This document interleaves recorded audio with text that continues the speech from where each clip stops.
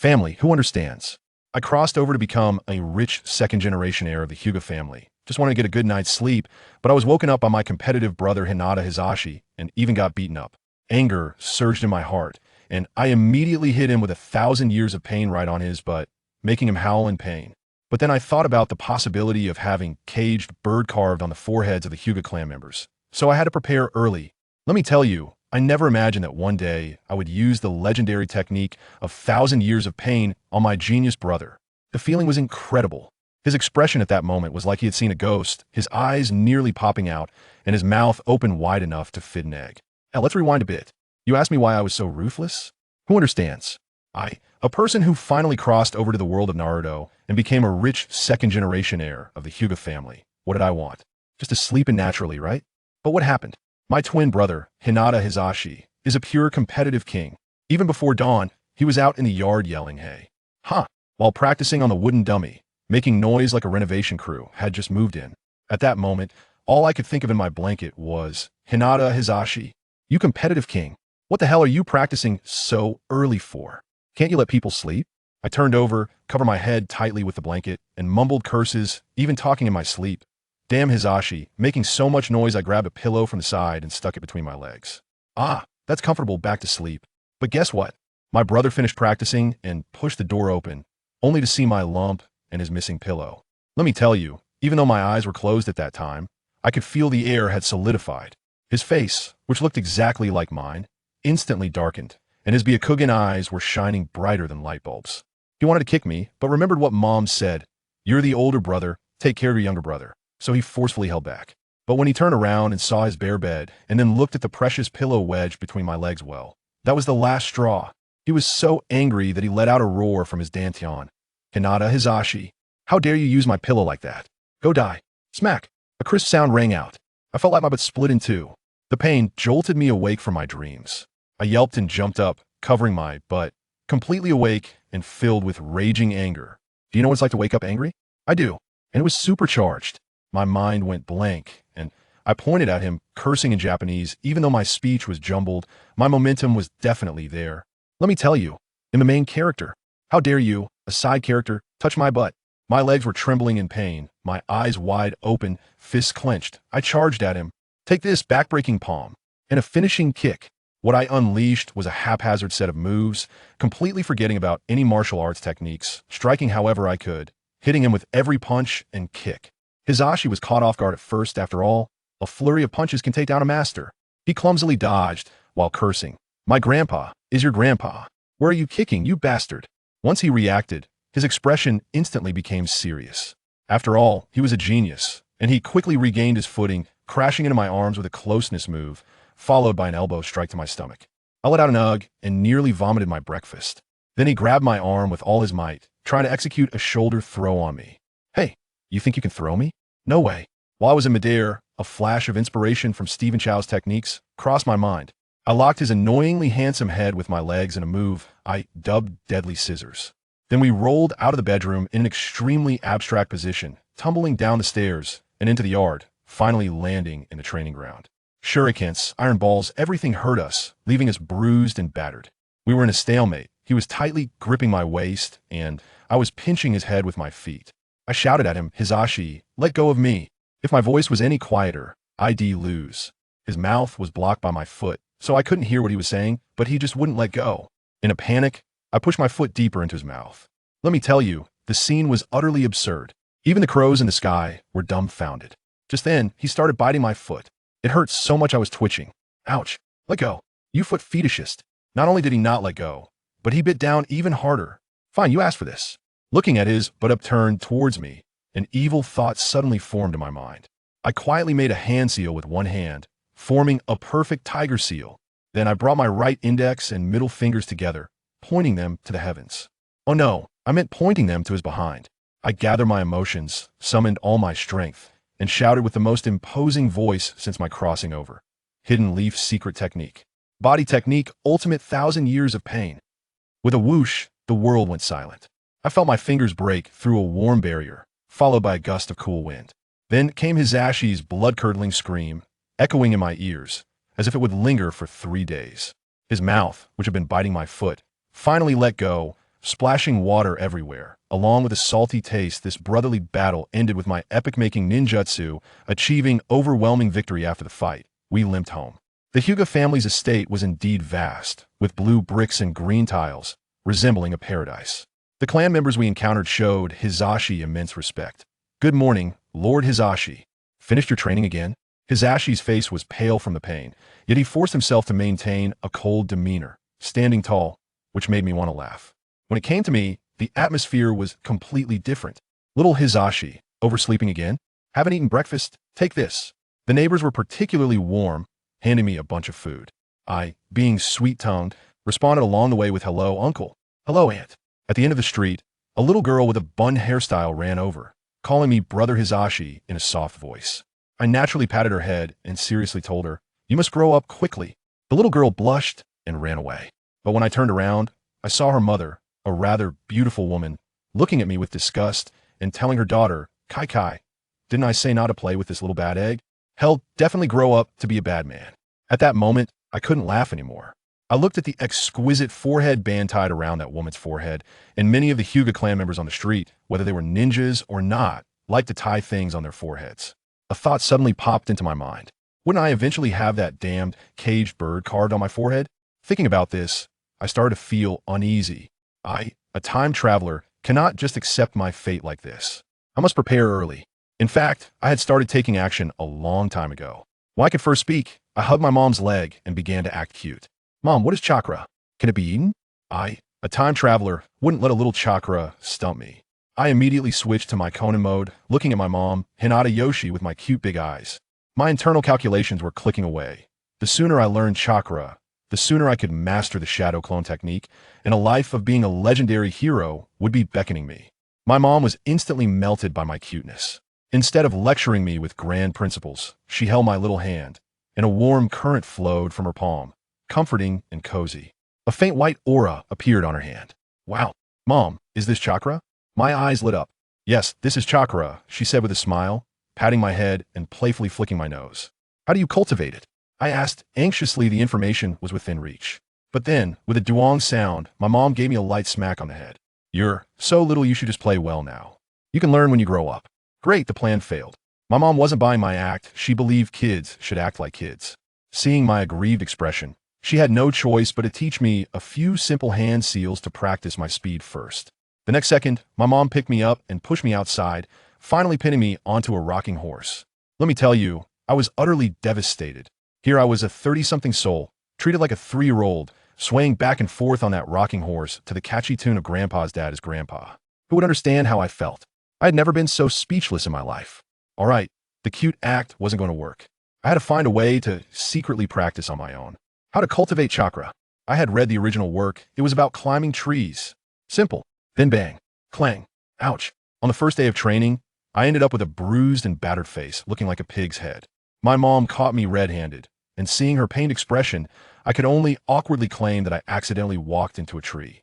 Goodness, now my cheap dad looked at me even more strangely. He probably had already labeled me as unlearned and wandering around, my status in the family dropping by one after a few setbacks. I finally understood that without sensing chakra, how could I even climb a tree?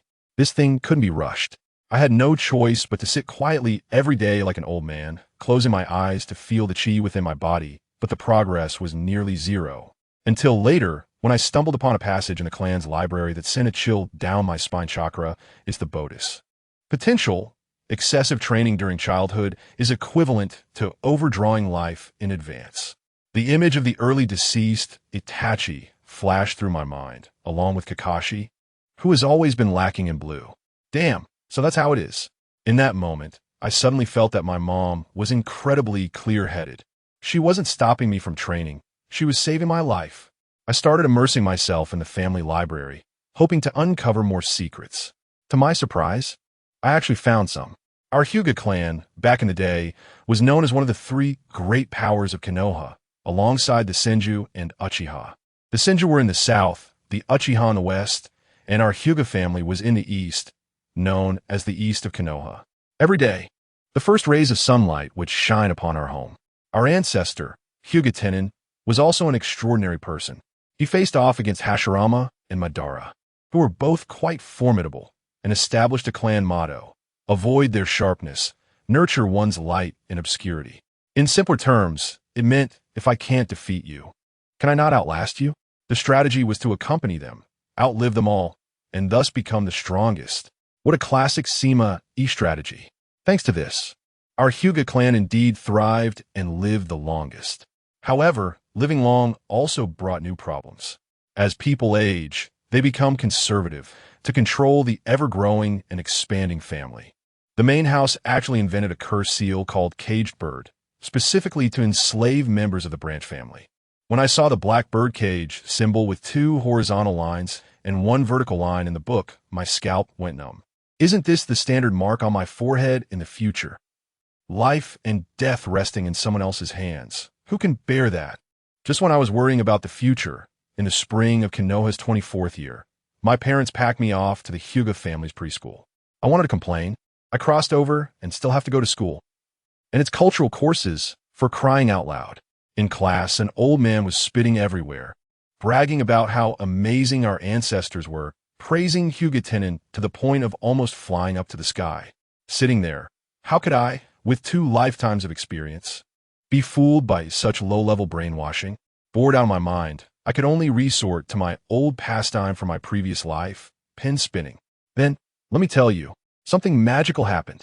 I was daydreaming, pondering about the caged bird thing, completely unaware that the faint chakra within me was subconsciously flowing down my fingers to the pencil. The 2B pencil in my hand began to spin faster and faster. Eventually, it was spinning so fast that it created an afterimage, like a little propeller wildly whirling between my fingers, causing the books in front of me to rustle. Hyuga, a thunderous roar from the old man at the podium jolted me back to reality. I shuddered, and my hand instinctively flicked. That pencil, which was spinning at an incredible speed, shot out like a bullet. With a loud bang, a perfect bullet hole appeared in the classroom window, and that pencil. It flew toward freedom. The entire class, including the old man, was petrified, staring at me as if I were a monster. The old man was so enraged that his beard stood on end, pointing at me, and after a long pause, he managed to spit out, "You. Get out of here." I was kicked out of the classroom, but I didn't feel sad at all. Instead, I was overjoyed. I think I might have inadvertently mastered the correct way to use chakra. To verify my idea, I searched the entire playground for that weapon. In the end, I found it on the trunk of a big tree outside the classroom. Wow, the entire pin was embedded deep into the wood, nailed in tightly. If it hit someone, wouldn't it be a real mess? I climbed the tree, gripped the pencil tightly, and pulled with all my might, but it didn't budge. I pulled harder and still, it didn't move. Finally, I squeezed the trunk with my legs, used all my strength with both hands, and shouted, "Get up!" Whoosh! The pencil came out, but because I exerted too much force, my whole body flew backward like a cannonball, and with a thud, the back of my head hit the ground hard. A sharp pain shot through me, and I cried right there, crying so loudly it shook the heavens and earth. The group of mischievous kids in the classroom instantly erupted in laughter, rolling on the floor. Meanwhile, the old man at the podium, who already had high blood pressure, was so shocked by my antics that he clutched his chest, rolled his eyes, foamed at the mouth, and collapsed straight down. Great! Now I had knocked out the teacher and became famous in one battle. From that day on, the label of the bad kid was firmly stuck on my face. The little ones in the clan all avoided me, and I completely became a loner. Well, being alone is fine. It's just convenient for me to get serious. During the day, I played the role of the mischievous bad kid in front of everyone, but at night, when the entire Hyuga mansion was fast asleep, it was my world. Alone in the quiet night, I quietly sneaked to the training ground, venting my frustrations through practice. The tree climbing that once nearly killed me now felt as easy as walking on flat ground. I could even leap effortlessly over high walls that I once wouldn't have dared to imagine, enjoying that moment of freedom in flight. Once I flipped over that high wall, let me tell you, the feeling was incredible. In my past life, I was just a gaming addict. Sneaking over a school wall felt like a crime, my heart racing with fear. Now, goodness, the wind was 3 feet high. Running up walls was just like playing around. This freedom brought by superpowers, who can understand it? My skills did not come easily. During the day, I played the fool, and at night, I practice hard. My agility now is astonishingly fast. Not to mention the guard from those families, I feel that even a proper chunin would have a hard time catching me. This might be what they call the gift of solitude, fighting through the night alone, honing skills that are vital for survival. Unknowingly, I have wandered to the outskirts of the village, close to the ominously named Death Forest. In fact, it's just a massive training ground. And I've made this my secret base. What I practice is a bit unconventional. I call it the walker mode. What does it mean? It means I pick a direction and walk straight into the darkness. No matter if there are trees, rocks, or even rooftops in front of me, I push through, as if my feet are glued with super glue, traversing mountains and valleys as if they were flat ground. The key is, it's completely silent. As I practiced, I entered a state of emptiness, moving forward on muscle memory while my mind wandered to random thoughts. Then that night, an accident happened. I was running home from the trees, and my foot slipped on a piece of rotten wood that had been hollowed out by insects. At that moment, one thought crossed my mind. It's over my handsome face. I forcibly twisted my body 85 degrees in midair, and then bam, my forehead hit the ground, almost knocking me out cold. I was lying on the ground, seeing stars, when I noticed two bright green lights glowing in the grass, coming straight towards me. My heart sank. Who would understand my time travel gift package wouldn't just drop me here, would it? The next second, a shadow suddenly pounced. I was so scared, I almost activated my reincarnation eye on the spot. But when I focused, it turned out to be just a dead cat. Just a cat. It almost scared me to death. I dragged my broken body, limping back home, with a big bag on my head that looked like a Teletubby. My mom, Hinata-jin, saw me like this and felt so heartbroken. I, on the other hand, was playing the victim, tearfully whining. It hurts, it hurts. Mom, can't you be gentler? Let me tell you, as a 30-something old soul, I wanted to vomit while acting like this, but my mom just ate it up. She gently applied medicine to my wounds and even took a freshly boiled hot egg, rolling it on my forehead and gently blowing on it. In that moment, I tell you, my heart melted. The maternal love I didn't get to fully experience in my past life. I have to get back double in this life. I was so excited at that moment that I blurted out, Mom. I tell you, as soon as those two words came out, my cheap old man, Hinata Hajime, who was standing by as a background, and my brother Hinata Hitoshi, both looked like their eyes were about to pop out. My dad over there was constantly picking up and putting down his teacup, and in the end, he downed the last sip in silence. His expression practically screaming, "This little brat is stealing my wife." As for my brother, his gaze was like a knife, probably cursing me in his heart as a scheming white lotus, wondering if next time he got hurt, would I pull a stunt like this too? I don't care about them, clinging to my mom's thigh, calling out Mom over and over again, making up for all the times I didn't get to call her enough in my past life. That night, I fell asleep under my mom's gentle comfort, feeling particularly at ease.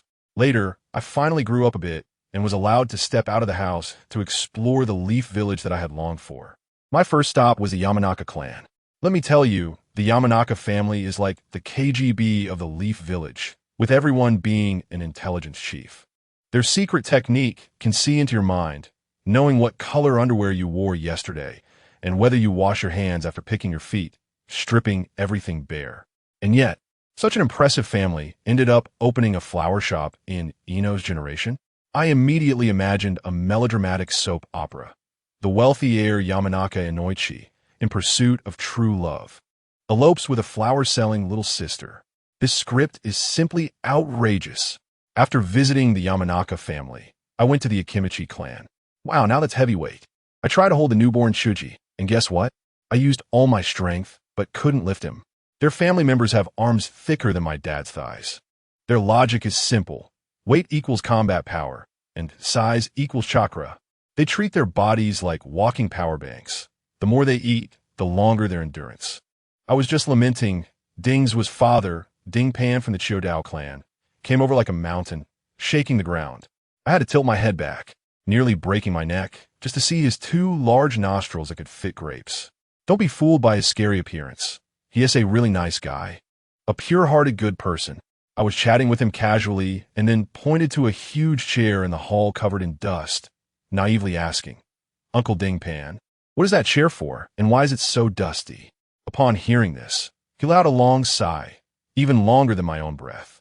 Then, with a sense of helplessness, He patted his chest and proudly, yet somewhat sadly said, "That is the chair passed down through generations of the Chodao clan, and only the clan leader is allowed to sit in it." I was completely stunned at that moment. I said, "Brother, look at that chair, it's covered in dust. Are you sure it's not a family heirloom storage rack?" Guess how he responded? He let out a long sigh and, looking dejected, said, "Because I can't sit in it anymore. Family, who understands?" His expression at that moment was both pitiful and funny. I almost couldn't hold back my laughter. He looked at me, dumbfounded, thinking I was particularly sympathetic towards him, and then, with a look of satisfaction at his precious son in his arms, he said, "This is the origin of the name Dingswa. I hope he can sit in for me." Puffed. "I really appreciate it. Brother, your naming method is too abstract. In 2025, it will definitely be a trending topic pun for money." My jaw almost dropped to the ground. I thought this author really deserves to write jokes. In the end, this brother also turned out to be a straightforward person. Seeing me with my mouth agape and not speaking, he thought I was hungry. He thumped his chest like a big gorilla and said, "Little girl, are you hungry? A man has to eat more to grow taller." Saying that, he somehow pulled out a few meat buns the size of basins and handed them to me. Let me tell you, those buns in his hands looked like the small soup dumplings we eat.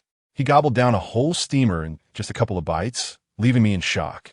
In the end, with oil smeared on my mouth and 2 buns in my hands, I wrapped up this absurd visit.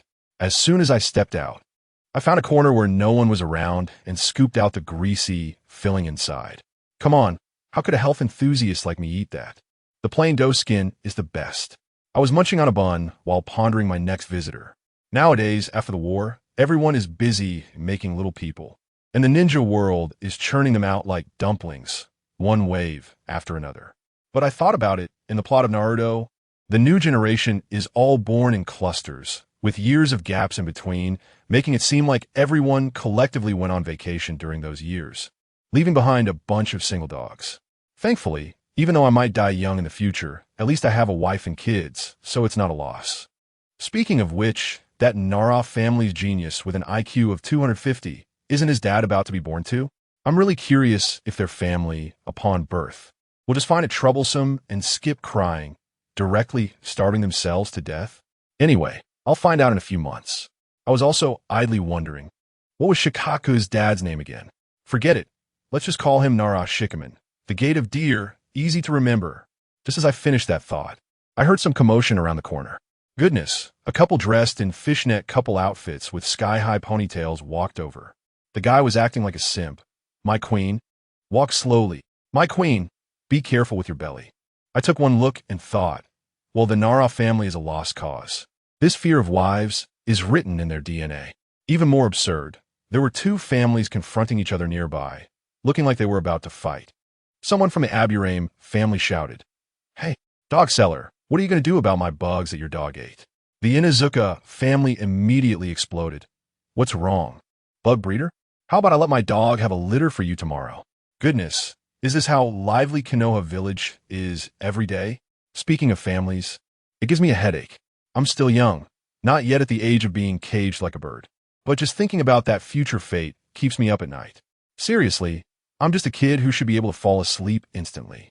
Yet I lie awake every night, only able to get up and train, hammering away at a tree stump. Sometimes I really envy my brother, Hizashi. Although he didn't have a childhood, he's from a main family, the future clan leader. In this world, without strength, you're nothing. You can't change a thing. I'll tell you, in the Hyuga family, there is a legend about a giant pit. It's said that we had an ancestor named Hyuga which sounds really impressive. Before he died, on a night of thunder and lightning, he called all the family members to gather around him, sitting in the center of a bagua formation, looking all ethereal as if he was about to transcend. He trembled and began to speak, saying, "Children, Hyuga will eventually rise. The hope for the future lies in Hyuga. Hayu. Crack. A bolt of lightning struck down. He didn't finish his sentence and was gone. Everyone in the family was dumbfounded. What does Hyuga mean? Dad? Head of the family? Could you at least finish your words before leaving?" But it was too late. He was already cold. When I later saw this part in the family tree, I couldn't help but laugh. "Big brother, you're so old. How could you die with such unfinished business? You should learn from Uchiha Madara, who could die and come back to life." Now we're left with an ancient riddle for future generations. Hyuga. Since that day, our entire clan went crazy. As if under some prophetic spell, frantically naming children Hyuga something. There were names like Hyuga Tien, Hyuga Ta, and even one called Hyuga Wa, which was just unbearable to look at. Later, there really was someone named Hyuga Tien, who along with his teammate Hyuga Ta, both stepped on explosive tag, contributing to Konoha's KPI of 2 incompetent teammates. This terrible name felt cursed. Once you got it, nothing good would come of it. Eventually, the clan elders could no longer stand it, and they put a stop to this behavior. Now, only our generation is still stuck with these names. Hyuga, you idiot. My dad's roar came, and I hurried back home for dinner. Well, thinking about this is useless. I still have to behave like a good kid. In our big family, education definitely can't be neglected. On weekends, we don't have to attend cultural classes, but we have to practice soft boxing with the teacher arranged by the clan, which is a one-on-one VIP service exclusive to the clan leader's son. Ugh, I was dragged up early in the morning, feeling dead tired. Why hasn't that loser teacher arrived yet? My brother, Hizashi, is already sitting there like an old monk in meditation, completely ignoring me. The loser I mentioned is our ninjutsu teacher, named Hinata. He's a middle-ranked ninja from the branch family, always laughing and joking around, and still single at his late 20s. He's a nice guy, but he always arrives at work right on time. Sure enough, a figure in a green vest suddenly jumped over the wall and cheerfully greeted me. Hinata-kun, you're really early today? I shot him a glance. Teacher Jin, you overslept again, right? He laughed heartily and scratched the back of his head. No way, no way. I just helped an old lady cross the street. Even elementary school students wouldn't believe that excuse. Compared to my brother's disciplined early mornings, I felt like a problem child next to Teacher Jin. When we started practicing, Hinata Jin was meticulously doing soft fists, while my brother was learning it well beside him. And me? I got sent flying out. Hinata, what are you doing this time? Teacher Jin looked exasperated. I got up from the ground, dusted myself off, and excitedly explained, Teacher, a bug flew by just now, and I wanted to try trapping it with my fist wind, but I couldn't control it, and ended up flying out too. The look Teacher Jin gave me was like he was looking at an idiot. What are you joking about? Trapping a bug with fist wind? What good is that? I wanted to argue back, saying that this is a top-notch martial arts theory from Jin Yong's novels. But what could I say? I could only stubbornly reply, how do you know it won't work if you don't try? Teacher Jin was completely speechless, waved his hand and said, all right, I hope you can successfully raise mosquitoes at home, so you won't have to hang a mosquito net at night. He had already been poisoned by my theories of using 4 ounces to move 1,000 pounds. Last time he believed my nonsense and almost got his intestines pulled out in a fight. Since then, he had decided that my brain wasn't normal and that I was spouting nonsense. So it's really hard to explain things to these NPCs. In this world where power and speed reign supreme, who can understand that realm of seeking speed through slowness? To be honest, our Hinata family's soft fists, with the word soft in their name, are purely a commercial fraud. After practicing all these years, I finally understood that this thing has nothing to do with gentleness. It pairs with Byakugan and emphasizes not strength, but technique and precision. Every move lands on you, causing a bit of stiffness, and then before you can react, the next move comes unendingly. After 128 palms, every vital point on your body gets hit. The most insidious part is that its damage comes from chakra, destroying you from the inside. After a fight, you might look fine on the outside, maybe just a few red spots, but your internal organs are already in chaos. It's completely different from the violent aesthetics of Kai's finishing kicks. So when we Hinata family members fight, I've never seen anyone run fast. We all take our time, striking poses, one hand behind our back, the other hand beckoning with a finger. When it gets intense, let me tell you, the most insidious part of this move is that you think it's a massage. No, it's directly causing chaos inside your body, preparing for your aftermath. The defense and counterattack are incredibly smooth. Look at the Chunin exam. Even someone as strong as Niji has to strike a pose to defend against a rookie like Naruto with a speed stat of only 4. But don't be fooled by the word gentle. What does it matter if Gaeta Maru is at full health? Just a light touch across a line, and boom, they're dead on the spot. In this gentle realm, quietly meeting your end, I guess that's where the name Soft Fist comes from. It's ridiculous. Just a few days ago, our branch's teacher Jien showed us a trick, the 128 palms of Bagua. I timed it, about 10 seconds for 128 strikes. The palm shadows were almost dancing sparks. After finishing, he gathered his energy, and that sturdy black wooden post looked perfectly fine on the outside. But after a few seconds, guess what happened? Inside came a crackling sound, like frying beans, and then with a bang, it exploded into a shower of wood chips and smoke. My brother was amazing, and I frowned at that moment. I said to teacher Jien, Brother Jien, your skills are not perfected yet. If they were, there wouldn't be these few seconds of delayed explosion. It should be a swift strike that knocks the opponent down, causing an instant explosion. Phew. I feel like I can almost hear the sound of teacher Jien spitting blood from his chest. He initially wanted to retort me a couple of times, but after thinking it over, he realized I was actually right. Among his 100-plus strikes, there were a few with uneven force, and the chakra was interrupted. If this were a real battle, in that split second of delay, the opponent could directly counterattack and kill you. A true master finishes the 128 strikes, and your chakra instantly detonates, leaving you no time to react at all. That guy looked at me differently, probably wondering if this rich kid really knows something or is just bluffing. Let me tell you, my theoretical knowledge is at a king level. Our Hyuga clan's gentle fist doesn't follow the violent aesthetic of a powerful kick leading to a big finish like the Kaiku. Instead, it disperses power, pursuing extreme precision and an unending flow. Every strike holds back 7 parts of strength, ensuring that we can change tactics at any moment, enveloping you like a storm, pounding relentlessly. Throughout the entire Naruto series, aside from our clan, who else can unleash over 100 consecutive strikes in one go? So, our Hyuga family focuses on being the ultimate support. Just think about it. When you're on a mission and have a Hyuga teammate, what kind of experience is that? They come with 360-degree perspective, being human radar, and skilled in reconnaissance and counter-reconnaissance. When a fight breaks out, once the gentle fist is unleashed, they excel in close combat. If they can't win, they can directly use a heavenly palm, providing absolute defense, earning the nickname Konoha's #1 turtle shell. And what's even more ridiculous, years later, Tsunade developed medical ninjutsu, and our clan can actually heal. As for whether the healing amount is sufficient, who understands that? Just look at my future niece Hinata to know. That buoyancy. Let's just say the original author's thought process is truly unique, able to fight, endure, scout, and heal without stealing your kills. How appealing is that teammate? Unfortunately, this is all about being a teammate. What if you're a member of the Hyuga clan yourself? Good at everything, but mastering nothing. They could do a little of everything, but none can reach the ceiling. So our clan can only shout that Konoha is the strongest every day, but in reality, we can't even produce a single Kaga-level ninja. The more I think about it, the angrier I get.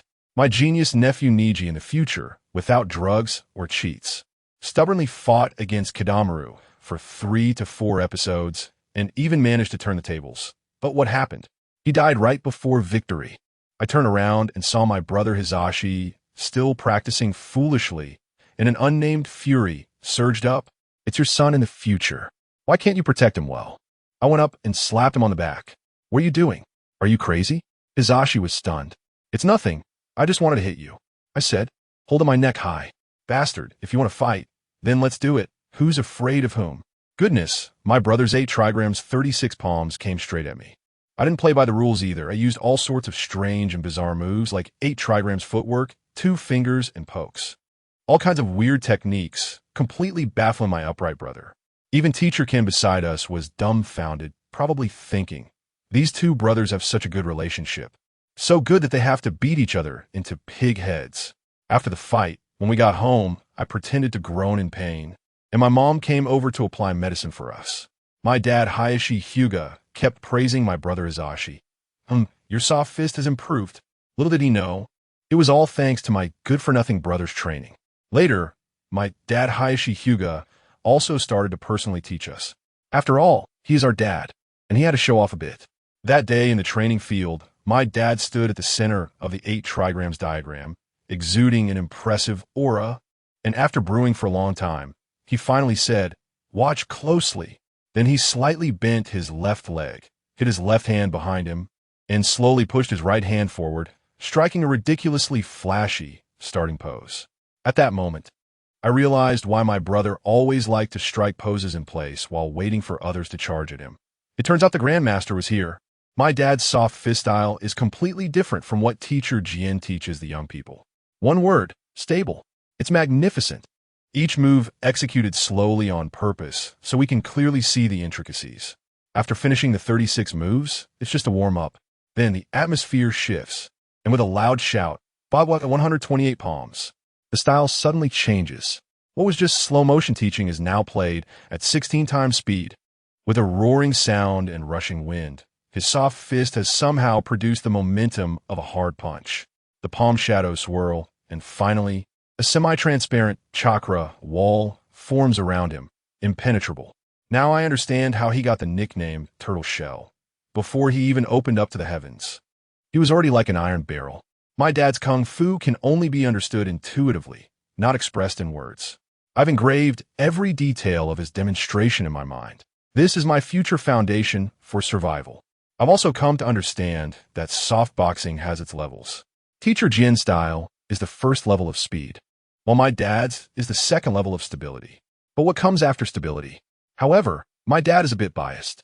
He sees my brother studying seriously with a stern face, and then looks at my nonchalant demeanor, especially when he hears me quietly teasing my brother about his speed. His face darkens immediately. Damn it, well, I just taught you, do it 100 times. Punishment is punishment. I understand the theory anyway. In the world of Naruto, physical techniques are, to put it simply, a numbers game. With improved physical fitness and chakra, even a leaf hurricane can unleash different levels of power. Unlike the martial arts novels that emphasize the importance of proper mental methods to avoid going astray. As I flail around, I ponder how to play with chakra like inner power. My dad, on the other hand, is focused on guiding my brother. Watching the scene of their father-son bond, I feel a little sour inside. My name is HyugaHizashi. Sometimes I wonder, is the Hizashi in my name referring to Send, CHI, or inferior, CH? Am I destined to serve the main family like a servant? Or am I simply born to be a notch below my brother? Watching my father and brother's silhouettes under the setting sun, I secretly sneaked up to the rooftop. During the day, it's for Hinata, so this night should belong to me, right? On our 6th birthday, before dawn, in a dark and damp secret room, several old men dressed in Hinata robes were busy. The candlelight flickered, and the atmosphere was eerily strange. Are we all ready for this batch? Yes, there are no mistakes. Meanwhile, my mother, Hinata Jin, was happily humming a song early in the morning, flipping the calendar to a new page. She looked at the 2 big characters 6 years I had written in simplified Chinese and couldn't stop smiling. Today is my and Hinata's birthday. After today, we'll be 6 years old. Why is my mom so happy? Because we can finally go to school. She is finally liberated. To celebrate this great day of liberation for homemakers, she rushed into the kitchen, preparing to make a big feast. Let me tell you, the noise coming from that kitchen was something else, a symphony of pots and pans. If you didn't know better, you'd think they were demolishing the place. My mom was so excited that the kitchen knife in her hand was almost dancing. She rolled the sushi into heart shapes, prepared a 12-course Hinata-style banquet, and almost carved her name into the dishes. Once she was done, with her hands on her hips and holding a fork, she gave herself a score of 99 out of 100 for the table full of dishes, deducting 1 point just to avoid being too proud. I rarely get up early, and today I found myself standing in the living room, staring blankly at the calendar where I had written the words 6 years. I, Hinata Nichiju, am actually a time traveler who understands my family. I have the face of a 6-year-old boy, but inside me lives the soul of a man in his 20s. These 6 years, for me, are not just about age, they're a countdown. As I watched my mom bring out breakfast, I thought I should do something sophisticated, not act like an ordinary child. I gather my emotions and approach her with a heartfelt gaze. Oh hey, Mom. 6 years ago today was your day of suffering. You've worked hard. I have to tell you, it took me almost 30 years in my last life to learn to say this, but in this life, I went straight to the point. And what happened? My mom was stunned for 3 seconds. Her eyes turned red, but the next moment, she directly used her loving iron claws on my head, turning my carefully styled hair into a bird's nest. What are you pretending to be deep for, you little brat? At such a cute age, you should be doing cute things. I felt like my CPU was about to overheat from her shaking, and the feelings I had been brewing for a long time were completely shattered. So, I expressed my feelings a decade earlier, only to get hit with a headshot. All right, I get it. I should have been cute at 6 and not pretended to be an adult, or I'd get struck by lightning. My mom saw my dazed expression and probably found it adorable. She curiously asked me, "Hey, Richa, why did you write 6 years on the calendar instead of 6 years old?" My mind was racing, and I quickly made up a lie. Of course, it's to commemorate the 6 years I've spent with my mom. Ha! As a result, Duong. Another head pat. Wrong answer. It's 6 years and 10 months. My mom corrected me with an expression that said, "You still have a lot to learn, kid." Then, just when I was completely confused, she suddenly leaned over and gave me a kiss on the forehead. Family. Who understands? I'm a veteran who's almost 30 with the combined age of 2 generations, and I was actually blushing from a forehead kiss from my mom. My heart was pounding like drums, thump, thump, thump. My mom looked at my silly expression and smiled proudly. I seriously suspected she was flirting with me. At that moment, my older brother, who has a poker face, also wandered over.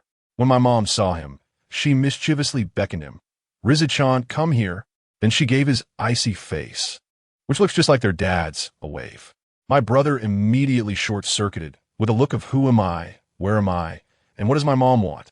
Seeing my brother's clueless expression, my mom shook her head, turned back to me with a look that said my cute little son, and gave me a big bear hug along with some rubbing, almost sending me away. This warm scene lasted until my dad, HyugaHizashi, came back. He always had a serious face, looked at the calendar, and then handed each of us a gift. My brother and I opened them to find, good grief, 2 pairs of half-finger gloves made of sand iron, each weighing about 2 pounds. Oh my gosh, whose birthday gift is heavy-duty equipment? My dad's gift really highlights his straightforward, traditional male aesthetic, as if he is afraid we'll forget to train. How is this any different from when I had my birthday in my last life? And my dad gave me a 2-centimeter thick notebook? Both are subtly reminding you, kid, it's time to strive. This meal was filled with mixed emotions. My mom's smiling face, my dad's stern face, my brother's wooden face, and my bittermelon face. Because we all know this is the last time. This is the last time my brother and I will celebrate our birthdays together as equals. The next day, let me tell you, the mood shifted dramatically, going straight from a family comedy to a horror film. I just finished dinner when a few elders from the council came to our house and had a few arguments with my dad, and then I was taken away. My mom tried to stop them, but couldn't, and my dad frowned the whole time without looking at me. I was led into a gloomy tunnel. The stone slabs beneath my feet were sticky, and the air was filled with a musty smell mixed with the scent of disinfectant, making it hard to breathe. The other kids from the branch family behind me were already trembling with fear. At the end of the tunnel, a black door opened, revealing a few old geezers who looked like they were about to turn to fossils. Let me tell you, their white eyes weren't pure white. They were a murky yellow, like spoiled milk, and it made me feel nauseous. One of them flipped through a roster, sounding like he was reading a death list, Hinata Hiyori. That's you. Lie down." I followed the direction of his finger and saw a dark stone platform that looked like an operating table. Family members. What was meant to come has finally arrived. The Hinata branch family's factory settings, the caged bird curse seal. I, the second son of the clan leader, am honored to be the first among this batch of lab rats. I lay down with a smile. Yes, I smiled, and I don't even know what I was smiling about. Maybe I was laughing at this damn fate. I didn't close my eyes. I wanted to engrave these old faces into my DNA. Then, I felt my mind start to drift, the sounds around me growing fainter, and everything in front of me began to fade to pale. Suddenly pain, not the kind of pain that makes you scream, but a piercing pain, as if something was being carved into my soul. A piece of black cloth, which I didn't know what it had brushed against, was placed over my face, and a nauseating smell of some kind of medicine assaulted my senses. I could no longer see their faces, only feel a pair of withered hands gesturing on my forehead. Just as I was about to faint, I heard a sound, a sizzling noise like meat being grilled. In an instant, I remembered that sound from the day I first crossed over, the one I heard while in my swaddling. Oh! When the black cloth was removed, everything in front of me was pitch black, yet my mind was incredibly clear. I felt like a dead dog being carried out, unable to move, only feeling pain and hatred. I heard the next name being called, Hinata Kori. April 21st, the 24th year of Konoha. I remembered it. I wrote it all down in my little notebook. When I woke up again, I was already in my own room. My head hurt like I had been reformatted. I stumbled to the mirror, and in that moment, I almost crushed the cup in my hand. The dark kaleidoscope pattern on my forehead was more vivid than 4K HD. I was still daydreaming before about time travelers changing their fate, about how my life is determined by me and not by heaven. Nonsense. The script was already written. I am that unfortunate sacrifice. The knife is already at my throat, just waiting for the plot to reach that moment. From that moment on, I had one thing on my mind, to survive, and then to overturn the table of you old ones. When my mom came back, I was sitting in the dining room nibbling on cold leftovers. When she saw me, tears immediately streamed down her face. She rushed over and hugged me tightly, gently stroking the mark on my forehead. "Mom, don't touch it. It hurts," I said in a muffled voice. She quickly withdrew her hand, choking back tears, and said, "It's okay, Riku, it's okay." After a while, she took out a white satin ribbon that she had prepared long ago, embroidered with the Hinata family crest. She wanted to use this to cover the shameful mark on my forehead. She gently helped me tie it on and held up a mirror for me to see. In the mirror, the white forehead ribbon paired with my black hair looked quite nice, like a little Taoist priest untouched by the worldly affairs. My mom wants me to forget it, to pretend it doesn't exist, but I can't. I looked at myself in the mirror and smiled. Then, in front of my mother's astonished gaze, I reached out my hand, pulled up the white silk ribbon, drew it over the black curse mark, and continued to pull up to the top of my head. Then I tugged hard with both hands, tying my long hair into a high ponytail. My mom's tears finally fell. I quickly tilted my head and acted cute towards her. "Mom, I don't like the way my forehead is covered. Isn't this way better looking?" I shook my head, and the white headband swayed gently with my ponytail. But that childish smile, paired with the sinister black curse mark on my forehead, appeared exceedingly cruel. I have to keep an eye on it, watch it every day, let it remind me all the time that I'm not some young master. I'm just a bird with a collar. The focus is on being darkened, so let these old guys watch it every day, look at this thing on my forehead. Make them lose sleep at night. From that day on, my naive and carefree childhood was completely game over. Let me tell you, it feels just like starting a game over after a data wipe. The previous carefree days have been forcefully deleted by a version update. Now, this version is a 2.0 that only knows how to wake up early, train, and maintain a blank expression. Although my mom still makes my favorite little pancakes every day, my brother no longer messes with me, and my dad's gaze has changed. How should I put it? It feels both unfamiliar and cold. Sigh, who understands family? Overnight, the atmosphere at home has completely changed. Goodness, since that day, I've started having nightmares every night. In my dreams, I keep going back to that eerie ancestral hall, with a broken door and a meat table that looks like a slaughterhouse, covered with a tattered cloth. When I lift it, underneath are a pair of pale eyes. With a jolt, I wake up from the dream. And guess what? The moment I open my eyes, the whole world has turned into a cyberpunk X-ray. The ceiling is pale, the table is pale, everything is reduced to just black, white, and gray, like I've stepped into a horror movie set.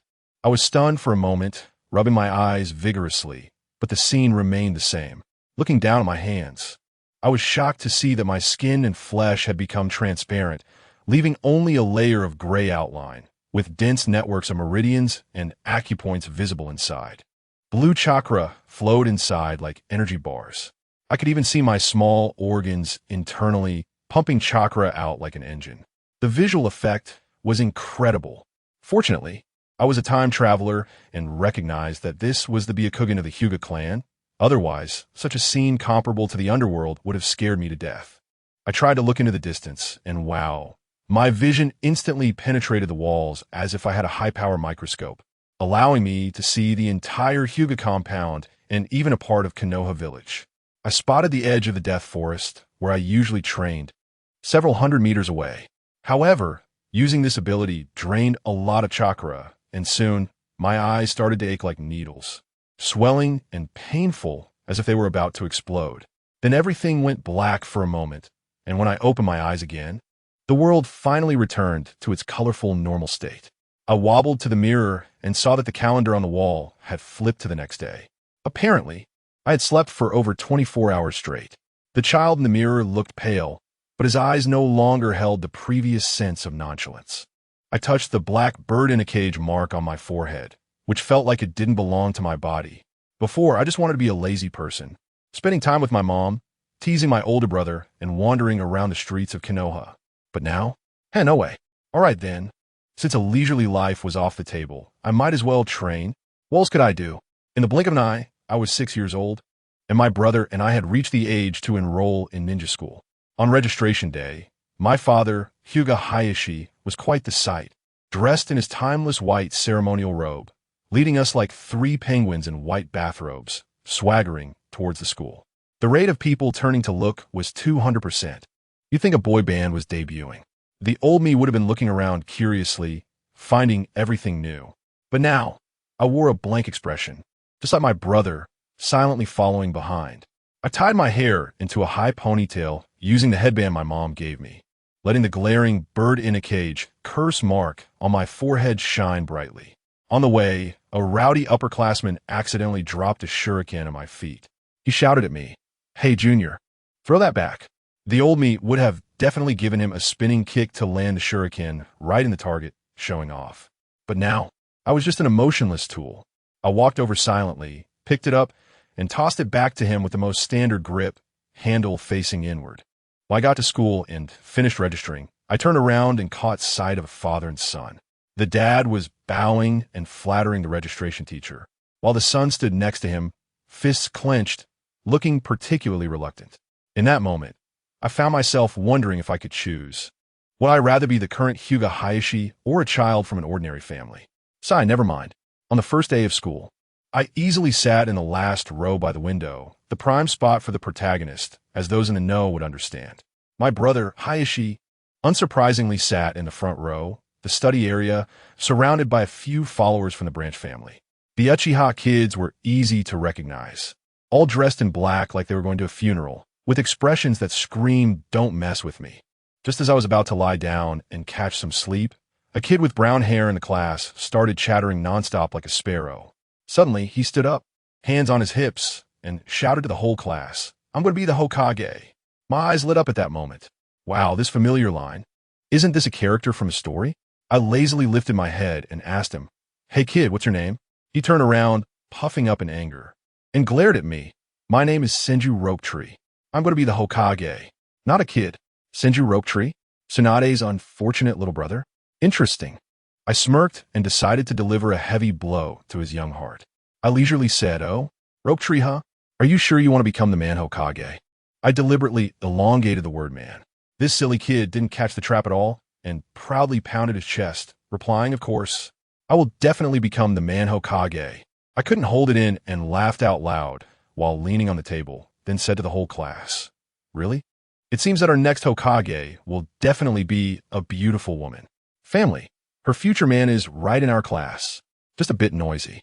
I tell you, as soon as those words came out, all the boys in the class burst into laughter, so loud it could have blown the roof off. S.H. Rue's face turned as red as a tomato, standing there like a statue, his CPU probably overheating. Just then, the classroom door creaked open, and a handsome teacher in a green vest, looking like a typical passerby, walked in. "Hello, everyone. My name is Hyane Toshihiko, and from today on, I will be your substitute teacher." Hyane Toshihiko? I rolled my eyes, looking him up and down. Could this be Irika's dad?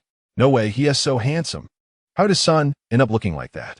My skeptical gaze was probably too obvious, and the new teacher started coughing, awkwardly announcing, "Since everyone has chosen their seats, let's just stick with those for this semester." As soon as he finished speaking, the class erupted in chaos again. I, on the other hand, continued to lay on my protagonist's seat, gazing out the window, enjoying the beautiful scenery. Why didn't he know was that at the Hokage office, the old man? The third Hokage was watching a drama in real time with his crystal ball, laughing heartily at S.H. Rue's part, stroking his beard. Hokage? A Hokage-s man? Ha ha. What an interesting generation. The mood of these little brats really changes quickly. Once the seating was settled, the classroom returned to calm. This new teacher, Hyane Toshihiko, Looked like a rookie village chief, desperately trying to get along with us troublemakers, and his handsome face was quite charming to the female students. Of course, for us boys, it had a bit of a workplace bullying vibe. He was good, directly giving me a lesson in practical terms. Since we're all classmates now, how about we introduce ourselves? I'll tell you, his little notebook is definitely filled with beginner-teacher strategies, and the first step is to organize these old-fashioned team-building activities. He himself seemed quite nervous, cleared his throat, and volunteered to go first. I'm Toshiro Amiya. My favorite thing is soaking in hot springs. What I hate is mixed noodles. He paused for a moment, his gaze sweeping over each of us, and suddenly raised his voice. My dream is to educate students who can become Hokage. Wow, that was really passionate, and that smile was just like a future Irika-sensei. To be honest, at that moment, I really thought this guy had something, not just a total loser. Unfortunately, he wasn't too handsome for more than 3 seconds. He waved his hand dramatically, pointing directly at the darkest corner of the classroom, which was my seat, and smiled brightly. So next, let us start with the student in that corner of the last row. Ha ha ha. At that moment, I saw an old man on the subway looking at his phone. Family members, who understands? I had just developed a tiny bit of fondness for him, and in an instant, it was shattered by his precise strike. I specifically chose a top-tier isolation spot to avoid being disturbed, but I got called out right at the start. Isn't this pure workplace bullying? I take back what I said earlier. This teacher is not just annoying, but extremely annoying. There was no way around it. The whole class was watching, so I had to reluctantly stand up. Sunlight and daylight. I was brief and to the point. Things I like. My mom's cooking. I almost blurted out my true feelings, but quickly changed my words. Things he dislike? Well, there are many. I counted on my fingers, like those who disturb my sleep. Those who always wear a deadpan expression, and that thing called fate. All right, what I dislike the most is that guy making that weird clicking noise. When I said this, the eyes of a few other kids from the Hyuga branch in the class instantly changed. It was a kind of brotherly resonance. As for my dream, I paused, looked out the window, and thought it might be to quietly accompany my family and live out this life. After I finished speaking, I sat down, and the entire classroom fell eerily silent. Some thought my dream was too lackadaisical, while others thought I was just pretending. Then, a particularly quiet girl stood up, and the attention of the whole class was drawn to her. My name is Uchiha Makoto, she said softly. I like the meals my mom cooks, and I don't seem to have anything I dislike. My dream is to be able to prepare a delicious meal for everyone in the future. As soon as I heard that surname, my DNA reacted. Uchiha Makoto, Itachi and Sasuke's mom. Wow, so she's the mother of a big shot. No wonder she has such a good aura. This is like witnessing history. Unfortunately, I was sitting too far back and couldn't see her face clearly.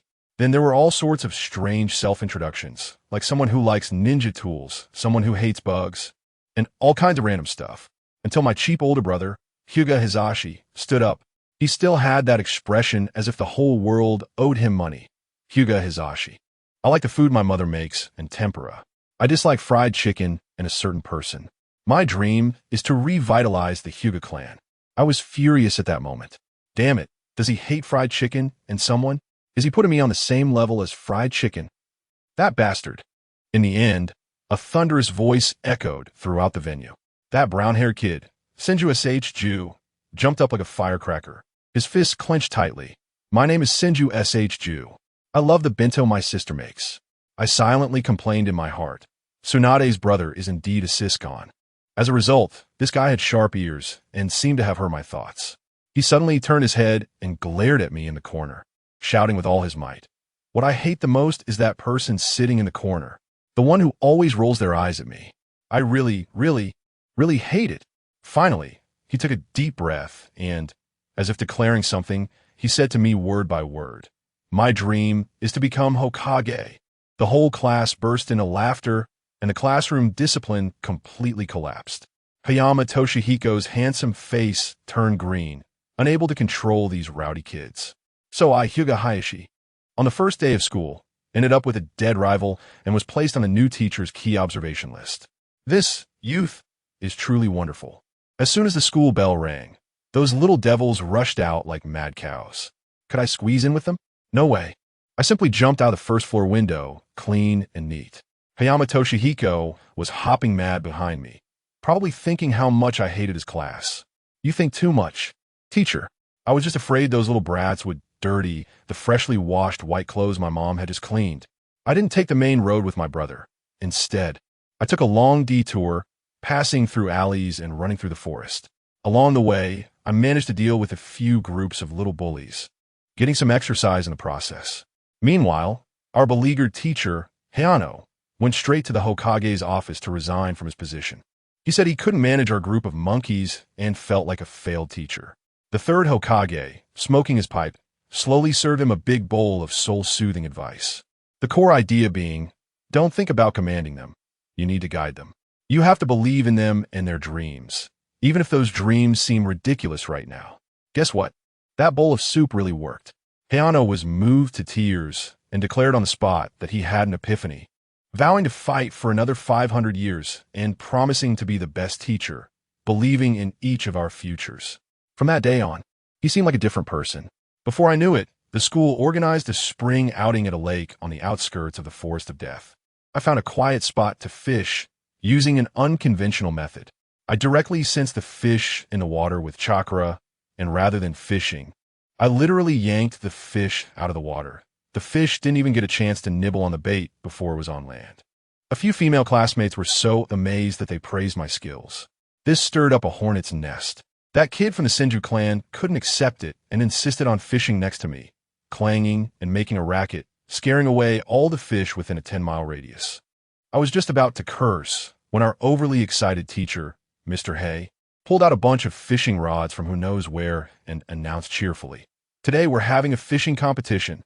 Those who catch fish will eat, and those who don't will go hungry. The team that comes in last will also be responsible for cleaning up." My face is all black. Brother, with your shout. Even the turtles in this lake must be scared to the core and burrowed down to the earth's core. How are we supposed to fish now? During the grouping, those kids from the Hyuga branch, especially that shy girl named Kyuka, all timidly gathered around wanted to team up with me.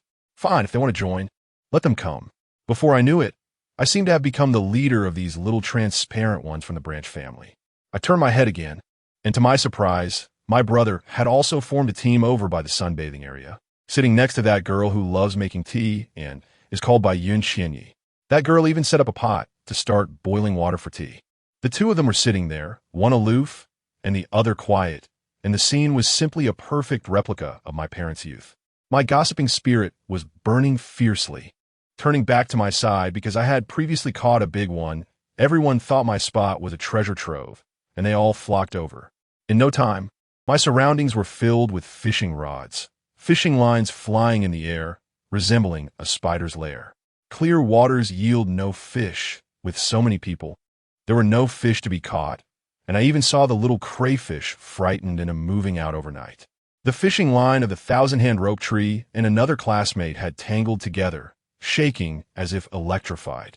The mess of lines was so chaotic that even a spider's lair would have to offer a cigarette to deal with it. I told you, my buddy Richa couldn't hold back at that moment. He directly pulled his fishing rod out from that mess and called his little brothers in white robes, holding the only fish in the bucket, saying, "Forget it, I'm not playing with you bunch of noobs anymore. Let's change places." Goodness, when he left, it actually benefited his brother Rizu. Rizu was already a solitary guy, with no one around him, quietly catching several more fish. As for my buddy Richa, he ran to the other side of the lake, and as noon approached, his stomach was growling, and suddenly he laughed. Family, who understands? As soon as that smile appeared, I knew he was about to go all out.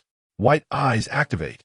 Wow, in that instant, the whole lake bottom in his pure white eyes turned into a high-definition satellite map.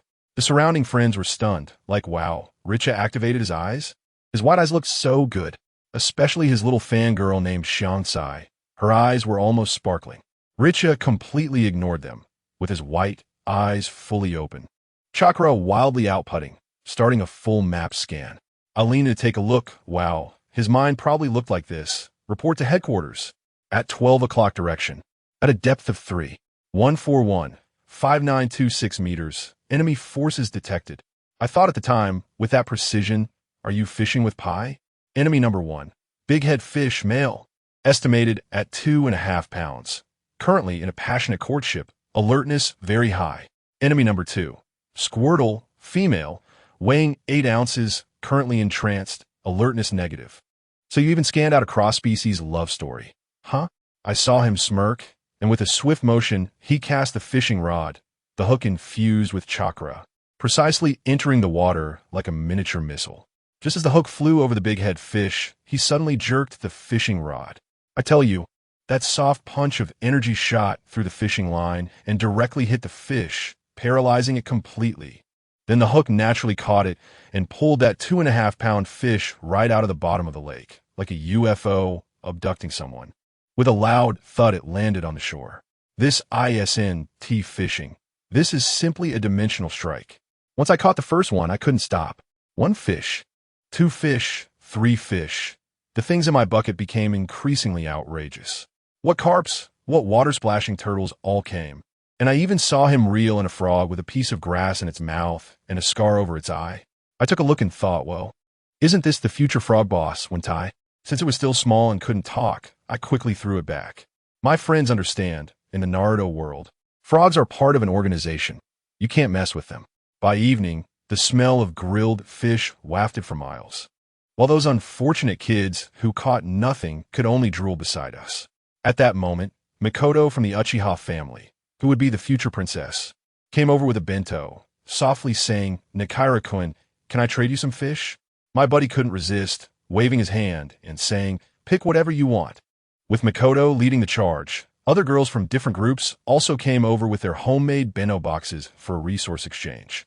Wow, Nakaira single-handedly elevated our team's food quality to Michelin level. Those kids were green with envy, but in the end, our teacher, Hyane, softened and let them join us for dinner, with the condition that they had to clean up all the trash afterward. I tell you, this teacher really knows how to teach, emphasizing the principle of equivalent exchange, making sure you understand that there's no free lunch in a team. Time flew by, and we were about to graduate. My buddy, Richa, sleeps in class and is a dragon in the halls after class. Why? His real body is catching up on sleep in the classroom, while his shadow clone has already sneaked out to secretly hustle. This was discovered by his desk mate, Hinata Kori. To prove that she could keep a secret, Kori voluntarily shared what she thought was a shocking secret. Her nickname is Kai Kai. At that moment, I thought, girl, isn't that secret a bit too eco-friendly? The next morning, Richa, still half asleep, shouted in front of the whole class, "Kai Kai oh hey oh."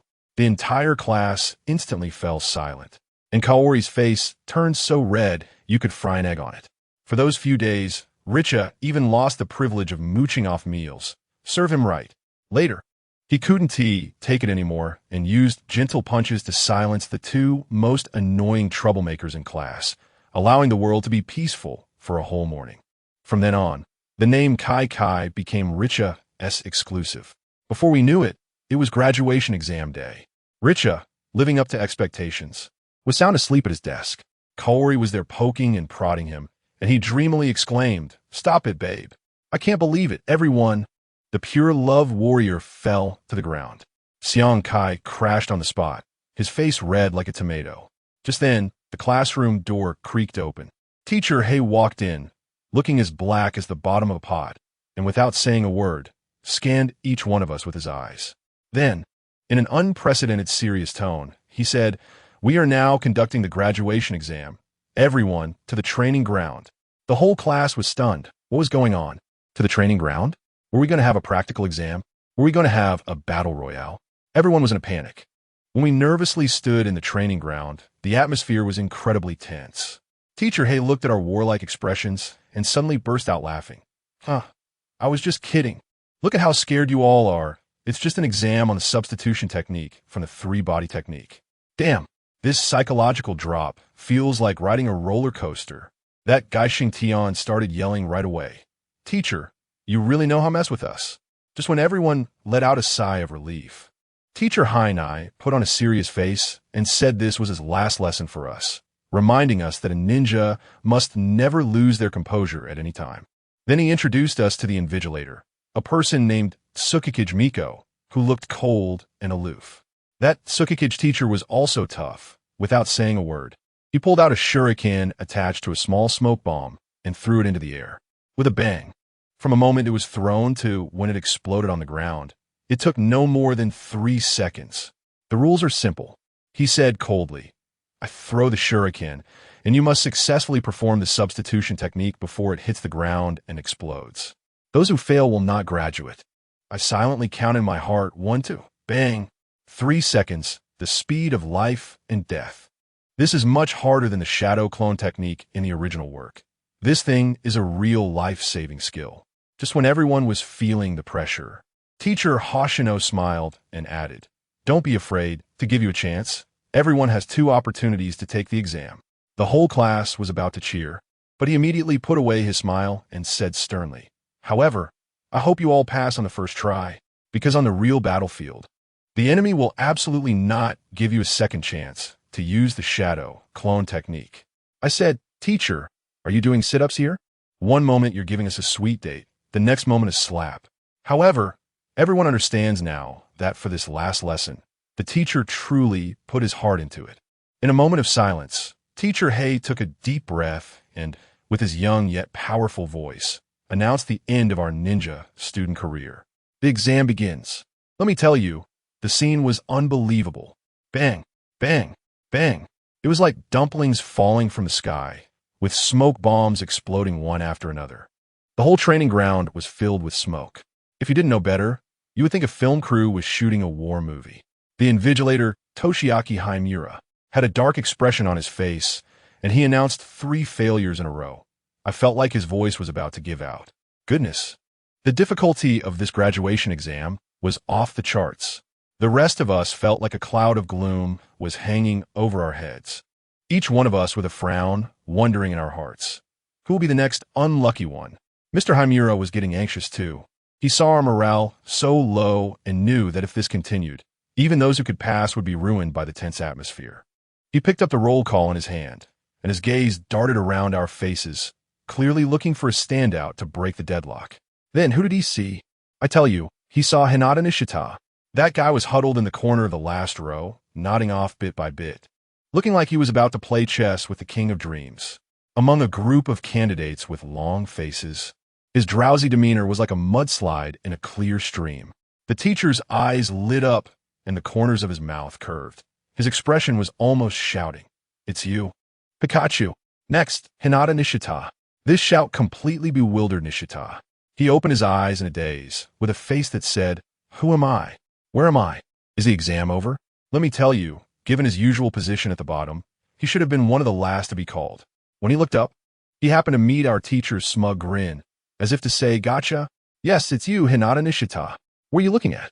The teacher was furious, asking, What are you still doing there? Do you want to sleep another year in my class? Let me tell you, our teacher is well aware of everything. This guy, Nichicha, is lazy, but he has an incredible hidden attribute. He has never failed a subject in years. His brother, the academic genius Nichiyuki, occasionally fails 1 or 2 subjects due to being too strong in physical techniques. But Nichicha, who daydreams in class every day, has been hovering around the passing line for 6 years and has never failed a single subject. The teacher even said that this guy uses high-level techniques like shadow clone just to skip class. It's like he's rubbing his intelligence into the ground. Now, the opportunity for revenge has come. The whole class started cheering for Nichicha. Even Kyuka, who was just arguing with him, quietly shouted encouragement, while the hot-blooded idiot Shoshu was provoking him. You better pass, you jerk. Even our class beauty, Makoto, smiled and offered her blessings. And what did this guy do? He swayed into the exam hall like he was sleepwalking, even squeezing past his brother Nichiyuki and bumping him, mumbling something like, Who cares about you? The proctor, Tsukikich, was dumbfounded, thinking, Is this guy reliable? He looks like he's lacking in energy. Then start. As soon as the words fell, shurikens accompanied by smoke bombs flew into the air. 1 second, 2 seconds. Boom! The smoke exploded, and the entire venue fell silent. I tell you, the sun didn't move at all. It just stood there, waiting for the smoke to clear, then let out a huge yawn, breathed into its hand lazily, and said, Oh, sorry, I didn't sleep well last night. Our teacher, Amiya, was immediately caught off guard, and he darkened and shouted, What the hell is going on? This is an exam. An exam. Nishirashi, looking innocent, laughed and said, Oh, come on, teacher, Don't get so worked up. Isn't there still another chance? His brother, Nishizu, rolled his eyes beside him. We all understood that this guy was just in a bad mood again, purely taking it out on the teacher. Nishirashi, if you can't pass, I'll look down on you. Rope Tree shouted again. Nishirashi gave him a glare, his eyes seemingly saying, you should worry about yourself first. Finally, this guy was ready for his second attempt. He turned to the proctor and said, Moonlight Speed, Moang-sensei, can we start the second round? Then, in front of everyone, he started to slowly make hand seals, muttering, the seal of the substitution technique. The first is then, and there's a very ugly character. Finally, and, right? Amiya-sensei. With each word, he made a gesture and turned to blink innocently at our teacher. I swear, I saw Teacher Umi's head starting to smoke. He was bowing his head, almost drawing circles on the ground, cursing himself for becoming a teacher in the first place. But that brat Nichi was quite clever. He wasn't really foolish. He was conducting a live demonstration for the whole class. He had already completed the first character seal for the substitution technique in advance and was just holding it like that. Does anyone understand? This is essentially a legal cheat that utilizes the rules to save the most critical starting time. The proctor, Tsukigami, understood too, but he didn't say anything. After all, this is also part of one's strength. Start. The moment the teacher shouted start and the shuriken was released. Whoosh! I didn't even blink. In the next moment, he appeared in front of the proctor, standing there lazily. Meanwhile, in the place where he originally stood, the shuriken and the intact smoke bomb were quietly lying on the ground, basking in the sun. Goodness! With such speed, the shuriken hadn't even reached its highest point yet. His first time was definitely intentional. Teacher Moonlight Moose silently marked a big red check on Rich's report card and wrote AB next to it. Teacher Yumino was still stunned, foolishly asking, did we pass? Richa actually acted cute, nodding and making a babyish sound. Only then did Teacher Yumino realize he had been played by this mischievous kid from start to finish. Furious, he shouted Baka and was about to rush over to hit someone. As a result, Richa quickly dove back into the crowd, and our whole class burst into laughter, spontaneously forming a human wall to block the teacher. The previously tense atmosphere vanished instantly, and everyone relaxed. Teacher Yumino looked at us, and his anger dissipated. He understood that Richa, this unreliable guy, had perfectly achieved his desired effect with his own tricks, even better than he had expected. The following exams went much smoother, with most people following Richa's lead, quickly forming the first hand seal, and the pass rate skyrocketed. It's better to sharpen the sword before the battle. Of course, there were some stubborn ones. For example, the top student, Ritsu, and my wife, Mikoto, were strong enough to disdain using that trick. Finally, there was only one candidate left. The last one, Kusei, and guess what happened? Boom! Another one exploded.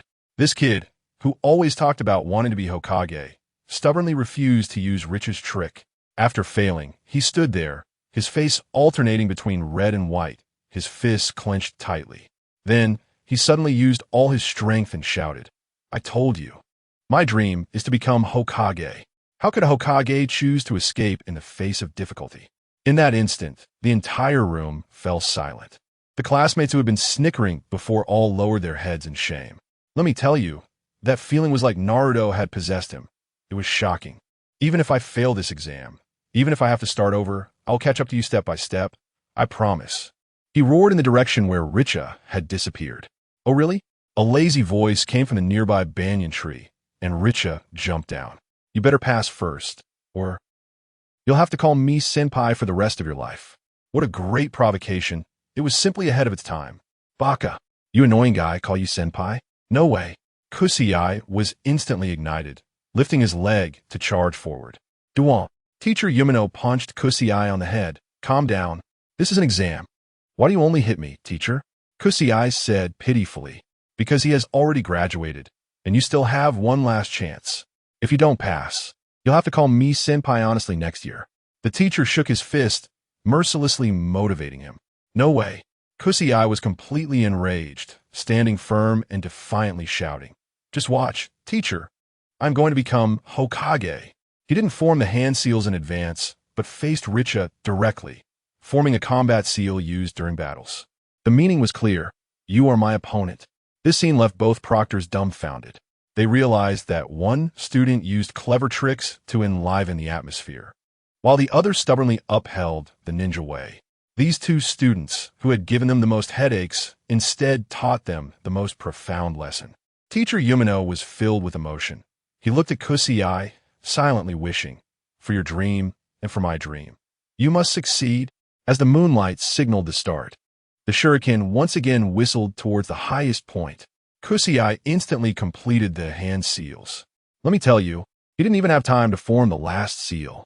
Just as that shuriken was about to kiss the ground, Richa beside me couldn't help but roll his eyes, probably wondering how this kid was going to ruin himself. Our teacher, Yumino Toshihiko, already wore an expression as if he was mourning Kusei's ninja career in advance. As for those recently graduated classmates, they had their mouths filled with prepared mockery, just waiting for a bang signal to collectively unleash their taunts. Everyone thought he was done for, completely hopeless. Guess what happened? This kid erupted with a burst of pale blue chakra. Just like when Naruto held back the Nine Tails chakra, the energy was so abundant it was almost overflowing. He hadn't even completed the seals, but relying on an unwavering belief that he couldn't lose. He forcefully shouted out the substitution technique. Bang! The shuriken embedded itself in the ground. Boom! A massive explosion, bigger than any smoke bomb before, erupted, engulfing the entire exam room. When the smoke cleared, guess what? A piece of broken wood lay there, and Kusei himself was unscathed. Family, who understands? This was not an exam. It was simply forcing himself to add drama, turning a bad ending into a happy one. After the exam, the entire ninja school went wild. That kid, Akidu Tetsu, whose family runs a ninja tool shop, directly bought several boxes of fireworks for $0, dragging Kusei to the rooftop of a teaching building, setting them off like it was the end of Super Mario game. Let me tell you, that scene turned the graduation ceremony into a demolition site. Richa looked at these two troublemakers with nostalgia, and the next second, a smoke bomb came flying toward his face. He didn't even raise an eyelid, making a mid-air shot, and the smoke bomb accurately guided itself, hitting Akidu Tetsu right in the groin. A scream followed by a muffled bang was what I would call a double whammy. Good things come in pairs. Teacher Yumino's face turned as black as a pot bottom, rushing over and giving each of them a smack on the head. Duong. Duong. Two crisp sounds. Do you two still want your forehead protectors? Go stand in the corner. Thus, I and the whole class watched as these two clowns stood in the corner, eagerly watching each of us go up to collect our forehead protectors. Their little eyes were a mix of sourness and envy, just short of performing a eeing cry on the spot. Once everyone had collected their protectors, the teacher slowly called out, "Akidu, Tetsu." That kid shot up like a cannonball, snatching the forehead protector, and then, let me tell you, the most explosive moment came. He actually tied the forehead protector, duong, around his belly, which was as thick as a kimchi chuji's. Good heavens! That forehead protector was pressed into a straight line by his belly fat, and he casually hung several empty smoke bomb boxes on it. This was no longer a ninja forehead protector. It was clearly a multifunctional tactical belt. Teacher Yumino was instantly petrified, probably thinking, "What have I taught?" He desperately scanned the class, realizing that none of these little brats were normal. The obedient girl, Uchiha Makoto, tied hers on her forehead, quite standard. But that Bayun Chiba, with a waist as thin as anything, wrapped the protector around once and still thought it was long, tying a beautiful bow at the back, making Richa next to her stroke his chin, probably thinking some unhealthy thoughts. Then there was my brother Ritsu, usually looking like an old bureaucrat. Today also got flashy, tying the forehead protector on his right arm. If you didn't know, you'd think he was a captain of a 5-bar squad. Quite imposing. I originally wanted to tie the forehead protector to my ponytail as a headband, looking cool and stylish, but was shouted down by Teacher Yumino. "Do you think this is a road sign for enemies?" There was no way. I could only follow my brother's example and tie it on my left arm. As a result, that fool saw it and thought, "Hey, doesn't this make a couple style? One on the left and one on the right, just like the door gods." I turned my head to look at my desk mate. Shansai, usually a quiet girl, she surprisingly had her forehead protector tied around her neck like a collar. She even flashed me a sweet smile and winked, which almost gave me an electric shock. An outrageous thought flashed through my mind. This girl. Could she be an honest mom? Finally, it was Senju Rope Tree's turn. As the unexpected first place in this exam, he was the proud tail-end Charlie, and when he received his forehead protector, he was so excited it was like he had won 5 million. Yay, I'm finally a ninja. He held up the forehead protector high, almost ready to run 3 laps around the room. Looking at his silly enthusiasm, I remembered his brute strength during the exam, that light blue chakra, and that jutsu he activated without finishing the hand seals. Indeed, the physique of the Senju clan is extraordinary. The next day was the fateful group assignment. Let me tell you, the atmosphere was different. Usually, those rowdy kids were all looking sharp today. The boys slicked their hair back, and the girls applied eyeliner. My mom also insisted I wear new clothes in the morning and gave me a hard kiss on the forehead, leaving me wiping off lipstick marks all the way. As soon as I entered the classroom, Uchiha Mikoto sweetly greeted me and playfully tilted her head. Wow, my mood instantly shot up. Shortly after, my deskmate Xiangsai also gathered her courage, looked up, and greeted me, her face as red as a peach, adorably cute. My mood shot up again. At that moment, I thought to myself, today is definitely a good day, until that idiot Senju Naruki started narcissistically saying, I look so cool with my forehead protector on. Well, my good mood was instantly ruined. Teacher Amiya walked in, cleared his throat, and began reading the group list. From today on, you will be ninjas who can stand on your own. You will work in groups of 3, carrying out missions under the guidance of a genin teacher. The names I read next will be your teammates whom you will protect with your lives. The classroom instantly fell silent, so quiet that you could hear a pin drop. But everyone's hearts were racing like a barrage of comments.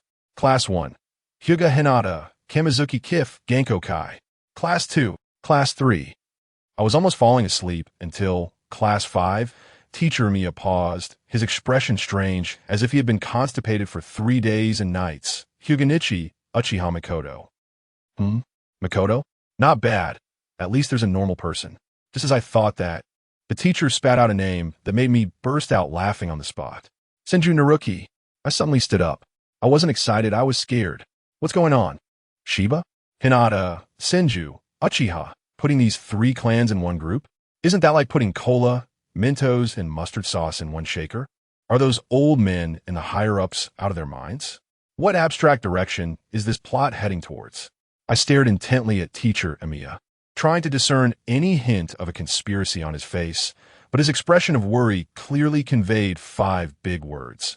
These 2 troublemakers won't start fighting, will they? Great. I couldn't count on him. I looked at my 2 future close teammates. Mikoto was smiling happily, probably unaware of the seriousness of the situation. And that guy Rope Tree had already jumped up, pointing at me and shouting, Teacher, I'm so talented. Why do I have to be in a group with this guy? I strongly request a change. Teacher Amiya, expressionless, adjusted his glasses and swiftly shut him down with one sentence. Rope Tree, your graduation score is the lowest in the class. To balance the strength of each group, this is the school's decision. So sit down and behave. The whole class burst into laughter, and Rope Tree sat down sulkily, not forgetting to shoot me a fierce glare. Seeing this all too familiar start to the scenario, I couldn't help but laugh, though it was a rather pathetic laugh. But I have to admit, I felt a bit excited inside. Anyway, who cares? Whatever schemes and plots, I'm just a freshly graduated kid. If the sky falls, someone taller will hold it up. Overthinking is just putting unnecessary pressure on myself. Besides, according to the original script, my dad Hinata Nichijo could still be lively for at least another decade, so why rush? Instead of worrying, I might as well practice my softboxing more. At that moment, I deliberately shouted loudly at the chattering Senju Rope Tree next to me. Tail of a crane? Well, those 3 words seemed to have stepped on his tail, and he instantly exploded with anger. What did you say? You annoying guy. I couldn't be bothered to respond to him, and turned to look out the window at the scenery, enjoying the sight of him wanting to do something to me, but unable to. To be honest, hearing this kid raging next to me made me feel more at ease. A bit of noise is good. It at least proves we're both still breathing. Soon, our homeroom teacher, Mr. Hay, started his graduation ceremony staple, pouring out inspirational words. He talked about how from today, you'll be independent ninjas, how teamwork is the most important, how he will always pay attention to your growth. Let me tell you, My ears were almost getting calluses from listening to it. Anyway, the core idea was simple. You graduated, hurry up and get out, don't occupy the classroom. While we little brats were waiting for our respective team leaders to come claim us, my mind was not idle. Let me tell you, if our group, Hyuga, Senju, Uchiha, the three giants of Konoha, sat down to play Dojiju, that lineup would cause an explosion in the entire Naruto world. Okay? There must be something going on behind this. What does the old man, the third Hokage, really want to do? Is he trying to create a family ice-breaking model room? Or is he plotting something bad? Now the question arises, what kind of divine figure could be our teacher to lead this royal flush combination? Meanwhile, why didn't he know was that in the Hokage office, the third Hokage was puffing on his pipe, live-streaming our classroom through his precious crystal ball. Next to him stood a young and cool Jonin. The third Hokage blew a smoke ring and said earnestly to him, "This class of yours is troublesome.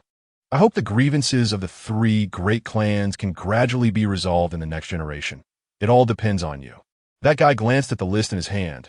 Hyuga Hinata, Uchiha Makoto, Senju Rope Tree, and without even raising an eyebrow, he simply replied, "No problem. I tell you, the fewer words someone like this speaks, the more ruthless they are in their actions." The third generation burst into laughter and said, "With that sentence from you, I'm at ease." Before that guy left, his gaze lingered on the materials for a moment, especially on mine, which clearly stated, Hinata Nisha, Byakugan activated, proficient in gentle fist. The scene cuts back to the classroom. The number of people is decreasing, and that guy SH Ju can no longer hold back. He turns to our group's only girl, Uchiha Makoto, and passionately says, "Makoto, just how strong do you think our teacher must be? I'm going to be the Hokage." Makoto just smiled gently, then turned to me and asked, "Nishikun, what kind of teacher do you hope for?" What can I say? I'm just sitting here pondering. At my age, the future three ninjas are at most 9 years older than me, and they're still just half-grown kids. Leading a team? No way. And what about the older generation? Those old buddies from the third generation? Tente Amito Manen? Forget it. Especially that Shimura Danzo, who understands him? Just thinking about that old guy sends chills down my neck, fearing that one day he might take a liking to my eyes and gouge them out to upgrade his arms to version 2.0, and maybe throw in a jutsu seal on my tongue for good measure. That would really be something. So at that moment, I really hoped for a hidden teacher who wasn't mentioned in the original work, but had overwhelming strength. Just as I was lost in thought, a sound of footsteps echoed in the hallway, not fast, but every step felt like it was stepping on my heartbeat. With a creak, the almost falling apart classroom door was pushed open. A man walked in. I tell you, when he walked in, it felt like the air in the entire classroom had been sucked out. That gaze of his was like two poisoned daggers, sweeping across the room in an instant.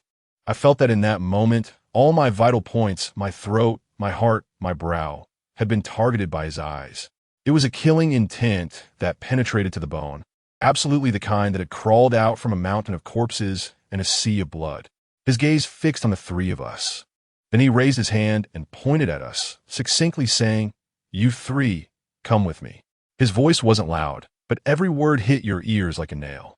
He didn't call out names or confirm anything, just went straight to the point. At that moment, Meichin gasped in surprise. While that guy shows you had a face full of displeasure, arms crossed, looking like, "Who do you think you are?" I suddenly figured out. Our group is too recognizable. The Uchiha clan's fan emblem, our Hyuga white robes, and the Senju's emblem that looks like two grilled sausages. It's like fireflies in the night. I was moved. Interesting. This observation skill is definitely from a top-notch expert. Without saying a word, I stood up, gently patted Makoto's shoulder, and directly followed along. Makoto exclaimed, "Ah," and hurried to catch up. Rope Tree complained about the stinky teacher behind us, but still jogged to catch up. The three of us followed the mysterious teacher down the silent corridor.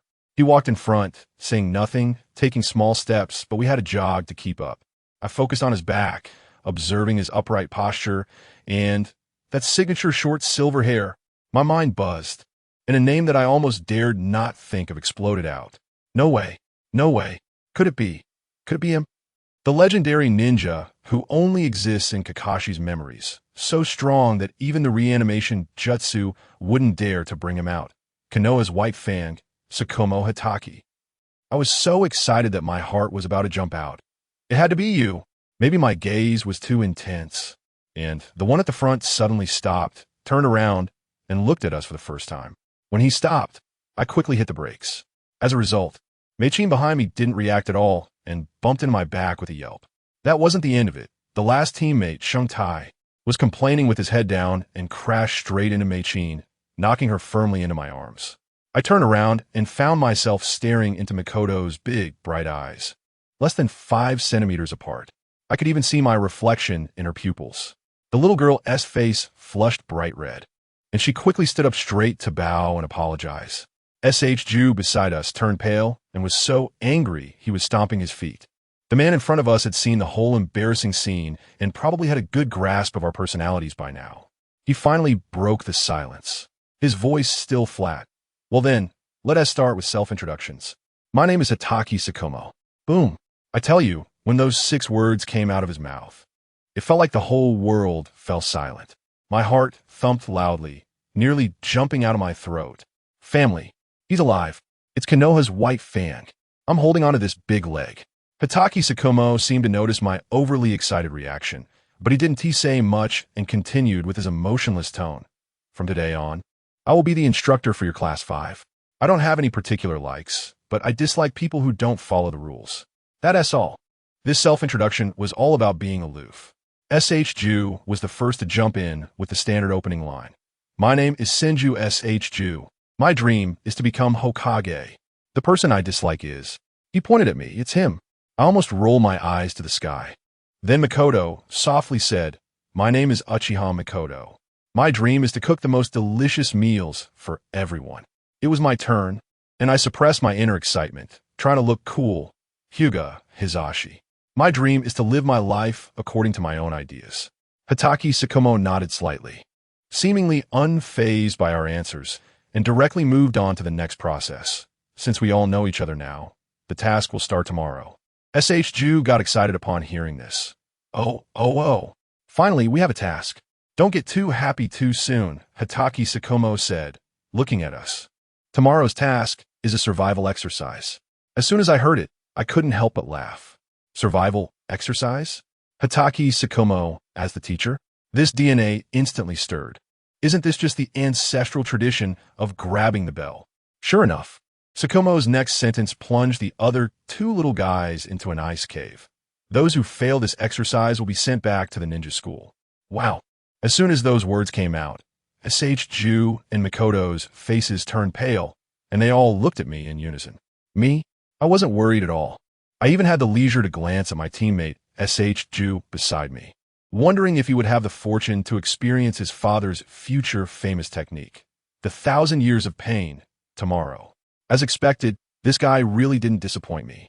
He immediately started to struggle internally, thinking about how he couldn't lose and wanted to become Hokage, with his Nibi spirit burning fiercely. As for me, I had long passed that stage. All I could think about were serious matters. After all, that's Hizashi Sakomo, folks. After Sarutobi Hiruzen, he is recognized as the strongest ninja, the top of the top in the ninja world. Tomorrow's exam will surely showcase individual strength, but teamwork is the key to success. I glanced at the 2 beside me. Makoto, the obedient girl, wouldn't be a problem. As for Ju, I felt he was really close to experiencing the 1,000 years of pain. Just as I was lost in my thoughts, Hizashi Sakomo's icy face finally uttered a few words. Gather here at 7 a.m. tomorrow. Don't be late, dismissed. After saying that, he walked away, step by step, with a posture exactly like when he arrived, looking as cool as an AI robot, not even bothering to look back. Let me tell you how strong his aura is. It wasn't until his figure disappeared that I suddenly came to my senses and took a look around. Wow, we were already standing at the entrance of the Death Forest, site number 37. All this way, the 3 of us were led by his aura through half of Konoha, but my mind was completely blank, and I couldn't remember what we had passed.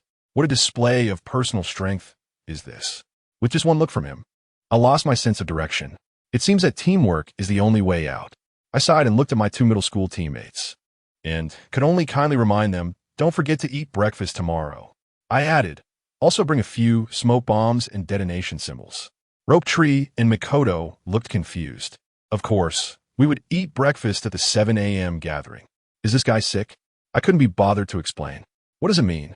It means that Kakashi's method of testing bonds by deliberately starving you for a day is an inherited PUA tactic. His dad probably knows all about it too. I don't want to fight on an empty stomach. Early the next morning, my mom was even more enthusiastic than I was. Before dawn, she prepared a lavish breakfast for me. After eating my fill, and with a loud mwah, kiss of encouragement from my mom, I confidently walked out the door. On the way, I ran into Makoto, who was walking alone towards the forest of death. She clearly looked a bit scared and seemed to see me as her savior. All right then, let's walk together. When we arrived, we started waiting. There were still 5 minutes until 7, and the main character, Senju Roketree, finally rushed in right on time. As soon as he got there, he started asking for information. Makoto, do you know what we're being tested on? My sister Tsunade won't tell me anything, and she said if I fail, she'll beat me up. Makoto pouted. I guess it's a practical exercise. I listened to their conversation, feeling uneasy, hoping they weren't planning to steal the bell. I really didn't want to be served with 1,000 years of pain. I glanced at my watch. There was 1 minute left. When I looked up again, to my surprise, the figure of Hitaki Tsukumo had already appeared in the distance. His walking speed was like he was timing himself with a stopwatch, 1 step per second, precise to the millisecond. We stood in front of us. It was exactly 7 o'clock. I silently adjusted my watch, which was 21 seconds fast, back to the correct time. Well, it wasn't my fault. It was the watch's problem. Great, you haven't arrived late. Hitaki Tsukumo's serious face seemed to say that anyone who dared to be late should just get lost. His sense of time was the complete opposite of his son, who was always lost on the path of life. Well then, let's start. As soon as he finished speaking, he formed hand seals and slammed one palm onto the ground. Earth release. Hiding mud. Damn. A large disc with a diameter of 5 meters directly rose from the ground, looking like an arena. Sakamoto stood at the center of the circle, pointed to a clock under a nearby tree, and coldly said, "Use any means to defeat me or knock me out of this circle before the clock strikes 12. Then you will qualify. You can start at any time." I was thinking at the time, is this some kind of JRPG final boss battle map? Just a 5-meter range. Wouldn't a large-scale ninjutsu solve everything? Sure enough, the cannon fodder, Shinjuro, couldn't sit still first. He probably thought the same way and rushed up while shouting. He was quite clever, not directly using physical techniques, but first forming hand seals. Water style, water chaos wave. I saw a giant wave rising from the ground, crashing towards Kakashi Hitaki. And then, I watched as Kakashi, with a casual wave of his kunai, went bang and split that huge mass of water right in half. Yes, you heard it right. He split it in half in the physical sense. I suddenly realized that this big shot has absolute confidence in his own strength.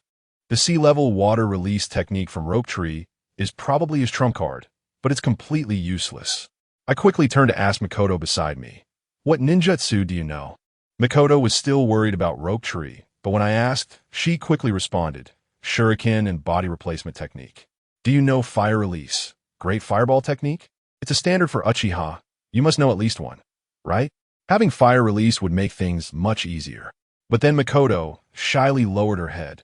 "Sorry, I don't know." Great, I can't rely on her. I could only self-deprecate and say, "It's okay, I don't know any offensive ninjutsu either." Just then, Makoto suddenly whispered, "But I know Jinjutsu." "What Jinjutsu?" My eyes lit up. "Jinjutsu. Heart. Watch out." Makoto suddenly pointed and shouted behind me. As soon as I turned around, I saw a dark shadow smashing towards my face, accompanied by a scream. "Ah, it hurts, it hurts, it hurts. You bastard, why didn't you catch me?" Roketree climbed up from the ground, holding his head where it had hit, and yelled at me. "Well, great, I dodged it, and now it's my fault. You were thrown over like garbage, and I should be your cushion? Besides, didn't you see I was chatting with Makoto?" Makoto, being kind-hearted, quickly ran over to bandage his wound. I couldn't be bothered with him, and instead fixed my gaze on Hitaki Tsukumo. I realized he did this on purpose, throwing Roketree over to remind us. Teamwork. Although I understood, could I let such a great opportunity to duel with a top expert slip by? No way. This was the first time in over a decade that I could spar with high-level combat power from the ninja world. Teamwork could wait. I wanted to enjoy this first. I pushed off the ground with my right hand and suddenly stood up, charging straight ahead. Wide-eyed, open. What is the point of hiding anything at a time like this? I rolled my eyes and rushed forward, shouting, Bagua Palm. When Shikamaru heard this, he was surprised, thinking it was the Hyuga family's gentle fist. He got into position, ready to take it head-on. Then I finished shouting the second half of the move. A handful of dirt. Poof. As I got up, I grabbed a handful of dirt from underneath me and smacked it right in his face. What do I call this move? It's all about the element of surprise. However, a big shot is still a big shot. Facing my unexpected move, he closed his eyes and, relying solely on his ears, managed to block my subsequent flurry of 32 Bagua palms. The shadows of my palms flew around, and I was hitting so hard my hands almost cramped. Yet I couldn't land a single hit on him. As the dust began to settle, I knew I was done for as soon as he opened his eyes. Sure enough, with a bang, he pushed me away with one palm, sending me flying out of the ring. The force wasn't great, but it was extremely humiliating. Is this gentle fist? Shikamaru looked down at his immobile, chakra-filled arm, expressionless. I nodded. Yes, sensei, you won't be able to use your ninjutsu for a while. Very good, in that case. I'll start taking this seriously. When he said that, I almost spat out a mouthful of blood. So you were just playing around earlier? Fine, the duel is over. And it was fun, but now it's time to get serious. I turned to look for my teammates, only to find that S.H. Jew, that little guy, was feeling unsatisfied after seeing me show off, and after bandaging his wounds, he was turning around to take me on one-on-one again. I yelled at him directly, Stop. If you want to be eliminated, keep acting like that. Why should we listen to you? This stubborn kid was getting defensive. Can't you see that none of us can match him when we fight individually? I said irritably. Rope Tree froze on the spot, caught in a mental struggle. To be honest, at that moment, the three of us, including Shikamaru in the distance, were all waiting for him to make a choice.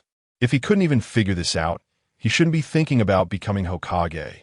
After a long time, this guy finally couldn't hold it in anymore. He lowered his head, clenched his fists, and started rambling like a firecracker, with the core idea being, I admit I'm not as strong as you right now, and I really dislike you. You arrogant guy, but to get through this mission, I'll listen to you this time. But just wait, I will definitely surpass you and become Hokage. Families, who understands? In that moment, I actually found this kid quite inspiring. He didn't look up. I guess it was because he was afraid we'd see the sweat in his eyes. I laughed. I'm always here to accompany you. Under the witness of Hatake Kakashi, our makeshift team finally came together as one. Leaf Whirlwind. Boom. I was once again kicked to the ground, speechless as I watched the water splash everywhere. It was our first official collaboration. S.H. Rue's water escape, Mikoto's shuriken distraction, and my gentle fist as the main attack. And what was the result? Hatake Tsukumo's arms were sealed by me, rendering him unable to use chakra. Yet he still managed to kick away S.H. Rue's water waves with a leaf tornado. This taijutsu is just too overpowered. I seriously suspect that even if I used the gentle fist to seal his lower body, he could still use his head to knock us away. I think I understand now. This big shot has studied the three of us thoroughly. He knows our moves and how to counter them very well. It seems we can't give him a chance to defend alone. We must attack simultaneously.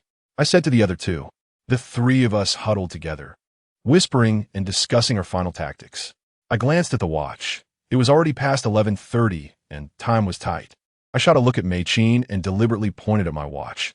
She immediately understood and smiled. Next to us, Shengshu looked confused, but seeing us laugh. He also grinned foolishly. Let's go together. Shengshu, you attack from behind. I shouted and charged ahead. This time, it was truly a seamless trio. I launched a strong attack with my gentle fist to restrain. Shengshu circled behind, preparing an unprecedented massive water wave, while Mei-chin quietly formed seals from a distance. Bagua 64 palms. I was all in. Even if I got swept away by Shengshu's wave, I had to send those two into the next round. A giant wave surged from behind Kiba Tsukumo, and we flanked him, leaving him with no escape.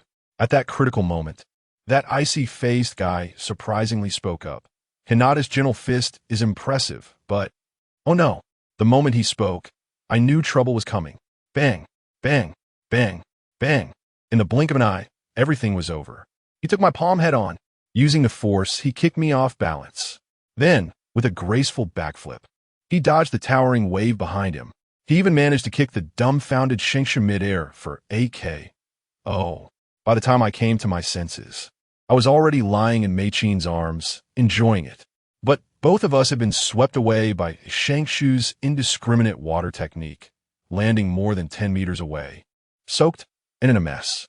At that moment, I only had one thought. Thankfully, Meichin doesn't use fire techniques.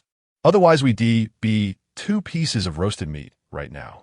Kiba Tsukumo landed perfectly and looked back at the clock under the tree. The time was 11:54:39. He seemed to be in high spirits, his words flowing more freely, and kindly reminded us, "It seems you don't have much time left."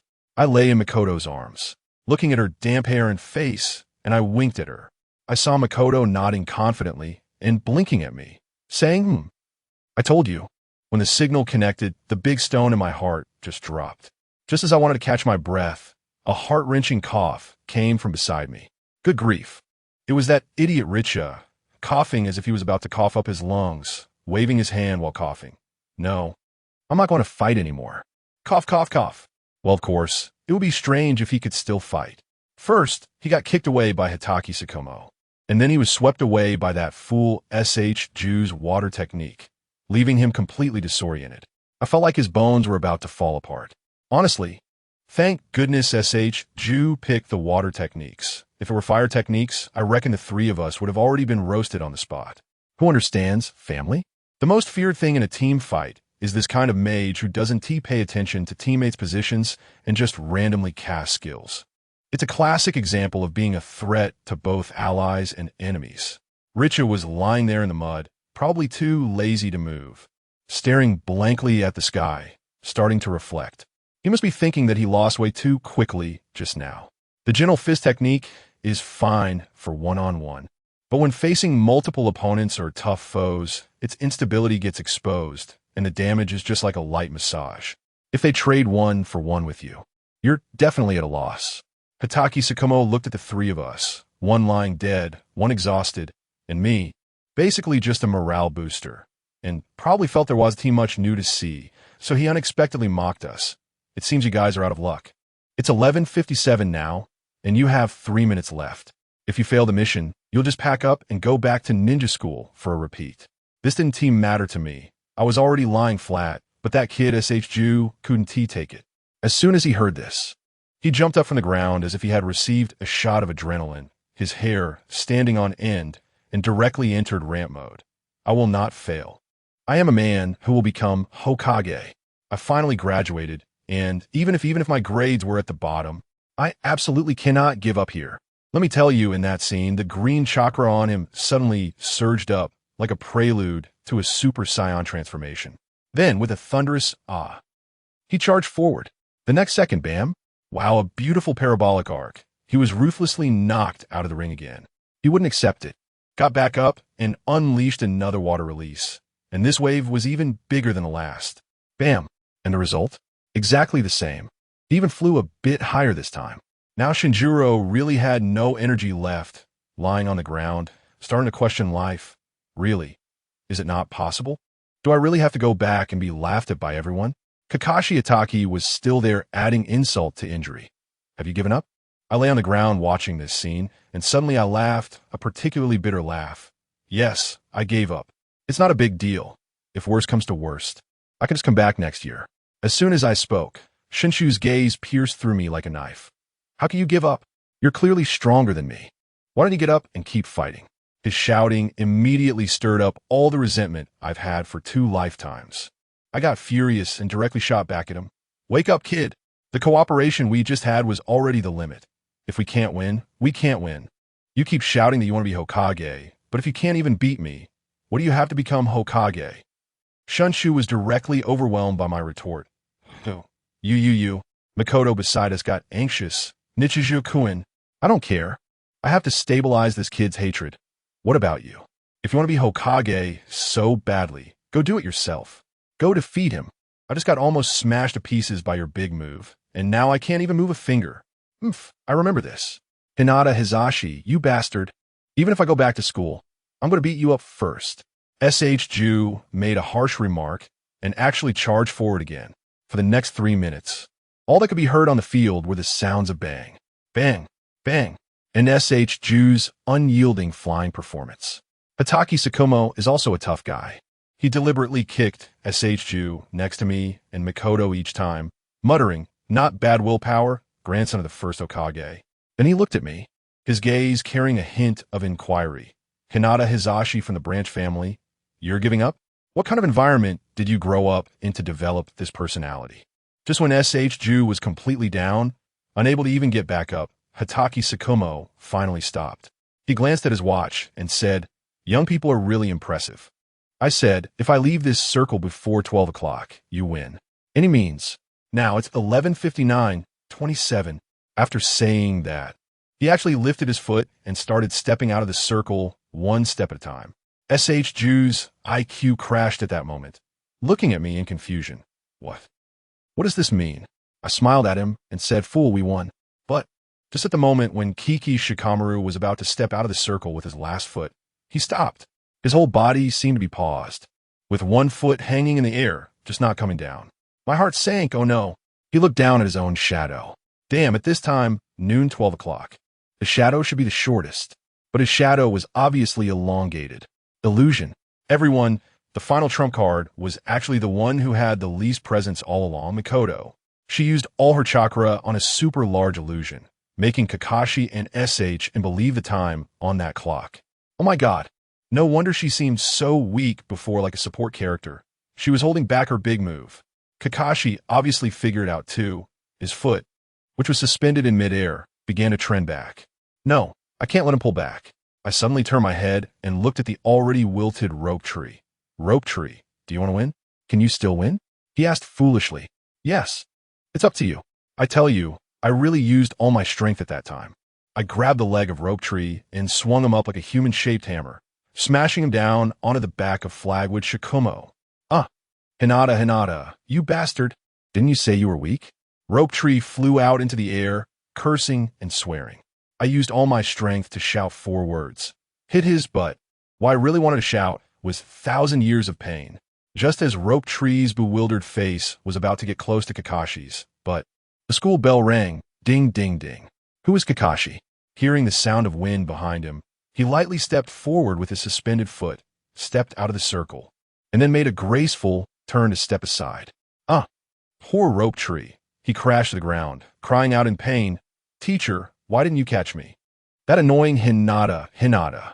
I got up, brushed off the dirt on my body, and done. It was just that I had used too much force a moment ago, and now I felt completely drained. The rope tree was still there, looking confused, staring at the clock showing 12 o'clock, 27, and asked me, "Did we win or not?" "Idiot, we won," I replied impatiently. "Who are you calling an idiot?" He got angry again. I took a glance at him, this guy. Could he have fallen under Mikoto's illusion, too? I recalled that at the time, I seemed to be the only one facing away from Mikoto, while Kakashi and Shoji were facing her directly.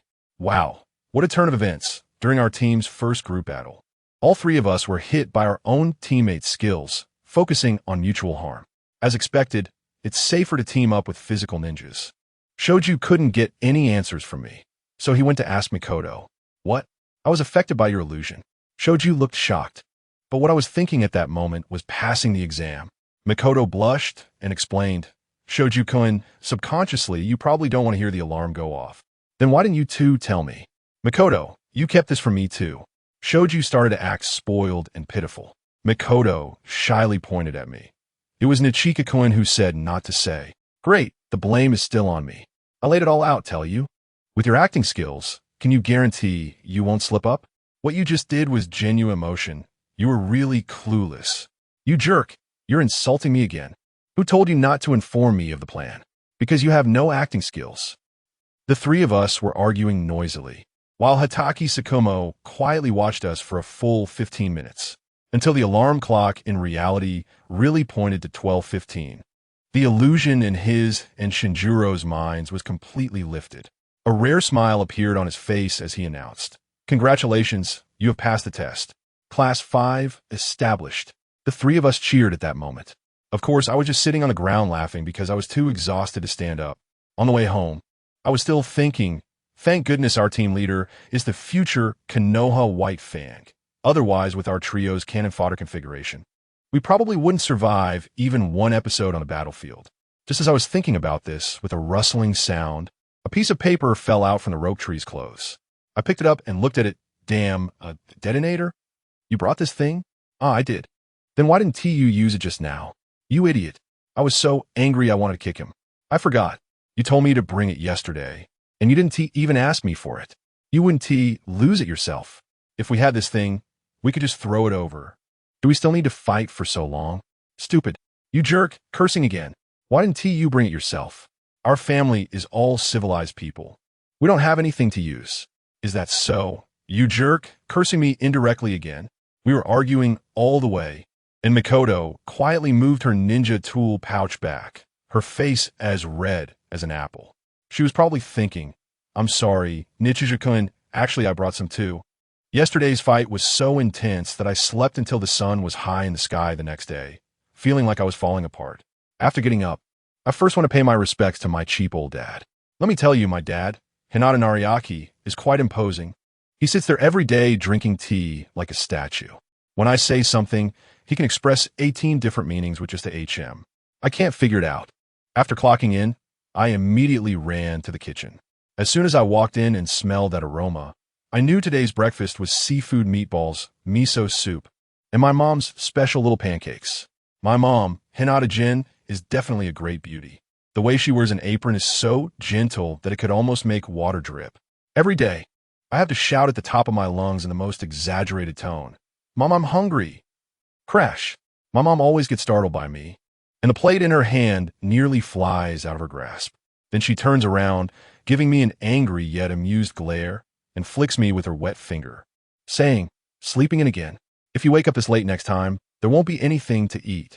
I ran to the stove with a grin, where my breakfast was warming in hot water. I wolfed it down, holding up the last half of a pancake and announcing like a triumphant general, Boss lady, another serving of UNZ pancake, please. I told you, no more calling it UNZ pancake. My mom pouted, pretending to be angry. Why? The ones sold outside are called pancakes. But yours are so delicious, they must have a special name, I said while making her laugh. This daily routine feels like a compensation for the regrets of my past life. My dad watched us from the living room, setting down his teacup, lost in thought. After finishing my meal, I took a deep breath and made an important decision. I walked up to my dad and stood up straight. Dad, do you have a minute? He asked knowingly. Yes. I want you to teach me advanced skills in softboxing and the way of returning to heaven, I said straightforwardly. My dad was clearly taken aback, scrutinizing me carefully. Why? Yesterday's mentor test, I performed terribly. I didn't say much, but I mentioned a key piece of information. My team mentor is Hitaki Tsukumo. It's him. My dad's reaction was even more intense than I expected. It seems that the name White Fang is already quite renowned. He was silent for a long time, long enough for me to think he was going to refuse. Finally, he stood up. I originally planned to teach you later. Since you brought it up, let's do it today. We went to the training ground together. My brother, Rizu, that training fanatic, was already there hitting the wooden stakes, drenched in sweat. My father called us over and rarely conducted a pre-battle mobilization, talking about the glory of the family and how we couldn't let the chief's house lose face. Then, he began to explain the Hyuga clan's secret technique, the Byakugan. The Byakugan is a high-level secret technique of the Hyuga clan, known for its absolute defense recognized throughout the ninja world. It can be both offensive and defensive. He spoke passionately, then shifted the topic, saying that any powerful secret technique requires special physical qualities and skills. This is also why, apart from the Hyuga, no one can achieve absolute defense with their whole body. After boasting, he finally began to demonstrate. Watch closely like me. First, try to project chakra from all the acupuncture points of your body. As soon as he finished speaking, with a sound like a tire deflating, a faint blue stream of chakra erupted from around my father's body, puffing out his large robe. Wow, the density of this chakra eruption was increasing, almost wrapping him up into a humanoid figure made of chakra. Then came a spin, Byakugan. With a roar, the massive chakra began to spin rapidly around his body, instantly forming a small tornado. Even the grass on the ground was being shredded. Damn, The power was like a typhoon passing through. Then I focused my gaze and saw that the ball my father had created was a deep blue, looking just like a small globe, so cool that I was almost drooling. Finally, I could learn to be a Kugan. Let me tell you, I've been craving this move since my previous life. Without saying a word, I rolled my eyes. My brother next to me did the same, both of us with our cataract-like big eyes wide open. Under my 360-degree unobstructed view, this so-called absolute defense was nothing but a 3D modeling tutorial on chakra flow. My dad's so-called eggshell had far too many loopholes. I can see it clearly, below his belly button and at the corresponding position on his lower back. The chakra was as thin as a layer of window paper, easily pierced. The most ridiculous part was under his feet. Family, who understands? The soles were completely exposed, with no coverage at all. At that moment, I realized that this old man was trying to save chakra. After all, this move consumes a lot of chakra. As long as the attacks above the ground are blocked, the area below the feet can be left to chance, right? Once my dad finishes training, my questions came rushing out like a machine gun. Dad, my chakra hasn't circulated throughout my body yet. Can I still return to the sky? Yes, but your lower body will be a live target. Then, Dad, can I not spin around? I'm telling you, I get car sick. And it's really severe. My father's face instantly darkened, and with that expression, I felt like he was about to experience the pain of Hinata Kageyama in the next second, ready to send me flying like a top. He simply ignored me and told us to start. Reversal. My brother and I shouted in unison. My brother's technique was quite standard in neat light blue dome. His upper body robust and solid. Then there was me. Wow. My coverage area was even broader than his, the king of curls. There was even a thin mist-like chakra floating around my legs and waist. My father was stunned, pondering, is this kid exceptionally gifted, or is he just developing ahead of the curve? Then we both intuitively started spinning again. The disaster began. My brother spun clockwise while I, perhaps due to my previous life of driving, instinctively pushed off with my left foot and began spinning counterclockwise. I was so dizzy that my stomach was churning, feeling like I was about to throw up at any moment. Soon, my little top, which was a fusion of man and machine, went out of control, veering off course and crashing into my brother with a loud duong. The two so-called absolute defenses collided, and chakra exploded, sending both of us tumbling. My father, furious, pointed at my nose and shouted, "You go over there and practice 100 times properly." I was penalized to rotate 20 meters away, and I was mentally complaining, "I told you I get carsick. This instability really needs to be fixed." It seems I have to ask my dad if there's any leg technique in the Hyuga family. As a result, I did ask him that night. When my dad heard my question, he became all emo. Standing under the moonlight, he pondered deeply and finally managed to say, "Our Hyuga clan, seems like we've never used our legs. A prestigious family as large as ours actually doesn't even have a leg attack skill." Then, he walked away with his hands behind his back, getting farther and farther until he disappeared into the night, leaving behind a desolate figure. After practicing for a few days, I finally welcomed my first official mission. I rolled my eyes as the entire forest instantly transformed from vibrant colors to a pale, ghostly filter. I reported quietly into my earpiece like a radar. 10 o'clock ahead, 49 meters, target spotted. Received. That kid from the rope tree acted like a big monkey, darting out in a flash, then howling and pouncing. After a flurry of chaos, the mission was a success. Can you guess what the mission was? To rescue a hostage abducted by evil enemies. In simple terms, it was to help a lustful male cat find back the little female cat that had run away with him. Family, who understands? Our legendary team's first battle was to mediate a cat emotional dispute. Our captain, the future Konoha White Fang, Moku Shaw, couldn't hold his expression anymore. His icy face twitching at the corners of his mouth, as if saying, "Let it be destroyed, I'm tired." Dragging his weary soul back to the mission reception area, the client was surprisingly my childhood neighbor, little sister Tao Tao. Her cat is named Coco, and this time it ran away from home, bringing back a little one. I couldn't help but make a suggestive joke, saying this is the result of doing it without protection. The little girl was overjoyed and named the kitten Tian Tian. When I heard it, I thought Tian Tian Tao could talk. That's a name. Thank you. On our ninja profiles, We've already accumulated a long row of fancy DDDDDD. If we collect a few more, we can summon a cup of milk tea. That kid Shoju finally got stuck sitting down on the ground and throwing a tantrum.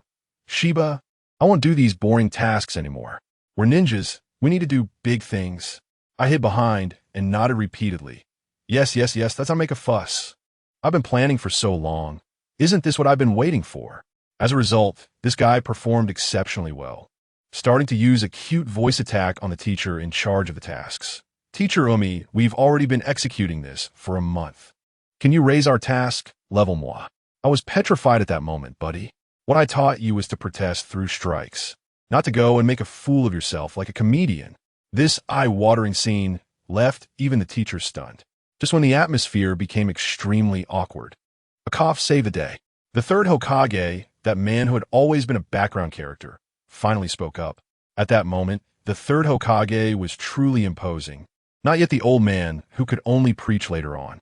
With a wave of his hand, he said, "Since you want to grow so much, I'll give you an opportunity." He directly took a C-rank mission scroll from a frowning old farmer beside him and approved it. The next morning, we gathered at the central square of Konoha.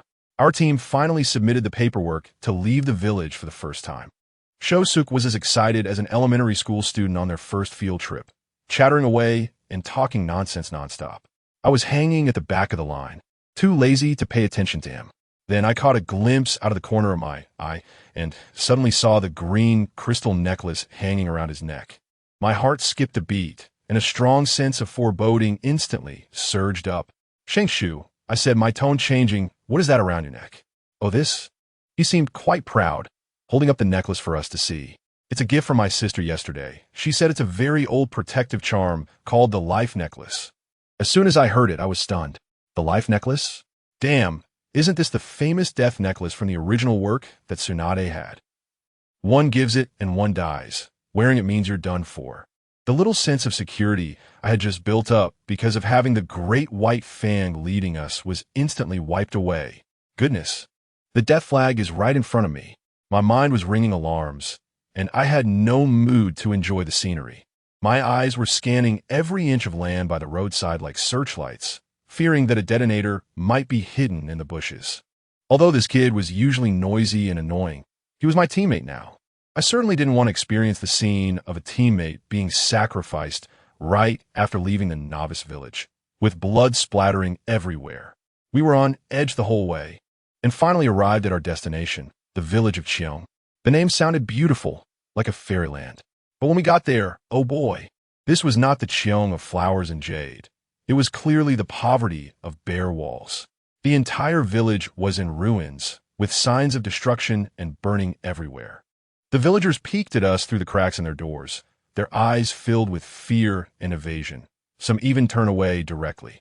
The two sheltered young masters, Shengtong and Mei Qin, who had just been laughing and joking a moment ago, had never seen such human suffering and fell silent immediately. I tell you, the atmosphere was so oppressive that even the air tasted bitter. The whole village was lifeless, without a hint of any living beings. And guess what? The village chief actually sent us a guide. Let me tell you, that guy was as thin as a stick, probably lighter than Shengtong with vacant eyes. And he looked like he was just surviving. It was said that he was the only one left in his family, without even the strength to hate, just a pure walking corpse. The remaining villagers were either old, weak, women, or children, and the young and strong, they were long gone.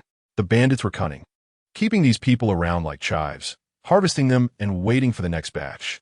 Who understands of families? These old men and women, looking wilted, were the ones who truly knew how to survive, scraping together the task money from their meager savings to hire us, the Konoha ninjas. Following the guide, we twisted and turned on the mountain road for about 2 hours. He kept his head down the entire time, behaving like a GPS that had come to life. But he dare not go first, shrinking next to our team leader, Sakomo Hataki, treating him like a human talisman. Finally, we reached the forest at the foot of the mountain. He pointed to a small path up the mountain, trembling as he said, "That's it." And then he took off like a shot. At that speed, I couldn't help but exclaim that he was quite skilled. It turned out he still had some spirit left. Byakugan, activate. Without saying a word, I directly activated my Byakugan. To be honest, when on a mission, I realized just how powerful the Byakugan of the Hyuga clan is. The Sharingan is fierce during battles, but our Byakugan allows us to see everything clearly, even the color of our opponent's underwear before the fight. As I looked, wow, the intelligence came rushing in.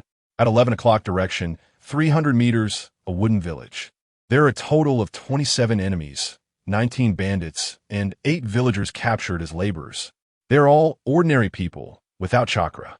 Moreover, there are hostages inside. I reported the situation, and our captain, Hataki Sakomo, just hummed in response and then stood there contemplating life. I wondered what brilliant tactic he was thinking of, but guess what he said next? For this mission, I won't take action. I'll leave it entirely to you 3 to handle. I was dumbfounded at the time. What the hell? Are we 3 kids supposed to take on a bandit hideout? He looked at us, his eyes full of the expectation that he believed in us. Shunshu, this hot-blooded idiot, was the first to explode, his face flushed with anger. No problem. I'll definitely beat those bastards to a pulp. He grew up in Konoha, so he had never seen anything like this. In his eyes, these bandits were like an invasion of Konoha and had to be eliminated. Mei-chin was beside him, anxiously stomping her feet. Shunshu. She understood more than Shunshu did, knowing that this task wasn't just about having a fight. It was going to. Her brows were tightly furrowed, her pretty little face nearly wrinkled up, but unfortunately, the other 2, one was up above and the other was in a daze. Didn't notice at all. What about me? I was completely stunned at that moment. I tell you, I didn't even kill a fish in my past life. And now I'm being asked to kill a person with my own hands? I looked down at my hands, which had been clean for over 10 years. Although they had calluses from practicing softboxing on wooden posts, they were still quite fair. Today, are these hands going to be stained with blood? Just when I was caught in this inner conflict, Shikaku added, finally, ensure your own safety. If necessary, protect the safety of the hostage. After saying that, he vanished in an instant. Family, did you hear that? The first sentence is the key. Your own life is the most important. As for the hostages, do what you can. He must be observing us from the shadows, but this challenge we have to overcome on our own. The 3 of us sneaked to the small dirt slope outside the bandit stronghold. I used my keen sight to see everything inside, pondering whether to use an explosive talisman to blow open the door or to go for a stealthy assassination by scaling the walls. But then, you bunch of robbers, I will never forgive you. That guy, Shunshu, couldn't hold back anymore. As he thought of the tragic scenes in the village and heard the laughter coming from inside the stronghold, he charged out from behind the dirt slope and shouted at the entrance. Good heavens, his shout snapped me back to reality. What was I even hesitating about? Aren't they just a bunch of ordinary people? We are ninjas who can scale walls and dodge bullets. My mindset, having lived 2 lives, was actually less resolute than that of a hot-blooded kid. I was just overthinking things. I stood up with a smile, determined not to let my teammate face this alone. As we stood side by side, even the panicking Mikoto mustered her courage and joined us. All right, Class 5, let's get to work. Instantly, the hideout fell silent, and a drunken head poked out from the watchtower. Seeing that we were just a few kids, he broke into laughter. Hey, where did these little ones come from? Delivering food for us? Wait a minute, it's not that day yet, is it? The leader inside lazily added.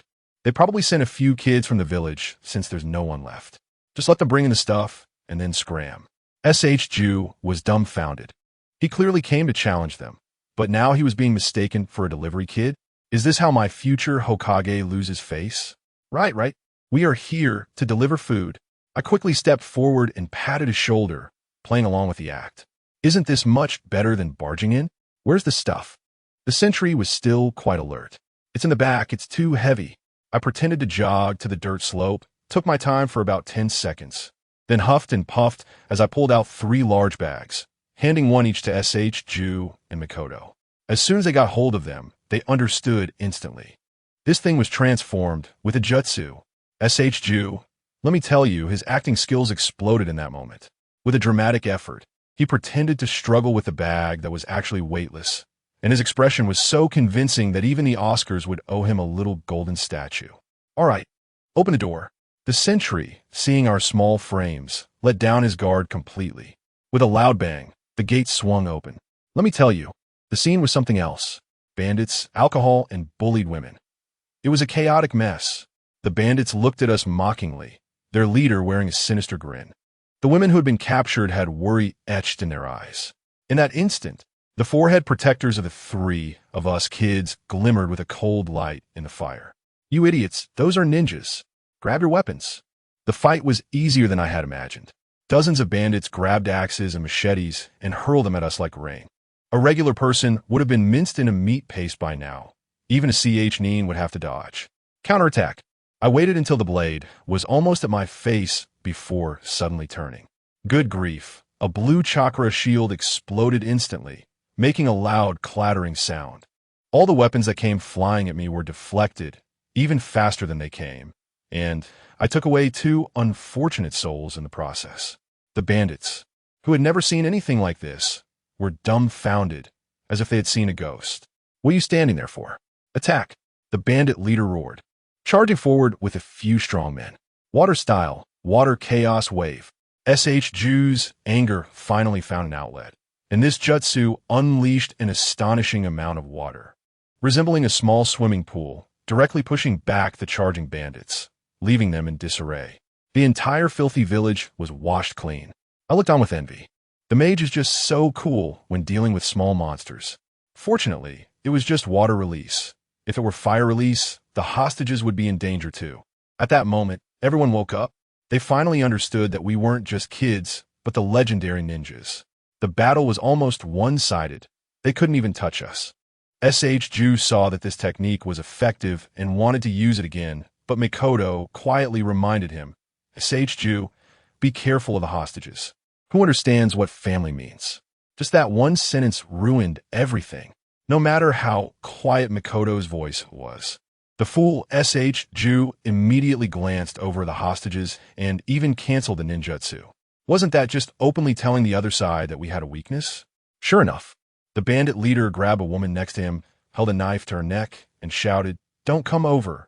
If you use any magic, I will kill her first." Following suit, the other bandits also grabbed hostages as shields. The women who had just been toyed with became their protective charms. It was truly ironic. Mikoto realized she had made a mistake. Her face turned pale, and her eyes were filled with guilt. I shouted sharply, "Mikoto, this is not the time to feel guilty." Our eyes met, and we instantly understood each other.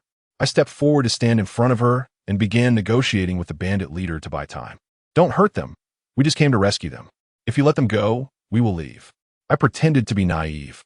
"Do you think we're stupid? You brought ninjas just to rescue people? You probably want to wipe us all out." The leader was so agitated that his knife was shaking. It seemed he wanted to take us down with him. "What do you want then?" I stared at him, my eyes already locking onto the whole scene. We just want to survive. Unless we exchange hostages, that one behind you." "Impossible. You think too highly of yourself." Ju, and I shouted in unison. Ju was so angry he was about to form hand seals again, but I just took a step aside, letting those bastards see who they were trying to calculate against. Uchiha Mikoto, the weakest girl in our team, the one who needed protection the most. I'll tell you, at that moment, Mikoto directly delivered a little Uchiha shock to this group of bandits. In her beautiful eyes, 3 Tomo were slowly spinning. Jinjutsu, activate. The bandits in the entire stronghold instantly seemed possessed. Some drooled, some laughed crazily, and some held their heads and cried. Even a few women who were being held captive were affected, starting to feel inexplicably sorrowful. Kill. The bandit leader seemed to see something terrifying and completely went insane, swinging his large knife and starting to hack wildly, even hitting his own men. What on earth is this guy thinking? Just as he was about to chop down on a nearby woman who was also caught in the jinjutsu, I rushed forward, and with a loud bang, I slapped the blade, forcing it away. 8 trigrams, for palms. I struck his chest with 4 palms in a row. But this madman had surprisingly great strength. He only staggered and then charged at me again with his knife. This madman was beyond saving. I could only... I made up my mind. At that moment, I felt all the blood in my body boiling and all my strength concentrated in my right hand. With a soft punch, I struck out, directly shattering his heart. Blood sprayed all over the woman's face, yet she was not afraid at all. Instead, she revealed a sense of pleasure from revenge fulfilled. I lowered my head to look at my trembling right hand. I had killed someone, yet there was no nausea or vomiting as I had imagined, only a restless turmoil still boiling within me. In a world of rolling eyes, everything was a pale white. I couldn't see the color of blood, only the rapid dissipation of the bandit leader's chakra, turning into a dead, silent gray. But the terrified, twisted faces of the surrounding bandits already told me how horrifying that strike had been. The curse mark of the caged bird on my forehead, combined with the look in my eyes after killing, appeared particularly menacing at this moment. The remaining bandits were completely terrified, kneeling on the ground and bowing their heads to beg for mercy. What should I do with them? The phrase defeated to the point of falling flowers and flowing water has already been achieved. But then what? The three of us kids exchanged glances, and none of us could come up with an answer. In the end, Shangshu and Meijin's gazes habitually fell on me again. I have killed someone. Does that mean I have to keep killing? I looked at the captain watching from a distance, who gave no instructions. I took a deep breath and threw a dagger in front of the rescued women. We're the ninjas you hired. How you handle this? It's up to you. It was a cruel statement, but for the three of us, it was the only choice. One woman crazily grabbed the dagger and charged at the group of begging bandits. Stab, stab, stab. She thrust it repeatedly, her movements frenzied like a monster. The other women were terrified by the scene and shrank back. The woman who took revenge, after killing, made one last stab at herself. This bloody scene left the remaining bandits dumbfounded. They screamed and wailed, scrambling backward, eventually crowding against the fence. The very thing that had once imprisoned others now blocking their escape. Please spare us. We haven't killed anyone. It was all them. The remaining women no longer had the courage to pick up the knife. One of them shouted in tears, "Get out. Never come back." This group of terrified bandits felt as if they'd been granted a reprieve, but still dared not move, looking at us like dogs, continuing to plead. The guy named Shuzhong probably couldn't bear to watch any longer and walked away with a look of disgust. I told you. I grabbed Makoto's little hand that was shaking like a sieve and quickly slipped away with her. Goodness, as soon as we left, those bandits came charging after us like mad dogs, howling and rolling, running so fast, it was like a real-life version of Train to Busan. To be honest, I really didn't dare to close my eyes the whole way. Who understands how scared I was? I was afraid that if I closed my eyes and opened them again, the world would no longer be white, but instead would be filled with red, yellow, and black. I couldn't handle that. It wasn't until those guys completely disappeared from sight that I dared to close my eyes, feeling like my eyes were about to cramp. And guess what? The few big sisters we saved, once their emotions stabilized, started blaming us. They complained that we didn't kill all those people, giving us looks from a distance that were as sharp as knives. I was just like an old man on the subway looking at his phone. What kind of logic is that? My temper flared up in an instant, and I glared back at them. After killing someone, my mood is just different. I couldn't suppress my anger. It was only when Makoto quietly tugged at my sleeve from behind that I calmed down a bit. I took a deep breath and shouted to the Okinawa tree, "Burn this damn place down." That kid must have been holding a lot of anger too. It was his first time using fire escape techniques, and he did it so smoothly. With a bang, the entire stronghold turned into a sea of flames. And I guess it was a way to offer some paper to the restless souls of this village. But this wasn't the end. Just as we turned around, a heart-wrenching scream echoed from the woods in the distance, so loud that even the birds in the trees flew away in fright. The three of us felt a chill in our hearts and quickly looked in that direction. Isn't that the path we took to get here? There was no choice. I opened my eyes wide. The moment I did, my heart skipped a beat. I saw a white figure, moving as fast as lightning, crazily harvesting heads. I bit my teeth so hard they almost cracked, but I didn't say a word. I just shouted at the people behind me, "Run!" I deliberately slowed my pace and rolled my eyes at the live broadcast over there. By the time we arrived at the scene, good grief, it was a river of blood.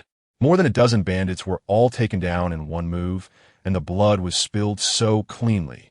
Those few older sisters vomited on the spot. Probably truly didn't expect that the revenge they had been longing for would be such a gruesome scene. My stomach was also churning, but I could only force myself to hold on, telling myself that the white liquid I saw was just that, not blood. I had already seen the three strongest bandits, who were deliberately left behind by that white figure, our elusive teacher, Shuan Mao, hiding in the woods. I guess he must have whispered something to them. Sure enough, just when Mei-chin and Sheng-tai were so nauseous that their legs were weak and least prepared. Those three desperate men suddenly pounced out from behind the trees. It was a split second, and a pack of something flew towards us, once again using the sand-throwing trick. It was an old routine. I blocked with my left hand without even looking, and with a backhand palm strike, soft fist, I directly crushed his heart. That guy stared at me wide-eyed until he died, probably confused about how I could hit so accurately while blindfolded. On the other side, Sheng-tai also got hit, but he was used to fighting since childhood and reacted quickly, ducking down just in time, but he tripped over a corpse and fell flat on his face, landing right in a pool of blood. The bandit on the opposite side slashed down with a knife, and he raised his left hand to block, but with a squelch, his palm was pierced through. The worst off was Mei-chin. The little girl had never seen such a scene, blinded by the sand and frozen in fear, standing there dumbly as she watched the knife about to come down. I glanced out of the corner of my eye, and things were bad for Mikoto. There was no time to think. Without hesitation, I threw the pencil that I had been carrying in my ninja gear bag for many years. I had pulled it from a tree at ninja school, and it had developed a nice patina. Whoosh! It hit the target right on, creating a hole in his throat. Blood sprayed out like a high-pressure water gun, splattering all over Mikoto and knocking her to the ground. The little girl was so scared that she didn't dare to open her eyes, sitting in the blood and trembling all over. The situation by the rope tree was also dangerous, so I kicked the bandit's dagger on the ground over to him. That guy was also pushed to his limits. He grabbed the dagger and started stabbing the opponent. Finally, he managed to take care of the guy and crawled out of the pile of corpses, the life necklace around his neck swinging so much that it made me dizzy. I hurried over to support Mei-chin. As soon as my hand touched her shoulder, she reacted as if she had been electrocuted and swatted my hand away. I quickly said, "It's me." Only then did she stop moving, but she still didn't dare to open her eyes. With no other choice, I used my sleeve to gently wipe the blood and tears from her face. And then I wiped her hands before softly saying, "Okay, it's clean now. You can open your eyes." She tried several times before finally opening her beautiful eyes, and tears streamed down her face as she looked at me with such a pitiful expression, sobbing. Honestly, at that moment, I really wanted to hold her in my arms. Who could resist that? But alarms were blaring in my mind.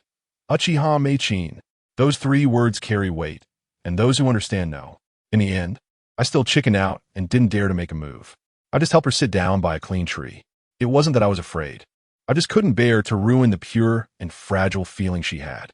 As soon as I turned around, I saw teacher Xuan Mao had come out at some point and was bandaging the wounds of Sheng-tai. It turns out he had arranged the entire graduation drama just now. When we sent those women back to the village, their gazes towards us were a mix of gratitude and fear, quite complicated. On the way back to Konoha, the atmosphere was incredibly oppressive. Our first C-rank mission felt like we had just fought a small-scale war. When I got home, my mom asked if I had eaten. I just hummed in response, and then ran to the yard to hit the tree furiously. I felt like the anger inside me needed to be released. Even looking at the moon felt red. When Sheng-tai got home and smelled meat, he threw up, and Tsunade thought something was wrong with him. Mikoto was curled up alone in bed, probably also quite scared. As for teacher Xuan Mao, he was busy writing the mission report. I later found out that his original plan was for each of us three to kill one person ourselves, but Mikoto's link broke, and the plan failed. He must have been troubled, considering he had 3 kids with explosive backgrounds to deal with. The next day, teacher Xuan Mao called us over, and guess what he said? "Let's go, team dinner barbecue." At that moment, Sheng-tai, Mikoto, and I exchanged glances, feeling like the world was a bit too crazy. This stern-faced teacher, resembling a living king of hell, actually wanted to take us for team building. When he took us to the lakeside in the forest of death and suddenly produced pots and pans from the scroll, I believed him. This place was indeed nice, with clear mountains and waters, just right to calm our emotions. I skillfully pulled out my fishing rod and started fishing, and before long I caught one. Teacher Xuan Mao was watching and surprisingly also took out a fishing rod, saying, "How about a bet? This opportunity just came up, right?" I immediately responded, "Sure, teacher. What shall we bet on? For example, some secret technique?" I had been eyeing his incredibly fast leg technique for a while. He readily agreed, "All right, if you lose, you have to answer me a question." "Deal." I thought to myself, ISNT this a freebie? Might be a Kugan activated. I could clearly see the movements of all the fish in my field of vision. Being a fishing expert wasn't for nothing. But then this old man went straight into cheat mode. I watched as his chakra flowed down the fishing line into the lake, and suddenly, my Byakugan's vision was completely pixelated. Damn, can it be played like this? Chakra interference, huh? All the fish were drawn to the commotion on his side, and I couldn't see a single one over here. I was not convinced at the time, so I directly walked on the water to the center of the lake, thinking there's no way your chakra can cover the entire lake. Makoto on the shore was staring wide-eyed, exclaiming how amazing I was.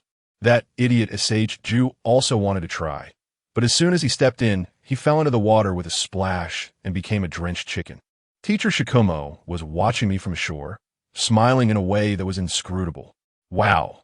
In order to maintain the dignity of the mentor, he was really prepared to bully the small with the big. His chakra actually spread across the lake's surface and began to clash with my own chakra beneath me, causing the water to bubble up. The fish all ran away. My face turned green at that moment. Can it really be played like this? Let me tell you, that Kakashi Hitaki on the shore really doesn't act like a person. He wasn't even trying to win against me. He just wanted to send me straight away. From dozens of meters away, he was pouring chakra into the lake like it was free, and the water under my feet was bubbling like it was boiling. I wasn't just treading water. I was performing a teppanyaki show on water, folks. I had to risk my life to keep the little bit of ground under my feet from collapsing while he was stirring things up underneath. Just wanted to see me fall and make a fool of myself. Fish. Catching fish, my foot. I was about to fall into the lake and feed the fish. That silly kid on the shore was still cheering me on, and then he suddenly shouted, "Teacher, teacher, the fish is biting." Good grief, Kakashi's fishing rod, which no one was watching, moved on its own. It turns out all the fish in the lake were scared to the shore by his underwater fishing technique, perfectly feeding them. Got it. I finally understood what kind of ridiculous rules. In the face of absolute strength, it's just a joke. I admit defeat, but I can't fall in. I have to save face. After struggling to hold on until the end, I didn't fall into the lake, but I lost the bet completely. When those two went to prepare lunch, I slowly walked up to Kakashi and said with my neck stuck out, "Ask away. Do whatever you want." I even prepared a script on how to explain that I was a time traveler, just waiting for him to ask. Guess what he asked? He pointed at my forehead and asked what this cursed seal was, saying the Hyuga clan had never seen it before. I was dumbfounded and couldn't hold back my laughter, looking like a fool. This question was much more impactful than anything about time travel. That night, it seemed like our fifth squad was a bit bewitched. Makoto went home and poked at a basin of water, having a blast. Shino was even more ridiculous, splashing water in his own bathroom, making a racket. And in the end, his sister Tsunade came over and smashed the door with a punch. It was quite an awkward scene. As for me, I just stared at a cup of water on the table, focused my mind, and with a bang, the cup exploded just like my heart, shattered into pieces. The next day, retribution came. After losing the bet, Kakashi said he would teach me leg techniques and immediately tied 2 heavy lead weights to my legs. Then came a sparring. We were like spinning tops, leaf whirlwind against leaf great whirlwind, kicking and striking. Makoto was cheering on the side, shouting Naruto is so amazing. One moment, then Kakashi-sensei, go for it. The next, it was obvious who she was supporting. To be honest, after practicing for a while with the lead weights, my lower body was much more stable. I was no longer that soft-fisted baby who only knew how to poke people with fingers. I could even exchange dozens of moves with Kakashi, who had released his water. After we finished, I rubbed my legs and approached him to ask a question I had been holding back for a long time. Teacher, why does it seem like no one in the ninja world uses leg techniques? When you see everyone fighting, it's basically all hand techniques. Kakashi was taken aback for a moment. It seemed that no one had ever asked such a tricky question. He thought for a long time and seriously analyzed it for me, saying that using legs to attack is risky. If you kick out, and the enemy has some strange secret technique, you won't have time to react, and your whole body will be full of openings. After hearing that, I immediately replied with a saying from my past life. But you can't argue that an arm can't twist a thigh. Let me tell you, Shuo Mao's expression at that moment was like a CPU overheating. He looked down at his arms, then at his thighs, and he was completely baffled by my words, mumbling that it seemed, really made sense. Later, he started special training targeting the characteristics of the three of us. That kid, Shengshu, had as much chakra as a power bank, but he was terrible at physical techniques. So, Chimu Shuo Mao taught him a really cool water release technique called breaking the flow.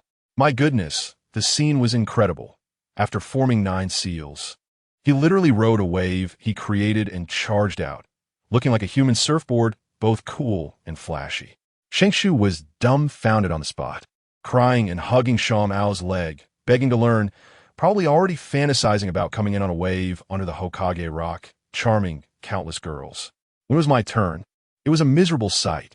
I tried all 5 elemental ninjutsu one by one. Fire release was just blowing hot air, water release was spitting water on Shengshu's face, and only wind release could blow a few leaves. After evaluating, Chimu Shuo Mao concluded, the Hyuga clan's physique is too pure, lacking attributes, can't learn this. And forcing it would be pointless. It would be better to just grab some dirt and throw it out. That kid Shengshu finally seized the opportunity, showing off the water release seals he just learned in front of me, mocking me for not being able to use ninjutsu. I shot him a glance. You can only let out some water. Next time we go camping and need to start a fire, I'll still have to rely on you. That one sentence left him speechless. Shuo Mao saw that Makoto had a gentle personality and didn't like fighting, so he decided to teach her illusion techniques. He formed a seal in front of me and Shengshu called Mist Servant Technique. The next second, the illusions of those mountain bandits from our last mission appeared before me. I was still analyzing with my Byakugan when Shengshu, the fool, turned around and mistook me for the bandit leader, charging at me with a loud roar. He couldn't tell friend from foe. What could I do? I could only counter with a leaf hurricane and kick him away. This illusion technique was amazing. It could make enemies turn on each other, practically tailor-made for Makoto. After practicing for a few days, our little team started to take shape. However, during a recent D-rank mission to drive wild boars at a farm, guess who I saw? My good buddy, HyugaHizashi. He was there with their second squad, and there was a pretty cute girl standing next to him. 2 big black wild boars charged over, and he wanted to show off in front of the girl. Directly activated his rejuvenation and took the hit, being knocked back several steps right next to the girl, pretending to ask her if she was okay. I thought to myself, you've embarrassed the gentle fist. I couldn't watch any longer. One of the wild boars charged toward me, and I couldn't be bothered to waste words with it. I jumped up and landed steadily on its back, pointing my finger at its forehead. That big black boar didn't make a sound and knelt down right away. I told you I was standing so handsomely on the pig's head at that time, and beside me, the little sister Xiangsai from class 4 had her eyes filled with stars, shouting, Dei Chai-kun is so awesome. Wow. This little sister seemed to have grown a lot in just a few days, no longer the shy girl who would blush and lower her head at the slightest provocation. She had a bit of that charm. I couldn't help but smile wickedly and said, no worries, I'll teach you when we get back to the village. I glanced at her 2 teammates, each more laid back than the other, and felt relieved. This good cabbage from my clan would definitely not be bullied by pigs. But then, the pig under my feet seemed quite unconvinced, twitching a couple of times, as if asking me, do pigs have acupoints? Of course, I've studied this specifically. I pointed my finger down, and with a buzz of chakra, I directly silenced its brainstem, causing its blood flow to crash instantly. It was that simple. This move is called the Gentle Fist Strike, specifically designed to deal with tough and heavy creatures like this one. It's simply too effective. Just as I was finishing up, my lively teammate Shunshu came rushing over, splashing water everywhere, yelling and performing a water release. Guess what happened? The water splashed on another wild boar, and it was like a gua sha treatment. It just grunted a couple of times as if it had taken a bath. And it didn't stop there. This guy, realizing the water release was ineffective, actually jumped up and punched the pig in the nose. So graceful, truly too graceful. Does anyone understand? A pig's nose is used for rooting in the ground. That bone is as hard as iron.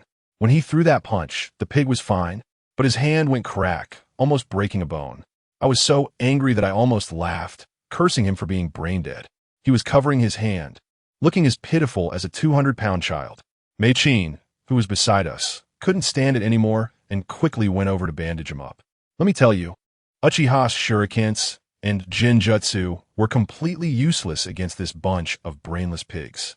As a result, this little brat, Ju, had his hand wrapped up like a big bun by Meichin, and he still proudly showed off to me, as if to say, see, getting hurt comes with perks. I was truly speechless. Did you think I was the end? The real spectacle was not us, but the little cannonball from the next class named a kid Tetsu. That guy was simply a moving arsenal, throwing out explosive tags and ninja tools like they were free, booming and banging, scattering that fearless group of wild boars everywhere. His two teammates were also fierce, one wielding a sword and the other using poison. Their coordination was incredibly smooth. In the end, we 15 genin were exhausted like dogs. But we finally managed to wear down that wild boar king, which was as big as a small mountain. This D-rank mission was more tiring than the previous C-rank assassination mission. After it was over, I realized that the world seemed to be changing. Having lived in peace for too long, resources were becoming scarce, and even us freshly graduated genin had to take on such tough battles. It seemed like we wouldn't have such leisure in the future. Sure enough, after only a couple of days of rest, a new mission came in, escorting the ambassador from the land of grass back home. And it was pouring rain that day, as if it would never stop. My teacher, Kakashi Hitaki, also joined us. He was acting particularly strange today, reverting to that cold demeanor I first saw him in, not saying much at all, and carrying his legendary sword, the White Fang, on his back. I secretly glanced at it several times with my eyes wide open. Let me tell you, that thing is less of a knife and more like a dagger, pitifully short, just a bit longer than a shuriken. That fool from the grass country directly called it a dagger, and Mikoto was so nervous beside me, saying that the teacher only brings it out for extremely dangerous missions. I wasn't too worried, jokingly. What do I have to fear from Itaki? I'm just a bit conflicted about what is so legendary about this broken dagger. All the way, that ambassador from the grass country was like a chatterbox, desperately trying to talk to my teacher. But my teacher only replied with 4 words the whole time, never been here. The scene was incredibly awkward at one point. Finally, we arrived at the border between the fire country and the grass country, and the scenery changed dramatically. One moment, we were on our side as yellow earth, and stepping over, it instantly turned into a brilliantly green grassland, looking so beautiful it seemed fake. We were all stunned at that moment, and then I immediately felt something was off. My head buzzed as if I had drunk fake alcohol, and my body uncontrollably moved forward. With my teammates disappearing one by one into the grassland, my heart sank. It was over. I was caught in an illusion. I desperately tried to turn back. My neck felt stiff, but I finally managed to turn around and saw Mikoto behind me, desperately reaching out to me, shouting something, but I couldn't hear a word. I reached out to grab her, and just as I touched her fingertips, she was pulled away by a green vortex. The cold sensation was still on my hand. When I looked down, there was no Mikoto's hand, just a cold raindrop. By the time I regained my senses, the iconic scene unfolded. A few rain ninjas emerged from the water, and the leader was boasting proudly, saying how weak we Konoha ninjas were. Just as he was about to finish his sentence, a flash of white light zipped past. My teacher, Hitaki Kakashi, somehow broke free from the illusion. He was surrounded by electric light, and I instantly understood that he was using lightning release to stimulate his entire body, forcibly waking us all up. It was like when your phone freezes, and he just gives it a physical hard reset, even overclocking it for you. He moved like a flash of lightning. It wasn't body flicker technique, it was pure speed. The enemy watched him charge forward, with no time to react. That 17-centimeter white short blade pierced the heart of the Rain Ninja leader with a precise thrust, just right. At that moment, who could understand what my family felt? My blood was boiling, my DNA was stirred. This is what it means to be a ninja. This is the kind of person I want to become. The remaining Rain Ninjas were terrified, instantly disappearing into the rain. Without a word, I activated my Byakugan to the maximum, instantly turning into a human radar for the whole team, starting to report. 10 o'clock direction, 13 meters. 3 o'clock, 11 meters. Every time I reported a position, my teacher's figure transformed into a white light and flashed past, accompanied by a scream. The opponent saw that I was a key support and panicked, shouting to take out the one who was cheating first. One guy charged straight at me. I calmly reported the last coordinate. 11 o'clock direction, 1 meter away. That guy opened his mouth, and a torrent of water needles shot toward me like a rainstorm. I immediately used a reversal technique, and my chakra exploded, forming an absolute defense circle. Most of the water needles were deflected, but a few still grazed me. However, it didn't matter, because the awakened rope tree was already furious. He probably lost his cool in the illusion earlier and was now seething with anger. Unleashing a water-style technique water chaos wave on an unfortunate guy charging towards us. The wave rolled, directly tossing that rain ninja around like clothes in a dryer. As a result, after unleashing his big move, he looked down and saw that the water needles I had let through had scraped a bit of skin on his foot. And he still had the nerve to yell at me, "You damn water user. Your reversal technique let through needles." I couldn't be bothered to respond to him. A few rain ninjas saw that we were not easy to deal with, combined their forces, and charged again.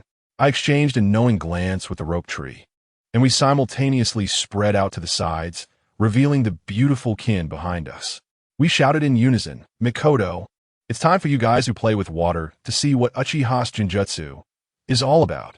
An eye for an eye." Let me tell you, that group of rain ninjas went crazy at that time. As soon as Mikoto's illusion was cast, in their eyes, everyone looked like me, this handsome, white-haired guy. They thought they had encountered a Grim Reaper that could take out their Jonin in an instant. Goodness, they charged in like they were on steroids, screaming and swinging their weapons at their own teammates. Stab, stab. Each hit landed on flesh. After they finished, they were puzzled, thinking, hey, why is this so easy? Something's off with the script. By the time they realized the ones lying on the ground were their own people, it was too late.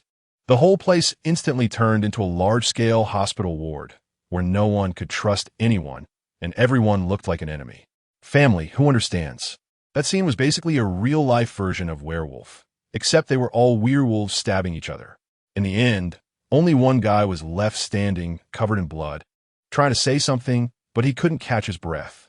With a big hole in his chest, leaking air, he just stared at us and fell over. My teacher, Shikomo Kiki, was incredibly efficient. He went in with a swift strike, followed by the earth-style funeral, and with a whoosh, the ground surged, burying all traces. He truly showcased professionalism.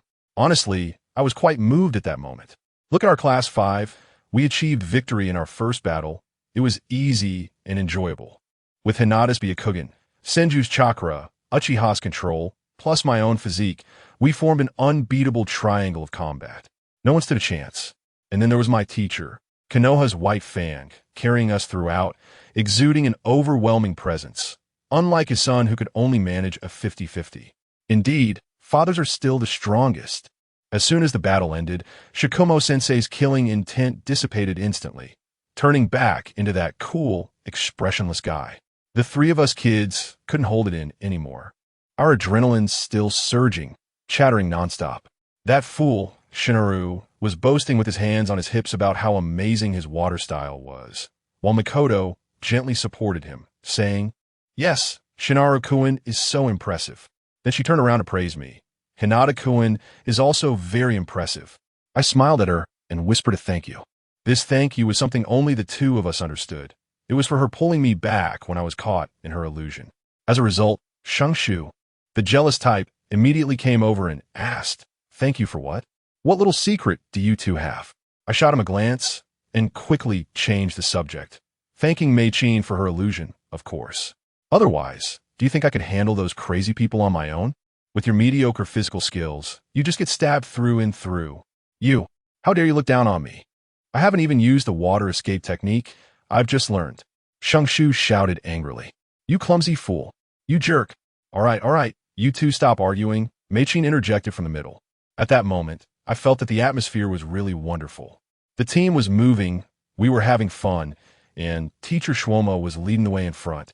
Everything was so perfect.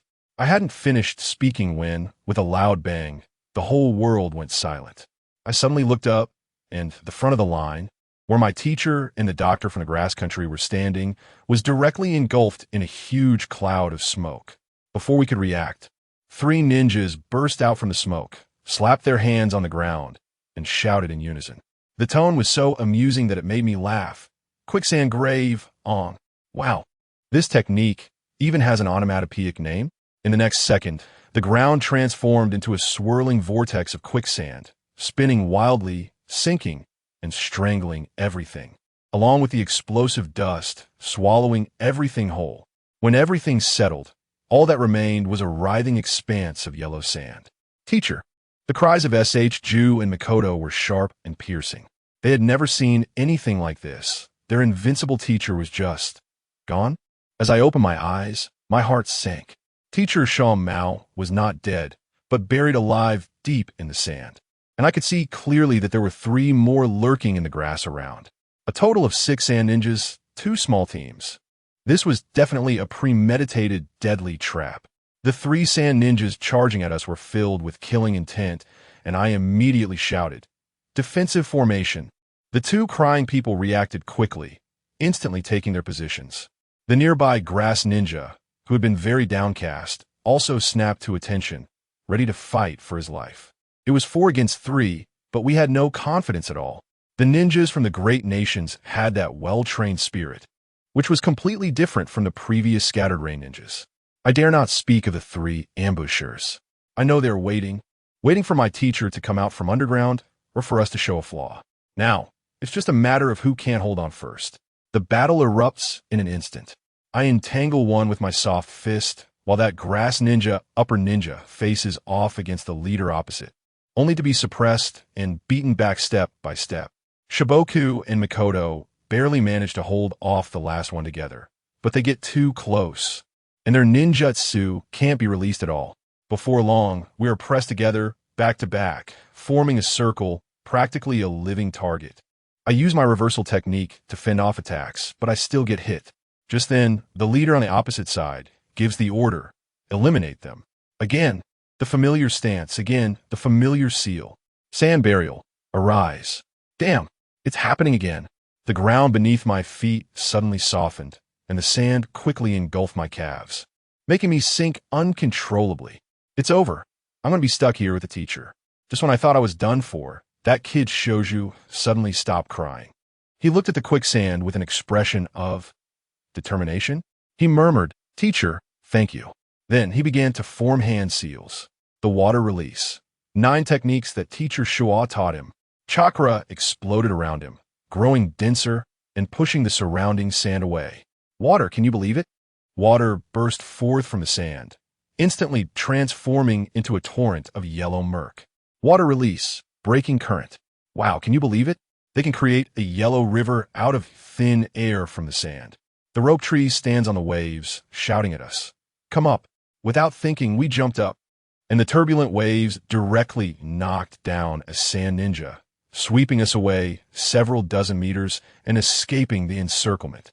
But before we could catch our breath, with a couple of whooshes, kunai with explosive tags detonated right in front of us, and 2 new sand ninjas charged in from the side, blocking our way.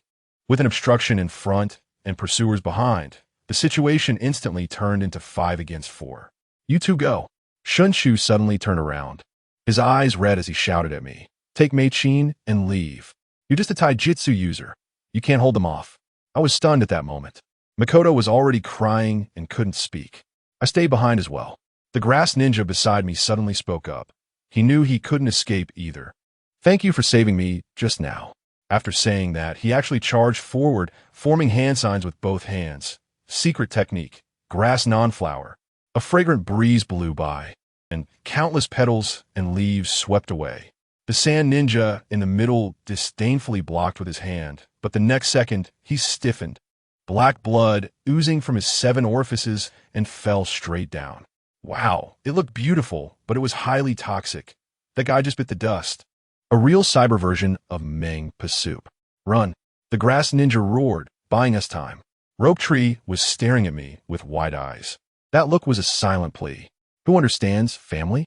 A little kid performing a tragic scene of life and death in front of me, wanted me to run fast with his beloved girl.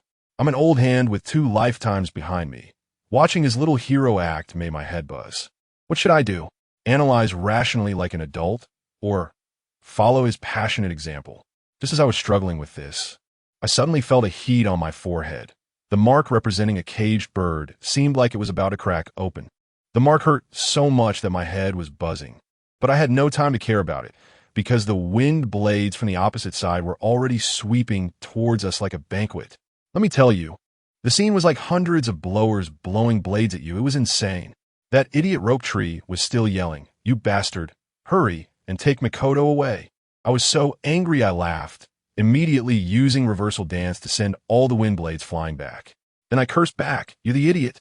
If you want to go ahead. I'll hold them off." This guy, seeing he hadn't died, was stunned for a moment, then reacted to my insult, jumping in anger. Hinata, you bastard. Who saved you just now?" "I saved you." I was blinking furiously at him, meaning, "You little brat, we're even now. What can you do to me?" While we were bickering, Mikoto, who was about to cry, suddenly burst out laughing at our antics. "All right, it seems we can't escape, so let us fight." The leader on the opposite side saw that our group of lone ninjas was actually getting more into it, and even took down one of his middle ninjas. And he panicked. Probably under pressure, he issued a death order. "Stop wasting time. All of you attack. Kill them." Wow. A Jounin leading 3 Chunin charged at us like rabid dogs. We 4 were instantly forced back to back, our chakra nearly depleted, panting like bellows. Rope Tree could barely stand, still not stopping his mouth. "It's all your fault for not running." I roll my eyes, also gasping, replying, "Idiot. Our teacher is definitely not dead. This guy is so single-minded. He still thinks Teacher Shikumo is dead. Just when we thought we were really going to meet our end here." Rope Tree suddenly raised his hand to touch the precious necklace around his neck, preparing to unleash a big move to take us all down with him. He looked at Mikoto with deep affection, just about to shout out a beautiful, when suddenly, boom, the ground exploded. The sound was like a firecracker buried under our feet. Rope Tree's long-prepared last words were stifled back. Immediately after, 2 enemies who had just finished forming hand signs for wind release suddenly had 2 hands reach out from the ground, grabbing their ankles and pulling them down into the earth. The next second, Teacher Shikumo popped out of the ground, covered in dirt, with 1 hand on each of their heads, using their momentum to jump back to the surface. That scene, who can understand? It was like planting radishes. The upper bodies of the 2 enemies were still exposed, their hands still in the hand sign position, their heads tilted, dying peacefully. The other hidden Jounin on the opposite side was dumbfounded, roaring as he charged over. "Earth release. The intel said he only knows lightning release. What's going on?" Of course, who would have thought someone could use the conflicting lightning and earth releases so skillfully? These guys are stupid. They actually thought they could bury an earth release expert with sand. Aren't they just giving him the home advantage? Teacher Shikumo was really fierce, not saying a word, grabbing his sword and attacking those 2 Jounin. Seeing it was 2 against 1, the enemies gained confidence, crazily forming hand signs, trying to use a large-scale ninjutsu. Wind release, sandblast. I swear, in an instant, the entire battlefield turned into a sandstorm. Visibility 0. Eyes couldn't even be opened, and there were wind blades mixed in with the sand. One careless move could lead to dismemberment. Earth release, earth flow wall. Teacher Shikumo raised a thick earthen wall in front of us, blocking most of the attacks. But this was the most dangerous time, when we couldn't see the enemy. Now was my turn. As I opened my Byakugan, the entire battlefield appeared as a 3D holographic projection in my eyes. I reported immediately. Teacher, 3 meters above. 10 o'clock direction. Teacher Shikumo immediately slashed back with his sword. With a clang, it struck the enemy's sand armor. Although it broke through, the damage wasn't severe. That guy instantly reacted. "It's the Byakugan from the Hyuga clan. Take out that cheating kid first." At that moment, I was filled with 1,000 heads of grass mud horse rushing through my mind. Why was it me again who attracted hatred? Just as the words fell, 2 figures burst out from the sand, charging straight at me. I hurriedly forced out all the remaining chakra and activated reversal dance again. This time, the reversal dance was clearly weaker, like a thin cracker. Their weapons pierced halfway into my defense, but the wildly spinning chakra held them in place, not allowing them to advance or retreat, creating a very awkward scene. Teacher Shikumo seized this opportunity, clapping his hands together. Earth release, earth burial, a simpler jutsu, but the effect was outstanding. The ground beneath those 2 suddenly turned into a swamp, and they sank like they had fallen into quicksand, screaming as they went down. It seemed like there were black hands in that muddy pit, pulling them down relentlessly. I tell you, their screams were heart-wrenching, watching themselves being swallowed by darkness. Who could bear that psychological pressure? Finally, with a loud splash, a massive black bubble erupted from the swamp, bursting everywhere. The last Jounin saw that his teammates had been turned into flower pots and swamp fertilizer, and immediately wet himself, throwing down all his smoke bombs and explosive tags. Turning to run. Did he think he could escape? Naive. Teacher Shikumo, ruthless and brief, used a heart-cutting technique with a flash of white light. That guy was stuck in the ground like an onion, maintaining a fleeing posture, his head drooping weakly. The battle was over. After clearing the battlefield, Teacher Shikumo dug out the diplomat named Green Doctor from a dirt clump. This guy had been knocked out cold by the teacher's hand chop, and now woke up, looking at the ground full of radishes, scared to tears, hugging Teacher Shikumo's leg and not letting go. The scene was simply incredible. It was getting dark, and we decided to rest in place. Teacher Shikumo, like Doryman, pulled a pile of pots and pans out from the summoning scroll, and we set up camp right there. That night, the teacher rarely held a debriefing meeting, but it was just one sentence. Good performance this time, especially Rope Tree. Everyone work hard next time. Rope Tree, being mentioned by name, was so proud his tail was almost up to the sky, and he started shouting again. Did you see? I'm going to be the Hokage. I looked at his overly enthusiastic expression and was about to habitually tease him a bit. But suddenly I couldn't get the words out. I looked at him and, almost against my will, replied, "All right, if you really become Hokage, I'll help you protect the village. My family, who understands?" At that moment, I had only one thought in my mind. If even this hot-blooded fool can change his destiny, what about me? Can the fate of this caged bird also be changed? As a result, that night, I had a nightmare, dreaming that I ended up dying for the Branch family. Just like Niji, which scared me into a cold sweat. Unable to sleep, I ran out of the tent for some fresh air and coincidentally bumped into Teacher Shimo, who was on night watch. The look in his eyes, I tell you, was like X-rays, staring at me for a long time before saying, "You don't really look like a child." I was startled, quickly putting on a cute act like Conan. "Huh? What are you talking about, teacher?" I even blinked my pure white big eyes. Goodness, I almost blew my cover. It's 2025, who still plays such lame jokes? I was embarrassed myself. Teacher Shimo smiled and didn't press further, asking me to take over the night watch while he went back to sleep. The next morning, I looked at Shoju, who was sleeping like a dead pig in the tent, and chuckled to myself. I grabbed a metal basin and, with a loud clang, used it as a physical alarm clock right next to his ear. He jumped up in shock, angrily asking what I was doing. I said, "I'm getting water. There isn't a puddle within miles. Who else should I ask for water if not you? The moving faucet?" Hearing this, he got heated and actually used a water release jutsu to spray water all over my face. "Thank you." I turned around and brought the fresh, clear water to Mikoto. Learning from experience, I kept my eyes on Shoju for the rest of the half-day journey. I promised to watch him become Hokage, and I couldn't let him die here. And guess what? I really spotted something. Among the pile of broken stones ahead, there were several chakra signatures clearly hiding there, indicating that the old sixth was lying in ambush. I immediately stopped and discreetly signaled to Teacher Shimo. The whole team instantly went on high alert, but this time, there was no trace of panic on our faces. Come on, with me as a human radar, who dares to launch a sneak attack? It was our turn to ambush this time. Let me tell you, those rock ninjas on the other side are pure schemers. They've been lying in wait for us for a while. But who do we have on our side? Hitaki Tsukumo. He has already marked their positions clearly with my human radar. Then came the most impressive move. Our leader, that white hair guy, didn't even raise an eyebrow and just swaggered past them. You know, that feeling of oppression, like when you find out the proctor is asleep next to you during an exam. It's both thrilling and hilarious. Those rock ninjas probably had their CPUs overheating on the spot, not daring to take a breath.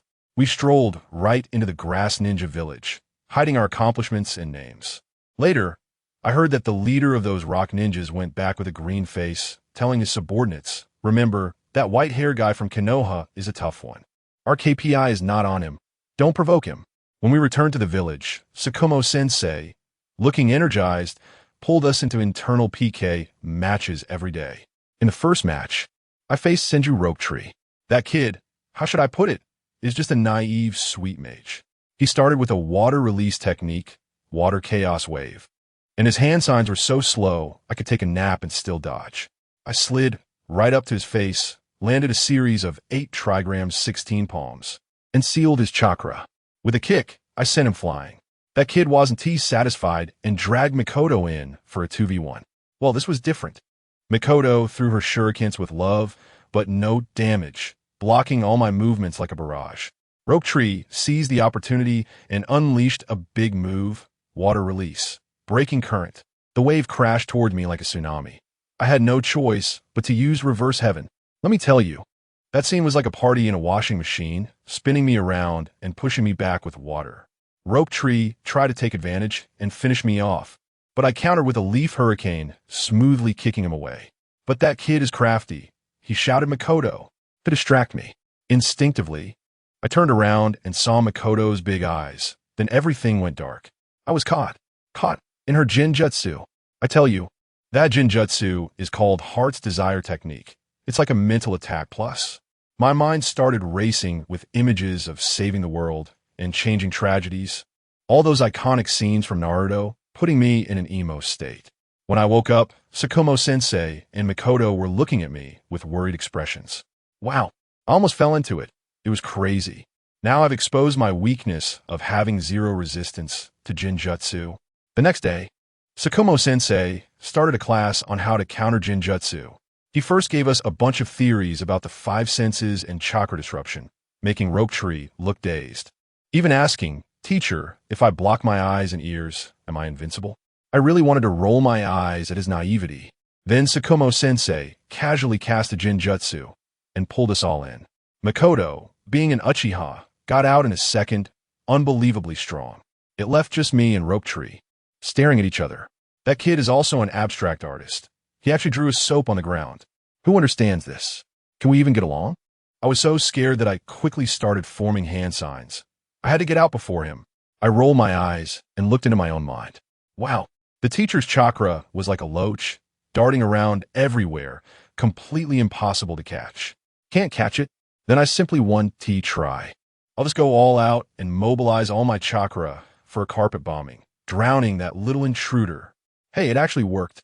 When I opened my eyes, I saw Mikoto's worried face, her big eyes blinking. My heart skipped a beat, and I smiled at her. Honestly, I really hope her eyes stay this clear forever, and that she never opens those damn Sharingan. The things she has to go through to activate them aren't worth it. Really, that little girl Mikoto, seeing me awake, her little face bloomed like a flower. Purely happy for me. Let me tell you, her way of breaking the illusion was so elegant, so technical. She really knew what she was doing.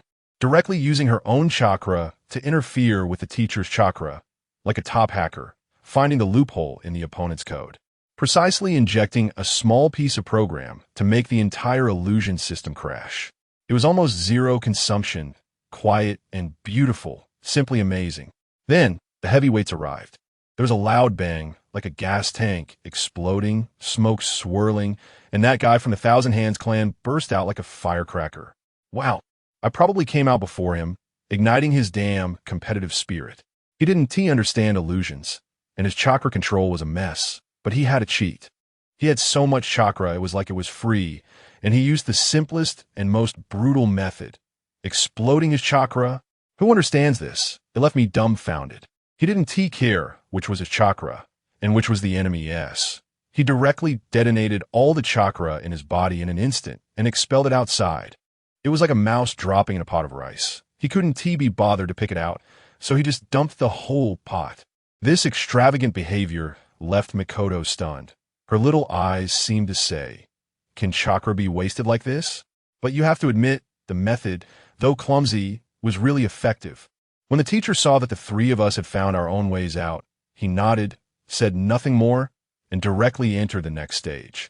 Hey, this old man, he doesn't play fair, and pulled the 3 of us back into the illusion. It was still that familiar land of grass, the familiar rain. But the next second, the scene changed dramatically. The entire sky of the illusion was instantly filled with silvery electricity. Wow. The teacher directly gave us a range of electrotherapy outside. The current crackled and surged through our bodies, making me shiver all over, and my hair almost stood up. That kid Shengtong couldn't hold it in first. He let out a loud scream, sounding like a pig being slaughtered, and was directly jolted awake by the intense pain. My mind suddenly lit up, right? Pain perception. The simplest and most straightforward way to break an illusion is to make the body feel intense pain. While I was realizing this, I noticed that Mikoto's gaze towards me had changed, sparkling as if she had been electrified. She probably figured out how to use external stimuli to help teammates break free from control. When the three of us emerged from the illusion, gritting our teeth and rubbing our numb arms and legs, we looked at the teacher with a sense of grievance. This teaching method is truly unforgettable. I quickly seized the opportunity to ask, "Teacher, was the technique you used to instantly defeat that rain ninja last time the same as this?" The teacher didn't hold back and directly instructed me to bend my arm and place my fingers on my elbow. Then, zing, with a light sound, I didn't even react. My bent arm shot out straight with a whoosh. If the teacher hadn't been prepared to block it, I wouldn't know where that punch would have landed. I was completely stunned. My body was faster than my brain. I quickly used my Byakugan to look into my own body and saw that the teacher's lightning chakra instantly stimulated my nerves and muscles like a stimulant, skipping the brain's reaction steps and directly executing a forced response. I immediately thought of the electric shock reflex experiment from my previous life. Wasn't this the real-life version? The current in the teacher's hand hadn't dissipated, and he asked me to feel it carefully. Wow, that sensation was incredible. All the muscles in my body were slightly trembling, as if I had just completed a full set of warm-ups, and every joint was in its optimal state. Even my thinking became exceptionally sharp. Suddenly, I realized that the muscle men from the Cloud-Hidden Village had undergone permanent modifications, turning themselves into something like Gundams, invincible in a straight line, but blind when turning. But the teacher's technique was a momentary super frequency. It was activated only when needed and turned off afterward, maximizing flexibility. Before I could fully digest that, the teacher played another trick. He asked us to close our eyes and find him solely through perception. In the blink of an eye, a living person, his presence, heartbeat, and chakra fluctuations vanished in an instant. It was as if he had evaporated from existence. I quickly activated my Byakugan and saw that he was still standing there. It turned out he had used Earth-type chakra to disguise himself as an inanimate object, reducing all vital signs. A loud bang echoed in my mind as two clues instantly connected. I understood everything. The Earth Master is silent, allowing him to approach the enemy quietly like Voldemort. The Thunder Master is proactive, striking with a speed that surpasses neural response before the enemy can react. Still as a maiden, swift as thunder. This is the technique of a top-tier assassin. It's simply the pinnacle of cunning behavior. Looking at this man in front of me, who has no bloodline limit and has developed his fundamental abilities to the extreme, I can't help but feel admiration. Where's my path? How can my soft fist achieve the instant kill effect like my teacher? Next, the teacher gave each of us a focus lesson. He discussed the characteristics of water release with Rope Tree, talked about the integration of illusions with Mikoto, and when it came to me, he simply said that I was already on my own path. I could sense his concern that I was too eager for success, fearing I might go astray. But he didn't know that my pursuit of power is not for destruction, but for protection. As I was pondering, a dark figure wearing a cat-faced mask suddenly appeared, whispering to the teacher, "Lord SHM, urgent meeting." The teacher's expression instantly became extremely serious. He only left us with a message to hurry up and practice before disappearing.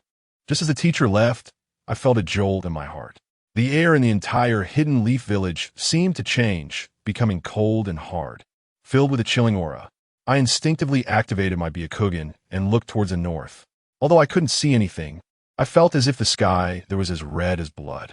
War is coming. Let me tell you, in that conference room of the Hokage building at that time, everyone sitting and standing was a top figure from Konoha. The third Hokage cleared his throat and dropped a bombshell. The leader of the Rain Country, Hanzo of the Salamander, made a move last night. I have decided to split our forces into 3 routes and attack the Rain Country. As soon as he finished speaking, Danzo was the first to jump out and oppose. What do you mean, 3 routes? Saratobi, are you out of your mind? Concentrate all our forces. Bring the army to bear and crush them in one go. Tsunade and Mito also echoed his sentiments. The most ridiculous was the daimyo of the Fire Country, holding a small fan, speaking in a feminine manner, saying yes, yes, how wonderful it would be to crush them all in one go at that moment. The level of the ninjas was revealed. The third Hokage's expression didn't change as he began to lecture. This war is not that simple. The Wind Country has already split its forces into 2 routes, one led by the old Lady Chiyo's puppet army, and the other by the third Kazekage with the Jinchuriki, clearly aiming to flank us. The Northern Earth Country army has also gathered, waiting for us to fight the Rain Ninjas to a standstill so they can come in and pick up the pieces. And Hanzo of the Rain Country, known as the Half-God, is just a troublemaker. Whoever confronts him head-on, even if they win, will still suffer losses and then be swallowed up by the 2 major countries nearby. Therefore, when the third Hokage raised his voice, he stated that this war is not at all about occupying that tiny piece of land in the Rain Country, but rather using the Rain Country's territory to engage in a second ninja world war against all the major countries that covet us. As soon as this was said, the entire room fell silent. Those who had been chattering just moments ago turned pale. The daimyo was fanning himself so quickly, looking at the Hokage with admiration, saying, "Oh, Lord Hizashi, you are becoming more and more professor-like." I agree. When the third Hokage saw that it was unanimously approved, he narrowed his eyes and said, "Then I now announce the battle plan.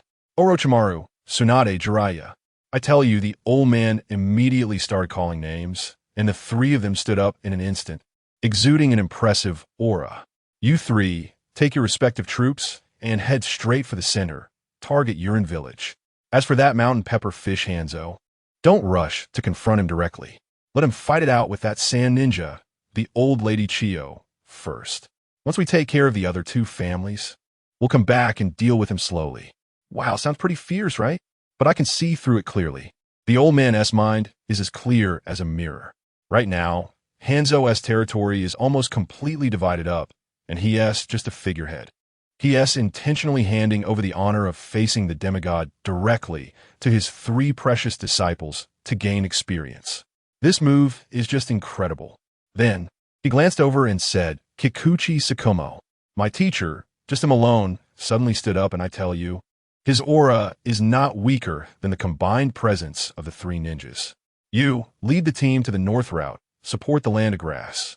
First, clear out the Rain Ninjas within their territory, then immediately gather to the north of the Land of Rain, and firmly block the attack route of the Rock Ninjas. They must not be allowed to come and disrupt us." "Yes, Lord Hokage."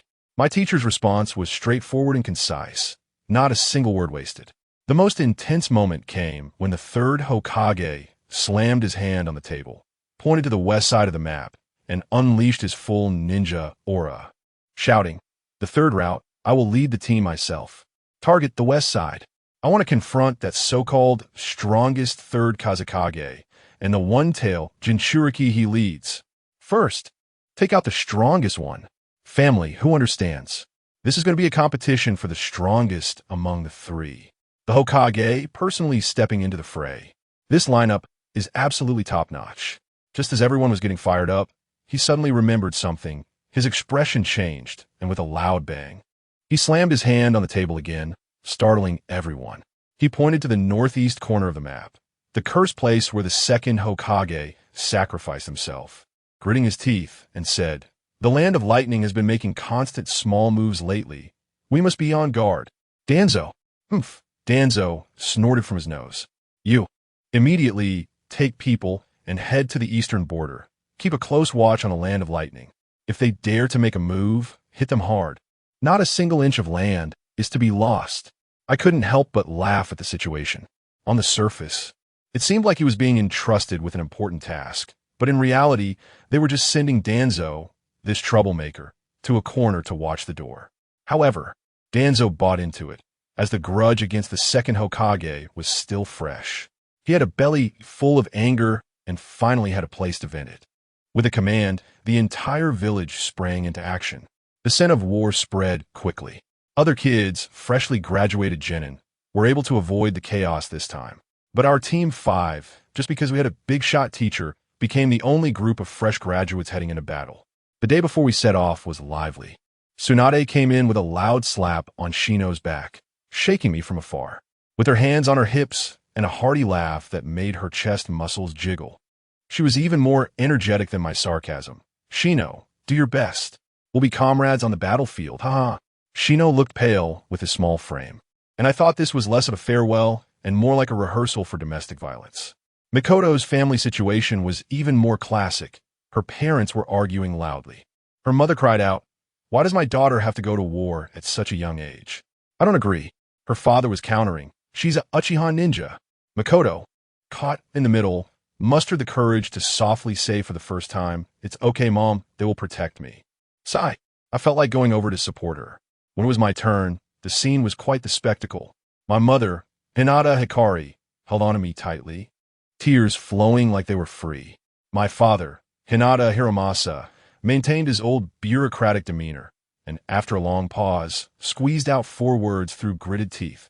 "Be safe." I walked up to my brother Hizashi, looking at his face that was just like mine, but increasingly smooth. I shot him a fierce look and said, "Take good care of Mom, or when I come back, you won't have a good time." You won't get that chance." He was still so proud. I turned around and left, giving him a peace gesture without looking back. Just as I stepped out of the house, a waft of fragrant wind passed by. The little girl from our separate family, Kai Kai, ran over with a flushed face, quickly stuffed something into my hand, and then zoomed away without a trace. I opened my hand to see a pink safety charm. I thought it was a love letter. What a false alarm. I joked, "Does this thing still work if I open it?" Then I carefully hung it around my neck. Hee. This wave is all about companionship. When I strolled to the village entrance, everyone was already in position, just waiting for me. What can I say? My family has a lot of ties. Looking at teacher Xiao Mao and the already straight-standing Mei Qin and Sheng Shu beside him, I knew in my heart. In this battle, the main characters are the 3 ninjas, White Fang, and those legendary big shots. Me? I'm just a little Karami following the big shots to gain experience. But that's okay. This wave is a beginner's village trial. In the next battle, I will definitely be the answer to that version. As soon as we entered the land of grass, it was like chopping vegetables. Teacher Xiao Mao took the lead, and his speed was so fast that he disappeared in a flash, leaving only a series of afterimages. I, on the other hand, opened my eyes wide and acted as a radar for the whole map, calling out like a menu. "Teacher, 3 behind the tree on the left front, a team behind the rocks on the right. The one leading at 12 o'clock has a bit more chakra. Just cut them down." After a while, the rain ninjas within the land of grass were cleared out. Then, we stepped into the territory of the land of rain. My goodness, the feeling was instantly different. The air was humid and sticky, a fine drizzle floated in the sky, and everywhere there were steel pipes and oddly shaped buildings, as if we had entered some kind of steampunk world. I opened my eyes wide, and wow, all around in the water and the mist, in the shadows of the buildings, there were ambushes everywhere. The battle was about to break out at any moment. I'm telling you, once this war broke out, it was a complete chaos. Hans really is naive, thinking he could become the 6th great nation, and as a result, he angered all 3 surrounding countries. They didn't even take him seriously and treated his territory like a large battle royale scene, each side fighting without any honor. To the north, the Earth country, relying on their Earth release to counter water release, pushed through effortlessly, breaking through the rain ninjas' defenses. But they were also timid, afraid of being ambushed, and fought cautiously. As a result of their insufficient offense and excessive defense, they attracted the attention of the even fiercer barbarians nearby, which was completely self-inflicted. To the west and south, the Wind country was the fiercest, splitting their forces into 2. Chiyo, the old lady, brought her puppet army and poison master troops wherever they went. Even the rain was toxic and hard to defend against. In another route, the 3rd Kazakage led a Jinchuriki, and that magnet release in the steel city of the rain country was like a Gundam entering a scrapyard. All the drainage pipes and metal structures became his weapons. When he spread his arms to embrace the rain, he looked intoxicated, as if he hadn't bathed in hundreds of years. One would think he was filming an MV. The camera cuts back to Hans, who was riding his enormous giant salamander, facing off against Chiyo's troops. Let me tell you, Hans felt bitter inside, feeling like a max-level character leading a bunch of level 1 newbies, while the opponent was filled with masters. He sat down on that giant salamander, exhaling a breath of poison gas that directly enveloped the battlefield. Chiyo was not to be outdone. She quickly took out her poison vial and sprinkled it into the rain. Goodness, the two types of toxins mixed in the air, mutating into a colorful black, doubling the toxicity, and both sides of ninjas fell down in droves, having to retreat. As the poison fog cleared the battlefield, the high-level battle began. Hans's sickle danced fiercely, clashing with Chiyo's puppets, creating a cacophony of sounds. While they were fighting, that giant salamander suddenly burst out from the ground, lunging at Chiyo, scaring her so much she had to abandon her puppets and awkwardly dodge around. This was great. The salamander went into a rampage mode, charging through the Sand Ninja's positions. The Sand Ninja were tough too.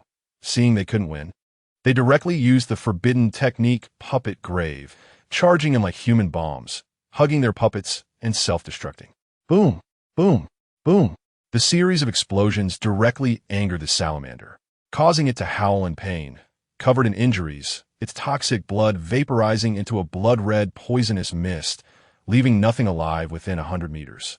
This mixed toxin was too powerful.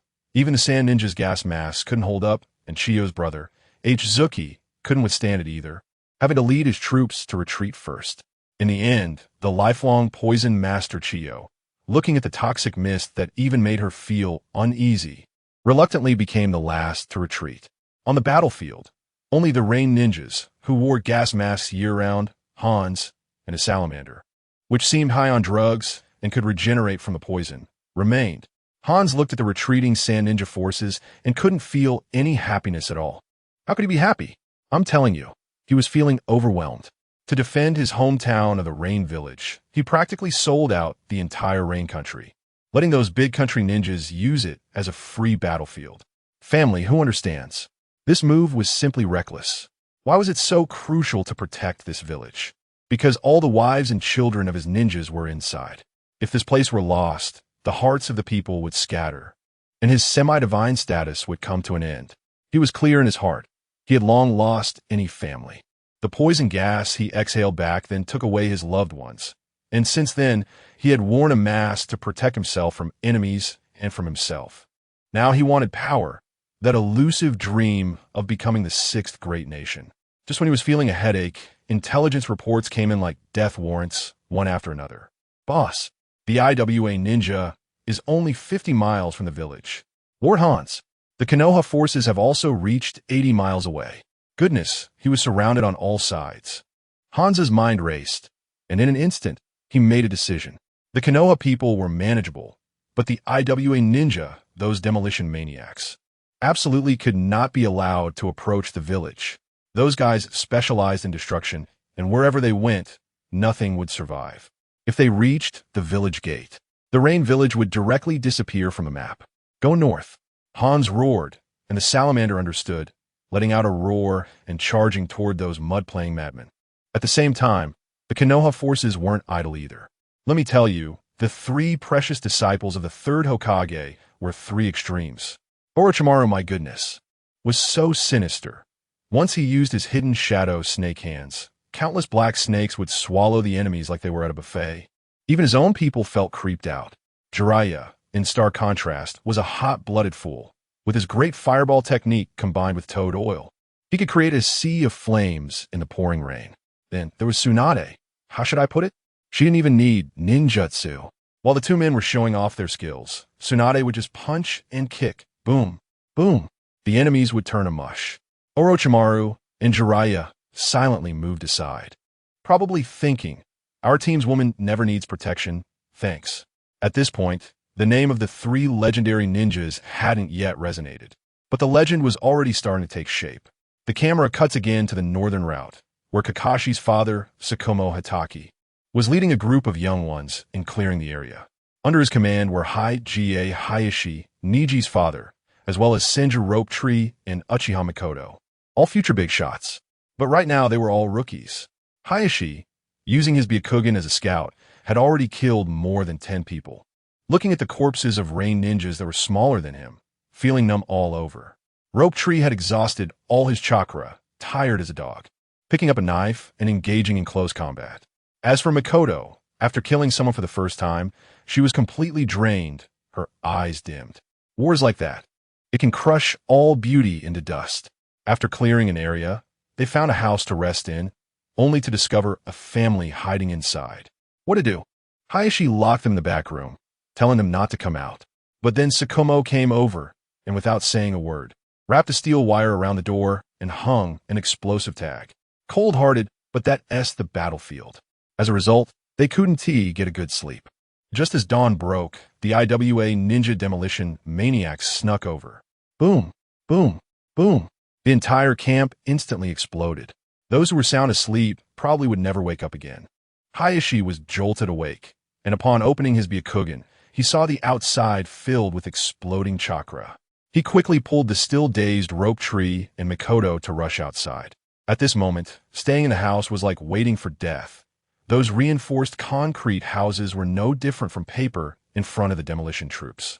The instant they charged outside, Hizashi suddenly remembered, wait, what about that family inside?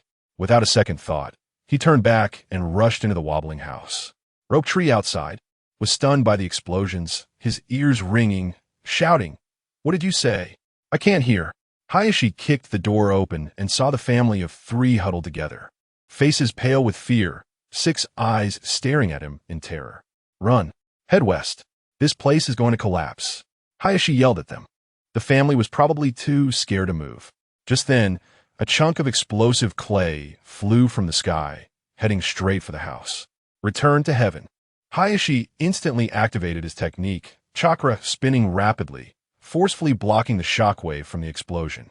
The explosive shockwave sent everything in the house flying, filling the air with burning scraps of paper, paper cranes, and paper flowers. I'm telling you, that scene was both magnificent and heart-wrenching. What are you still doing? Run west. The son was dizzy from the shock and shouted again in frustration. Only then did the family react, disappearing into the dawn's night with a little girl with violet hair without looking back. The Iwagakure's raid came quickly and left just as fast, retreating after dawn. But Konoha suffered heavy losses. Looking at the house reduced to rubble, the son ordered his sage Ju to use his ancestral water jutsu to extinguish the fire, while he himself ran into the ruins to search. As a result, he dug out a crushed photo frame from under a pile of debris. This matter was far from over. After suffering such a significant loss, did you think Hitaki Tsukumo would let it go? He wasn't foolish enough to charge Iwagakure's defenses with his troops, but he had his own methods. A raid that belonged solely to him had begun. I tell you, that scene was something else.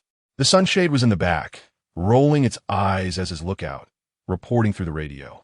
10 o'clock, 200 meters, for people.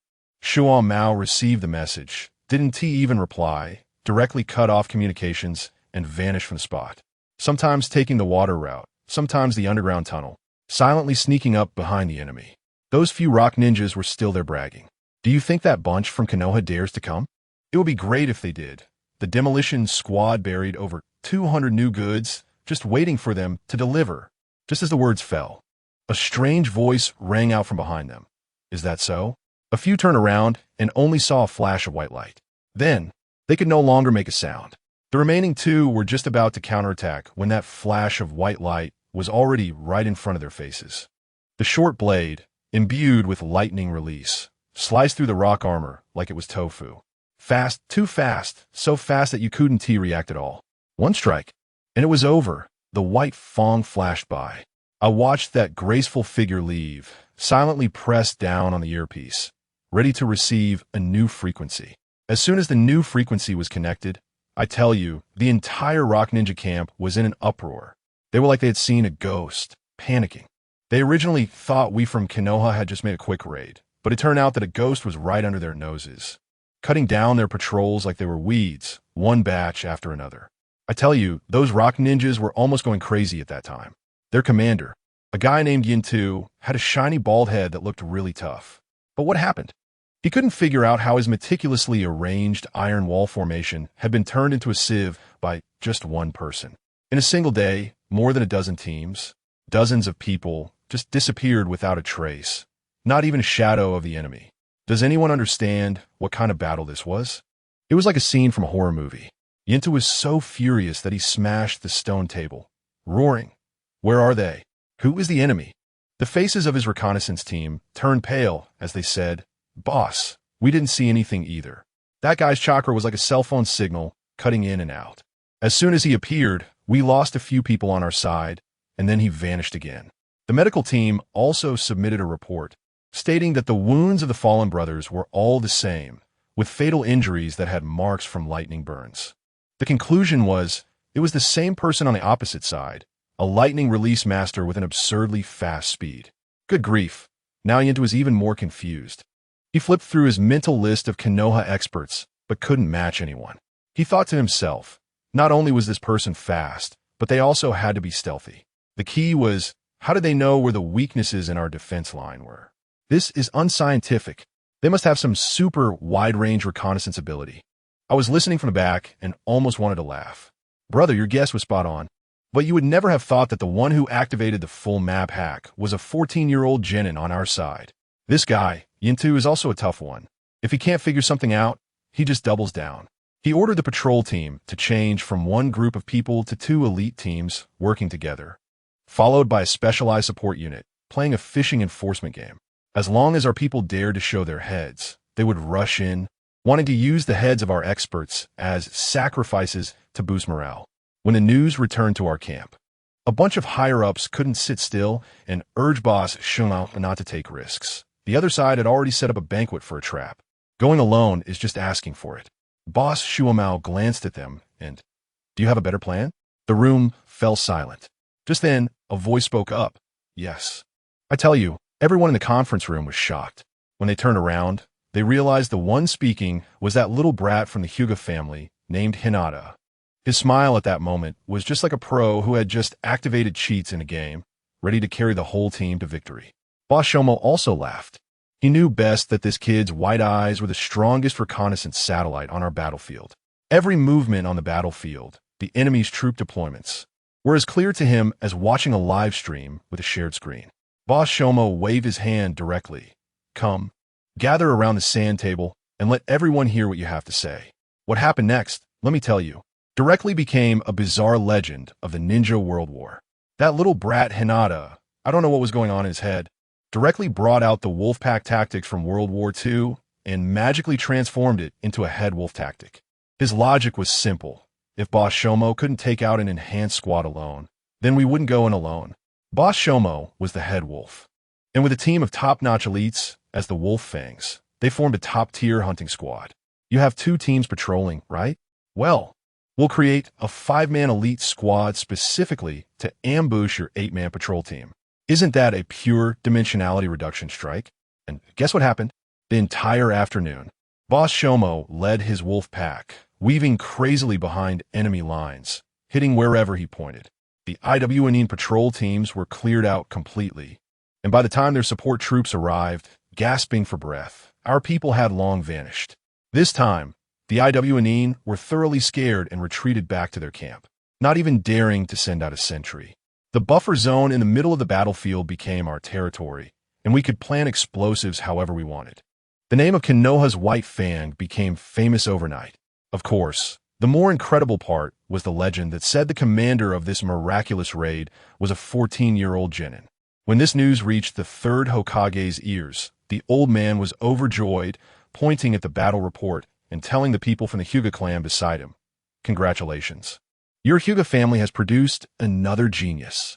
The expressions on the faces of those from the main family, let me tell you, were more colorful than a palette. But this peaceful time didn't last 3 days. The IWNine finally regained their composure. That guy Iwaguro probably figured it out.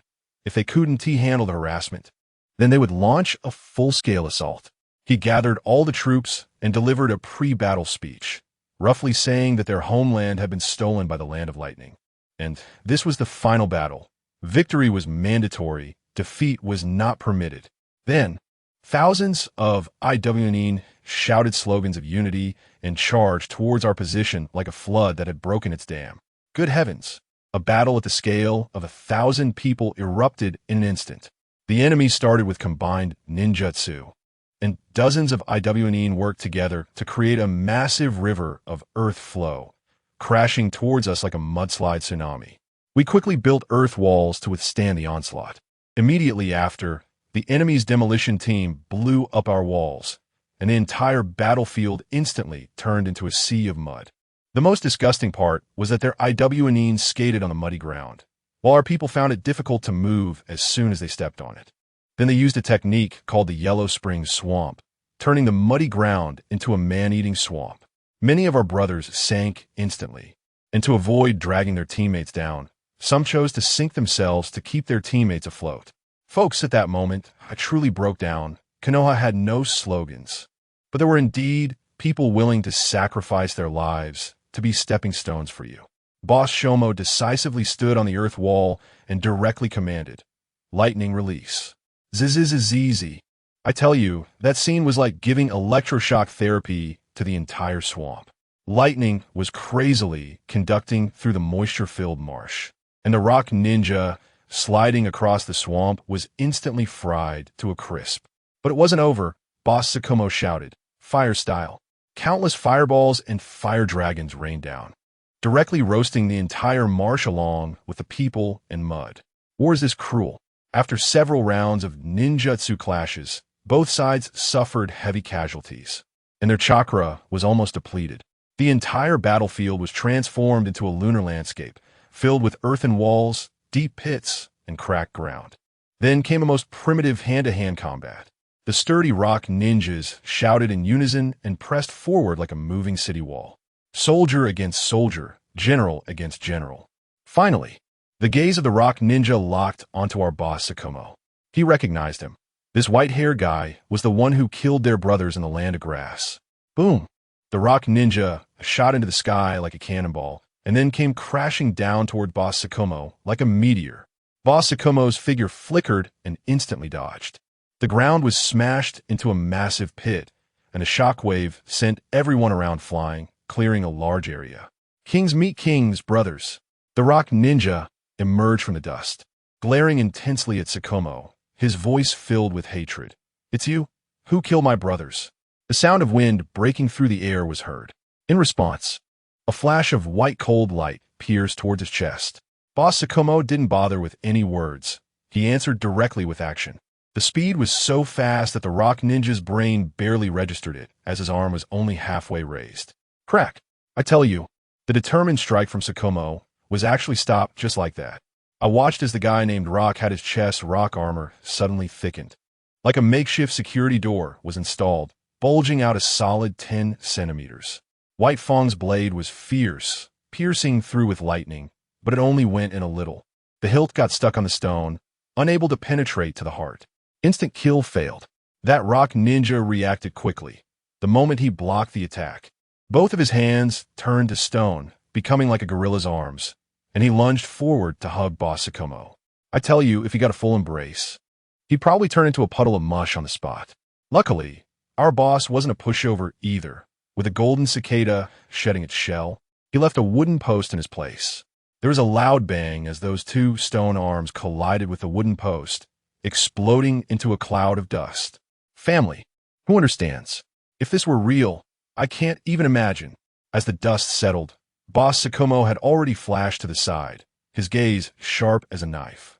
The rock ninja had dark blood seeping from his chest, but he didn't care. He wiped it and directly used his rock armor to seal the wound. He also looked frightened, probably cursing internally. I just finished my opening poem, and you want to kill me? No martial virtue. Now the two faced off. Neither dared to move. The rock ninja knew this guy's speed was outrageous and needed to find a way to restrict him. He spread his palms open, starting to gather chakra frantically, the earthy yellow light thick as an unyielding mudslide, clearly preparing something big. Boss Sakomo was also clever. Seeing this posture, he immediately retreated, creating distance and preparing for battle. At that moment, the rock ninja laughed, a vicious grin on his face. He suddenly shouted, his voice booming like thunder. "Ah, Earth-style secret technique, earthquake fist." Then, he punched heavily into the ground. I was puzzled at the time, as I didn't see any cracks in the ground or any earth spears, just a muffled sound? As it turned out, let me tell you, half a second later, a terrifying thing happened. Within a radius of 100 meters, all of us Konoha ninjas suddenly felt a severe numbness in our feet. Then our legs went weak. And one by one, we fell down like dumplings. Family, who understands this feeling? It was like being hit with a full arena silence and confinement. Simply an electronic spring trap. We couldn't even stand, and could only watch as the rock ninjas charged at us like they were on steroids, ready to reap. Our side was instantly thrown into chaos. It was a mess. Some were rolling on the ground, while others were crawling, completely turned into lambs to the slaughter. Shikamaru was closest and affected the most, but he managed to hold himself up with one hand, maintaining a running posture without falling. Although it was clear that his movements were restricted, he knew that if we didn't take down the rock ninjas soon, we would be completely wiped out. This guy, known as the vibration of rock, had this move as his signature technique. He looked at Shikamaru's embarrassed state and began to gather power again, preparing to unleash another round of standing punishment. Just at that critical moment, a loud shout suddenly rang out from our side, infused with chakra, echoing across the battlefield like a loudspeaker. Jump to dodge. I tell you, all the ninjas in Konoha, whether they understood or not, immediately jumped up like a reflex when they heard this. Kakashi, Hatake, Shino, everyone who could move leaped into the air. Bang! The second seismic punch hit the ground, but we were all in midair, perfectly missing. The scene was truly spectacular. The expression on Iwa's face was as dark as the bottom of a pot. He followed the source of the sound and saw, good heavens, a teenage brat with a pair of Byakugan eyes. New grudges and old hatreds surged to the forefront of his mind, and he pointed in my direction, using all his strength to roar. Kill that. Byakugan ninja. Damn. At that moment, I had the expression of an old man on the subway looking at his phone, instantly becoming the focus of the entire scene. Hundreds and thousands of murderous gazes all locked onto me in an instant. At that moment, I felt like it was over. I was going to be in big trouble. But our Konoha brothers really came through, surrounding me tightly in layers. My two teammates, Mikoto and Ju, also stood by my side immediately. I thought to myself, I can't back down. In front of everyone, I told my brothers to make way. The rock ninjas on the opposite side thought I was going to challenge them one-on-one, but instead, I quickly dodged behind my teammate, Mikoto. Just kidding, I'm a support. Of course, I stand behind and give commands. The timing was perfect. I shouted to Mikoto, now's the time. Mikoto understood immediately and cast a genjutsu, illusion, Shika's servant technique. The dozens of rock ninjas charging at the front instantly fell victim, as illusions appeared before them, triggering friendly fire. Our own people were attacking each other, and the scene became very chaotic. Ju also seized the opportunity, unleashing a water technique, water release, water severing wave. The high-pressure water blade was like a razor, taking down several more. Our morale was high, and taking advantage of their confusion, we launched a fierce attack. Once the rock ninja on the opposite side reacted, they unleashed earth and lightning techniques without restraint. Relying on my Byakugan, I saw everything clearly and shouted, "There is an ambush 3 meters underground. Lightning strike now." With a crackle of electricity, the few guys trying to sneak attack from below probably became one with the earth. The battle quickly escalated. We held our ground against over 50 of them with just over 20 of us. However, the cost was tremendous. Comrades fell one after another, and our front line was pushed to the limit. Even the medical ninjas joined the fray with kunai in hand. Just then, a rock ninja, Nin, broke through our defenses and charged at the three of us. He threw a clump of mud at us, and I instinctively knew it was bad news, so without thinking, I activated Reversal Heaven. Boom!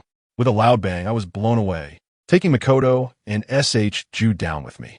The Nin charged forward, mockingly taunting me. Byakugan? Just a worthless genin hiding behind his teammates. Ju, with his short temper, erupted, shouting that Konoha's genin were definitely not worthless, and unleashed a water wave technique. However, the enemy just smirked, and a wall of earth rose up easily to block it. Water techniques can't break through earth techniques, you fool. He laughed, leaping over the earthen wall to slash at Ju. I quickly blocked with my kunai, but the force made my hands numb. This guy wouldn't shut up, chattering about how we were just kids playing house. I was fed up, waiting for an opportunity, and with a reversal heaven, I pushed him away. But he was pushed right into the position where Mikoto was about to cast her Jinjutsu. The J-Nin stumbled and instinctively slashed at the shadow that suddenly appeared beside him, only to hear a squelching sound as he struck his own teammate. He froze, realizing he had fallen for the Jinjutsu. Bastard, you made me kill my brother. He completely lost it, charging at Mikoto with his blade. At that critical moment, I caught a glimpse out of the corner of my eye of the big boss, Iwagakure Essien-2, who had been facing off against Kakashi. He noticed the peril we were in. He saw the distracted look in Kakashi's eyes, and then he revealed a cruel smile. Earth-style, Nightmare Swamp. He didn't attack Kakashi or anyone else. From dozens of meters away, this technique accurately landed right at the feet of the three of us in Team 5. I suddenly felt my feet give way, and the solid ground instantly turned into a thick, sticky quagmire. Let me tell you, it felt just like falling into ultra-concentrated sesame paste.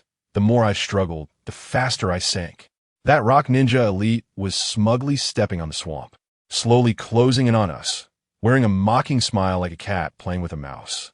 I watched helplessly as the bodies of my leaf ninja comrades, who had sacrificed themselves to protect me, were gradually swallowed by the swamp. I couldn't hesitate any longer. I looked at Mikoto, who was on the verge of tears, gritted my teeth, and used all my strength to push her away. When I turned back to look at Noboru, that guy had a dazed expression, completely oblivious to the situation. I felt irritated. You should get out too. I kicked him out as well. In that moment, I was completely trapped, the mud rising up to my knees. Mikoto was frantic, wanting to throw me a bandage to pull me out. But that rock ninja elite slashed through it with a single stroke. He stood between us, ready to give me a life lesson. Truly admirable, a lowly ninja, choosing to die for others. But unfortunately, you killed my brother. Seeing my furious expression without a word, he seemed even more excited, revealing a twisted smile. Since you're not afraid of death, I'll let you live a little longer. You'll get to witness what it feels like when your teammates, whom you protected with your life, die before you. He's gone mad. He has truly lost it. He laughed maniacally as he charged toward the newly freed Mikoto and Noboru. My mind went blank for a moment. That bastard was really triggered. I struggled desperately, trying to stand up by treading water, but there was chakra interference in this swamp, and it just wouldn't work. Using my rebirth to spray chakra out didn't help me push away the heavy mud. What should I do? Suddenly, I remembered that I could see with my Byakugan that there was a trick under that bastard's feet. He wasn't just standing on the mud. He was using chakra to harden the mud beneath him. Since he could do it, I could definitely do it too. I immediately imitated his method, frantically pouring my chakra into the mud beneath my feet, neutralizing the hostile chakra within and forcibly increasing its density. The meridians in my legs, due to years of practicing soft fist techniques, allowed for a massive output of chakra. Finally, I felt stability beneath me. I stood up. I roared, and the acupuncture points in my legs erupted with white chakra, forcefully pushing away the mud that was sticking to me, allowing me to rise from the swamp. But just as I escaped, I saw the last scene I wanted to witness. Shengshu, the rock ninja, thrust his blade towards Mikoto, and without a second thought, Shengshu collided with the blade, using his own body, while simultaneously thrusting his kunai towards the opponent with all his might.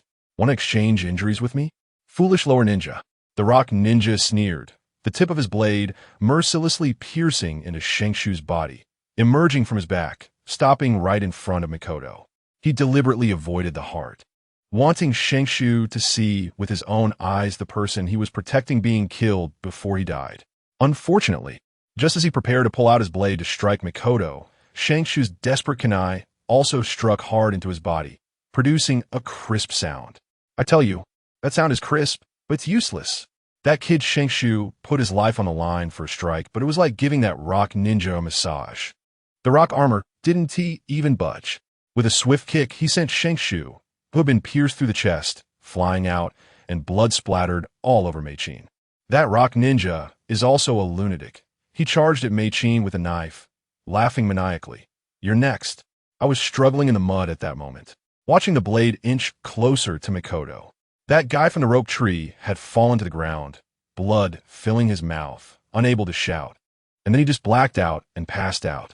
Who understands what the family members feel? It was just a little bit away, and another story of Uchiha Bito was about to play out in front of me. Can I stand that? Let me tell you, in that instant, I don't know where the strength came from, but my chakra exploded. I learned from that rock ninja, spreading chakra under my feet, my leg strength doubled, and I shot out of that damn mud pit in a flash. Just as the blade was about to touch Mikoto, HyugaHizashi arrived. Without a second thought, I reached out to grab the blade. With a loud rip, I tell you, that feeling was incredible. The glove felt like it was made of paper. Instantly breaking defense, the blade dug right into my flesh. Even the bones were screaming. The rock ninja was stunned, probably wondering how this kid got out of the swamp. I didn't have time to waste on him. Enduring the intense pain, I mocked him, thanks to the live demonstration on how to use chakra.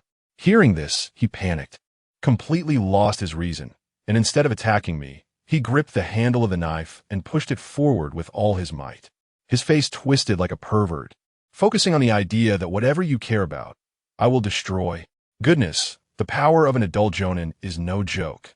That knife was inching forward in my hand, blood dripping down the blade, and it was about to stab Mikoto right in the forehead. I was going crazy at that moment. Chakra pouring out of my hand as if it were free, forcibly pushing my entire palm from the tip of the blade to the guard of the handle. My whole palm nearly torn in half before I finally managed to jam the knife. Blood dripped from the tip of the blade, landing right in Mikoto's eyes. I tell you, in that moment, a sudden change occurred. Mikoto's eyes, in an instant, transformed from pure black to blood red. Inside, a small black tomo was spinning wildly. The Sharingan. She actually awakened it at such a critical moment due to sheer stimulation. The rock ninja, upon seeing this, turned green with envy, shouting something about the Sharingan being his trophy, and became even more excited. But little did he know, disaster was about to befall him. Just as the tip of the blade was about to touch Mikoto's eyes, I suddenly felt a blur in front of me, that blood-red tomo spinning madly, as if everything around was being sucked in. When I came to my senses, the knife was still in my hand. Mikoto was fine, but the rock ninja across from me stood there like he was under a paralysis technique, completely frozen. Close-range eye technique, golden binding illusion. A top-tier illusion capable of temporarily controlling the body. The opportunity had arrived. I had been suppressed and beaten by this guy all day. I was fed up. With my empty left hand, I unleashed a flurry of attacks on his rocky shell. You are the real waste. Bagua palm. Bang, bang, bang. At first, it felt like hitting iron. My left hand was vibrating painfully. But so what? Could hurt more than my right hand. Can't hit. Then I'll use the chakra of the gentle fist to penetrate you directly. I was already seeing red, having forgotten how many strikes I had made. Just watching his rocky armor crack inch by inch. Then with a snap, it completely shattered. In my Byakugan's vision, his internal meridians and acupoints were thrown into chaos, and he turned a dead gray. Even so, that madman still clung to the knife until his dying breath. I looked at his lifeless gaze and sneered. If you don't put down a knife, I won't let go of Mikoto. With a sudden burst of strength in my right leg, I kicked him into the mud pit nearby that had almost buried me, and watched as he was completely swallowed by the swamp. Done. I turned around quickly to support the still dazed Mikoto. She had just opened her eyes, probably scared out of her wits, seeing everything in red. Fortunately, it seemed she could still recognize my white eyes and didn't take me for an enemy. I just finished wrapping up here while on the other side. That's where the real battle is happening. Kakashi Hitaki, our Konoha's White Fang, is locked in an intense fight with the opposing commander, Iwagakure. With a loud bang, lightning release and earth release collided, sending clouds of dust flying. That Iwagakure guy, relying on his high defense, took a hit head-on. As a result, although Captain Hitaki's blade pierced in, it wasn't deep enough. That Iwagakure guy was still smug, saying, "The same technique won't work." Suddenly, clay emerged from his hands, instantly binding White Fang's short sword and Captain Hitaki's hands and feet. Then, two massive stone hands came crashing down on Captain Hitaki like they were swatting flies. It looked like he was about to be flattened. With a loud bang, stone chips flew everywhere. However, there was no blood. That Iwagakure guy was momentarily stunned, only to realize, shadow clone. Before he could finish his sentence, a sound came from behind. Captain Hitaki's voice echoed softly. Using the same technique against a ninja twice can be fatal. Let me tell you, Captain Shuan Mao's moves were simply spectacular. He had long since used Earth Release to hide underground, and what was left outside to confront was just a shadow clone. It was all about misdirection. The real killing move was to flank from behind. That guy, Yin Tu, had piled all his defenses in front, leaving his back wide open. Captain Shuan Mao didn't even use a knife. He directly condensed lightning release chakra in his right hand, almost like another form of lightning cutter, quiet yet deadly. With one strike, he pierced through Yin Tu's heart. Yin Tu was quite a man. Even after having his heart blown apart, he still thought about counterattacking. But when he turned around, Captain Shuan Mao had already withdrawn his hand and sheathed his sword, retreating far away. The surrounding IWA shinobi went crazy, rushing in to try to save him, but with a shattered heart, even gods couldn't save him. Yin Tu grabbed a big guy named Huang Tu and, with his last breath, ordered, "Huang Tuesday, take the troops and leave." Huang Tu cried like a 200-pound child, refusing to leave, wanting revenge. Yin Tu coughed up blood and said, "This is war. The village needs you." After saying that, he used all his remaining chakra to create a massive rock wall, dozens of meters high and over 100 meters wide, between us and them, burying himself forever within the wall. A great battle ended just like that. On the battlefield, it was a scene of devastation. Captain Shuan Mao stood on that high wall, ordering to assist the wounded and saying there was no need to pursue anymore. Of the survivors, only about 1 in 10 remained. I rushed to see Shanshi, and that kid's necklace on his chest was still emitting a faint green light, keeping him alive. I quickly used my white eyes to seal a few of his acupuncture points to stop the bleeding, then yelled for a medical ninja. Mei-Chin wanted to help bandage him, but her hands were shaking like a sieve. "Shut up. If you keep bleeding, you're really going to die," I shouted at the stubborn Shanshi while grabbing the bandages and quickly doing a simple treatment for him. After calming Mei-Chin down, her Sharingan finally receded, turning back into those pitch-black eyes. Cleaning up the battlefield was never an easy task. Who understands what family means? Those enemies who weren't completely dead yet had to be finished off. That is professionalism. Some high-ranking ninja corpses had to be taken back with sealing scrolls for the intelligence department to analyze their brains. War is this cruel. I watched the busy ninjas of Konoha and instinctively stood in front of Mikoto, not wanting her to see this. At that moment, Mikoto came to my side, took my right hand that had been deeply cut to the bone by a blade, and carefully bandaged it with a clean wrap. Her technique was so gentle. After finishing, she even tied a cute bow on the back of my hand. Me, looking at that bow, I felt completely stunned. Then I looked at Mikoto's big watery eyes filled with concern, and suddenly an idea struck me. I recalled the feeling of catching a blade with my bare hands just now. I tried to channel my chakra, covering my right hand that was wrapped up like a rice dumpling. Instantly, a layer of light white chakra appeared on my hand, faintly forming the shape of a lion's head. What the heck? The twin lion fist? Isn't that my future niece Hinata's signature move? A skill developed to protect Naruto? Who am I protecting? I instinctively looked at Mikoto. "What is this, Nichijukuin?" she asked curiously. It's a new skill I just thought of." I blushed, feeling embarrassed to admit that I had developed it for her. I looked at her small face covered in blood and tear stains, and suddenly feeling impulsive. I lifted her hand tied with a bow and gently wiped her face with a piece of gauze. Then, I pinched her cheek lightly with my thumb and index finger and pushed up, forcing a smile out of her. Her face instantly turned red, and she shyly ran away. I looked at my hands and couldn't help but smile wryly. Damn it, I can't help myself. After I got injured, my brain just crashed, and I started having all these philosophical thoughts. What is my soft fist, the way of protection? Protecting a lollipop? I'm just a salted fish who wants to lie flat. Okay, but then I thought, it seems to make sense. If I could be strong enough to protect the people I care about, wouldn't I be able to lie flat in peace? The logic closed, everyone. All right, let's protect then. I looked down at my hand, wrapped up like a rice dumpling by Mikoto, and started making plans in my mind. The Hinata family's physique is incompatible with a tribute ninjutsu, but our control over chakra is top-notch. Plus, with my Byakugan, I'm basically a human CT scanner. Not learning medical ninjutsu would be a waste of talent. In the future, if I get hurt in a fight, I can heal myself, and by the way, I glanced at the nearby Shoshin, who was still humming to himself, and the puffy Mikoto taking care of him. This kid gets a free ride. At least, if she has any bumps or bruises in the future, I can rush over immediately. It's settled.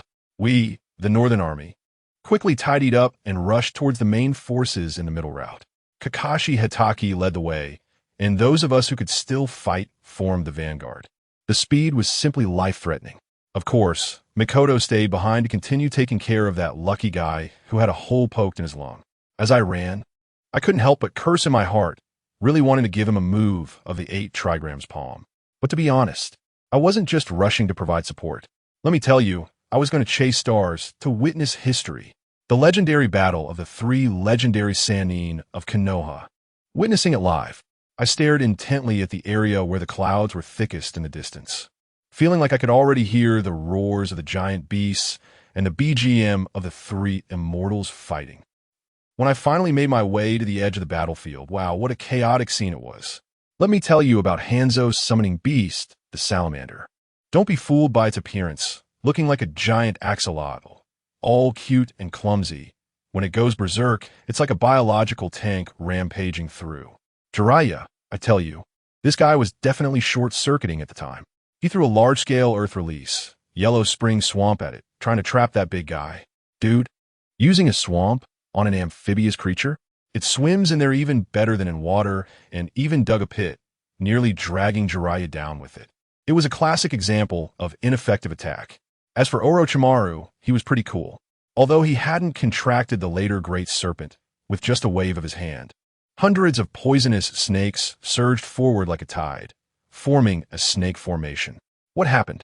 That salamander has tough skin and high poison resistance. It treated the swarm of snakes like an all-you-can-eat buffet, chomping down and turning Orochimaru's carefully raised brood into snake soup. And Tsunade, she took one look at that sticky, slippery giant and probably had her cleanliness issues triggered, feeling so disgusted that she didn't even want to hit it. Besides, with all that fat, her punch would probably feel like hitting jelly. It wouldn't break through the defense at all. The 3 of them looked at each other and thought, well, this baby is unmovable. Let's deal with the main target first. So they bypassed the salamander that was still rampaging over the minions on the battlefield and charged straight at Hanzo himself. Let me tell you, Hanzo's reputation as a demigod is no joke. The scythe in his hand, equipped with an iron weight, is a bizarre weapon, and his moves are even stranger. With one move, he executes a double strike with the scythe. First, he swings that massive iron weight like a meteor hammer. If you block or dodge, your movements will definitely be delayed, and then his chain-link scythe comes slicing through with a wide attack range, coated in deadly poison, leaving no way to escape. Guess what happened? Tsunade, my only sister, directly countered that flying iron weight with a punch. There was a huge bang, and she actually knocked it back. Hanzo was stunned, and while dodging his own returning weapon, he stumbled back from the force. He looked at Tsunade, his eyes filled with shock, as if to say, "Is this woman a monster?" Hanzo, still cheeky, commented, "What immense strength to think it would come from a woman."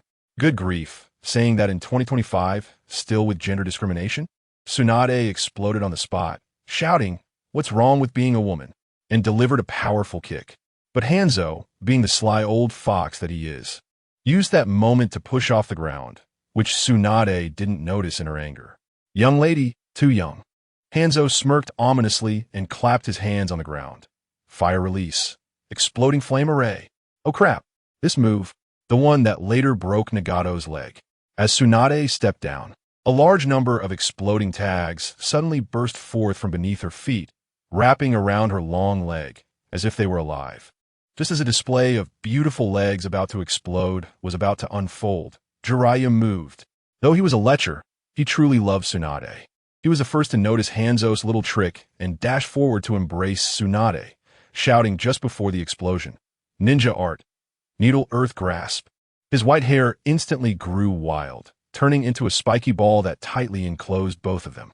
This kind of defense technique that doesn't require hand signs was what saved them at such a critical moment. Boom! The explosion was deafening. Hanzo was still pretending to be a master, commenting, "Oh, you were actually saved? Not a bad technique." Before he could finish, several large snakes suddenly sprang up from the ground, binding him tightly. It was Orochimaru, who understands. While Jiraiya heroically saved the beauty, Snake Uncle had quietly burrowed underground, using Tsunade as bait to successfully ambush the boss. This damned task-oriented personality is just too much. Got you. Orochimaru appeared, licking his tongue, his gaze icy. But Hanzo was even more ruthless. While bound, he suddenly exhaled green toxic gas from every pore.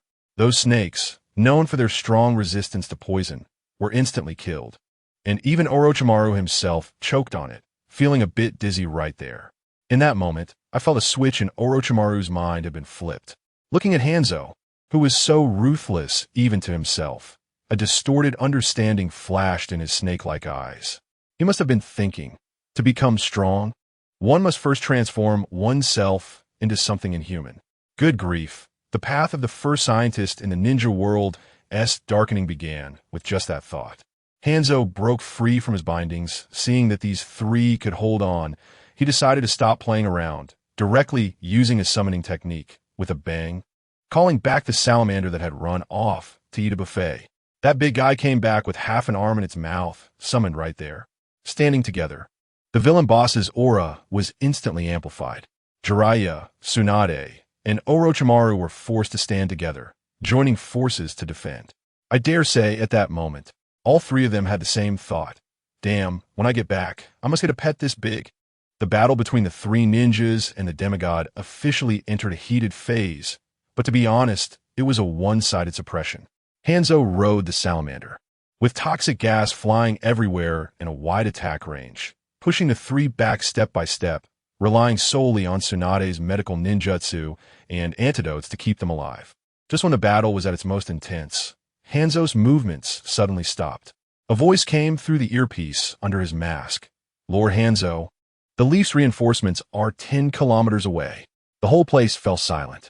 Hanzo stood on the salamander's head, looking down at the three young people, who were exhausted but still standing together, and remained silent for a long time. Finally, he slowly raised his scythe, pointing it at them. "You thought that was exciting enough? Hold on, that was just the appetizer." At the other end of the battlefield, a true king versus king, divine clash was just beginning. That was our Leaf's Southern Army, facing the Sand Ninja forces from the Land of Wind. Over the past 6 months, both sides had traded blows, but we in the Leaf, under the personal leadership of the third Hokage, Hiruzen Sarutobi, had gained the upper hand, pushing the Sand Ninja all the way from the central rain country to the southwestern border. Now, the decisive battle had come.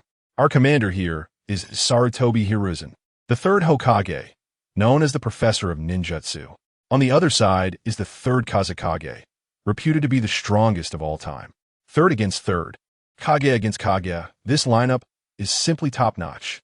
With a single command from the old man Sarutobi, the Konoha army launched a full-scale attack. The Sand Ninjas on the opposite side are also driven mad. They're truly willing to fight to the death for the water-rich land of the rain country. Let me tell you, the way the third Kazekage made his entrance was simply ostentatious.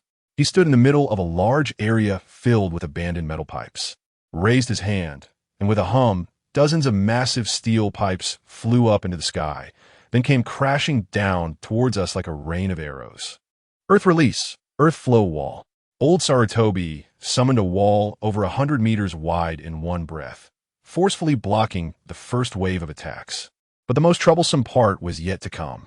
The third Kazekage's bloodline limit was magnet release. Goodness, all the metal on the battlefield, shurikens, kunai, ninja swords, was under his control, raining down like a storm of blades, and we couldn't even use our weapons. The moment we did, they turned against us. Seeing that long-range attacks were too disadvantageous, the old man immediately decided to go for a face-to-face confrontation and charge straight at the third Kazekage. Water release, water dragon bullet technique. In the rain, the old man's water release doubled in power, and a water dragon several dozen meters long roared forward. The third Kazekage used the metal he controlled to form an iron wall to block it, then countered with magnet release, dance of the metal, sending metal blades flying towards the old man from all directions. Summoning technique, Monkey King. At a critical moment, the old man called upon his old partner, the Monkey King. This giant ape stood there, and any weapons that hit him felt like mere tickles. The Monkey King transformed into a golden staff, and the old man wielded it, smashing it down on the Kazekage's sand and iron defense. The Kazekage knew he was weak in close combat. Seeing the old man up close, he immediately used magnet release to lift himself and flew several dozen meters into the air. Now it was troublesome. A flying mage against a group of warriors on the ground. How could we fight back? The third Kazekage, now hovering in the sky, finally revealed a sinister smile and began to unleash his big moves. Standing at the high point of the battlefield, he spread his arms. And all the metal that could be magnetized on the battlefield, thousands of shurikens, kunai, broken blades, buzzed and flew into the air, gathering into a black torrent of steel. The scene, let me tell you, was like Magneto was right there. It was simply a metal storm. The countless blades all aimed directly at Sarutobi Hiruzen. Charge in! With a roar, the Kazekage commanded the cloud of death made of countless weapons to pour down on the third Hokage. Ping ping pong. The old man swung the golden staff, moving as fast as lightning, constantly blocking and dodging. But the attacks were too dense, with dead angles all around. Even at his peak, the strongest ninja, he still suffered several cuts and was ultimately forced to use an all-around defensive ninjutsu. Goodness, let me tell you. The old man immediately countered with an earth release barrier, earth prison. This old man, known as the professor of ninjutsu, played with 5 elemental ninjutsu so smoothly. He was instantly surrounded by a thick earth wall as tall as a small mountain, like a giant turtle shell, withstanding the torrential metal storm. But the Kazekage was floating in the air, like Magneto, controlling the metal storm, relentlessly attacking the old man's turtle shell. Honestly, folks, it was like digging ice cream with a spoon, scraping away little by little. The earth wall was visibly getting thinner, just as it was about to break. The Kazekage got excited and prepared something big. A mass of metal weighing tons transformed into a giant drill, magnet release, sand iron assault, and with a boom, it came crashing down. At that moment, my heart sank. I thought it was over, and a hard confrontation would definitely lead to disaster. What happened next? Goodness. The old man predicted your prediction. Just a second before that giant drill came crashing down, he directly used a technique to burrow underground and slipped away. By the time he reemerged, he had already teleported right under the wind's shadow. The golden rod went thud as it struck the ground, like a pole vault, and with a whoosh, it shot the old man up into the sky, directly hitting that fragile mage in the face. The old man was well aware that these sand-wielding mages had close combat abilities close to zero. Swinging the rod created a fierce wind, forcing the wind shadow to retreat step by step, and the makeshift sand iron shield crumbled like paper, breaking upon contact. This pushed the mage to desperation, and he unleashed his ultimate move. Magnetic escape, barrier absolute defense. All the sand iron instantly returned to defense, wrapping him into a 360-degree metal ball with no blind spots. I tell you, this thing was way harder than Gar Sandball. The scene froze. One was outside banging on a metal ball, making clanging sounds like blacksmithing. The other was inside, curled up like a turtle. Wasn't this just a pure battle of stamina? But did you think this old veteran would waste time with you? Naive. He had already figured out the problem. So, you have a metal ball, right? Your physical defense is maxed out, right? But you conduct electricity and heat.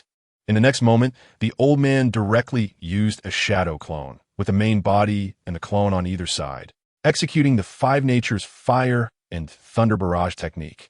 Damn, the Thunder-Fire dual package was instantly unleashed.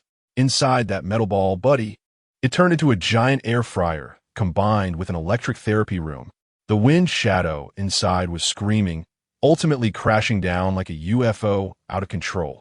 With a bang, it hit the ground, leaving a long black mark. When the metal ball opened, the guy inside was smoking all over, electrified and twitching, his skin burned. As a result, this guy was also tough, Even after being shocked, he used his last breath to shout a name, Hizashi, just as the words left his mouth. A half-human, half-beast monster suddenly went wild from afar, letting out a roar and charging towards our Leaf Village group. As it got closer, we could see it clearly. Half of it was human, and the other half looked like a monster, dragging a tail covered in spikes behind it. A Jinchuriki. The old man's face changed. The monster, with its last shred of sanity, shouted, "Sleep technique." Then boom. A mushroom cloud exploded, and a giant raccoon the size of a mountain, with a tail covered in feathers, made a dazzling entrance. This guy was different from other tailed beasts. He was a chatterbox. As soon as he appeared, he complained about the dampness of the place. "Ha ha ha. Where is this? I hate this place." Hearing someone on our side call it a monster, it immediately got riled up. "You despicable ninjas dare to call me a monster? Ha ha ha. Then let's kill." After saying that, it opened its mouth, which was half the size of its face, took a deep breath, and then slapped its hands on its belly. Wind release air bullet. Damn, that thing is like a cannonball, spewing out one after another. It's like a machine gun, puffing out wind balls. The whole battlefield looks like it's been hit by a level 12 typhoon. Trees are being blown down, and the ninjas who can't escape are being swept up into the air like dumplings, crashing down and turning into meat patties. The sand ninjas had already received orders and slipped away far in advance, leaving us from the Leaf Village in disarray in the wind. This big raccoon is quite clever. Knowing that the tailed beast bombs consume a lot of chakra, it specifically uses this low-consumption, high-power technique to clear out the small fry, and it's just so satisfying. After spraying for a while, it started to go crazy, spinning in circles, unleashing an infinite sandstorm. It whipped up a sandstorm that covered the entire battlefield, plowing through it. At this moment, it's all about the third Hokage, seeing that this creature is made of sand and complaining about the rain. Its weakness is right there in front of him. ISNT it, Earth style, swamp of the underworld. First, let us sink its legs. Then he shouts to all the Leaf Ninjas, "Everyone, use water-style attacks. Flood it." Good heavens, in an instant, all sorts of water dragon bullets and massive waterfalls came crashing down on Shikaku. That big raccoon, soaked by the water, turned the sand on its body into a wet and heavy mess, like cement, unable to move at all, just gurgling as it was flooded with water.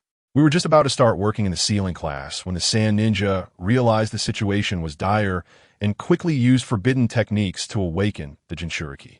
That big raccoon was howling not to sleep and was sucked back in. The Wind Shadow saw this and thought, "Well, we can't win, let's retreat," ordering the entire army to withdraw. Just like that, the war in the Land of Rain, which lasted over a year, finally came to an end. The war was over, but it was still raining, making it hard for anyone to feel a sense of victory. I followed our teacher, Konoha White Fang, Hataki Sakumo, to join the main force. Wow, I even saw the legendary three ninjas. Jiraiya was just as expected, a passionate guy, chatting with everyone. Tsunade, since her brother Nawaki didn't die this time, just got severely injured, was in a much better mood, though a bit violent, treating him while giving him love punches. The most unsettling was Orochimaru, with those snake-like eyes, constantly staring at my Byakugan, making me feel uneasy, so I quickly hid behind my teacher. To be honest, after this battle, everyone changed. I'm no longer the lazy slacker I used to be. We were walking on a muddy road when suddenly, Orochimaru, who was at the front, stopped and coldly said, "Who? Come out." The whole team instantly went on high alert. I instinctively rolled my eyes and saw 3 children hiding behind a tree not far away. My heart dropped at that moment, thinking, oh no, it can't be them, right?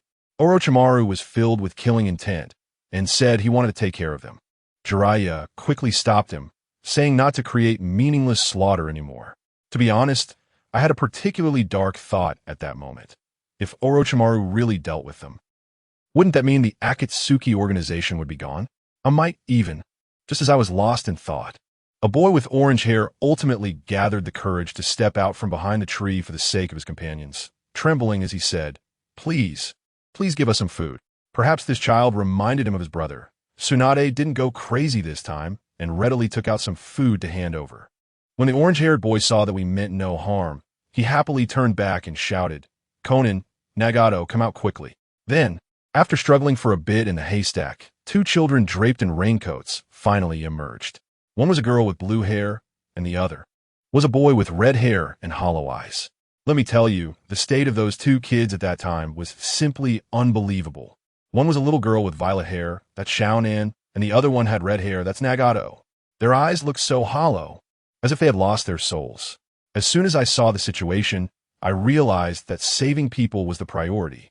I immediately turned to my teammate Mei-chin and asked, "Do you have any food?" Mei-chin, being incredibly kind, without a second thought, took out her supplies and gave me all her rations. That guy Shungtai was next to us, searching himself all over, but ended up with nothing. It seemed that after getting injured, he had someone else carry his things for him. I held the food and greeted my teacher, Kakashi Hitaki, before walking directly towards the three kids. Among them, the one leading was named Yahi, and I stuffed all the food into his hands. The three kids across from me had nothing to offer in return. The little guy named Nin seemed to have forgotten me, but still gave me a very sincere smile. Family, who understands? Just that one smile made all the struggles we had been through feel worthwhile. With this action of mine, wow, I completely stunned the white-haired old man next to me, who is Jiraiya. He was originally arguing with his teammate, Orochimaru. But when he saw that we had started humanitarian rescue efforts, his saintly heart exploded, and he insisted on staying to teach these kids ninjutsu, calling it atonement. All right then, you're amazing. Our main group left first, but I kept an eye out. Before I left, I secretly stuffed a photo at the very bottom of the food package. It was the family photo of Xiao Nan and her parents that I found earlier in that burnt house. I don't know why, but I feel that this little girl will eventually become a heartless killer, so I wanted to leave her a memory. I followed the main group, my eyes wide open, as if I was watching a live stream from a god's perspective. Sure enough, when they opened the food package, they found that photo. Konan initially let out a small HM, but then couldn't hold back and started to sob. And then, that red-haired kid, Nagato, he actually turned around. Oh my god, that gaze, those circles in his eyes, the Rinnegan, my family. He definitely sensed me. He glanced at the Leaf Village forehead protector on my arm, and his fist tightened. Just at that tense moment, my teammate Mikoto tugged at me, "Hizashi, it's time to go." Almost simultaneously, Konan also turned around and called Nagato to catch up. Both of us, from a distance, snapped out of our daze and then turned to follow our respective teams. Two completely different paths unfolded beneath our feet.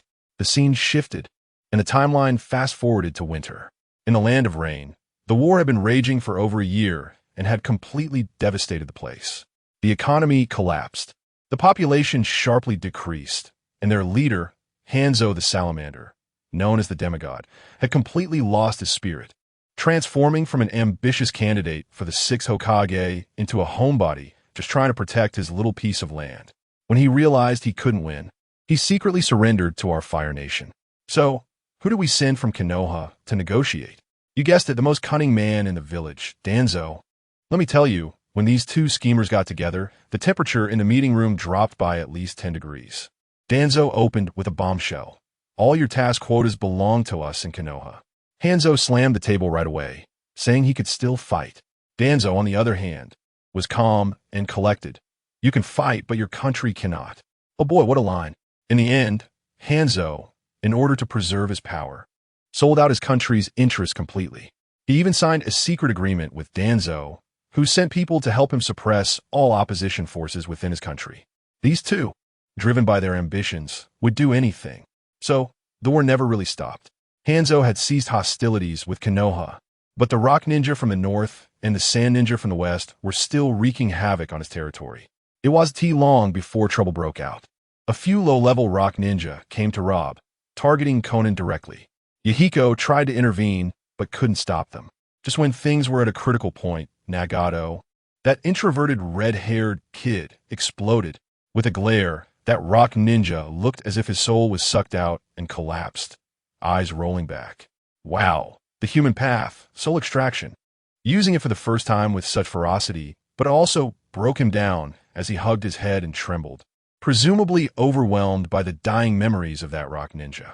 Jiraiya arrived just then and was stunned when he saw Nagato's Rinnegan. Holy crap, the child of prophecy. He immediately decided, starting tomorrow, he would teach them ninjutsu. So, Jiraiya became both a caretaker and a teacher. Yahiko, the hot-blooded fool, could barely form hand seals without injuring his fingers. Nagato was a genius, but was always emo, feeling that his parents had been killed by ninjas. And now he had become a ninja himself, feeling particularly lost. Conan was the gentle glue holding them together. One time, when Yahiko was bragging about wanting to change the country when he grew up, both Conan and Nagato actually believed him. Jiraiya looked at these three lively kids and was inspired, writing his novel every day, titled Tale of the Strong Will of the Ninja. It is said that the main character's name was eventually settled as Naruto. Just as Jiraiya was enjoying peaceful days, the Ninja World War broke out in full force. We returned to the village to rest, and Tsunade and Orochimaru were sent south to engage in a fierce battle with Chiyo of the Sand Village, the three legendary ninjas. Thus went their separate ways. One sought elusive peace, one used medical ninjutsu to save lives, and the other delved into the quagmire of immortality. By the time we returned to the gates of Konoha, what a scene it was! The drums were beating, and there was a sea of people. Those who didn't know would think a top star was holding concert. All the villagers came out to welcome us heroes. Of course, 99 of the cheers were for my teacher, Tsukumo Hitaki. The name Konoha White Fang is now the key to popularity. A few of us kids follow behind, also basking in some of the glory. I could even hear classmates in the crowd shouting our names. Shinju, Shinju, Mikoto-chan, over here. My classmates Cheeto and Chiba are waving over there energetically. Watching this lively scene, a girl next to me also gathered her courage and shouted loudly, "Hey, over here. It's Chishin Shumiko." Our teacher, Amiya-sensei, is over there calling out to the three of us. Let me tell you, that scene was something else. Our group had just returned to the village, and those classmates rushed over like they were crazy, almost crushing my skinny frame. Teacher Hitaki and Teacher Himura exchanged nods, and then let the three of us roam free. Goodness, Uchiha Mikoto immediately switched to her lady mode, cupping her face and politely greeting the teachers and classmates, showing that she was well-mannered and educated. Teacher Himura was quite enthusiastic, saying that the three of us were the only ones from the last class who had been on the battlefield, especially bringing the younger students to learn from us. As for me, I just replied with a deadpan thank you, while the guy next to me, S.H. Jew, was too pained to speak and could only grin, which left the teacher feeling a bit frustrated. And guess what happened next? Our class's number one troublemaker, Chid Tetsu, came up and hit me with a classic question. He shouted at S.H. Jew, "Is war fun?" Who understands that, right? I just wanted to roll my eyes at him. The way S.H. Jew looked at him was like he was staring at some ancient creature, probably wondering how he ever ended up playing with such a fool. Mikoto quickly intervened, saying S.H. Jew was injured and couldn't speak. But Chid Tetsu wouldn't give up, circling around S.H. Jew and insisting on seeing the medals left by the war. I couldn't watch any longer and shoved him aside. That kid can't afford to get hurt again. Otherwise, Mikoto would have to take care of him, and I really don't want to see that scene. Chid Tetsu was taken aback by my push, probably wondering when I got so strong. He glanced at the silent S.H. Jew, curled his lip, and decided it was boring and left. Hey, this kid had been quiet for a few days because of the war, and I'm actually a bit unaccustomed to it. Later, when the classmates saw that the three of us seemed to be on a different wavelength, they all dispersed. I tell you, after going through the battlefield, it felt like I was a generation apart from them. Just then, I spotted our class's Hyunkai, and when she saw the amulet around my neck, she smiled at me. We just stood there, staring at each other, speechless. The air was filled with a mix of awkwardness and subtlety. Mikoto was surrounded by classmates asking all sorts of questions, completely oblivious to my cabbage status and where I was going. I was looking around when, suddenly, my eyes went wide and I experienced a shock. What did I see? Let me tell you, I was speechless. Our legendary teacher, Kakashi Hitaki, was actually accompanied by a girl. This was too shocking, but let's set that aside for now and get back to the main point. You know what? Because my teacher achieved great merit in the Land of Wind, the third Hokage couldn't sit still. The old man was pacing in his office, pondering how to reward this young hero. I tell you, in times of war, what is needed most are heroic idols to stabilize the morale of the troops. So, the third Hokage gritted his teeth and did something big. He pulled out an old chest. Inside was the Hokage cloak of the first Hokage, white with red edges. It was truly impressive.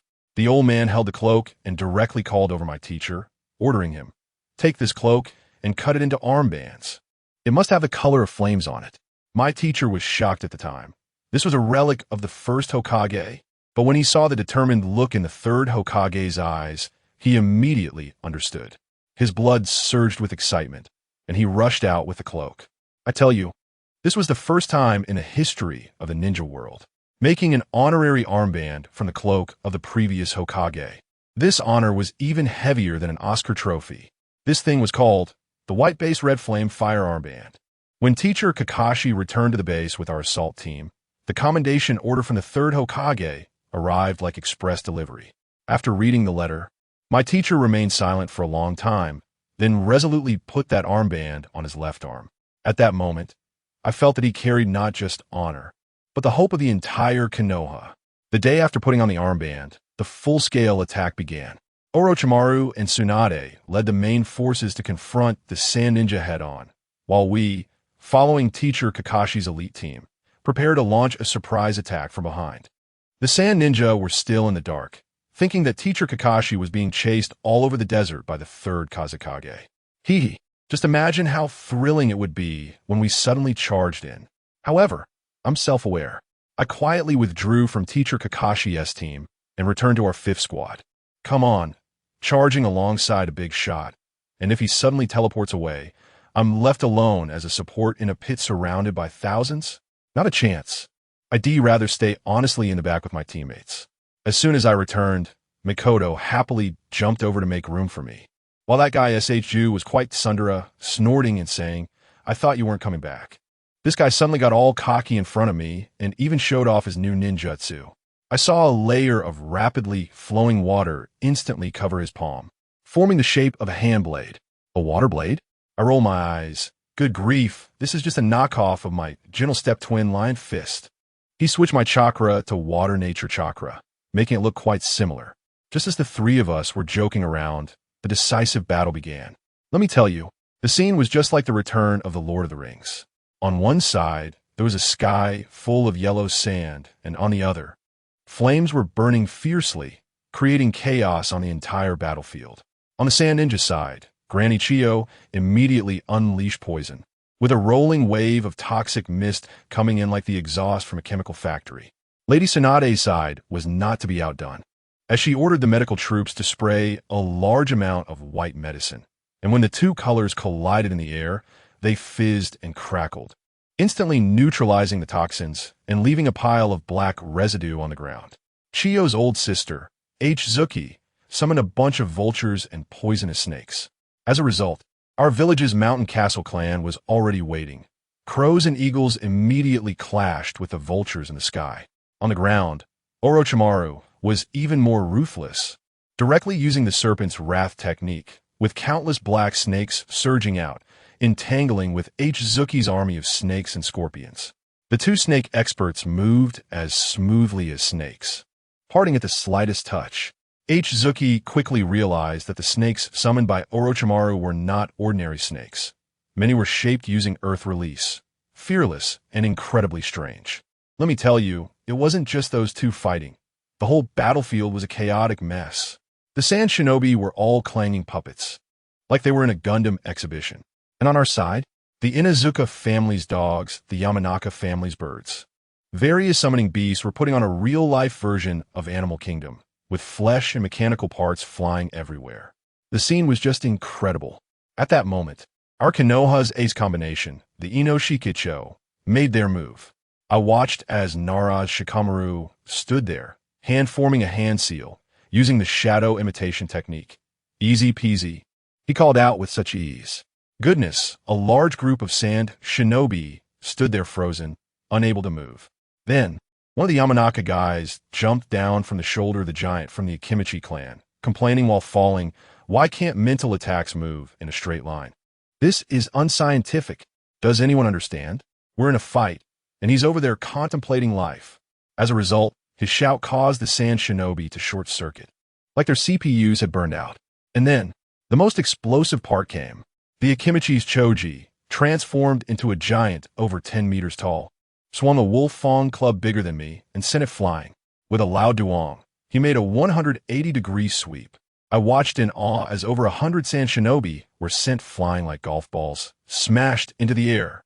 A huge pit was created on the ground.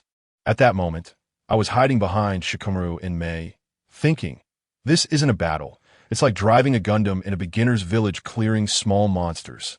It felt so secure. The battlefield was a complete mess, with both sides' clothes so dirty you couldn't tell the colors, relying solely on headbands to distinguish people. Just then, a bunch of explosive tags suddenly flew over. I reacted quickly, using Heavenly Reversal. A 360-degree defense sent all those things flying. I couldn't help but complain. Did they really think our Hyuga clan's absolute defense was made of paper? That kid Shikamaru was good too, using Water Blade like it was nothing. Wame took down a bunch with an illusion technique, throwing shuriken like they were free, working together so smoothly. But the real turning point was when my teacher, Konoha White Fang, Hataki Sakumo, made his appearance. I'm telling you, that white figure was like a lightning bolt striking the battlefield. Our side saw Lord White Fang arrive and instantly charged forward like they were on adrenaline, yelling. The Sand Shinobi, on the other hand, their faces turned pale, and some even started shaking. Granny Chiyo saw my teacher. Her eyes turned red, and she crazily tried to charge forward to fight, but was stopped by Lady Tsunade. Poor Hiruzen was even worse, being beaten down by Orochimaru, and upon seeing my teacher, he probably felt them all over. The whole situation flipped in an instant. The Sand Shinobi were being pushed back in defeat. Why? Because their strongest, the third Kazekage, had been called away, and now there was no one at home to withstand my teacher's might. Just then, the Sand Shinobi were finally about to turn the tables. Their Jinchuriki, a guy named Gara, realized he was about to lose and recalled the Kazekage's instructions before leaving. Let me tell you, the tailed beasts are like nuclear weapons. Who would detonate a nuclear bomb in their own home? But this guy was forced into a corner. He roared, determined not to let the Wind Country lose. Then, he used a technique called sand sleep, voluntarily giving up his consciousness.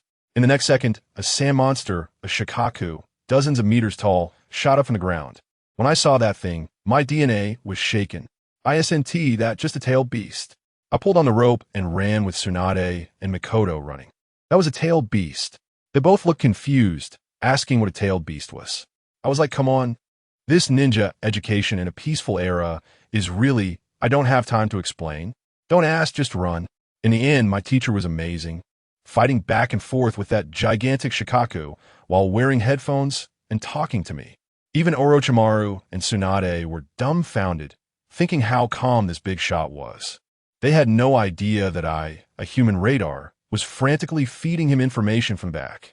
I activated my Byakugan and immediately saw the secret in Shikaku's sandy body. The Jinchuriki was right in the center of its forehead. I hurriedly told my teacher through the headphones, "Teacher, the weak point is in the forehead, but there's a 2-meter thick shell of sand outside." My teacher replied with 3 words, "Got it." Then, he began to command the 3 ninjas. Orochimaru used Earth Release, causing the sand under Shikaku's feet to collapse and trap it.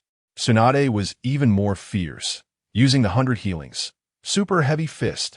Bam! She directly smashed a big pit into Shikaku's forehead. Let me tell you, that raccoon face was flattened, but it didn't wake the person inside. I quickly reported, "Teacher, there's still 1 meter." Without saying a word, my teacher charged up with white lightning all over his body and thrust his sword into that pit. The sword wasn't long enough, but the lightning release crackled as it poured in, directly waking up the Jinchuriki inside. In the next second, the dozens of meters tall sand giant collapsed with a crash, turning back into ordinary sand all over the ground. That Jinchuriki, Kizuki, coughed up blood and was surrounded by my teacher, Tsunade, and Orochimaru. But no one expected that this guy was tough. He looked at my teacher, gave a grim smile, and said, "I want to let you in."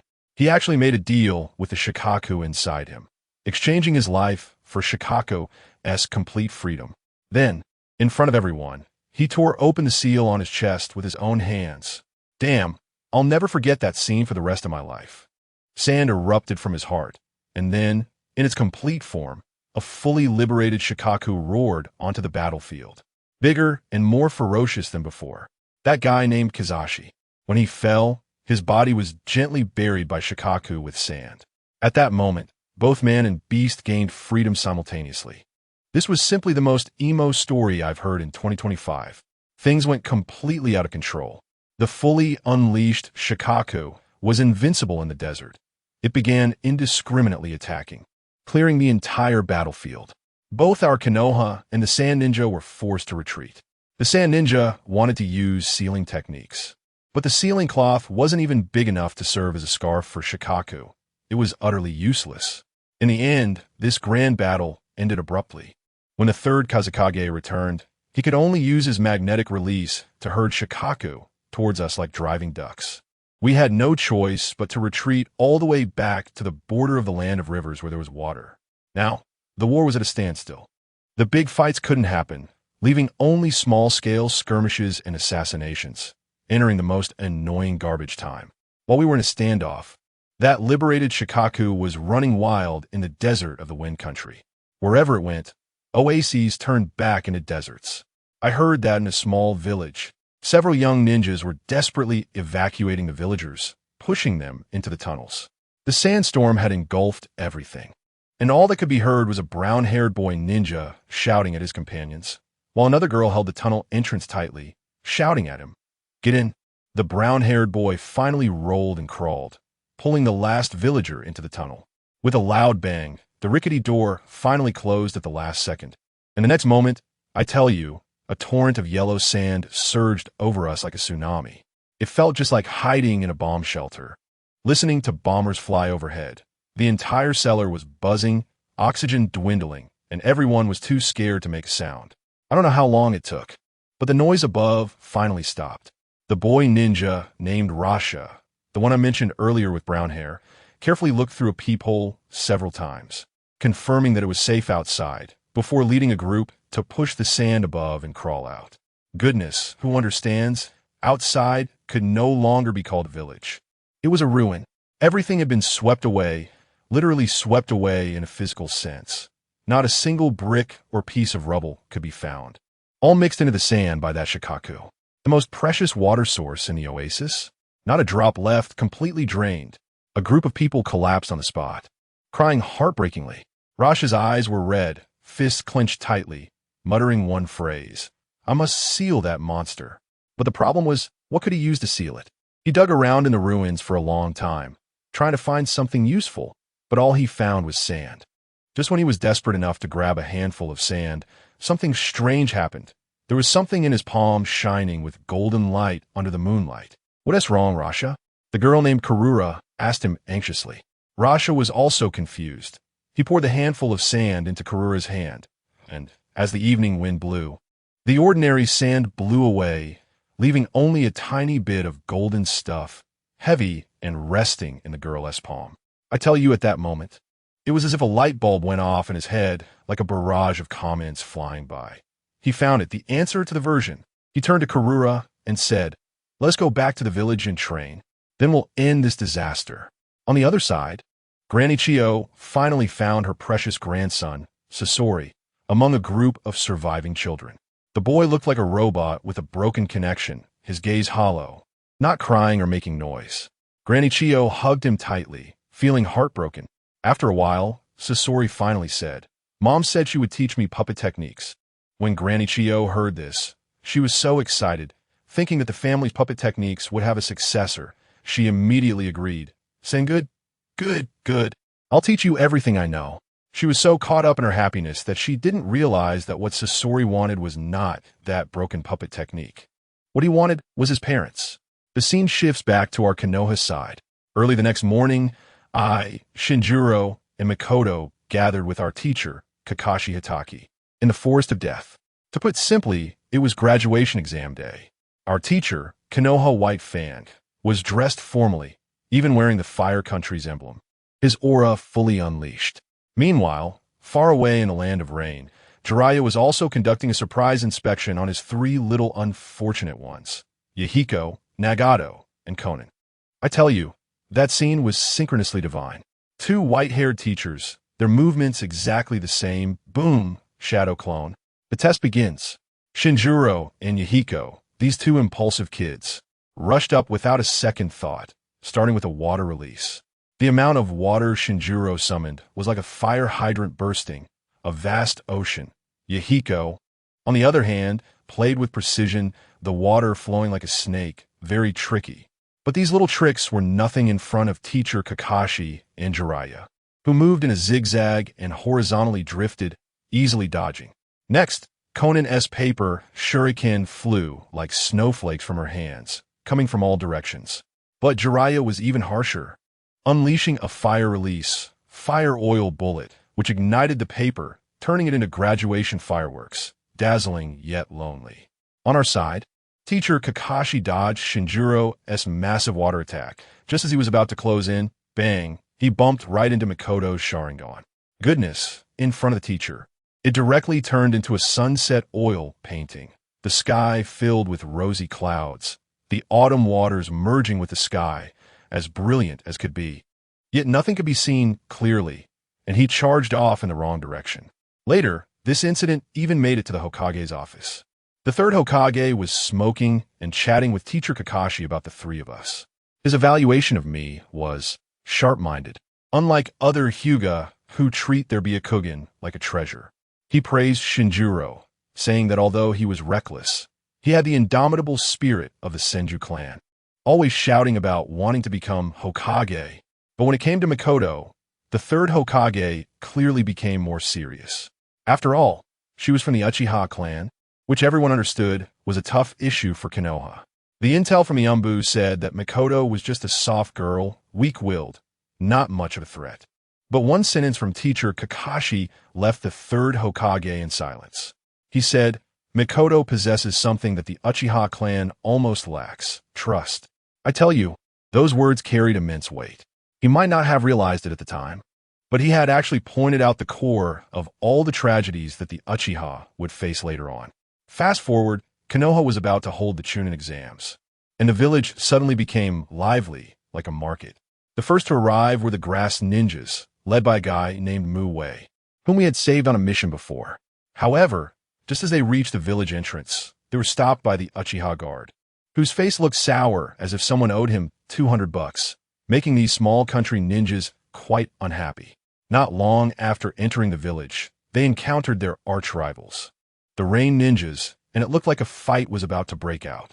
But then a group of mist ninjas charged in, one fat like a mountain, one short like a stump, and another thin like a bamboo pole, wearing masks, clearly not good characters, speaking in a strange tone. Shinjuro, being the impulsive guy he is, had a case of Hokage fever again, and in a flash he stood in the middle, hands on hips, ready to mediate.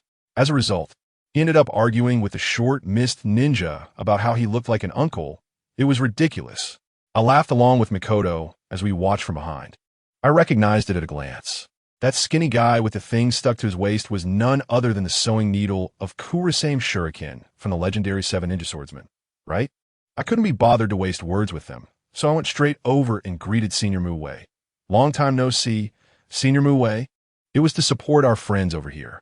When those mist and rain ninjas saw that we from Konoha had arrived, their arrogance diminished, and they all followed us like little tails as we walked toward the exam venue.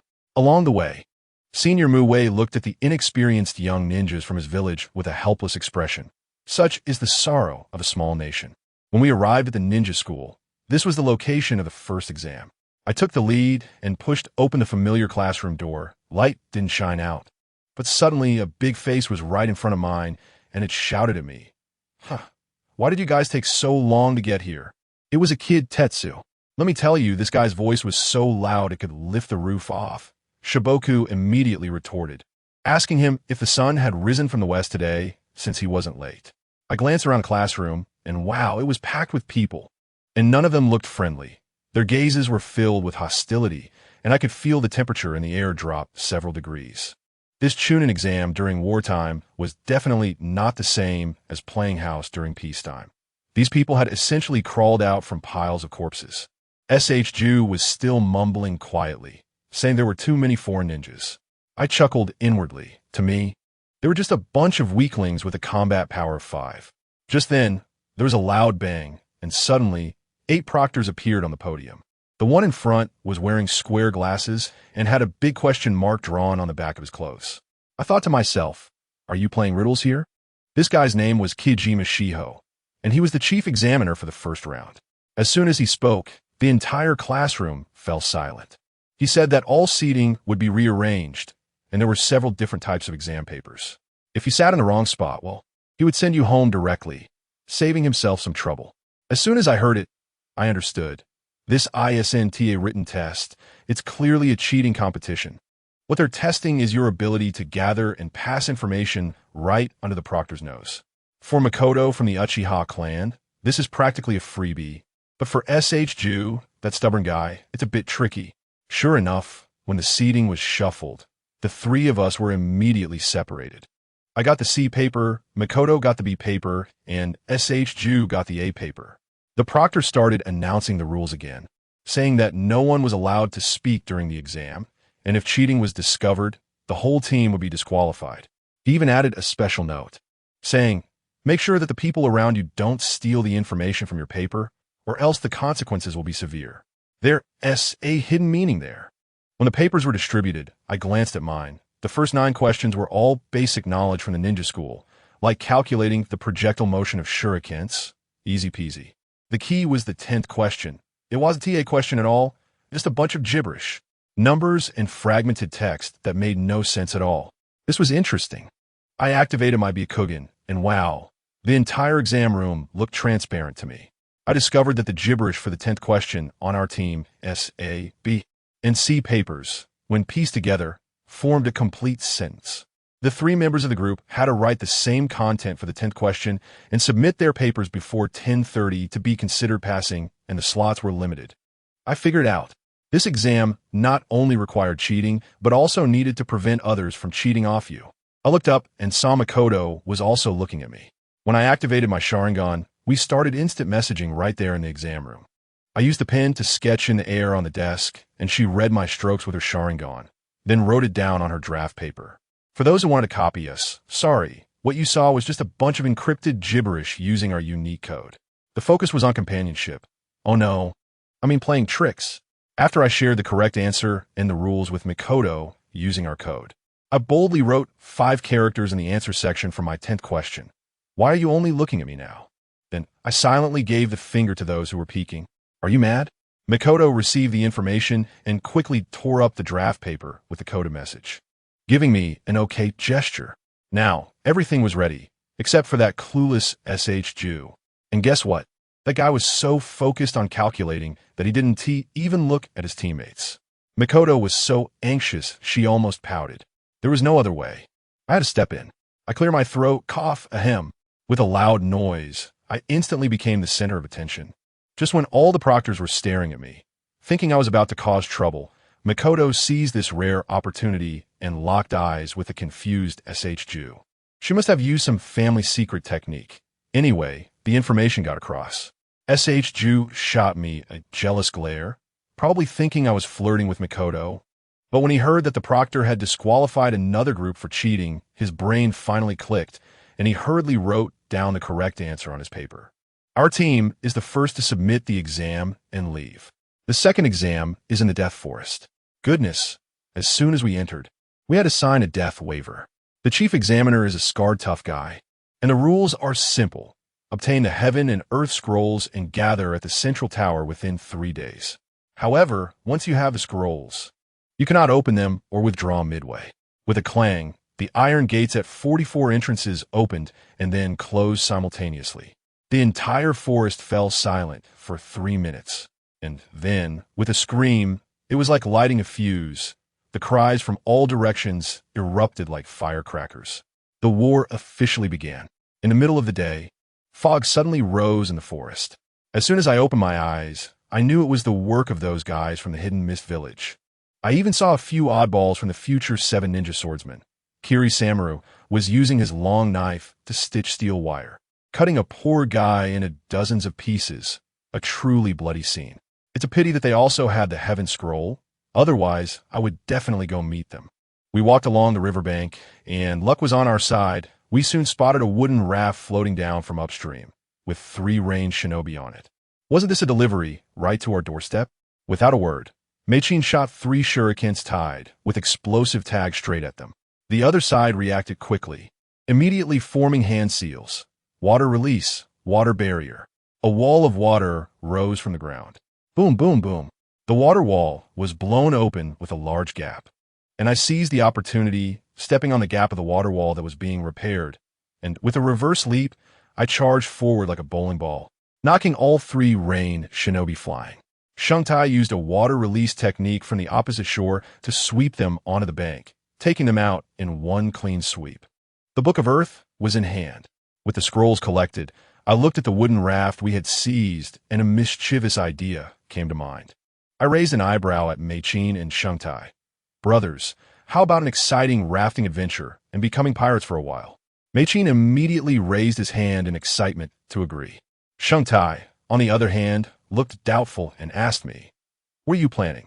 What if there are ambushes on the shore?" I kicked the pretending to be dead rain ninja and smiled at him. "You're the captain. What are you afraid of?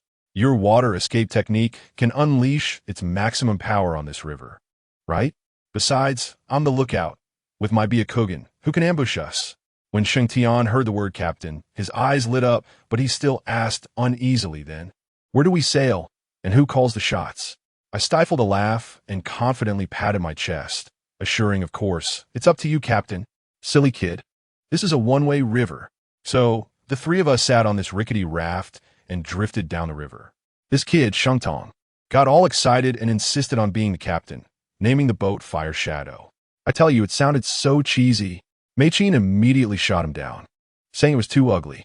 I casually suggested Mary, just to pay homage to the classics. As it turned out, the captain's thrill wasn't over yet, and suddenly, the river ahead just dropped off. It was a big dirt mound, about 2 or 3 meters high, with the river water seeping underground through the cracks. Clearly, it was a trick by the organizers, not letting us drift comfortably all the way down. I saw the face of the rope tree at that moment, and it instantly turned pale. He screamed and wanted to abandon the ship and escape. I yanked him back and nudged him with my elbow, forcing a smile and saying, "Captain, are you really giving up your ship?" This made him so angry that he turned his little face away and huffed arrogantly. Just as the words left my mouth, there was a dull thud, and we, along with the raft, fell directly onto the dry riverbed. The makeshift Mary broke apart on the spot, turning into a mess of rolling logs. Meichin beside us was laughing so hard she was shaking, and no one in the family understood the joy of watching a silly teammate make a fool of themselves. This was the ultimate enjoyment of the journey. After enough fun, I pulled out the map, rolled my eyes, and scanned the area 360 degrees without missing a spot. I told them, "Brothers, stop laughing. We are already way ahead, leaving the second place several streets behind." Meichin also waved the heavenly scroll in her hand, treating it like a treasure, fearing it might have just been tossed into the river. At this point, the rope tree was completely convinced and leaned over to ask me what to do next. I laughed and looked at the 2 of them, deliberately teasing. "How do you want to win? Do you want to win leisurely? Or do you want to make a stunning entrance and give them a little shock?" They both replied in unison. Of course, they wanted to win fast. The look in their eyes was almost overflowing with their desire for victory. I nodded and explained the plan. "It's simple. I'll lead the way. I'll trigger all the traps and dismantle them. As for the detonating talismans, I'll just use Return to Heaven to tank through. You 2 follow behind. And don't just stand there. Reset all the traps we VE past, and make sure to set them up really well. Let those pursuers behind us know what despair feels like. Even electronic ibuprofen can't save them." So, the 3 of us sped ahead, with me scouting and clearing mines in front, while the other 2 crazily laid traps behind.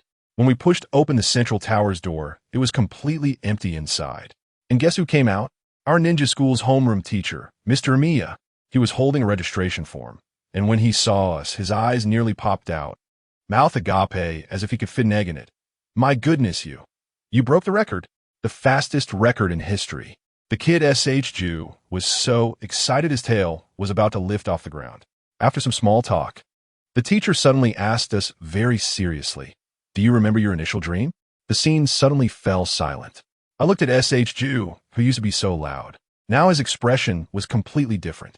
He looked at the teacher and said word by word, "Of course I remember. My dream is still to become Hokage. Wow. At that moment, I felt he had truly grown up, no longer that brat who only knew how to sulk.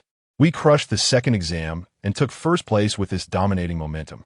Next up was the real personal battle, the so-called additional match. The 9 teams that passed, a total of 24 people, were all gathered in the battle arena of the tower. The third Hokage was personally overseeing, and the atmosphere became tense. Just then, our team leader, Kakashi Hatake, who would become the future Konoha White Fang, finally arrived. Ju complained that he had been disappearing lately, and guess what Kakashi said? I was at home taking care of the kids. Haha, let me tell you, even the great White Fang can't handle a 1-year-old Kakashi. Mikoto was beside me adding fuel to the fire, calling out Kakashi Dano, and Kakashi's face instantly fell, looking completely disheartened. While we were chatting, a mist ninja Jonin approached. With a mouth full of broken teeth, small eyes staring straight at Kakashi. You're the Konoha White Fang, right? I've heard so much about you. Wow. The name White Fang is already quite famous in the ninja world now. Just as we were speaking, the big screen in the center of the arena started rolling wildly, and the first match was announced. Konoha's Shanshin Saijetsu versus a big guy from Takigakure. That big guy was called KT, and true to his name, he looked like a dock worker, all muscles, and he jumped down from the second floor with a bang. Shanshin Saijetsu, on the other hand, was thin and weak, walking down slowly. But once the fight started, the scene was completely different. The big guy was all about brute force, while Shanshin Saijetsu was a ranged kite fighter. He summoned a large flock of pure white doves that flew all over the sky, and the scene looked like an old man feeding birds in a park. The big guy was bewildered, throwing punches, but Saijetsu just used the doves for a substitution technique, making him furious. I shook my head. This guy was pure strength with no brains. He was completely outmatched. Mikoto, with her keen eyes, caught a feather, and as soon as it landed in her palm, it turned to smoke. She whispered to me, "These aren't ordinary doves. They're ninjutsu creations." Just when the big guy was about to be driven to exhaustion, Shanshin Saijetsu suddenly waved his arm, and those obedient doves instantly charged towards the body of that Takigakure giant like suicide drones. Let me tell you, that scene was unbelievable. There were a series of dull thuds like firecrackers going off, and a bunch of strange smoke erupted. When the smoke cleared, wow, that big guy was lying on the ground, bruised and battered, with injuries all over his body, as if each pigeon had slapped him hard with its little wings. Just looking at him was painful. We were all stunned by the daily difference here, marveling at how ninjas are truly not human. Originally, he thought winning would be quite easy, but now he realized that the upcoming battles would require him to keep his heart in his throat. What if he encounters someone who can summon Godzilla? The referee shouted. First match, Konoha's Shanshin Qingwei victory. As Qingwei released the hand signs, the remaining doves instantly transformed back into smoke, which was incredibly cool.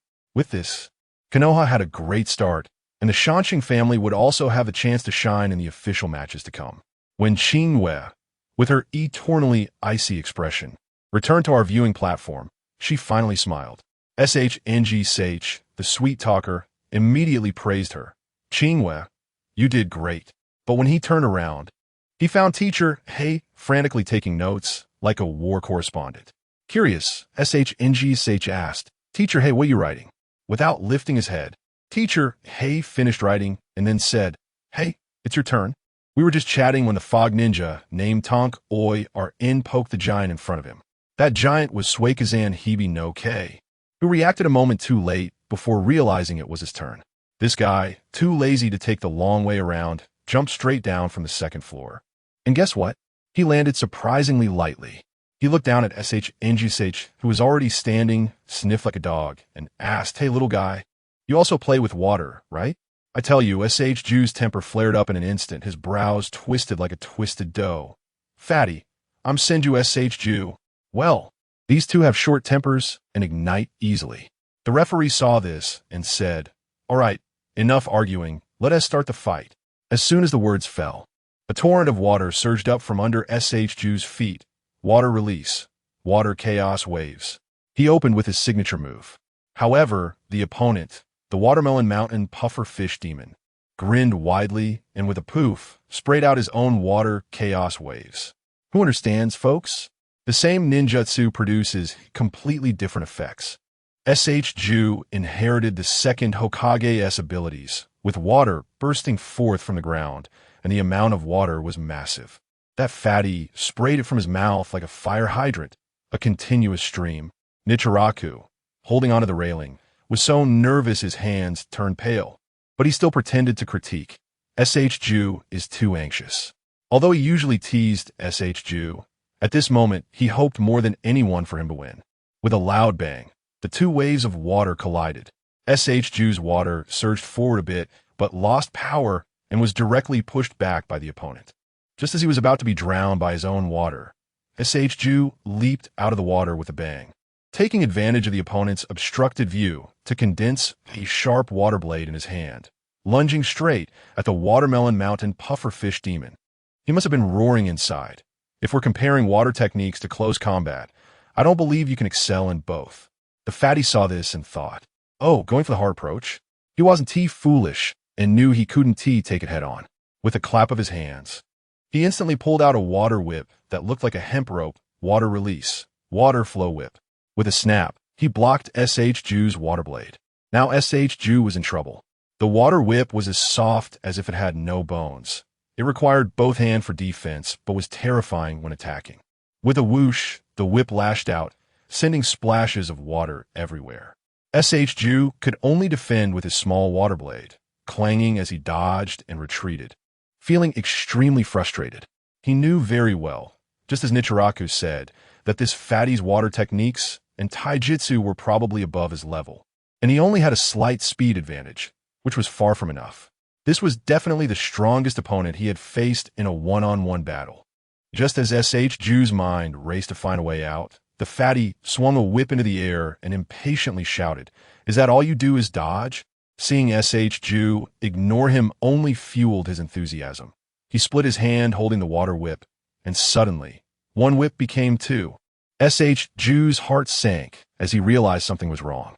The fatty swung his arms, and the two water whips instantly straightened, like two sharp water blades, crossing and slashing toward him. The ground was gouged with deep trenches. Seeing this, Ju immediately dismissed the thought of using a water wall for defense. That technique could block small ninja tools, but against such heavy attacks, it was no different from being made of paper. Boom! The tidal wave surged, and Ju was directly submerged. The Watermelon Mountain pufferfish demon was also ruthless, giving no chance to breathe. His belly was out of water, but his hand seals didn't stop. One fat hand slapped the water surface, water release, water vortex destruction. I'll tell you, the whole venue was flooded, instantly resembling a washing machine on spin mode, wildly swirling around. Shunshu was inside, probably getting tossed around like clothes in the wash, disoriented. Meichin beside him was so anxious that she shouted out, and even Teacher Shwomo had a serious expression, bracing himself against the railing, seemingly ready to jump in and rescue someone at any moment. Only Nikon patted Meichin on the shoulder, signaling Teacher Shwomo to relax, because his white eyes had already seen through everything. The water began to recede slowly, and the referee thought it was over. Just then, there was a loud bang. Shunshu burst out from the bottom of the water, handprints still intact. The Watermelon Mountain pufferfish was about to pop its eyes out. How is this possible? That move of his could crush even an iron ship, let alone a person. Fatty, it's not over yet. Shunshu's shoulders were white from being soaked by the water, gritting his teeth and roaring. As he gathered a massive flow of water beneath his feet, water escape, breaking torrent. The Konoha ninjas outside erupted with excitement, cheers echoing like thunder. Shunshu stood directly on the wave, carrying the very water that had almost drowned him, rushing towards the Watermelon Mountain pufferfish. That fatty had used two big moves in a row, his chakra running low, and could only barely create a thin water wall for defense. Can this block it? What a joke. Bang! The water wall shattered like glass in an instant. Riding the giant wave, Shunshu delivered a heavy punch to the fatty's face. With a loud smack, his fist and the wave hit almost simultaneously, sending the hefty body crashing, finally creating a human-shaped dent in the wall with a boom. As the water settled, the referee jumped down to check, and the fatty was already stuck in the wall, unconscious. The winner is Konoha Shunshu. The crowd erupted in cheers. Teacher Shwomo instantly teleported down and lifted the exhausted Shunshu like a chick. Meichin hurried to get some gauze to bandage him. But Nikon stopped her. I'll do it. He knew Meichin didn't have much chakra left. So he took over, the milky healing light pressing against Shunshu's wound. Shunshu gasped in pain, unsure if it was relief or agony. Anyway, he dared not complain. After all, how could the feeling be the same with a male doctor and a female nurse? Meanwhile, the referee used Earth Release to quickly repair the arena and announced, next match, Rain Ninja Yenu versus Grass Ninja Feipu. I tell you, these two villages have always been in a relationship of invaders and the invaded. When their eyes meet, sparks fly. As soon as the match began, that Rain Ninja was no pushover. With a tube attached to his arm, he sprayed corrosive acid at the Grass Ninja, sizzling and eroding the ground. The Grass Ninja, Kubo, was fierce too.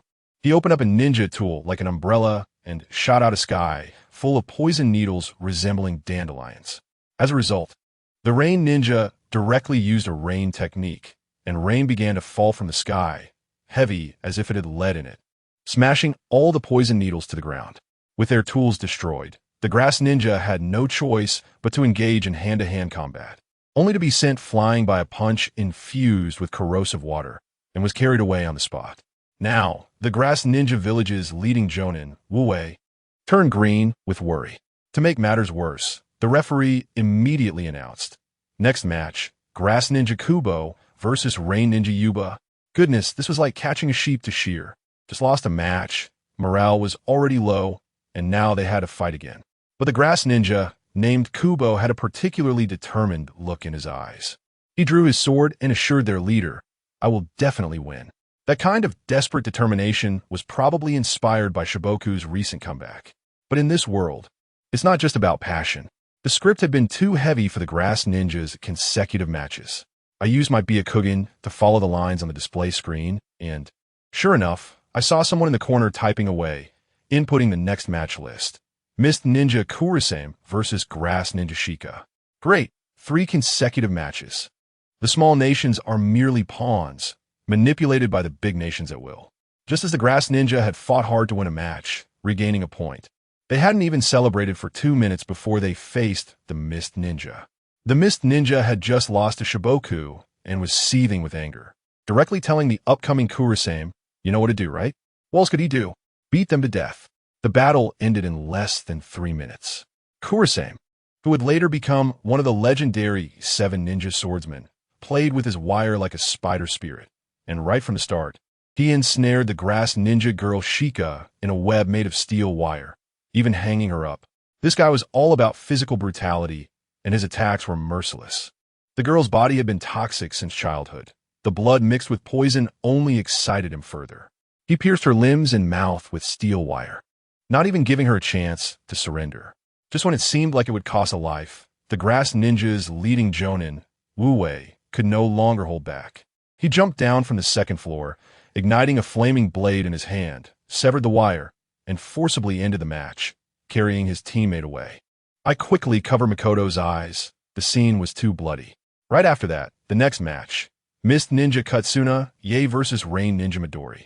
The Rain Ninja was a girl, quite charming, and she immediately threw a flirtatious glance, trying to implement a soft approach. However, the opponent, Katsuna Ye, had a short and stocky build, resembling a stone stump, and probably only had fighting on his mind. While the girl was posing and trying to be seductive, he pulled out a large drumstick from behind and launched a water release, water cannon fist, drenching her completely. When the girl saw her charms weren't working, she had no choice but to charge in, but what happened? She was hammered into the wall without any mercy, stuck and unable to get down. I think I understand now. Konoha is really playing dirty. First, they let the 2 small countries fight each other to wear each other down. And then they send in the Mist Ninjas, who just lost the match and are burning with anger, to beat them up one by one as a warning to others. They never step in themselves, yet they establish the authority of the great nations. The more I thought about it, the the more uneasy I felt. I turned to look at Makoto beside me, and a bad premonition washed over me. Makoto, do your best later? Makoto nodded obediently. Yeah, I'll do my best. I sighed inwardly, thinking that the ninja world is too unfriendly to girls. Just as I was reflecting on this, the referee's voice rang out. Next match. Konoha's Uchiha Makoto versus Konoha's HyugaHizashi. At that moment, I just wanted to rush over and smash the typist's keyboard. Now, here I am, with expression, watching the two people standing on the field. Uchiha against Hyuga, Makoto against Kuka. I felt like my brain was about to explode. On one side was my teammate, and on the other was my cousin's neighbor's sister. Who am I supposed to cheer for?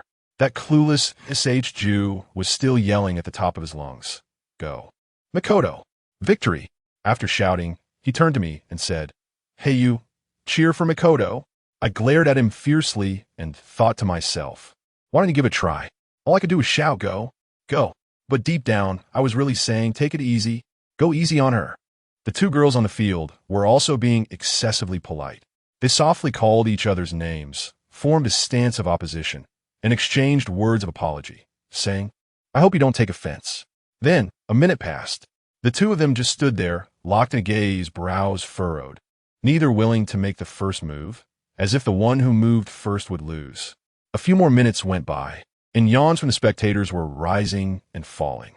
The most impatient one, Shang Tong, quietly asked me, Hey, is your Shangsai under Meichin's illusion or something? Why aren't they moving? I rolled my eyes and thought, how would I know? I can't just stand up and yell, come on, fight, right? In the end, the referee couldn't stand it anymore and urged, contestants, please hurry up, or you will both be disqualified. Now there was some action.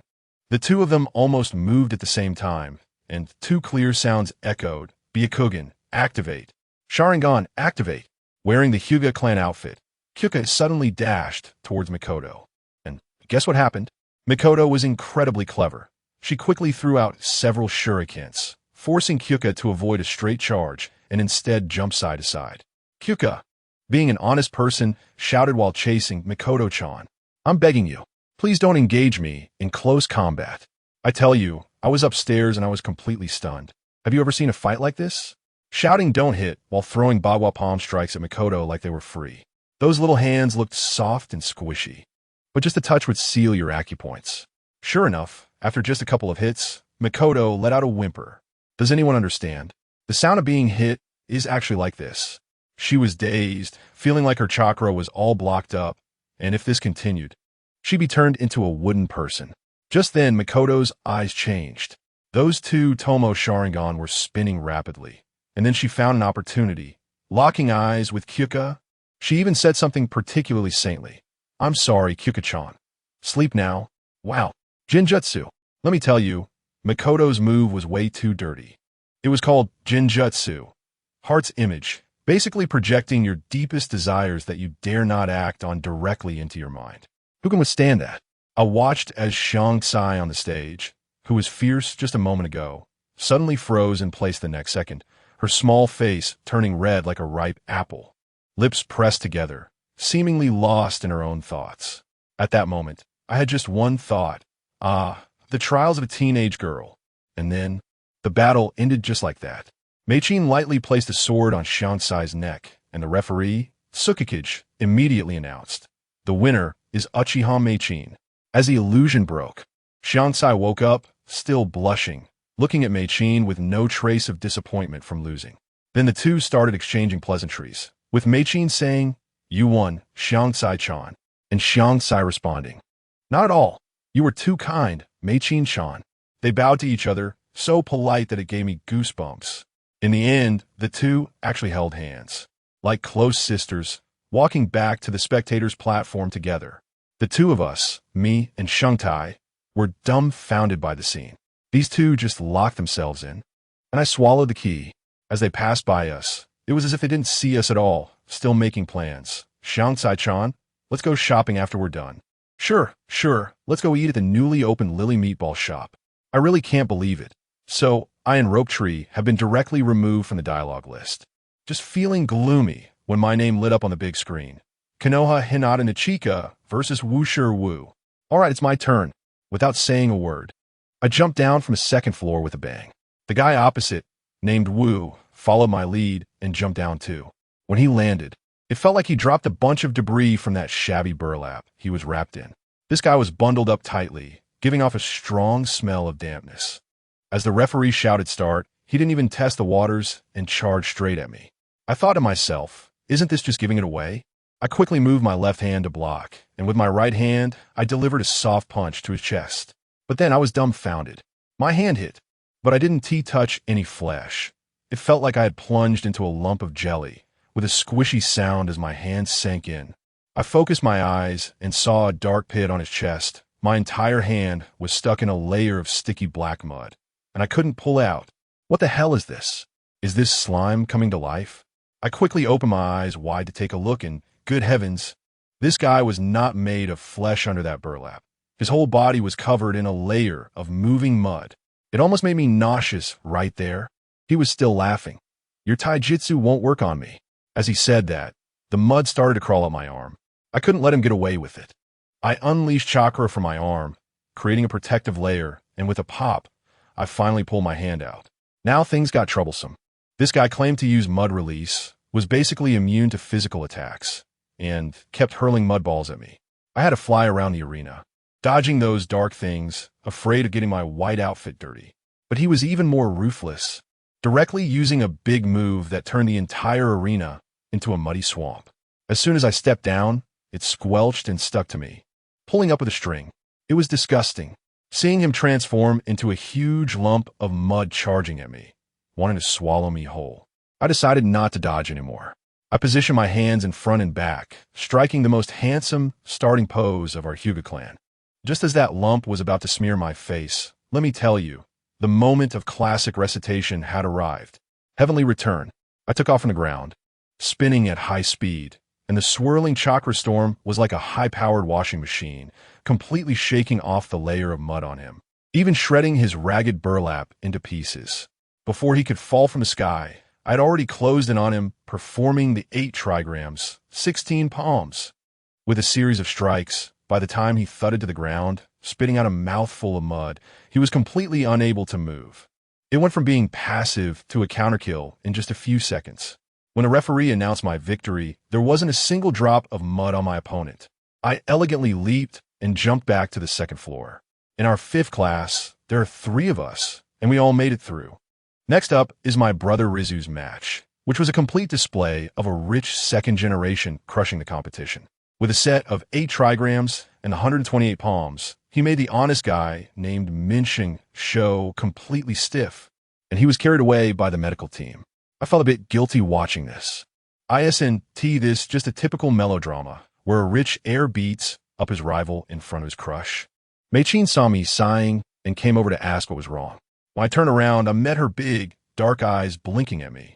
And in a moment of impulse, I asked a really foolish question. Can we really be together forever? The air instantly froze. And then, my oblivious teammate, S.H. Ju, slapped me on the shoulder and shouted, "Of course we can. Didn't we agree on that night?" At that moment, I was so angry that I wanted to stab his heart. It's like a ghost wants to be with you forever. The atmosphere we had painstakingly created was completely ruined by him. The playoff ended in such a muddled way, with the last 9 advancing, and our Konoha taking 5 spots. That bespectacled jonin from a mist village even came over to congratulate us with a sarcastic tone, saying our surnames were quite interesting, which made me frown. This guy definitely had ulterior motives. The next month was all about preparation. S.H. Ju was taken by his sister Tsunade for intense training. And my brother Hizashi was also given special training by my dad, leaving just me and Mikoto, a lonely man and woman. Family members. ISNT this the perfect opportunity for a 2-person world. That day we were at the training ground, and Mikoto was practicing shuriken. Although she could hit the bullseye from 30 meters away, the power was too weak, and it just fell to the ground with a thud.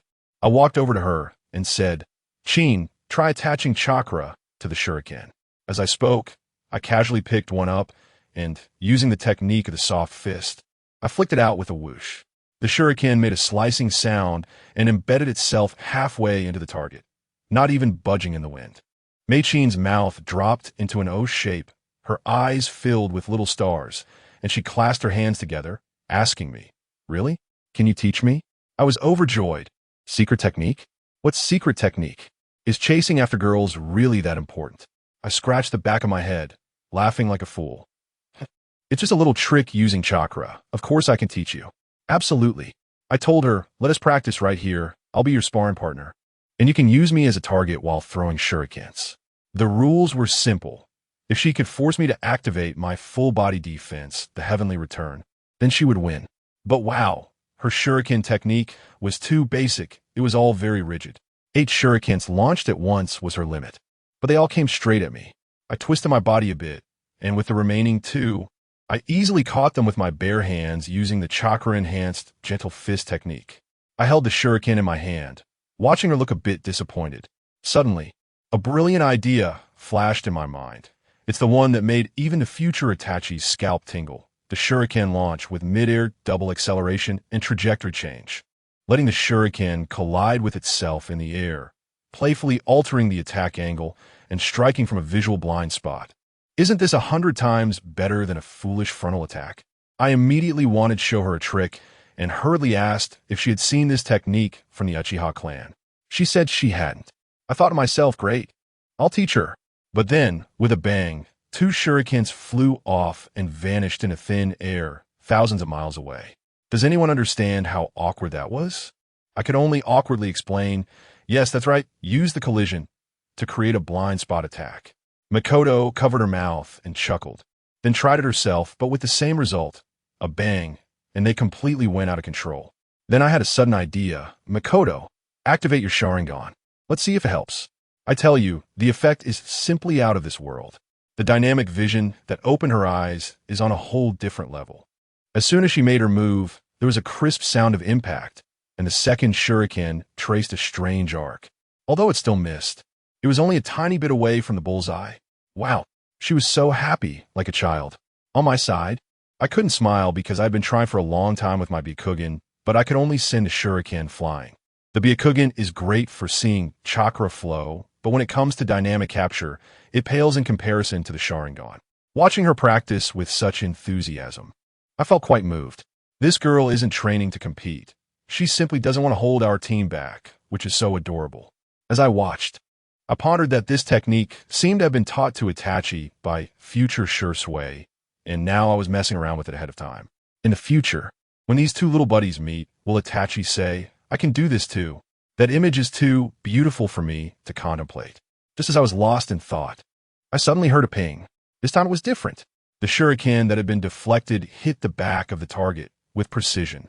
I turned around and saw the red and black silhouette with the Sharingan. Unable to help myself, I blurted out, Itachi.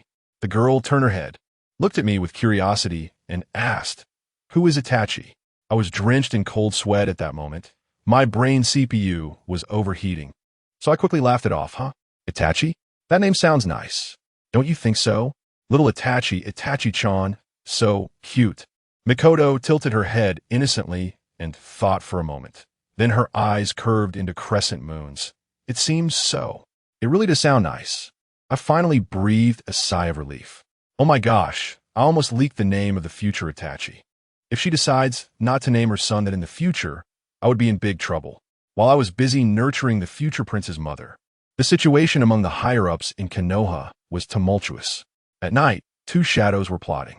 In short, the Sand Village wanted to stir up trouble and found a group of rebels in the Mist Village. The 2 hit it off and planned to stab Konoha in the back during the Chunin exams. But who was our third Hokage? Cunning and experienced.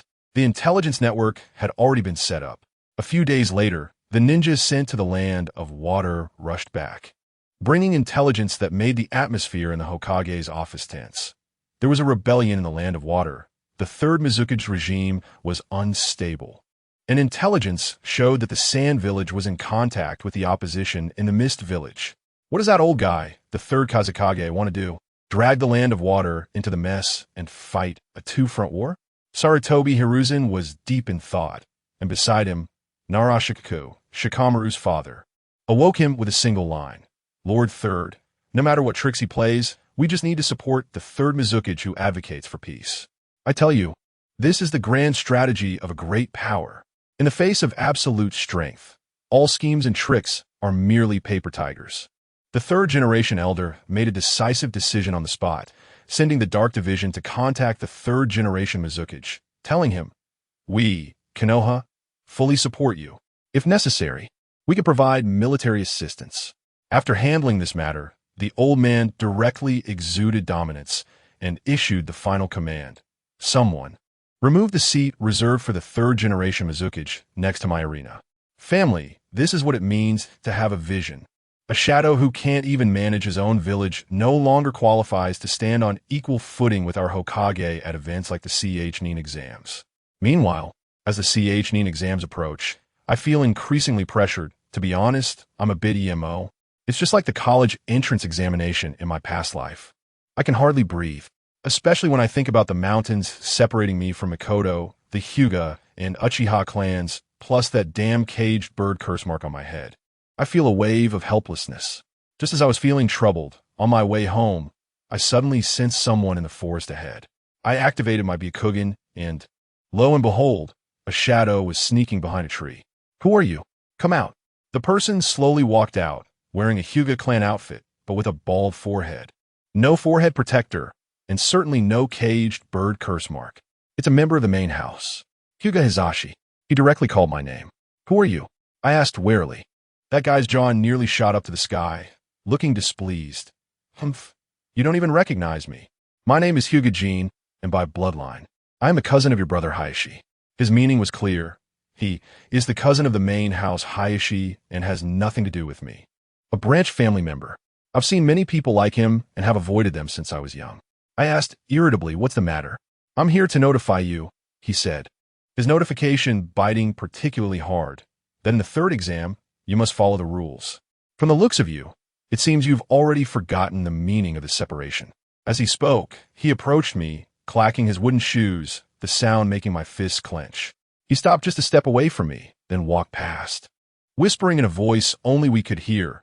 "Separation means you're not allowed to take action against the main family in formal occasions. You, take care of yourself." I stood still, rolling my eyes as I watched his retreating figure, joining another member of the clan.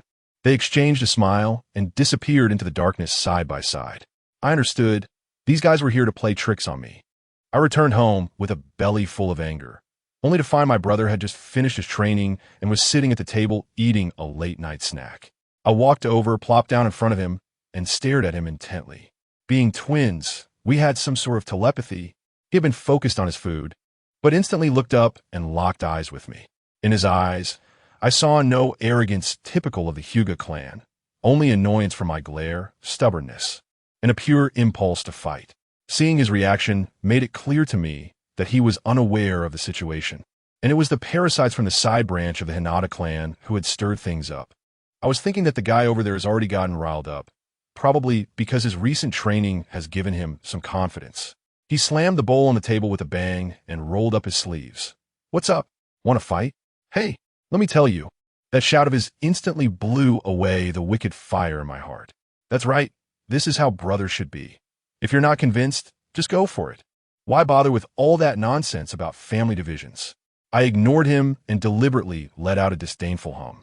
This completely ignited his anger. He stood up and leaned on the table, ready to flip it over. But then, Duong, with a muffled thud, my mom appeared behind him out of nowhere and knocked a basin on his head, fiercely commanding, "Eat properly, and no one is allowed to go out and fight." The guy, feeling wronged, sat down while covering his head, glaring at me, and pretending to be busy, started shoveling food in my mouth, mumbling how delicious it was. I almost choked during that meal. Lying in bed, I tossed and turned, unable to sleep, so I simply rolled my eyes and became a human radar, scanning the surroundings. I saw my brother, Ritsu, next door, completely exhausted and fast asleep. I saw my dad still toiling away in the study for the family matters. Finally, my gaze settled on the underground of the family shrine. There was a door that my rolled eyes couldn't see through. I knew that the source of the cage bird, that group of decaying old stubborns, was behind that door. I planned to have an all-out showdown with my brother Ritsu in the exam room 3 days later, right under the noses of those old geezers. Just as I was about to fall asleep, I saw that pitch-black door swing open with a bang at midnight. 3 days passed in the blink of an eye. On this day, the third round of the Chunin exams finally began. Let me tell you, the scene was grand, with fireworks being launched into the sky like they were free, and almost everyone important in the ninja world was present. The third Hokage sat at the highest point, with a plaque above his head declaring him the best in the world. What a display! Originally, 9 people were promoted, but then a poor soul from the Rain Village, named Yahoo, was found floating in a stream with his heart pierced the morning before the match. Who did it? No need to ask, it was that mist ninja, Kurasame Shiranui, who took his place. Now there were 8 people left, perfectly matching for a 2-on-2 battle, with no one getting a bye. As for me, HyugaHizashi, just because I glanced at him in the crowd earlier, I caught the attention of that crazy guy wearing a pinhole mask and became his opponent in the first round. Who understands what my family feels?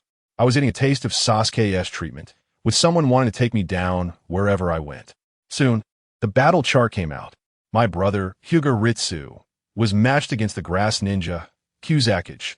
I was up against the murderer, Kurasame Shiranui. The other 2 pairs were SH against Mikoto, and a mist ninja, Tsukasa, against our Konoha Yamakami Saijetsu. With the chief examiner, Inuzuka Raime, leaping down from a platform dozens of meters high with a thud, the atmosphere instantly ignited. The audience erupted with cheers, shouting everything from "kill him" to "I bet on your win." The first match was my brother Ritsu against that grass ninja, Hizashi. I retreated to the preparation area with others, just watching the scene. That grass ninja seemed to be overwhelmed by the grand spectacle. He charged in without even testing the waters, yelling loudly and swinging his knife like a lawnmower. Every slash aimed dangerously close to my brother's clothes, purely for visual stimulation. But who is my brother? The future pillar of the Hyuga clan. He is as steady as a rock. No matter how fierce the attacks come, he remains unmoved. I saw him strike the opening posture of Bagua palm, and then slap, slap, slap. Each palm landed precisely on the opponent's blade, using his bare hands to block the torrential onslaught of strikes. When the grass ninja realized he couldn't overpower him, he quickly changed tactics, took a deep breath, and channeled all his strength into the tip of his blade, executing a desperate thrust. He had used this move before, relying solely on an aggressive momentum, completely abandoning defense to pierce through his opponent.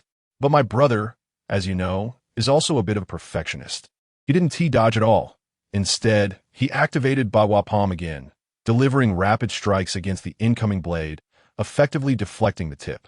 Once that guy exhausted his 3 moves and his momentum waned, the opportunity arose.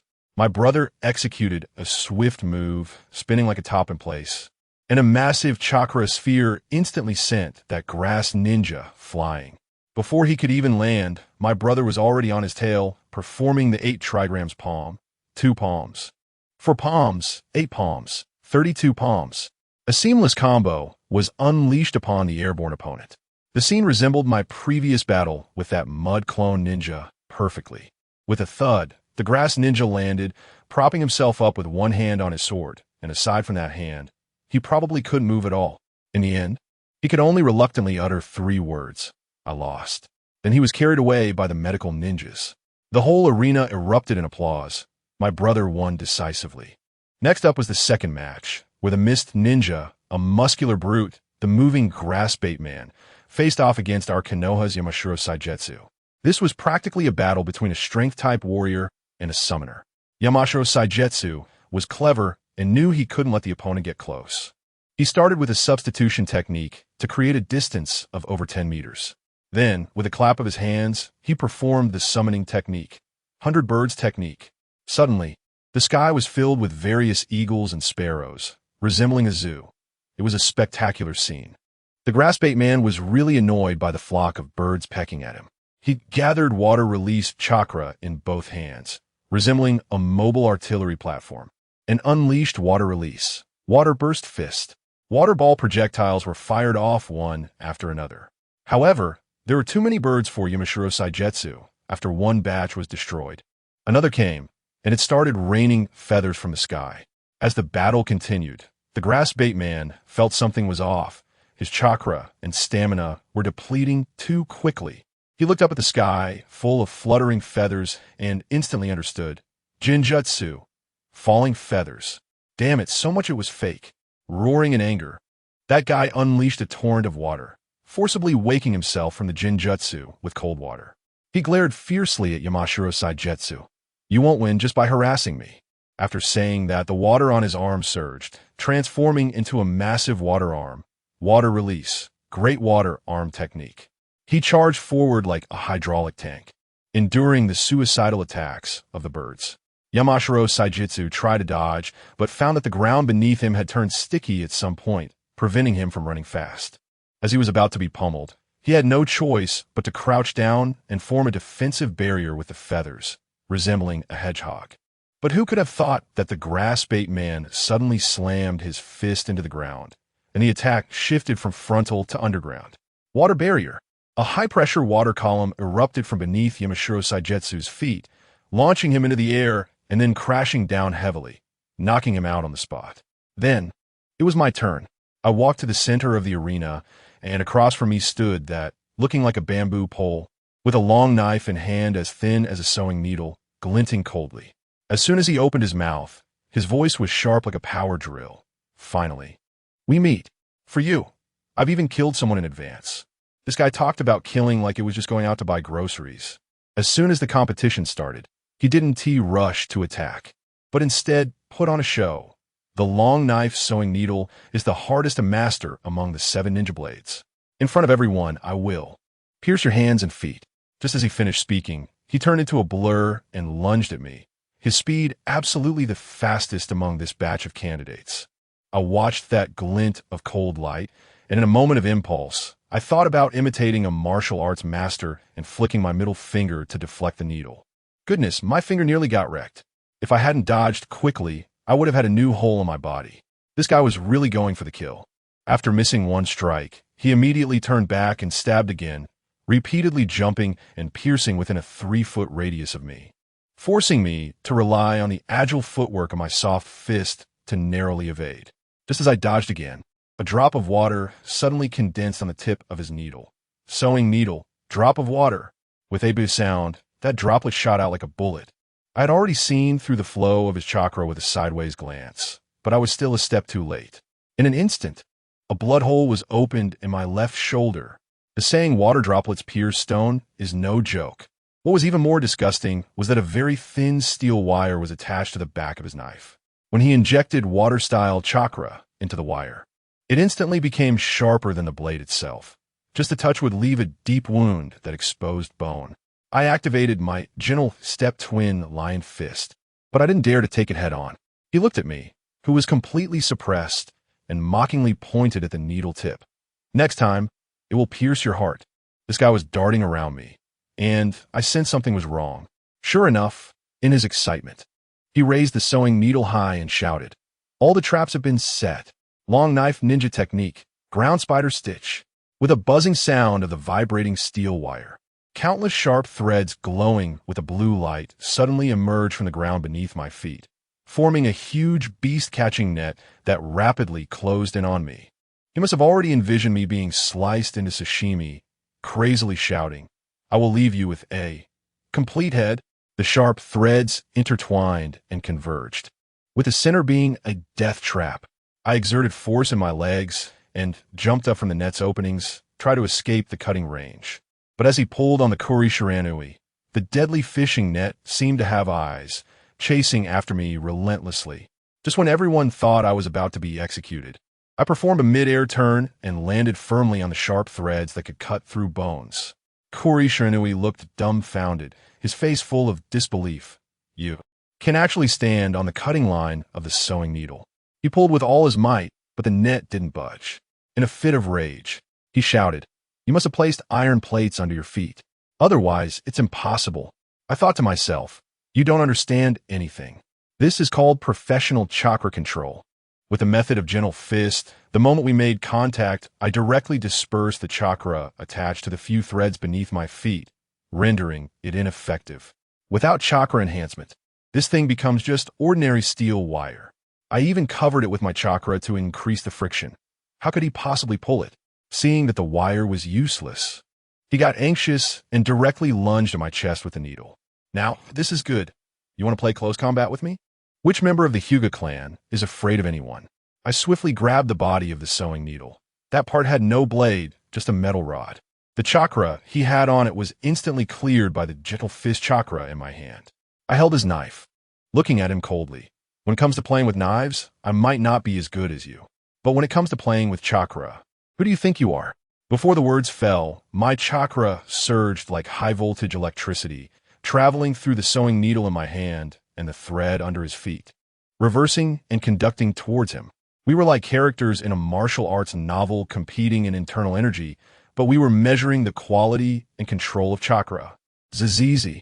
My chakra broke through like a bamboo, while his chakra collapsed at the slightest touch. In just an instant, the hand holding the knife and half of his body began to go numb, uncontrollably trembling. His best choice now would be to let go of the knife. But he refused to. He held on tightly, even as my chakra invaded the meridians and acupoints of his entire arm. Letting go meant the long knife and sewing needle would not betray him. Holding on meant his entire body would be invaded by the opponent's chakra. I'm telling you, this is simply a deadlock. The dignity of the swordsman prevents him from letting go of the sewing needle in his hand.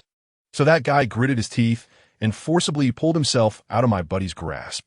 A mouthful of old blood spewed out, and he flew away like a kite with a broken string, crashing to the ground. My buddy was actually ready to back off. After all, it was just a competition. No need to go all out. But guess what? Who understands? As soon as the referee was about to raise his hand to announce the result, that bastard, Lishan Chuanwan, actually bounced up from the ground to launch a sneak attack. The long knife with the sewing needle, like a poisonous snake, came stabbing in. But he didn't even consider who my buddy was. My buddy's white eyes had long since opened up to a godlike perspective, seeing everything clearly. With a handsome sidestep, he dodged the attack, then bam, a kick, fast and fierce, directly knocked him and his knife to the ground, and he stepped on his only movable hand. The entire audience erupted, booing loudly, all cursing him for being despicable. That kick shattered the mask on his face. Goodness, underneath the mask, that face was pockmarked with scars. No wonder he wore that broken mask every day. It turns out he looked too abstract. I'm telling you, this psychologically twisted pervert must have a tragic backstory. My buddy looked at him, probably thinking of something, and actually lifted his foot, even pretended to toast him, saying, "Sneak attacker, I spare your life." The guy was still stubborn, lying on the ground shouting, "I will definitely kill you." My buddy directly gave him a lesson in values, saying that someone living behind a mask could never be his opponent, and then he cryptically foreshadowed, "One day, you will die at the hands of someone who faces courage head-on." After saying that, he walked away, leaving that Lishan Chuanwan standing there, looking dazed at the black, cursed mark on my buddy's forehead, probably with his brain crashing. Now, Lishan Chuanwan was taken off, and the competition continued. In the next match, let me tell you, that was truly exciting. The two great clans of Konoha, Rope Tree of the Senju clan versus Mei Chin of the Uchiha clan. These two were classmates and had a good relationship. As soon as they stepped onto the stage, they called each other's names with a sense of ceremony, formed a posing seal, and looked like they were ready to give it their all. I felt something was off at that moment. You see, when fighting against the Uchiha, the biggest fear is the Sharingan Jinjutsu. Ju's sister, Tsunade, must have taught him. So he immediately started forming hand signs and used water release, rain jutsu, causing rain to pour down the entire arena. This move is brilliant. The rain can interfere with vision, hearing, and touch, providing all-around protection against Jinjutsu. Then, Ju charged towards Mikoto in the heavy rain, mumbling, "I'm sorry, Mikoto." But guess what? It was all an act. This guy didn't move at all from the beginning. What he fell into wasn't water release, but Uchiha Mikoto's love spell. From the moment he locked eyes with Mikoto, he was trapped in a Jinjutsu. That rain and charge were all just his own inner drama playing out in the illusion. It was all about being hit while being accompanied. When he finally broke the Jinjutsu, he realized Mikoto hadn't attacked him at all. She was standing by the referee, having already raised her hand to forfeit. It turns out the girl had already said that if she faced a teammate in the match, she would forfeit right away.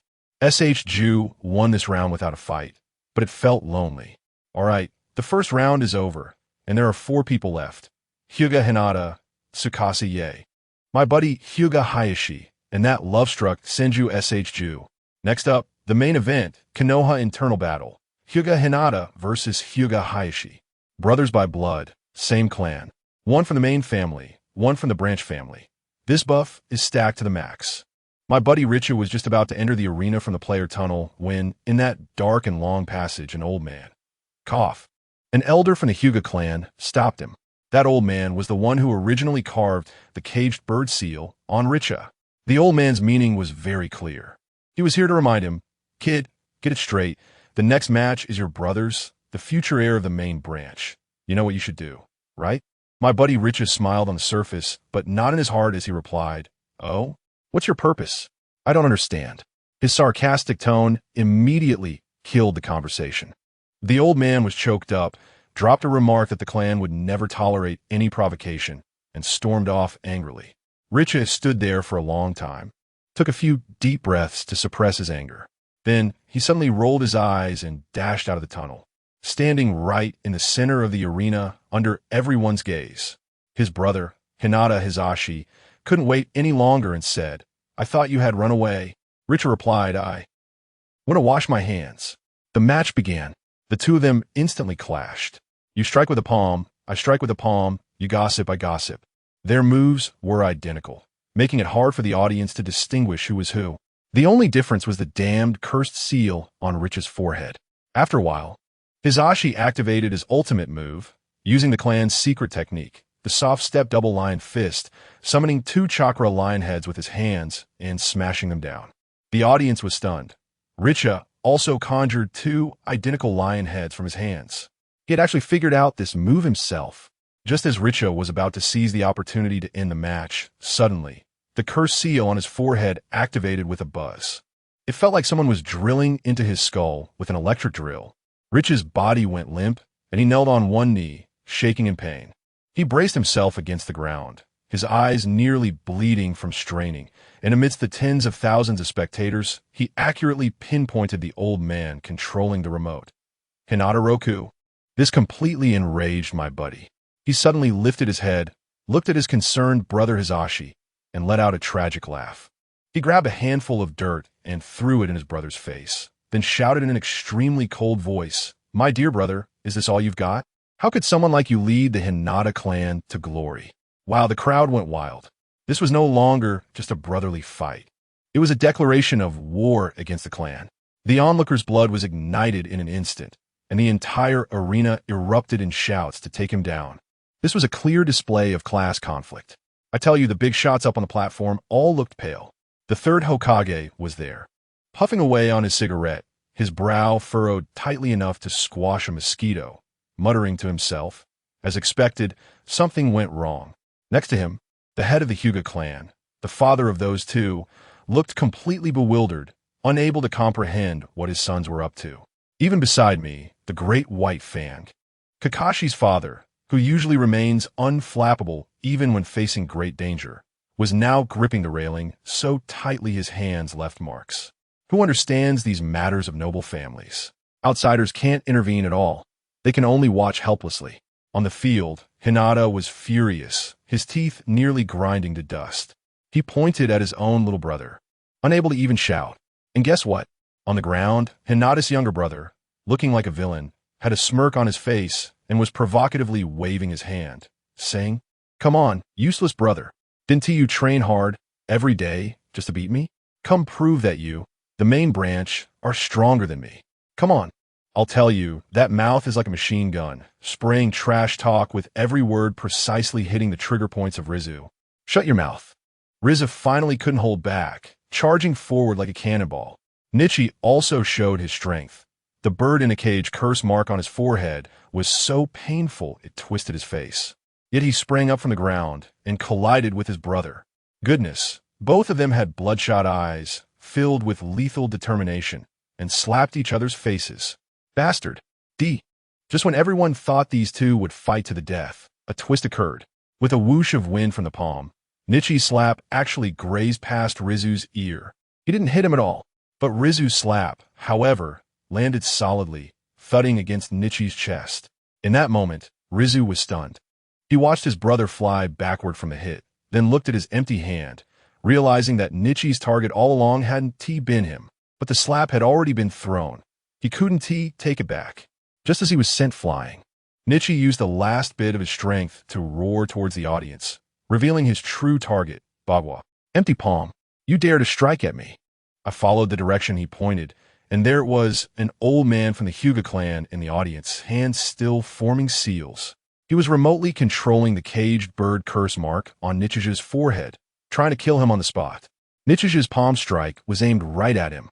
Now it all made sense. All of Nichi's previous odd behavior and trash talk were just an act. He was deliberately provoking Nikizumi just to use the moment when they clashed palms as a cover to launch an attack on that elder who was secretly scheming. Family members. This was top-notch prediction and calculation. But the more impressive move was yet to come. Nikizumi's Byakugan also saw it. He realized that it wasn't just that elder who activated the curse mark, but also his father. His father thought Nichiju was going to seriously harm Nikizumi, so he intervened. I was stunned. The network of relationships in the Hyuga clan was as complex as the AI computational models of 2025. When his father realized he had been used as a pawn, he stood up and angrily walked towards that elder. Seeing that the situation was exposed, the elder immediately fled without looking back, wanting to conceal his achievements and name. Ultimately, the referee announced, Hyuga Nikizumi wins. Medical ninjas rushed in to carry Nichiju away. Lying on the stretcher, he looked at the sky. That palm strike, due to excruciating pain and loss of control, ultimately didn't hit the elder, but instead left a deep handprint on a pillar several meters away. This wave was a failure to resist fate, but not a complete failure. Soon after, in the next match, Nikizumi faced Noboru. Noboru, another teammate of mine, got fired up and shouted at Nikizumi, I'll take you on for Nichiju. Nikizumi was also provoked. What right do you have? I'm his real brother. Noboru silenced Nikizumi with one question. Is that so? Then do you really know your own brother? This question left Nikizumi dumbfounded. He froze in place, soaked by a water jutsu from Noboru, feeling chilled to the bone. Then, he stood up, his expression changed, and he roared at Noboru. You're right. I don't know. So, I will defeat you, become the head of the Hyuga clan, and then change this damned family. With that, he unleashed the 8 trigrams 64 palms, and Noboru, already low on chakra, was immediately knocked down. The final result was announced. The champion of this Chunin exam was Hyuga Nikizumi. A few days later, I was lying in the hospital. Teacher Kakashi came to see me and told me some news. The list of those who advanced to Chunin was out, and I wasn't on it. It might have been because my palm strike aimed at the audience was deemed a loss of control. I laughed at that moment, leaned against the pillow, looked at the ceiling, and asked Teacher Shimao a question. Teacher, how can one change their fate? Teacher Shimao was silent for a long time. Then, in his ever-steady tone, said 4 words. Keep working hard. I was almost laughing out loud at that moment. Family. ISNT, this exactly what my mom says to me every time I don't want to go work. Pure chicken soup for the soul. As I was laughing, my expression faded. I looked at Teacher Shuamao, and he had a determined look on his face because he himself became Konoha's White Fang with these 4 words. In that moment, I suddenly understood. It's not that the chicken soup is useless. It's that I'm not strong enough yet. Only by staying ahead of all the plots can I crush the troubles that come my way with a slap. I suddenly sat up and said to Teacher Shuomo, I'm ready to be discharged.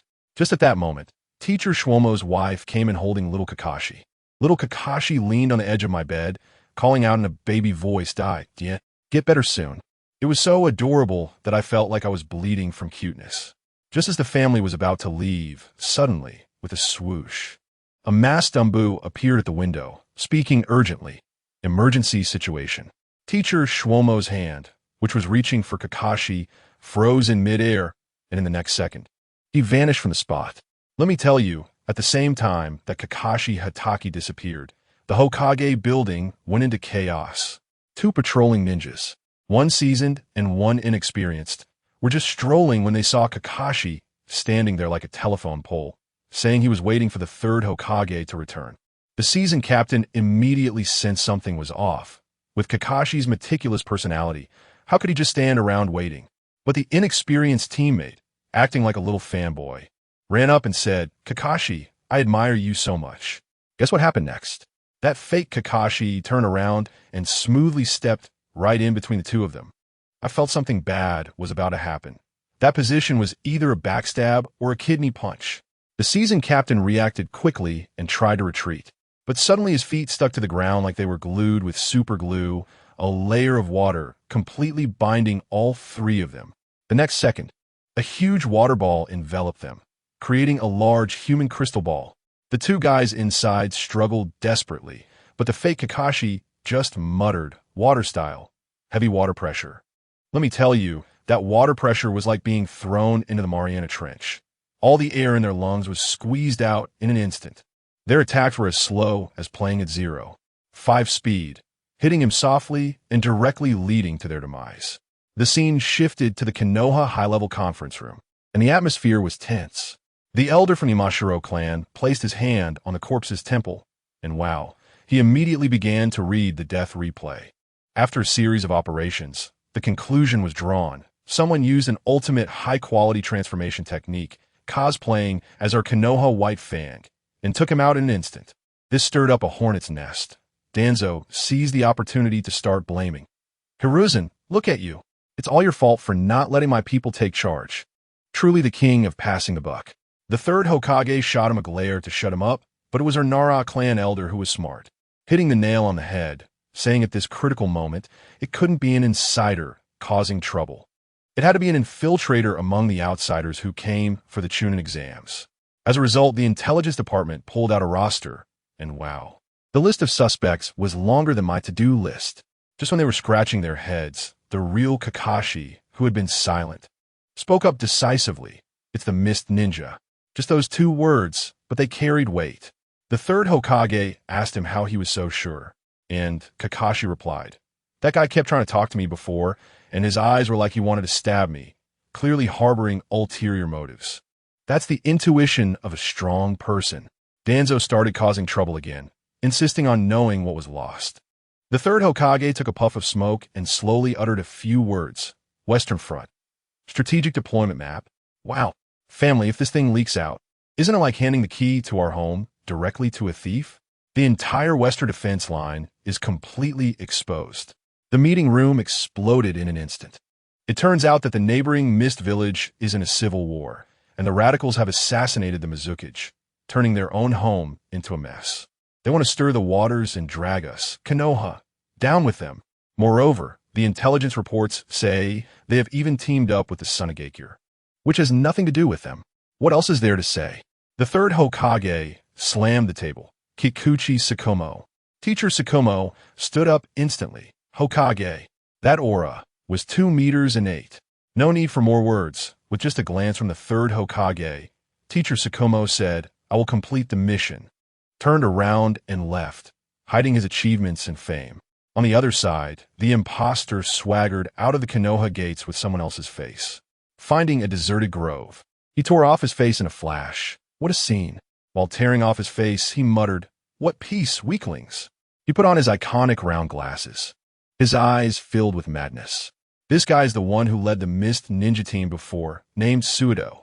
Over here, Teacher Tsukumo led the team.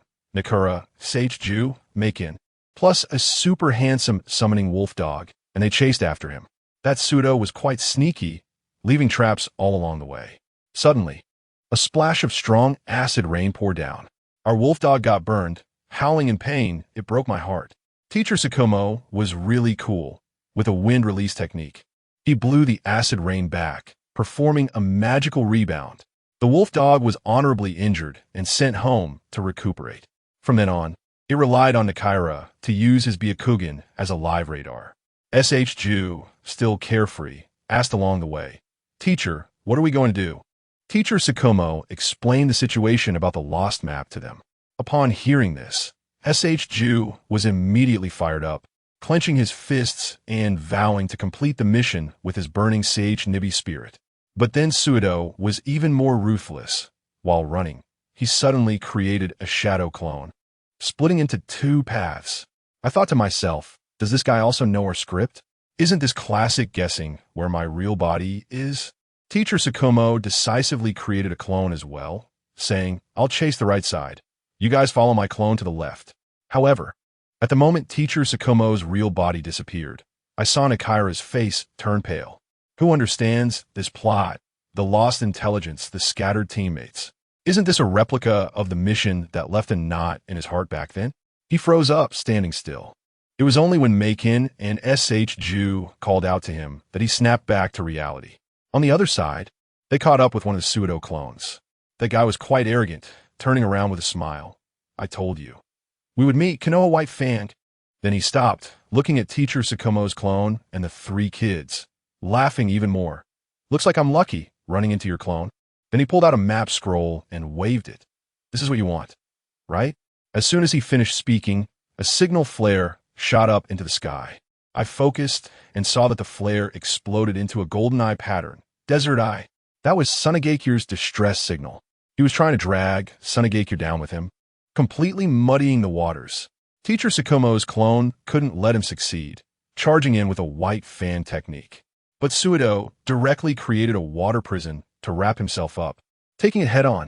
The tip of the blade was almost poking his chest, and teacher Tsukumo immediately used a lightning release, trying to give him some electric therapy. Guess what happened? The electric sparks crackled, but couldn't penetrate that layer of water. S.H. Ju was dumbfounded. Why doesn't water conduct electricity? This isn't scientific. At this moment, the academic genius Nakira reacted quickly and shouted, "It's pure water. Let me tell you, this thing is not conductive." Goodness. I realized at that moment that this fog ninja is quite knowledgeable, having a clear understanding of 9 years of compulsory education. One moment he's giving you a basin of acidic wastewater, and the next he's preparing a pot of lab-grade pure water, showing off his skills to me. I looked at it and thought, this won't do. The holy sword of physics has been countered.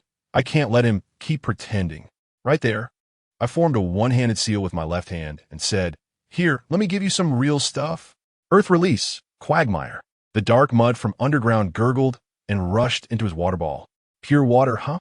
I'll turn it into yellow river water in a second. As soon as the sludge entered, the expression on the water ball's face instantly turned dark. The next moment, my teacher's clone wasn't polite anymore, and with a crackle, the electric light erupted again.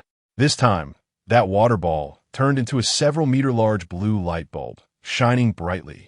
But just when we thought we had it all figured out, boom, the water prison exploded, and the water ball also burst into a splash. A water clone? All 3 of us were stunned. I quickly scanned around with my white eyes and found there was no one else. Does anyone understand? We chased all the way exhausted like dogs. And it turns out the opponent was just a high-level companion. That means my teacher's main body is in trouble. I instantly realized that guy split up and ran in 2 directions. It was a blatant strategy.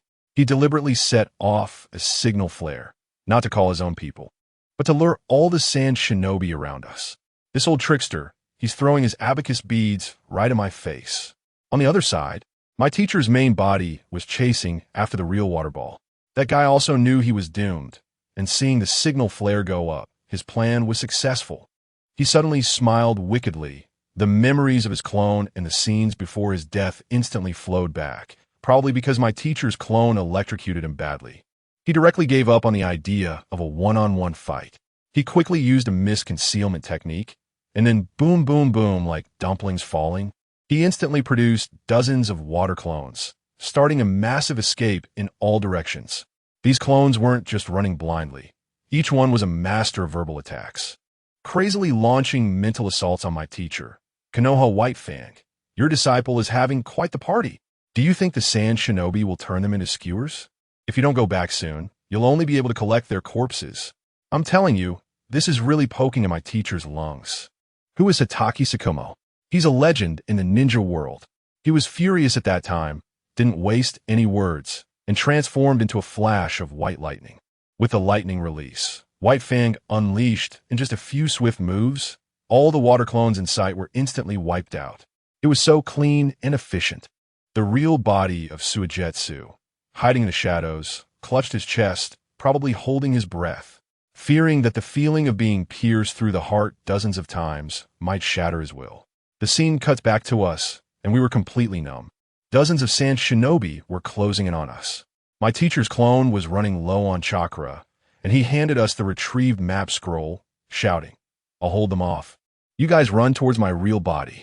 After saying that, he charged into the densest area of Sand Shinobi alone. Then bam, he voluntarily dispelled the clone, transmitting all the information back to his real body. We three ran for our lives, and I kept my eyes on the navigation the whole time. It was eerie. No matter how we circled around, those sand ninjas seemed to have GPS, relentlessly chasing us. My mind buzzed, and I instantly realized the problem was with that damn map. Makoto, open the map. As soon as Makoto unfurled the scroll, both my Byakugan and her Sharingan activated at the same time. Good grief. There was a layer of chakra markings on the map S-lines, glowing faintly like a signal transmitter. A sealing technique. I'm familiar with this. I have the same kind on my forehead. How can we run away from this? This scroll was like a hot potato, a pure death warrant. I was furious at that moment, snatched the scroll, and took out a spark to set it on fire. Burn it. But guess what? That idiot Shunshu, for some unknown reason, blocked me and yelled, "What are you doing? This is a mission. Who understands, family? Our lives were at stake. And you're talking to me about KPIs?" I immediately retorted, "Idiot. This map has been copied 800 times already. It's kept just to drag us down." But this guy just wouldn't get it, insisting that he was already a Chunin and couldn't treat this as a joke. The mission had to be completed. I was so angry my head hurt. This was not being a Chunin. It was just pure delusion. Just when it seemed we were about to fight, he suddenly got heroic and snatched the scroll, looking at us with a tragic expression. "I'll take the scroll to lure them away. You two hurry and escape." After saying that, he really dashed off in another direction all by himself. Makoto and I were stunned. Then, the most ridiculous thing happened. The main force of the Sand Ninjas didn't even glance at Shunshu and just bypassed him, continuing to chase after us. I was dumbfounded. This script was wrong. Shunshu stood there in shock. The scene was so awkward it could have filled a 3-bedroom apartment. Later, I realized they were never after that broken map. The leader of the Sand Ninjas was solely focused on our eyes. Good grief, it was 2025, and cybernetic eyes weren't this sought after. Our original ones had become the real deal. They wanted to achieve ocular jutsu freedom in one fell swoop. To them, Shunshu with that broken scroll wasn't even an appetizer. The Sand Ninja leader dismissed him with a disdainful look, saying, "You guys, make it quick and don't delay us from catching those 2 treasures." Shunshu exploded on the spot. "You're the useless one." After yelling that, he started fighting those few people. You know what? After taking a few beatings, this guy did improve. He used water release like he was on ice skates, gliding across the water surface quite skillfully. But it didn't last long. Those Sand Ninjas directly resorted to underhanded tactics, launching a sneak attack. One blew sand to blind him, and the other 2, good grief, one used wind release and the other fire release, creating a fiery whirlwind. The flames were so intense that the air warped. Shunshu knew he couldn't take it head on, so he quickly enclosed himself in a water sphere, that water prison technique. I tell you, that scene was simply like a live teppanyaki. The flames were roaring outside the water balloon, and the temperature of the water inside was rising rapidly. If this continued, the rope tree would be cooked into a wood-leaf hot pot. Who understands this, family? The survival instinct instantly kicked in, and he shouted loudly, turning himself and the water balloon into a water arrow, rushing towards the weakest point of the encirclement. You wouldn't believe it. This move was actually quite something, almost letting him slip away. Just then, the Sand Ninja squad leader, who had been inactive, finally made his move. With a Doton, Yellow Spring Swamp, he opened up a swamp right in the path of the rope tree. As soon as the clear water flowed into the muddy pit, it instantly turned into slush, heavy and sticky, making it impossible to move. Half of the rope tree's body was stuck in it, turning him into a living target. Earth defeats water. This was truly a natural counter, no way to fight back. At the command of the Sand Ninja squad leader, the remaining wind blades of sand rushed towards the rope tree as if they were free. The rope tree wanted to use water release for defense, but the mud beneath his feet was like super glue, pulling him down so he couldn't form any seals. Just as he was about to be sliced into sashimi, the rope tree felt a sense of tragic heroism, thinking that even if he died, he had to protect the mission scroll and couldn't let these bastards benefit. At this critical moment, I tell you, a divine weapon descended, With a loud bang, the muddy ground around the rope tree instantly solidified, turning into a dark earthen house, blocking all the attacks outside. The several sand ninjas were dumbfounded, and when they focused, they saw a white-haired figure standing not far away, with a hand pressed on the ground. It's the wood Konoha's White Fang. Oh my gosh, Kakashi. The great White Fang has finally arrived. His iconic short blade dragged behind him, and due to his incredible speed, the light reflected off the blade looked like a white tail flame. The two sand ninjas had just shouted his name, and before they could react, White Fang's figure suddenly appeared in front of them, executing an unbelievable right-angle turn. In a flash of white light, two red lines appeared on their necks, and they were finished on the spot. The remaining sand ninja squad leader was so terrified that his soul almost flew away. He turned to run, but he ended up stepping into the swamp he had set up, and with a splash, he sank faster than a rope tree, disappearing in the blink of an eye. White Fang's Earth-style jutsu was simply a Swamp Plus version, killing without a trace. After the battle ended, Kakashi quickly freed the rope tree from the earthen prison. The poor guy was covered in mud and blood, looking like he had just been dug out from a mudslide. But he was still quite tough. Upon seeing his teacher, his first words were, "Teacher, I'm fine. Hurry and save Mikoto and Nichiha." Kakashi frowned, realizing the situation was not simple. "How did you get separated?" The rope tree pulled out a blood and mud-stained scroll from his pocket and said, "There's a tracking signal on this. They were supposed to chase me, but for some reason, they went after Mikoto and the others." Kakashi took the scroll and understood instantly. I tell you, his expression changed dramatically. All the mission intel was fake. These sand ninjas had opened their eyes. They weren't after this broken scroll. They were after the eyes, the Byakugan of the Hyuga clan, the Sharingan of the Uchiha clan. If the sand ninjas got their hands on those, it would be 1,000 times worse than losing intel. Without a word, Kakashi put the scroll away and told the rope tree, "Be careful." Then with a whoosh, he transformed into a flash of white lightning and sped off in the direction Mikoto and the others had gone. At that moment, Nichiha and Mikoto were barely holding on. To protect Mikoto, Nichiha took a stab to the stomach but endured the excruciating pain and countered with a gentle fist move that sent the attacker flying. Taking advantage of the chaos, Mikoto cast an illusion technique, throwing the scene into disarray. Nichiha grabbed Mikoto's hand and used the reversal technique to force their way through a bloody path, and the two dove into a dark cave nearby.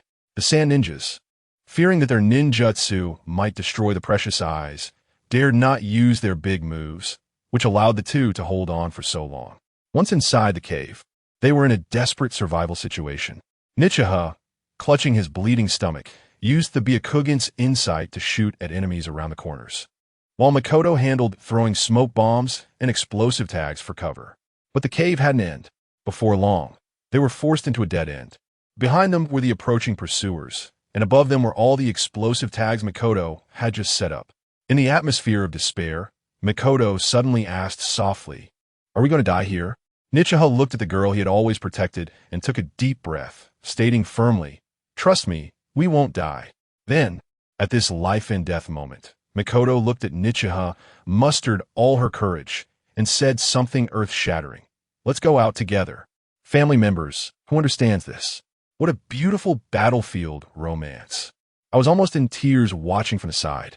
Nichiha, an old hand at life, was also stunned by the girl's straightforward confession. He tightly grasped Mikoto's hand and nodded heavily. Yeah, in the darkness, they confirmed their relationship. Nichiha even revealed to Mikoto that their first child's name would be Itachi. Mikoto blushed and shyly asked, "What about the second?" Guess what happened next? Nichiha looked into Mikoto's expectant eyes, suddenly reached out and gently tapped her neck. And with a blissful smile, Mikoto fainted. I was stunned at the time. What was going on? Nichiha gently placed the sleeping Mikoto in the innermost corner of the cave, turned around and murmured to himself, "I don't like the second brat. I want to have another." After saying that, he detonated a portion of the explosive tags. And with a loud boom, the collapsing rocks instantly sealed off the place where Mikoto was hiding, creating an absolutely safe little nest. After doing all this, Nichiha took off the headband from his forehead, covered his eyes, leaving only his peripheral vision. In the midst of the swirling dust and darkness, he stood alone, like a true lone warrior, charging towards the dozens of sand ninjas that rushed in. Then, he detonated all the remaining explosive tags above him. Boom! Rumble! The entire cave completely collapsed. By the time Shikomo arrived, what he saw was a pile of ruins. He used his treasured short knife, White Fang, infused with lightning chakra, and like a power drill, he managed to carve out a path from the collapsed rocks. Beneath a pile of sand ninja corpses, he finally dug out Nichiha. At that time, Nichiha was covered in blood, breathing in more than he was breathing out, and had only one breath left. Shikomo was decisive, directly delivering a weak lightning jolt to Nichiha's chest, effectively acting as a human defibrillator. With a sudden jolt, Nichiha convulsed sharply, coughed up a mouthful of dark blood, and regained a moment of clarity. He used his last bit of strength to point towards the depths of the cave, then completely fainted. Shikomo understood immediately and continued to dig inward. Before long, he broke through the last layer of rock and saw Mikoto lying inside, unharmed and looking like Sleeping Beauty. He used an electric shock to wake her up, and the first thing the girl did was scream heartbreakingly. "Nichiha? Is he okay?" "He's fine," Shikomo said in a calm voice to reassure her, then turned around and carefully picked up the unconscious Nichiha, leading the still, shaken Mikoto step by step out of the collapsed ruins. I tell you, at that time, I was following Captain Shikomo, and I was incredibly nervous. Mikoto, that stubborn girl, was clearly scared but insisted on holding it together. She touched the back of her neck, where she had been knocked out by Jisai earlier. I guess at that moment, she realized that Jisai had deliberately hidden her in the back, wanting to shoulder everything himself. Who understands the family? The mix of grievance and fear in that instant was overwhelming. I saw her Sharingan, and her eyes heated up, directly evolving from one Tomo to two. Then, without saying a word, she took off after Captain Shikomo, not falling behind a single step. By the time Jisai opened his eyes again, he didn't know how much time had passed. The sunlight hurt his eyes, and he lay there for a while before realizing he wasn't dead. I tell you, the only thought in his mind at that moment was, "No way, sir, I didn't die." The law of the time traveler is indeed amazing. Even when buildings collapse, it can still create a safe zone to save your life. He initially thought this wave would lead to a grand finale, and he wouldn't have to worry about the caged bird anymore, nor would he have to write every day until he went bald. Lying flat was so comfortable, but as it turned out, he was tough. With just a slight movement, the pain from his wound made him grimace. He tried to open his eyes, but his body was too weak, and he closed them immediately. However, just that one glance revealed that outside were all Konoha ninjas, which made him feel more at ease. While he was lying there enjoying the treatment of an injured person, the tent flap was lifted, and my teacher, Tsukumo Itaki, came in. They stared at each other in silence, the silence of tonight's Cambridge. In the end, Jisai couldn't hold it in anymore and weakly said, "Teacher, thank you for saving me." Guess what Tsukumo said? With a look of course, he replied, "Isn't it supposed to be my duty to save you?" I tell you, that expression was so calm and indifferent, as if it wasn't a big deal at all. But Nichi had a clear understanding in his heart. He knew that the teacher had personally shattered his golden reputation of 100% success rate to save the three of them. He got anxious at that moment and said, "But for us, your mission." Before he could finish, he was interrupted by our teacher. Missions are not everything in life. At that moment, Shikama was simply incredibly cool. He explained very nonchalantly that he just took the mission seriously and wasn't a machine that only knew about missions. That expression was just like his usual relief after perfectly completing a mission. Even, it carried a bit of liberating ease. Nichi was stunned at that moment, with only one thought in his mind. From now on, if anyone dares to complain about this matter regarding my teacher, I'll just go up and give them a big slap, knock them out. He looked at teacher Shikamu and suddenly realized that the teacher himself might not even know how big of a storm this mission failure would bring. He hurriedly reminded, "Teacher, what about the loopholes in the village's defense?" Teacher Shikamu just patted him, telling him to take care of his injuries, get stronger, and when the village needs it in the future, to give it his all. The teacher and apprentice were sharing their feelings when the tent flap was suddenly lifted. Mikoto stood at the door holding a lunchbox, her little face puffed up like a pufferfish, clearly waiting for a long time. As soon as teacher Shikamu saw the atmosphere, he understood instantly, smiled knowingly, and slipped away. Goodness, the tent became so awkward that you could scrape out a 3-bedroom apartment. Nichi could only find something to say. Are you hurt? Mikoto huffed through her nose and turned her head away. I'm fine. What about the rope tree? It's hurt worse than you. Each word was sharp, and Nichi had no retort. But I tell you, he wasn't the same ironclad man he used to be. He was well aware that this little girl wasn't truly angry. She was clearly worried sick about him, acting all proud.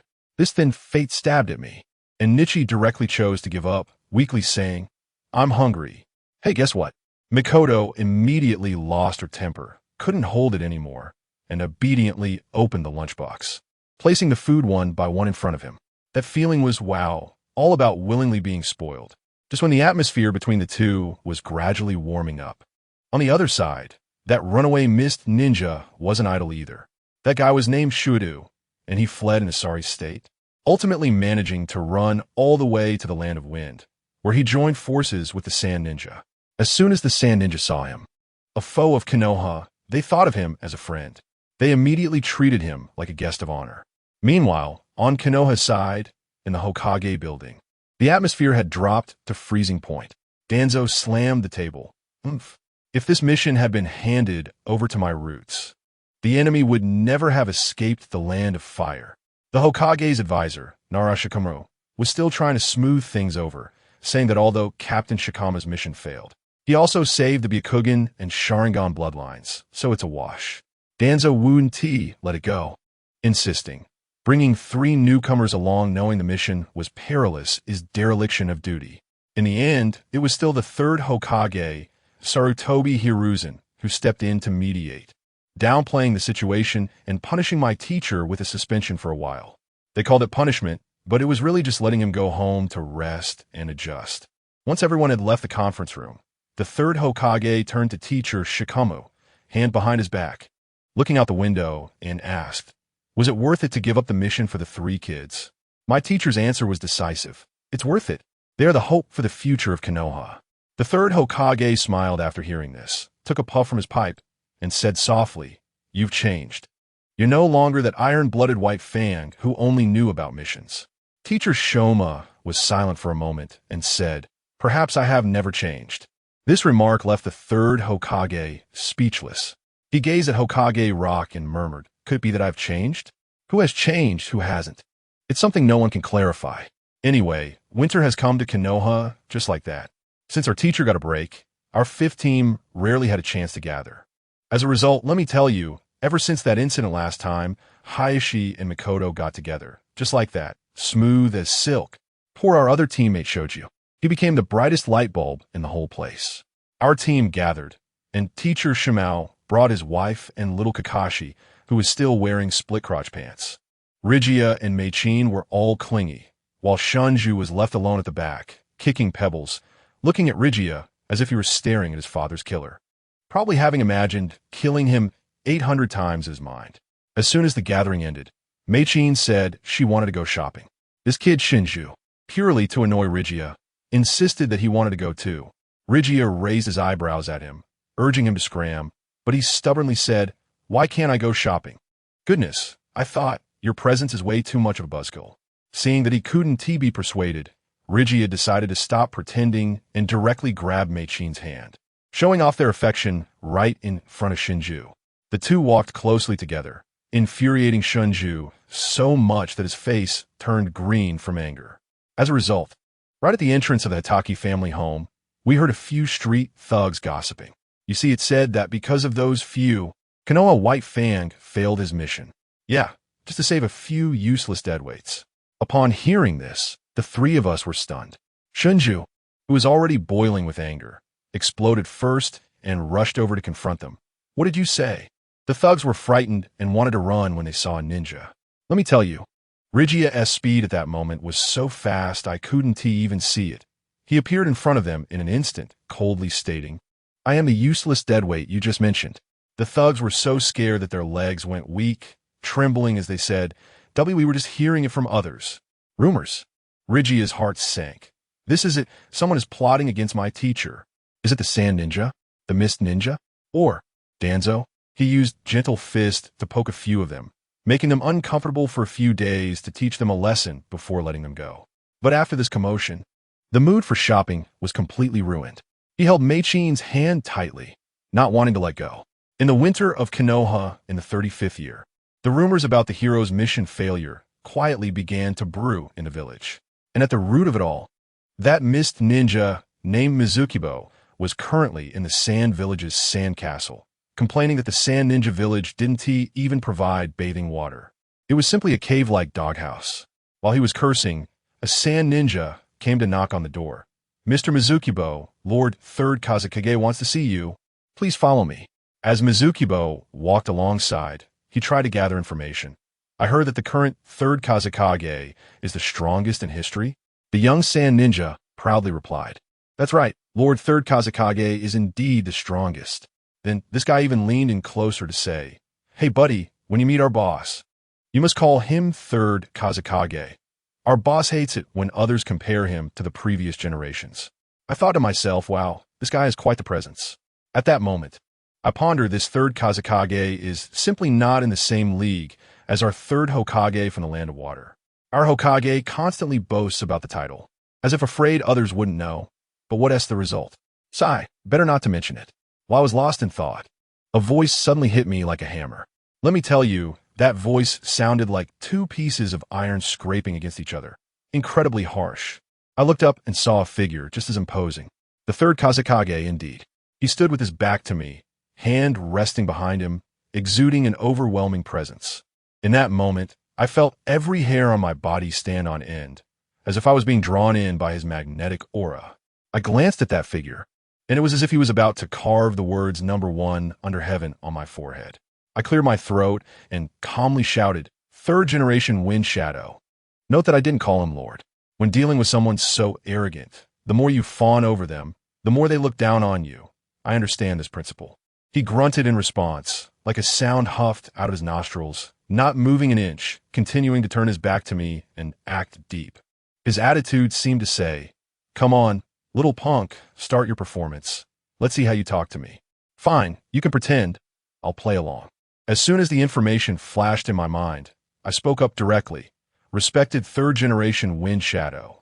When I arrived, it seemed I saw the enemy shadow in the desert of your wind country." I specifically mentioned the enemy, not Konoha. This really tied us together, you know?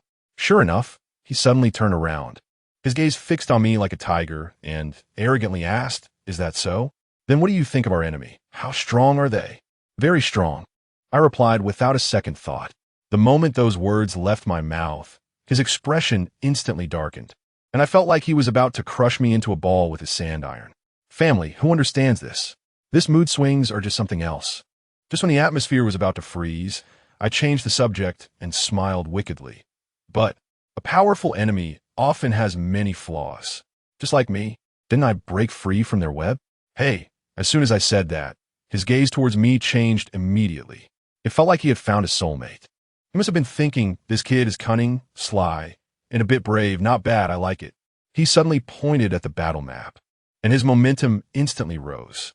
His hand, I tell you, looked like an eagle's claw, slamming down on the map of the Land of Fire. Then it began. What a passionate speech. It was family. Why? He pointed at Konoha. Why do they occupy the best land, with spring-like weather, having everything they want? Climate, land, population. All the best things flow to them. Why? The more he spoke, the more excited he became, saliva almost flying onto my face. Pointing at the map and then out the window at that sandy, ghostly place, they actually still restrict our development. Damn, this is the point. I was completely captivated by his crazy energy at that moment. I even felt a bit of solidarity with him, as if he was about to shout, "Are there any lords and nobles who are truly brave?" This guy is definitely a hero, but unfortunately, he's being suppressed by Konoha. I was just pondering what he meant by saying these things to me when he suddenly stared at me. My heart skipped a beat, and I quickly asked, "3 generations of wind shadows, what is your command?" He sized me up for a while before slowly saying, "I need you to take my ninjas back to the Land of Fire." I was completely stunned. What the hell? Go back. I just barely escaped from Konoha's White Fang with my life, and now you want me to go back and deliver? I immediately thought about refusing and quickly pretended to be sick. I've been on the run for half a month, my body. Before I could finish, he interrupted me. No, you don't need to do anything. His face turned cold. You just need to take our ninjas inside. At that time, our enemies will understand true pain. That look in his eyes, that tone of voice left me no room to refuse. My mind was racing as I tried to buy time and asked, when exactly will we act? What's the plan? He squeezed out a few words through his teeth. Depart tonight. Adapt as necessary. I was stunned at that moment, thinking, what the hell? Adapt and respond? Dude, are you playing a blind box here? This isn't a mission. This is just a death squad. Looking at his unquestionable gaze, I understood that there was no room for negotiation. I could only clasp my hands and turn to leave, cursing this group of sand ninja lunatics 1,000 times in my heart. Just as I was about to walk away, I heard that cold voice of the wind shadow saying to his subordinate, remember, before you die, you must ensure he stays in the leaf forever. Good grief. They're taking me along with them. A knife was pressed against a villager's neck. The villager turned pale with fear. His eyes filled with a desire to survive. He looked at me. That gaze was like grasping the last straw of hope. What can I do? I glanced at the sand ninja jonin next to me, named Zaki, who had been staring at me like a surveillance camera the whole way, his face resembling a zombie. I could only helplessly glance back at the villager, then look away, pretending I hadn't seen anything. Zaki's deep voice rang out. Not a single one left. In an instant, a flash of light from a blade cut through the darkness, and I heard the distinct crunching sound of a throat being slit, followed by the hissing sound of blood gushing out. A sweet, metallic smell quickly filled the air. The villager who had just been pleading for my help was now convulsing in front of me, his hands tightly gripping his neck, legs kicking wildly on the ground. And then suddenly he stiffened and stopped moving. I looked at the blood on the ground and suddenly felt that these sand shinobi were nothing but killing machines. That Zakai guy hadn't left my 3-meter radius from the beginning. I felt that if I moved slightly, his blood-dripping knife could slice my throat. This incident quickly reached the third Hokage of Konoha, and the old man slammed the table, instantly understanding. This was the sand shinobi's revenge. A desperate struggle to make the land of fire taste the bitterness of losing their homes and families. He immediately issued a death order, shouting at the Umbu, assemble all the active ninjas, eliminate the enemies within our borders.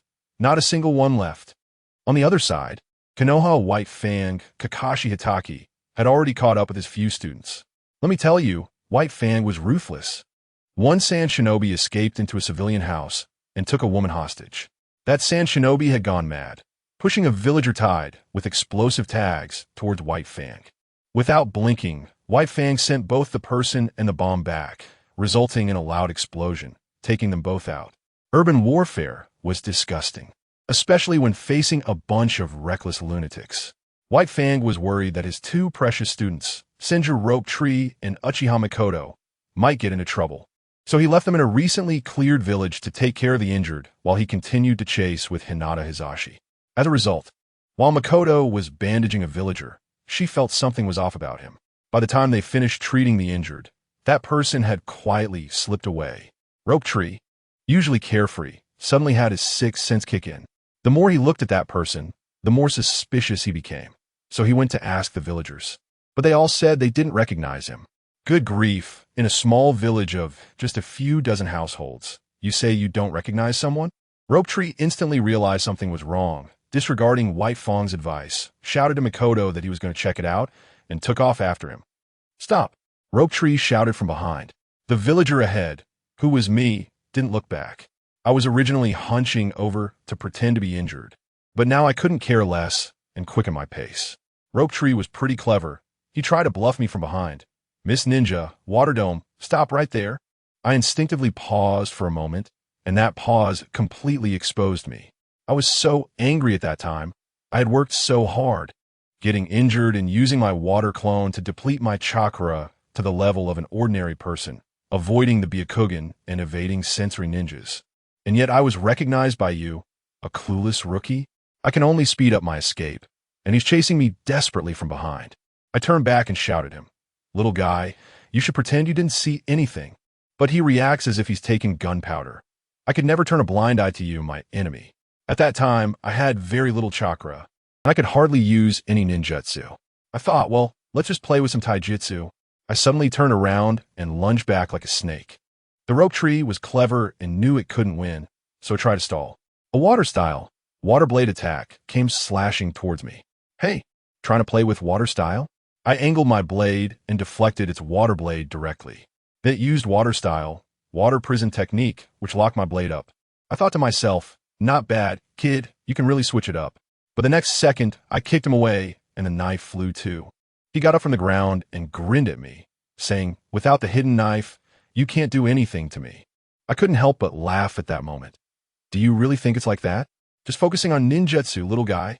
After saying that, I charged right in. Without a knife and ninjutsu, relying only on my fists and feet, that kid was like a punching bag in front of me, getting a good beating with no chance to fight back. You think this is the end? Well, that kid is tough too. He actually managed to push me back half a step, and then he spread a patch of 502 glue under my feet, creating a sticky water release that instantly spread out, trying to limit my movement. I told you, this move is completely useless against me. With chakra on the soles of my feet, I can simply ignore it. But just when I thought I was safe, that guy suddenly grabbed my neck and lifted me up. Damn, in that moment, I felt like my brain was suffocating, stars were flashing in front of my eyes. And no matter how I kicked, I couldn't reach him. Family, who understands? That feeling of choking made it seem like my eyes were about to roll back. Just when my consciousness was fading, one thought crossed my mind. If I'm going down, I'm taking someone with me. I fought back. I used every last bit of strength to push against his arm and started forming hand seals. When that guy saw me forming seals, he thought it was a medical ninjutsu, but when he realized something was off, he tried to tighten his grip to choke me to death. But it was too late. My ultimate water release technique, which didn't even have a name yet, burst forth. Water release, floating. Have you ever seen water flow upward? I made him witness it. The cracks in the ground exploded, and what emerged wasn't ordinary water, but a thick, cyan liquid infused with my chakra, alive like a creature. This water was practically anti-gravity, climbing up his legs like an expanding water suit, wrapping him tightly from head to toe. His chakra was already running low, and he couldn't block it. Then came the most brutal part. The water started to rush into his ears, nose, and mouth. The main focus was internal explosion. Just as he was about to be suffocated by my technique, I thought I had the upper hand, when suddenly, I felt a chill behind me. A knife pierced through my back. I froze, incredulously looking down, and then I went limp. The last scene I saw was of a sand ninja named Zaki. He ambushed me from behind. The mist ninja, Mizuki's, whom I had just saved, was coughing violently over there. Zaki pretended to be sincere and went up to him, saying, "Don't mention it, we are allies." At that moment, I couldn't help but laugh. Allies in the ninja world? It was simply the funniest joke of the year. Sure enough, as soon as the water bucket turned to run, Zaki's knife suddenly pierced into the back of the water bucket's heart. Wow, this was a workplace backstab plus version. 1 second a savior, the next a deadly demon. The expression on the water bucket's face was more confused than mine, pointing at Zaki but unable to say a word. Zaki coldly said, "Leaving you here is my final mission. Those who betray others will ultimately be betrayed." I looked at the two of them, one unwilling and the other indifferent, and felt that my life had been worth it. At least I was chasing the enemy, dying like a hero under the sunlight. I'm sorry, sister, teacher, and Mikoto. Just as my consciousness was fading completely, a flash of white lightning cut through my vision. It was my teacher, Hatake Sakomo. He arrived, furious like a lion, moving at a speed I had never seen before, with lightning in his wake. With a single move, lightning release, White Fang, he pierced through the neck of that sand ninja Zaki, nailing him in midair. Instant kill. Purely an instant kill. Then, he rushed to my side, pressing his hands against my chest, using lightning release to defibrillate me again and again. But it was no use. I was already ice cold. Nichiraku also arrived and shook his head at my teacher. "Teacher, he's already gone." My teacher froze completely. The kind of sadness and self-blame that emanated from his very bones made him resemble a statue that had suddenly weathered away. He drew his knife, said nothing, and turned to charge towards other places invaded by the sand ninja. That silhouette was so lonely it broke my heart. Later, my sister, Tsunade, also arrived. When she saw my corpse, she broke down on the spot and yelled at my teacher. Aren't you the White Fang of Konoha?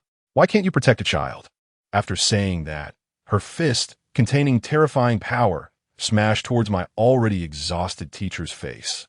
Just as she was about to strike, Hizashi swiftly stepped in front and activated the Byakugan. With a loud bang, even the Byakugan was shattered by my sister's furious punch, sending Hizashi and my teacher flying against the wall. Hizashi coughed up blood but stared fiercely at my sister, gathering all his strength to shout. He is no longer a child. He is a ch-nin. We've already been saved once. Do we need to be saved 100 times? I told you, just this one sentence instantly left my sister speechless. She stared blankly at the forehead protector on my head. The cold numbers are a 0, 8, 9, 4, 1 on it, representing not a child, but a leaf ninja. All her anger instantly crumbled, turning into endless sadness as she knelt on the ground and cried out loud, finally taking off my necklace and putting it around her own neck.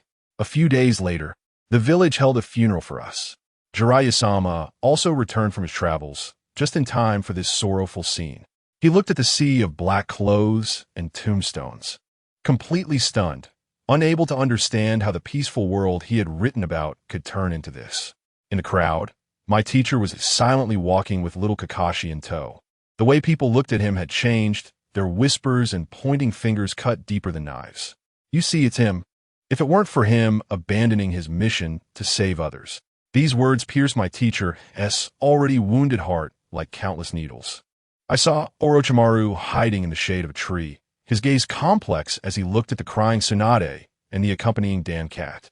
Meanwhile, the late Jiraiya had eyes only for Tsunade. The three ninjas, separated by the crowd, each tasted their own bitterness. Shikamaru stood not far away, observing all of this, and finally directed his gaze toward my tombstone. I knew what he was thinking.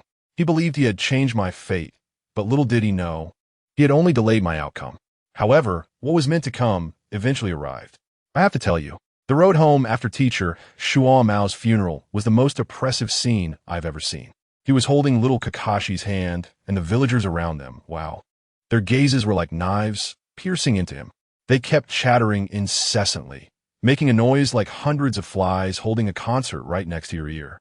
Little Kakashi couldn't take it anymore. His small face turned red with anger, and he looked up at his dad and said, "Dad, they're talking about you." His little voice was filled with grievance and resentment. Who understands what family members feel? A child of just a few years old could sense the overwhelming malice in this world. Teacher Shuamao stopped at that moment, looking at Kakashi, and his gaze made my heart ache from afar. He didn't get angry or explain anything. He gently patted Kakashi's iconic little white hair and softly said, "Let them talk." Goodness, how could little Kakashi's temper handle that? He puffed out his neck, wanting to argue. Just a couple of days ago at kindergarten, when some bratty kids were talking bad about his dad behind his back, he had directly taken on 8 of them and knocked them all down. It was something he was quite proud of, but then his mom dragged him around to apologize to each family, and he was just simmering with anger. Then teacher Shuamao directly interrupted him, very seriously saying, "Kakashi, don't fight with the village kids anymore." Kakashi was stunned at that moment, his little mouth pouting in grievance. But looking at his dad's gaze, he reluctantly replied with I watched the backs of the father and son, one big and one small, being pulled along by those malicious gazes and rumors, and a single thought crossed my mind. This village is sick. When I got home, teacher Shuamao looked at Kakashi playing alone in the yard, and I knew what he was thinking. This home can shield against the storms outside, but it can't protect against the hearts of people. How could he give Kakashi a normal childhood? He stood up, put on his ninja gear, inserted that iconic short blade into his back, and headed straight to the Hokage building. He was going to solve the problem. And what happened? The worst was yet to come. When he reached the entrance of the Hokage building, guess what? He was stopped by the guards and told it was a routine check. I wanted to laugh at that moment. Konoha's White Fang, the hero of the village, returning to his own unit, and still treated like a suspect, just because a mist ninja had impersonated him before. This was simply ridiculous, utterly absurd. Teacher Shuamao didn't say anything and just let them check. After they finished, he was stopped again at the conference room door and told that the third Hokage was in a meeting. He stood there, and the noise from inside, those old folks arguing, was as loud as a market. I'll tell you, I didn't even need to listen to know that it was Danzo, that old schemer, working together with that whiny daimyo of the fire country, both of them tossing all the blame onto teacher Shumao. Could teacher Shumao tolerate this? He directly dashed inside, leaving the two guards dumbfounded. The message was clear. With such a pathetic defense, I can come and go as I please. You're just wasting your effort. In front of everyone, without saying a word, he ripped the fire sleeve insignia from his left arm, which represented Konoha's highest honor, and slammed it onto the conference table. The action was incredibly cool, but also heartbreakingly resolute. He said, "A hero of this country should not be a person who makes mistakes. Wearing this will only remind everyone of the pain again and again." The third Hokage's face changed at that moment, wanting to persuade him. Then that daimyo, shaking his stupid fan, said sarcastically, "Then just take it back. After all, a ninja's worth is measured by their success rate in missions." Damn it, it's settled. Teacher Shumao's final request was to go to the front lines. He wanted to wash away everything through battle and end the war as soon as possible. But Danzo directly said, "Sorry, the selection for the mission to the Land of Wind has already been made. It's led by the legendary 3 ninjas. You're not included." At that moment, I saw the light in teacher Shumao's eyes completely dim. He was completely abandoned by the village he had protected with his life. So, history is like a giant washing machine. If you throw a stone and trying to change the direction of the water flow, it just gets churned up and ultimately follows the original course. I saved him once, but all I did was change his death sentence to a suspended one. Months later, in the spring of 36 years of Konoha, the war continued endlessly, and the resentment in the village grew heavier. All the blame, all the hatred, under the guidance of those with ulterior motives, surged towards teacher Shumao like a tide. He didn't die by the enemy's sword. He was drowned by the spit of his own people, by the villagers he had protected with his life. The mouths of the people can kill with heartless words. In the end, in order for his beloved son Kakashi to no longer be pointed at and criticized, he chose that path. I stood in front of his simple tombstone, which only had the 4 characters Konoha Shikomo inscribed on it, without even the title of Konoha White Fang. I placed a bouquet of white flowers in front of the rope tree's tombstone, and another bouquet in front of his tombstone. I felt a heavy blockage in my heart. Looking at that cold stone, I especially wanted to say, "Teacher, you are not wrong." Really, if it were me, I would have chosen the same. To protect a village, yet unable to safeguard even the people I care about. What is the point of guarding anything? This village doesn't deserve it at all. But I didn't say it out loud. I only silently repeated it in my heart, and finally whispered 2 words, "Goodbye." The scene shifted, and it was several months later. After teacher Shumao's death, I was sent to the borderline with the Land of Wind, primarily as cannon fodder.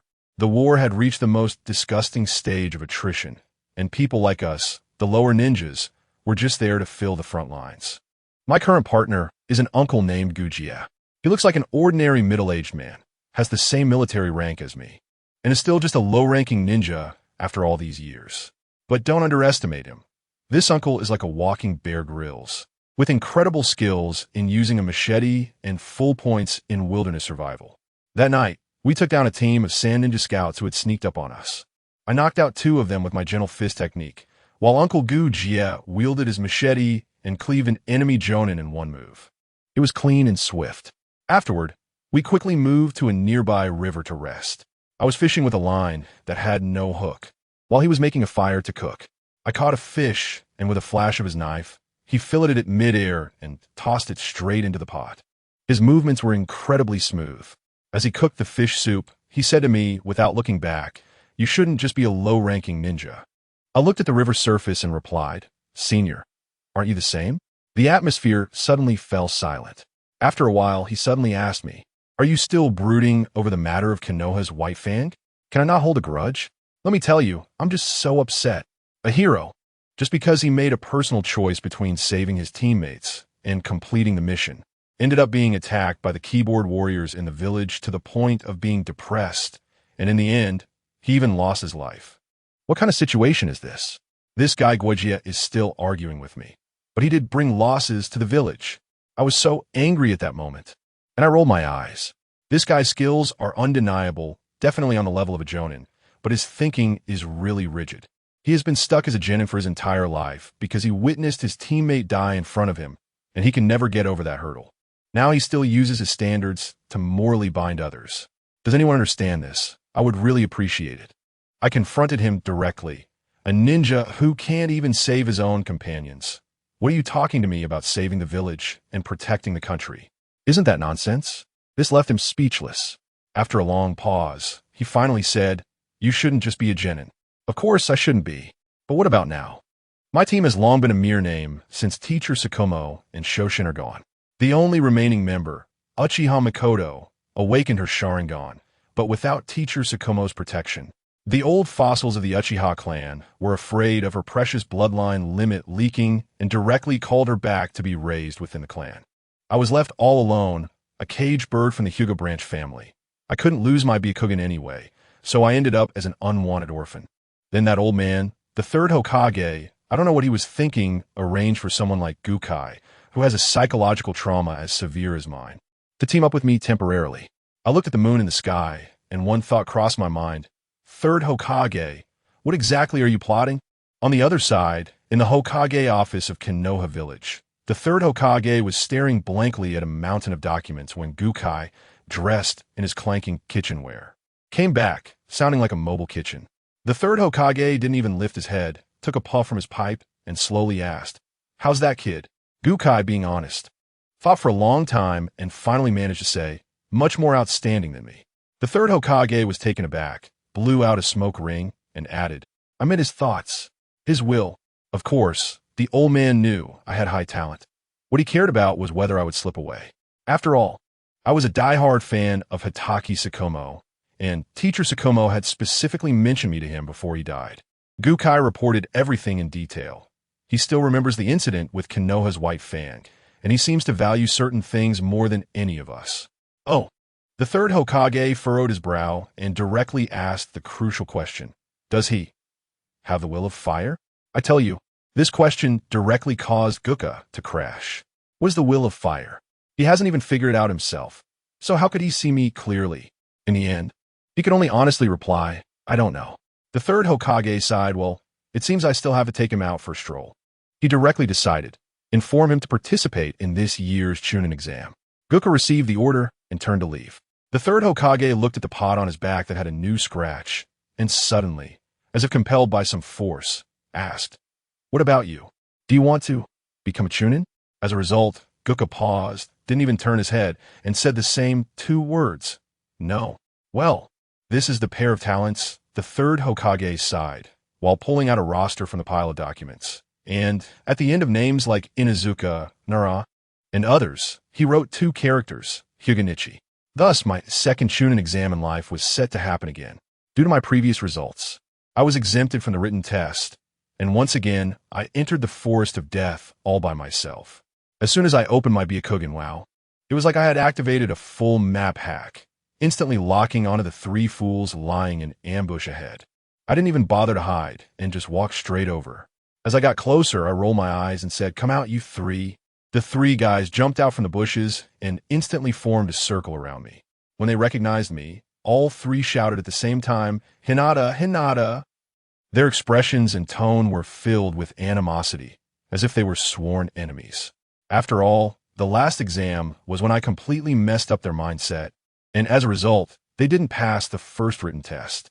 Now that we ran into each other in the second round, wouldn't that mean they would settle both old and new scores? I looked at their nervous expressions and suddenly felt a bit bored. After a year, my opponents were still these same pathetic weaklings. It was simply an insult to me as a transmigrator. My face darkened and my chakra erupted. The three rain ninjas instantly lost their nerve, throwing smoke bombs, shurikens, and kunai at me as if they were worthless. And what happened? In the smoke, I heard a clattering noise, and in the next second, everything they had thrown at me was reflected back at them at several times the speed, fueled by my own power. The battle? It had already ended the moment it began. I pinched a few scrolls with my 2 fingers and looked at the 3 people lying on the ground, unable to move. One of them trembled as he took out a scroll from his bosom and handed it to me. The Book of Heaven. I took a step forward, casually wiped the bloodstains off his clothes without even looking at them, and headed towards the tower. The meaning was clear. Do you think you deserve this?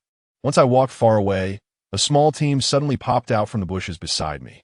A red-haired girl, looking like a little chili pepper, exclaimed with shining eyes, "Wow, what kind of martial arts was that just now?"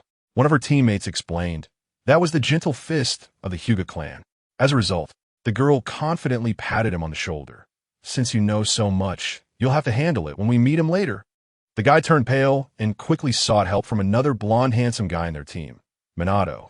The blonde boy named Minato just smiled slightly and said, "Good luck." And then these kids really started chasing after me. I, familiar with the route, once again became the first to reach the top of the central tower. Last year, there were still 3 of us standing here, but this year, I'm the only one left, focusing on being real. To be honest, I do miss Makoto a bit, and I even miss the noisy rope tree. Standing alone at this highest point, the feeling of loneliness hits me instantly. At that moment, I didn't know what got into me, trying to emulate future pain, brewing up my emotions. I was about to utter an epic line, Itamia, but just as my emotions were halfway brewed, a cheeky female voice came from below. Hey, that uncle up there, aren't you afraid of straining your back standing so high?" I almost choked. Who doesn't have any sense here? I looked down and saw a girl from the Inuzuka family, with fangs painted on her face. Her little black dog on her shoulder barked twice in perfect timing, adding to the mockery. The girl pointed, and her dog dashed up the wall towards me. At the same time, I felt a rustling under my feet. Swarms of parasitic bugs were crawling up my pant legs. The Oil Women clan is here too? Are they all teaming up to take me down as a boss? I was just thinking when a loud voice came from afar. Wow, look, that cataract is surrounded. And there comes that girl from the whirlpool with the tomato head. I was furious at that moment, and in an instant I exploded, sending both the bugs and the dog flying. But just as I was about to leave, my body suddenly froze. Out of the corner of my eye, I caught sight of my shadow being connected to another black line. At the base of the tower, Nara's ponytail boy was forming hand seals, and beside him stood a chubby kid from the Akimichi clan. Good grief, all the members of the Boar, Deer, Butterfly team are here, ready to team up against me. The parents of Konoha's future 12 little strong ones are here to take me down today. While I was frantically complaining in my mind, a strange voice suddenly echoed in my head. What does it mean to be taken down? What the hell? Who's talking in my head? I was instantly confused. I realized my body was completely out of control, still down there making the okay gesture like that kid from the Nara family. Meanwhile, the curious part of my brain was still asking, hey, what does it mean to be turned? I immediately realized that Inuzuka, Aburame, Akimichi Nara, who else could be in my mind besides the Yamanaka clan? I was anxious at that moment. If the secret of the time traveler was discovered, I would be sliced up for research. I immediately roared in my mind, "Shan Zhonghai E, get the hell out of my body!" As my soul struggles, my body outside convulses like it's having a seizure at the top of the tower. The little demons below are dumbfounded, but only the blonde handsome guy named Minato Namikaze realizes it's the secret technique of the mountain family. In my mind, that little brat in the mountains, Hai-E, seemed quite proud. "Oh, how do you know my name?" "Well, of course, I used to hold you when you were little." I was so anxious that I started rambling. As a result, this kid didn't believe me at all and kept grinning at me. After chatting for a bit, I finally realized that his mind-turning technique seems to only control the body and doesn't directly read my thoughts. I felt instantly reassured, but I was still annoyed, so I followed his lead and said, "Wow, having 2 consciousnesses in one body, how amazing." Yet inside, I was frantically complaining, "Kid, not looking at my thoughts will definitely be the biggest loss of your life." Just kidding. Not only do I have a script for you guys for the next few decades in my head, but more importantly, I have my 500 gigabytes of study materials. This is too dangerous. I must quickly get him out. With that thought, I concentrated my powerful spirit as a time traveler and suddenly shouted in my consciousness, "Get out of here." In that instant, my entire soul charged like a prehistoric beast towards that little consciousness of Yamashita Hachi. I bombarded him with fragments of memories from my past life, cars, airplanes, skyscrapers. All at once. "Come on, little brother, let me show you what the information explosion of the 21st century looks like." That little consciousness of Yamashita Hachi couldn't withstand it at all. After a scream that sounded like a dying butterfly, he was instantly pushed out of my body. When he woke up, He coughed like a broken bellows, his eyes dazed, feeling like his brain had been run over by a dump truck 800 times. His teammate Narashikaku was still there forming a seal and hurriedly asked him, "Hachi, what happened, brother?" Let me tell you, when Shan Zhonghai he had that expression, it was like he'd seen a ghost in a horror movie, stuttering. So scary. That thing in his head, so big, such a huge one. As he spoke, he was also gesturing with his hands, drawing something in the air. I don't even know what he was trying to depict. I was standing on top of the tower, watching him, and my heart skipped a beat. Goodness, he couldn't have seen that starship in my head, could he? This is the highest secret of my time traveling. And if someone like Orochimaru, that slicing maniac, found out, wouldn't I be captured as an alien for research? I was pondering when suddenly I felt my body couldn't move.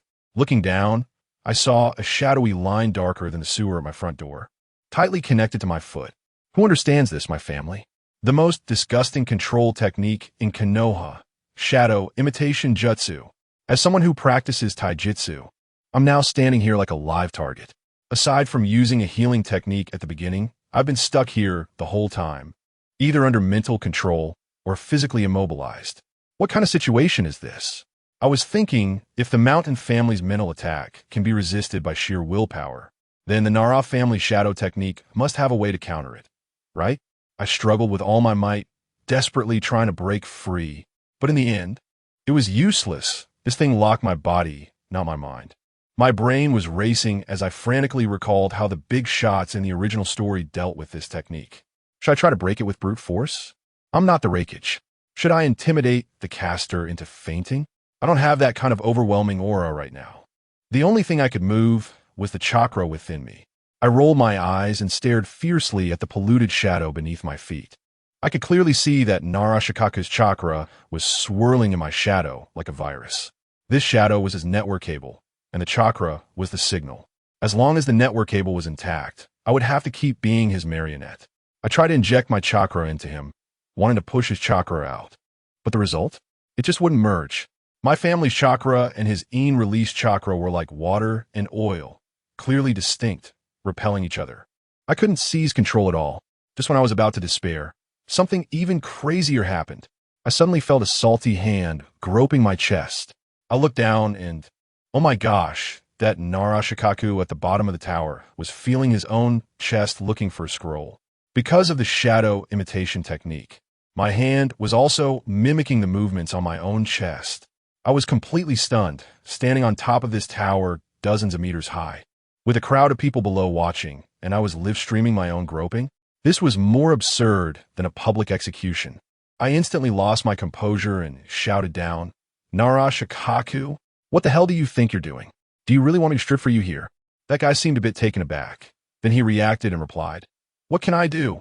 Hand over the heaven and earth scroll. Hurry up." As he said this, his hand reached down, lifting his own clothes, and my hand started to lift my own clothes too.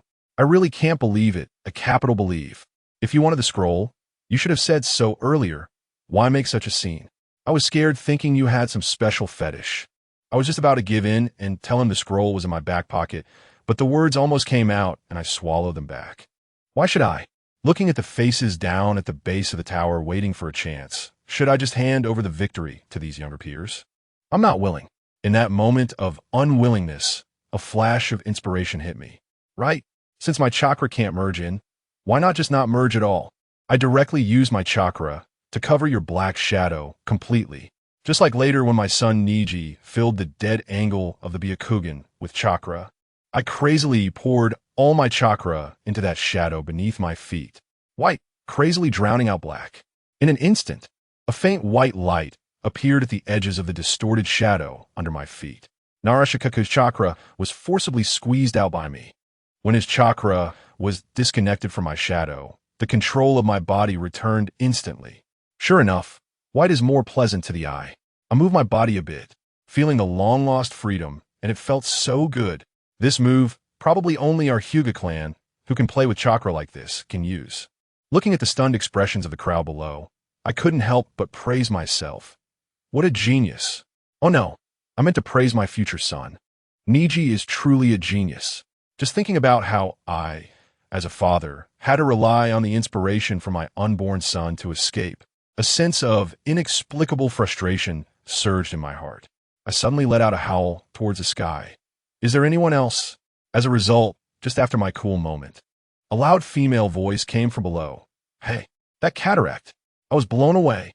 Cataract? Who's cataract? Your whole family has cataracts. This is a disdainful glare. Do you understand? I looked down and saw, wow, bright red hair. Isn't that Naruto's mom? Kushina Uzumaki? She was hands on her hips, being desperately pulled by her teammates, looking so stubborn. And actually pretty cute. I held my forehead, feeling overwhelmed. Little sister, are you sure you're here to fight? Hearing this, she got even angrier, rolled up her sleeves, pointed at my nose, and shouted, You, don't look down on me. I'm going to. All right. I interrupted her directly. I know, you want to become the Hokage's woman. Oh no, man. No. You want to become the Hokage? Looking at her overly passionate expression, I couldn't help but think she resembled Sage Dai from back in the day. And I felt the urge to pour a bucket of cold water on her. I stared at her with my Byakugan, my gaze icy. Give it up. That path is not easy. What I didn't say out loud was that the cost of that path is your life, your husband's life, and your son's childhood. With just a glance, I almost made that little hot pepper cry. As a result, the handsome golden retriever next to her, Minato Namikaze, immediately stood up to save the beauty. Kushina, don't listen to him. You can definitely succeed. Goodness, here I am trying to change your tragic fate. And you two are putting on a pure love show right under my nose? Focusing on mutual encouragement. Huh? I was furious and yelled at them. You two better stop it. That little hot pepper, encouraged by Minato, instantly revived and pointed her finger at me, shouting, Bad guy, I will prove it to you. Really? I sneered and went into spoiler mode, raising my finger directly at Minato Namikaze. I doubt you can make it, but he can. I want to break you apart, but I won't let you off the hook either. Kushina, indeed, looked at Minato with a doubtful expression, scanning him from head to toe, then confidently rebutted me. You're lying. He is too gentle. He is not like the Hokage at all. I almost laughed out loud after hearing that. Indeed, who would have thought that the position of Hokage would suddenly shift from a muscular tough guy to a gentle handsome guy? Looking at Minato's handsome face, even when rejected by the girl he likes, he only felt a moment of disappointment before his gaze became more determined. Watching these two, I suddenly found it uninteresting. You want to become Hokage, right? I said to Kushina. Then you have to pass my test first. Why are you blocking me? She asked, confused. Because there's a guy who's already dead who also wants to be Hokage. After I said that, I thought of that fool named Rope Tree, and, without hesitation, I jumped from the high tower, diving straight into the crowd below. To hell with the exam. I've already fallen behind a class. What's another class? Today, I just want to have a good time. At the end of that exam, I ended up in a massive brawl, and in the end, it was Akimichi Choza, that fat data Choji, a meatball tank, who knocked us both into the central tower like playing pool, and that was how it ended. Now, I am back in the arena for the third round of the Chunin exams. Looking down at the field, Choza is having an intense fight with his opponent. He is much fatter now compared to his son's peers, and when that meatball tank rolls, it sounds like a steamroller, making the audience go wild. But it didn't last long. He took a turn and couldn't stop in time, crashing into the wall with a loud bang, embedding himself like a giant green bouncy ball. He got stuck in a wall and couldn't get out, anxiously calling out, Damn it, someone help pull me out. The audience burst into laughter. His teammate, Yamanaka Inoichi, covered his face, looking like he didn't know this idiot. Only Nara Shikako understood. Choza was intentionally not shrinking down. Otherwise, without the defensive technique of enlargement, he wouldn't be able to withstand his opponent's speed. Just as he thought, Choza's opponent, who was none other than Namikaze Minato, darted in with a flash. And a kunai stabbed fiercely into the giant meatball. The meatball started to deflate with a hissing sound, and just as it was about to shrink, a huge fist suddenly burst out of the pit. Partial enlargement technique. Choza was quite smart, hiding in the pit he created, only having to defend from one direction, which nullified Minato's speed advantage. Minato threw a few shurikens, but they were all blocked by the giant palm. Once the enlargement technique cooled down, Choza cautiously stepped out of the pit. As soon as he did, Nara Shikaka sighed. No hope. What's going on? Choza looked confused, only to see the audience pointing behind him. A kunai was already pressed against his neck. The Minato in front of him poofed into smoke. Wow. It turned out that during the few seconds when Choza blocked his view with a giant palm, Minato had already used a shadow clone to trick him and had circled around to the back. I lost. Choza took it like a champ. But I decided to go have some barbecue to calm my nerves. Then I'll treat you. Minato smiled as he retracted the kunai. Just then, a bag of chips fell from the sky. Choza looked up, caught it, ripped it open, and began eating, mumbling towards us, "You two bastards. Are you so sure I'll lose?" Inoichi shouted from above. No, if you win, there are 2 bags. Just as Choza rushed up to the stands for food, a wild girl, painted with face paint and carrying a dog on her shoulder, shouted at me with her hands on her hips. "Hey, the one rolling your eyes, get down here." As soon as I looked at the screen, I was like, wow, it's my turn. My opponent is Inuzuka Tsum, who is the future Inuzuka Kiba's mom. She's the one who threw a dog at me on top of the tower. That howling girl. I jumped down from a platform over 20 meters high. She bared her tiger teeth at me and said fiercely, "Man, you've offended me. I'm very fierce and I hold grudges." As soon as the referee shouted for the match to start, a shadow darted over. I was stunned at that moment because of her. She threw that dog at me again, and this time it was even worse. The dog was spinning while urinating, flying towards me like a biological weapon. I held my breath and quickly retreated as Inuzuka Tsum transformed into a blur and lunged at me. The speed, the momentum. It was as if she was going to rip my clothes apart. Hands, feet, teeth, various attacks forced me to keep backing away. Immediately after, the dog that had just been thrown turned into the form of Inuzuka Tsum, stepping on the back of her true self, using it to double her speed and pounce at me. Leaf Hurricane. I seized the opportunity, executing a sweeping kick, and before that anthropomorphized dog could bite me, I kicked it away with a single strike. How dare it kick me in the chest? Inuzuka Tsum instantly exploded with rage, going completely berserk. Howling as she and her dog transformed into 2 swirling black-red tornadoes, crossing and sweeping towards me. Wherever they passed, the marble floor was torn apart, leaving deep claw marks. The speed was too fast. There was no way to dodge. Return to the sky. My white rotation and her black-red rotation collided fiercely, producing a sharp, hissing sound in the air, like a knife slicing through an eardrum. 2 powerful forces were wildly confronting each other in front of me, but in the end, my counterattack was superior. The immense centrifugal force directly flung both of them away, creating 2 large craters with a bang as they hit the ground. Inuzuka's claw crawled out of the pit, sniffed the air, licked its lips, and looked at me with gleaming eyes. "Stinky man, let me take a bite." I watched as the drool was about to drip from the corner of her mouth, and, on the other side, the dog had a gaze like it was eyeing a sausage. I felt overwhelmed. I made a gesture like a white crane spreading its wings. "Oh, woo, I'm going to bite you." She howled excitedly, charging towards me again with her dog, kicking up a cloud of dust, as if a smoke bomb had just gone off. Let me tell you, this smoke bomb is something else. That crazy woman and her dog were spinning around inside like a top, moving faster than before, and the wind they stirred up almost shattered my eardrums. But who am I? I just stood there, not moving an inch, and activated my ultimate defense. You know what I mean, Hinata's non-stick pan, absolute defense. I could hear all the noise outside like a chaotic scraping sound, but guess what? It was completely useless. Once her fervor burned out and she exhausted her strength, the smoke slowly dissipated. When the smoke cleared, folks, the iconic scene unfolded. I already had my hand knife against her neck, completely steady. Her little black dog, which was peeing everywhere, was also slapped back to its original form, lying on the ground whimpering. The outcome was clear, just that simple. I thought I'd play it cool, clear my throat, and calmly said, "Ninja, don't leave your back to the enemy." And guess what happened next? That girl just plopped down on the ground, still not accepting her defeat, glaring at me fiercely.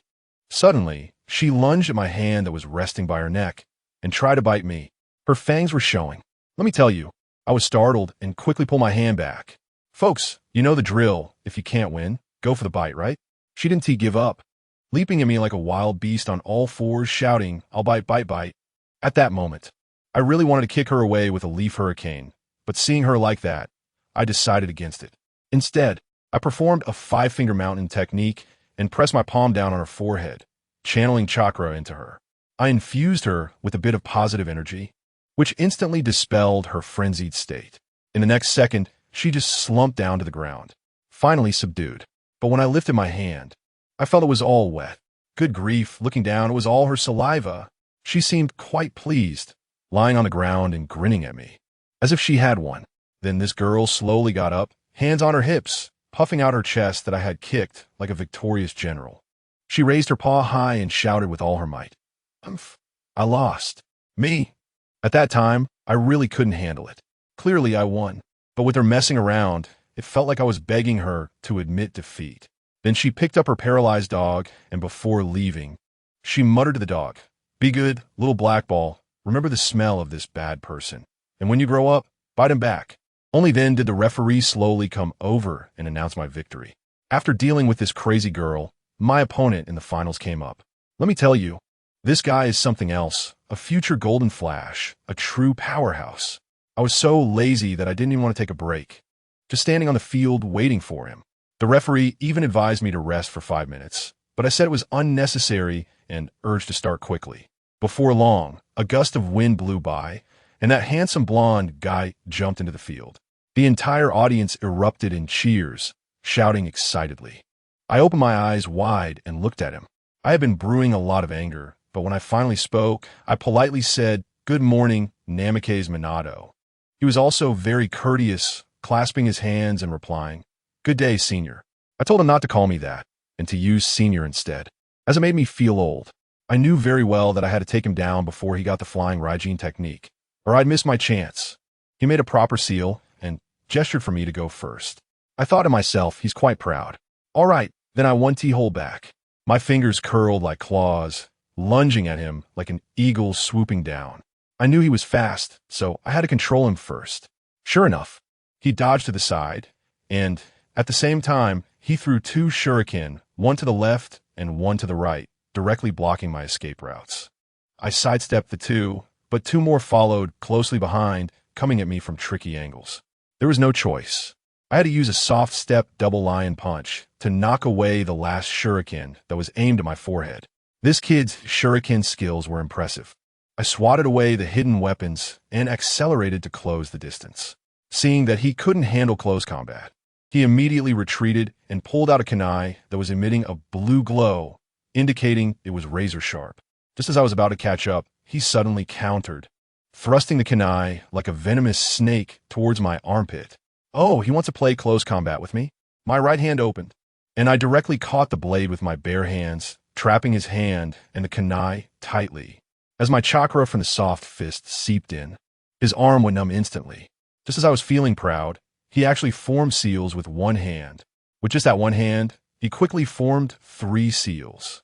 Wind release, gale palm. Several wind blades sliced through the air towards my face, forcing me to let go of him and defend myself.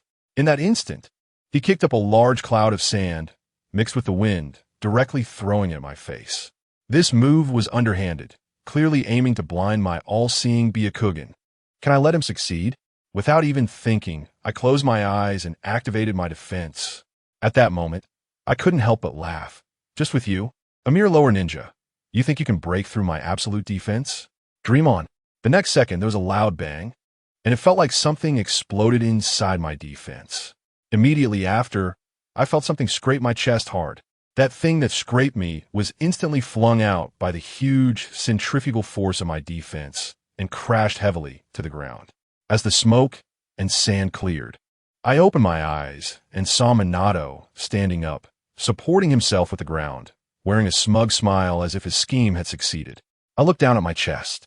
My clothes had a tear, but I wasn't injured. How did he do that? Just as I was wondering, I stepped on something hard.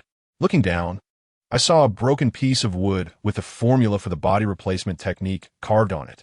I suddenly understood. Damn, this kid mixed the lightweight wood used for his stand with the sand and threw it all at me. The wood was too light and wasn't sent flying back by my technique. Instead, it got sucked in. Then at the moment I closed my eyes, he used a stand technique to directly swap places with that piece of wood and instantly teleported into my arms. I was already sweating on my back at that moment. If this were a battlefield and he was throwing an explosive tag instead of smoke bomb, I would have been ready to take my seat by now. truly worthy of being the future fourth Hokage. His mind is just too sharp.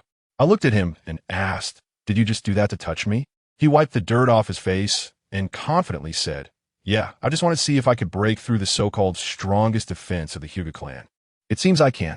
All right, I admit I was careless.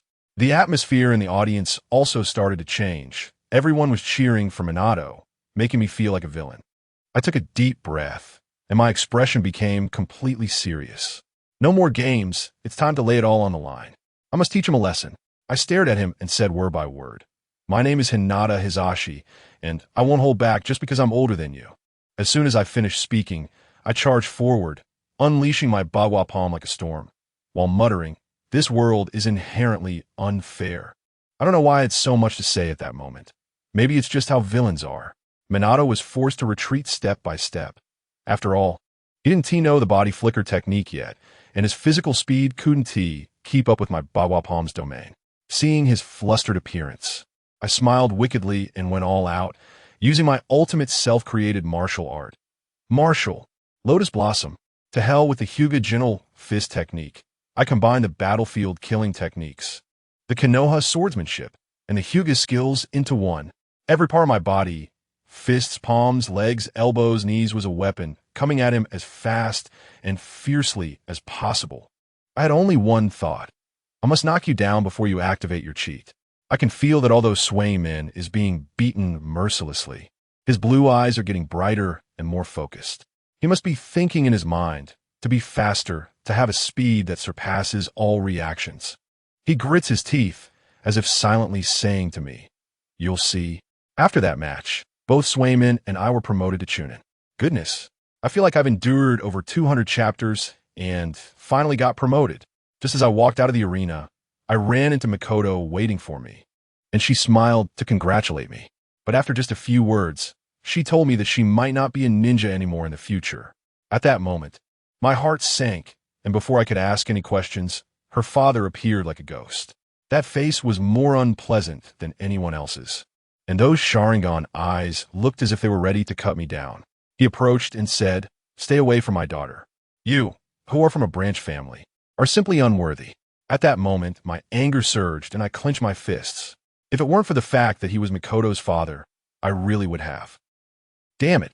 I suppressed my anger and turned to leave.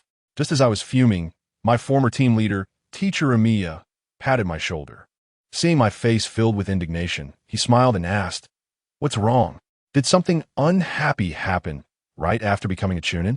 I sighed and casually said, "Well, I'm thinking what to do after becoming a CH Nin."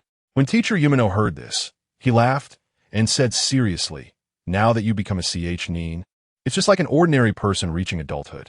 It means you can choose your own path. It's time for you to think carefully about what you want to do on your future ninja journey." At that moment, I was completely stunned. What did I want to do? Let me tell you, the thing I wanted the most was to rush back to the Uchiha clan and give that old man, my father-in-law, a good beating. But that's not realistic, brother. I quickly went through the major figures in Konoha that I could currently associate with. The third Hokage, Shimura Danzo, Orochimaru. Good grief, mixing with these guys, I might not survive until the next day and end up as a specimen. No, this path is too competitive. I need to find a different way to live. I looked up and saw the Hokage rock under the dusk, with several spots still empty. My heart skipped a beat, and suddenly I had an extremely bold idea. All right, it's settled. Without saying a word, I rushed back to the Hokage building with the file in hand. Teacher Hayes saw that I was back so quickly and thought I had come to my senses, looking quite relieved. Let me tell you, I was feeling a bit mischievous at that moment, so I made a hand gesture like a sword and swiped through the air several times. Goodness, it scared the teacher so much that his face turned white. He thought I was going to the battlefield as cannon fodder. He grabbed me and earnestly advised, "Rigia, you can't be impulsive. You're currently on your own in a team, and a Chunin on the battlefield is just a consumable." Seeing him so anxious, I quickly interrupted him. "Teacher, hey, I never said I wanted to go to the battlefield." Then, with the most sincere and determined tone of my life, I told him word by word, "I am preparing to study medicine." Study medicine? The expression on Teacher Hayes' face at that moment was something else. His eyes nearly popped out, and his face clearly showed that he thought I must be feverish and had lost my mind. Who understands, in this era, the status of medical ninjas is quite awkward. Tsunade's proposal for medical system reform had just been passed not long ago, and in everyone's eyes, medical ninjas were just logistics, responsible for delivering babies and treating minor ailments, completely from a different world than combat ninjas. He must have thought that such a genius as I was stimulated by the death of my teammate, S.H. Jew, and was irrationally wanting to become a battlefield nurse. He looked at me, his eyes filled with both regret and self-blame, and finally sighed deeply, patting my shoulder and saying, "Studying medicine is good. It's good. At least you can stay away from the slaughter and conflicts of this ninja world." I almost laughed out loud, listening to his self-comforting strategy. Saving lives? Staying away from conflicts? What a joke. He had no idea what I was thinking. Saving people? In this world that has been at war for 20 years, saving people is the least efficient thing to do. I'm here to upgrade my technology, change my track, and focus on a dimensional strike. Just think about it. My rolling eyes, they're like a human CT scanner with 360-degree vision. I can even tell you what you ate last night. My soft punches are like the top-tier, minimally invasive surgical tools, hitting acupoints and cutting off pulses, precise to the nanometer level. If these two things were combined with the medical ninjutsu created by Tsunade, hey, that picture would be simply beautiful. At that time, I wouldn't be some white-clad angel saving lives. I'd be the king of hell in a white coat. My treatment plan would focus on a physical transcendence. Of course, Master Hay doesn't understand this. He just thinks I come to terms with it and quickly helped me submit the paperwork. The third Hokage probably thought it was pretty good too, as he approved it with a wave of his pen. So, I headed straight to the Konoha Ninja Hospital that had just been built using Earth release techniques. Goodness, that place was so desolate. I guess the common people were afraid of being operated on by ninjas. I knocked on the door for a long time before a very impatient female voice called from inside. "Come in." I pushed the door open and bumped right into Tsunade. We stared wide-eyed at each other, and the air seemed to freeze. When she saw it was me, her anger shot up to the top of her head, and her chest was heaving with rage. She pointed at my nose and yelled, "HyugaHizashi, is it you? How dare you come here?" I was just about to say a polite, "Long time no see," when she rushed over like a hooligan, reaching out to touch my forehead. "Let me see. What kind of difficult illness do you have that needs treatment?" With that attitude, it was clearly not a medical checkup, but rather an intention to perform a craniotomy right there. I was so scared that I kept retreating until I was backed up against the door. Just as her fist, as big as a clay pot, was about to hit my face, I quickly thought of a way out. Suddenly pulling out a piece of paper from my pocket and dramatically unfolding it in front of her. It was a job advertisement I had just torn down from a telephone pole at the entrance. I pointed at the photo of Tsunade above and loudly recited. I remember that Lady Tsunade's recruitment notice said, "Anyone who is determined to save lives and heal the wounded, regardless of background or talent, can apply." Additionally, ninjas with a certain foundation in medical ninjutsu will be given priority. After saying that, a gentle green healing light appeared in my palm, and I raised my eyebrows at her proudly. "Lady Tsunade, look, I have a solid foundation, and I'm here to apply. Isn't that reasonable?" At that moment, Tsunade's face turned green with anger, wanting to explode, but was thwarted by her own words. Let me tell you, her eyes were darting around quickly, and suddenly she smiled, a smile that was as warm as spring, with kind eyes. "I know exactly what she's thinking. You little brat, there's a path to heaven that you refuse to take, but you've barged into hell. Now that you're on my turf, let's see how I deal with you." She immediately puts on a friendly face, calling me little brother, and gently asks, "Oh, really? You want to learn medical ninjutsu, little brother?" Of course. I nodded madly and even drew a big pie for her, saying that my expertise in surgery, internal medicine, orthopedics, even obstetrics and gynecology could lead the way. When Tsunade heard this, her eyes instantly lit up. She's a smart person and certainly understands that if her newly established and underestimated medical department could recruit a genius from the Hyuga clan like me, it would be like a free advertisement falling from the sky. She wouldn't lose out on this deal. She wouldn't lose out, but let me tell you, this woman would turn hostile the next second, her abacus beads almost hitting me in the face. I was just thinking when I suddenly felt two fierce gazes locking onto me.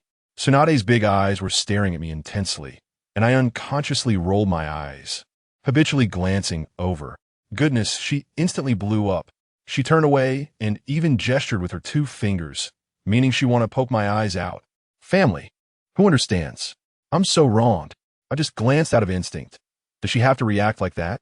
Besides, do I look like I'm just rolling my eyes for fun? Do you understand a 360-degree panoramic sunroof? Just turning away doesn't help. It's simply psychological comfort. As a result, this sister cleared her throat, suddenly became serious, and started playing hardball with me. If you want to be a medical ninja, she said, you have to understand the responsibilities that come with being a doctor. As soon as I heard that, my heart sank, thinking it was the end, that I was going to be in trouble. But since I had already spoken, I could only brace myself and say, I'm ready. Bang! With a loud crash. The already cracked table broke completely. She slammed the table and yelled at me. I'm not joking with you. I never joke when it comes to medicine. I tell you, in that moment, her aura was completely unleashed, as if she had become a different person, her eyes full of fire. She pointed to the floor beneath her and, word by word, hammered it home. To become a medical ninja, you must be responsible for every single patient, every diagnosis you make, every incision you perform. Hold a life in your hands. This place is for saving lives, not taking them. Goodness, I was completely stunned. Looking at this woman in front of me, I realized I had truly underestimated her before. Her dedication to medical ninjutsu is ingrained in her very bones. In that moment, I understood that this girl genuinely loves medical ninjutsu. It's the kind of true love that can inspire one to do anything for it. My heart ignited as well, and I immediately promised her that I would give it my all. And guess what? Just a second ago, she was assertively speaking, and the next second, a gentle smile appeared on her face, conveying that she believed in me, as she lightly patted my shoulder and said, Great. Now go clean up the biggest office next door. Me. She also added, Oh, don't forget to help me change to a new solid wood desk. Who understands family? One moment, she's a life mentor, and the next, she transforms into a domineering CEO and a charming cleaner.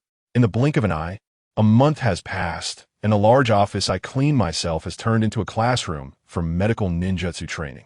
Standing at the podium is Tsunade, with more than 20 students sitting below, most of whom are chunin unable to go to battle for various reasons, wanting to protect the village in a different way.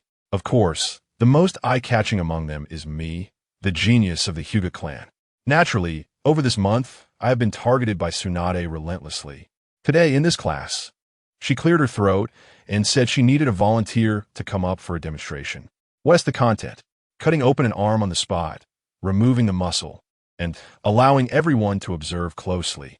I tell you, as soon as those words were spoken, more than 20 students below shrank their heads like quails, afraid of being called on. Everyone's eyes were secretly glancing towards me. At that moment, I just shrank under the desk, trying to minimize my presence. These seasoned students already knew how formidable Tsunade was, and no one dared to be the first to raise their hand. When Tsunade saw that no one was raising their hands, she started to entice us, saying things like 100 painless personal guidance. And it can also relax your muscles and delay aging. You wouldn't believe it, this tactic really worked on the female students. Several of them eagerly raised their hands. But what happened? Tsunade completely ignored them, her gaze sweeping around the classroom like a radar. And then, with a whoosh, she precisely locked onto me, the one huddled in the corner. Great. Hinata, it's you? I was stunned at that moment and stood up directly. I didn't raise my hand. Tsunade looked at me with a smile that didn't reach her eyes, her joints cracking as she squeezed. Is that so? Then why are you standing up? Do you think my medical ninjutsu is inadequate? I was really shocked. In my excitement, I reflexively stood up. There was no way out. I could only accept my fate. Lowering my head as I walked onto the stage, obediently extending my left arm. Tsunade grabbed my hand with a grip as strong as a pair of iron pliers. She smiled at me and said, Well then, let's get started. It might hurt a little, so bear with it. As soon as she finished speaking, she traced her right index finger across, and I felt a cold chakra instantly slice through my skin and muscle. Let me tell you, that feeling was incredible. Although I didn't bleed a drop, the sensation of being torn apart was just something else. I quickly activated my Byakugan. I'd already suffered, so I had to learn the technique. In the next moment, Tsunade pulled with a ripping sound, really peeling away a layer of skin from my arm, then lifted out a muscle that was still twitching, showcasing it to the whole class. That scene was just like holding a piece of pork belly at a market. I watched my own flesh twitching in someone else's hand, completely numb. She even pretended to lean over and asked me, "Does it hurt?" I gritted my teeth. My face contorted and forced out a smile. "It doesn't hurt, Lady Tsunade, as long as it doesn't hurt." She smiled even more gently, but the chakra in her hands suddenly surged. It hurts, it hurts." I immediately broke down, howling in pain.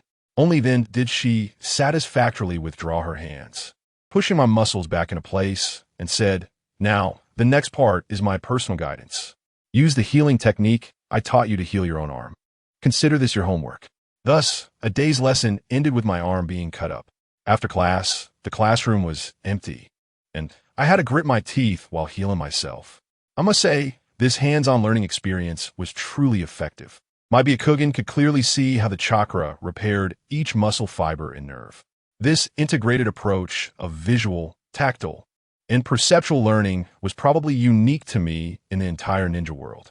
Once I finally managed to put my arm back together, I still had to fulfill my duties as her assistant, cleaning up this classroom and Tsunade's office, which looked like a doghouse. While I was sorting through the mountain of diagnostic reports on her desk, a stack of blueprints suddenly fell down. I picked it up and was instantly amazed. They were anatomical diagrams she had drawn by hand, detailing everything from meridians and acupoints to skeletal muscles, all incredibly precise and accurate. My little grievances vanished in an instant. This woman truly had no equal in her profession. I organized the blueprints and casually pulled out a book from her drawer, wanting to see what she usually studied. The title was quite ordinary, The Operation of Chakra, but the cover said Collector's Edition, and the author was Tsurutobi Hiruzen.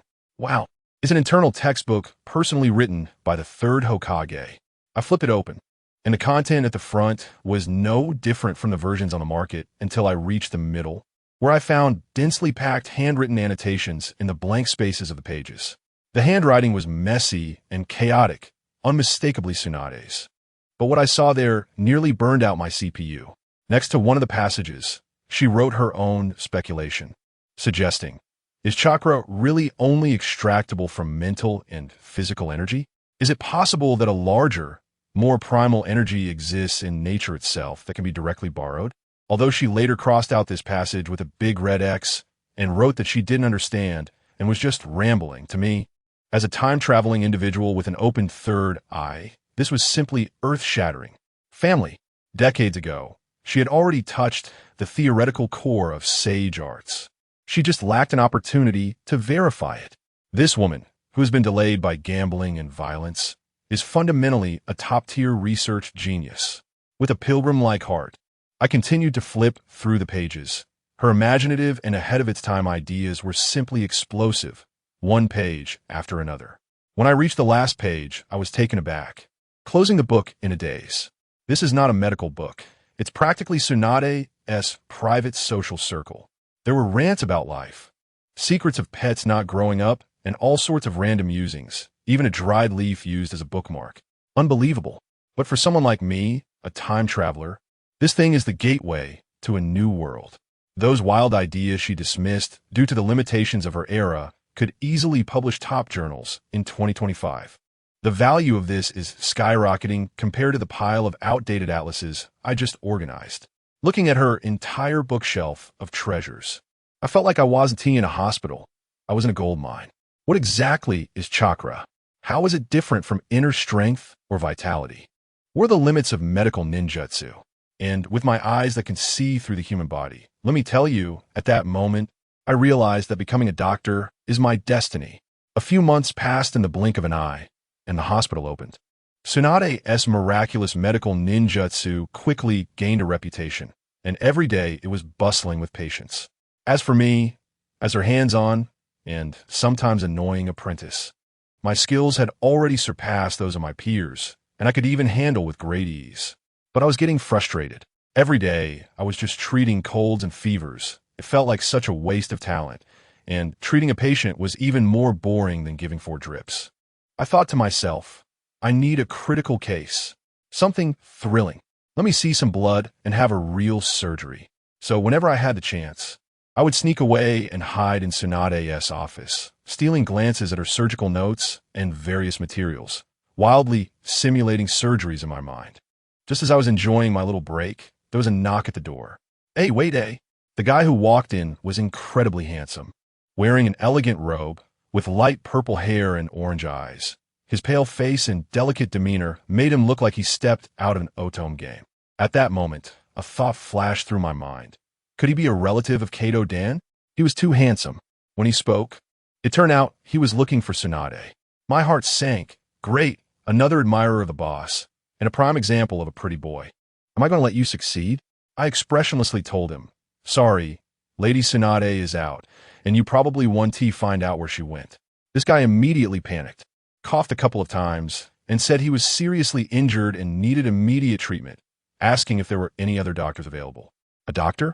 I looked at his handsome face, my mind racing with calculations. No matter if he is a plot character or not, it's always good to create a favorable connection. The opportunity has come. I'm a doctor. I sat confidently in Tsunade's chair, asserting my presence, casually flipping open the anatomy book on the desk, my gaze never leaving the pages. The guy was instantly stunned, wearing a skeptical expression that said, "You're just an intern. Don't get involved." I didn't waste words and directly roll my eyes. All right, human CT scanner, activate. In front of me, he instantly became transparent. Head normal, lower body normal. Left shoulder. Something's off. That area was clogged with chakra, dark and murky, with tiny fragments inside. I casually mentioned his ailment. There's something in your left shoulder, and you've been poisoned. He was taken aback, his mouth agape enough to fit an egg. How? How did you know? After the shock, he suddenly locked eyes with me, instantly filled with excitement, as if he had been injected with adrenaline. This is the Byakugan of the Hyuga clan. His gaze shifted from suspicion to fervor in an instant, making me feel a bit uncomfortable. I nodded, but in accordance with my professional ethics as a doctor. I still had to tell the truth, that's right. But unfortunately, this poison requires a fine extraction technique to eradicate, which is the work of internal medicine. As for me, I am a surgeon, and I don't know that technique for now. A bucket of cold water was poured over him, and his handsome face instantly fell. Seeing his dejected look, I decided to add fuel to the fire. After all, I was sitting in Tsunade's position and had to have her style. The toxins in your body have already started to spread through your blood. If this drags on and invades your organs, even if it's treated, there will be permanent damage. Upon hearing permanent damage, he panicked completely and hurriedly asked if there were any other methods. I told him that apart from Tsunade, no one in this hospital could perform that technique, because all the capable people had gone to the front lines to save lives. Looking at his utterly desperate eyes, I slightly raised the corners of my mouth and threw out my trump card. However, if you trust me, I have a method that has an 80% chance of cleaning it out for you. The process might be a bit painful. What method? He grasped it like a lifeline. I pointed to the anatomy in my hand and said word by word, hand surgery. Make an incision on your shoulder to drain the toxic blood. Use a knife to remove the fragments of flesh from inside you. Finally, scrape off the toxins attached to your bones and then stitch it up. My plan was simply the 2025 remake of Scraping Bones to Cure Poison. He turned pale, trembling all over as he listened. I slowly closed the book and added, "Don't worry, I know acupressure to help relieve your pain." As time passed second by second, he was caught in a mental struggle. I didn't rush him, just flipped through Tsunade's clinical surgical procedures and how to stitch beautifully, among other devilish textbooks. After all, I knew he had no choice.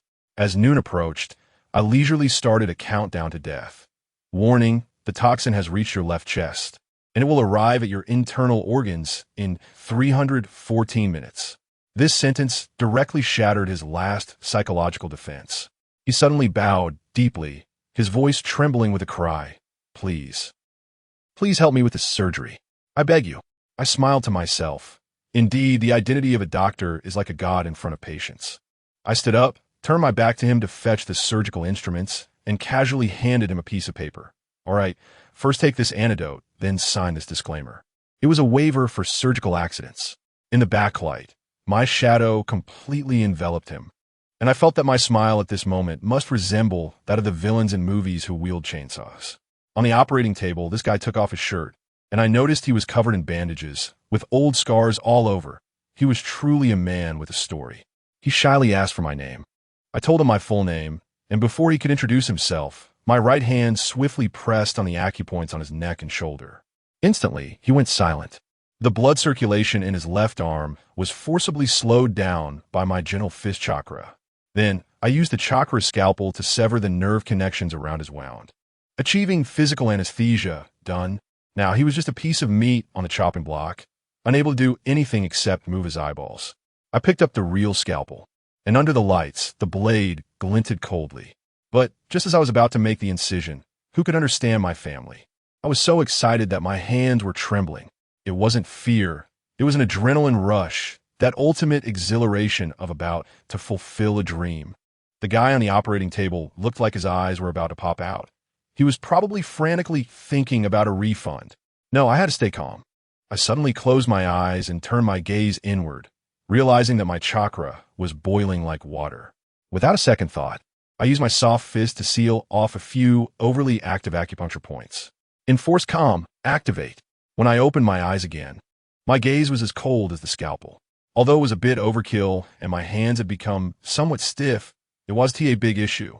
Black toxic blood dripped down, and after half the surgery, my hand felt better and better. My movements went from clumsy to skilled, and I even started to pursue a sense of artistry. The most thrilling part came, bone scraping. Crack, crack. That sound made my teeth ache, and the guy on the bed had tears streaming down his face. I scraped off the black bone ash layer by layer, revealing the clean white bone inside. Perfect. Just as I was stitching up the last stitch, bang, the operating room door was kicked open. My boss, Tsunade, stood at the door with a fierce look, shouting, "Baka, what are you doing?" The patient on the table had his eyes rolling, probably regretting his life choices. But me? I was as steady as a rock, not even lifting my eyelids, focused on finishing the last knot, as if everything outside was irrelevant to me. The surgery was complete. I wiped the sweat from my forehead and said to the motionless guy on the bed, "The toxins are cleared and the fragments have been removed." He still lay there stiffly. "Oh, I forgot. You're still numb." I turned around and released his acupoints. The guy suddenly jerked and shot up like he had come back to life.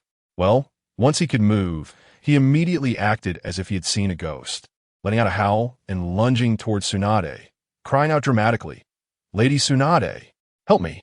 I almost had my kidneys taken." Tsunade's brows knitted into a tight frown, her gaze sharp as a knife, and she shot a look at me. "What did you do to him, you rascal?" "I told you."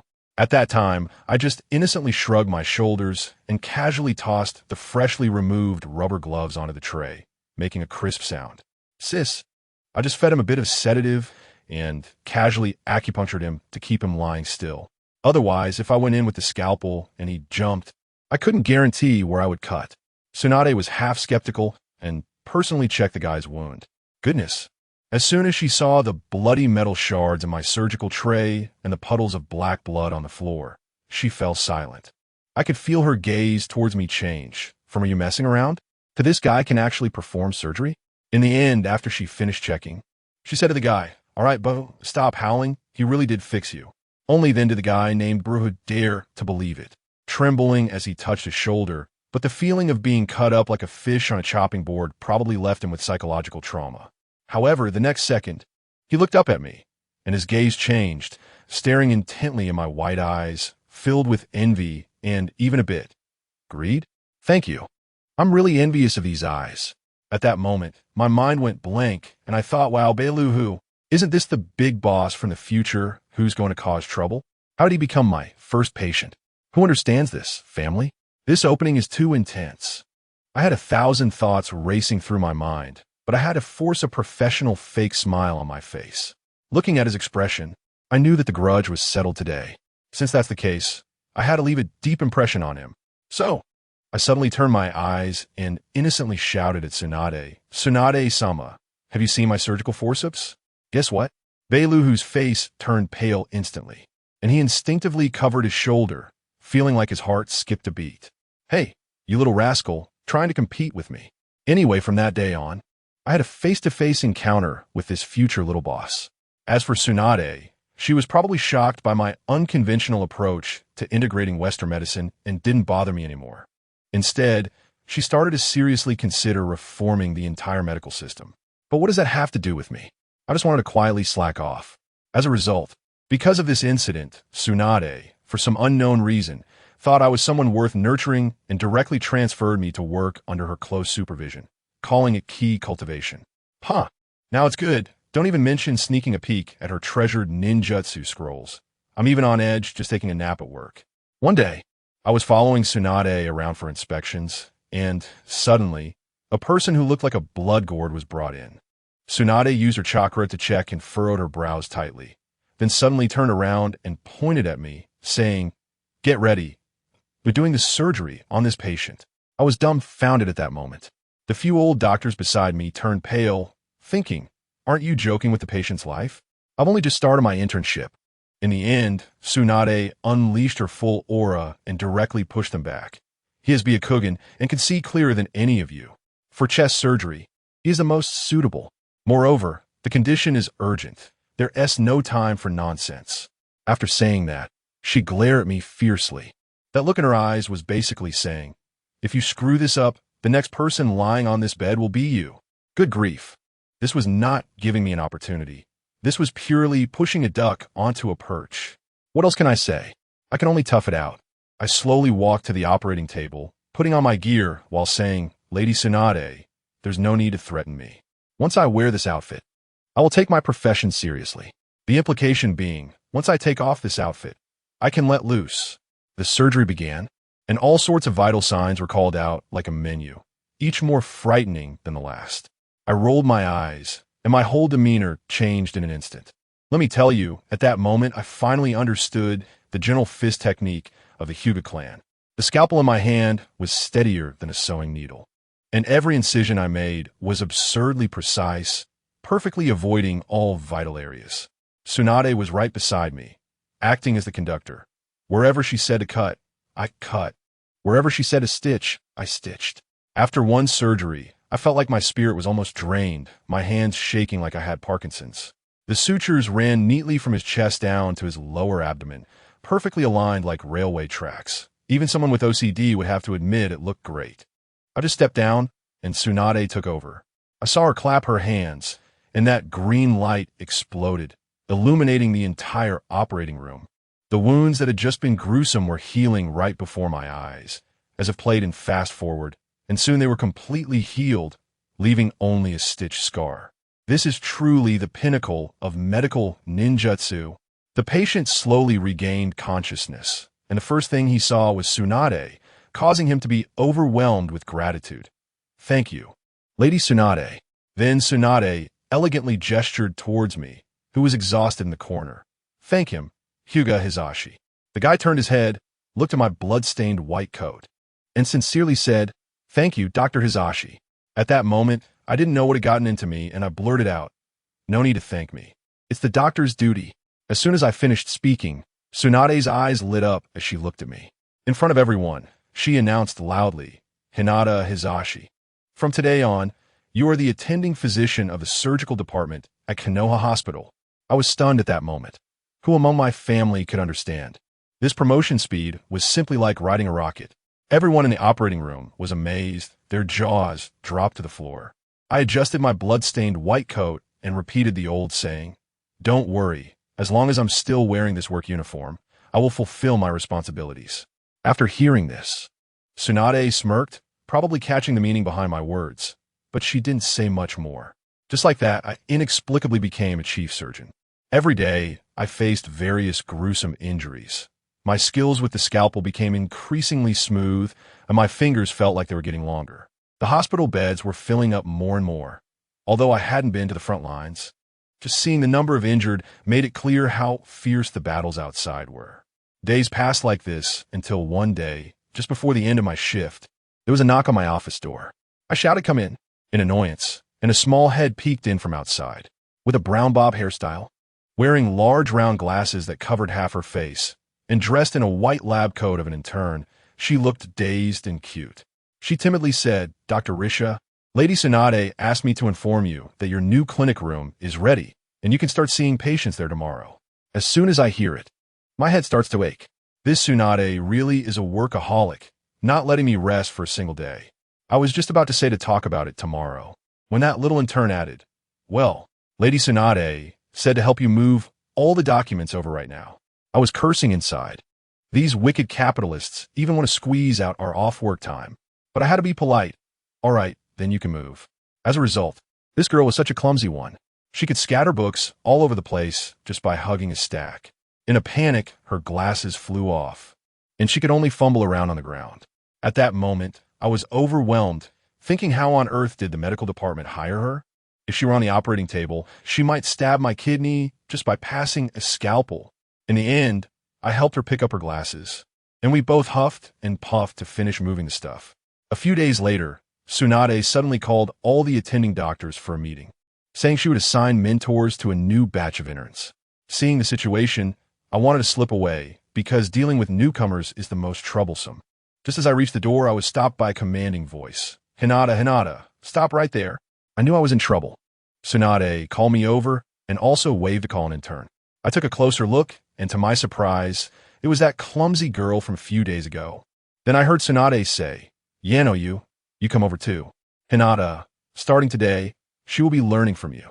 My mind buzzed, and I immediately wanted to refuse. "No, Lady Tsunade, I'm still just a novice myself. How can I possibly take on a new trainee?" Tsunade didn't listen at all, cracking her knuckles threateningly and half affirmatively saying, "Yano, you has the best chakra control among this group of students. Do I need to say more about your abilities? Is there a problem with her following you?" Looking at her fist the size of a sandbag, I didn't dare to say there was a problem. I had a sudden idea and asked with a playful smile, "Are you suggesting, Lady Tsunade, that she should be my nurse?" "Nurse?" Tsunade was taken aback, wondering what a nurse was. I just realized that there doesn't seem to be a profession called nurse in this world.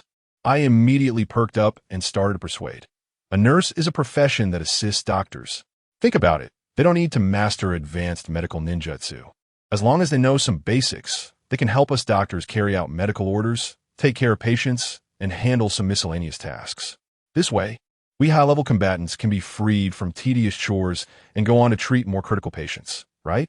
Tsunade was taken aback, her fingers pinching her chin, her eyes filled with contemplation. "You little rascal." She squinted at me, trying to confirm that I wasn't just trying to slack off for myself. I immediately retorted with righteous indignation. "Of course not. I'm considering the efficiency of the entire medical system. Just think about it this way. Those ninjas who don't have the talent to be top doctors can still shine in the medical field, right? This is a grand idea that could lead to a leap in the medical level of our Konoha." After hearing my words, you guess what happened? Her expression was a mix of relief and helplessness, like someone who had been constipated for 3 days suddenly finding relief. She said, "HyugaHizashi, I have to admit, your mind is really sharp. If this plan can actually be implemented, our Konoha medical system would take off right away. But, I tell you," as soon as this woman changed her tone, her face instantly fell. "Unfortunately, I don't have the time." I was taken aback at that moment. Why? The order came down, and her voice dropped by 8 octaves. The front lines were fighting like hell, and I had to leave tomorrow. This time, I had to bring all the active medical ninjas from the hospital. That's why I urgently called this meeting, so you young folks could step up quickly. She paused, and a fierce determination suddenly appeared in her eyes. It was time to show those bastards just how awesome we medical ninjas are on the battlefield. My heart sank. Oh no, the plot is about to begin. Isn't this the most brutal part of the Second Shinobi World War? The tactic of having a healer in a 3-man team was validated right from this blood pit. I looked at Tsunade, who was both excited and tragic in front of me, and couldn't help but blurt out, "Is this the final battle?" Her gaze, instantly swept over me like an X-ray. "Oh, Hyuga, you seem to know everything, huh?" She stared intently at my Byakugan, trying to see something in it. Unfortunately, the Byakugan is all about physical immunity to mental attacks. She couldn't see anything and could only sigh to herself. I quickly laughed it off, wearing an expression of a pure and innocent college student. No, Lady Tsunade, you're overthinking it." She didn't argue with me and went straight to the point. "All right, stop pretending. Do you think I don't know what you're tinkering with at the hospital every day? You just want to stay back and level up in peace, right? She sighed and said, once I leave, no one will look after you. But remember, you better take good care of this hospital. I felt a tightness in my chest, fearing that she might assign me some death mission, while I pretended to be clueless. Lady Tsunade, you flatter me.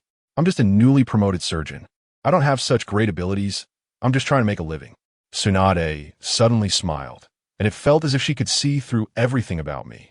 I know you want to become stronger, she said, so after I leave, I'll leave all my collection of medical ninjutsu scrolls and forbidden technique notes to you.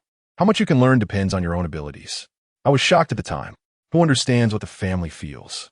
Is it like a pie falling from the sky? Is Tsunade, one of the legendary Sannin, really so kind? This is not scientific.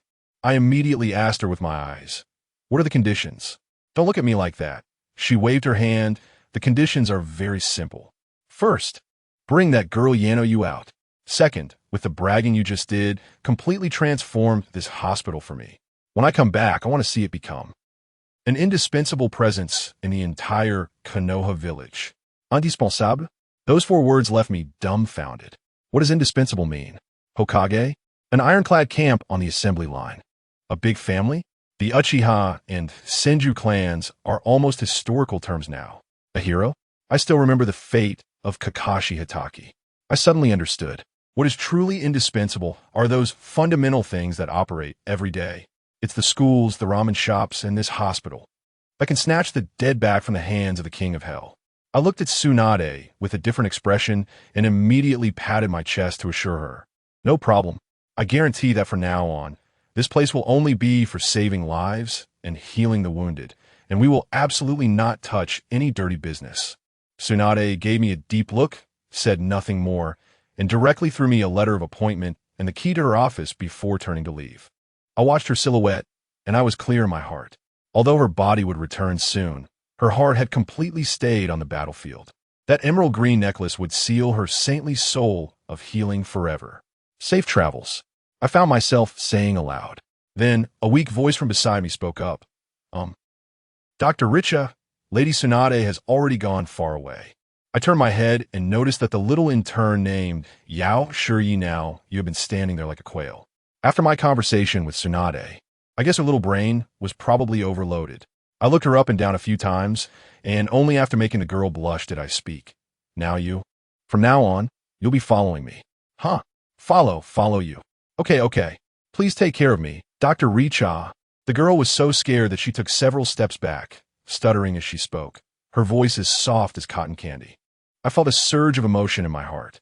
Yano, what a wonderful natural airhead she was, yet in the end, she was deceived by that old man Danzo and became a spy. I looked at her white trainee uniform and suddenly thought, I wonder if in this lifetime, you will have a chance to adopt that little brat named Kabuto. Just like that, time passed and 2 years went by. At the end of the 37th year of Konoha, the Second Shinobi World War finally came to an end. The peace was hard-won and tragic. The graveyard under Hokage Rock was so full that there was barely any space left for more tombstones, forcing the creation of a large new area. Tsunade returned, but she was broken. She came back with a body full of wounds, and during her first surgery back at the hospital, her hands trembled like she had Parkinson's. When blood spurted out, she completely fell apart. In the end, I had to step in to save the situation. The once great medical sage of the shinobi world had developed the most unfortunate condition, hemophobia. She struggled for 37 days and tried various methods, but nothing worked. Mental illness is hard to cure. Finally, on a sunny day, she quietly left Konoha with Kato's niece Shizune and her pet pig. The gambling in the shinobi world officially began. The era of the 3 legendary ninjas came to an end. Jiraiya went off to travel the world in search of the prophesied child, and Orochimaru. That guy was getting creepier and creepier. Every time I ran into him in the hospital morgue, I felt a chill down my neck. Uncle Snake had control over core technologies, and I couldn't provoke him. As for me, I naturally took over all of Tsunade's legacy. I hadn't been idle these past 2 years. I brought over the entire process from my previous life as hospital, including registration, appointments, and assigning nurses to doctors. Separation of medical care. Let me tell you, when I proposed the profession of nurse, the entire hospital exploded. Now, our Konoha Ninja Hospital is a sight to behold, with white coats fluttering. And the scenery here is simply beautiful. I, Hinata Hayori, 18 years old, have become the de facto leader of this hospital. My medical skills are the highest, and my prestige is the greatest. That day, I officially moved into Tsunade's former office. Yano Yu was wearing the nurse outfit I designed, cleaning up with a puffing sound, and she looked more and more like her character from the original work. I looked at her, and suddenly some impure thoughts popped into my mind. After all, I was 18, and it was normal for hormones to surge. The office, the uniform. Ahem. Fortunately, I reacted quickly and immediately activated my chakra, forcibly adjusting my body's hormone secretion to enter sage mode. This technique was something I devised back when I was researching how to treat Tsunade's hand tremors, using chakra to control bodily functions and force myself to calm down. Unfortunately, she didn't wait for me. Although I am now the head of the hospital, the old man of the third Hokage is very shrewd, and he has always held the power of personnel and finance tightly in his hands. But that's all right. You have your clever strategies, and I have my secret ways. I can't control who gets to enter the hospital, but I can control who passes the medical ninjutsu exams. Over the past 2 years, both openly and covertly, I have recruited a large number of young members from the Hyuga branch family into the hospital. As for those arrogant young masters and ladies from the main family, sorry, but their talent isn't enough, and they always fail the exams. Isn't that a coincidence? Just like that, this hospital has almost become my one-man show as HyugaHizashi. During the day, I am Dr. Hizashi, saving lives. At night, I chuckled and walked out of the office, heading directly to the lowest level of the hospital. Talp, talp, talp. The silent second basement echoed only with my footsteps. It was cold, damp, and dimly lit here, resembling a horror movie scene. I activated my Byakugan and soon locked onto a shadow in the distance. Long black hair, pale skin, and a chilling presence.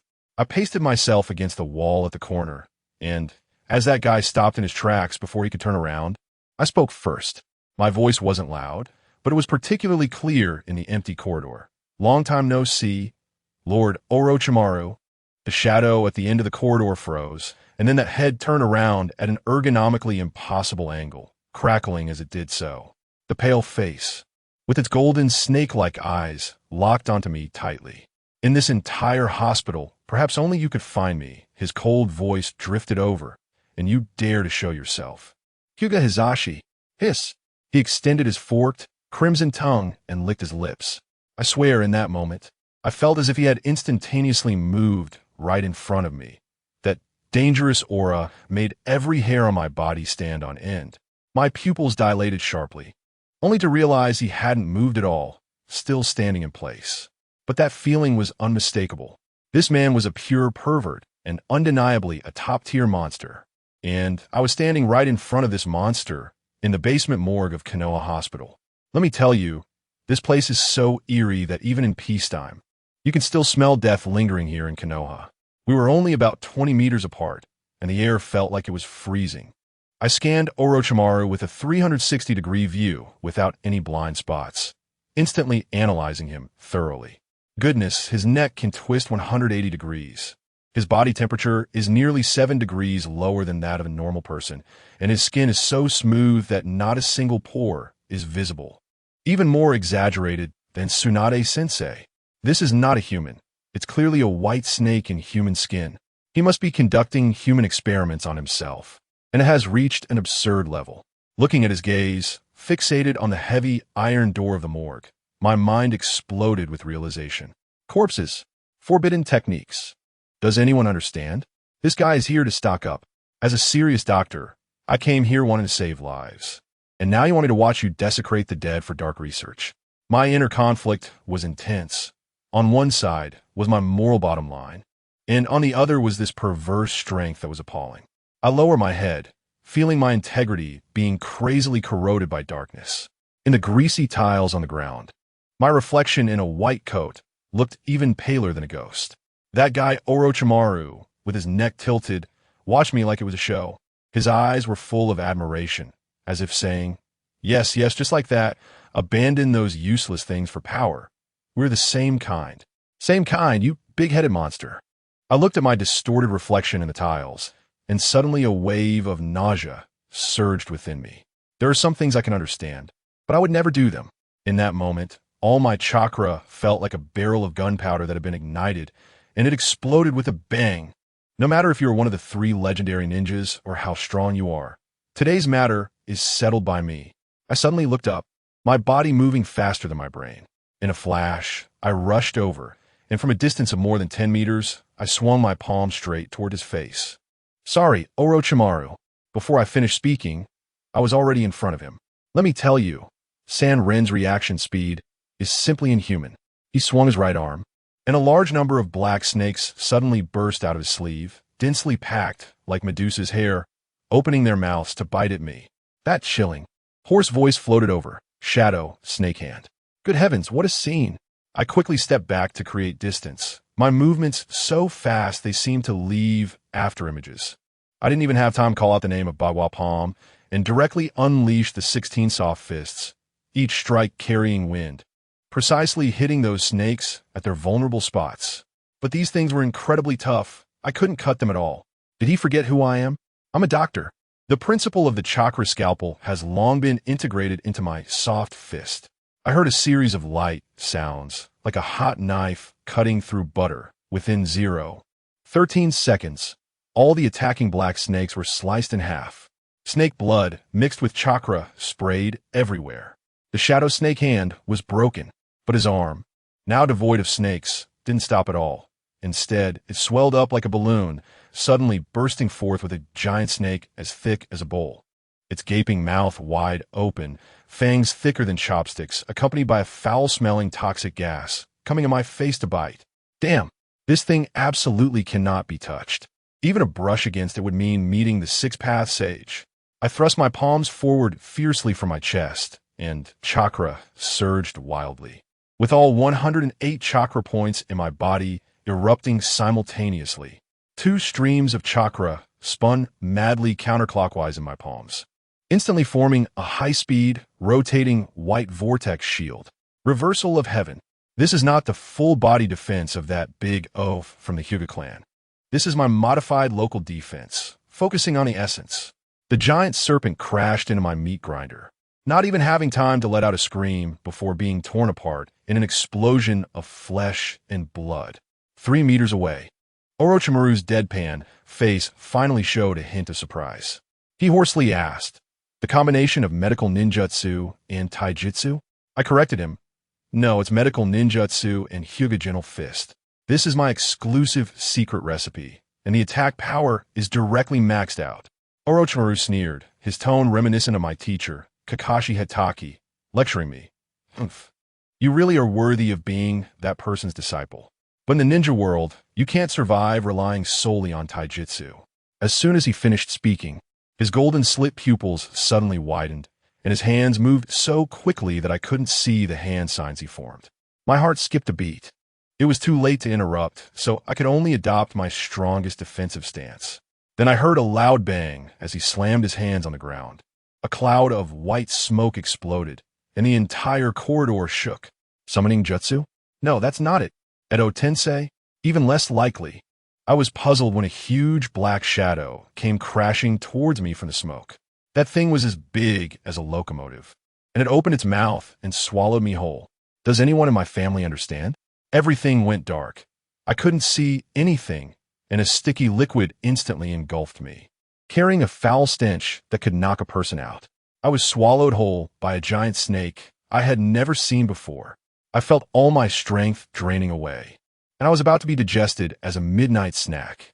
I feel an absolute despair in my heart. All my hard work over the past 2 years has gone to waste. What a joke. I haven't even lived to see the conclusion of the story. How can I die in such a ridiculous place? No way. Absolutely not. In the darkness, I suddenly opened my eyes wide, looking inside my own body. I could see the chakra flowing endlessly within me, and the meridians that I had gradually widened and transformed using medical ninjutsu over the past 2 years. I haven't lost yet. The powerful move that I didn't have time to unleash in fear, now, right here in the belly of this snake, explode for me. I have 720 acupuncture points all over my body, and in an instant countless chakra threads materialized and shot out. My body couldn't move, but the chakra could. These chakra threads spun wildly around me, forming a spherical defensive shield. Returning heaven. In reality, I hadn't moved an inch. I just stood there blankly, my body bound by several snakes, my eyes vacant. Orochimaru looked at me as if I were a corpse and slowly walked over, 2 more snakes emerging from his sleeves, ready to execute a double snake strangulation. Just then, the returning heaven within me erupted completely. A dazzling white sphere of light exploded from my body, filling the entire 2-meter-wide corridor. The walls, floor tiles, and Orochimaru's 2 snakes were all shattered by this violent rotational force. Debris and snake flesh flew together, venom and blood mixing in a chaotic swirl. But before my eyes, it was still pitch black. I suddenly understood. It's an illusion. Wow, it was an illusion all along. That old snake Orochimaru, if he can't win in physical combat, he plays dirty. He knows that our Hyuga clan is weak against illusions, and the wide vision of the Byakugan makes it even easier to fall for it. I leaned against the wall, calmly analyzing. This illusion should be an enhanced version of the dark arts, adding fear and confusion effects. What is the simplest way to break an illusion? Pain. I wouldn't be foolish enough to stab myself with a kunai. I'm a doctor.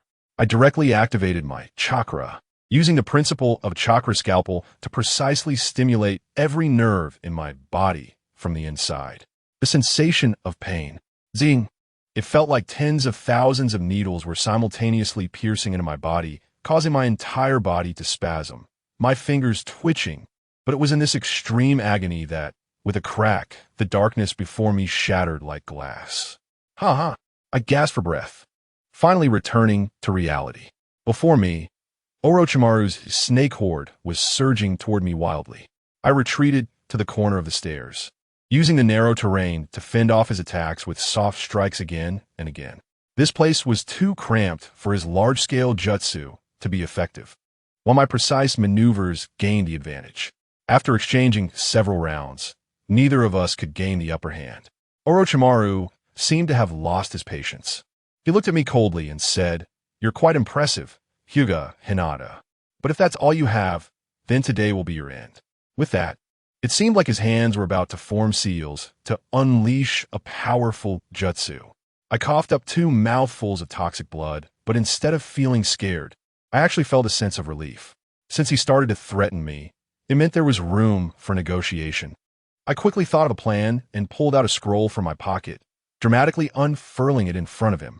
"Lord Orochimaru," before I stepped forward, I had already backed up several copies of everything you've done during this time in the hospital. If I can't go back today, guess what? Can you still keep those things you wanted to hide a secret? Are you threatening me? Orochimaru's killing intent surged instantly, and the snakes around us all raised their heads, staring at me intently. I continued to speak under pressure. After all, this is the hospital left by Lady Tsunade, and now it's my responsibility, whether it's the living or the dead. Tsunade? Hearing that name, Orochimaru's cold killing intent weakened slightly. He paused for a moment and actually asked me, "Where did she go?" I looked at him and said word by word, "She is tired of all this." I deliberately let him see the wounds on my body, blood dripping onto the ground. "Lady Tsunade also believes that your method is wrong. Is it?" Orochimaru's gaze instantly turned crimson, then returned to darkness. He grasped his hair as if he were mad, a grim smile on his face, completely engulfed in a state of madness and obsession. In the end, he did not make another move. He knew that it would be difficult to take me down without making a scene. What he feared most was causing commotion. He glared at me fiercely, turned around, and walked step by step toward the morgue. Before he pushed open that cold iron door, I asked one last question. "What if one day you find out that you have also failed?" He did not stop his steps. Only a trace of pride I couldn't understand flashed across his lips, and he resolutely walked inside. I dragged my injured body back to the dormitory and collapsed onto the bed. I knew that he and I had reached a silent agreement. The dead belonged to him, the living belonged to me. Do you want this blessing? I have no ability to manage it, nor can I. But as long as I am here, he better not lay a finger on any living person. I lay in bed, closing my eyes, and seeing the inhuman figure of Orochimaru, along with the embarrassment of being toyed with by his illusions. This encounter made me acutely aware that my resistance to Jinjutsu was nothing but a joke. In this world, especially when facing the Uchiha clan and their techniques, my current strength was purely experience points. No, absolutely not. Early the next morning, I put on my white coat as usual and watched the people coming and going in the hospital. Everything from last night felt like a nightmare. Orochimaru had already left, but he kindly used earth techniques to repair the corridor. He truly is a meticulous person. However, my heart could no longer be at peace. Peace. That was just an illusion. If I wanted to break free from my predetermined fate of death and protect the people I care about, I had to become stronger, especially in terms of Jinjutsu. I had to find a way to overcome this weakness. Otherwise, next time, I might not be so lucky. Let me tell you, I was completely shut down after that fight with Orochimaru last night. My little bit of confidence was shattered more thoroughly than a dumpling filling. That guy is one of the legendary 3 ninjas of Konoha, holding the title of Jonin, and with just a few moves, he wiped the floor with everything I've worked hard to build over the past 2 years. What is even more ridiculous? A big shot like him can only secretly conduct research in the village now. Can you imagine how insane those top-tier ninjas in the ninja world must be? I've finally understood that my level of strength is probably no different from a newbie just coming out of the beginner village in front of true big shots. They could take out a group of people like me with a single strike. The more I thought about it, the angrier I became. I stormed into the office and slammed the door shut. The morning sunlight streamed through the window, hurting my eyes. When I turned my head, I saw my head nurse, Yu, wearing her signature oversized round glasses, looking at me with curiosity. I had been pretending to be composed for the past 2 years, but today I probably scared her. After a moment of shock, she weakly said, "Good morning, acting director." I was momentarily a loss for words. Acting director? Let me tell you, that title used to sound pretty good, but now it feels like a death sentence. Sitting in this chair left by Tsunade, managing such a large hospital, dealing with a bunch of trivial matters every day, this pressure was overwhelming. And what kind of fairy tale was I even trying to fix? Looking at Yu's innocent and harmless smile only made me feel more suffocated. Orochimaru had been wandering around this hospital last night. If I didn't have some real skills, I wouldn't be able to protect them, let alone keep this hospital safe. These monsters who risk their lives on the battlefield are not something someone like me, who sits in an office, can compare to. No, this can't go on any longer. As soon as I sat down on the chair, it felt like there were nails under my butt. The overwhelming sense of impending doom, after witnessing Uncle Snake's strength, was almost suffocating. I suddenly looked up and stared at Yu, saying in an undeniable tone, "Yu, starting today, don't come to me for any trivial matters. Unless..." She paused for a moment. "Unless what kind of serious matter?" I can see from her expression that she probably thinks even a cold is a serious illness. I sighed and lowered my voice, saying, "Unless someone has already 1 foot in the underworld, you get it? Otherwise, don't bother me." Oh, she must have been scared by me, as she sulkily packed her things and left. I was the only one left in the office. I need practice, I need a lot of clinical data, I need lab experiments. I know this idea is dangerous, very much like Orochimaru, but I'm different from him. I have my principles. What I need are voluntary test subjects. I stood up and left the office that made me a bit addicted to power, heading straight to the most sinister place in the hospital, the intensive care unit. To put it bluntly, I called it the disaster zone, a hellish experience on Earth. In there lay all the unfortunate souls whom medical ninjutsu could not save. Those with complete paralysis, severed nerves, back in my past life, they would be considered the most hopeless cases. Here, thanks to the perverse medical ninjutsu, as long as you still had a breath left and your body wasn't shattered to pieces, they could piece you back together and keep you alive. So in this ward, there were only a bunch of living flesh blocks, unable even to turn over by themselves. Every day, the nurses would come to check, mainly to confirm if they were still breathing today. I tiptoed inside and glanced at bed 001. It was a young ninja, tortured by the enemy to the point of losing all his limbs, and I was the one who performed the surgery. But now, his once somewhat spirited eyes had completely lost their light. Who understands the despair of being unable to live or die? A hopelessness that can drive even the toughest man insane? But I didn't come here today to find these heroes who fought for the village. My target is in the luxurious single room at the back. That place is filled with wealthy fools, and the money they spend is my little treasury for secret research. My target is a guy named HyugaHizashi, the heir of the Fire Nation's big consortium. Unfortunately, he is a failure who lost in a struggle. His brother didn't kill him, but instead, he left him with a high-level paralysis, making him lie here, surviving on money, feeling how much of a failure he is every day. I sent the nurses out, leaving only him and me in the room. As soon as I opened my eyes, chakra circulated through his body. My brows furrowed deeply. The person who did this was ruthless, completely damaging his spinal nerves and leaving no chance at all. He saw my expression and became anxious, his neck stiff like a goose. Tell me, I can be cured, right? You must have a way. The look in his eyes was like a drowning person grasping at a last straw. I ignored him and continued to write the examination results on the medical record board, each word written neatly, fearing he wouldn't be able to read it. Patient, HyugaHizashi. Condition, high-level paraplegia. Treatment plan, none. After finishing, I coldly looked at him and said, "Don't you know your own body? There's no hope.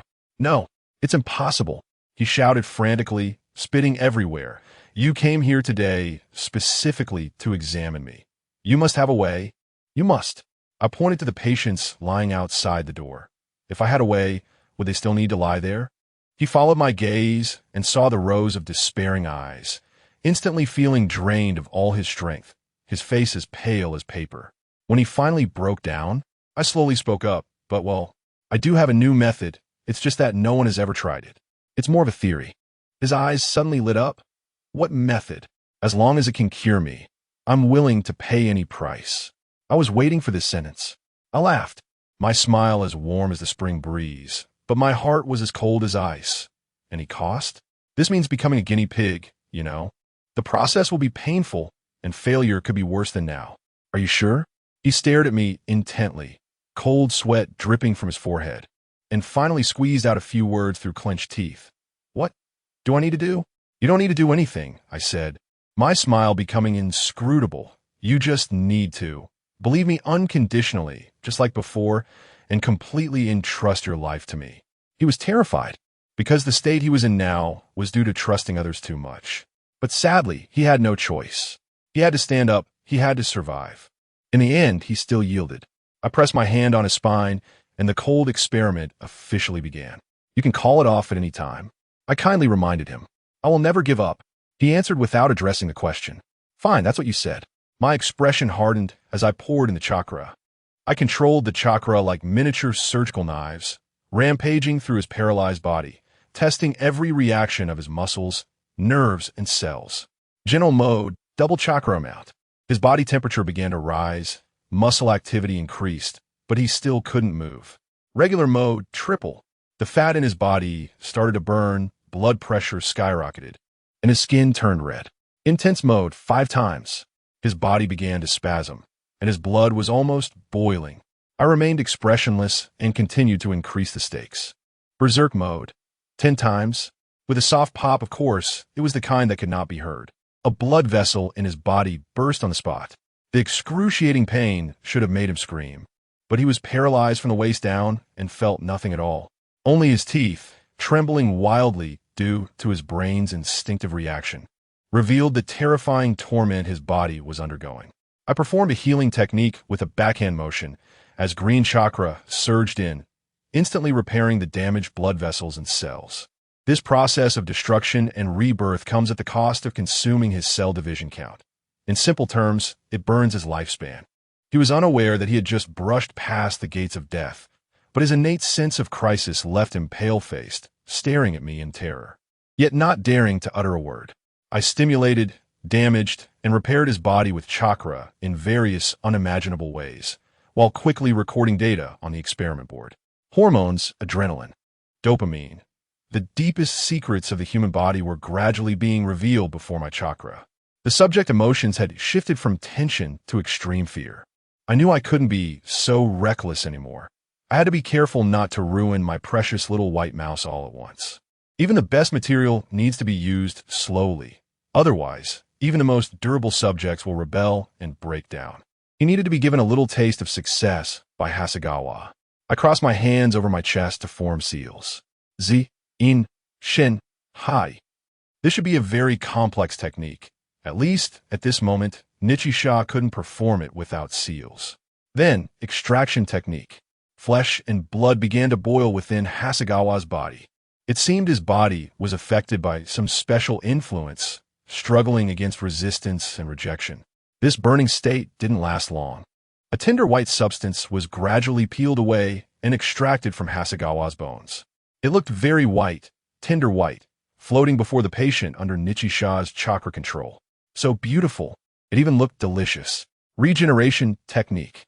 I formed seals again, directing them at the white substance. Hai Wu Chunyu. This was a simplified medical ninjutsu, close to what Tsunade would create in the future for regeneration. Its function was to allow the extracted white substance to split and reproduce out of thin air with the replenishment of chakra. That tender, milky, paste-like substance seemed to swim and divide like an embryo between Nichisha's hands. Filling. Then, suddenly, it was transformed into a thread of milky white, forcibly injected into Hasegawa's neck, which had already been cut open by Nichisha's other hand. It was all stuffed inside. Ugh! Pain is something that must be endured during any treatment process. Like a spinal tap, the area above his neck finally made Hasegawa experience the pain that a fragile body should feel. But this sensation of pain, transmitted through the spinal nerves, caused Hasegawa's previously immobile body to start convulsing. His miserable cries even drew the attention of those outside, focusing intently on the gruesome scene within the room. Nichisha did not sever Hasegawa's consciousness to alleviate the pain because a numb body would weaken the treatment's effectiveness. He continued to maintain post-operative care while scribbling on the record board, documenting the results of this experiment. Any experiment cannot be completed with just one verification. It requires repeated attempts, even under different circumstances, until he felt that he had done enough for today and needed to temporarily organize and digest these results. Nichisha got up, picked up the only record that needed to be taken away, and then turned around. He glanced at the patient on the bed, whose complexion was somewhat pale and weak. Try to let his smile carry a charitable and gentle appearance. Then, he gently patted Hasegawa's shoulder, which was still unable to move, without explaining or encouraging anything, simply turning to leave this special intensive care room. Hasegawa tried to endure. His nape still throbbed painfully. The sensation of a cervical puncture, that feeling as if his soul were pierced, could only be truly understood by someone who had undergone a medical puncture. He thought amid the trembling of the muscles on his face, as if the dark future and pain had completely descended upon his life, until Nichisha completely disappeared from view. His gaze turned cold towards the place where he vanished. Then, suddenly, he turned his head towards the bright window behind him. At that moment, a thought arose within him. He silently contemplated, filled with regret. Suddenly, he wanted to scream, to howl loudly, and leave just like that. He glanced out the window, wanting to climb out and end it all. He stared out the window, suddenly using all his strength to reach for the open window. Boom! His brain instantly felt hot. Hasegawa realized that his spinal cord seemed to convulse for about 0.01 seconds under a wave of warmth. In that fleeting moment of pleasure, Hasegawa suddenly felt his lower body. His fingertips moved. He wanted to confirm. He excitedly controlled his fingertips, wanting to create wrinkles on the smooth bed sheets, until he trembled and slowly wrote out his name. The friction of his fingertips brought Hasegawa a sense of comfort he had never felt before. At that moment, it was as if all the suffering he had endured had suddenly disappeared. He bent that one finger that could move and made a determination in his heart. I will endure until the day I stand up. Endorphins, born from pain. Hope flowed from his eyes. Chapter 259. Madman Human Experimentation is far from over. Nichisha looked at the ninja hospital before him. Konoha had left all the bad things from the Second Shinobi World War here. The known and unknown far surpassed what people living on the surface of peace could imagine. The brightness and cleanliness of the exterior, is it to cover up the pain of war, or is it like the gentle, pure white Hyuga, hiding something dark like a caged bird in an unknown place? Bang! The sound of an explosion came from the front door of the hospital annex. The sound of tables and chairs colliding, followed by an extreme, terrified struggle. Enemy, enemy, run, you all run. Don't come near me, don't come near me. The voice screamed, as if bearing some kind of crisis alone, while also trying to protect certain people. In a place unseen by Nichisha, that person even began to form a certain seal. Then, as if stimulated, the tone of that voice suddenly shifted a ha-ha. You all, I am the legendary sage of 6 paths. Boom. Upon hearing this self-proclamation, Nichisha's heart jolted. In this era, such a joke was even bigger than claiming to be a time traveler. One could only wonder how that person with a hole in their head came up with it. The confusion surrounding the sage of 6 paths exploded in Nichisha's mind. He suddenly opened his Byakugan, unabashedly focusing on the power represented by this title as he stared intently into the courtyard, his eyes wide open. Who was making such a big fuss in this hospital? The Byakugan's vision passed through the walls. Upon seeing the tense, wrinkled face before him instantly collapsed. The large Byakugan eyes rolled back, and Nichisha reflected inwardly. In a place like this hospital, he shouldn't have such a tense sense of crisis and doubt. Knowing he was coming to such a place, he was still shaken by these baseless words. It seemed his heart was not strong enough. Such unreasonable rumors had made him lose the calmness that a strong person should possess. Looking up, Nichisha gazed once more at what lay ahead.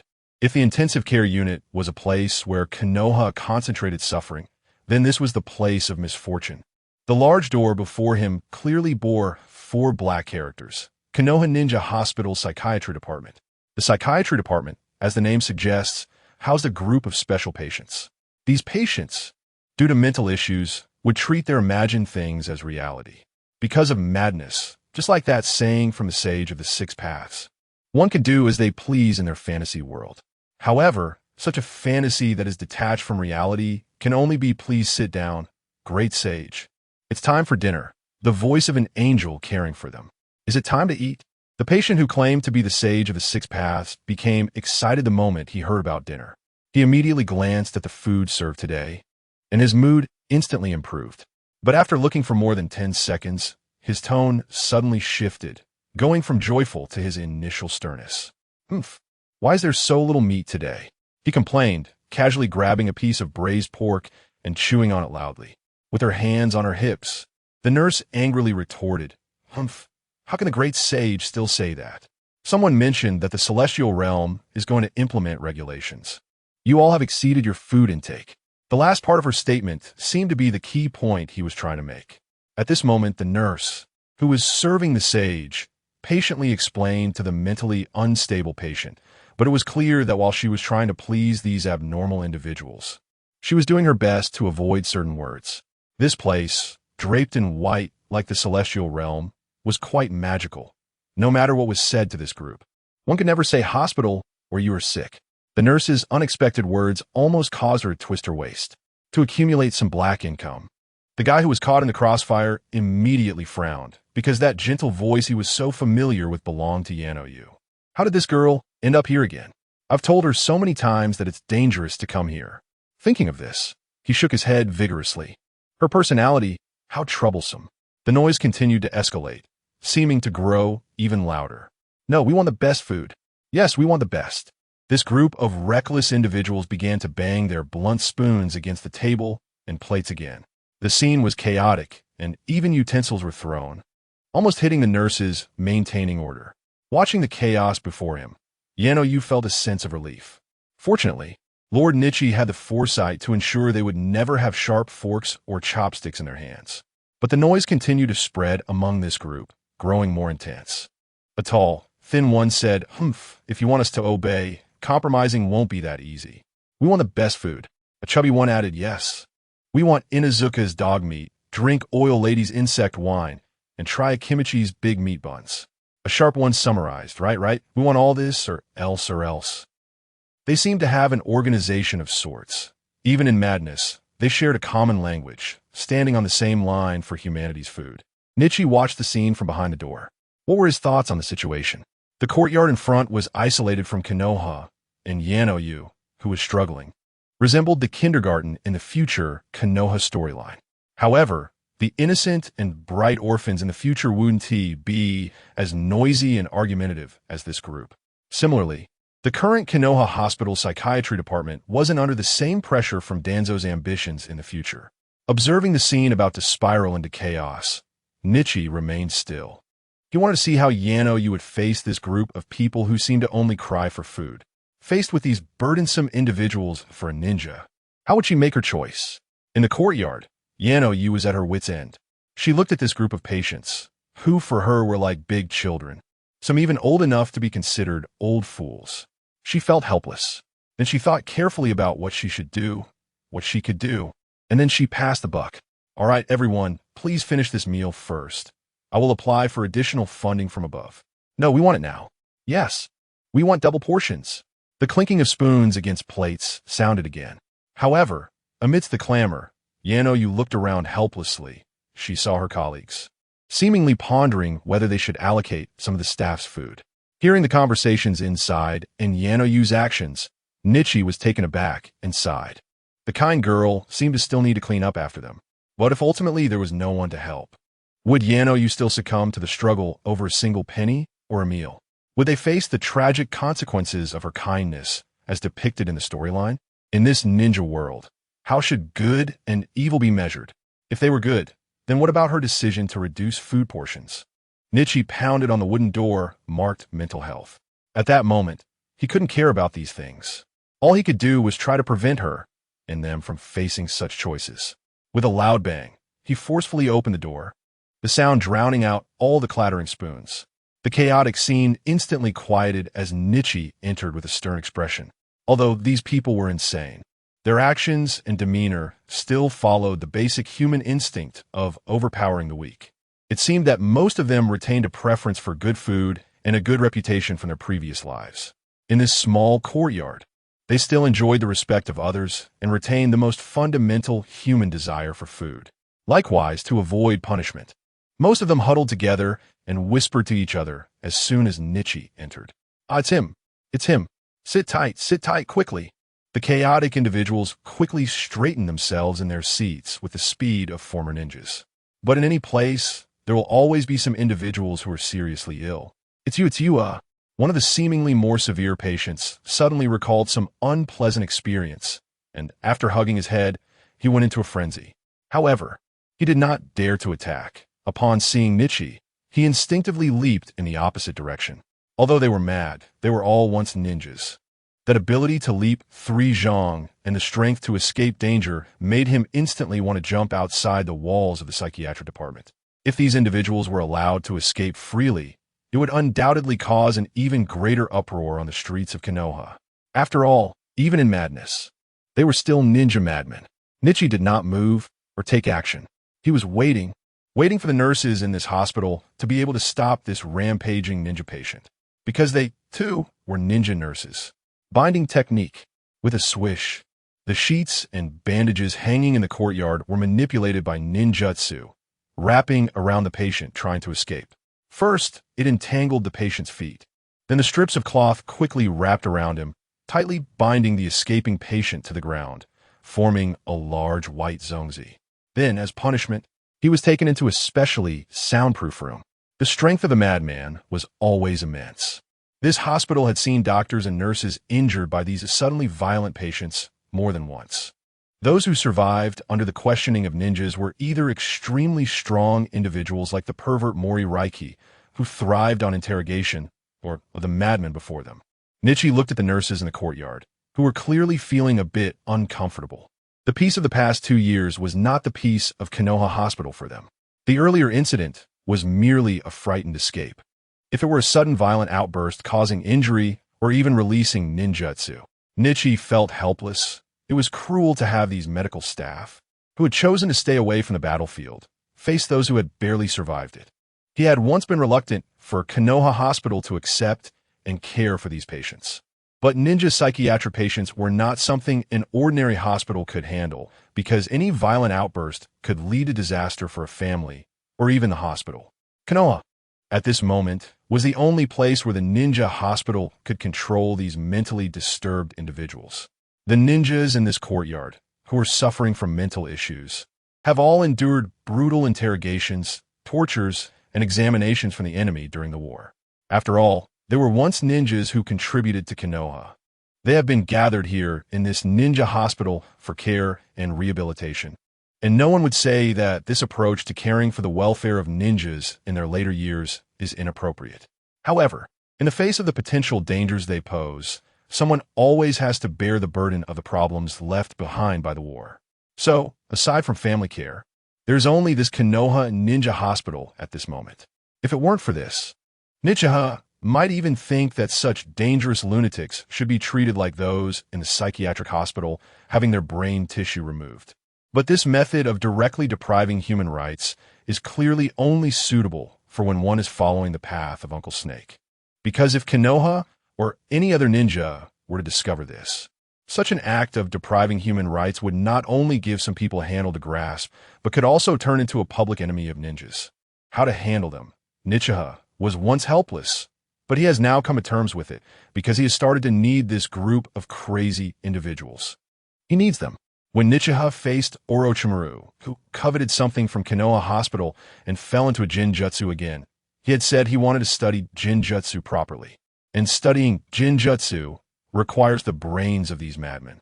The world of Jinjutsu is born from the imagination of both the caster and the subject. This group of individuals, who are crazy enough to believe the hallucinations derived from their self-awareness are real, is almost invincible in the false yet self-realized world of Jinjutsu, because the hallucinations in their minds are real. Normal people cannot endure and would not willingly accept experiments on their brains. Even if Nichiha is facing them with the intention of healing, as a doctor, he cannot let a normal person turn into a mentally disordered lunatic in his hands. Moreover, that would easily draw criticism. But at this moment, the people in this courtyard are indeed worthy of being healed by medical skills. Just like treating Nagasawa, sure. Nichiha would attempt to conduct reasonable experiments on their brains as a prerequisite for treating their conditions. With the pretext of healing, he could explore many unknowns in medical history. Furthermore, for these mentally troubled patients, Nichiha's actions are of no consequence, because no one cares about the words of a madman. He chuckled quietly and then looked at the patient who was bound like a zongzi. He shook his head. This overly active and resistant individual was clearly not suitable for the treatment he was about to carry out. The other party seemed to have narrowly escaped in a moment of panic. Suddenly, Nichiha remembered a good material patient. He walked towards a guy who was always thinking about eating and drinking. Wasn't he the one who loved Inuzuka-s dog meat and Akimichi-s buns? Let us give him some expectations. Like a prey being targeted, the guy who only knew how to sneak a bite instinctively shivered. Then, driven by a primal instinct, after glancing at Nichiha, he screamed and frantically fled back to his bed, hiding under the covers. He buried himself in the darkness, continuously shouting incomprehensible words. Don't come over. Don't come over. Enemy. Enemy. Madman. Madman. Hearing himself being called a madman by a lunatic, Nichiha suddenly burst into a miserable laugh. He looked at this world, this seemingly countdown-like plot in the ninja realm. It seemed that the only way not to be devoured by this plot was to go crazy. His gaze passed over the cautious Yanayu, who continued to care for them. Nichiha pointed at the patient curled up in a ball, mumbling madly, and said to the few dazed medical staff, "Take him to the treatment room." Chapter 260. Thinking, illusion inside the treatment room. That pair of white hands, which often fiddled with surgical knives, was resting on the patient's head. Nichiha hesitated to act on the brain. He had previously tried to use chakra to influence most of the organs in his body. By controlling the amount and shape, he achieved effects like rapid secretion of adrenaline and enhanced cell activity. However, he dared not touch the brain, especially his own brain. This fear, or rather reverence, stemmed from the madman on the treatment table, who was babbling incoherently. A madman who dares to experiment on their own brain is truly insane. No one would willingly allow their skull to be open for research, not even the struggling monkeys Nichiha had previously operated on. So at this moment, he could only attempt it on others' brains, on these mentally disturbed patients' brains first. After all, regardless of the final outcome, the worst effect would only be that the disordered nerves become even more chaotic. And human experimentation is nothing but sacrificing others to achieve oneself. Nichiha justified himself as he positioned his hands on either side of the patient's head, and then the white light, representing medical ninjutsu, faintly illuminated the treatment room. But at this moment, the medical white seemed a bit cold and pale. The cold white chakra slowly entered the patient's brain through the temples, while Nichiha carefully observed the changes in every area of the brain with his Byakugan, just like when he treated Nagasawa Shure's body. Nichiha hoped to derive some useful parameters regarding the influence of chakra on human thought from the brain experiment. Nichiha's expression was serious, and he did not dare to be careless. The nerve endings of the brain are too fragile, and even a slight influence could produce unexpected effects. This made the white cold current slowly wandering through the patient's brain nerves feel wild, like a wild horse galloping along a forest path. Therefore, he had to be very gentle. He was already very gentle, really very gentle. However, no matter how slight Nichiha's actions were at this moment, his chakra was still an invading presence to the patient's brain. The fragility of the human brain cannot withstand any external disturbances. On the treatment table, the patient stared wide-eyed at Nichiha, his face filled with terror.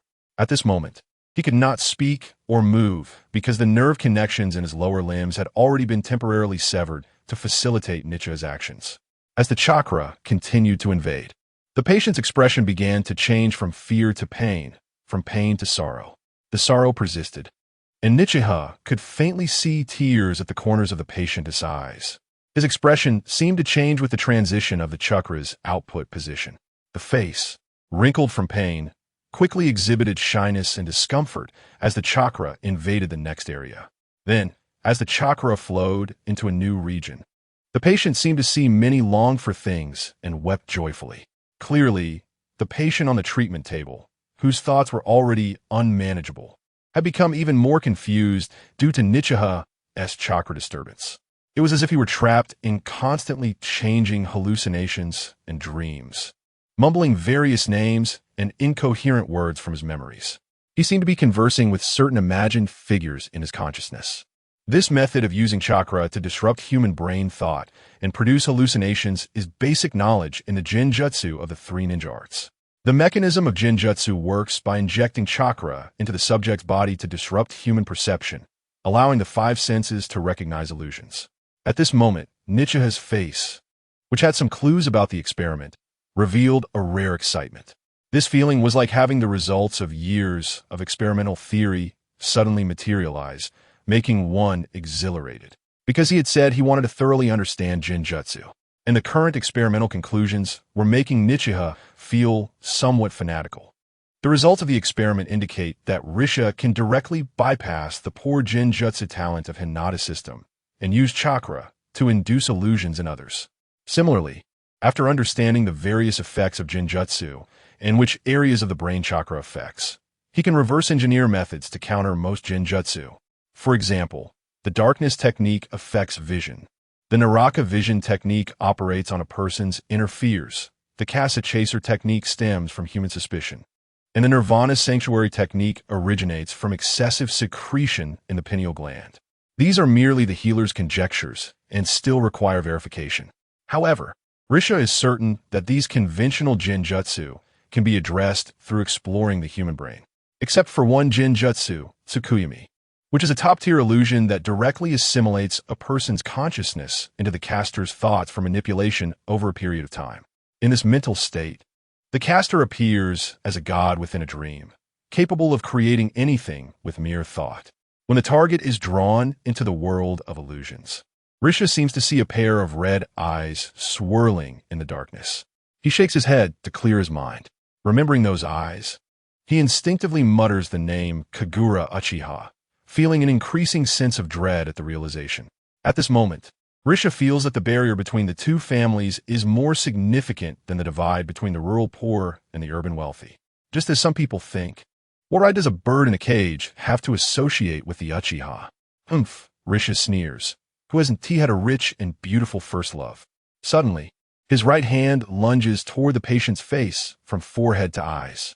He fervently continues to attempt to activate his chakra in other areas of the patient's brain, hoping to experiment and observe more results. This excessive and fervent dedication makes him oblivious to the presence of someone who has quietly appeared beside him. Serious individuals are often magnetic, and Yano Yu seems to have been standing in the treatment room for a while, quietly watching with curiosity as Risha attempts taboo human experiments step by step. She dares not interrupt. Yano Yu occasionally catches glimpses of Risha's delighted expressions, while at other times she sees the bizarre and varied expressions of the patient on the bed. She feels anxious, concerned for both the patient and Risha, worrying that he might become someone who resorts to any means necessary, burdened with all her fears. Clearly, the patient's chaotic expressions now seem more severe than the symptoms of their mental issues. But she remains silent until Risha, after a prolonged period of experimentation, notices that the cold white light in front of the patient's brain has not ceased, nor has Risha stopped his actions. Like the fear a surgeon brings when holding a scalpel, he must get used to the way the patient looks at him as if he were a madman or a demon, as well as the questioning and skeptical gaze of the girl beside him. This feeling of being scrutinized is uncomfortable, as if he were being watched while committing a wrongdoing. Especially when faced with Yano Yu's innocent and kind gaze, it evokes a strong sense of guilt within him. Yet there are some things he must do. He cannot wait until that day, allowing that foolish girl to continue being a spy. Thus, the experiment continues. The only thing Risha is grateful for is his foresight. He has cut off the patient's ability to move so that they do not emit pig-like screams. Consequently, the patient can only stare at him in fear with wide eyes. At times their eyes are bloodshot, at times their pupils are dilated, and at times their eyes roll back. However, from the perspective of onlookers, Dr. Risha is still seen as treating this mental patient as brain. The reason why the mental patient is insane is that parts of their brain tissue were tortured and damaged by hostile ninjas. This kind of damage to the neural level of the brain is something Risha cannot heal, even if the legendary healer Tsunade were to return. However, it is still possible to curb their uncontrollable behaviors. The chaos caused by mental patients in society is simply due to their inability to control their thoughts and actions. Moreover, this inability is particularly severe in ninja patients. But according to the medical concepts from Risha's past life, human thought is not solely determined by will. It can also be influenced by physiology. The hypothalamus and pituitary gland, the areas where Risha's chakra is stimulating, are precisely where dopamine is secreted in the human brain. Dopamine can precisely influence the decisions a person makes in a short amount of time. After Risha's chakra stimulates the originally extremely confused patient on the treatment bed, the patient's dopamine is rapidly secreted and their emotions stabilize quickly. It is akin to giving a sedative to an excited person. No matter how wild the foreplay, they will instantly become weak and limp. However, Risha as sedative clearly targets not the body, but rather the thoughts and soul. If he is merely a vessel for the soul, then what about the nerves? The previous topic is evidently what Orochimaru is currently researching in Konoha. Just as the soul cannot exist for long without it also affects the neural thoughts that subsequently change. Controlling the body's emotions and potential through medical ninjutsu is what Risha has been attempting all along. Initially, he only controlled hormones like adrenaline, but now he has clearly begun to attempt to control the secretion of emotional hormones in the brain.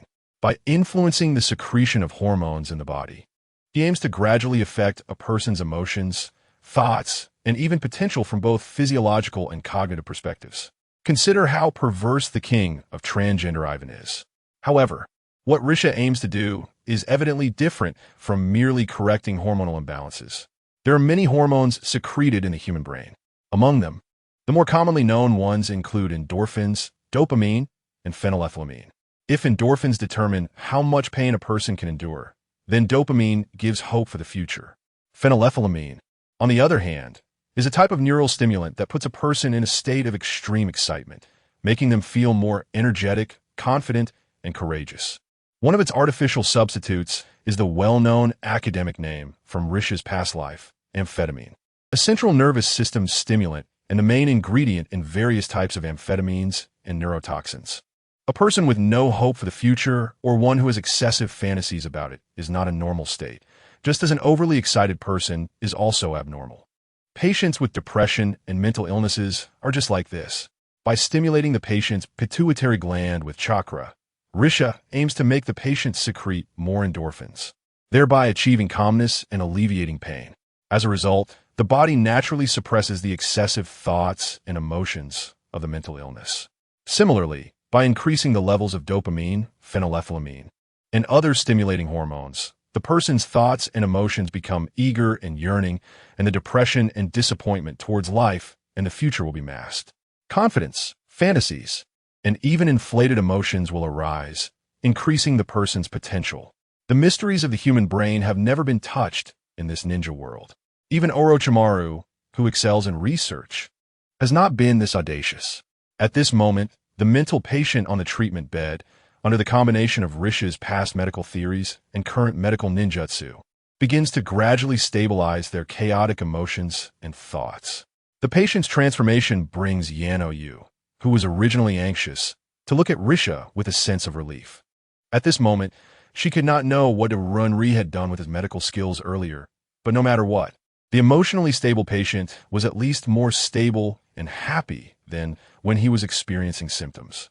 In front of him, the amount of phenylethylamine in the mind of the mentally ill patient was obviously secreted in larger quantities. The kind of euphoric feeling in his nerves, akin to being high on drugs, made him feel as if he had been completely cured. He was lost in fantasy, displaying a joyful smile on his face. He laughed foolishly yet happily.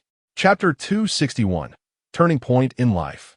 Under the morning sunlight, Hasegawa sure tried to unfold the newspaper on his bedding. The morning news of the Land of Fire. Unfolding the newspaper, a task that was exceptionally easy for a normal person with two hands, was quite laborious for Hasegawa sure. However, at this moment, his physical clumsiness did not reflect any discomfort on his face. Instead, it showed a hint of excessive excitement. Clearly, this was another symptom of excessive hormone secretion. For someone who was once paralyzed, being able to move and play with his fingers was already a great comfort. Hasegawa sure focused intently on reading the information on the newspaper, occasionally spending a long time on a dull page. This was now his only way to understand the outside world from his bed, something he could never have done when he was the former spoiled rich kid. Therefore, he preferred to read the morning news of the Land of Fire, which recorded information about the ninja world over the biased Konoha ninja report on the table. At least, besides introducing the trivialities of ninjas, it also covered political, commercial, and livelihood issues in the Land of Fire and the ninja world. Political and livelihood information were things that a scion of a business family was taught to pay attention to since childhood. The former spoiled Hasegawa sure did not understand this. But now, in this semi-paralyzed state, he finally grasped what his late patriarch father had taught him. He carefully savored the information, noticing that the rough paper printed with ink had today S-date at the top. Konoha 39th year, 11th month. The railway connecting the Land of Fire and the Land of Iron was officially opened, and the two countries signed a trade agreement for minerals and ninja tools. 2 years after the Second Ninja World War, the Land of Fire took the lead in stepping out of the shadow of war, and the economy and livelihood were back on the path of prosperity. Hasegawa sure pondered over this information. The cross-border trade with the Land of Iron indicated that the Land of Fire was at least rapidly recovering its economic strength post-war. If he could figure out what the trade items were, steel and ninja tools, could it prove some other things? He wondered if his family was involved in it. He sighed lightly, then tried to adjust his body position to make himself more comfortable on the hospital bed. At this point, Hasegawa sure could already rely on the nurse's support to sit up slightly. He seemed to enjoy his current state, perhaps because it was something he couldn't do 2 months ago. At that time, he couldn't even move his fingers, let alone entertain the occasional thought of crawling out the window to jump down. Life seemed to be ushering in a turning point. He comfortably enjoyed the morning time, then lay back on the pillow, waiting for someone else's arrival. On the blanket covering his legs, the last page of the unfolded newspaper had a large advertisement that stood out. Konoha Ninja Hospital, specializing in solving various male health issues. Well, I suppose I still count as male health, right? You seem to be enjoying yourself, said Ri, who walked into the room right at 10 o'clock in the morning and saw the comfortable Hasegawa sure. After speaking, Ri walked to the pristine hospital bed, casually picked up the case report at the head of the bed, and began writing the date and other information on the printed board. According to the doctor's work procedures, he was preparing for the upcoming treatment and experiments. Yes, only after losing can one learn to cherish. Am I not better than before? Hasegawa sure retorted to Ri. Just as he said, he felt that each day now seemed to be genuinely improving. His life, which was only in his 20s, had undergone a tremendous transformation in these few months. The hope that had emerged after the ups and downs made him feel as if he could see things more clearly and even age faster. Ri remained unconvinced and continued to organize the medical equipment to start his work. This was seemingly his 8th time treating and experimenting on Hasegawa Sure, and both results were better than he had previously anticipated. The combination of chakra, medical ninjutsu, and 21st century scientific theories had undergone a qualitative change, which was far better than the effect of either alone. This even led Ri to speculate whether combining 21st century biological theories with Orochimaru's soul studies could achieve a resurrection effect. Of course, this was just his imagination. Can you tell me what else you do every day besides treating my body? Hasegawa sure suddenly interrupted Ri's thoughts with a question. This abrupt inquiry might have stemmed from his happiness today, or perhaps he just wanted to clarify things. After all, that anxious feeling in his heart made him quite uncomfortable. Ri raised his head to glance at Hasegawa Sure, pondering whether he should be honest with his patient. After thinking for a moment, he suddenly recalled what Tsunade had once taught him. In medicine, there is nothing to hide. With this in mind, Ri's expression softened. It seemed there was nothing wrong with being straightforward, was there? In addition to treating you every day, I am also observing how your body reacts to chakra. Most of the medical techniques you have experienced during this time may be new technologies that have never appeared in the ninja world. So you are lucky to be the first. After explaining, Ri ignored the slightly surprised look from Hasegawa Sure. He prepared to continue handling today as treatment work, but at the moment he looked down, he suddenly thought of something seriously. So he turned his head back to look at Hasegawa Sure earnestly. Oh, I forgot to tell you. You can choose to end it at any time. He gazed at Hasegawa Sure again, then, before the other party understood his meaning, he placed his hand on those paralyzed legs. Then, the chakra began to spread as prescribed. The first one, the experimental subject, Hasegawa Sure calculated in his mind. He recalled the fate of various laboratory mice from hearsay, and suddenly his body involuntarily shivered. But what are laboratory mice? How could they take themselves as experimental subjects? He subconsciously moved his toes, but his lower body remained completely motionless, and that thought in his heart became rigid in ignorance. Even as an experimental subject, isn't it true that he must choose to continue? Was there any choice besides continuing? In that moment, it seemed he forgot the pain of chakra eroding flesh and blood. Hasegawa Sure gazed wistfully outside the room. In this hospital, there was never a shortage of patients needing treatment. At this moment, outside this room, those who looked at him, this useless guy, getting better, probably all wished to be the ones receiving treatment or even being experimented on, right? He looked at Dr. Ri, who continued to manipulate chakra in his body, silently expressing in his heart. He had completely made up his mind about him. Yes, I have indeed made up my mind about you. With just a glance, it seemed Ri understood the meaning. Throughout all, he never stopped the movements of his hands, as chakra explored within the other's body, continuing to attempt to understand those unknown aspects of the human body. Muscle atrophy and poor blood circulation are common phenomena in paralyzed bodies. Hasegawa Sure, who had been paralyzed for a long time and unable to move, had a physical condition that was less than half of a normal adult's. Moreover, this condition had been rapidly declining as his paralysis duration increased. However, in the past few months, with the prolonged wandering and healing of Nikaratsu's chakra within his body, some muscles and tissues in Hasegawa Sure's body had remarkably recovered to the standards of a normal person. In fact, some areas that were frequently exposed to medical chakra had even enhanced beyond the physical condition of ordinary people, moving towards the physique of a ninja, such as the neck and the site of Hasegawa Sure's spinal fracture. That was where Nikaratsu's chakra had done the most healing for Hasegawa Sure. At this moment, the muscle strength there not only exceeded any other area of his body, but under the long-term treatment with Nikaratsu's chakra, the cell activity and muscle strength far surpassed that of other regions. In a normal human body, such a severe disparity in physical condition among different areas is almost impossible. The human coordination system balances bodily functions to achieve coordination and reasonable growth of various organs. Yet at this moment, HyugaHizashi's body exhibited a pyramid-like ratio of muscle strength and cell activity with 5 at the neck, gradually healing upper limbs at 3, and paralyzed lower limbs only at 1. The chakra released by medical ninjutsu had strengthened HyugaHizashi's neck to the condition that only ninjas possess. Ninjas know that chakra is stimulated by the potential of cells within the human body. However, the opposite result had formed. Human potential could also be enhanced by the effects of chakra. Nikaratsu analyzed the reasoning behind this, noting that such phenomena had already been reflected in the Naruto storyline. Excluding the impact of one's physical condition, generally speaking, the amount of chakra that can be carried by Jinin, Chunin, Jounin, and even Kaga-level bodies varies. If a normal person's single cell can carry an amount of chakra equal to 1, then a Jinin single cell can carry and stimulate an amount of chakra equal to 23 or even more. Chunin and Jounin follow this pattern. And as a ninja's training time and abilities increase, the amount of chakra that a single cell can carry and extract becomes ever greater. Ultimately, however, the human body reaches the limit of its own potential. But now, during this prolonged treatment, medical ninjutsu had enhanced HyugaHizashi's potential value, which seemed to be a remarkable discovery for Nikaratsu.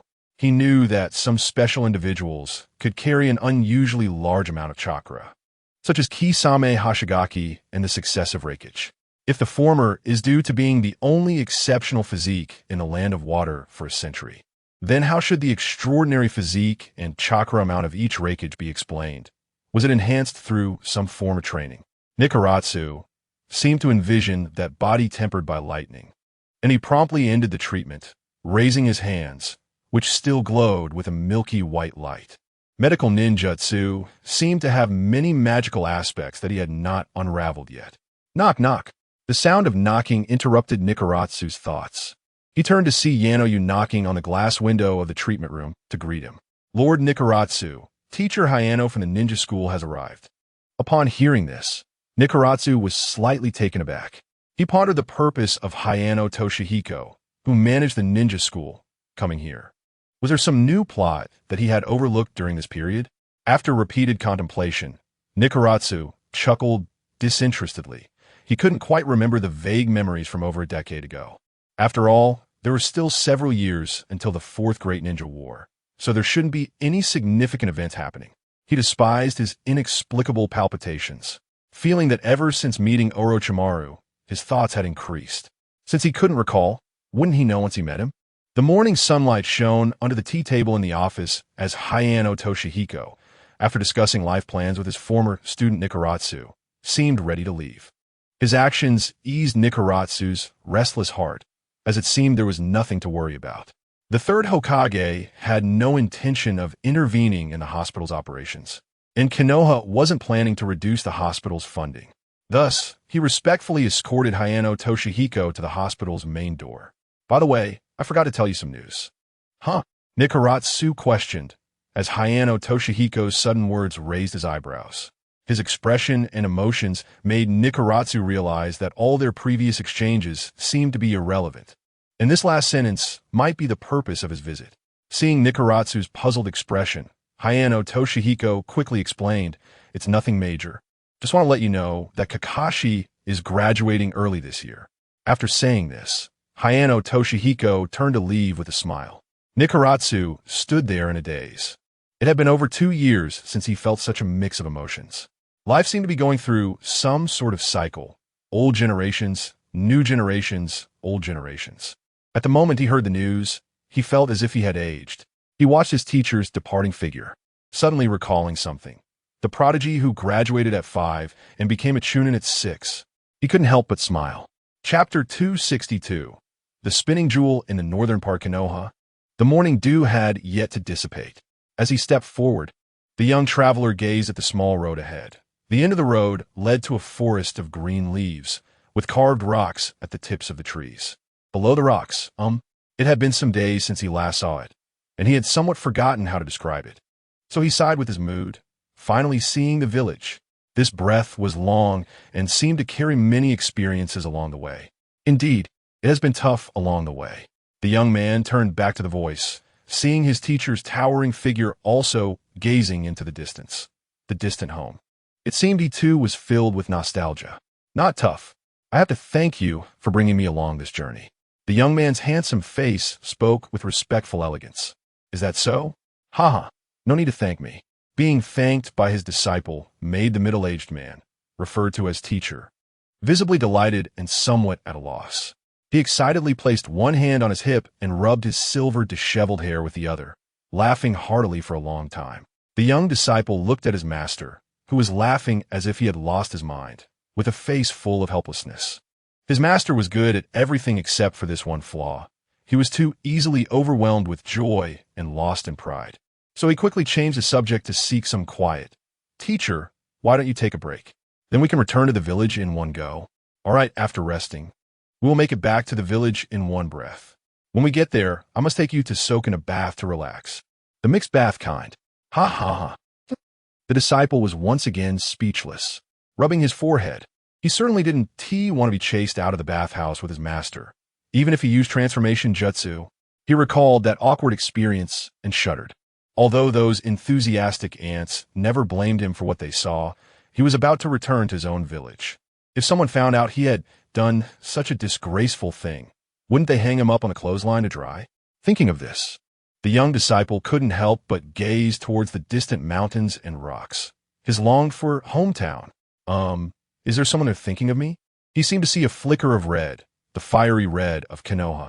Since he was going back to the village, he must complete his training before returning. He couldn't let her mock him. The man of Hokage. Oomph. The disciple tilted his head, truly unsure of who had spread this alternative name to the Konoha ninja school. The man who is Hokage, in order not to become just the Hokage's man in the mouths of others, had to work harder and harder to become. He thought to himself and acted. Chakra began to gather in the palm of his right hand, making a rustling sound. The mass in his palm felt like air. It seemed as if the wind was blowing in his palm, swirling and dancing. The young disciple wanted to control it, to control the wind in his palm. But this seemed very difficult. They were formless and capricious, with no specific shape. So he tried to control the chakra and the wind in his palm with his will, as he had thought over the years. Thus, the first stage was to spin it. Let it spin, and as it spun, it seemed to be getting a bit dizzy. Then he spun into a ball, a distorted ball, which seemed to be blowing and blowing.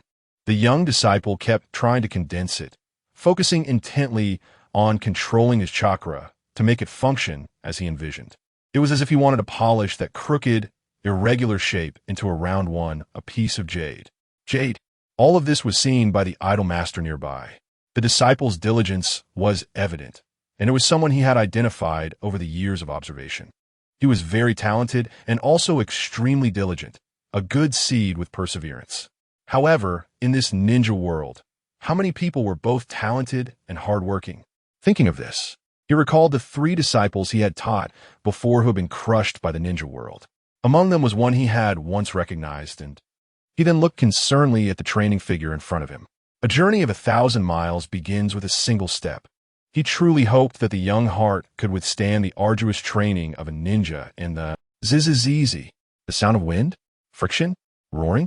The teacher, lost in memories, suddenly looked for the source of the sound, and a bright white ball was bouncing in the disciple's hand, smooth and shiny. At this moment, the small ball was spinning, tearing and roaring out a strong, furious wind. That piercing sound seemed to want to tear apart the barrier of his palm. Then, the eager and joyful voice of the disciple came with the wind. Jiraiya-sensei, I did it. Jiraiya looked sharply at the polished jade, his self-created ninjutsu. At this age, an unparalleled genius. Huh. He smiled with relief as he followed that bright jade. His right hand's index finger and thumb were even trembling slightly. At this moment, he realized he wanted to write a book. A book. He looked at the disciple in front of him, and at this moment, it seemed he had a very good theme, the child of destiny. So it was decided, after returning to the village, he must find a bathhouse to draw some inspiration, the kind of mixed bathing. Jiraiya-sensei. The disciple's voice came again, interrupting Jiraiya's fleeting inspiration before he could enjoy his joy for long. This call seemed different from the previous joy and happiness. Instead, it was a bit tense and urgent. Perhaps it was because he was too excited after successfully creating the ninjutsu, excited to the point of losing his breath. The spinning white ball, under unstable will, became uncontrollable and began to really expand like a balloon. Jiraiya looked at the huge white ball. His heart suddenly trembled. He was shocked by the amount of chakra drawn into that white ball in such a short time. He seemed to have seen this situation somewhere before, but vaguely it seemed to be that kind of black. Suddenly, he seemed to remember something and shouted to the disciple, "Minato, throw it away. It's going to explode." "Throw. Can't throw it away," he said urgently.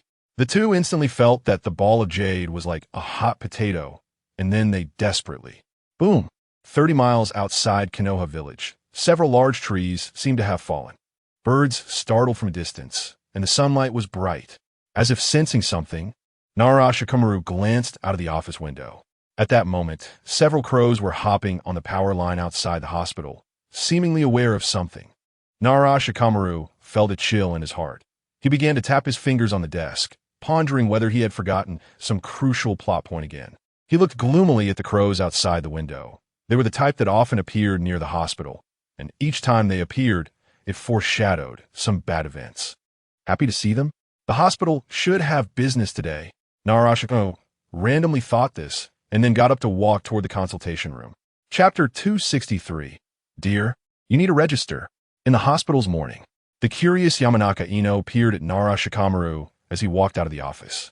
She tilted her head, wondering if Lord Shikamaru was going to personally hold consultations today. It seemed like a long time since this had happened. Ever since Lord Shikamaru's medical skills had improved, he had only treated and diagnosed those special difficult cases. Now that he was going to consult again, she was thinking if she should immediately notify those poor souls who had once pleaded with a smile, so that those who claimed to be terminally ill could have the fortune of being cured by Lord Shikamaru. Yamanaka Ino thought for a moment. Forget it. Maybe next time. Lord Shikamaru has been very busy lately. She mumbled to herself in the hospital hallway, then scampered after him like a little tail.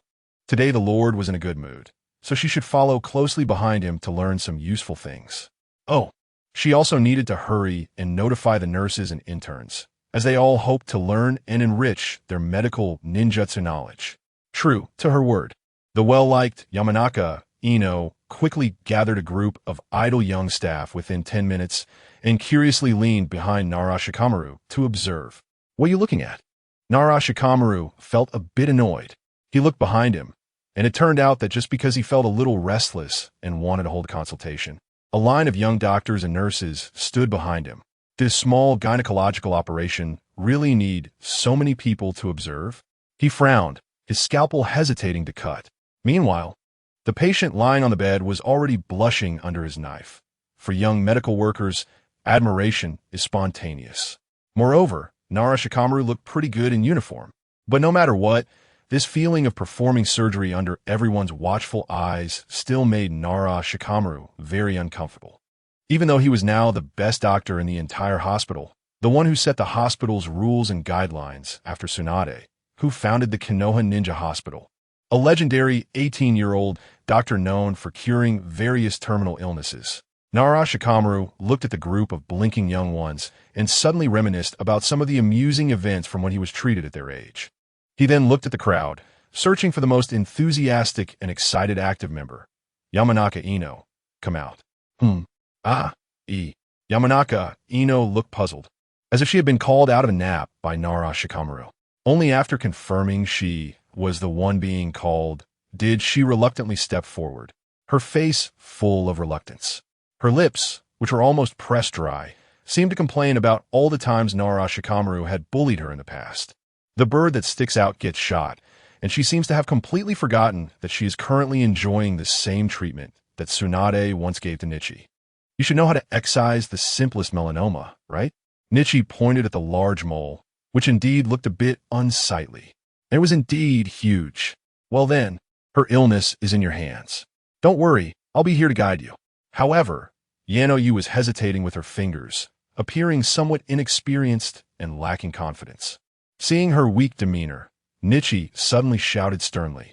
There's no buts in your duty. Hey! Although the girl stood tall, her face still showed some reluctance. But regardless, she needed to step forward and provide treatment at that moment. Deep down, she was still complaining that she was clearly a nurse. So why was she being treated like a doctor? At the moment she took over, she still pouted at Nichi, pretending to ignore her. Nichi stood with his hands behind his back. He began to instruct the still unskilled Yano-yu, as if he were personally overseeing the situation. At this moment, the authority of the acting director seemed to finally come into play, though it could only suppress these mischievous little ones. Nonetheless, at that moment, Nichi appeared to have gained a bit of respect in the eyes of the young medical staff. In the past, Nichi had also experienced this feeling of being observed passively, which was not very comfortable, but he knew that it was this forced training that had helped him grow into who he was today. Yano-yu was determined today. However, at this moment, Nichi seemed to enjoy the feeling of commanding others even more. Occasionally exercising the authority in his hands indeed brought a refreshing feeling. Especially when directing these lovely angels in white, he felt a sense of nostalgia. He began to reflect on how to protect this wonderful place, to safeguard the only clean piece of land outside of Konoha's politics. Time quickly approached mealtime as they worked diligently. Rarely enthusiastic, Nichi began to guide Yano-yu and the other trainees like Tsunade once did. This generation of medical workers at Konoha Ninja Hospital continued this tradition from one generation to the next, until the morning's work was nearly done and lunchtime arrived. The medical staff on duty gradually dispersed. When the little burdens around him had all left, Nichi remained silent, somewhat feeling that the business he was expecting had yet to arrive. Perhaps it was just that it was too late coming from 30 miles away. Excuse me, is there a doctor here? The voice came from the direction of the Konoha hospital lobby.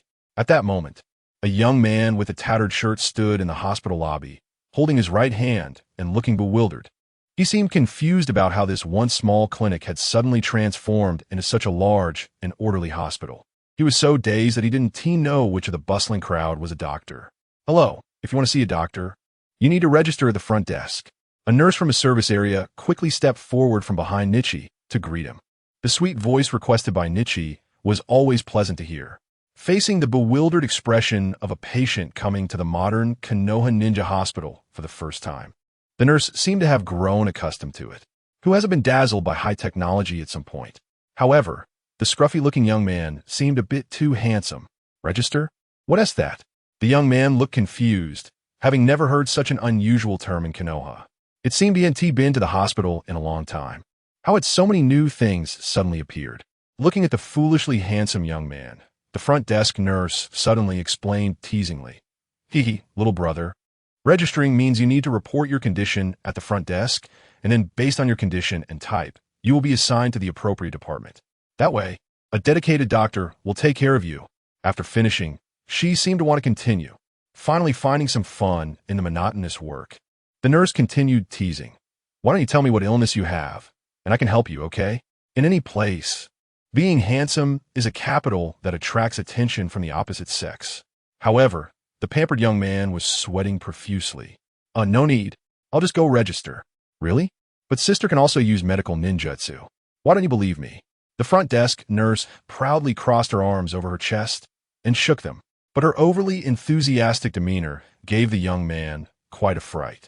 He knew that with his arm in that position, any doctor with some medical skills would immediately recognize that he had a broken arm. He anxiously refused in his heart, quickly shaking his head and saying, No, I don't need it. Just tell me where to register. The front desk nurse straightened her face and, seeing that she couldn't entice him, straightforwardly said, All right, follow me. But the registration is quite a long way, so you need to keep up with me. It seemed she had changed her strategy, preparing to lead the young man through the hospital, dazzling all the nurses along the way. In the distance, Nichi had a black line across his forehead. Watching the young man about to be devoured by his subordinates, his expression darkened sadly. Truly having no control over his subordinates, he shouted loudly, Minato! Huh! The nurse's assistant, Minato, was startled by Nichi's voice. He quickly turned around to find the source of the sound. After not seeing him for a while, He was momentarily unable to recognize Nichi, but the prominent black mark on Nichi's forehead reminded him. Senior Nichi, you're here too. If you need to see a doctor, just come over. Huh? I don't need a register? Minato asked honestly. He looked at Nichi's dark expression, suddenly regretting having been seen by him. After all, compared to Nichi's stern face, being taken to register by the nurse should be a better option, right? Seeing Nichi, the front desk nurse quickly pretended to be pitiful and explained, of course you don't need to. Boo, that SR director, the best doctor. Hurry up and go over, or I'll be caught and forced to stand at my post. After saying that, she playfully nudged Minato's tender little arm with her body, then jogged back to her workstation, being seen by her superior. It seemed he would have to behave for a while. However, back at her post, the nurse still glanced flirtatiously at Minato. At the same time, she muttered in her heart, who told nurses that their work is so hard, they don't even have time to shop for boyfriends? It's not easy to see a handsome guy. Nichi shot a glare at the nurse, who was still complaining about him. Then he turned to Minato, saying, come with me. He led Minato into his private examination room and gently closed the door. Private consultation.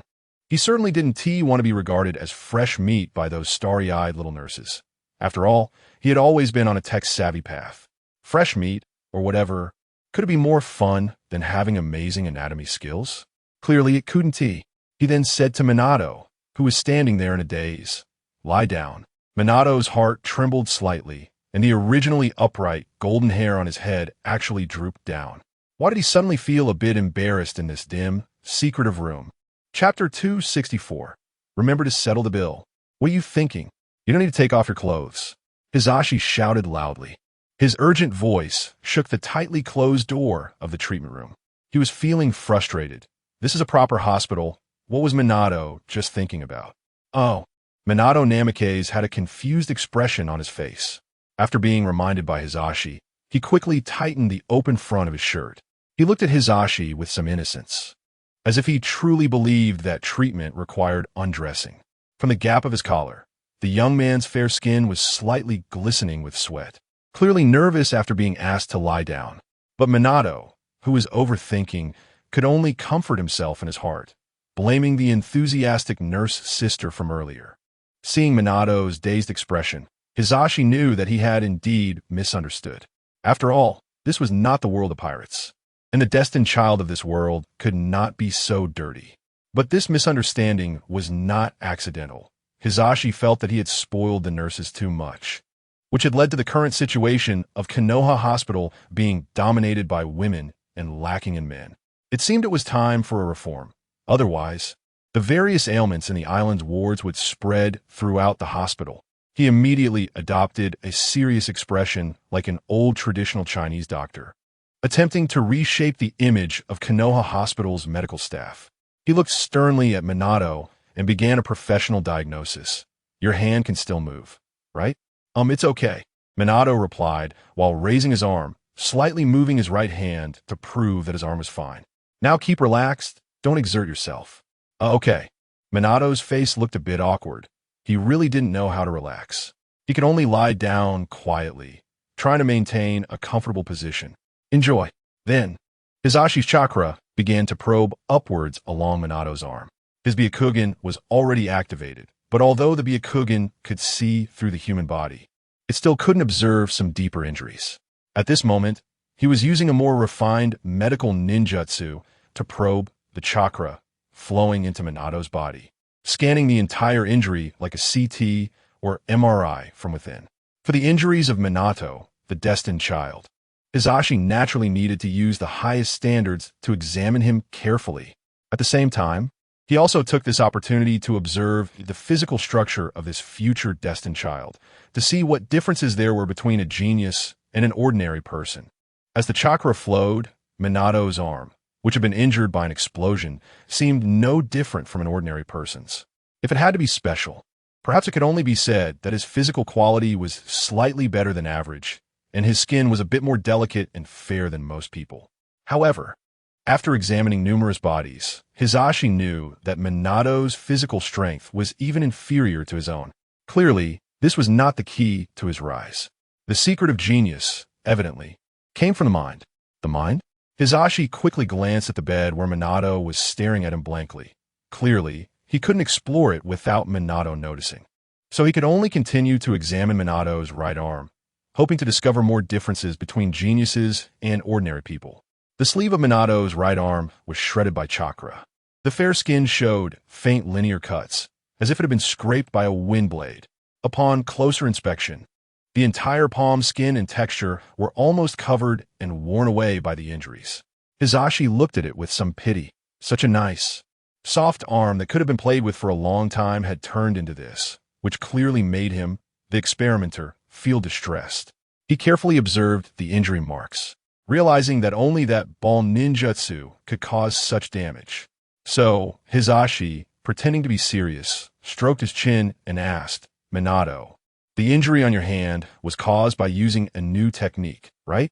Minato looked surprised. He didn't expect Hizashi to deduce the cause of his injury just from the wound. After thinking for a while, he recalled that some skilled tracking ninjas could infer the battle process from battle marks. So could someone skilled in medicine also deduce details from injuries? Perhaps that was the case, but he didn't know that there was a profession called forensic medicine in the world. So he admired, Senior, you're amazing. You could deduce the cause of my injury just from the wounds. My injury was indeed caused by chakra running out of control during the use of a new technique. May I ask how long it will take to recover? It won't delay my training, will it? Hizashi looked at Minato, who was still thinking about training, and shook his head with a wry smile. It's not scary if a genius is smarter than you, but it's scary if a genius works harder than you. This guy, Minato Namikaze, is already thinking about training even while injured. He truly has something in common with his future son. However, there seem to be some personality differences between the father and son. One is a stubborn fool, and the other is a clever blockhead. Don't worry, it will be fine soon. A pure green light, symbolizing vitality, began to appear in Hizashi's hands. The difficult palm technique that even Tsunade had found challenging emerged from Hizashi's hands, and then it traveled along the meridians on Minato's right arm, healing his chakra-damaged body from top to bottom. This technique, which could carry the word sage in ordinary medical ninjutsu, truly had its miraculous effects. In just a short while, the damaged body was gradually repaired at the cellular level, until the treatment was completed. Hizashi then said to Minato, It's done. Don't gather chakra in your right hand for the next few days. Training also requires a balance of work and rest. He didn't know why he reminded him like this. Perhaps it was because the genius was too diligent. Or perhaps he was afraid he wouldn't keep up with the steps of destiny. Kakashi, some things about Minato seemed to have come too quickly. Minato moved his right arm a bit. In just over 10 minutes of treatment, he realized that his arm no longer hurt. He clenched his 5 fingers hard and felt pretty good, then gratefully said to Hizashi, Thank you, Senior Hizashi. I will pay attention to rest. Hizashi smiled slightly in the shadows. He was not moved by the boy's sunny gratitude. He just said seriously, No need to thank me. Remember to settle the treatment fee later. Minato instantly broke into a cold sweat. But after thinking about it, isn't it normal to pay for a doctor's visit? So he quickly smiled and replied, Definitely, definitely. With a knowing pat on Minato's shoulder, Hizashi looked more favorably upon this person. This future 4th Hokage indeed had many merits.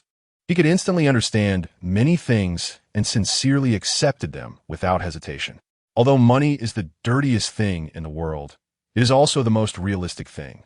If one cannot recognize this, they will inevitably not handle the relationship between Konoha and the Land of Fire, as well as between ninjas and civilians. Naturally, they would not be qualified to be Hokage, to be a good Hokage. Then, Hizashi stood up and walked towards the treatment room's door that was always shaking. He smiled, then placed his hand on the still shaking doorknob, grasped it, and pulled it hard. Oh no! Boom! A group of pressed nurses fell in a heap at the door. At the bottom, there lay the stuffed Yanoyu after a hearty lunch. He sighed, wondering what a group of unruly girls could possibly be thinking after eating so much. He then addressed the innocent Yanoyu, who was pinned at the bottom and looking up at him. Get up, take him to settle the medical fees. Boom! The nurses blushed and scattered in a flurry. Chapter 265. Rasengan? Indeed, the hospital is not a place one can visit frequently. Even a casual treatment costs as much as several bowls of ramen. Watergate, forced to spend, looked at the front desk with a bitter expression. Reflecting on it, this hospital that used ninjas for treatment was clearly a bottomless pit for money, and the enthusiastic guidance from the uniformed ladies was just a trap for spending.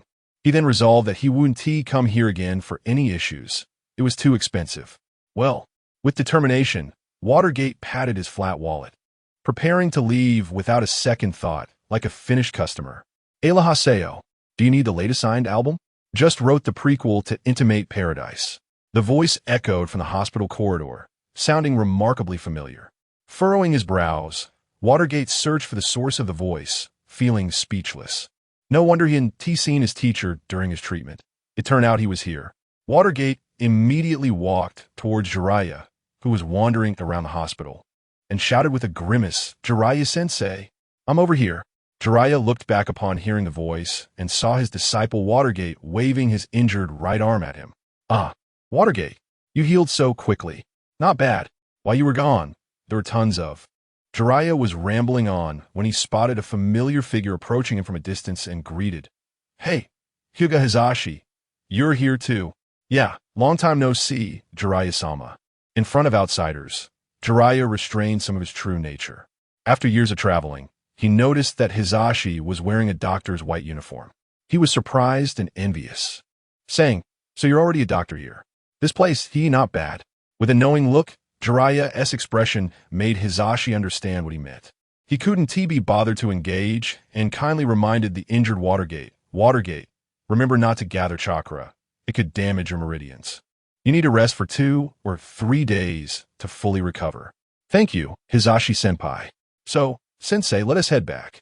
Noticing more eyes gathering around, the shy Watergate quickly pulled his carefree teacher to leave.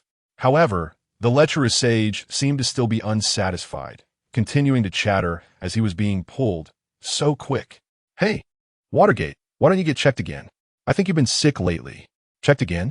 Watergate thought about the high expenses here and immediately felt weak. He remained silent, insisting on dragging Jiraiya out without letting go. He always thought his teacher was great, strong, but just a bit. Something. In a split second, Watergate suddenly noticed that what he was holding had vanished. He quickly turned around in surprise, only to find his teacher had already run back into the hospital corridor. Waving at him, "Watergate, you go back first. I just realized I have new creative material that I need to observe closely. See you later." Jiraiya vanished around the corner. Helplessly, Watergate, feeling proud, placed his hands on his hips, turned around, and left without looking back. In a dark corner, Jiraiya found a good vantage point from below. He quietly watched the busy figures in white uniforms, his gaze sharp and direct. Don't misunderstand. He was observing and studying from a professional writer's perspective. After a thorough look, he muttered to himself, "As expected of a place founded by Tsunade, it has a strangely familiar feel to it. Just a little bit different in some places." He confidently stroked his chin and turned his gaze to the next larger target. In the distance, Hizashi, with his Byakugan, silently examined Jiraiya's shameless demeanor as he walked down the stair corridor. The unfortunate Konoha Ninja Hospital had first seen Orochimaru and now Jiraiya. It was evident that Tsunade would eventually return here too. The 3 legendary ninjas seemed unable to sever their ties with this place. In the future, even Shimura Danzo might covet it. Though their purposes and methods differed, they would all affect the hospital's good operations. For opponents of their caliber, Hizashi didn't have many good options at the moment. After all, the hospital is a public place and needs to operate normally. Moreover, the power of a few big shots was there. Hizashi could only instruct the disturbed staff to return to their posts. Back in the office, he turned to his secretary, Yanoyu, and said, "Yanoyu, did you see that white-haired guy?" "Yeah, a very annoying, lecherous old man." Yanoyu huffed, clenching her fist. It seemed the girl had already formed a conclusion. After all, there was a significant difference in how young men and older men were treated in a girl's heart. Moreover, Yanoyu had always preferred someone professional and reliable. She glanced at Hizashi, who had just asked her, "You go find 2 people to follow him. Tell him this is an office area. Non-patients and idle people aren't allowed to loiter." "Got it. I'll bring 2 sisters over." "Sisters?" Hizashi broke out in a sweat, staring at the naive Yanoyu with a look of disbelief. sending pure and cute uniformed nurse girls to keep an eye on the lecherous sage? Wouldn't he that be like a sheep walking into the old wolf's den? He quickly emphasized and corrected her seriously. My two people are the cleaning aunties. Oh, after thinking for a while and still not understanding the difference. Yanoyu lowered her head, secretly glancing at Hizashi, who looked at her like she was foolish. She knew she hadn't grasped the situation. She could feel that she was always making mistakes and was considered dumb by Hizashi. But what could she do? She was a doctor and didn't know how to treat.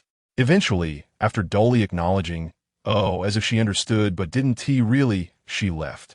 Hizashi felt helpless. Leaning back in his office chair, he sighed. The hospital has a long way to go. Outside the window, the crows that had been cawing in the morning had long since disappeared. But at this moment, Hizashi seemed to suddenly understand why he felt a lingering fear today. Perhaps it was because he knew Kakashi was about to graduate. Or perhaps it was because he remembered that Golden Flash had already grown up. He thought about the yellow-haired figure he had the fortune to treat earlier. In his memory, he preferred to call him the Golden Flash. Since the Golden Flash was about to appear, how far could the future plot be? He quietly closed his eyes, recalling the skin and texture on the other's right hand that seemed to have been worn away. What jutsu could cause such an injury? He quietly kept his eyes closed, but his right hand rose from the darkness below. Suddenly, a white orb spun on Hizashi's right hand, stirring the wind in the office. Time travel.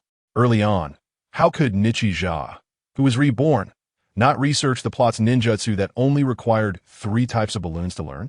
However, while the attack power of the Bagua Palm's soft fist and the chaotic spiral pill with a chakra surgical knife was indeed powerful, what Nichijou needed at this moment was not a means to subdue others. It was like choosing between enduring an ordinary spiral pill attack and blocking a punch from Tsunade's immense strength. Among these two options, most people would prefer to take a hit from a spiral pill rather than face a punch from a powerful, violent woman. Similarly, Nichijou's soft fist, which resembled Tsunade's yet differed from her combination of soft fist and medical ninjutsu, could also injure or incapacitate with mere contact. Various encounters could lead to negative states like chaotic body movement, acupoint strikes, and surgical knives that, if merely brushed against, would render a person incapable of resistance. But these were clearly not enough. Just like high-level monsters in games, the top figures in the ninja world could not be controlled by the various negatives of soft fist and medical ninjutsu, perhaps due to the strength of the body. It was like when the 8 gates were opened. When physical strength reached its peak, all limitations and control became nonsense. This was also the reason why the Hyuga clan felt powerless in front of top-tier, strong individuals. Could one still expect the soft fist to subdue someone like the Third Raikage? Nichijou thought in silence, feeling somewhat helpless. What he truly needed was a way to attack decisively. Boom! As if hearing the sound of a balloon bursting, his right hand suddenly crushed the spinning pill. It was a method that could lead to a sure kill. Under the dusk, recently, Konoha's ninja hospital had one more person. A lecherous man. Please stop following me. I'm really a writer. I need material. I need inspiration to update. Recently, Jiraiya seems to have stopped updating for a long time. I don't understand. I'm just a cleaner. The hospital cleaner? Jiraiya looked at the cleaning lady in a white hospital uniform, feeling a wave of shock. He didn't know who had told her, but his earlier attempt at flirting was clearly misled by her uneven white silhouette. He thought about how to deal with her, and then proudly raised his handsome long white hair and asked, "Don't you know who I am?" "No." The cleaning lady shook her head vigorously and then picked up a broom to sweep some dust at his feet. Jiraiya jumped to avoid the sweeping motion. He thought he was still quite famous in Konoha, but he didn't expect to immediately explain. "You know Tsunade, right? I'm her classmate, teammate, friend, and childhood sweetheart ex-boyfriend." Jiraiya looked around nervously, confirming that Tsunade was indeed not there before raising his now shrunken stature. "No, you have a dirty mind. We just want to sweep you away." "What? Am I not handsome?" He pointed at his face, asking pitifully. Being prophesied and calling himself a sage, Jiraiya felt he was still quite good-looking, especially with his silver white hair and the distinctive red family tear marks on his face. But what awaited him were still several dust-covered brooms swinging at him. Whoosh! In a flash of body flicker, Jiraiya disappeared in front of several cleaning ladies. He once again used his superb skills to find a new location. Jiraiya had lost count of how many times he had changed places. He was secretly hiding in a dark corner, almost using a stealth technique. While collecting material, he was also internally complaining. I don't know which bastard hired a bunch of old women to keep an eye on me. If I find out, I'll definitely stuff them in the belly of the big toad sage for a few days. Hiding. Bored. Jiraiya thought about the plot he was going to write next while cursing the behind-the-scenes antagonist who was obstructing his search for writing material. At that moment, a flash of inspiration suddenly struck him. It was as if he had suddenly thought of something, and he rushed to capture that inspiration. He immediately began writing in his notebook for the Paradise of Affection, determined by his current mood. Then, let's write that bastard as a failed third party who obstructs the female and male protagonist from being together. Let him watch the person he likes end up with someone else and suffer for a lifetime. Wouldn't that be a bit tragic? Thinking of this, Jiraiya self-evaluated seriously. Not a bad ending. Chapter 266. The Selection of the Team Leader. Nichijou had thought about whether he could change those things if his childhood self had the current strength, but it was still not enough. At least he could stand out in his own way and have more choices. He didn't know what he had changed by crossing over to today, or if he had changed anything at all, but he knew he had at least influenced some things. For example, this ninja hospital, and other places he didn't know about. Graduation season. Yumino Irika was also sighing. He sighed about sending off another batch of students he had put his heart into, even though he had long been accustomed to the fact that they would grow into the pillars of this country and village in the future. Parting was still a painful thing. He was comforted by their excellence. Yumino Irika rubbed his aching head with his left hand while carefully checking the list of graduates in his right hand, ensuring there were no mistakes. When parting had become inevitable, he could only reluctantly pick up the scroll recording this year's graduates' achievements. He walked out of Konoha Ninja School, onto the main street of Konoha, heading towards Hokage Rock. In front of him, this straight and wide road felt friendly and familiar, with students and parents greeting him from time to time. But for some reason, today, Yumino Irika felt a bit heavy and tired. Perhaps it was because of something he needed to hand over, or perhaps it was some reluctance. When he reached the last intersection of the main street, his forward steps came to a halt. He looked up at Hokage Street number 34 on the side, gazing at the Konoha Ninja Hospital he had just visited not long ago. Pausing, he looked down at the scroll of graduates in his hand, thinking of the graduates from before, and smiled with satisfaction. Then, he continued walking towards the building beneath Hokage Rock, not far away. 20 minutes later, it was scorching hot. Yumino Irika solemnly handed over the scroll in his hand to the Hokage's office, as if it were a precious treasure. Third Hokage. Here is this year's list of graduating genin. Sarutobi Hiruzen put down the important documents in his hand upon seeing who had arrived. After taking the graduation list from Yumino Irika and spreading it out on his desk, he glanced at it while tired from the political affairs, as if remembering something. He looked up and said, "You've worked hard this year, Irika." This statement carried deep meaning, and upon hearing it, Yumino Irika felt as if he had instantly laid down the burdens on his shoulders. He smiled lightly. "It's nothing. This is my dream." Sarutobi Hiruzen nodded in affirmation. It indeed seemed like a good dream. After nodding, he picked up the somewhat worn-out pipe on the desk and took a deep puff. Boom! The dark tobacco suddenly ignited without a spark, and smoke immediately filled the Hokage office's ceiling. Can tobacco invigorate people? Sarutobi Hiruzen, tired from political affairs, enjoyed the moment and felt invigorated, then began to scrutinize this new generation of Konoha. Although reviewing the information of graduating genin was not an important official duty as Hokage, Sarutobi Hiruzen would still take the time to look it over. Though it was a trivial matter, the quality and quantity of graduating ninjas directly reflected the future strength of Konoha Village's ninjas. Even when busy, he insists on being hands-on. Educating a lower ninja is not easy, and cultivating the future of Konoha is even more challenging. As a father of 2 children and a teacher to 3 disciples, Sarutobi Hiruzen is well aware of the difficulties in educating the next generation. If he instills too much of his own thoughts, they may rebel. If he pays too little attention, they may feel neglected and blame him for their distance. Letting them grow freely worries him, but he fears that being too strict will make them dull and wooden. No matter how he approaches it, he feels that something is not quite right. Yet he can only do his best to impart his knowledge. A good teacher is crucial for the growth of young people. Hiruzen suddenly self-deprecates. I should still be considered a competent teacher, right? But as a father, he glances at the list in his hand. At the familiar yet troublesome name, Asuma. During school, that kid had already started smoking. Who did he learn it from? Who could he possibly learn it from? The third Hokage, feeling a headache, unconsciously took a puff in front of Yumino Irika. Though somewhat helpless, Sarutobi Hiruzen took a deep drag. At his age, quitting smoking was impossible, so, clearly, getting Asuma to quit was also out of the question. All it would take is for him to say, if you quit smoking, I'll quit smoking, and, as Hokage, Hiruzen couldn't do anything about Asuma. And what about the women in his life? Sarutobi Hiruzen silently complained. Women always tend to favor the one they love more. The Hokage clearly has his own troubles. With a full stomach of frustration, he looked at the next name, hoping to find some promising candidates.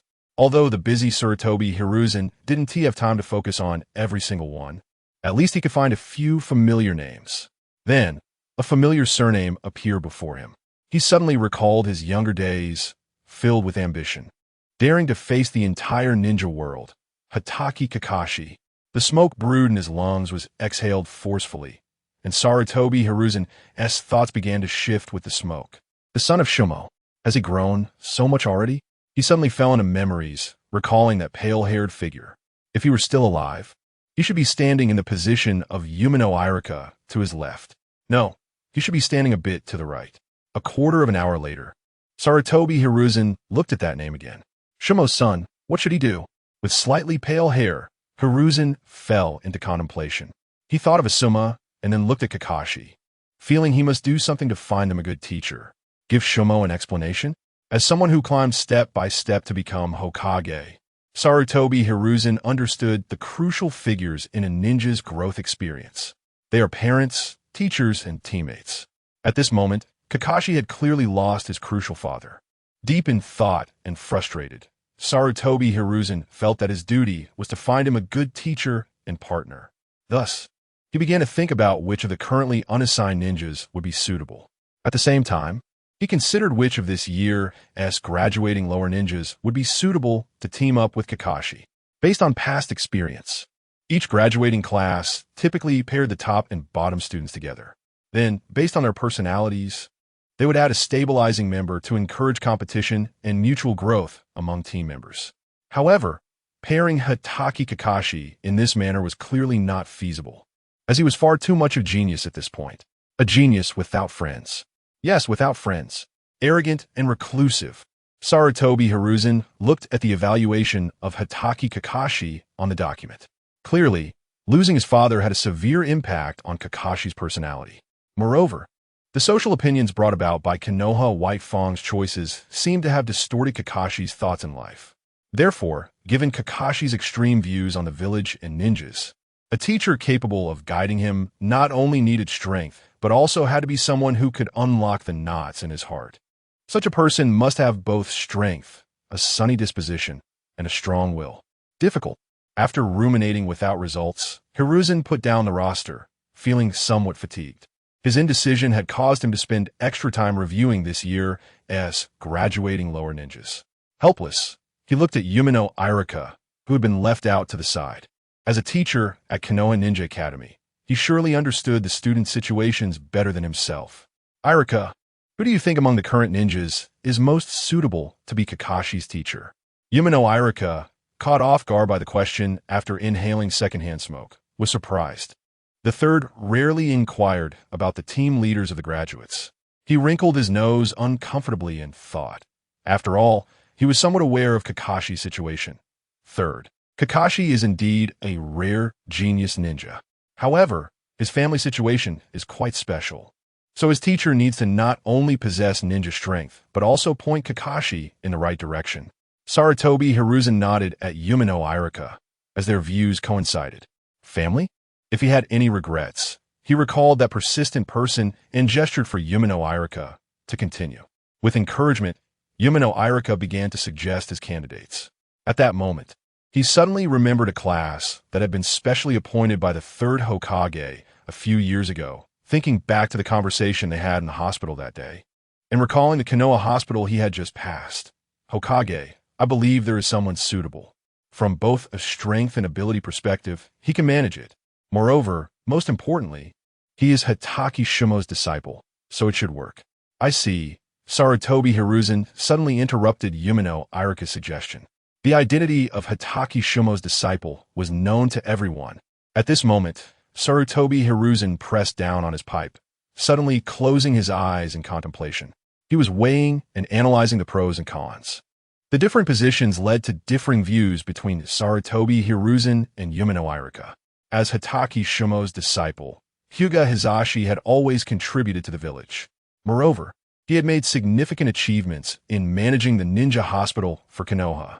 However, based on Sarutobi Hiruzen's previous contacts and some issues reflected by the Umbu, it seemed that Hizashi had held a persistent bias against Konoha regarding Hitachi Shumo over the years. What if? Sarutobi Hiruzen hypothesized. What if Kakashi were taught by Hizashi? Clearly, regardless of Kakashi's future achievements, this bias against Konoha would only amplify under the influence of 2 generations. This was certainly not what the deceased Hitachi Shumo wanted to see, nor was it what Sarutobi Hiruzen wanted to see. Hizashi could lead others, but he was absolutely not suitable to lead Kakashi, who had lost his father due to Konoha. The moment Sarutobi Hiruzen looked up at Yumino Irika, he had already dismissed this change brought about by the fluttering of a butterfly's wings. At this moment, Yumino Irika's face turned ashen. He had understood the Hokage's decision. When everything became inevitable, he could only turn around helplessly and prepare to take his leave. Just as he was about to leave, a familiar sound of footsteps echoed from the corridor, each step making a clacking sound of wooden sandals on the floor. Yumino Irika turned to look outside the door. "Old man, I'm back." A deep voice greeted him from his line of sight. Sarutobi Hiruzen also looked toward Jiraiya, who had returned from his travels. He suddenly recalled what he had just thought. Someone with strength, a sunny disposition, and a strong will. He smiled and, without hesitation, said to his exuberant disciple, "Since you're back, bring me a gift." A gift? Jiraiya helplessly spread his empty hands, looking at the old man in front of him who suddenly insisted on not giving up without a gift. He thought to himself with his hands on his hips, "Is there some kind of conspiracy? Could it be that he wants to keep me in Konoha again?" It seems so. So, he hurriedly found a way to stall. Of course there is. Then, Jiraiya pulled over the figure that had been blocked by his burly body from outside the door. "This is it. My disciple, your grandstudent's gift." The old man's gaze, somewhat aged, glanced past the travel-worn Jiraiya and looked at the young man behind him with golden hair and a spirited face, who seemed to be reluctantly dragged into this situation. He recognized him, Minato Namikaze, the genius student from a few years ago. As Jiraiya's disciple, Minato was apologizing to his teacher Jiraiya for his loud behavior in front of the Hokage, whom he regarded as his ancestor. A talented young man who was both sensible and mature, young, steady, and sunny, far better than the mischievous Jiraiya. He looked at Jiraiya, who was already known in the ninja world as one of the legendary 3, and glanced at the list of graduating genin in his hand. Chapter 267.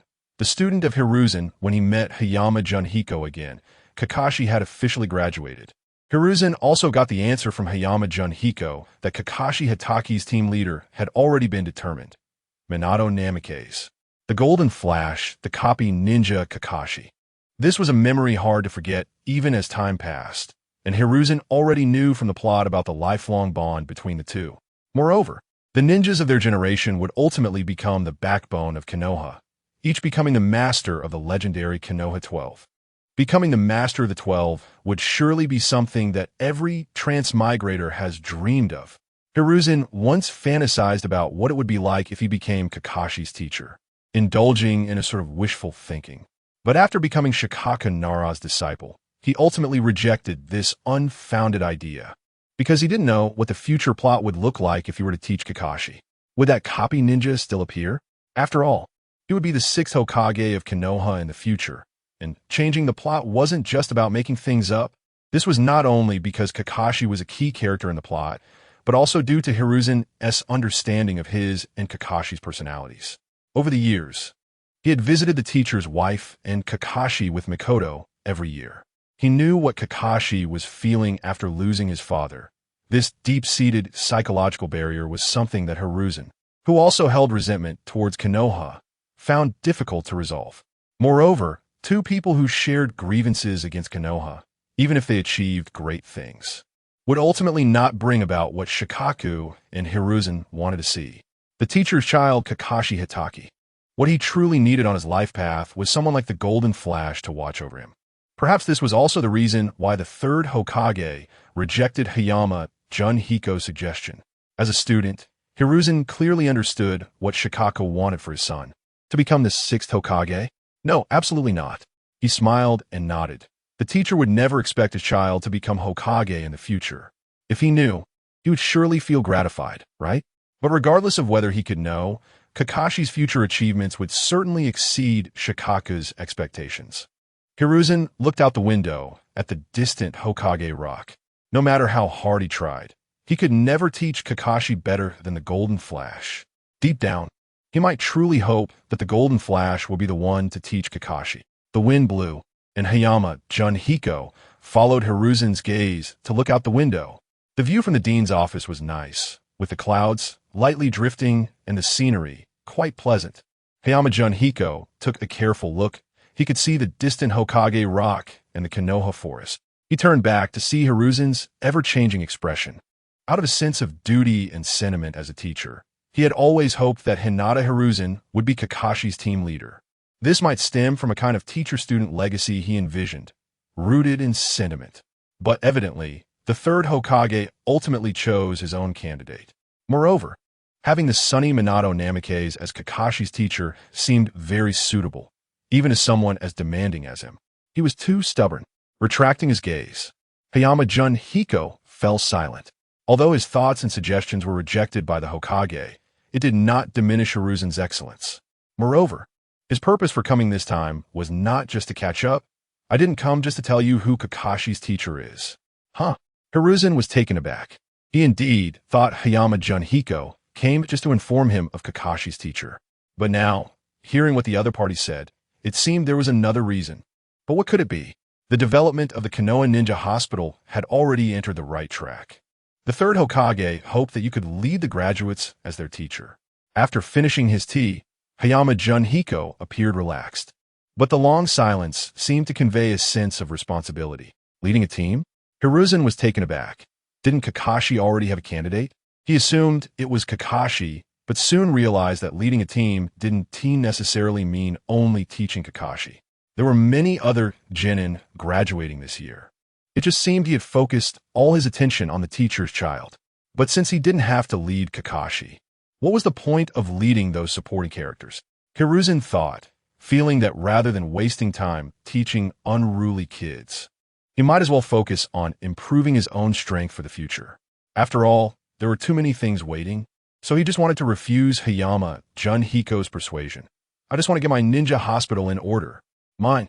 Hayama Junhiko glanced at Hiruzen, who said this. He noticed that his students seemed to value this place very much, perhaps already treating it as another home. Yet he still did not accept Hiruzen's excuse for dodging, especially since every time he came to the Konoha Ninja Hospital, this guy was just sitting in the office drinking tea. He looked more like a leader and boss than someone who had retired. Leading students wouldn't interfere with your hospital duties. Besides, you were someone who came out of the ninja school. Helplessly, Hiruzen frowned. He also felt that his reason for rejection didn't seem good and couldn't explain it. So he could only fill Hayama Junhiko's cup with tea and think of a better excuse. Teaching students, what a familiar thing. Years ago, he was still the genin being led, and now he was about to be pulled to be a team leader. In his sighing, Hiruzen looked at the tea in his cup and suddenly thought that such a low-level task as pouring tea should be done by someone else, right? Hiruzen grumbled, glancing around the office. That girl, Yano Yu, didn't know where she had gone again. It was simply disorganized and undisciplined. But at that moment, a light bulb went off in his mind. I can't teach students well. Heh. Hearing Hiruzen's absurd reasoning, Hayama Junhiko chuckled. You do have self-awareness. No one can guarantee they can teach kids well. It's truly not easy to deal with you unruly guys. But regardless, you should first take a look at the student list the third Hokage has chosen for you. A list? Hiruzen looked blankly at Hayama Junhiko, as if there was some special significance in the student list the third Hokage had arranged for him. He suddenly became curious about what kind of 3 disciples that old man, who had objections to him since the Chunin exams, would choose for him. The Kakashi team from the Watergate squad is clearly no longer an option, so who else could be personally recognized by the third Hokage and also confirmed by Hayama Toshihiko? Thus, after taking the documents from Hayama Toshihiko, Nikaratsu looked at the student list above. Naching. This is a minor character's name. But the moment he glanced at the materials, Nikaratsu was still stunned by what was written above. Starting from the second name, he felt an unusual familiarity, so much so that the third name represented a certain special political implication. They thought, an olive branch? Nikaratsu quickly analyzed what the third Hokage meant by making this decision. What was that old man trying to convey to him? Did he suddenly come to his senses after all these years? To win him over, he directly skipped over the first minor character whose name was hard to pronounce. Repeatedly looking at the names of the second and third students, he fell silent, deep in thought. Sarutobi Nikaratsu, the old man who didn't do much when his teacher died, was suddenly concerned about Kakashi's situation years later, after Kakashi graduated, and threw such a big olive branch at him. Was it to ease or repair some kind of relationship? Nikaratsu coldly analyzed the reasons behind it. This seemed like an opportunity to return to the mainstream faction of Konoha after the death of Hitaki Tsukumo. He just needed to agree to lead the team to move closer to the relationship network of the Hokage's faction from being just an auxiliary at the Konoha Ninja Hospital. He needed to make a choice. After 3 cups of tea, his boiling mentality calmed down. When the choice was made, Nikaratsu looked at the student list again and suddenly smiled inwardly. Old fox, what a great idea. He even arranged for his future daughter-in-law to be in the ninja team for him. He thought about the future teachers of the Konoha 12, and at this moment, the side story and the future main plots seemed to have changed. So why not make it even more shocking? He said to Hayama Toshihiko, who came as a lobbyist. I can lead the team, but I have a condition. A condition? Hayama Toshihiko was surprised, feeling that Nikaratsu was a bit overstepping. I mean, are you not satisfied with the students chosen by the third Hokage? Nikaratsu calmly replied, not bad, but I want to replace one of them. Replace someone? Hayama Toshihiko was still shocked by Nikaratsu's answer, quickly looking at the list in his hand. The first, second, third. Which one did this slippery guy want to replace? He looked seriously at Hyuga Nikaratsu, and he must have understood the Hokage's attitude represented by these names. As a former mentor, he hoped that the other party would not refuse the third Hokage's choice. Which one do you want to replace? Can I see the list of graduates this year? Sure. Taking the roster from Hayama Toshihiko, Nikaratsu examined the graduating genin of this class. He looked through the names and was surprised to find Hitaki Kakashi, Uchiha Obito, and Noara Rin among them. And in the column for substitute teachers, it was the recently treated Minato Namikaze. Nikaratsu trembled slightly. History, even with his influence as a time traveler, still has its inevitability as long as it is not forcefully changed. He continued to search and check, and he even saw names like Ebisu, Nara Shikaku, and Marino Ibiki. Seeing these plot characters, even just their names made him a bit overjoyed. However, after flipping through the entire graduation candidate list, Nikaratsu did not find the name he wanted. How could someone of the same age as Kakashi not be among them? Nikaratsu thought, remembering that he saw that rugged little guy when he visited the school to see Kakashi. Could it be? He suddenly thought of a bad outcome and quickly confirmed with Hayama Toshihiko, who was in charge of teaching. Teacher Hayama, I want to ask, why isn't Guy's name on the list? Guy? Which one are you talking about? Hayama Toshihiko asked, clearly unable to filter out the little guy Nikaratsu was referring to from the many names he dealt with daily. Nikaratsu reiterated, Guy, my guy, my guy. After hearing this, Hayama Toshihiko took a moment to recall, but not long after, The responsible Hayama Toshihiko lowered his head, feeling a bit ashamed, and said, "I'm sorry. I didn't teach him well. Might Guy's exam results were not up to standard. He needs to continue learning the basic knowledge of ninjas at school." Retake. Nikaratsu felt a wave of frustration. As a time traveler, he had naturally overestimated the young Might Guy's ninja talent. Not passing and needing to retake a year at the ninja school was evidently worse than Naruto Uzumaki, who was considered the bottom of the class. Guy's childhood was indeed bleak. However, how could Might Guy be absent from Kakashi's generation? Nikaratsu insisted on looking at Hayama Toshihiko. "I can find time to lead the team, but I need to replace the first student named Naching with Might Guy. This is an imagined combination, just like the Hyuga, Senju, and Uchiha." This was Nikaratsu's only request, but at this moment, Hayama Toshihiko seemed to have difficulty. Because Might Guy was still a retake student who could not graduate, he could only helplessly tell Nikaratsu, "Might Guy's academic performance isn't enough to graduate. He can't even use the shadow clone technique." Nikaratsu suddenly exclaimed to Teacher Hayama, "So what?" "Teacher Hayama, exam results are just one way to score students at the ninja school. I know, Might Guy's taijutsu exceeds most of the genin on this list." He held up the graduation list, confronting Hayama Toshihiko. At this moment, the former teacher and student seemed to have significant differences in their educational views regarding students. Hayama Toshihiko consistently believed that ninjas should develop comprehensively and only graduate after being sufficiently excellent. He used his perspective to advise Hyuga Nikaratsu. "Taijutsu alone is not enough to make Might Guy a qualified ninja." "No, teacher, you are wrong. No one stipulates that ninjas must know ninjutsu and jinjutsu." Nikaratsu looked at Hayama Toshihiko, speaking with firm eyes. He didn't continue to explain or argue. But at that moment, he seemed to see the future person who almost kicked out the big finale. Chapter 268. Asuma, Yuhi Kurinai. Might Guy no one stipulates that ninjas must know ninjutsu and jinjutsu? Sarutobi Nikaratsu pondered over this statement from Hyuga Nikaratsu. After taking several puffs of smoke, he raised his deep gaze and asked Hayama Toshihiko, "Did he really say that?" "Yes, third Hokage." Hayama Toshihiko answered affirmatively. Upon returning to the Hokage office, he reported the details of his conversation with Hyuga Nikaratsu, including the arguments between the two and the requests made by the other party. He did not alter or misinterpret a single word. Everything was for the public good. He had nothing to hide. He just wanted to continue the legacy of this teacher-student relationship. Sarutobi looked at the overly straightforward Hayama Toshihiko with a meaningful expression. After thinking for a while, he slowly said, "Toshihiko, he is not wrong. No one stipulates that ninjas must know ninjutsu and jinjutsu."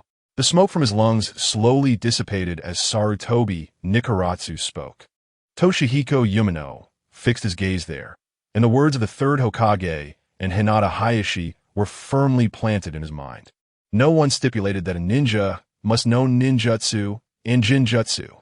Sarutobi Hiruzen looked at the somewhat dazed expression in front of him. His affirmation of Hinata Hayashi was a significant denial of the diligent Yumino Toshihiko.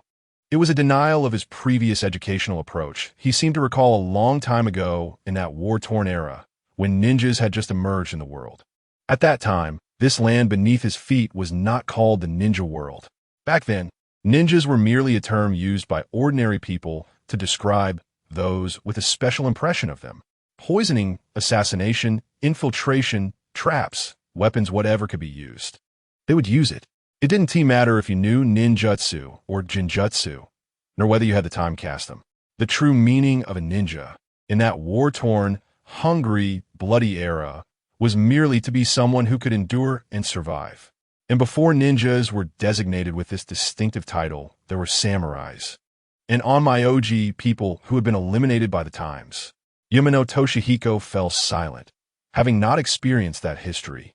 He obviously could not comprehend the deeper meaning in Sarutobi Hiruzen's words, but he understood that from the tone of the third Hokage affirming Hayashi. He grasped something. He seemed to be overly emphasizing the educational aspect of the ninja school.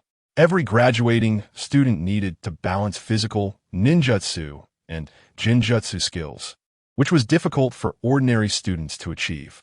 He thought of Kakashi Hatake, who broke various records at the Konoha Ninja Academy, and then thought of Might Guy, who had to repeat a grade.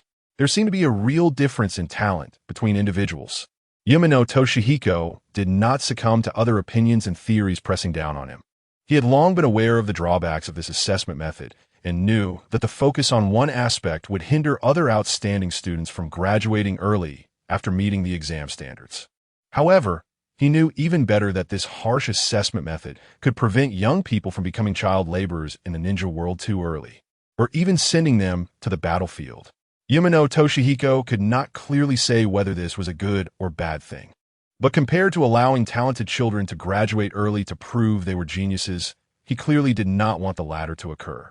However, many things were beyond his control as a school teacher. Even if he was an excellent teacher, he could not consider the entire land of Fire's external warfare and interests. He could only think from the student's perspective. Third Hokage, what do you think should be done about Might Guy? Might Guy. Sarutobi Hiruzen began to contemplate this unremarkable student who had to repeat a grade. The problem seemed to have returned to Hinata Hayashi, who was the team leader. He suddenly frowned. Why did this disciple of Shikaka Nara have to replace a repeat student? He glanced at the graduation roster in his hand. Replacing the excellent students he had arranged with a repeat student who only had decent taijutsu. Was there not a single one among these dozens of graduating genin that he found satisfactory? This inexplicable question made Sarutobi Hiruzen shake his head with a wry smile. He seemed to have failed to understand the thoughts of these young people. However, this kid did understand his good intentions. He tried to keep himself calm and glanced at the still retained Asuma on the list, his mouth twitching unconsciously. Then, inexplicably, he looked at the back of Yuhi Kyurin, realizing that this girl, who had not been replaced by Hayashi, was indeed quite good and seemed to have a good vibe. As for the one who was crossed out, let's change it. It felt as if he had suddenly come to a realization, and as Hokage, Sarutobi Hiruzen smiled contentedly. Then, he did not directly use his authority to promote the repeat student Might Guy to a genin, but cunningly said to Yumino Toshihiko, since Hinata Hayashi has raised questions about the assessment method for the Konoha Ninja School's graduation, why not ask him how to select ninjas in a way that is appropriate for Konoha? Oh, hasn't he been managing the Konoha hospital quite well? Then go and consult him. At the end, the old man did not forget to make a sarcastic remark. Yumino Toshihiko felt speechless. He disliked this kind of passing the buck.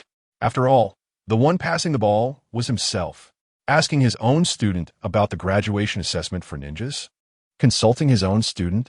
He was clearly taken aback by the third Hokage's words, but not to the point of being unable to speak or feeling embarrassed. As long as it was beneficial for the Konoha Ninja School, Yumino Toshihiko was willing to try. He was just surprised by the third Hokage's sudden leniency toward Hayashi. It should be noted that this Hokage, known as the ninja hero, had just firmly rejected his proposal for Kakashi to be led by Hayashi that morning. This apparent shift in attitude seemed too rapid. Was it merely due to a sudden act of goodwill? The third Hokage's meaning was very clear. He did not mind using reasonable authority to allow a repeat student to take the graduation exam again. Yumino Toshihiko even saw something quite interesting from this. The third Hokage seemed also quite curious about why Hinata Hayashi had to choose a repeat student like Might Guy. This seemed like a good omen for Hayashi, who was far from the center of Konoha, and he felt happy for his student. He also knew about Might Guy's situation. Could a student who only knew how to train hard be more deserving of recognition than an excellent genin? What would he ultimately be trained into? Sigh, if only it were Kakashi. After a moment of regretful sighing in his heart, Yumino Toshihiko prepared to leave. Third Hokage. I will head to the Konoha hospital now. He responded lightly, watching the young man's departing figure. He felt a bit emotional and wanted to take a couple of puffs, but suddenly coughed a few times. I'm getting old. He thought about it, but still picked up the old companion on the table, the smoke haze beginning to settle. When the sun began to set, Yumino Toshihiko arrived at the Konoha hospital again. This was already his second visit today. If you count the one he passed by in the morning, it might be the third time. Hayashi did not expect Yumino Toshihiko to return so quickly. He thought that the other party would need to negotiate with the third Hokage for a while regarding the matter of Might Guy graduating early. Little did he know that at this moment, Might Guy was still a minor character. and a few minutes of exchange had already brought him onto the agenda by such a top figure as the third Hokage. He quickly thought it over, but found that he seemed to have overestimated the influence of the name Might Guy from the perspective of a time traveler. After all, at this point, the Azure Beast was still in the status of a repeat student before bursting forth with potential. Except for himself, it seemed no one knew that this was a hard-working student, until he suddenly revealed an astonishing BUG as if he had found a treasure. Hizashi could only bury these thoughts in his heart. But what he didn't expect was that the third Hokage, who was uninvolved, had kicked the ball back to him. If he wanted Might Guy, who had to repeat a grade, to graduate and join a team, he needed to give him a reason. How do you think the Konoha Ninja School should filter out qualified genet? Hizashi pondered the question Yumino Toshihiko had brought back. This was truly a troublesome dilemma. He suddenly felt a surge of resentment towards Sarutobi Hiruzen. This old guy was indeed skilled in politics, using a single sentence to eliminate the basis for him to promote others out of turn, seizing a free labor force while also being able to improve the assessment methods of the Konoha Ninja School. Cunning. Hizashi thought hard for a while, but after a quarter of an hour, he realized that answering this question from a time-traveling perspective didn't seem too difficult. He recalled the previous college entrance examination, wanting each candidate to showcase their strengths to graduate. It was nothing more than turning a single assessment method into a divided subject approach. Continuing with the shift in educational methods, various systems, such as bonus points for students with special talents and even art students, have emerged. The strength of a ninja primarily comes from ninjutsu, taijutsu, and jinjutsu. Both ninjutsu and jinjutsu require a certain level of control and affinity for chakra. But why does Might Guy, a diligent taijutsu ninja, have to study ninjutsu and jinjutsu to graduate, tailoring education to the individual? This is incredibly difficult for the past Hinata to choose, as it involves changing traditional educational models. However, it is evident that in the one-man rule of the Hokage, this is merely a piece of approval from the third Hokage, Hiruzen Sarutobi. After 10 minutes, Hinata explained this theory in detail to Hate Toshihiko to refute the questions posed by the third Hokage.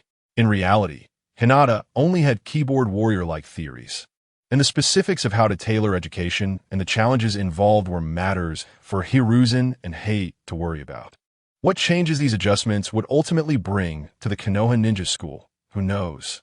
The moment he was selected by Hiruzen Sarutobi as the team leader, the plot had already undergone a significant shift.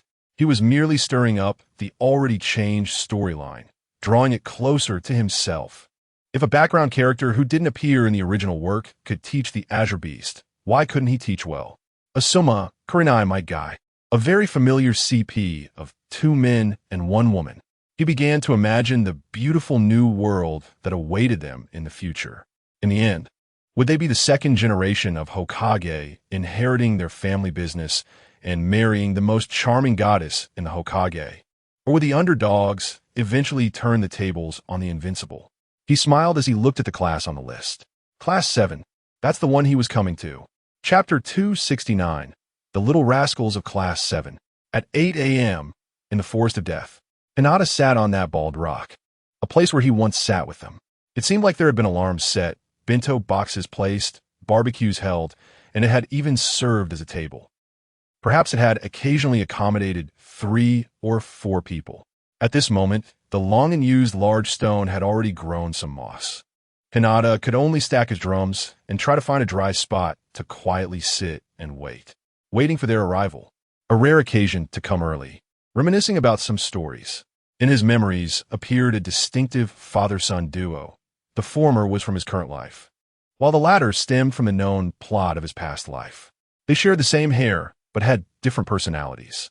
The father was always punctual to every gathering, while the son was often lost on the road of life and arrived late.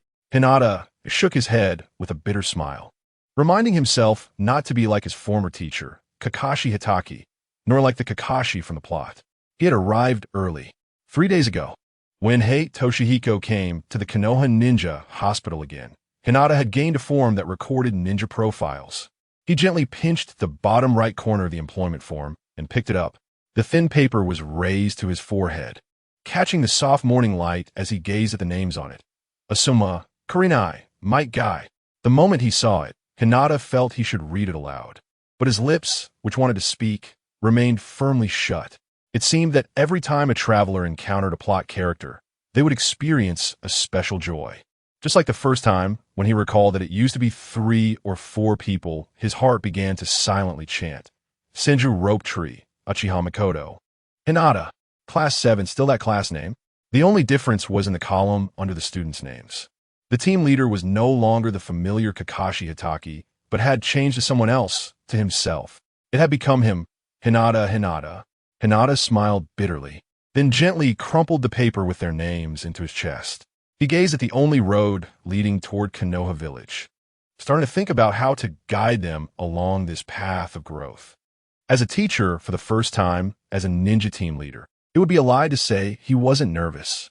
Hinata rubbed his special forehead, doubting whether the caged bird had limited his imagination. He pondered what to do, how to start their first meeting. He had thought about teaching someone. After all, the official plot indicated that Niji Hyuga would eventually need his own father to teach him. But what Hinata didn't expect was that he would actually become the team leader, and his disciples would be these 3. The standard second-generation Hokage, Asuma Sarutobi, the most charming Kurenai Yuhi in terms of visual appeal, and the repeat student, Might Guy, whom he had forced to level up. How to teach? Hinata had no clue. He could only internally complain, just treat it as practice with someone else's kids. After all, if he messed up, he wouldn't feel sorry. He joked to himself, but still began recalling the backgrounds and personalities of his 3 plot disciples, trying to analyze how he should tailor his teaching. First, Might Guy. The way the repeat student Might Guy ultimately graduated was merely through a grueling triathlon-like survival marathon, excelling in physical fitness, taijutsu, and overall physical quality in the supplementary exams. When he saw Might Guy dragging his exhausted young body step by step toward the finish line, even Hiruzen Sarutobi, who approved all of this, understood why Hinata chose this underperforming repeat student, unwavering willpower and endurance. As a superior, Hiruzen recognized the importance of perseverance and patience for a ninja's future. Perhaps a lower-ranked ninja with these traits would be particularly useful for tedious Durang tasks like cutting grass. Guy belonged to that kind of person who embraced hardship as training, and he naturally had a knack for doing more and compensating. Asuma Sarutobi, this was an olive branch suddenly thrown by the 3rd Hokage, and also the reason why Hinata ultimately chose to become the team leader. Regardless of whether the 3rd Hokage was attempting to recruit or reconcile and express something, this was a friendly signal released by him. After all, who would entrust their biological child to someone they didn't trust? It should be noted that this decision was made by an old man who devoted his life to the country and the village. Hinata could confidently tell himself that this old man might make mistakes, but he would never betray his village. So, even knowing that the other party had many unfavorable views of him in the past, to Hinata at this moment, those were merely differences in personal feelings and beliefs. The distinction was simply between protecting Konoha and protecting family, whether to choose from small to large or from large to small. Kurenai. The moment he thought of this name, Hinata recalled the solitary, melancholic figure from the plot. He began gazing at the faint red glow on the horizon in the early morning. The sunrise was clearly not as fiery and splendid as the sunset. That special flavor and feeling could only be discovered at the moment of seeing her unique charm. This team gave Hinata a strangely familiar feeling. 3 disciples, each with their own characteristics, even reminded him of the familiar past of Class 7. That familiar. Ninjutsu, taijutsu, jinjutsu. The most beautiful was still the red of the sunset. Among the former Class 7 disciples, the most prominent taijutsu practitioner had become Might Guy, who barely graduated as the bottom of the class. And among this generation of disciples, the strongest one was perhaps Asuma Sarutobi, who possessed the best background and resources in Konoha. Thinking of the future Sarutobi Kinomaru, who directly carries the Book of Seals on his back, Hinata Hayashi suddenly feels that this second-generation disciple is simply a wealthy landowner in the ninja world. A solid family background, master-disciple, represents the inheritance of ninjas. The future students of his 3 students give Hayashi a sense of pride, as if he has spread his teachings far and wide. As long as he teaches this generation well, the mid to high level combat power of Konoha Village will already be greatly influenced by him. Thinking of this, a sense of excitement welled up in Hayashi's heart. Just then, a distant chirping sound came. He checked the time. It seemed they had arrived. Out of curiosity, Hayashi quickly listened in to hear his students' most primitive evaluations of their teacher. Hey, what do you think our teacher will be like? I don't know. As long as he doesn't hit people, it's fine. It doesn't matter, but he must be strong, imposing, powerful, and outstanding. Preferably with a big beard. The three voices, each with a different tone, approached from the dense forest ahead. Even without using Byakugan, Hayashi could distinguish who each voice belonged to by their words and personalities.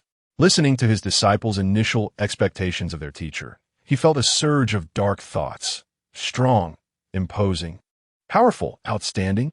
It seemed he didn't fit any of those. And the mention of a big beard, Hayashi didn't need to analyze to know who said that. Among the disciples, the future guy with a big beard made his handsome face suddenly sag. Let me think. How should I deal with him on our first meeting? And as for the girl skilled in illusions, don't worry. I would never hit a girl. Ahem. Wow. An old-fashioned cough burst out from the crevice of the rocks, startling the three chatty little ones. Hayashi then looked at the expressions of the three little ones. My guy was making a big fuss to cover up. Asuma furrowed his brow, still touching his bald chin. Yuhi Kurenai seemed a bit shy. It seemed that the familiar configuration of two boys and one girl was still intact, and time seemed to have returned to 7 years ago. Hayashi watched and reminisced, but the two prominently thick eyebrows in front of him suddenly jolted him awake from his memories. The person from the past was no longer there. The young man in front of him was now asking, "Are you our teacher?" Looking at the thick-browed face so close to him, a thought suddenly sprouted in his heart. Perhaps he should give him a good shave. Chapter 270. Accumulate, Ash, Burn. Yes, I am your team leader teacher, Hinata Hayashi. Hayashi tried to remain calm as he looked at the three students before him. He had glanced at his watch. The three little ones had arrived 5 minutes earlier than the scheduled time. So fortunately, he didn't need to think of an opening to establish his authority as a teacher. In front of him, Mike Guy, whom Hayashi was asking, was grinning widely under his dark, pot-like hairstyle. At first glance, he gave off a vibe of a protein-rich teenager, looking somewhat foolish and easily fooled. In the middle of the trio, the childhood Yuhi Kurenai now looked a bit melancholic. But in her innocent melancholy, one could not yet see the shadow of the cold-faced ninja who had experienced bloodshed and battles in the future. The most prominent one on the edge, the boy Sarutobi Asuma, was holding a stick in his mouth and tying his spiky hair with his forehead protector. Even without dyed hair and cigarettes, he still gave off a rebellious vibe. A typical second-generation Hokage slacker. Hayashi deeply furrowed his brow, and his expression fell. At this moment, he realized why that old man was willing to entrust his son to him. Just by observing Sarutobi Asuma's behavior and attire, one could tell that the third Hokage probably couldn't control his rebellious son at all. Entrusting the child to Hayashi was exactly to find someone who wouldn't be hindered by his Hokage identity to discipline the troublesome child. And Sarutobi Asuma's subsequent behavior indeed did not disappoint Hayashi. Facing his future team leader, he immediately launched into a careless mockery. How could the old man arrange for you to be my teacher? I clearly said I wanted someone. Sarutobi Asuma was complaining about a muscular man and a big beard, while Yuhi Kurenai quickly tugged at him softly. The second-generation shadow clearly was not very satisfied with this teacher in front of him. Hayashi's polite demeanor completely contradicted the tall, mighty, and imposing image he had in his mind. The bad habits formed in the Hokage family made him openly ridicule both his father and this teacher Hayashi. However, who could blame him for being the son of the current Hokage? Is that so, little guy? Hayashi's tone was somewhat displeased. I am also very dissatisfied with you, so I plan to send you back to the ninja school for another year, so you can learn the basic knowledge a ninja should have in their lifetime. This generation is even more troublesome than my own. Hayashi recalled his own class back then. The current Team 7 was nothing like the ideal Team 7 from his time. Rebellious and full of unpredictable personalities. He didn't know whether to say he couldn't match the aura of his teacher's white teeth opening act or what. But he suddenly understood that he increasingly agreed with one viewpoint. TMD, one generation is worse than the next. The biggest flaw in the personalities of the second-generation shadows is that they have not experienced setbacks. After being informed by Hizashi that he would be sent back to ninja school, Sarutobi Asuma immediately retorted, "I've already graduated. How could I possibly go back to ninja school? Is that so? Didn't your family member tell you? If you don't pass the assessment of the team leader, you will be sent back to school?" Hizashi questioned, discovering that these Konoha 12 were not as easy to teach as he had imagined. The background of Hokage's son made many aspects of his childhood personality lacking. No wonder in the future, even as an adult, he would still be smoking. How is that possible? Sent back to school. The expressions and actions of the three in the team were all captured by Hizashi in one glance. But this time, the one reacting the most had shifted from the flamboyant Sarutobi Asuma to the earnest Might Guy. Guy had changed from the proactive greeting style at the beginning to now quietly clenching his fists tightly. He seemed to be thinking about how hard he had worked to graduate and how he could possibly be sent back to school again. How is that possible? Hizashi continued to strike back with a rhetorical question. Are you sure you weren't specially approved to graduate by your family member? Don't look down on me. I graduated through my own efforts. Sarutobi Asuma, feeling belittled. Asuma was already intensely considering confronting Hizashi, but his overzealous actions were repeatedly discouraged by Yuhi Kurenai beside him. This couple CP had already started to heat up in Hayashi's eyes. Unfortunately, young Asuma at this age was still an impulsive boy who only knew about fighting and ninjutsu. Much like those middle school boys in his previous life who only cared about computers and basketball. Hizashi felt no sympathy or regret. His gaze ruthlessly swept over the three of them, and in that moment, he only glanced at Asuma and Yuhi Kurenai, until finally focusing on the somewhat stiff and struggling Might Guy. Then, he casually returned his gaze to the obviously somewhat angry Asuma Sarutobi and said, "Really? Have you really been working hard? Or have you just tried your best?" His eyes were filled with the skepticism of someone who has been there before. Effort and trying your best are different. Just like writing, he had lifted his spirits countless times, only to fall down countless times. A vicious cycle repeating itself. Many things cannot be simply said to be hard work just because you put in some effort today. It's a long process. To change one's life and the future storyline, who knows how many days and nights it would take. You. Asuma Sarutobi stammered for a long time, ultimately unable to come up with anything. When questioning his own heart, all lies would unravel. The three-member team, under the questioning of Nikarashi, turned their heads away in discontent, one quietly looking down at his toes, and the last one biting his cheek while staring back at Nikarashi's inquiring gaze, even sweating a bit. Perhaps he really had been trying hard. Nikarashi smiled affirmatively at Might Guy, knowing the reason behind the plot. The performance of the three little guys was no different from his expectations. Provocation tactics. After seeing the arrogant Asuma Sarutobi again, he was ready to use words to strike at the rebellious nature of this second-generation shadow. The more rebellious the guy, the more he wants to prove that what he does is right, which is particularly evident among the second generations whose lives have been forcefully suppressed by their predecessors. Asuma Sarutobi was indeed ignited by his words. At this moment, Kurenai Yuhi could only hide in the illusion, while Might Guy already had the courage to face life. So it was time to start. He looked at the three little guys he had just lectured, second-generation shadows, beautiful girls, and repeat students. How should he start well? A memorable assessment for stepping into the ninja career? Nikarashi thought of Kakashi Hitaki. When you don't know how to do it, remember the past. How did his teacher teach him in the first lesson? And how should he now teach them in front of him? Inheritance? It seems that the inheritance of ninjas has always been to fight first and talk later. I know that if I tell you to go back, you will be very unconvinced. Nikarashi pretended to look down on the three and then interestingly said to the troublemaker among them, the ninja way, "Let us have a fight. A fight. Real combat. Doubts." The three freshly graduated little guys couldn't help but doubt their ears. Faced with a real ninja, different emotions suddenly filled their hearts. Let us fight. The teacher is bullying us. I'll get my all. As the leading teacher, Nikarashi clearly wasn't prepared to give the three any other options. He didn't want to play with two bells like in the official tutorial. Nor did he plan to draw a circle like his teacher Kakashi did back in the day. He just felt he should have his own teaching method. Thus, he began to state the game rules he had set. ISNT, it's supposed to be teaching according to the student's abilities? Nikarashi then said, looking at you, you all think that graduating means you're ninjas, so let me see your self-proclaimed ninja strength. Now, treat me as the enemy in your first ninja mission. Nikarashi said seriously. Then he shifted from seriousness to disdain.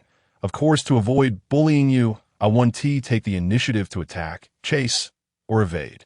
The task is limited to this open area, and before sunset, if you can touch my torso during the task, even if it's just a scratch on my clothes, you will have defeated me and passed today's exam. Nikarashi said, opening his arms wide. His meaning was very clear. As long as they touched the torso, excluding the limbs, it would be considered a victory. This is like attacking the enemy's main body and vital points in ninja combat. Just touching the clothes is enough? Kurenai Yuhi asked. Yes, just touching the clothes is fine, but if you can't do it, before sunset, mission failure. You lose and go back. Nikarashi said word by word, clearly implying that he really intended to send the three back to school. He stood in the center of the field with his arms crossed, but deep down, he clearly thought, this kind of exam is definitely simpler than whatever bell-grabbing game is happening elsewhere in the Death Forest right now. The three students were quite frightened by Nikarashi's last serious statement. Failing the mission means going back. This statement was quite harsh, but every leading teacher probably spoke with such determination when saying this. Because once they passed this level, they would no longer be playful elementary school students, but become ninjas who live and die in the ninja world. This is like facing the warnings and questions of parents and teachers after graduating from college, with no more gentle advice. The only difference is that in the ninja world, this age is advanced. It's advanced to the point where, in the previous life, they were still just child laborers at this age. Underestimating us. After worrying for a while, Asuma Sarutobi was the first to wake up and act as the canary. Even though he was indeed somewhat worried about being sent back to school, the confidence and temper stemming from his family background and personal strength made him unwilling to hold back his thoughts. However, this time, Asuma Sarutobi did not blindly refute Nikarashi's other words on the spot. He still knew that at this age, he was not the opponent of this guy named Nikarashi Hyuga. His dissatisfaction stemmed from Nikarashi's condescending tone towards them. It sounded really unpleasant.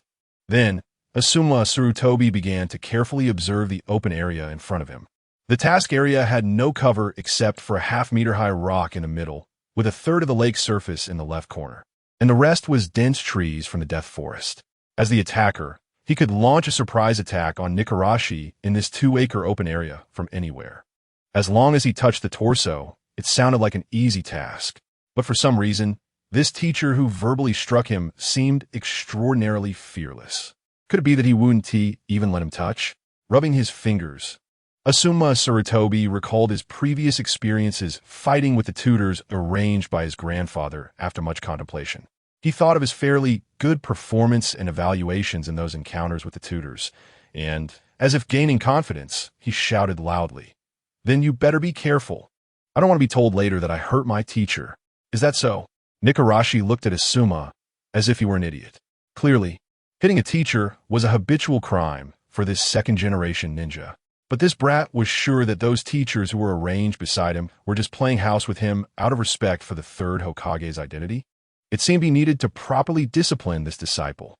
Nikarashi then raised his right hand and made a gesture of invitation. "Do as you wish." Damn. After being looked down upon multiple times, the adolescent Asuma Sarutobi was already somewhat confused and agitated. He didn't greet his two teammates, and, in his agitation, he immediately began to form seals without hesitation. Starting to form seals. 1, 2, 3, 5 seconds, 7 seals, a slow, advanced ninjutsu. Nikarashi didn't interrupt Asuma Sarutobi's casting. Clearly, this little guy's poor performance had already confirmed his suspicion. The inflated temperament cultivated in the second generation of the Hokage's family seemed to need a good reality check. But Hinata Nichiha had to say, as expected of the second generation of Konoha, he could already use high-level ninjutsu, at such a young age, right after graduating. Ash pile burning. Indeed, it was this technique. A large mass of thick smoke blew towards Hinata Nichiha from Asuma Sarutobi's mouth. After completely enveloping Nichiha's white figure, Asuma Sarutobi, chuckling to himself, flicked out the stick that was sparking from his mouth. When the thick smoke met the sparks, it instantly exploded and burned violently, like a high-density dust explosion. The oxygen in the air seemed to become insufficient. Then, boom! The black smoke violently erupted into a red cloud, annihilating everything. Chapter 271. Teacher? After using his ninjutsu, Asuma clenched his fists as if everything had come to an end. Before him, a red cloud was scorching Asuma's face, and he could intuitively feel the intense heat from his ninjutsu. Whether it was excitement or the joy of victory after being beaten down by Nichiha, he grinned maliciously. My guy was also watching the red cloud. The intense heat wave in front of him made his heart race along with the temperature of the ninjutsu. He furrowed his brows slightly, feeling that Asuma Sarutobi's strength was much higher than his own. Just the high-level ninjutsu, he just couldn't resist it. Guy who only knew taijutsu clearly understood how fragile and passive the human body was in the face of ninjutsu, especially since this was clearly a high-level ninjutsu that could decide the outcome of a battle in an instant. Guy clenched his fists tightly, and after feeling uncomfortable for a while, he finally reacted. He hurriedly shouted with concern, "Hey Asuma, are you going to?" "But he is not yet our teacher," Asuma Sarutobi said with some anger, perhaps feeling that his teammates had made a fundamental mistake in their stance. HyugaHizashi had also been watching the burning fire, and after Might Guy's reminder, she anxiously reacted. "Quick, put out the fire. Something bad will happen." Asuma Sarutobi looked left and right, ultimately turning his gaze back to his teammates. He casually spread his palms in front of his chest and said nonchalantly, "Don't look at me. I can't use water release." "The lake," Might Guy exclaimed and rushed towards the lake, with HyugaHizashi following closely behind. Only Asuma Sarutobi remained standing still. "Humph." Asuma Sarutobi stood with his arms crossed arrogantly. But in the end, he chose not to act. For some reason, after releasing the ninjutsu, he felt increasingly strange. Something seemed off, but Asuma couldn't articulate why. Perhaps, to be precise, he was unwilling to believe that someone could stand in the midst of his ninjutsu like that, unwilling to deny his own technique. Ash pile burning was a good ninjutsu. In some aspects, its advantages far exceeded the C-rank Great Fireball commonly used by the Uchiha clan. It was a two-stage damage ninjutsu.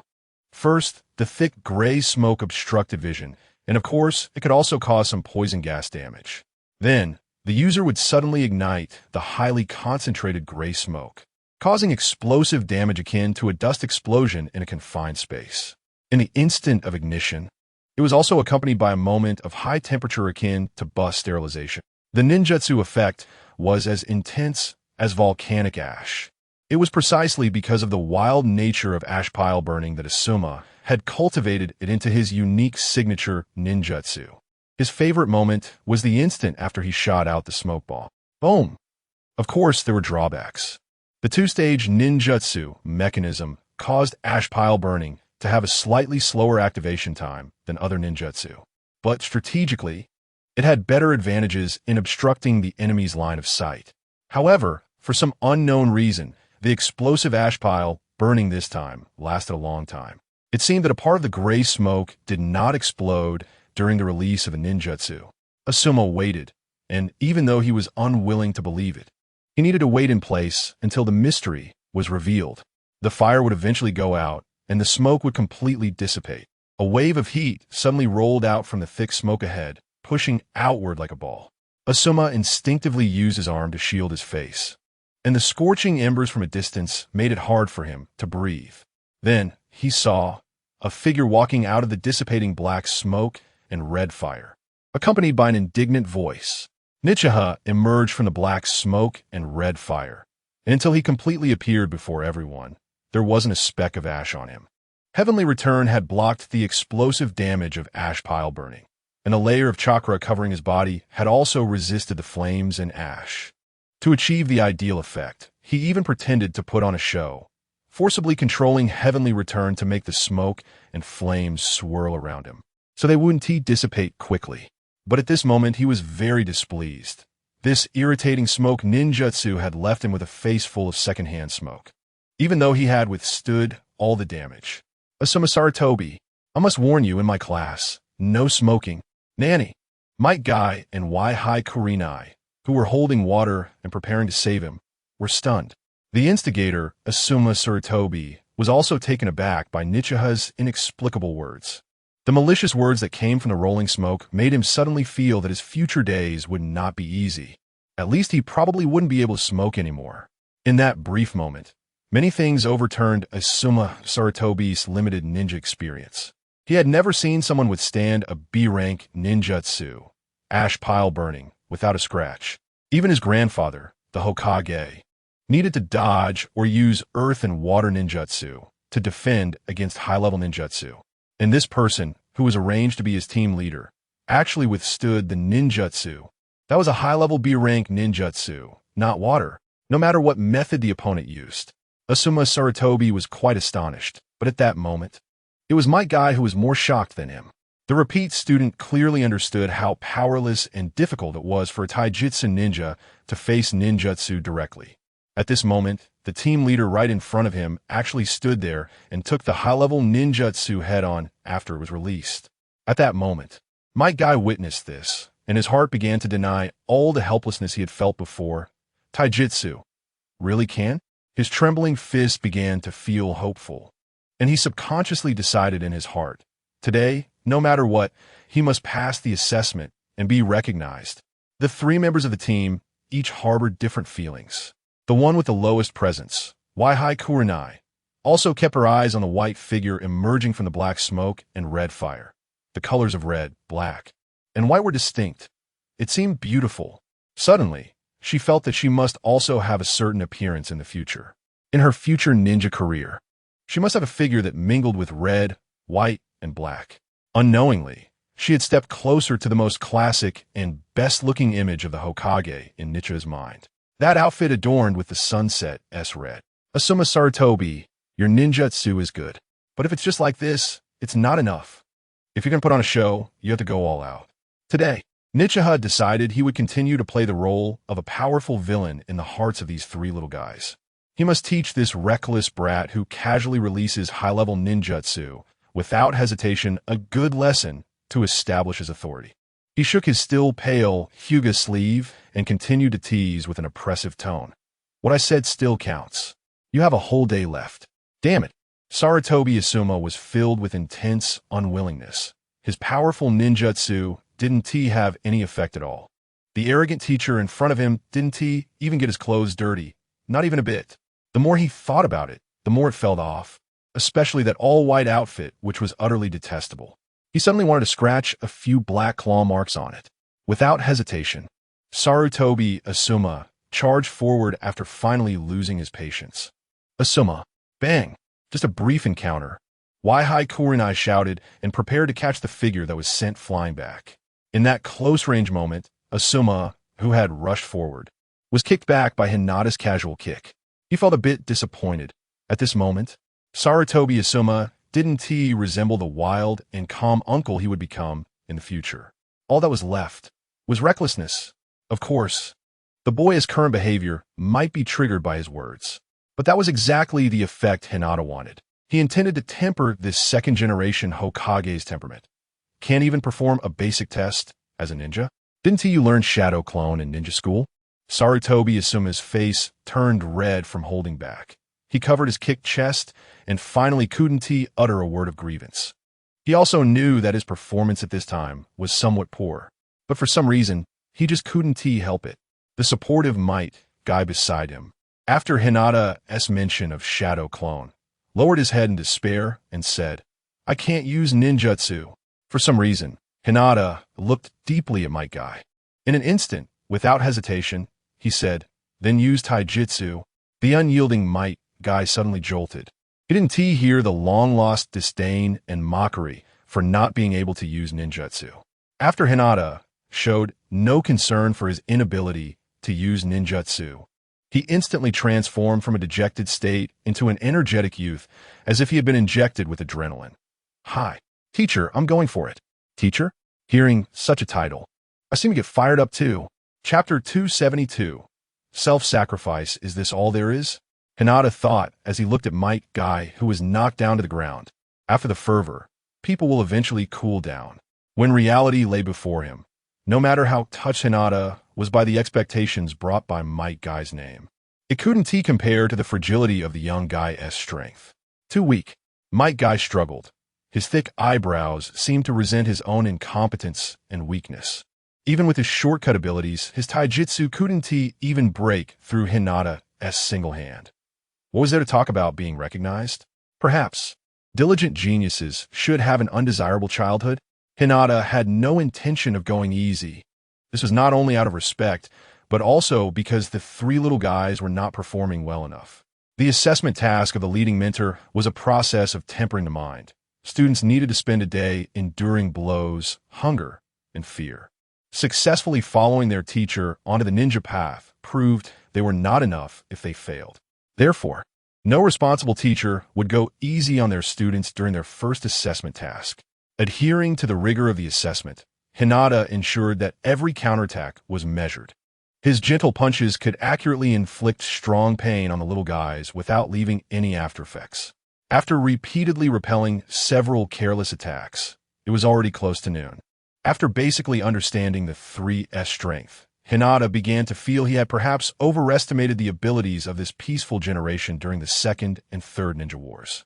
The trio, whether in individual strength or cooperative awareness, was far inferior to the performance of the future 12 Little Strong when they graduated. He looked regretfully at the three graduating young ninjas in front of him. Impulsive and reckless Sarutobi Asuma, hot-blooded yet mediocre Might Guy, and the underwhelming and somewhat weak Waihai Kurenai. Could it be that graduating from ninja school too early caused this generation of students' minds to not develop to the stage when the Hokage plot begins? He thought about how Naruto Uzumaki, the child of destiny in the Hokage story, graduated from ninja school at the age of 12. While the oldest among these three little guys, Sarutobi Asuma, probably hadn't even turned 10. They were still just children. Sighing, Hinata sat alone on a large rock in the middle. He felt that this ninja world seemed to be getting increasingly cruel. Konoha seemed to be starting preparations, and the ninja world seemed to no longer be peaceful. Each ninja village, with the wounds from the last ninja war still unhealed, had begun to unleash fresh blood from their villages. What were they all preparing for? Hinata glared sharply. This was definitely not good news for these young, passionate boys who aspired to become ninjas. Geniuses are to be acknowledged. Growth is indeed important, but what about the future of the children? He glanced at his three disciples in front of him, perhaps also at Kakashi Hitaki, who broke the record for Konoha ninjas. The interests of the country and villages often come at the cost of sacrificing the future of the people without them even realizing it. Hinata's expression turned somewhat somber as he looked at the three naive little guys with a more compassionate gaze. They were very lucky. It seemed that Sarutobi Hizashi chose to become their teacher for a special reason.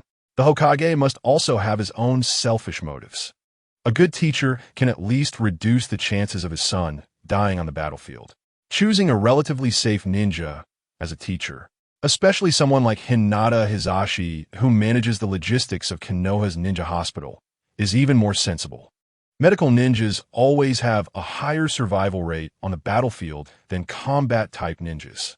Hinata shook his head with a wry smile, unsure whether to consider it fortunate or helpless that Sarutobi Hizashi used him to kill many birds with one stone. But who said doctors couldn't fight? A top-tier combat force often emerges from the kitchen, such as Shui Rengue, Mutting, and Paji. Suddenly, he gazed into the distance with his Byakugan. That old man should be using a crystal ball to spy on something right now. Is he watching the genius ninja Kakashi Hitaki from Konoha? Or is he watching his own son? Oh, so that is how it is. Return to heaven. Suddenly activated.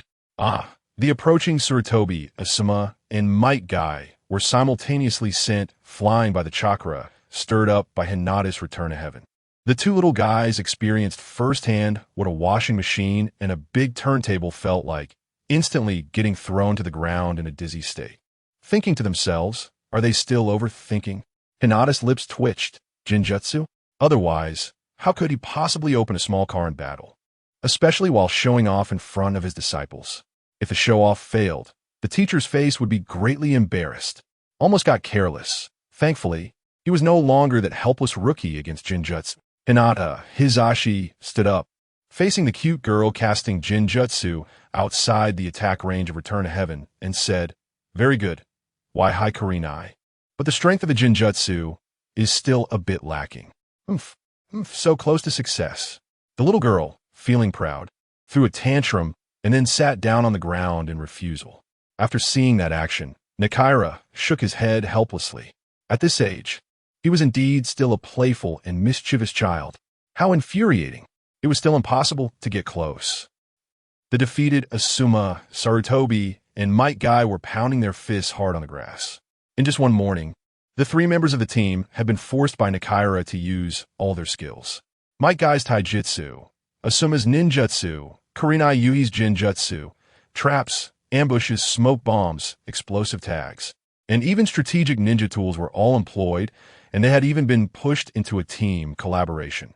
Yet the result was still a failure. That annoying teacher wouldn't even let them touch his arm for a moment. The three defeated members of the team supported each other for the first time, clearly feeling a sense of shared hardship. In the face of insurmountable odds, people eventually learned to encourage and huddle together for warmth. And this was exactly what Nakaira and all the leading teachers wanted to see. To be honest, I'm somewhat disappointed in the strength you've shown. If you think this is what it means to be a ninja. Nakaira pretended to sigh in regret, continuing to coax the three to demonstrate more. Of course, as a time traveler, he might just want to be a bit dramatic. After all, how could he let these three plot-driven disciples go untested? This time, Asuma, who had been belittled again, remained silent. The team's initial enthusiasm after graduating gradually transformed into a new understanding of what it meant to be a ninja. The boys' expressions also began to show hints of concern. What if they failed the assessment and had to go back to school? Amidst the students' worries, Nakaira settled down again. He had set rules for himself not to attack proactively, but the increasingly urgent task time was the best torment for the three boys who wanted to become ninjas. Moreover, no one said he couldn't find some trouble for these little guys, staring at the small luggage piled together on the ground. The little meal boxes lying there like takeout. Nakaira suddenly remembered the scene from the day his team first gathered, those boxes of food that looked like bento. So he casually picked up one of the more appetizing boxes to take a look. Gurgle. After the sound of a hungry stomach, Nakaira suddenly realized he no longer a student, had forgotten to bring food. Ninjas are supposed to scavenge on site. You guys actually had the presence of mind to bring food on your first mission. Do you really think being a ninja is like playing house? As punishment for not completing your task. Before he could finish, Nakaira picked up one of the boxes and started eating. Hey, that's our lunch. Is it? The enemy won't care about that. How infuriating. Kurenai, who had initially had a better impression of the teacher, now pouted in frustration. A teacher who only knows how to eat alone is not lovable at all. Tastes good. I can eat a lot, and if you three can't complete the mission, your bento will all be eaten by me. Nakaira casually pretended to reach for the second box, but ultimately didn't. The tense atmosphere he had created had already settled down. Now it was time to wait. To wait for these three united yet hungry little guys to show him more. As a teacher, this was all he could do on their first mission. With the sound of hungry stomachs, the three members of the team grew increasingly anxious. But they couldn't fight back, and ultimately stood there looking at each other, all thinking about what good methods they could come up with. Do you want to win?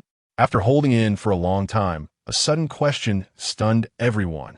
The keen-eared Nakaira and the other two team members looked at the person who had spoken. Might Guy. Guy's performance had been the worst among the three up to this point. As a pure taijutsu user, he hadn't even been able to touch Nakaira once, who was equally skilled in taijutsu. Yet now, it was him who stepped forward to speak in this situation. Nakaira was a bit curious, and Asuma, as a teammate, was even more incredulous. What method? Regardless of whether they wanted to believe it, Asuma Sarutobi still asked the obviously weaker Might Guy beside him. At least in this mission, the three members of the team were on the same front line.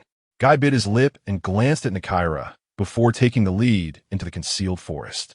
Kurenai also pulled the somewhat unwilling Asuma along, and the three of them hid in a concealed spot, seemingly beginning to plot something. Nakaira watched the three little guys huddled together planning, rolling his eyes in silence. During the rare break, when he could finally have a full meal, he could only look around at the other parts of the death forest. At this moment, in the distance, Minato Namikaze should be continuing the plot, seemingly playing a game of bell-stealing with Kakashi, Rin Noara, and Obito. Approaching noon, the assessments of all the leading teachers in Konoha should still be ongoing. Nakaira opened his Byakugan to observe. He was also waiting for his three little disciples to launch another attack on him. Ambush tricks like this had no effect on someone with Byakugan. Swish, swish, swish, several shuriken flew out from the gaps in the leaves where Kurenai stood. Having already activated his Byakugan, Nakaira easily deflected the hidden weapons with his gentle fist technique. Then, the charging Might Guy came rushing at him like a member of a suicide squad. Guy's body was tense, seemingly having made some sort of determination. But his reckless taijutsu still had no effect in front of Nakaira. In the configuration of the new generation of Team 7's ninjutsu, the only one that could be effective was Gakakyu no Jutsu. Asuma Sarutobi's ninjutsu enveloped Nakaira and Might Guy in a perfect black mist. The rolling black smoke seemed to be about to ignite, and in the end, all that remained was a spark that could ignite. Holding the hand signs, Asuma Sarutobi stood dumbfounded in place, his mind only filled with the foolish boy's simple plan. Next time I release ninjutsu, I will include myself and the teacher. The fire in his heart was also about to ignite. Chapter 273. The right choice using ninjutsu to attack both me and the teacher. When Might Guy proposed this plan, there were no voices of opposition or argument among the three-member team. Only the other two looked at him and exchanged glances, with only the weighing in their hearts remaining. Asuma Sarutobi stood alone in place, weighing whether he should throw away the spark in his hand. He certainly believed that the guy designated as his team leader wouldn't be harmed by the Gakakyu, but his teammate, who was like a fool, would be hard to escape. In front of him was the black smoke. Asuma couldn't see the white-clad teacher inside, nor could he see the weak Might Guy within. So how could he judge whether this teacher would save this foolish boy? What if he doesn't save him? Asuma laughed bitterly in his heart. A blatant scheme. A fool who wants to be recognized puts himself in danger and darkness to be chosen in a blatant scheme. The plan was that the team leader he recognized. Would he choose to save him? What if he still doesn't save him? Asuma looked at the spark in his hand with frustration. Should he throw it away or not? Why should the villain have to do this? ISNT it said that the fire of the heart can burn the plains. Shouldn't he let it burn? Burn the two people in front? Damn it. He instinctively glanced at the worried Yuhi Kurenai beside him. As a boy, he couldn't let the girl be the bad guy, right? At that moment, he thought, if only he had a cigarette, he could light it without hesitation and take a puff. As he pondered, a shadow shaped like a person was pushed out by the dissipating black smoke. 1, 2. Asuma Sarutobi, craving a smoke, cursed inwardly. I'll be stuck in class without smoking from now on.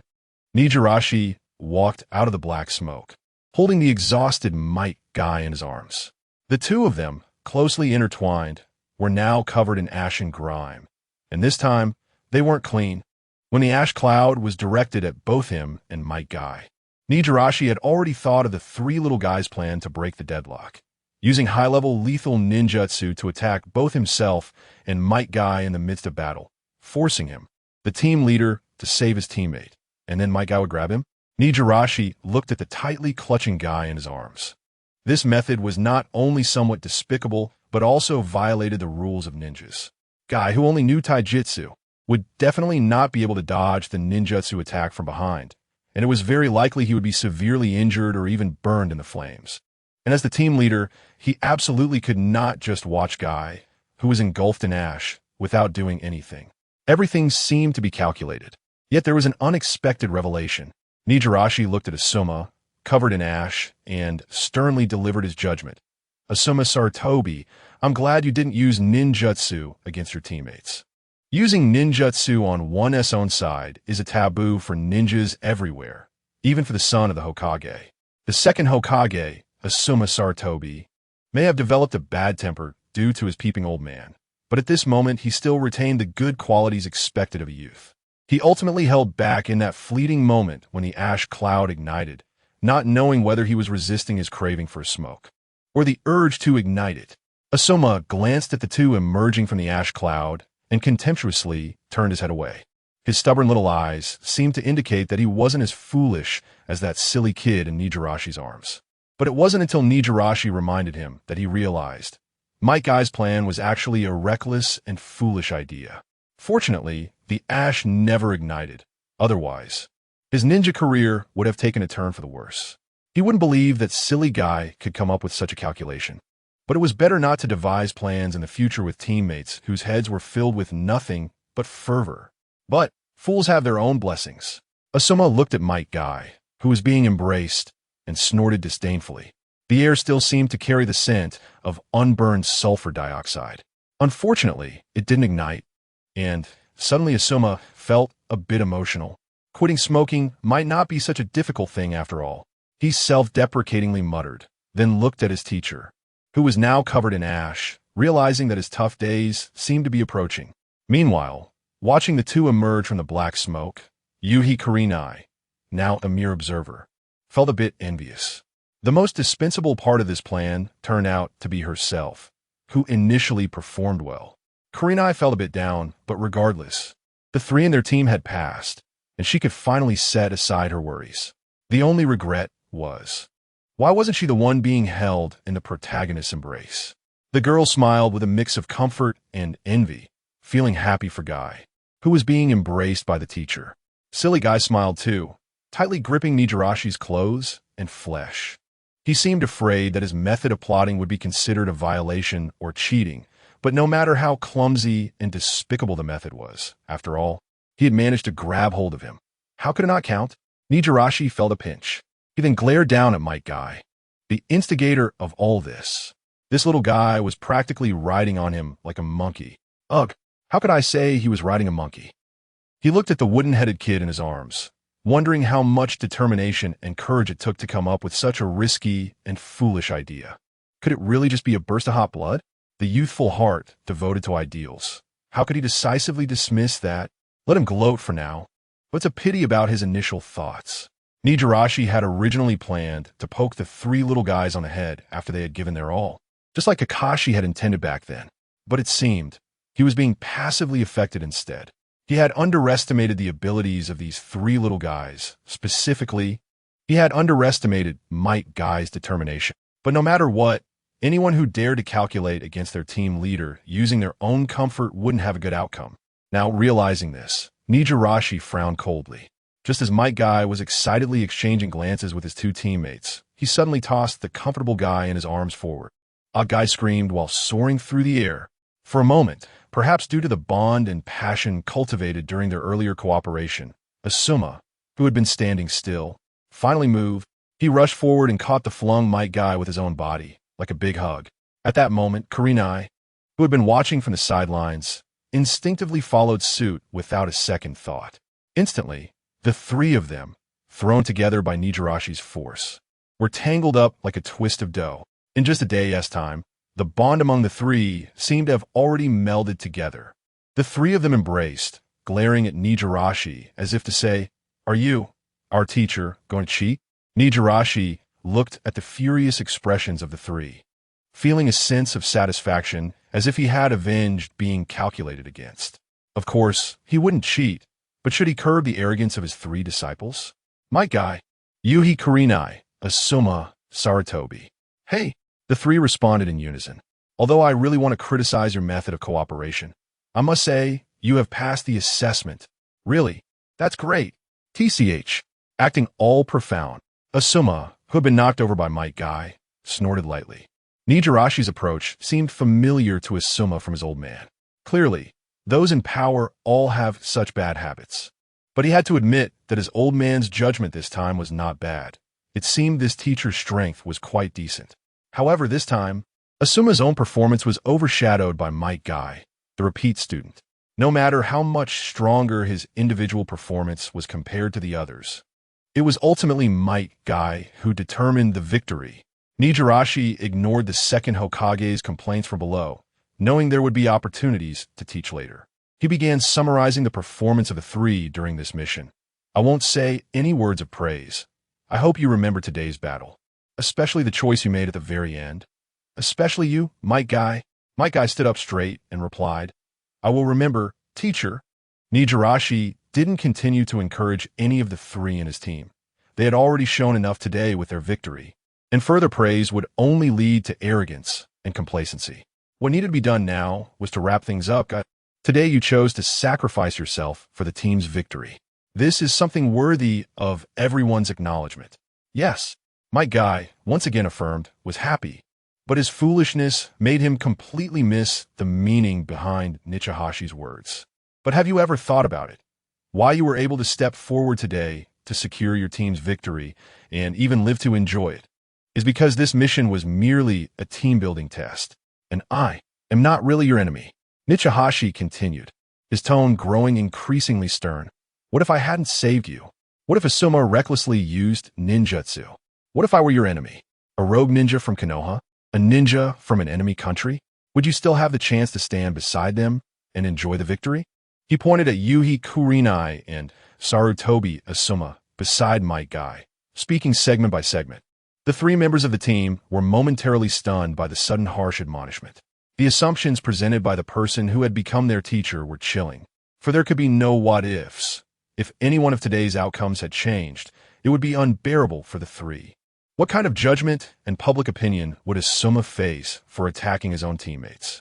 Would Might Guy, who stood in the midst of the high-level ninjutsu, suffer severe burns? Or would he be a charred corpse? Nijirashi did not give the three little ones a chance to calm their emotions. This was a necessary path for a student transitioning between life and death in the ninja mindset.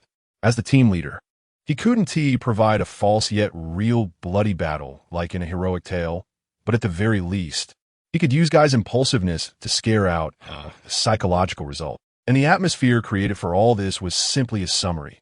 Remember your strategy today.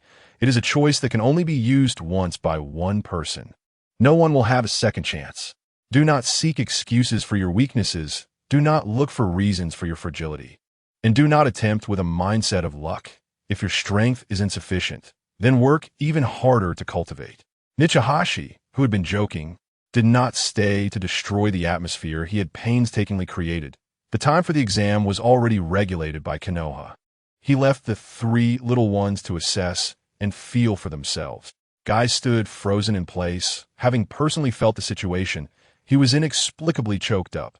With his head down, tears mixed with snot, it wasn't just the shock but also the emotion. He had already experienced the feeling of stepping forward and sacrificing himself today. It was filled with passion, determination, exhilaration, and excitement. Everyone only experiences the feeling of sacrifice once. Yet he seemed to have the luck of a revival coin to use it again. But there was only one time left. Looking at the figure of his teacher who had already left down that road, it was no longer the white-haired, short-bladed, red flame, and arm badge of years past. As if sensing something in his heart, Might Guy suddenly shouted into the distance, "Saisei, I will work hard." Chapter 274. Shadow represents the village. The afternoon light shone on his face as Team 5 walked back after passing the assessment. On the way home, Sarutobi Asuma looked dejectedly at the sky above Konoha. The setting sun in the west had not yet fully descended, and it seemed early. It was far from being so late as dusk. At this moment, Asuma was not in a good mood, feeling like the piled-up clouds, always feeling somewhat blocked. Perhaps it was because his performance during the instructor's assessment was not outstanding, and he was overshadowed by someone else after being reprimanded. Asuma lowered his eyebrows, casting a glance at his overly excited teammate who seemed to be on adrenaline. Might Guy, work hard, hard to cultivate. Guy was walking with a loud cheer, like a tractor running on used oil. Oomph. The little nose beside him suddenly wrinkled, and the obviously disappointed Yuhi Kurinai couldn't help but murmur to the dejected Asuma, "Did we make a mistake?" Sarutobi Asuma turned his head to look at the girl beside him, recalling the power of the high-level ninjutsu in front of the roasted pig, and replied, "Almost." "Oh." The girl responded with a hint of annoyance, as if saying, "Why aren't you scared of him roasting you? still lively. Asuma then looked at Might Guy, who had been making noise after shouting. The stubborn second-generation Shadow suddenly wanted to say something, but found that he was no longer as high and mighty as before. He opened his mouth, hesitated. After walking a bit further at the next fork in the road, he hesitantly stepped forward. "Hey, let me go next time." "Huh? What did you say?" Might Guy, with a dull expression, clearly did not understand the sudden statement from Sarutobi Asuma. He wanted to clarify, but turned back only to see his teammate walking away without looking back towards the fork. Still seemingly dazed from the adrenaline, the confused Might Guy attempted to look at Yuhi Kurenai for clarification, but only saw her give a thumbs up and then punch the air before disappearing swiftly at the intersection. On the village road, Might Guy was left alone. Guy looked ahead at the road surrounding Konoha. Oh, it turns out the village is already here. He furrowed his brows, too excited to fully comprehend his teammates' intentions. But no matter how he thought about it, they must have been saying something good. They wouldn't be talking about working hard to cultivate, right? Silly thoughts filled his mind, and young Might Guy seemed to have figured something out. He looked at the road that circled the entire Konoha village and tightened his fist. The foolish road can only be walked alone. The light of 4 or 5 o'clock shone on his smiling face, and after wiping the sweat concealed by his thick bangs from his forehead, he took his first step in hard work. Who? The wind of Konoha blew, evaporating the sweat and bringing a hint of coolness. At this moment, other teams participating in the instructor assessment had also finished their tasks one by one before dusk. Outstanding youths always become ninjas through assessments, while lucky children return to the childhood of Konoha Ninja School to continue experiencing the life a child should have. The third Hokage, Sarutobi Hiruzen, who loved to eavesdrop, still used his crystal ball like a divine artifact every year to spy on various ninja teams. If Hinata's peeping was innate after opening their eyes, then the old man's hobby was developed after gaining power as Hokage. The figures in the crystal ball shrank, projecting the performances of each team like a movie. Pondering, Sarutobi Hiruzen tugged at the tuft of goat beard on his chin, occasionally putting down his work to think. He looked at the small bodies and couldn't help but sigh. Hatake Kakashi truly deserves to be Shumo's son, a genius of this generation in Konoha. Excellent genes are always inherited. Kakashi was the only one among this batch of candidates who managed to grab the bell through his own planning and strength. Moreover, he grabbed two. Perhaps it was due to the kindness of Minato, the fourth Hokage, who preserved strength. But it must be said that young Kakashi's strength was far ahead of his peers. As the only one who grabbed 2 bells, Kakashi chose to give 1 bell to Noara Rin, keeping 1 for himself. In this batch of Team 7, the only one left was Uchiha Bito, who was stuck on a pole. The Uchiha clan, known for producing geniuses, rarely had a member lagging behind in a ninja team. Moreover, he was struggling on the brink of elimination. Sarutobi Hiruzen drummed his fingers on the table, only turning the crystal ball when he saw the 3 members of the team eating their bento together. The third Hokage seemed to be somewhat satisfied with the strength of this generation of genin, especially for the 7th class, who initially had doubts. They seemed to have passed through and no longer worried. After all, it was the ninja team where his son was, and the Hokage would pay extra attention. Every year, many genius ninjas are born in the ninja world, but there are not many ninjas who have the courage to make decisions in the face of difficulties and temptations. Today, Sarutobi Hiruzen was very satisfied to see 2 of them. One chose to take on responsibility in sacrifice, and the other chose to give up in endurance. Even as Hokage, he could not definitively evaluate which of them performed better, but in any case, he felt honored that his son was one of them. This made him smile contentedly, feeling wise and powerful for arranging for HyugaHizashi, that unconventional character, to be his child's teacher. A child so young daring to step up and sacrifice himself. This was the only instance Sarutobi Hiruzen had seen in his decades-long ninja career. Perhaps this was the reason why HyugaHizashi chose Might Guy as his disciple. The moment he saw Guy stepping into the attack range of Geru, even the Hokage was stunned by the boy's courage. Should he call him foolish or daft? Sarutobi Hiruzen stroked his goat beard, which reminded him of those foolish moments from the past. But compared to the qualities exhibited by Might Guy as a father, Sarutobi was more satisfied with his own little cub. It seemed that unconsciously, Asuma had grown a lot. He sighed with some relief. Just as he was about to pick up the pipe on the table that he had unconsciously prepared with tobacco, he remembered his son's final choice to give up. The rarely seen smile of a ninja turned into a bitter laugh, and then he resolutely extinguished the fire in his hand. No father wishes for his son to be anything less than a dragon, even if he himself is already a dragon among men. The ninja also had a tender side. Ding ding. A knock echoed from the front. Sarutobi Hiruzen glanced at the doorframe and, with just a perception, already knew who was outside.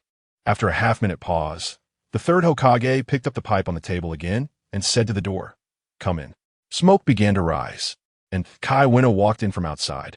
After being drenched in sweat from the afternoon sun, Kai Winno entered and handed over the materials he had organized. Third Hokage. The results have been compiled. 11 teams have passed the assessment of their leading instructors and graduated successfully. Thank you for your hard work, Junhiko. Taking the ninja data handed over, Sarutobi Hiruzen began to look at the number of genin who passed the assessment. Only at this moment can the boys above truly be called ninjas. Sarutobi analyzed the statistics seriously. There was a 70 pass rate for the assessment, and the number of genin passing their leading instructors' assessments this year was significantly higher than in previous years. This was the highest pass rate among genin in recent years. But it was not because the newly graduated genin were more capable than in previous years. It was simply because this country and village needed it. Simply because the number of Konoha's reserve ninjas was required. Simply because it was necessary, so the requirement for the assessment were specially lowered. After all, true geniuses like Kakashi are still rare in the ninja world. The group of lower and middle ninjas has always been the one maintaining the current order and numbers in the ninja world. Sarutobi Hiruzen lifted his bowed head and looked at Kai Winno, who had been somewhat serious and silent these days, watching the 11 young genin he held in his hands. "Asuma," he suddenly said to Kai Winno, "Junhiko, do you think what I'm doing is right? Is what the village is doing right?" Kai Winno was suddenly caught off guard by the question, and, after weighing for a long time, he couldn't come up with an answer. Yes, the Hokage represents the village, decides for the village. Outside the window, the branches that had been broken by the last strong wind had withered, but new buds were growing from the broken branches. Kai Winno withdrew his gaze from the confusion, and he suddenly thought of something. Year after year, spring turns to autumn, and another graduation season has come. From the office under Hokage Rock, a somewhat aged voice floated out. "Junhiko, teach them well." As he walked out, he suddenly wanted to say, "Okay." Chapter 275. Transmission. How to teach them. Standing in front of the training ground, Hizashi thought for a long time. This was a question that needed to be contemplated only when the once young boy grew into a teacher and later a father. Until one reaches this step in life, one will never understand the responsibility they need to bear for the next generation. And in front of him were the future pillars of Konoha, the 12 strong, as their teachers. If he carelessly turned the 3 little guys into useless trash, they would be quite the joke. He tugged at his chin, thoughtfully looking at the 3 disciples gathered on the training ground. Today marked his first lesson as the leading teacher. Although he had memorized the lesson for a long time, Hizashi seemed a bit stiff at this moment. But fortunately, it was just teaching students. It was just a chance to prepare the future children in advance, to try out his skills. If he failed, they were someone else's kids. No heartache. Standing on the rocky training ground behind Hokage Rock, Hizashi pondered for a while and then spoke to the 3 gathered disciples. "Guy, Asuma, Hinata. Next, I will demonstrate what I know. I hope you can watch closely. My taijutsu is different from any taijutsu you have learned so far." "Yes." The 3 disciples quickly stood at attention and began to carefully observe Hizashi's gentle fist, which had prevented them from advancing even an inch during the assessment. After finishing his words, Hizashi assumed the starting position of the gentle fist in front of his disciples, then moved from stillness to motion. A gust of wind from his palms. The gentle fist danced in the wind on the rocky mountain. Step forward first, return when you go, gather when you release. Continuous palm strikes. In front of the 3 little guys, the gentle fist, which was completely different from the family traditions and the basic taijutsu of Konoha school, burst forth in their minds. as the rapid and continuous gentle fist strikes continued, as Hizashi's chakra became more concentrated and mobilized. The gentle step twin line fist wrapped around Hizashi's palm, akin to a lion's roar, striking the wind-eroded rock wall behind Hokage Mountain, creating a series of dents. After 30 or 50 strikes of the 8 trigrams palm, the strongest defense of the Hyuga, Kaiten, burst forth in a close attack against the solid rock wall. The entire smooth stone wall instantly erupted with a thunderous crack, as if struck by a giant raisin gan, creating a crescent-shaped dent. Then Hizashi turned around, making a final palm strike against the wind. After a muffled sound, a crisp palm print was left on the rock wall dozens of meters away. Empty palm. This is how taijutsu is done. Hizashi slowly looked at Might Guy and said, "Everything seems to be for demonstrating to that dazed Might Guy." Guy's eyes sparkled, as if he had encountered a savior sent by heaven, and shouted, "Hizashi, can I learn this?" Hizashi really wanted to say no. After all, learning gentle-style taijutsu with Guy's stiff body would be like an old lady threading a needle, quite off. But seeing little Guy's earnest expression hoping to become stronger. As a teacher, Hizashi smiled and patted Guy's shoulder, then said to the 3 disciples, "As long as you want to learn, I will teach you." Yes. The little guys began to chatter excitedly.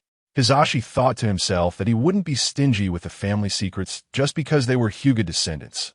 Instead, he was happy to share some gentle techniques from the gentle fist to enhance the strength of his disciples' taijutsu. As for whether leaking the Hyuga family's secret techniques would draw the attention of those old geezers in the clan, he cursed silently in his heart. The gentle fist of the Hyuga clan requires the practitioner to open their body's chakra points in order to unleash its techniques. Even the Uchiha clan Sharingan, which is known for its ability to replicate any technique, cannot simulate or use it. Asuma and Kurenai have only learned and borrowed parts of its techniques, while someone like Guy, who is better suited for rigid styles, might only understand it but cannot effectively use it. However, if I can absorb just 1/10 of the techniques from the gentle fist into the traditional Leaf Village style, I will definitely work harder on my training. Kai, feeling inspired, shouted out passionately, just like the protagonist in every story. Meanwhile, Asuma and Kurenai from Team 5, who are not primarily focused on physical techniques, were only momentarily impressed by the gentle fist's unique blend of softness and strength, distinct from traditional physical techniques. Of course, they couldn't help but reflect on how their mentor seemed to have put in no effort during the last assessment task when they saw the rock wall that was dented by a gentle palm. After demonstrating his prowess in physical techniques, Hinata was left with only the ninjutsu and genjutsu that he was not skilled at. This was also part of the results he had worked hard on in the Konoha Ninja Hospital over the past 2 or 3 years. Boom, crack, accompanied by vibrations and the sound of collapsing rock layers. Hinata's originally agile body slammed into the ground like a giant beast. The medical ninjutsu's body modification, tailored to the Hyuga physique, retained the flexibility needed for the gentle fist while delivering a force that, although less than half of Tsunade's super strength, still brutally shattered the solid rock. Then, a chakra surgical blade extended like frost white on Hinata's outstretched finger, under the control of his will. It first became as fine as a hair, then as wide as a butcher's knife, even twisting and changing shape according to the desired attack method. The dust kicked up by the immense force was as if flesh and nerves were being cut, leaving segments of emptiness in the air, carved out by the invisible chakra. Chaotic body rush, palm sage art, shadow healing. The effects of medical ninjutsu are not suitable for direct demonstration before the eyes of ordinary people, and the damage caused is a type of internal injury that cannot be observed visually. To be precise, only the human body can truly feel the insidious power of medical ninjutsu. As Hinata finished showcasing his skills, Asuma and Kurenai couldn't help but feel a bit childishly disappointed. Their team leaders seemed not to be adept at the ninjutsu and genjutsu they specialized in. Only the oblivious Might Guy failed to recognize the nuances of medical ninjutsu, remaining entranced by its physical, technique-like power. Hinata smirked, having anticipated this outcome. After all, children love flashy and dazzling skills. Fortunately, A ninja's team leader doesn't need to teach a plethora of ninjutsu. The ninja world is fundamentally different from the compulsory education of the past life. Each young ninja usually inherits unique family or clan knowledge from the previous generation.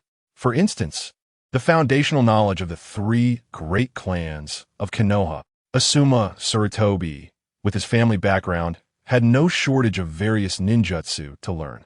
Kurenai also had unique genjutsu passed down from her parents. The only real challenge for Hinata, in terms of training and teaching, might be my guy, who is still gradually developing among the commoner disciples. Most of the time, the role of a team leader is to protect disciples as they grow from Genin to Chunin, enhance their basic ninja skills, and supervise and correct their training mistakes. Fundamentals are the root of any technique. However, teaching according to individual aptitude is clearly necessary. Gradually adapting to his role as a teacher, Hinata began to organize his thoughts. He looked at his three disciples, each with different expressions, and after a moment of contemplation, he solemnly summarized his future teaching approach. Kai, Asuma, Kurenai. He called out their names with deep emotion. Every ninja has different talents and foundations. As a teacher, I can only impart to you some techniques that are suited to your individual needs from what I know. At the same time, I will enhance your understanding and knowledge of the ninja profession through our future missions, ultimately helping you find your own path in this ninja world. The three youngsters, not fully understanding, blankly absorbed this statement. Hinata then focused on his three disciples, pondering. So, who should I start with? Chapter 276, Flying Swallow, Flying Flame. Asuma, you'll go first. After careful consideration, Hinata called out to the most solidly grounded ninja among the disciples, Asuma Sarutobi. The Sarutobi clan's background meant that Asuma had no shortage of various ninjutsu to learn. However, his impulsive and rebellious character, shaped by a strong family background, often prevented him from focusing on studying ninjutsu. This was also why he had a particular fondness for the fire release, great fireball technique, which he had honed into his signature jutsu.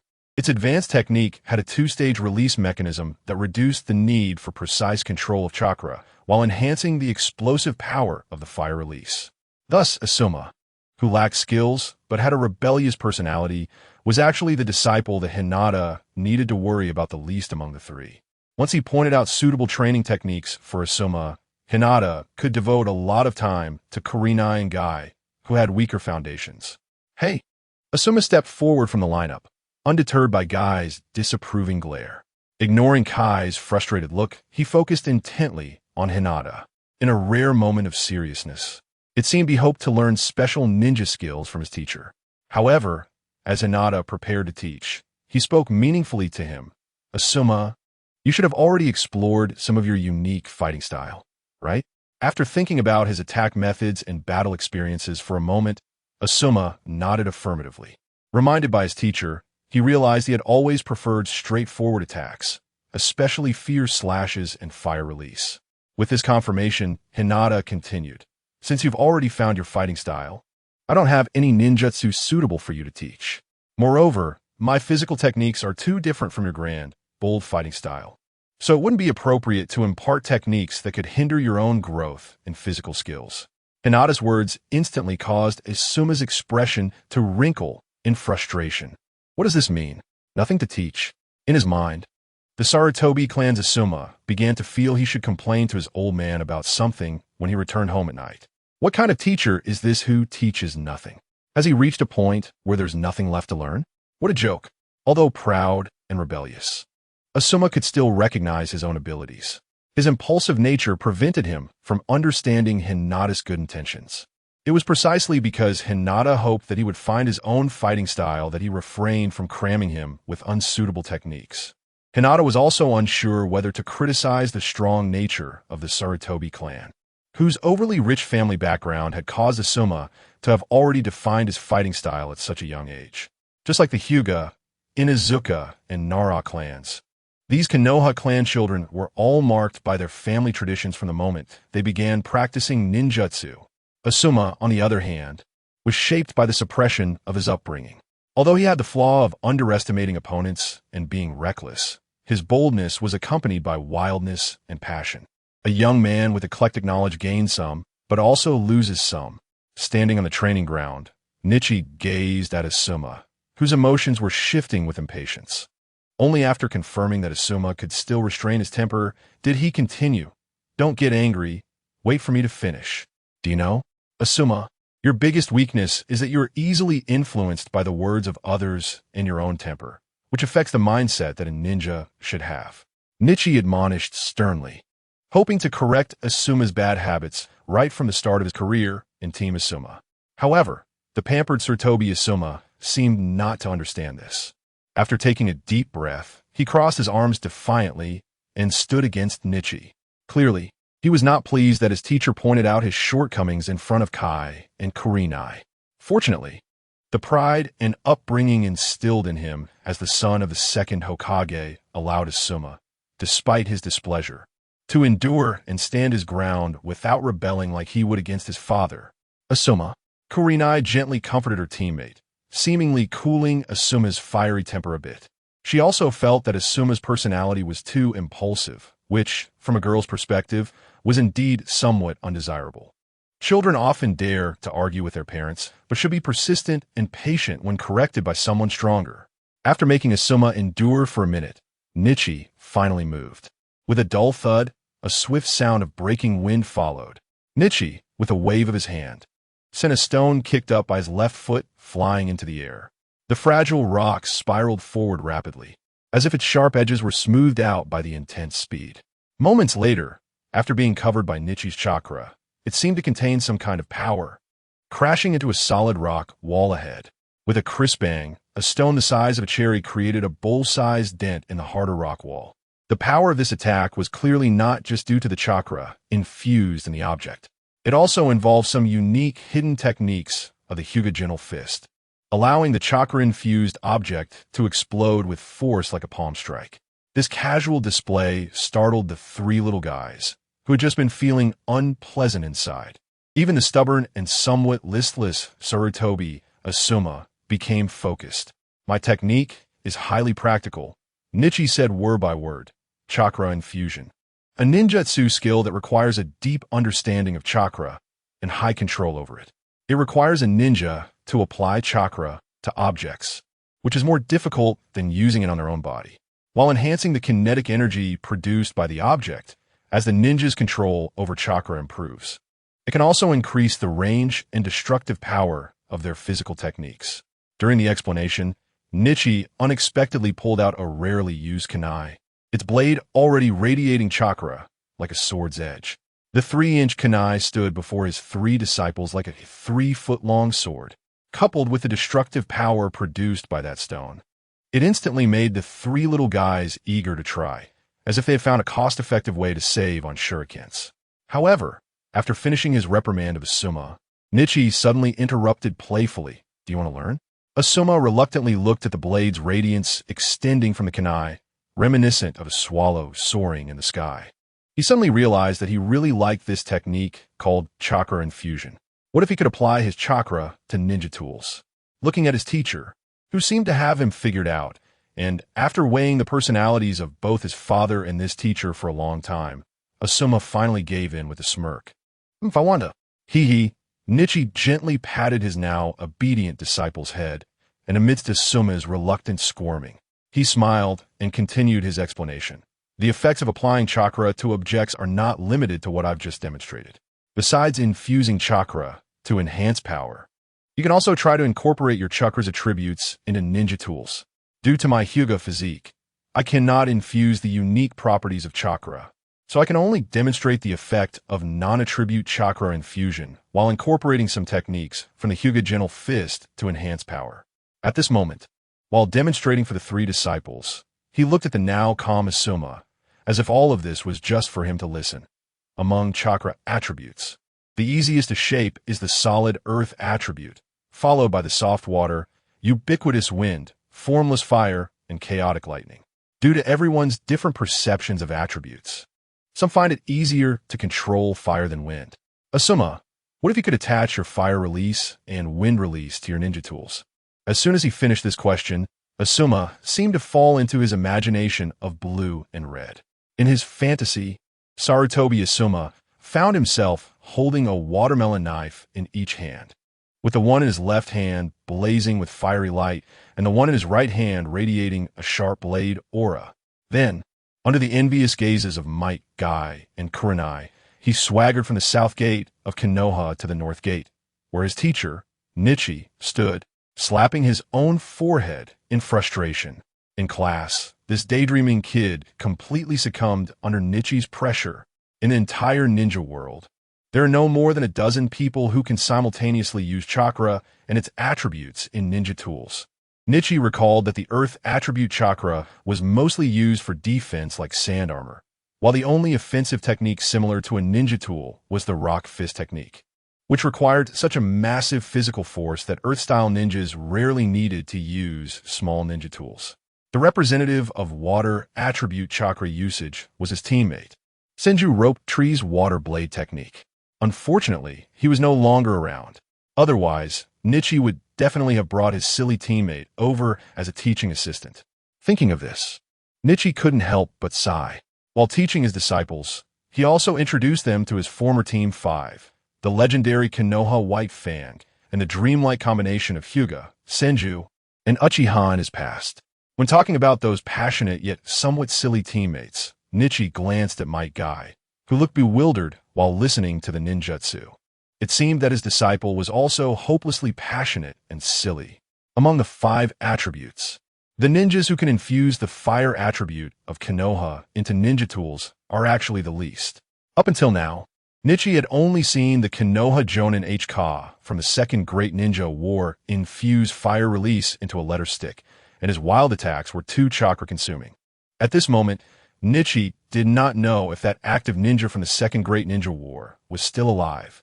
Among the attributes, the lightning attribute, which is the hardest to shape, is actually the easiest to infuse into ninja tools. Perhaps because most ninja tools are made of metal. The Cloud Ninja has a lot of techniques that can apply lightning release to ninja tools, producing effects like sonic thunderblades. Among them, the best at this is undoubtedly the Future Killer Bee. Fortunately, when Nichi was complaining to his disciples, he had temporarily renamed Killer Bee to avoid any complications. Otherwise, if someone learned about his foresight, he might end up being taken to Konoha Hospital for dissection. As for the most ordinary non-attribute application of chakra, it can be said without exaggeration that Nichi is the best ninja in the ninja world. The chakra surgical knife in medical ninjutsu and the Hyuga's gentle step twin lion fist almost represent the two extreme forms of non-attribute chakra, sharp transformation and shape transformation. Rija shared with Asuma, Kurenai, and Guy all the ninjas he had encountered in his career who could flexibly use chakra and elemental attributes. While introducing each ninja's combat style and methods, he deepened his disciples' understanding of these unknown ninjas. However, most of the time, Rija's gaze was fixed on Sarutobi Asuma. He wanted to open Asuma's eyes, who possessed both wind and fire attributes, to the fact that the narrative could clearly integrate wind attributes into ninja tools. So why not add fire attributes as well? With Rija's guidance this time, could Asuma use both wind and fire attributes in his ninja tools? When that time comes, what should the wind-fueled fire tool be called? Should it continue to be called the Swift Flying Swallow, or should it have a wilder name? Rija watched as Asuma became excited. The boy seemed unable to control his fiery emotions once again. He wanted to burn, wanted to be swift as the wind, just like his fiery personality. But personality is something that is sometimes very hard to change. It was like his own past laziness or someone else's inconsistent updates. Rija couldn't help but sigh. Then he looked seriously at the young Asuma in front of him, as if saying he had done all he could, hoping this disciple could truly change, to change his own fate. Asuma, I have already taught you the techniques. I hope you can correct the flaws in your character during your training, because at any moment, a fatal flaw can stop a ninja on their path of growth. Kurenai suddenly felt a bit sad. As a girl, she thought the teacher was referring to the deceased little master. Little did she know, the somewhat disappointed Rija might also be talking about himself. Despite some youthful rebellion, Asuma seemed to understand his teacher's good intentions at this moment. Just like the old man at home, who always made him feel rigid, nagging him with the saying, "Ninjas must learn to endure." Thank you, teacher. Chapter 277, Guy. No one is better than you. After inquiring about more techniques for chakra application, Sarutobi Asuma finally found a clear spot against the rock wall to use chakra too. With one little trouble out of the way, Rija had more time to guide his weaker disciples, Guy and Kurenai. But looking at the two wide-eyed little ones, he began to think about how to teach them. Hey, after a long time as a supporting character, Might Guy called out to the silent Rija, but Rija, who was thinking about how to teach, seemed unresponsive. After trying several times to integrate chakra into objects without success, Guy loudly declared his presence again. Hey, come teach me too. I can't learn no matter what. Guy tugged at Rija's sleeve, looking at him with eager eyes. Rija tilted his head in annoyance, casting a glance at the restless Guy. It seemed he had taught many times already, and that helpless look was as if to say, Guy, you just aren't cut out for ninjutsu. Among the disciples, Might Guy had the weakest foundation among the three of Team 5. After being forcefully graduated early from a ninja school by Rija, Guy, who had not yet learned enough foundational knowledge, finally revealed many of his innate issues. He couldn't keep up with the learning pace of his teammates, Asuma and Kurenai. The same techniques that Sarutobi Asuma and Kurenai could basically understand and practice after a few demonstrations from Rija, Guy needed dozens of repetitions or even an entire day to grasp, and even then he might still not be able to learn it. The frustrating part was that most of Rija's techniques required talent and the use of chakra skills. So, Guy was Rija's biggest headache. The only fortunate thing was that he was still that passionate and eager to learn boy, even if his foundation was worse than others. Diligence and perseverance could make up for these shortcomings. Moreover, the early graduation Guy had was definitely more promising than the unfortunate boy in the original story. The question Rija had been pondering was, how should he educate this hard-working boy? After thinking for a while, he finally said seriously to Might Guy, Guy, you should know that you are not suited for these technical things. The teacher's evaluation immediately made Guy lower his head, looking somewhat dejected. Guy certainly knew he wasn't that clever ninja, unable to learn like his teammates Asuma and Kurenai. It was precisely because of his dullness that he repeatedly sought Rija's guidance on how to train. Young Guy wasn't afraid of hardship or suffering, but he was afraid that his teacher would think he was stupid and refuse to teach him anymore. At that moment, in the instant of Rija's glance, Guy saw a feeling in his teacher's eyes. His teacher seemed unwilling to teach him ninjutsu anymore. Guy's mood immediately sank to the bottom as he quietly asked Rija after a long silence, Teacher, am I really stupid? That self-talk sounded like a complaint to himself. Rija was momentarily taken aback by the question, but after thinking, he chose to respond honestly. When faced with a disciple like Guy, hiding the truth was not a good approach. Confused Guy, however, had not become so foolish as to not recognize himself. He smiled faintly and continued to ask, Then why? Teacher, why did you have to choose me from the repeat students back then? At this moment, it was clear that Guy already knew he was specially selected by the teacher for graduation because he was favored. Rija quietly looked at Guy. He hadn't expected that the boy who had always been passionate and youthful in the narrative would also have moments of inner confusion. The confidence he originally thought he had graduated through hard work was completely shaken when he couldn't keep up with his teammates' learning pace. Could it be that he really should go back to ninja school like those repeat students who envied him? He quietly waited for Rija's answer. Guy, is this question really that important? Rija calmed his emotions and asked lightly. Then, in an instant, Might Guy firmly replied, It is important. He didn't want to be pitted. He didn't want to work hard and still be looked down upon. Because aside from his teacher, he had never received recognition from others, only mockery. Tears were already close to breaking down. Guy, Kurenai silently watched her teammate reveal his feelings. For the first time, the girl understood the boy's fragile heart beneath his tough exterior. And for the first time, she realized that Guy also had moments of disappointment. Rija looked at the exceptionally vulnerable Guy at this moment, and, as a first-time teacher, he suddenly didn't know how to console this child who was always striving, yet always falling short. Yes, after all, in front of him was still just a child. Even though he would undoubtedly grow into the strong and passionate blue beast of Konoha in the future, he was still just a child at this moment. At a loss, Rija could only gently place his hand on Might Guy's childish hair. Using the only method he, as a teacher, could do, yet words couldn't express. To comfort him. But all this comfort clearly couldn't bring the extremely sensitive guy back to that passionate, youthful state. And once he lost that passion and youth, what would the not-so-talented guy ultimately become? He thought about Kai's life in the storyline, wondering how to awaken that fearless person in the future. Since he didn't know what to do then, Kai, do you know why I had to choose you from the repeaters to be my disciple? Might Guy raised his head to face the sun, 2 tear tracks from his knees, tracing his confused expression. That weak appearance seemed to want to know, but was also afraid to hear the reality of his own shortcomings.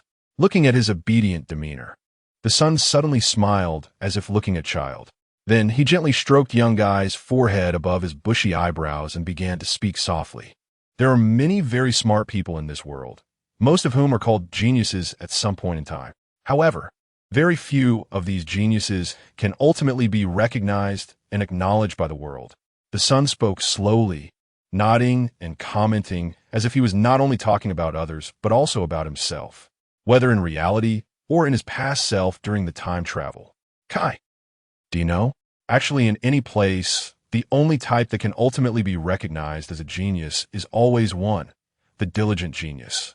The sun stroked Guy's watermelon-shaped head, recalling that his reason for choosing Might Guy from the beginning was so simple. The reason I chose you is, Kai, you are the most diligent and hard-working genius. No one is better than you. You are the most diligent and hard-working genius. This was a memory that young Guy recalled during the night. In front of the sun, Might Guy's tears seemed to contain a series of images. From childhood to school. From being bullied time and again to striving hard again. In that instant, both Might Guy and the sun seemed to remember some different yet similar experiences. It was as if the training after being laughed at by others, the countless days and nights before the college entrance examination, and every day when he first started writing books and striving. The small and not-so-smart Might Guy was slowly transforming from small failure recognized by people into a model that everyone envied and admired but could not learn from. So, if he could have worked a little harder back then, even just a little bit, the past weakness in the son's memory could no longer be relived. But it was never too late to work hard for the future. Life has always had spare time to change for oneself. The future has always been waiting for the present self to change. Kai's tears seemed to collapse like a defense line in his heart. And the one whom the sun called the most diligent and hard-working genius could no longer hold back and deeply fell into his embrace. Cece, woo-woo, but I still can't learn ninjutsu. Woo-woo. The speechless sun squinted his eyes with his eyebrows, realizing that this little guy was really not ordinary stubborn. After all, in the world of ninjas, not knowing ninjutsu is indeed a pitiful and sad existence. Even for someone like him, who is a time traveler and a half-hearted ninja. He stroked the round watermelon head in his arms and thought again about what to say. Looking sincerely into Kai's eager eyes. Kai, no one says that ninjas must know ninjutsu and illusion techniques. If it doesn't suit you, why not simply abandon these burdens and focus all your energy on the taijutsu you excel at? Until you prove, even if you only know taijutsu, you can still become a powerful ninja recognized by others. Only knowing taijutsu can still make you a strong ninja recognized by others. Young Kai trembled with excitement. He kept repeating the teacher's words. Only taijutsu? Only taijutsu. Teacher, will you teach me how to train? The sun looked at the currently weak and confused young Kai. For some reason, he suddenly recalled some similarly confused scenes. Having gone through those stages, the sun knew that as long as you don't lose courage and give up during the most confused times, as long as you keep working hard and persevere, then one day you'll find the answer you seek. He urgently said, Kai, if you don't know how to train, then run, keep running, run with all your might, use your chakra to run. In the face of the difficulties and enemies ahead, with your chakra and determination, encounter trees, step on trees, encounter water, cross rivers, encounter mountains, climb mountains, encounter people, kick people. When can you run faster than Asuma's ninjutsu? Faster than Asuma's hand seals? Faster than all ninjutsu? It was as if, like the straightforward Forrest Gump, the sun painted a possible yet inevitable future for young Kai. By then, even if you still can't use ninjutsu, no ninjutsu will be able to stop you. Really? Following the teacher's gaze, standing on Hokage Mountain, Might Guy looked at the distant low hills, those cliffs, the vast forests, and those rivers. Many paths. He might really not be able to walk through now, but the future path seemed to already be beneath his feet. Chapter 278. This. Medical skills with his confidence restored. Kai began his great training outside the training ground of Sarutobi Asuma. He diligently followed the son's instructions. Whenever Asuma got tired, he could go to the inner circle occupied by teammates to carry out his deeper training. Hearing his first target Asuma, Kai felt his blood and youth surge once again, as if he had injected a can of H9 in 9 chicken blood, igniting the chakra within him. Work hard, work hard, work hard. Dust swirled. Might Guy yelled and ran wildly. But Sarutobi Asuma, who was surrounded by stones in the inner circle, had a dark face, clearly feeling the exhaust fumes of a racing car being overtaken by a tractor. Cough, cough, cough. Asuma really wanted to rush up and beat that guy Kai, who was running so fast that he was almost leaving afterimages. But after glancing at the son outside the field, who was enjoying the arrangement with a satisfied gaze, he suddenly understood. This was the team leader teacher deliberately arranging to torture him. In the dust, Sarutobi Asuma was furious, glaring at Might Guy running around him, deeply feeling the malice in the son's plan. Let a repeater run around himself like this? Whenever he had a moment of leisure, he would think of the DJVU of being overtaken by a tractor. While training, he also had to endure Might Guy's idiotic howls and provocative looks. Asuma was mentally complaining, even though he had already felt that he had trained enough today and wanted a rest. He had to pick up the shuriken in his hand again and continue to channel his chakra. He directed the pent-up frustration in his heart at the large rock in front of him that looked as if it were a fool. He stabbed at its nose, eyes, and mouth. Ping, ping, pong, ping. Yeah. Even if he was also training passionately, attaching chakra to ninja tools was ultimately a technical job, something that couldn't be accomplished just by howling. In his impatience, Asuma clearly couldn't attach chakra to the kunai in his hand anymore, and wanting to use the strength of a young body to stab an ordinary kunai into the hard granite like the sun did with paper was simply wishful thinking. Moreover, as his chaotic attacks continued, the sharp kunai became increasingly dull against the rock, making it even harder to penetrate the stone. Looking at the dull kunai, Asuma seemed to deflate and stop. It seemed like Might Guy had spotted some kind of signal and quickly attached himself to it, standing without hesitation on the spot where his teammate had just been, while maintaining a high knee running motion. Bang, bang, bang, bang. Stepping on the dust and heartbeat like a dance battle, Asuma's face turned a deep purple, and he immediately shouted at Guy who had attached himself. What do you want from me?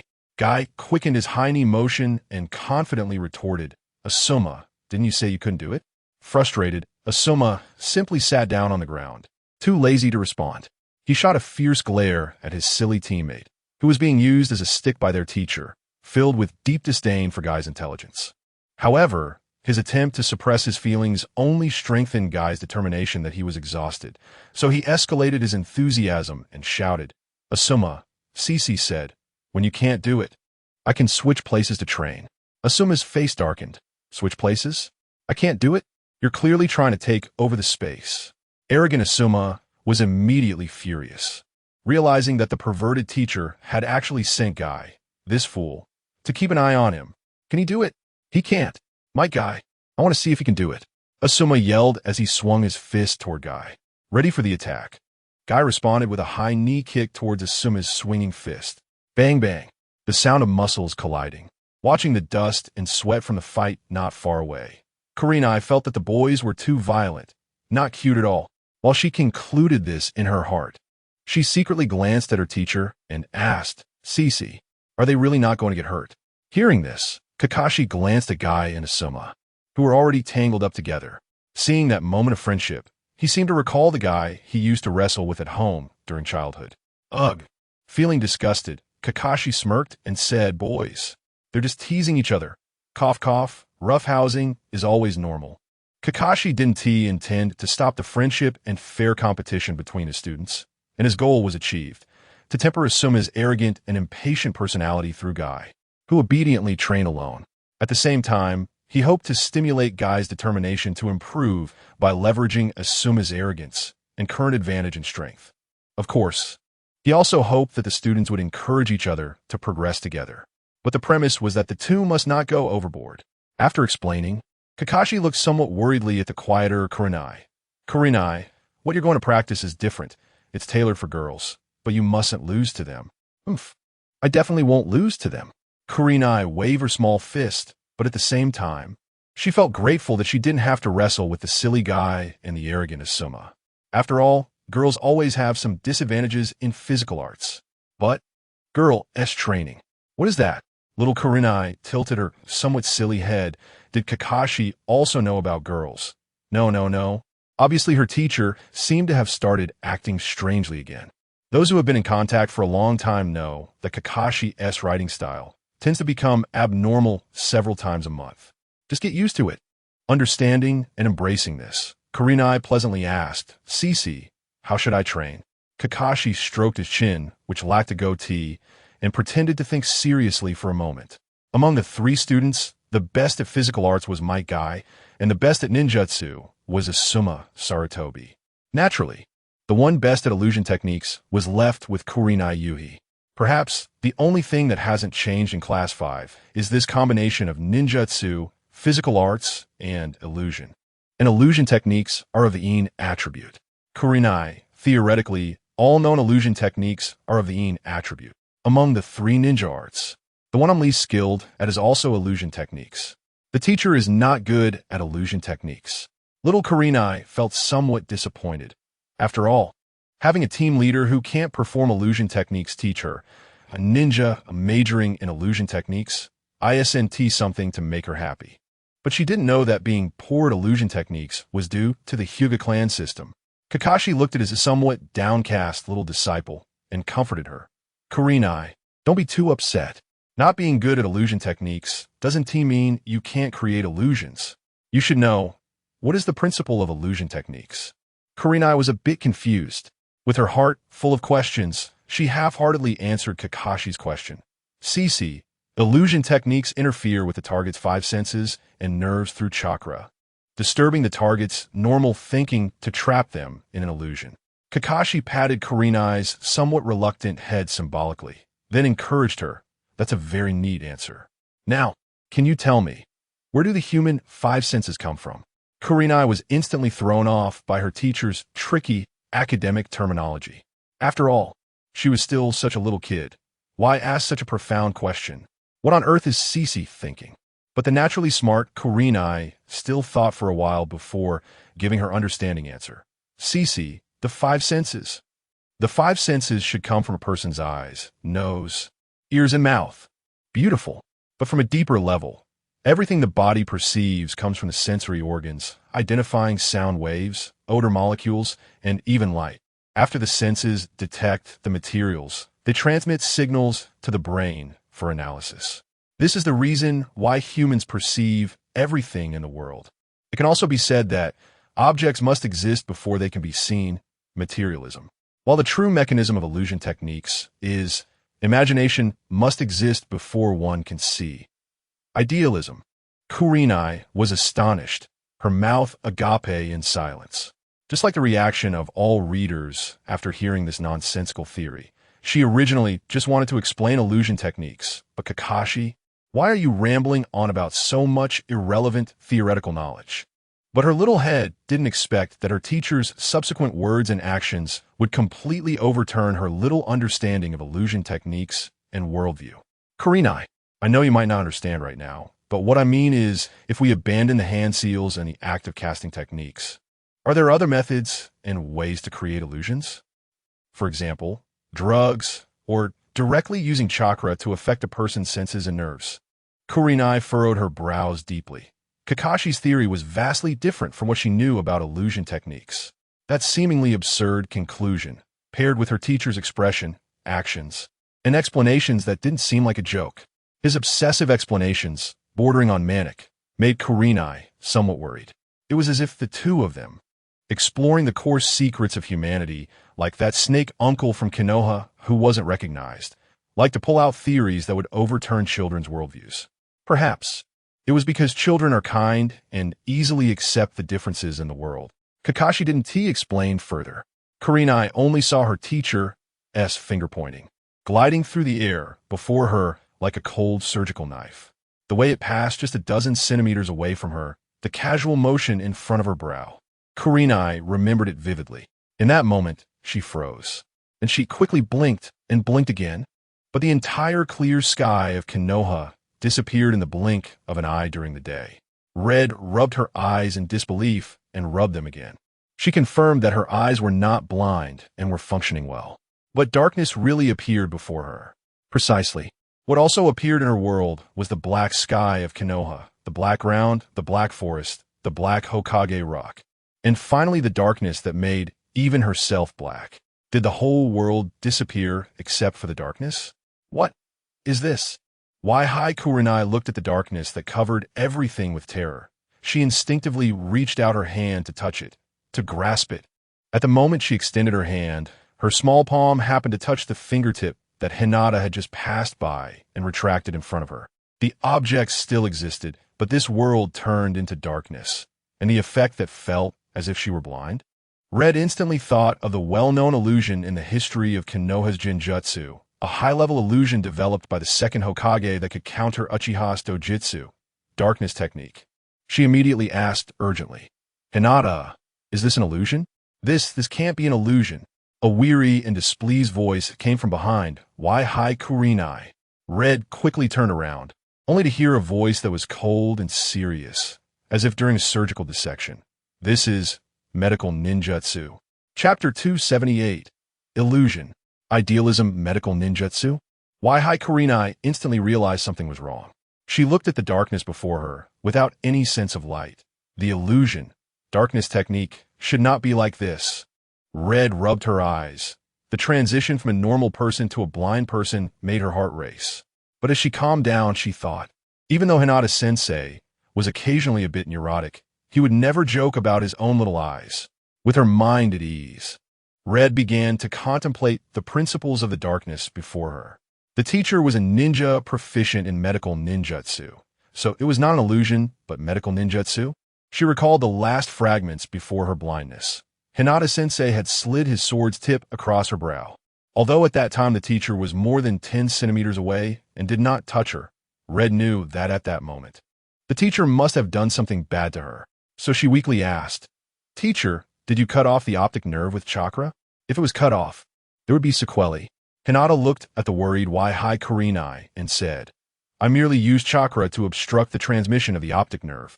There won't be any sequelae." "Oh." The blind Red nodded and felt relieved.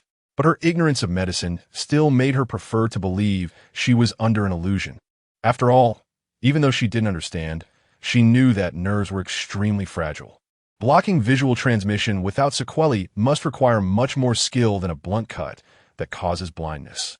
It probably required an extreme understanding of the human body and a high level of control over chakra to achieve. To be precise, the effect that Hinata was demonstrating on Kurenai was the result of countless human experiments conducted at Konoha Hospital. Most importantly, it required a condition possessed by only a few people in the ninja world, having the Byakugan that could see through human nerves and observe chakra. In other words, the combination of medical ninjutsu and the Hyuga clan. Kurenai adapted to her current state of blindness, and, after thinking for a while, she raised another question. "Teacher, while this isn't an illusion, this blindness effect similar to the darkness technique, physical attacks could easily achieve that too." The disciple's question made Hinata nod. He gently patted Kurenai's little head, which was looking around in her blind state, and after adjusting her to face him, he said, "Indeed, as you say, but if you think this is merely sensory deprivation, then that's too simplistic. Medical ninjutsu, since it can sever a person's vision, naturally can also achieve the same with hearing and taste." Hinata's words became slower and more serious and oppressive as he delved deeper into the explanation. Since it can deprive the five senses, then what about disrupting thoughts? Disrupting thoughts? In that moment, Kurenai seemed to understand something, but she was still in a vague state. Some things had already begun to happen. Hinata's chakra began to condense with his mind, transmitted through his kneading hand, and then passed down to Wai Kurenai's head, until it reached the deeper parts of her mind. In that brief moment, it felt as if a surgery had been completed. Hinata quietly said, "Red, look at your body." Wai Kurenai's gaze followed Hinata's voice and looked down at her little chest. In the darkness where everything was supposed to be obscured, she actually saw her little chest and the tops of her shoes. Everything she could actually see clearly. She shrank her feet a bit, then blankly spread her hands in front of her chest. This body that had suddenly appeared in the darkness at the moment she thought of it was pale and somewhat unreal, but it was undeniably identical to her own, unremarkable. She suddenly felt that this must all be fake. Medical ninjutsu. After depriving her of vision, how could she still see things? This is definitely not just medical ninjutsu. Wai Kurenai muttered to the boundless darkness. If this is medical ninjutsu, then what about the body shaped in that instant? An illusion? It's simple to confirm whether her consciousness is in an illusion or if her body is in an illusion. In the darkness, Wai Kurenai retracted her hands spread out in front of her body and hesitated before forcefully pinching her chest. In front of Hinata, the girl actually pinched her own chest. Ouch! It hurts! After the instant sensation, Wai Kurenai quickly released her small red hand. After thinking for a while about how her chest could feel pain, Wai Kurenai suddenly understood that although her consciousness was in darkness, her body should still be under her consciousness's control. Otherwise, she wouldn't feel pain synchronously. But in the moment after, she also realized she must have just been in front of her teacher. Ahem. Hinata cleared his throat and turned his head away very seriously. As a good teacher, sometimes he also needed to care about the learning status of other disciples. So he glanced at the distant guy, Inazuma. The boys' fight had already ended, and Silly Guy had long been knocked down to the ground by the arrogant Inazuma. However, with his keen eyesight, Hinata did not see any sign of discouragement in Guy's gaze. The knockdown guy was still circling around Inazuma. His fiery gaze seemed ready to surpass him at any moment and deliver a blow to the complacent Inazuma. The middle school boys, focused on fighting, clearly did not notice the little actions of the girl in their team. Hinata quickly changed the subject and said, "Red, take another look at Guy and Inazuma behind you." Wai Kurenai, who was lost in thought, instinctively turned around to look. In the visual space that should have been pitch black, the figures of Guy and Inazuma actually appeared before her eyes. The only difference from the display was that the two boys were still entangled and wrestling, just as Wai Kurenai had initially seen. Wai Kurenai was clearly taken aback by everything in front of her, then tightly bit her small teeth and questioned, "What kind of medical ninjutsu is this?" She didn't know, nor could she figure it out. But she knew Guy and Inazuma before her were definitely an illusion. After depriving her of vision, how could an illusion still be generated after the deprivation of sight? When did she fall under the illusion, and how? She thought about what happened after she went blind. The only way to be under an illusion in a state of not being able to see would be through taste, smell, hearing, or touch. And what the teacher had been doing during this time was just incessantly patting her head and speaking. Wai Kurenai calmed down, and after thinking for a while, asked Nakaira again, "Teacher, this is an illusion, right?" But Nakaira's words were always so cruel. "I said this is medical art. The world knows that the human brain is divided into left and right hemispheres. But only doctors would care about the ugly grooves and fissures covering the surface of the cerebral cortex. In medicine, the raised parts between the fissures are called gyri. The three major fissures in the human brain, namely the central sulcus, lateral fissure, and parieto-occipital fissure, divide the brain into several regions: the frontal lobe, parietal lobe, occipital lobe, and temporal lobe.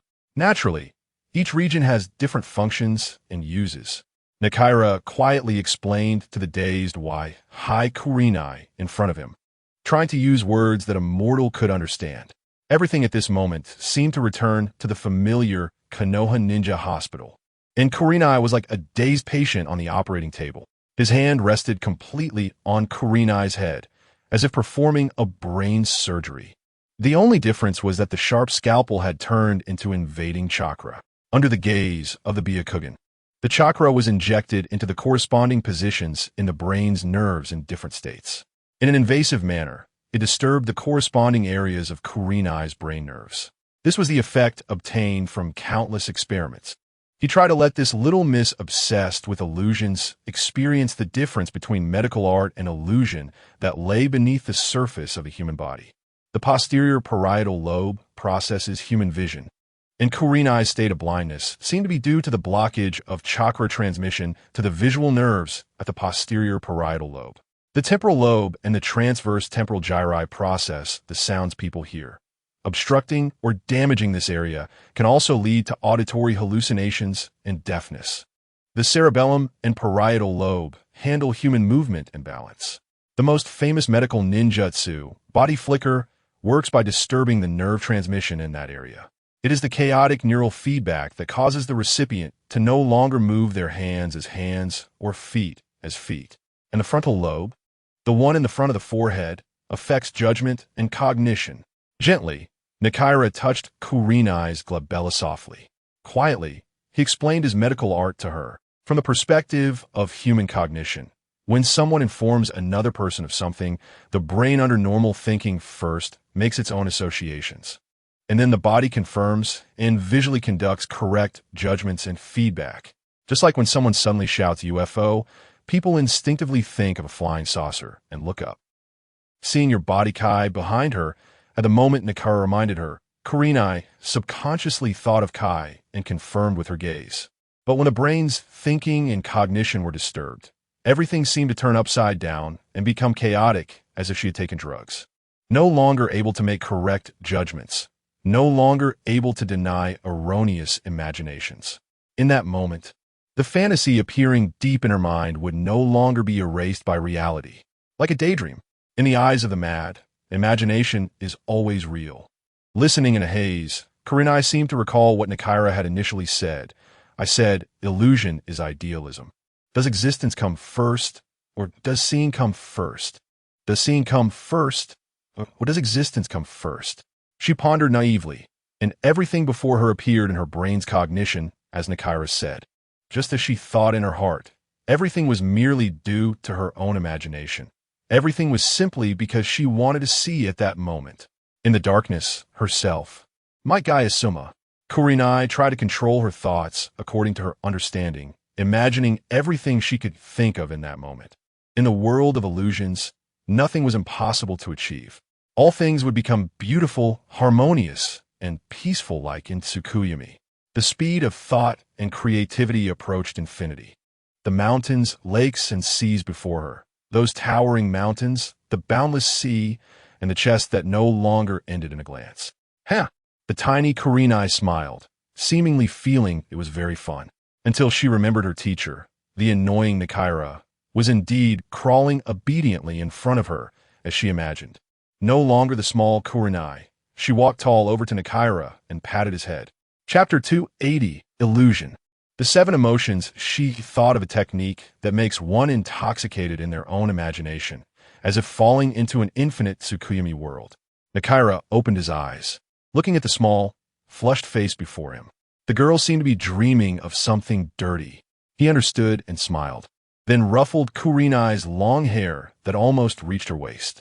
Black and silent, so familiar.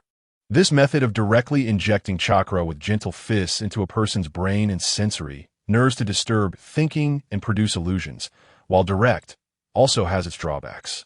It can only make the recipient's thoughts passively fantasize, because it lacks the hand seals in illusions. Nakira rarely used hand seals, but the seals in ninjutsu and illusions, to be precise, are like the incantations of magic that weave chakra. Most illusions are woven by the caster through hand seals and then projected into the recipient's mind, causing them to fall into the desired illusion.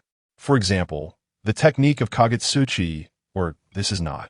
Nakira's direct use of chakra to disturb thinking lacked hand seals and did not weave illusions, so naturally, he could not make the recipient experience the specific illusions he wanted. All illusions could only make the enemy passively think. But the magic of medical ninjutsu lies in the ability to influence the effects of illusions in another medical way. Joy, anger, worry, thought, sadness, fear, and shock. The 7 emotions, each region of the brain determines and influences a person's emotion. Among them, the most effective are the terrifying and fearful emotions and the malignant emotions. Just like the technique of Naraka, which allows people to see the fears within their hearts, although simple when terror and fear reach their peak. What one sees at that moment may be a completely different scene. The power of terror and fear. The patients in the mental department of Konoha Ninja Hospital who had to have their brain lobes removed are the best examples. Kurenai's small face was evidently in a state of joy. Moreover, she was somewhat overly joyful. Kurenai continued to fantasize in her mind, enjoying the state of doing whatever she wanted in her dream. The speed of thought far exceeded the speed of reality. There's a saying in medicine that as long as the brain works fast enough, the time in dreams can reach a ratio of 60, 1 compared to reality, or even exceed that limit. Just like in Inception, 1 second in the outside world equals 1 minute in a dream. Teacher, that's enough. Let's stop playing, Kurenai shouted. Having been lost in the illusion for so long, she realized her current uncontrolled state in hallucination. If it weren't a combat situation, she might have already stripped down. She looked gloomily at the figure of Nakaira that was flattering her according to her will, feeling increasingly annoyed by its incongruity. This figure before her was nothing but a fake that served no purpose other than to please her. Indeed, it was much more normal to see Nakaira in his usual pants. Thus, in her dream, Kurenai, who imagined her body had grown up, kicked the fake figure away. Then, proudly looking up at the sky, she shouted, "Teacher, teacher, teacher." Her voice chirped, even echoing back. But no one responded, and, after a long time, still no one answered. Because the sky is fake, and the whole world is also fake. Even herself and the voice she emitted are fake, all just illusions.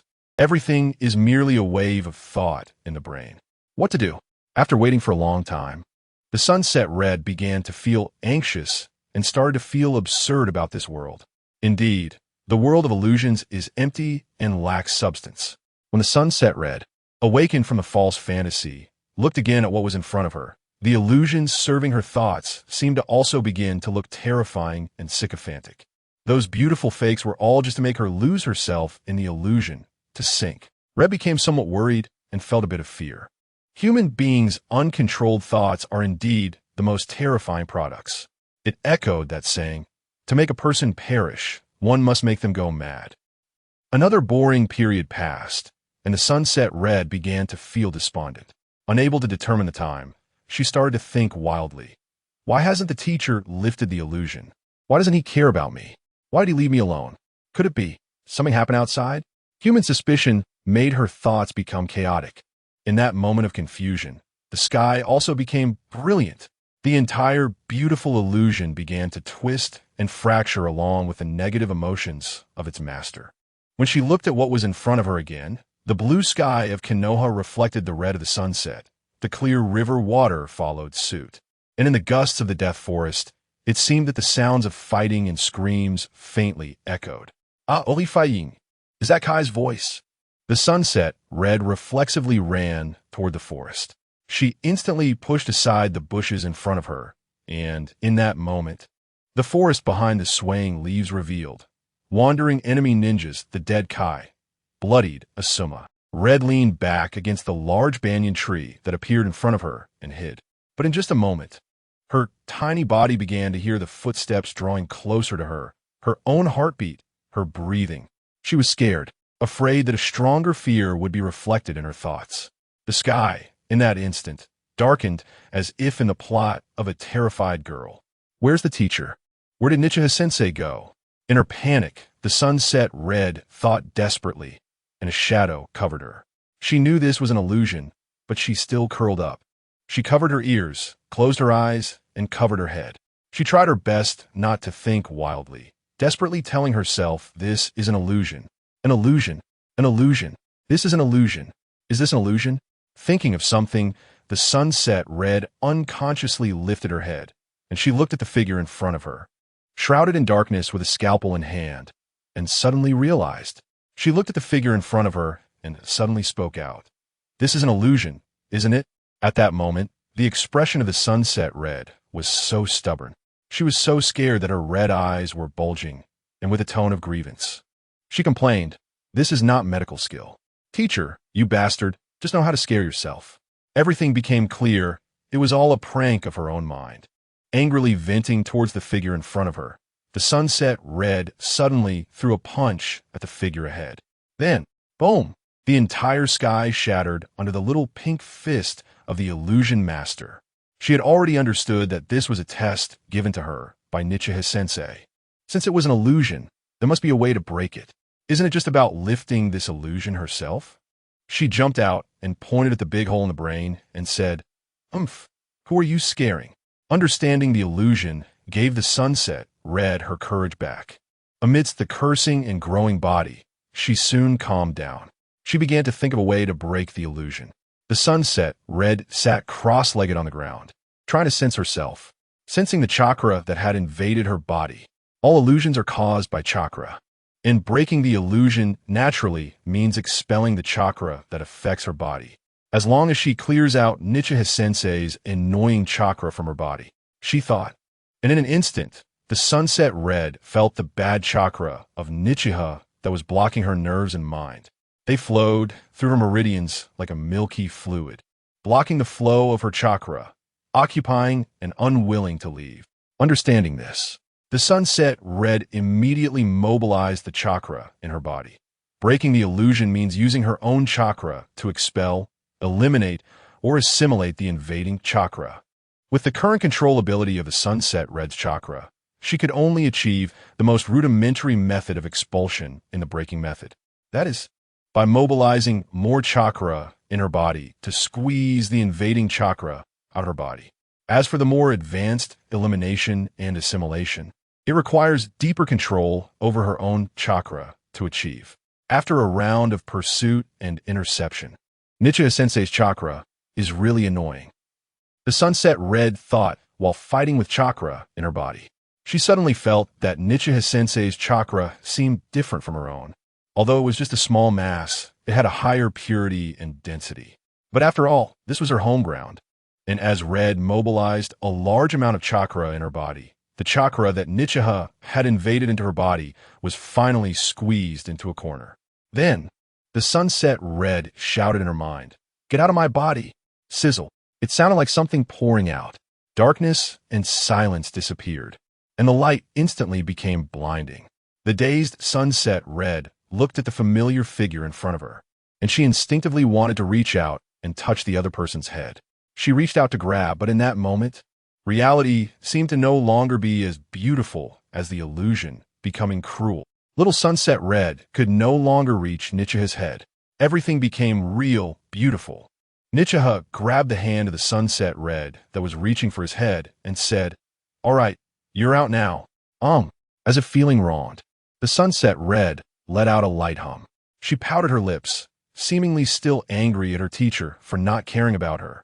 But somehow, Red instinctively felt that her experience of falling into the illusion this time gave her a new understanding of illusions.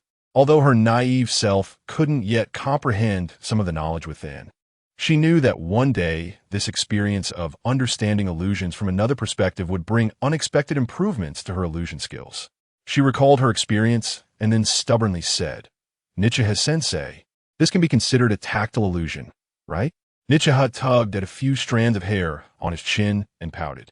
He really wanted to say, "This is medical skill." But seeing the little sunset red in front of him, who seemed to be about to pout her lips, as a teacher, he ultimately nodded in a defeated manner. Just as Red said, the illusions generated through medical ninjutsu can indeed be categorized as tactile illusions. Although Nichiha, using the characteristics of the Hyuga's KG, can attack chakra to a certain distance before injecting it into the human body, it still requires physical contact with the body to produce an illusion. He was too lazy to argue with the proud little Red about whether this is medical skill or illusion. As long as it is practical, that's all that matters. After all, Nichiha's research into the essence of illusions was initially prepared to defend against illusions.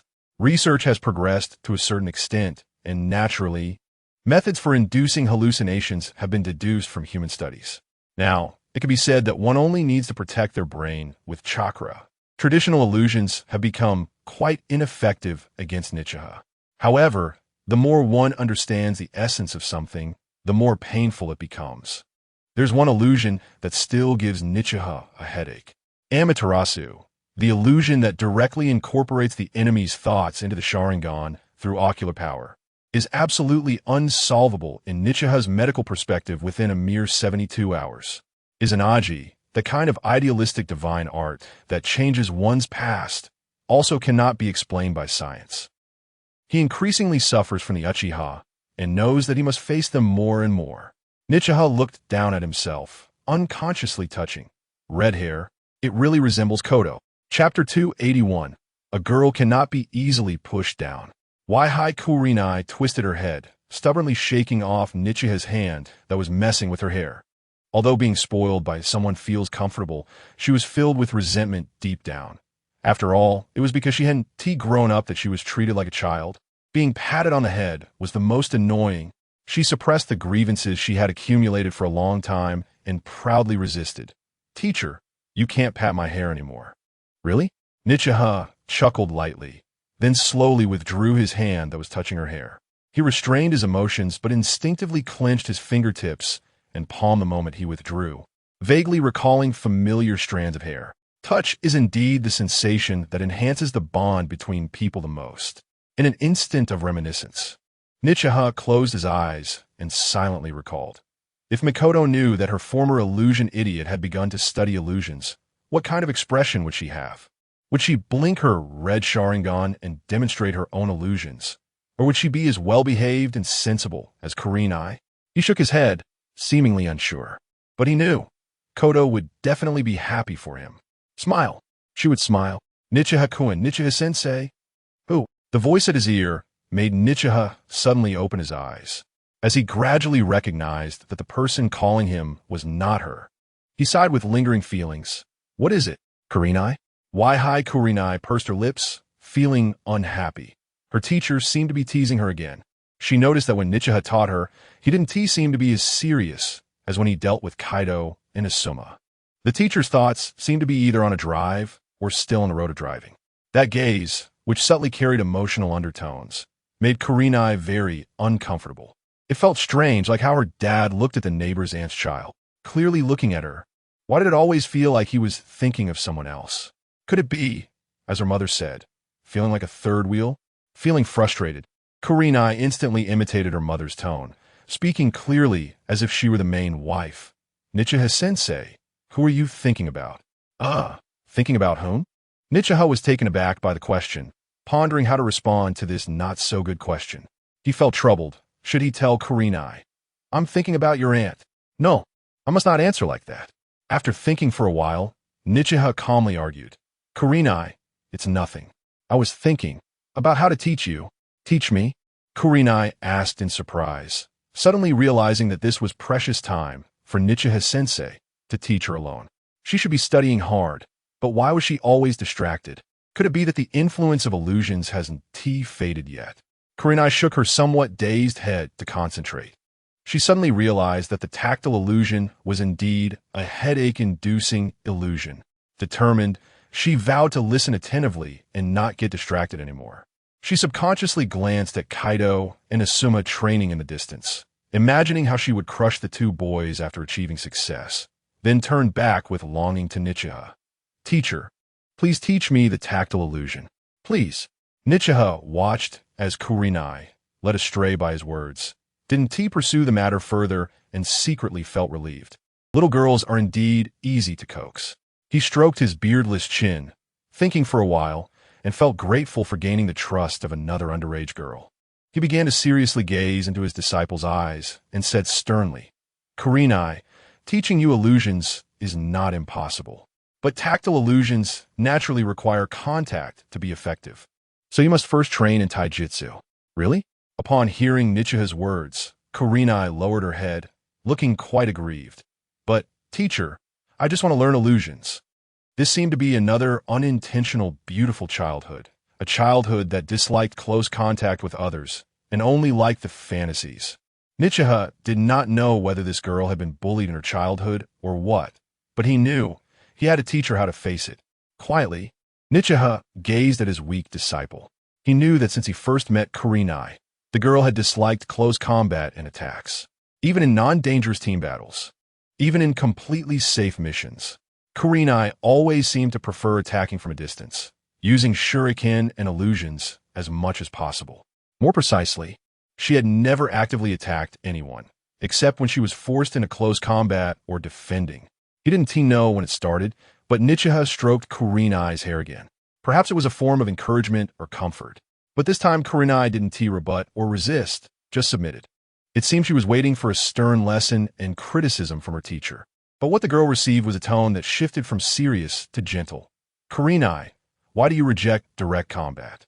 The girl silently lowered her head, staring at the tips of her shoes that were covered in grass.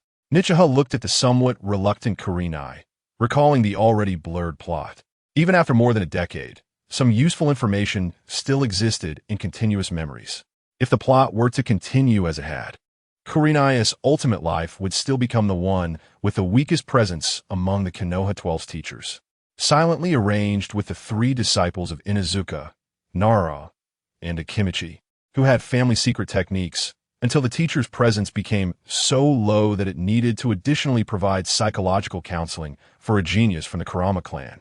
Kurenai's life was like her illusions, a fleeting mirage, until, after giving people beautiful astonishment, she gradually transformed into a housewife-like ninja, ultimately placing all her hopes on the child called the future.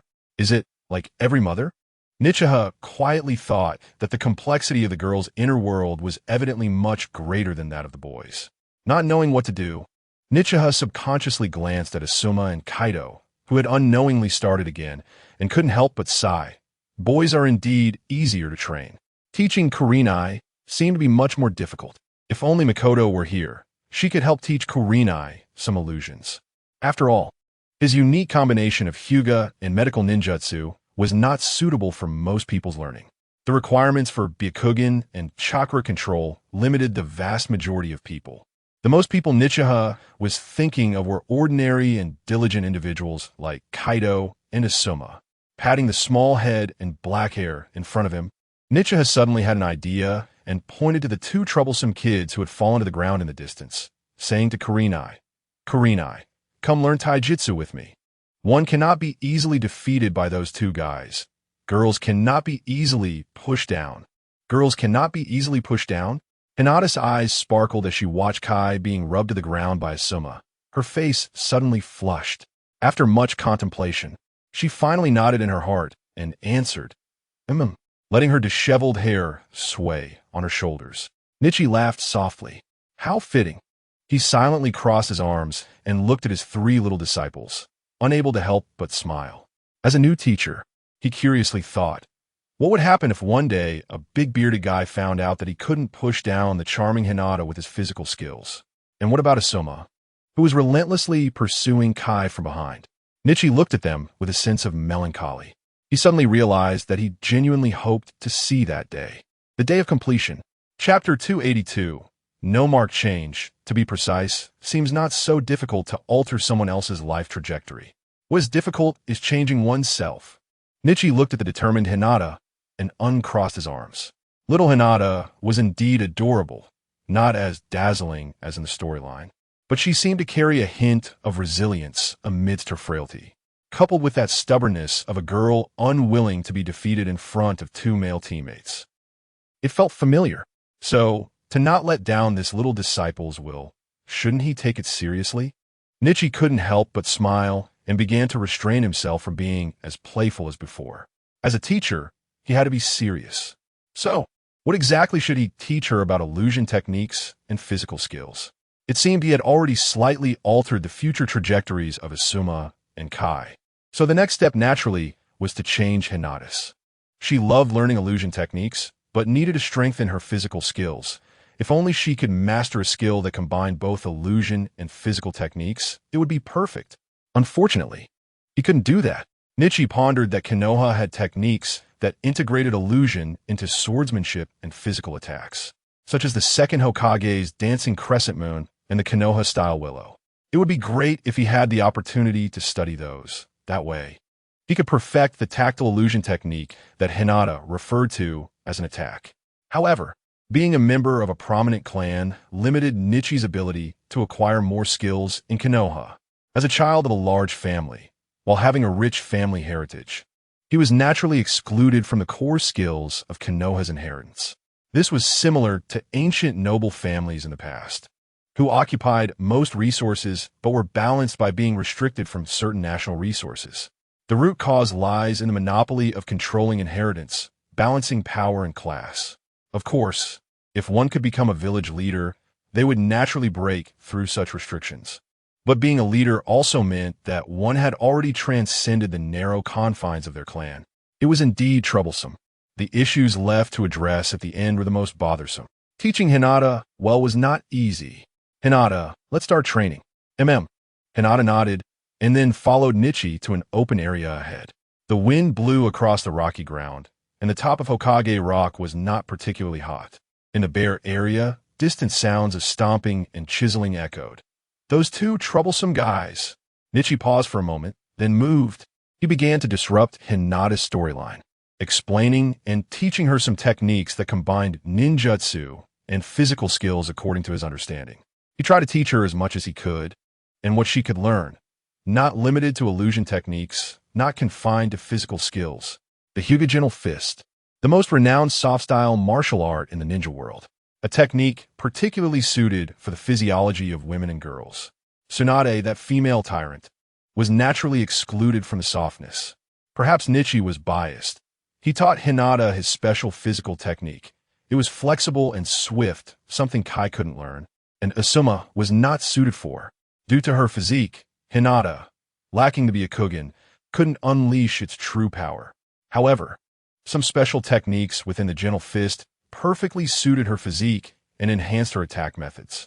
It was a way to convert strength and physical techniques into skill. The wind, the hand blade cutting through the air, soft as if caressing. But as Nichi replaced the gentle fist's acupoint attacks with medical ninjutsu skills like the chakra scalpel.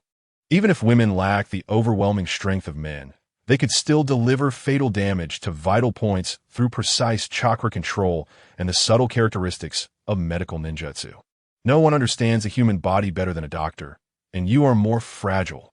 Nichi activated his chakra during the attacks, controlling the pure airflow to extend into various shapes throughout his body. The advantage cultivated from the Hyuga family's training in chakra control from a young age allowed him, within close range, specifically within the chakra field of the 8 trigrams, to gather non-attribute chakra into various unique forms. Like the lion heads of the double lion fist, like the ring of the 8 trigrams, like the blade of the chakra scalpel. Thanks to the family legacy, Nichi, who had practiced chakra control and hand speed since childhood, had a unique advantage in chakra manipulation. Perhaps this was also why the chakra hand seals in Nichi's ninja career were rated a perfect 10. There was no other way. He was skilled. Pure chakra flowed around Nichi's body, transforming before Hinata's eyes. In each of his strikes, sometimes resembling a surgical scalpel, sometimes a sword, at times like a shield during defense or a spiraling ball. Sometimes it radiated from various acupoints. Driven by interest, Nichi suddenly said, "Hinata, do you know? Whether it's ninjutsu, illusion techniques, or even physical techniques, they all fall under the category of jutsu. That is, human manipulation of chakra. Theoretically, as long as one can control chakra freely, one can simulate all forms of jutsu." Hinata was stunned for a moment, trying to understand the theory Nichi was explaining. But the way the teacher externalized chakra and materialized, it was something unimaginable for her, a low-ranking ninja who couldn't even control chakra to step on a tree. According to the explanations in the ninja textbooks, all jutsu indeed stem from a ninja's control of chakra. The difference lies in what is ultimately released as ninjutsu. The burning of flames is triggered by fire attributes. The generation of water flows is converged by water attributes. So, if chakra control is sufficient and with the corresponding attributes, could one release ninjutsu without hand seals? Could the chakra that the teacher gathered into the form of a knife turn into a water blade, the sword into a wind arrow? Could the ball turn into a fireball, and would the shield's ring turn into hard rock? In the end, Hinata did not see it happen, because she knew her teacher, Nichi, lacked attributes. This world is fair. Despite having an exceptionally high chakra control ability, Nichi's body lacked chakra attributes. Even if he tried hard to control chakra to release ninjutsu, he could only draw out some sparks and water droplets from the natural chakra around him. It couldn't produce any damage. Thus, over the years, Nichi could only focus on the transformation of chakra.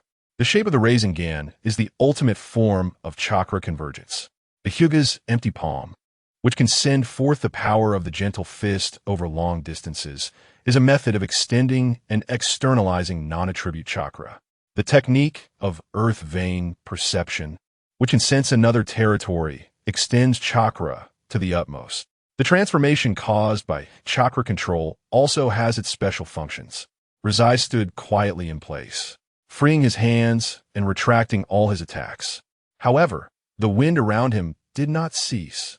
The chakra, like air currents, spouted from the 720 points on his body. Like thin strands of energy, they spun and sliced through the surrounding space, producing a sharper and more piercing sound than the return of heaven. Sunset on Stère de Blancly. Seeing only those thin chakra threads swirling around, resembling the tiny tails of satellites, delicate white strands of hair, or small chakra scalpels. She suddenly wondered if the chakra from her teacher also carried the various effects of gentle fist and medical ninjutsu, like a tactile illusion. The girl stood quietly in place, and the Rizai and the flow of chakra seemed to grow increasingly strange.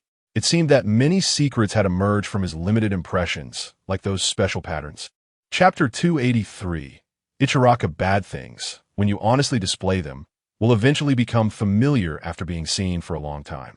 Just like the facial patterns of the Inuzuka and Noera clans, just like Jiraiya's two deep red tear marks, annoying things. Rizai rubbed his forehead, and under Sunset Hong's curious gaze, he touched the mark that had already fused with his skin. He seemed to have long gotten used to it, yet he had never forgotten. The reason for not concealing the cage bird mark was perhaps the hope that every morning when he woke up and looked in a mirror, he could see it and awaken. Yes, awaken. He did not know when. But more and more of the younger generation of the Hyuga branch family began to remove their bandages, revealing the marks on their foreheads. They also began to dare to walk the streets and communicate with people like Rizai, communicating about their past selves. Perhaps the original cage bird was meant to protect the main family brothers by sacrificing the marks they bore. It should have been an honor, but it had somehow changed over time, losing its humanity. People are truly strange beings. Rizai sniffed, irritated by the strong smell of humans drifting in front of him. Asuma and Kai, those two brats, probably didn't know how many rounds they had fought, exuding a sour smell. The two guys stood on either side of Sunset Hong, one looking towards the death forest on the left, and the other glancing towards Konoha village on the right, wearing faces that showed their unwillingness to interact. Suddenly, Sunset Hong walked a bit forward and stood next to Rizai, seemingly preparing to draw a line between herself and the two dirty boys. She looked at them with a face that seemed fed up with their masculinity. After all, they looked too dirty. Rizai sighed inwardly. It was indeed better in pairs. 3 monks have no water to drink. Let us stop practicing for today, clean up a bit, and I'll take you to eat. Really, sensei? Great. Upon hearing about free food, Kai and Sunset Hong instantly perked up. However, Asuma, who was used to being pampered, seemed still dissatisfied with Rizai's earlier arrangements. Crossing his arms and turning his face away. TCH, it's just a meal. Rizai rolled his eyes, really wanting to smack Asuma on the head. He was contemplating whether to give the brats extra training when he recalled the scene of the 5th squad finishing their first training. That year, after the White Fang team finished their first training, it was Kakashi who treated everyone to a meal. That day, it was the indifferent self that contrasted with the overly happy Shino and Hinata. Wasn't he also such a headache back then, making people want to slap him on the head? Did Sensei Kakashi think the same way? Suddenly, Rizai, who had been walking ahead of the group, chuckled self-deprecatingly. How could the patience of Konoha's White Fang be as short as his? After that moment, Rizai's heart seemed to gain much more tolerance. He looked at the young ones, young, full of energy, seemingly the same as scenes from years ago. 2 little guys bickering while walking. Slap. He slapped each of Kai and Asuma on the shoulder, impatiently saying, "Let us go. If there's food, just behave." Kai happily let out a small cheer and started to jog. Asuma scoffed, and Sunset Hong quickly followed Rizai's side. The 4 of them headed towards Konoha village. Konoha's snack street is the longest in the 5 great nations. Delicious food lined the streets before dusk, and the quality of the food was evident on the faces of the diners. These meatballs are really good. Let us get 2 skewers for sensei. Okay. Rizai glanced at the merchants along the way, pondering as he continued walking with the little ones. After passing a luxurious restaurant, Sunset Hong suddenly said, "Sensei, what kind of big meal are you planning to treat us to?" Kai quickly chimed in, Yeah, sensei. I'm so hungry I can barely move. Rizai paused for a moment. After walking so long, he realized he didn't even know what to treat the little ones to. After all, he seemed to have little experience in treating others, having mostly eaten home-cooked meals. He had been spoiled by his mother when he was young, and during his time in the hospital, Yana would often make an extra portion. As for the future, well, naturally, it would be his wise and great wife who would cook. Perhaps this body had the inherent attribute of being pampered. Rizai said with a headache, "Let us walk and see." Still walking. Gurgle. The sound of a hungry stomach complained at the right moment, seemingly expressing dissatisfaction with his unreliable teacher. Until they passed a corner store, the long line finally caught Rizai's attention. He followed the crowd to the front, where a brand new banner printed with 2 large characters, "Half price." It was those 2 words that made Rizai frown. He patted his pocket and calculated in his heart before boldly saying, "Let's South eat at this place." But we still have to wait in such a long line. Sunset Hong complained. Rizai, however, skillfully countered, "Silly girl, the more people there are, the better the food." Kai glanced at the line, leaning weakly against the wall. "Sensei, I am hungry." Rizai gently patted Kai's shoulder. "Kai, patience is also a form of training." My guy suddenly stood up straight, tears welling in his eyes. "It's not that. It's clearly because of the half price." Sunset Hong exclaimed, pointing at the large characters on the banner in protest. "Ramen discount newly opened. Half price." These enticing words instantly stopped Mike Guy's already surging tears, and he slumped to the ground. Asuma also silently complained, "What a stingy guy." While the 3 little ones were clamoring to switch to another store to let their teacher splurge, Rizai quietly walked forward. As the line gradually decreased, the busy figure in the noodle shop gradually became clearer. Splash! A long-handled ladle rose from the boiling soup pot, sending splashes of broth flying. The aroma, along with the sounds of enjoyment from the customers in front, reached Rizai, followed by a lovely voice. "Please enjoy your meal." Okay, slurp." As the customers in front sat down to enjoy their food, Rizai finally discovered that the stall wasn't just one person as he had imagined, but a man and a woman. His gaze quickly passed over the diners, looking towards the chef in the shadow. Whoosh! In that moment, Rizai was somewhat taken aback. A white apron, a red bowl. With each spoonful, the spoon, moistened by the broth, scoops up vibrant red, hot juice. Then, accompanied by white, yellow, and red scallions, peppers, and garlic, it is poured generously over the noodles without a ladle. Sizzle, steam rises from the bowl of the person in front. Nichi is hungry, and so is Kai. After waiting in line for so long, Asuma and Kurinai realize they are hungry too. The same beautiful voice rings out. "Please enjoy your meal." Then I won't be polite, slurp. Kai behind swallows hard and, not wanting to be outdone, tugs at Nichi's sleeve and says, "Teacher, let us just eat this." "Okay, I want 2 bowls."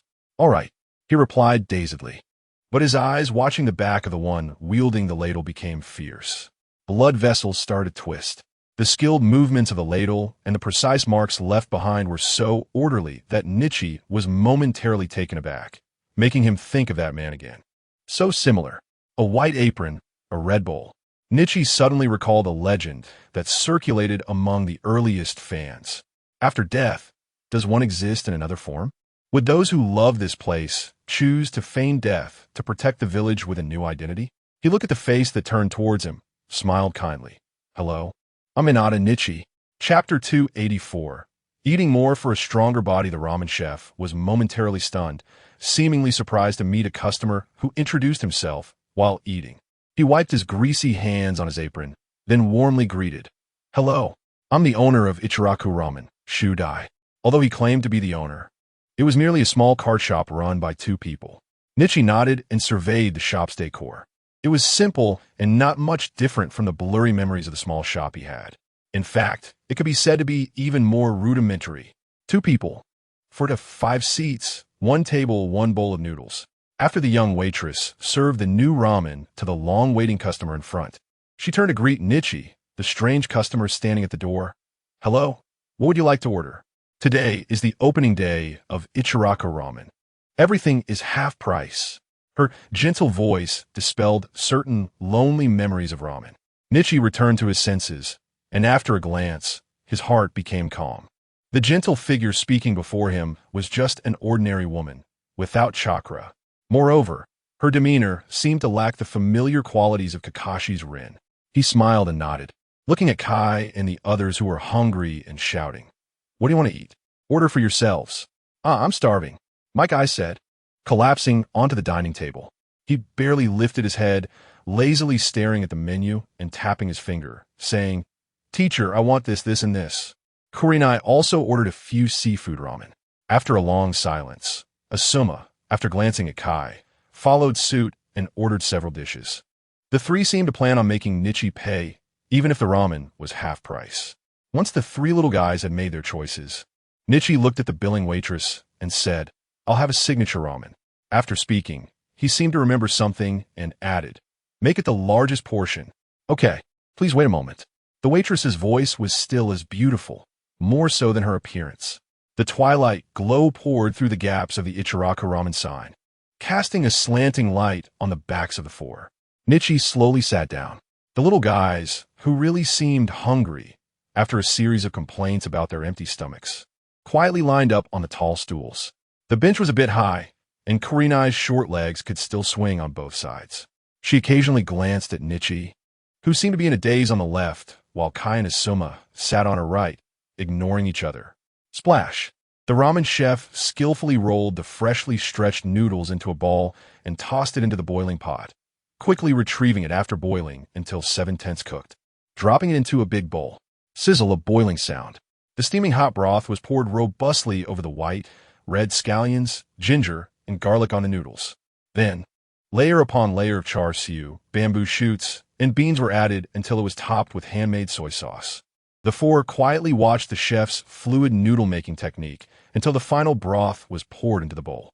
Clack, clack, clack, clack.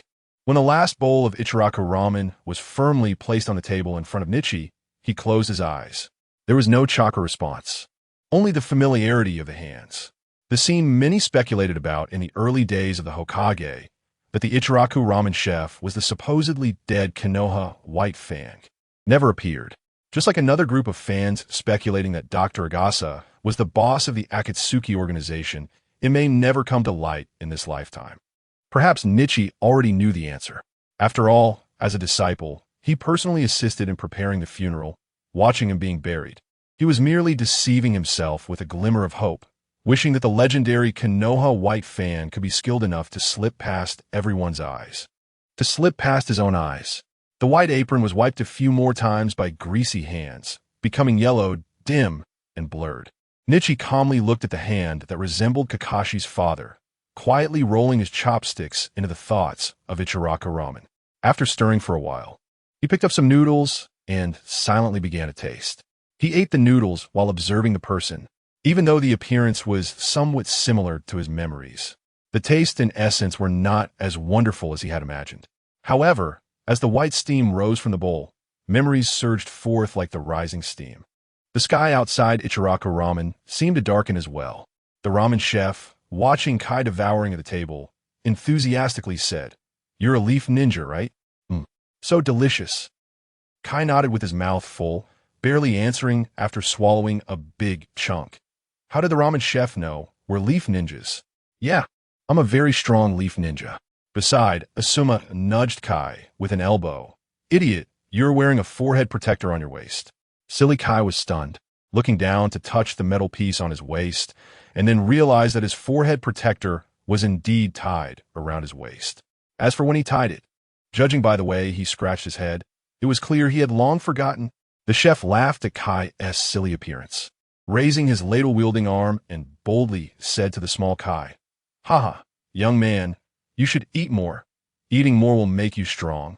Kurenai's eyes brightened as she glanced at her teacher, seemingly having thought of some clever idea, and timely chimed in, "Yes, Kai, you should eat more. Eating more will give you a better body." Kai nodded, and Asuma also nodded. Then the two spoke in unison. "You're right. Let us have another bowl." "All right." Another large ramen. The chef shouted as he started to stretch the noodles again, while Nichi rolled his eyes. Eating more naturally means paying more. He suddenly realized. No wonder Ichiraka Ramen could stand from the 3rd Hokage to the 7th in Konoha and keep growing. The master making the noodles was so good at promoting the business. How could it not prosper? The three little ones seemed to have the intention of making their teacher spend a fortune, even if it meant eating ramen at half price, stuffing their mouths eagerly.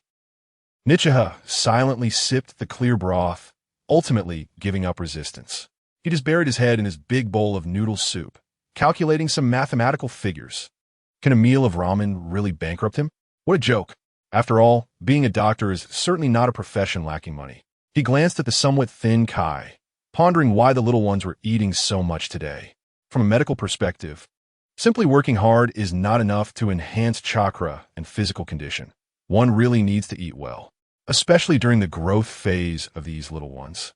It's the time to eat a lot for development. Teenage boys can eat their parents out of house and home. This is a truth that had been verified long ago. For some reason, this phrase felt so familiar to Nichiha. He chewed on its meaning, and suddenly, he instinctively looked at the noodle maker a couple more times. The other's skilled noodle-making technique and the way each strand was pulled to an even thickness. So neat. What would happen if the tool used to scoop the noodles out of the hot water were replaced with a knife? Chapter 285. The Meaning of Existence. After quietly sipping some broth, Nichiha asked the noodle maker in front of him, "Where are you from, master?" As if recalling some past. The noodle maker wiped his greasy hands on his white apron, then organized his stall and slowly said, "I am from the village of Saku." The people from the village gradually fled to other places during the war. The noodle maker paused to catch his breath, continuing to knead the dough. "There's no one in the village to eat my noodles anymore. I can only push the noodle cart with Naoko to escape the calamities of war. We moved from one new place to another, and later heard that Konoha was the most stable and prosperous, so I pushed my noodle cart and came here." As the noodle maker spoke, the freshly kneaded dough was being shaped into balls. When he mentioned Konoha, he suddenly stood up proudly and shouted, "Huh? Thankfully the business here is good. It won't be long before I can buy a new shop." However, Nichiha's gaze was completely focused on the woman referred to as Naoko, the signboard girl. He recalled, was she a woman from outside the plot? He thought about the blurry memories of Ichiraka Ramen and Konoha's commercial street, seemingly calculating where the future Ichiraka Ramen shop would be located. After analyzing for a while with still no clue, he confidently looked at the noodle maker and said, "You will have the largest ramen shop." Shaking the noodles in his hand, the noodle maker enthusiastically replied, "Huh, thank you for your kind words." Nichiha took 2 more bites of noodles, then pointed at the signboard girl, who was tidying up the tableware, and asked the noodle maker, "Is she your partner?" Upon hearing this word, the noodle maker was slightly stunned. He looked at Naoko, who was busy tidying up, and nodded in response to her warm smile. "Yes, she is my partner who came to Konoha with me." Naoko silently busied herself, and Ichiraka Ramen quietly thrived between the two. Just like a good craft paired with good service, a man partnering with a woman always yields double the results with half the effort. After finishing her meal, Yuhi Kurenai slowly put down her chopsticks, fearing that any sudden movement would cause the noodles in her stomach to spill out. Asuma also covered his mouth and struggled to swallow the last bite of noodles. Meanwhile, a satisfied Might Guy patted his little belly as if fully revived and murmured, "Teacher, I'm full, really full." Nichiha firmly knocked on his head, then looked at the 3 little ones who seemed to have taken great advantage, and hesitated but generously settled the bill. After all, a few bowls of noodles wouldn't empty his wallet. It would cost much of his private stash. The signboard girl Naoko suddenly approached warmly, skillfully pulling out 4 small coupons from her apron pocket, and said, "Welcome next time. This is a discount coupon for our store's opening. Please be sure to take it. Next time visit half price."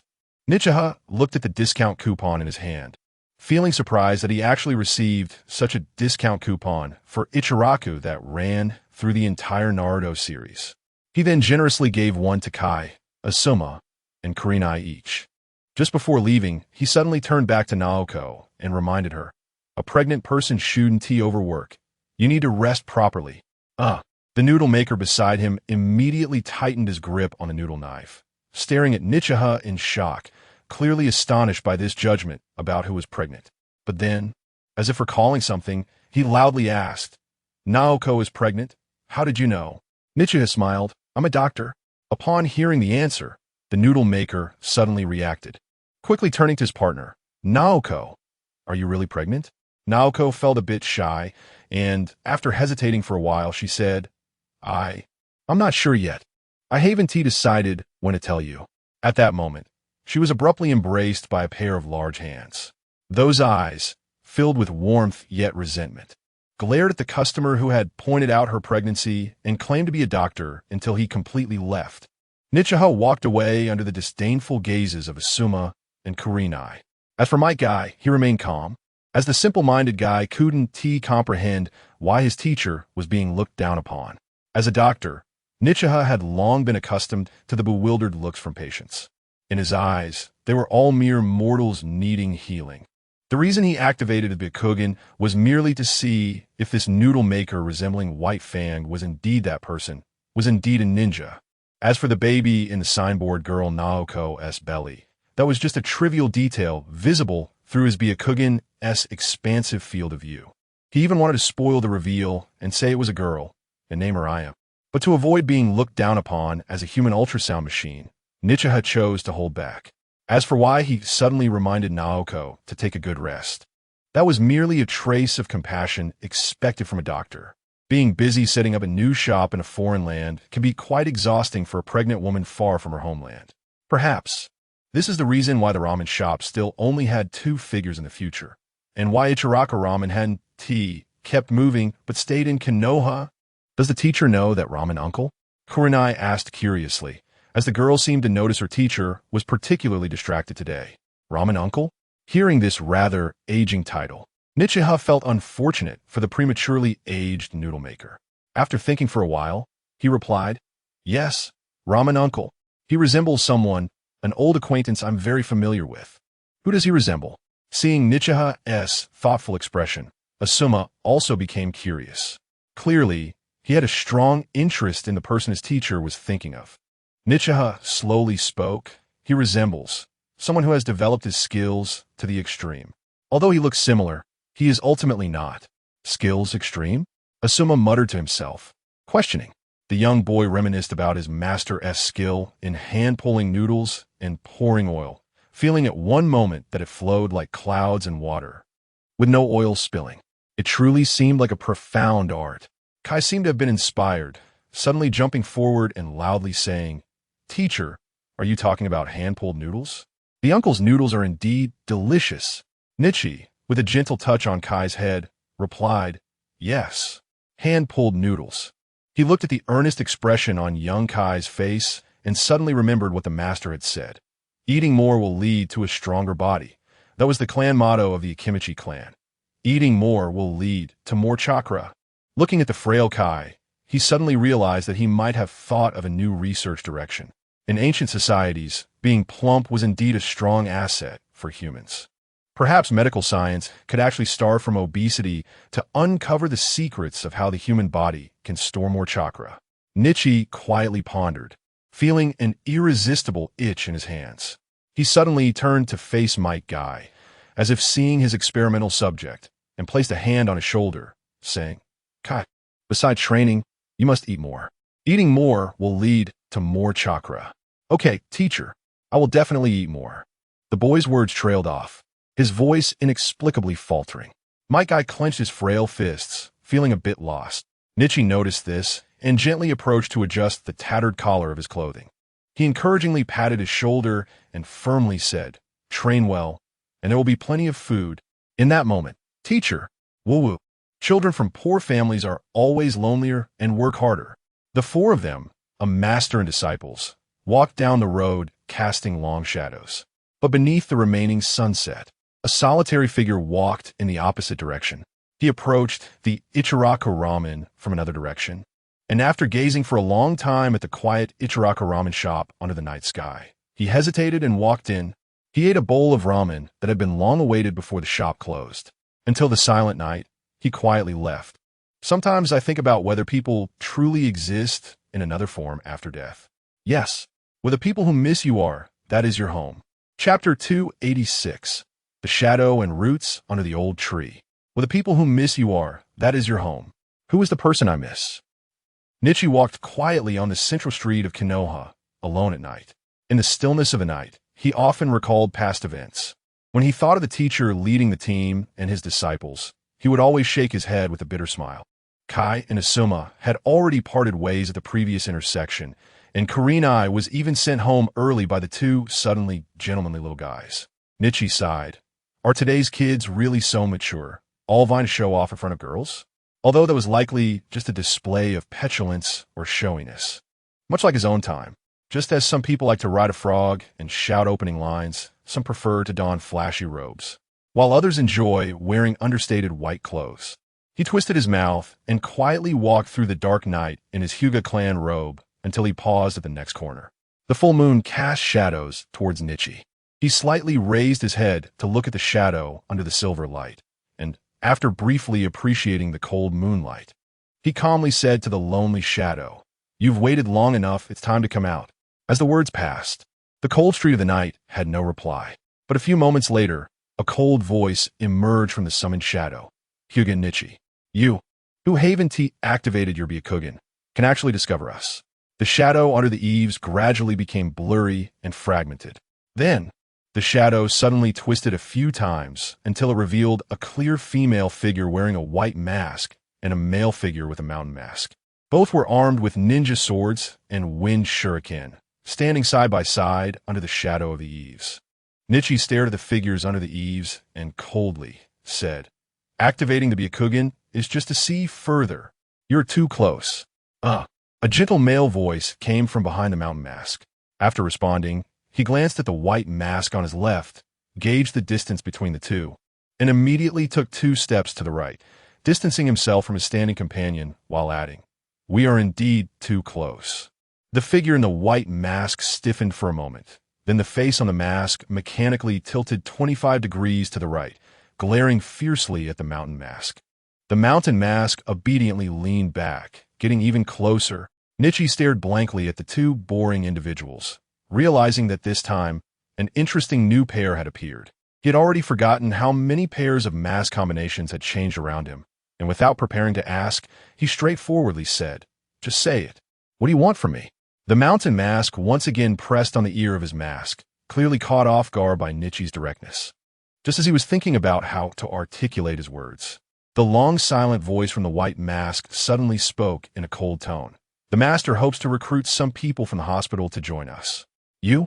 Nichi looked at the white mask coldly and said, "No need. Doctors do not participate in your dark affairs." "Is that so? Do you think we are unaware of the advanced light experiments you are conducting?"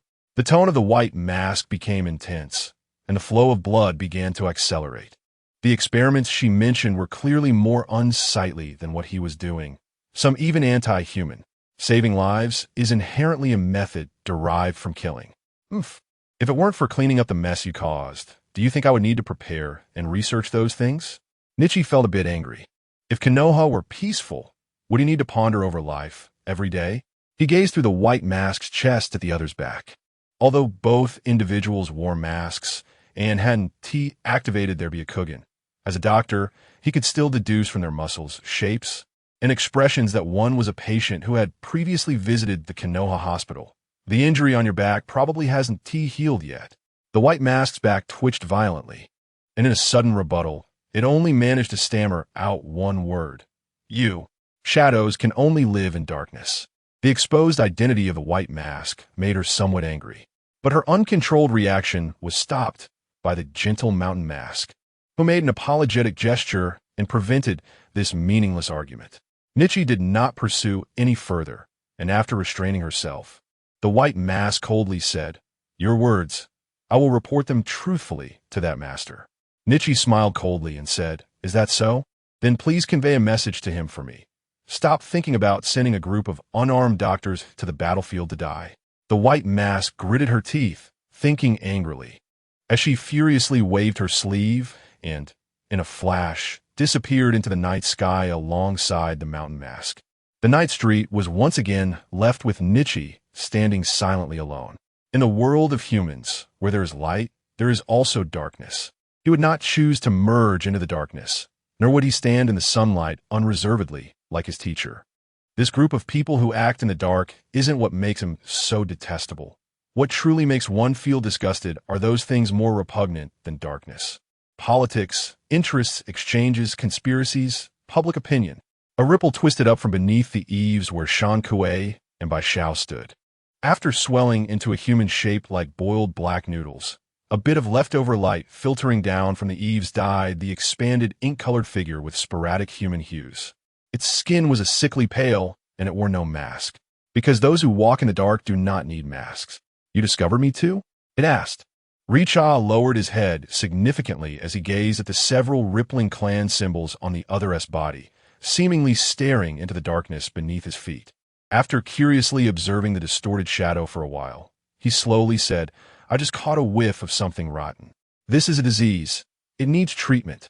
The ink figure hunched its sickly body in response to Richa's words and said with a feigned attitude, Cough, cough. Terminal illness can't be cured. After saying this, it lifted its head to look at Richa with its hollow eye sockets. If you could join us, it might be worth a try. I still prefer to stand under the shadowless lamp. Occasionally, I can bask in the moonlight. Richa thought. As for sunlight, let's skip that. The sun is always so piercing. He slowly walked forward, no longer wanting to deal with these endlessly appearing figures. The light from the street lamp cast a dim glow on him, and the ink figure followed closely behind his shadow. The voice lingered in Richa's ears. That's not easy. The adults are quite optimistic about what you're doing in the hospital and hope you can join us. The sound of a lock clicking echoed in his ears. Yet Richa's moving footsteps seemed to have not stopped. He replied in a straightforward manner. Is that so? But don't you already have better candidates? That snake seems quite eager to cooperate with you. The shadow continued to follow, flickering and distorting, as if it couldn't maintain a solid form. The voice in Richa's ears seemed to grow distant. We never think having one more friend is a bad thing. Besides, you and we are actually the same kind of people, aren't you? A silent night breeze blew by, dispersing the long shadow that trailed behind Richa. He slowly came to a stop, then looked at the old tree in the green belt beside him and said, I am different from you. Just like this big tree. It needs sunlight, rain, and nutrients. Richa's hand gently brushed over the rough trunk and bark. Although the tree trunk appeared solid, the yellowing leaves at its top revealed traces of being eaten by various insects inside. He slowly followed the insects crawling out from the holes and said, The world giving it sunlight and rain is clearly not enough. It still has to endure the winds and rains, be eaten by insects, and decay with time. After saying this, he suddenly slammed his palm against the trunk. A muffled sound erupted from the somewhat decayed trunk. A figure in the distance reacted with a start. In that instant, he seemed to hear the pitiful, squeaking cries from within and the trembling of his own heart. Perhaps, in that moment, countless lives that were lodged within the old tree dissipated. Richa removed his hand, patted the old tree's back, and slowly walked away. The yellowing leaves fell as he departed, the streetlight flickering beneath him until the distance between the two light sources became the darkest. He entered the Konoha Ninja Hospital. The shadow left behind moved its stiff limbs. It looked at the old tree ahead, contemplating how to report back. Should it say he refused, or that he didn't join either side? It looked at the old tree and suddenly understood something. After today, it could grow strong again. Chapter 286. The sun rises as usual, a new day. The sun rises as usual. Outside, the Konoha Ninja Hospital. The old tree that was infested with insects last night has sprouted new buds. Richa woke up again in the hospital dormitory, frowning as per his routine. He rubbed his forehead. After lying in the hospital for so long, it always felt like getting out of bed was akin to rising from the dead. Perhaps there was something wrong with the air here, a kind of indescribable staleness. He moved his limbs, pushed open the window. Whoosh! The fresh air purified by nature rushed in, washing away the decay and disinfectant smell that had seeped into the room. Meanwhile, outside the distant window, those large rocks seemed to have aged a bit more. Richa curled his lips and turned away from the window. As he stepped outside, he instinctively glanced at the schedule hanging on the sidewall, where today's date had two prominent words circled: training. He immediately recalled the task assigned to him by that old man a few days ago. It seemed he had already informed Kai and the others that they were coming to the Konoha Ninja Hospital this morning. Today, there would be many new faces visiting the hospital, and they all seemed very vibrant and young. Ninjas are a profession of the face. Every graduating genin must learn various essential skills before undertaking dangerous missions. Just like how the Konoha Ninja School teaches the new genin basic ninja knowledge. The ninja squads teach them teamwork, and the leading teachers need to teach their students practical combat and survival skills. However, knowing these alone is not enough to ensure survival in dangerous missions. Clearly, it cannot guarantee that ninjas will survive in a high-risk career. After all, life is fragile, and danger is omnipresent. The hospital is the last place for learning essential skills. He can teach the young ones how to maintain their lives when injured and on the brink of death. At 7:30 a.m., the fresh graduate genin began to arrive at the Konoha Ninja Hospital one after another. The young ones, guided by the white-coated nurses at the front desk, found their designated places. Once, the spacious training room for medical ninjas, led by Tsunade Senju, gradually filled with young Konoha genin. Along with them were those leading teachers who recently had no missions. For example, Minato Namikaze, whose hair was dazzling wherever he went. The young Minato sat quietly at the back row of the classroom like a repeat student. His gentle and steady demeanor often attracted the attention of the repeat female seniors seeking to gather around him. But he, like a pure rookie, casually refused all invitations with a smile while scratching his head until two female leading teachers occupied the space beside him. Minato still maintained a distance from the trio of students in front of him, observing his own three students. As long as there were no missions, as a teacher, he would always pay attention to the growth of those three students. Perhaps that is what makes them different. Before long, Yanoyu, having finished her morning tasks, arrived at the training room dressed formally. After confirming that all the students were present, she gently wrote on the course board what the young genin will be trained on today. After finishing, it was 8 a.m. Richa walked into the classroom, still heavy with morning drowsiness, and stood at the podium. Yanoyu quietly closed the training room door and stood silently to the side.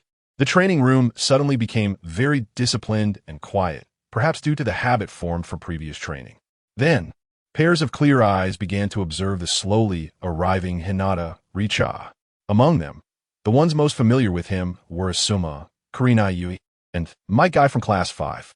Asma, sitting on the left side of the three-person table, rolled her eyes, while the two people in the middle and on the right excitedly clenched their small fists to show encouragement. Nichi stood at the podium, just like the former Tsunade, but he didn't rush to introduce himself. He merely stood straight in place for a minute. After his white gaze scanned all the students, he slowly opened his mouth and said, "Who can tell me what a qualified ninja needs to know? What does a qualified ninja need to know?" This seemed to be a question unrelated to the training content of today. Yano instinctively glanced at Lord Nichi as a reminder, and the atmosphere seemed to become a bit awkward. In the silence, the wind blew in from the window on the side wall of the classroom, bringing a hint of morning chill. A few idle birds pecked at the breadcrumbs left on the windowsill, then glanced around the quiet training room. What does a ninja need to know? This is a question that most ninjas never think about. Most of their lives are like machines, just being arranged, trained, and passively executing tasks assigned to them. Perhaps it is only when the person who originally bore a certain responsibility suddenly disappears that they realize they are missing something. Desolation. If I'd been good at tracking back then, the killer wouldn't have escaped. Regret. If someone in the team had medical ninjutsu back then, he would. In this sense, fighting is actually the simplest thing. This question also drew the attention of the instructors outside the classroom. The listening Kakashi glanced at Nichi a few more times, then meaningfully looked at Minato and Obito. Rin, as always, seemed to be coordinating them. After thinking for a while, a hand that was unwilling to be ordinary was the first to be raised. Nichi nodded to Guy, but did not rush to take his answer. He just watched as more hands gradually went up, nodding at each one. The young ninja at this age still seemed to be full of positivity about the future. They had not yet been ground down by the ninja world, still did not understand what it meant to be the first bird shot by gun, and were still full of vitality. They had not experienced war, nor had they lost hope. Having not experienced fear, they dared, even wanted, to express their thoughts and opinions. Like at that age, they longed to express their viewpoints, longing for everyone to understand them. Nichi looked at the row of little ones with raised hands with a smile that was not quite a smile. He saw that Kakashi was beside someone who seemed to be a Beto, and he stubbornly held his hand high, even poking it in front of Kakashi. He noticed that Hinata had her hand raised high and was continuously signaling him to choose her to answer. But he just smiled and nodded, skipping her eager gaze, while the little girl puffed her cheeks, until his gaze passed over many lower ninjas and stopped on a familiar memory, Hatake Kakashi. What do you think a qualified ninja needs to possess? Nichi silently asked, drawing a thoughtful glance from Minato. Kakashi frowned, seemingly thinking that he hadn't raised his hand. But as a qualified lower ninja, after being called out by the instructor, he paused but still stood up in an orderly manner. He looked at Nichi, thought for a brief moment, and then said in segments, calm thinking, strong strength, and abiding by the necessary rules. Minato's gaze towards his back furrowed. That indifferent answer didn't seem to reflect the temperament of a boy. Nichi did not nod or affirm. He moved past the still-standing Kakashi and looked at the other students below. What Hatake Kakashi said is very correct. The ninjas we know do indeed need to possess these qualities. However, I want to tell you that if it is just like this, it is still not enough. As a lower ninja who has already graduated from ninja school, I think you should know that the original ninjas were primarily a profession for killing. Once you, our ancestors, spent their lives executing missions in a cycle of killing, executing missions. Nichi did not signal for Kakashi to sit down, and the rule-abiding Kakashi did not show any dissatisfaction because of it. He just quietly listened, and the tone of each mission seemed to become heavier. The three mentions of missions made the ninjas recall their own experiences to some extent. They reminisced about past history, family, friends, and the bloody facts that had happened just a few years ago. It became gloomy. Thoughts turned cold and depressed. As Nichi's words came to a halt, the atmosphere in the training room dropped to freezing point. But his words suddenly took a turn. But now, I want to tell you, that is just the past. The perspective of the past has changed.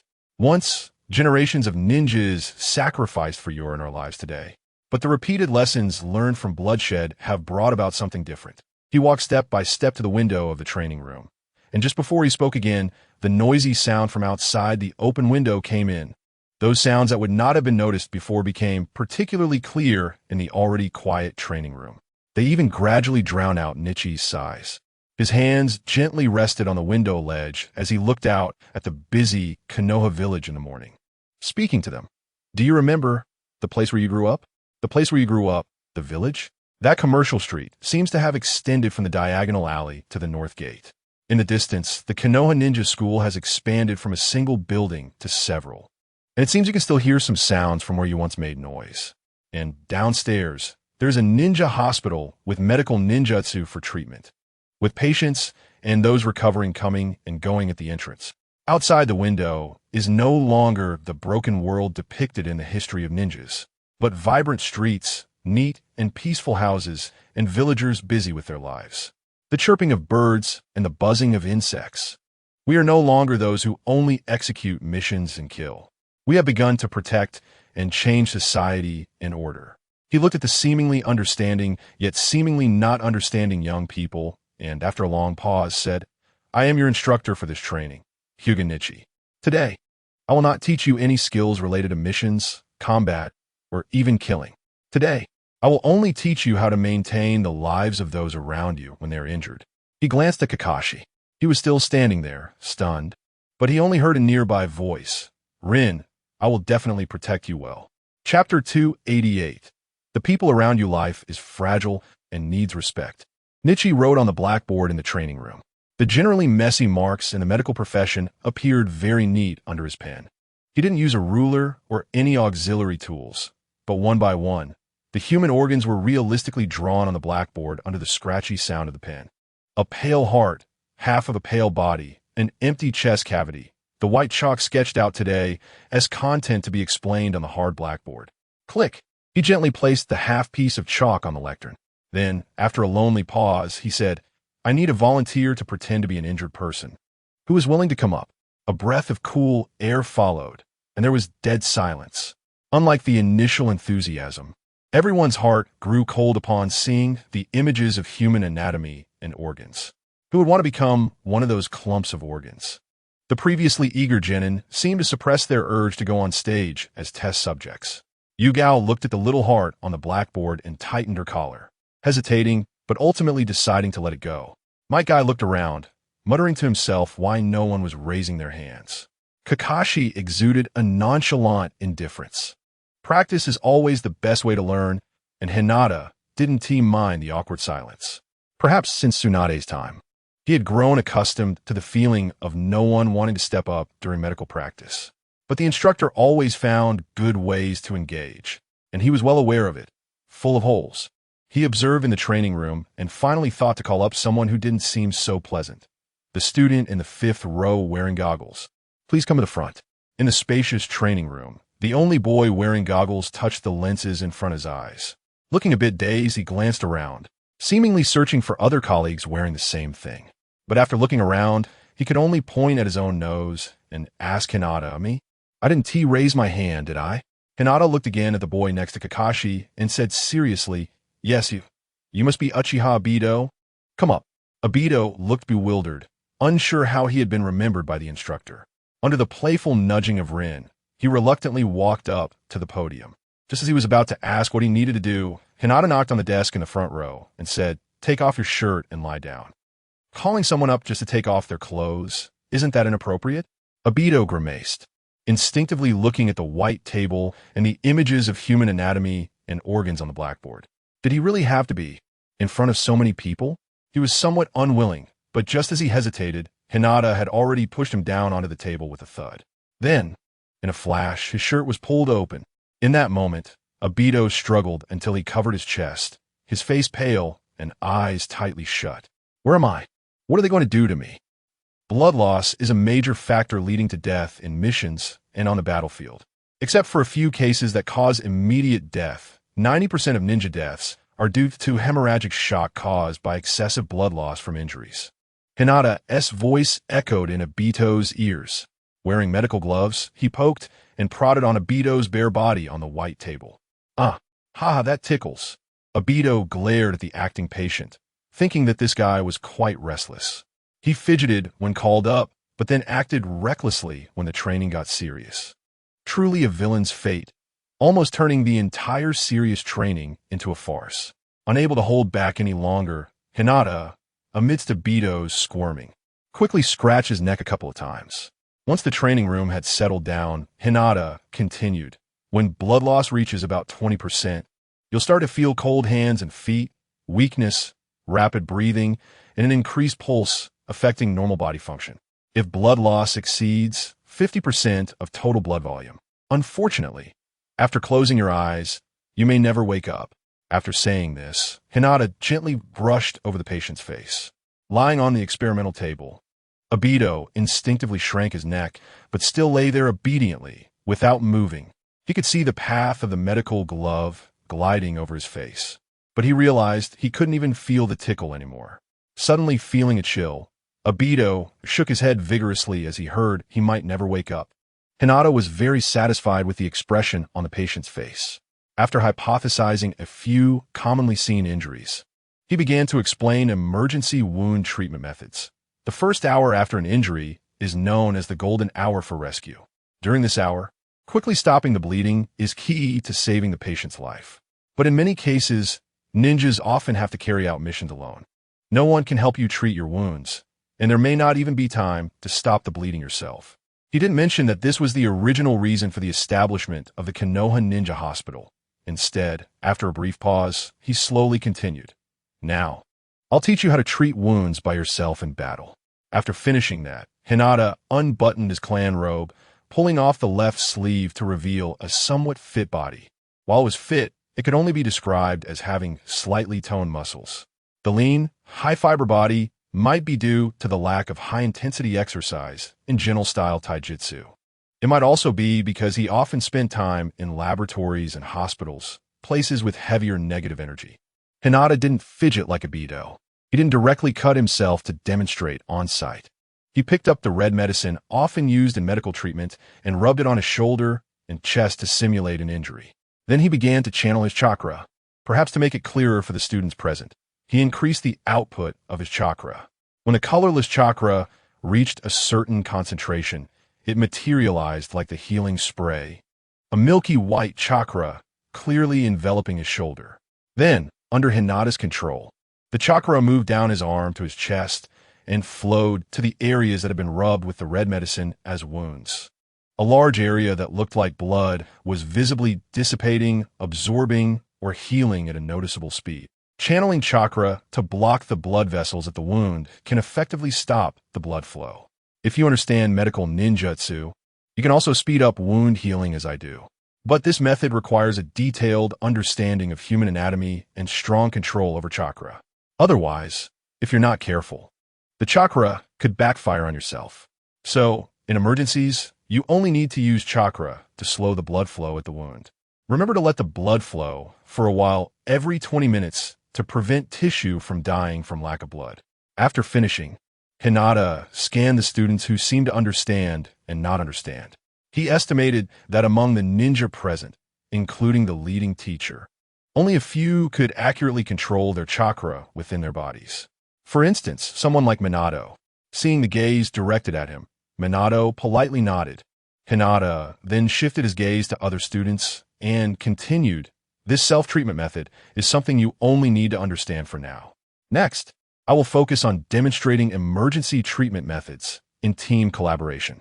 After saying that, he put his clothes back on and patted Obito's bare chest, signaling the students to look here, look here. In a team, commonly used traditional physical methods for stopping bleeding include pressure point methods, pressure bandaging, packing, and tourniquet methods. In the midst of Uchiha Obito's silent scream, Nichijou raised his arm and pressed it sequentially on the acupoints of his shoulder and neck, which had been treated with red medicine. By pressing these acupoints on the arms and shoulders, the blood circulation around the corresponding wounds can be reduced. Of course, if necessary, directly cutting off from these points could even save the injured person's life. Nichijou slid past the smooth armpit and neck, and Obito's face twitched in distortion. Then, he took the gauze that Yanoyu handed over and began to demonstrate the methods of bandaging and stuffing the holes on his body in front of him, until he casually took off those familiar goggles and wrapped them around his head. To make the demonstration more realistic, Yanoyu appropriately applied red medicine on the bandaged areas. When Nichijou's demonstration was finished, almost half of Uchiha Obito's face was wrapped like a mummy. Only one lonely right eye remained exposed from the bandages. Nichijou looked at his masterpiece and solemnly said in the sorrowful gaze of the right eye, "The demonstration of head injuries is complete. Uchiha Obito, you can step down. Next, I need a new participant to explain the treatment methods for the limbs. Who is willing to come up?" Thinking of Uchiha Obito's miserable state, a group of students hurriedly lowered their heads. Medical techniques can indeed be viewed from another perspective. The positions that constrict each major artery can certainly stop bleeding, but cutting open could also lead to continuous bleeding. The ones who understand the human body best are always doctors. Nichijou spoke eloquently in the training room. Although he didn't possess the fierce heart of Tsunade in her prime, he still displayed the cultivation of the Hyuga clan. Coupled with his continuous research into medical ninjutsu and medicine, he exuded a unique aura of a researcher. It was a different flavor from Orochimaru's eerie mystery, a kind of wisdom standing in the sunlight. He enjoyed practice, and those ninjas who were called up for practice had their arms and legs wrapped in neatly arranged bandages like mummies. The second one called up was my guy, who had one of his bouncing legs bound. He could legally do a handstand now. Kakashi Hatake had his left eye and lower face wrapped. Yuhi Kurenai covered her ears. Asuma was wrapped up in both arms. And even F. Rin couldn't fly. Even the team leader, Minato Namikaze, who was observing from the back, was fortunate enough to be called up by Nichijou and had his conspicuous blonde hair wrapped up. If we add Uchiha Obito's half-wrap head and one left eye, we could completely assemble a person's body for summoning our PQ. This bizarre and peculiar scene brought much joy to the previously somewhat oppressive classroom. However, looking at his masterpieces in the training room, Nichijou felt a bit of coldness creeping in. He glanced at the trio, sitting in a row. It was peculiar that each long table could exactly accommodate 3 people. He waited for their noisy chatter to settle down before slowly saying, "I hope you can take today's training content seriously. Don't treat it like the previous training sessions, just a pre-task, a child's play." He continued, "Maybe you think the tasks you've experienced are just some trivial games. But I want to tell you, according to the statistics from Konoha Hospital over the years, 1 in 5 of each graduating class of Genin will forever disappear from the ninja records after growing into Chunin. And during the last ninja war, 1/3 of the ninjas who disappeared were from that class.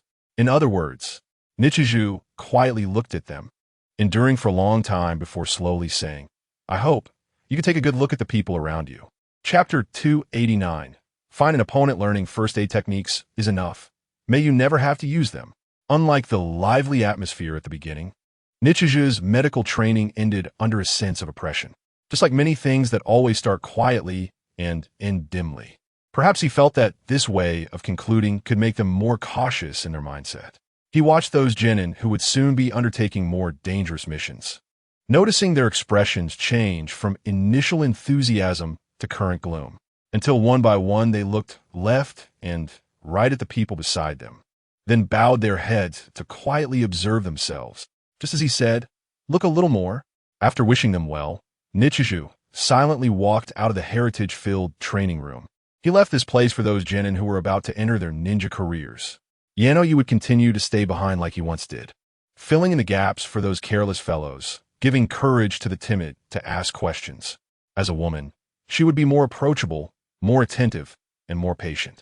She wouldn't be as hasty as Nichijou was today, nor would she suddenly drop everything like Tsunade once did. Yano would care more about the young ones. Nichijou quietly walked to the end of the corridor outside the training room, choosing a quiet spot to lean against the cold railing. If someone could hand him a cigarette at this moment, perhaps he would take one. Minato Namikaze walked out from the back door of the training room, unwrapping the bandage from his head in circles.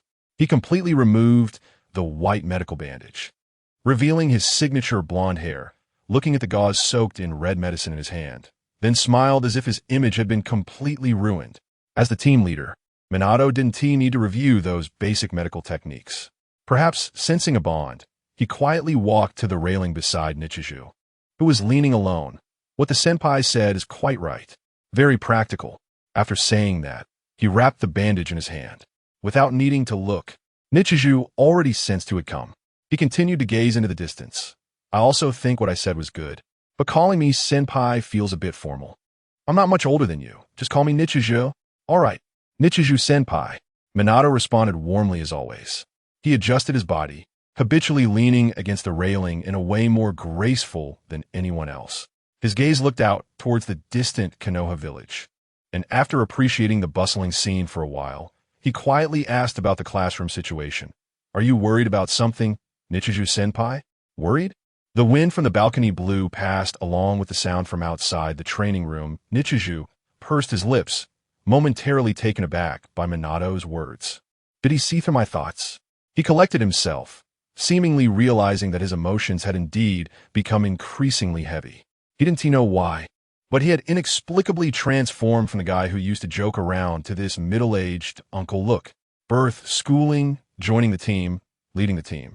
He furrowed his brows, looking at the vibrant Minato Namikaze, seeing his face, instinctively pursing his lips. It seemed he wasn't too much older than the future Golden Flash. Why did it feel like there was an entire generation gap between them? Was it because of them? Nichijou suddenly turned to look at the training room, which was once again bustling under Yano-Yu's guidance. Those lively kids. The stark contrast. His heavy classroom was bursting with vitality in Yano-Yu's hands. Female teachers were clearly much more popular than male principals. After holding back for a long time, Nichijou self-deprecatingly replied, "What a hassle." Watergate scratched his head, clearly stunned by that headless, tailless response. Just as he was pondering what trouble to think about. "Teacher," Uchiha Obito shouted as he walked over, followed closely by Kakashi Hitaki and Rin Noera. In the training room, Yamanaka Ino's explanation seemed to have ended, and a group of mischievous kids who had just been educated by Nichisaka to ponder life now rushed out of the training room like a swarm. Watergate frowned, beginning to understand Nichisaka's meaning. Trouble was coming. It was indeed quite a headache to leave the future of the ninja world to this group of hasty kids. But who hasn't he gone through this impulsive, passionate, and youthful age? So he waved his hand to signal his disciples to come over. Nichisaka also nodded to the three who followed closely behind, Guy, Kurenai Yuhi, and Asuma Saratobi. Then the two teachers heard Obito shouting to Kakashi as they walked, "Kakashi, don't always look down on me. It's just that I wrapped your hand a bit thicker." Kakashi, with a look of resignation, spread out his hand, which was wrapped like a ball of yarn, and said expressionlessly, "Is this just a bit thicker?" Rin covered her mouth and pinched the round yarn ball on Kakashi's hand, holding back her laughter as she stood between the two teammates. While unraveling the ball on Kakashi's hand, she mediated, giving off a vibe that it was all her fault. All right, you two stop arguing. I can do the bandaging from now on." "Well then, Rin's bandaging looks good." Obito quickly displayed his hand, which was wrapped like a radish, in front of Kakashi, shaking the red medicine bow on it. Suddenly, Might Guy jumped out from behind and stood between the three of Team 5. "Looks good. When it comes to bandaging, practicality is the best." Guy seemed very satisfied with his rough work. He stretched out the bandages on his hands like a crane spreading its wings, and then punched the air a few times with a huff. Due to frequently getting injured while training, Guy already knew how to wrap the bandages comfortably without affecting his movements. This led to the fact that Team 7's daily care was best done not by the girl Kurenai, but by the energetic Might Guy who jumped around all day. His showy performance immediately made the girls who followed behind unhappy. Kurenai glared unpleasantly at Might Guy, who was causing a ruckus in Team 5, quietly folding her arms behind her back. Asuma Saratobi also casually shoved one hand deep into his pants pocket, swinging his other arm while walking. Meanwhile, the outnumbered Team 5, Kakashi and Obito, looked dumbfounded at the energetic guy who jumped out, sharing a glance of mutual resentment. Where did this guy come from? Guy was still oblivious, explaining the 1,000 ways to bandage to the gentle Rin Noera. This made Nichisaka a bit worried. He stroked his chin, thinking that this foolish disciple of his had such low emotional intelligence that he would likely remain single until the future. Moreover, he had already established both a positive and negative boss at the very beginning. 6 lower ninjas, 2 classes, just like the upper, middle, and lower configurations of Nichisaka's Team 7. Watergate's Team 5 also had a sliding power configuration. However, there are always different ways to compare. At this moment, the transfer student Might Guy posed no threat to Asuma, the second generation of Hokage, other than in terms of stamina. But in Team 5, the upper-middle Uchiha Obito could at least go head-to-head with the talented Kakashi of the same generation. Moreover, as a descendant of the Uchiha clan, Obito only needed a chance to open his eyes to surpass and achieve a comeback. And among the two teams, the girls served as the lubricant. Nichisaka looked at the quiet girl standing at the center of Kakashi, Obito, and Guy. Rin from Team 5 really was quite smooth, preventing any disputes within and outside the team. He then glanced at Kurenai and his own team. Her illusion technique was indeed the best among this year's female ninjas. Smooth? After Nichisaka sparked the boys' fighting spirit, it seemed that the girl's upper hand was hard to say. This feeling made Nichisaka facepalm. He suddenly elbowed Watergate, who was casually leaning against the railing, watching everything with a smile, and said, "Watergate, what do you think about finding them some rivals?" "Rivals?" Watergate glanced at Obito and Kakashi and said, "They already have them." Nichisaka rolled his eyes, of course. He already knew that Obito and Kakashi were competitive buddies. I'm talking about outside rivals, shifting the focus to let them settle down within the team. Watergate scratched his golden hair again and nodded. "That's a good idea. But Kakashi?" Nichisaka lowered his lips, and he instantly understood what Watergate meant. It would indeed be good to find a rival, but this year's Kakashi, who broke various records, clearly had no rivals in his cohort. Even Obito from the Uchiha clan was just there to balance the team. Although at this moment he still seemed quite good. You don't need to worry about Kakashi's strength. Watergate, what do you think about Guy? Watergate followed Saka's gaze. He saw that middle school boy who was punching the air while gesturing among the other 5 kids and was immediately dumbfounded. The speed, power, and body balance of those punches were hard to commend, even among lower ninjas. So he looked back at Saka, not understanding what he was trying to express. Saka, didn't he explain, just shouted towards the center of the group where Might Guy stood. Guy, did you forget something? Standing at attention, Might Guy immediately ran to Saka's side and said, Teacher, I haven't forgotten today as training. This is a hospital with many patients. Saka shook his head, correcting his viewpoint. Guy, don't worry about scaring the patients. This is a ninja hospital. I think many injured patients would hope to recover soon and train as soon as possible. Teacher Might Guy suddenly realized. The ninjas in this ninja hospital were all injured on missions. Those stronger than him had been injured on missions, and here he was, leisurely chatting before going on a mission. Youth wasted another day by himself. Guy was immediately ready to rush downstairs to train around Konoha Hospital, but was suddenly called back by Saka. Guy, had you met Kakashi? Uh-huh. Might Guy nodded vigorously, clenching his fists. He looked at Kakashi, who was with Kurenai and Asuma. That was a genius of his age. How could this transfer student not have been compared to him? Saka continued. This is the leader of Team 5, Kakashi Hitaki, Watergate. We both agreed earlier that from now on, you will be Kakashi's rival in Team 7. Watergate, who had been set up, looked innocent, as if he hadn't made such a decision. But seeing Might Guy's sincere gaze, he could only awkwardly nod and say, Yes, Guy will be Kakashi's rival from now on. Work hard. In that moment, he really felt like patting this simple, foolish kid on the head. Teacher, 555. Might Guy looked at the 2 team leaders of Team 5 and Team 7 like he was gazing at the rising sun, shouted that he would definitely work hard, and began his training with tears in his eyes. The morning sun began to grow scorching hot as Wave Wind Watergate watched the hurried tail flame in Konoha Hospital for a long time. After nodding, he suddenly said to Nakaira, Senior is a good teacher. Nakaira also looked at Might Guy, who was sweating profusely in the distance, and said, Watergate, don't think I'm just helping Guy find a goal to strive for. After speaking, he looked at Kakashi, who was still surrounding Lin with Obito, along with other lower ninjas, and asked meaningfully, Have you heard of the story of the tortoise and the hare? Tortoise? Hare. Wave Wind Watergate pondered these 2 words. But it seemed that the world did not have the story of the tortoise and the hare, as Nakaira mentioned. He looked at Might Guy, who had already run off like the wind, and nodded. He really runs fast. Nakaira rolled his Byakugan eyes and looked at Watergate, who was enjoying watching the little ones. The future Golden Flash also has unserious moments. He thought to himself that with Wave Wind Watergate's temperament, it didn't seem like he meant to mock Guy. If calculated from a ninja's perspective, Might Guy had indeed already run ahead of everyone else. Just as he had always said, there are 2 types of geniuses.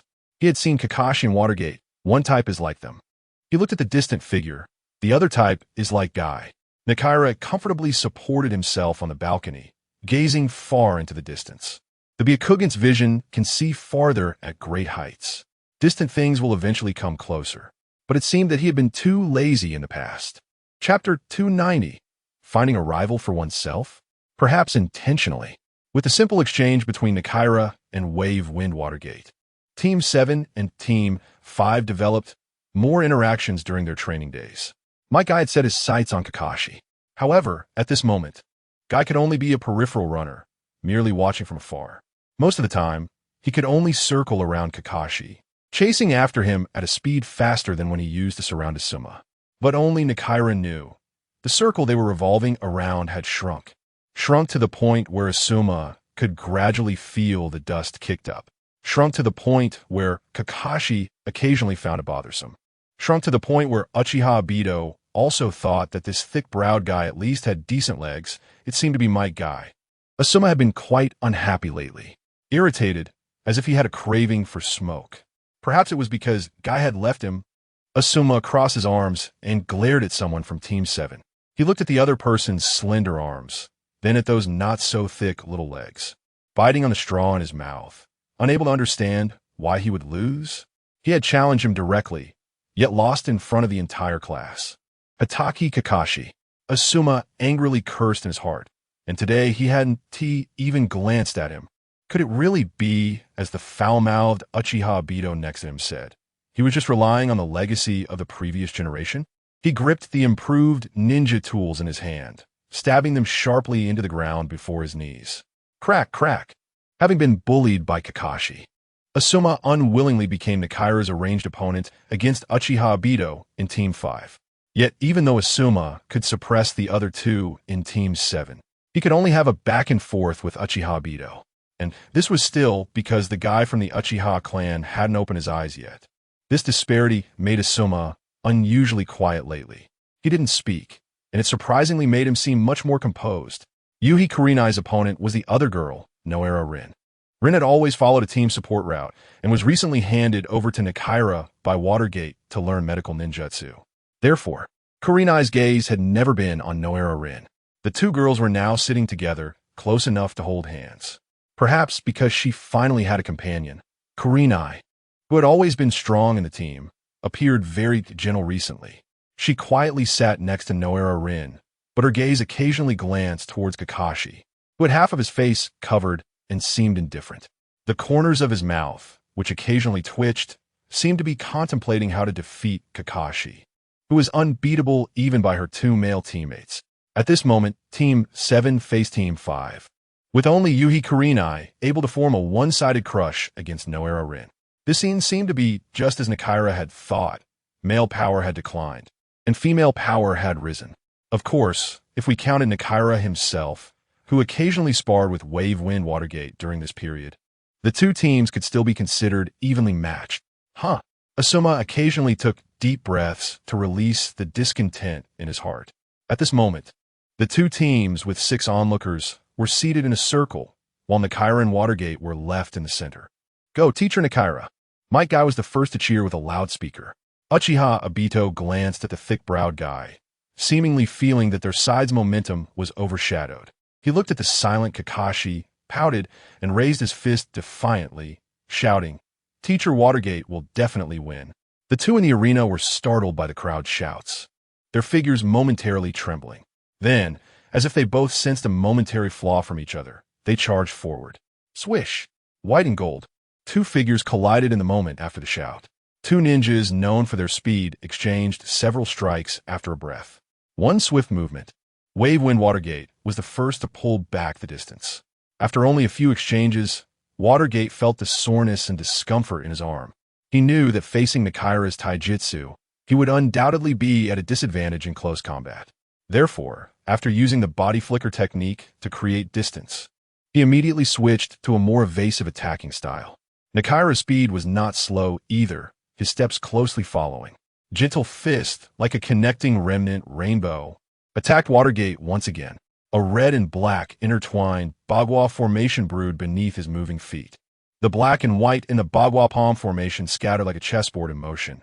Black pieces and white pieces, black pieces and white pieces densely thrown out. The domain was taking shape, enveloping the already predetermined position. Yuhi Kurenai stared at the two teachers who hardly used Jinjutsu, her face filled with displeasure. Why do they get to spar without using Jinjutsu? As a Jinjutsu ninja, Kurenai felt quite frustrated. Among the 3 ninja techniques, Jinjutsu was the most bizarre, yet it had the poorest expressiveness in reality. Illusions always determined the victor after a moment of stagnation between both parties, making it unsuitable for demonstration and sparring. But these two handsome teachers, surely they wouldn't never use it? Kurenai grumbled in her heart.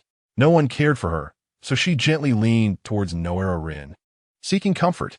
Rin, who had her hand held, was anxiously watching the gradually unfolding residual marks in the arena, completely unaware. Rin seemed to be hesitating on whom to support. After all, one was her lead teacher, teaching her ninjutsu, and the other was currently learning medical ninjutsu from her. What a difficult situation. Go for it. Finally, the troubled Rin decided to shout in an ambiguous tone, but from the golden glow spreading in her gaze, it seemed to reveal who her most sincere support was for. Kakashi looked at the two girls holding hands in confusion. After frowning, he began to focus on Akira and Watergate's movements, contemplating how to defeat them in one move. Asuma was still digging the ground in front of his knees with his improved ninja tools. When the two teachers engaged in a fierce battle, he occasionally stabbed the ground with the two ninja tools. It seemed that both Nakira and Watergate had their loyal and not-so-loyal fans. No matter the approval rating, only one person can emerge victorious. Minato Namikaze once again flashed out from the nearly completed Bagua field of the sun's shadow. In a moment when more shadows were enveloping him from all directions, he fragmented and left the attack range of the sun's shadow. Minato instantaneously appeared at the edge of the circle in front of Guy and Obito, who were shouting. The two enthusiastic eyes were startled, just as they were about to see the figure in front of them, In, Cho, and Hai. A shuriken that had not yet transformed into a trident was thrown out. Minato put his hands together, stacked his palms, formed seals, and the shadow that flew out instantly transformed into 10.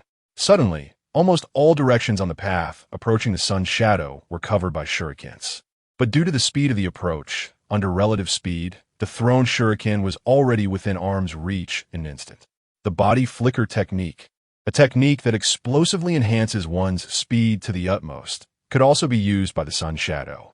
But to do it like Minato, where after the body flicker ended, the body could return to normal and initiate an attack, obviously requires talent. This time, Minato's body flicker technique was faster than the last time. The sun's shadow analyzed the experiences from past sparring and the momentary speed just now. This time, he had only set up 7 palms of Bagua, and Minato had already left the attack range. Last time, it was 11 palms. He knew that Minato had improved again. Facing the shuriken that was almost in front of him, the sun's shadow did not retreat or stop to defend. The distance between a body technique ninja and their opponent determines the key to victory or defeat. Moreover, he did not want to take on the opponent's various ninjutsu head-on. Buzz. The shuriken flying in the air seemed to slow down in an instant. The shuriken that was piercing towards the sun's shadow appeared to encounter some kind of resistance at a distance of more than 3 feet. To be precise, it was a centrifugal force pulled by chakra. Returning heaven from the inside out, the sun's shadow's chakra rotated in its maximum extended form around him, abandoning defense. The returning heaven covered the entire area within the circles of the 6 little guys. The circular chakra entity shield at this moment transformed into a thin chakra flow, which, in an offensive manner, withdrew lines like a diffusing eye of a storm. The strongest defense can also be used for offense. Minato, standing in front of Guy and Obito, felt the force pulling at his collar. The density of chakra in the air in front of him seemed uneven as well. Such a scene made the ninjutsu performed within this range unstable. Minato estimated the range of the sun's shadow's technique and the trajectory of the returning shuriken. After a moment of fragmented distortion, his figure appeared far outside the circle. With a rustle, more than 10 shurikens that had been thrown back flew over the heads of the little guys. Having not seen any jinjutsu, Yugao Harino leaned helplessly against Rin's shoulder, seemingly startled and shrinking her neck. Rin used medical ninjutsu to comfort her. Outside the circle, after stopping his movements, Minato formed a reconciliation seal and lazily said while walking over, "I lost. Let's call it a day, senior sun's shadow." All right. After the sun's shadow finished speaking, he also formed seals and stopped, then walked to the edge of the circle, sitting down between Yugao and Guy. Yugao turned her face away unhappily and squeezed closer to Lin. The circular grassy area initially formed by the 6 onlookers was now neatly cut into a circular earthen ground by the sun's shadow's air dance. Sitting down, the sun's shadow looked at Minato, who was also sitting opposite him, but did not show much joy or happiness after the victory. This was not the first time he had sparred with Minato. The results of their sparring during this time had always ended peacefully after Minato distanced himself from the center of battle. One strikes and retreats, while the other always stands firm with a shield at a distance of 3 feet. The sparring between the two was like a speed-focused assassin facing a thorny warrior. Of course, the sun's shadow also had healing. It is almost impossible for an assassin to defeat a paladin wearing a spiked armor in a battle where neither side gets injured. In such encounters, as long as they don't bring out their real strength, it would superficially appear that the sun's shadow was winning. But the sun's shadow knew very well that Minato had not yet reached his best. The thrown kunai did not resemble a trident. Speed can only counter speed. The various forms of returning heaven can indeed be both offensive and defensive, but if Minato already knows how to use Flying Thunder God, then perhaps the position where he appears with body flicker should be at the center of air dance. Just like the center of a typhoon is the calmest. The defensive returning heaven and the offensive air dance center are both the calmest. As long as one can body flicker inside, the sparring could yield a different outcome. Minato obviously still needed a year or two to grow and surpass. By then, would he be outshone by the other party? The sun's shadow thought. But no matter what, at least he could still bully the future Golden Flash for 2 more years. He smiled helplessly. Facing such a genius, it really felt overwhelming. But just as he had found Kakashi and Obito as both the positive and negative counterparts for Guy, Asuma, and Yugao, when playing the role of a sparring partner for Minato, he was also, in a way, measuring his own temperament against the future 4th Hokage. Was he not also finding himself an opponent? The teacher's victory ultimately preserved a bit of pride for Team 7, which was at a disadvantage in the class ranking. However, Asuma was not interested. His gaze did not sweep over his current opponent. Instead, he was poking the ground with his ninja tools at Obito's earth. Guy pumped himself up, then looked over at Kakashi and Obito, who had been calling him for a long time. Deep down, he seemed to think, my guy cannot beat you now. But at least my teacher is stronger than your teachers. One day, clap. The sun's shadow encouragedly patted Guy's shoulder, who was happy about his victory. Then he looked at Guy with a meaningful expression, as if to say, from now on, it's up to you. He then gestured towards Minato and pushed Guy out. Suddenly, standing alone in the circle, Guy seemed to look down on everyone. He stood and looked around at those present, filled with fighting spirit. Kakashi lazily got up. Guy immediately felt a tremendous pressure. Chapter 291. Obito's brother after a loud bang. Guy was knocked to the ground. 5 kills. My Guy had lost to Kakashi 5 times in a row. After winning, Kakashi sat back down after forming a reconciliation seal, while Guy walked back to the sun's shadow's side like a wilted eggplant, sitting down alone. The sun's shadow saw the result he already knew again, feeling a bit helpless inside, but he could only give Guy's drooping shoulder a heavy pat and use the words he had thought of. Not bad. Guy has improved, lasting 2 more minutes than last time. My Guy looked up at the sun's shadow. Really? Sensei? Of course. 2 minutes and 31 seconds longer than last time. The sun's shadow said seriously, and after speaking, he showed Guy the watch on his wrist that had already been stopped. But he did not expect that the silly boy would actually grab his wristwatch to check the number of rotations. This made the sun's shadow feel a bit relieved. Luckily, he really had learned to time like his former teacher, and it turned out that keeping track of time was useful. At least now, it seemed like he could fool his silly disciple. He smiled, rubbed the head of the silly Guy with his watch-bearing left hand, then patted his shoulder encouragingly and said, Guy, you need to work harder in your training from now on, striving to surpass Kakashi as soon as possible. 5 minutes and 37 seconds. My Guy silently counted the time he had managed to persist on the stopwatch. Teacher, I will definitely work hard. Surpass myself? Kakashi looked at his student, Rin, sitting across from him and the seemingly revitalized Might Guy, and couldn't help but furrow his brows. He didn't know why, but every time he saw the duo across from him, he felt a strange discomfort in his heart. There was always some resistance, a desire to leave, to distance himself. That repeat student S performance was clearly poor, but why? Bang! Just as Kakashi was lost in thought, someone slapped his shoulder heavily. However, the encouragement was not as strong as Rin's slap, but it was no longer as light as it used to be. Minato Namikaze looked at Kakashi, who seemed to be in deep thought, and said with a sunny smile, Kakashi, you should also work hard. You can't let Guy catch up to you. After a moment of thought, Kakashi rarely smiled back. I won't, sensei. Rin looked at Minato, who suddenly seemed to be pumped up, and shrugged his shoulders in silence. Minato, don't always cheer Kakashi while I'm trying to motivate Guy. Sometimes ease up, flirt a bit, take a break. Minato shook his head from afar. No way rejected. Feeling that his communication had seemingly fallen through, Rin felt a bit helpless. It's not that he's afraid of a genius being stronger than him. He is afraid that the genius will also work hard when he tries. He could only encourage Might Guy, hoping he could strive even harder than in the story. He didn't know when Guy would be qualified to fight Kakashi in the future, even if it was a 51-50. He supported Guy's shoulder, and he actually wanted to see that. Then Obito Uchiha proactively stepped into the arena, and Asuma also got up, striding forward, casually grabbing two specially made ninja tools stuck in the ground. Whoosh, two gusts of wind whizzed by, dual-wielding. The two short, 1-foot-long flying blades instantly ignited, startling Obito, Kakashi, and everyone else.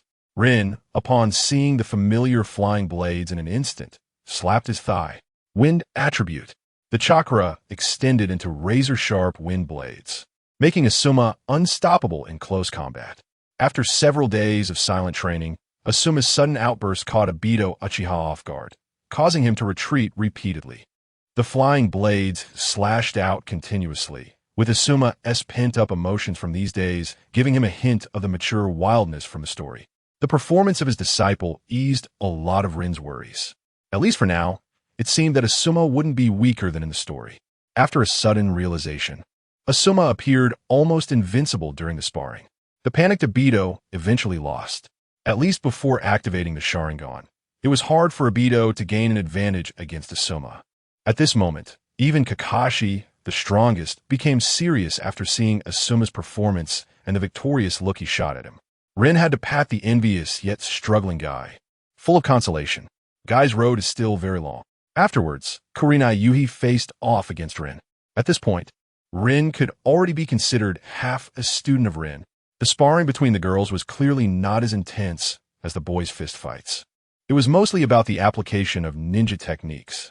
However, Rin had previously requested Kurenai not to use Genjutsu from a distance during the battle.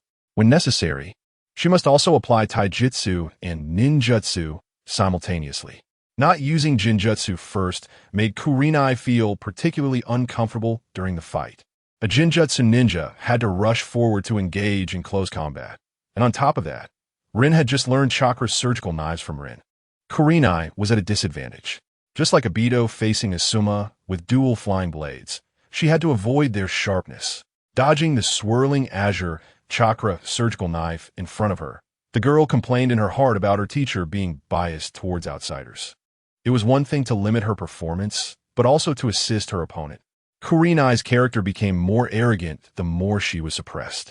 In close combat, Kurenai, who was forced to avoid using Genjutsu, suddenly used the rarely employed Index Genjutsu, a beginner-level technique that could only be called a trick. In an instant, her visual confusion changed her position in Rin's eyes, and at the cost of receiving a light injury, she touched Rin's neck. Rin felt a gentle touch on her neck, and then saw Kurenai in a daze in front of her. Kurenai blew on her fingers, which she had brought together, seemingly thinking that her teacher-esque pose was quite cool. She smirked at Rin, declaring her victory. Rin nodded in satisfaction. However, ever since he did that thing with HyugaHizashi, he dared not bring his index and middle fingers near his lips anymore. He was very happy that Kurenai's Genjutsu was no longer like before, throwing techniques one after another. Genjutsu was never about being stronger with a larger range. As a trick, once someone was prepared, Genjutsu was very hard to work. On the contrary, Kurenai's small-scale deception and visual confusion in this battle made it even more difficult to guard against. After all, anything false cannot become real. Kurenai's lips curled up high, and then she plopped down in Class 5. Rin smiled, no longer addressing Kurenai, who was sulking. The performance of the disciples today was what Rin and Minato wanted to see. The mutual practice between the two teams during this period was clearly progressing faster than solitary training. Moreover, the sparring between the two also benefited Rin and Minato greatly. He glanced at Minato and nodded. He understood that Minato definitely thought the same way. Strong people are always lonely. What should highlight him should not be the number of 50 ninjas, but at least another strong person. At this moment, it was difficult to find anyone who could compete with the Golden Flash, even among the strongest in the ninja world. With family backgrounds like HyugaHizashi and Uchiha Fugaku, it was hard to interact with them individually, and the current Ino Shikicho trio of Konoha might only be able to. After exchanging some combat insights, Class 5 and Class 7 finally finished their training. Until they disbanded at dusk, Konoha, which had been quiet for years, still seemed very calm and peaceful. Because it was on the way, Rin always walked a short distance with a few kids after training was over. Konoha's architectural layout is very orderly, with a main road leading straight to Hokage Mountain, extending into countless small streets.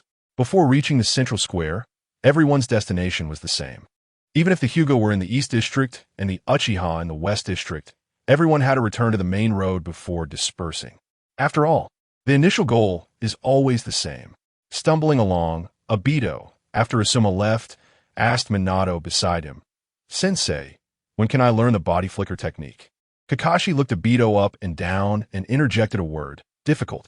Obito immediately scrunched his face, angrily complaining to Kakashi, who was blocked by Rin. "You jinx. Doesn't it feel bad not to discourage people?" Minato smiled wryly, glancing at the much quieter Class 7. He looked at his three entangled disciples, scratching the back of his head to ease the situation. "By the time your body replacement technique can be used accurately, it should be no problem." "Oh." Obito nodded helplessly. The body replacement technique, which involves spatial positioning, is the hardest to use accurately, always having errors and delays. To be precise, one must possess a very strong spatial perception talent. This made Obito feel a bit disheartened. "All right, teacher, I will definitely work hard. Just wait for Kakashi to eat dust." Kakashi waved his hand behind him and walked towards the fork in the road leading to the Hitaki household. As he suddenly looked in the direction Kakashi was going, he felt that the small figure seemed somewhat familiar for a moment. He thought about the still active Team 5 after the dissolution, and how lively Minato and the others were with their work-rest balance, which was clearly much more vibrant than his own silent training in Team 7. Uchiha Obito was quite lively, no less than the former Senjuro tree. It's just that one was foolishly passionate, while the other was overly impulsive. Sunlight glanced instinctively at the restless mite guy beside him, who had surprisingly been quiet these days. It was then he realized that guy was actually just dazed, spending most of his time training and not talking much. Minato seemed to have an appointment and waved goodbye. Kurenai and Guy also waved to say their goodbyes at the next intersection. The central square was always the liveliest place in Konoha, but also a place of dispersal. After all, it provided direct access to almost every place in Konoha: Hokage Mountain, the shopping street, the fallen Senju, the ever-vigilant Uchiha, various clans, and the Konoha Ninja Hospital. As he was surveying the crowd, a child's voice came from the west side of the square. In the distance, a boy with a ninja tool bag was shouting and running towards them. "Obito and I." Sunlight instinctively frowned. How many people could call Uchiha Obito brother? Following the voice, he saw a child with the Uchiha emblem running towards him. Two boys with the same black hair collided not far in front of him. "Shursui, why aren't you going home after school?" Uchiha Obito patted the small head that bumped into him, ruffling the boy's reluctant middle part. "It's a bit dull in the clan, so I played with my classmates, and it just so happens I can go home with Obito and I. All right, but next time, don't play too much and make me take the blame. I don't want them to scold you. After saying that, Obito took the hand of Shursui, who was half a head shorter than him. Sunlight quietly listened from the side. A child unwilling to stay in the Uchiha clan, Uchiha Shursui. That family, which made people feel alert from afar, was indeed not a place filled with light that children liked. He looked at the two boys. For some reason, facing these two little Uchiha, he suddenly felt a sense of nostalgia for their family. It seemed like it had been a long time since he last visited.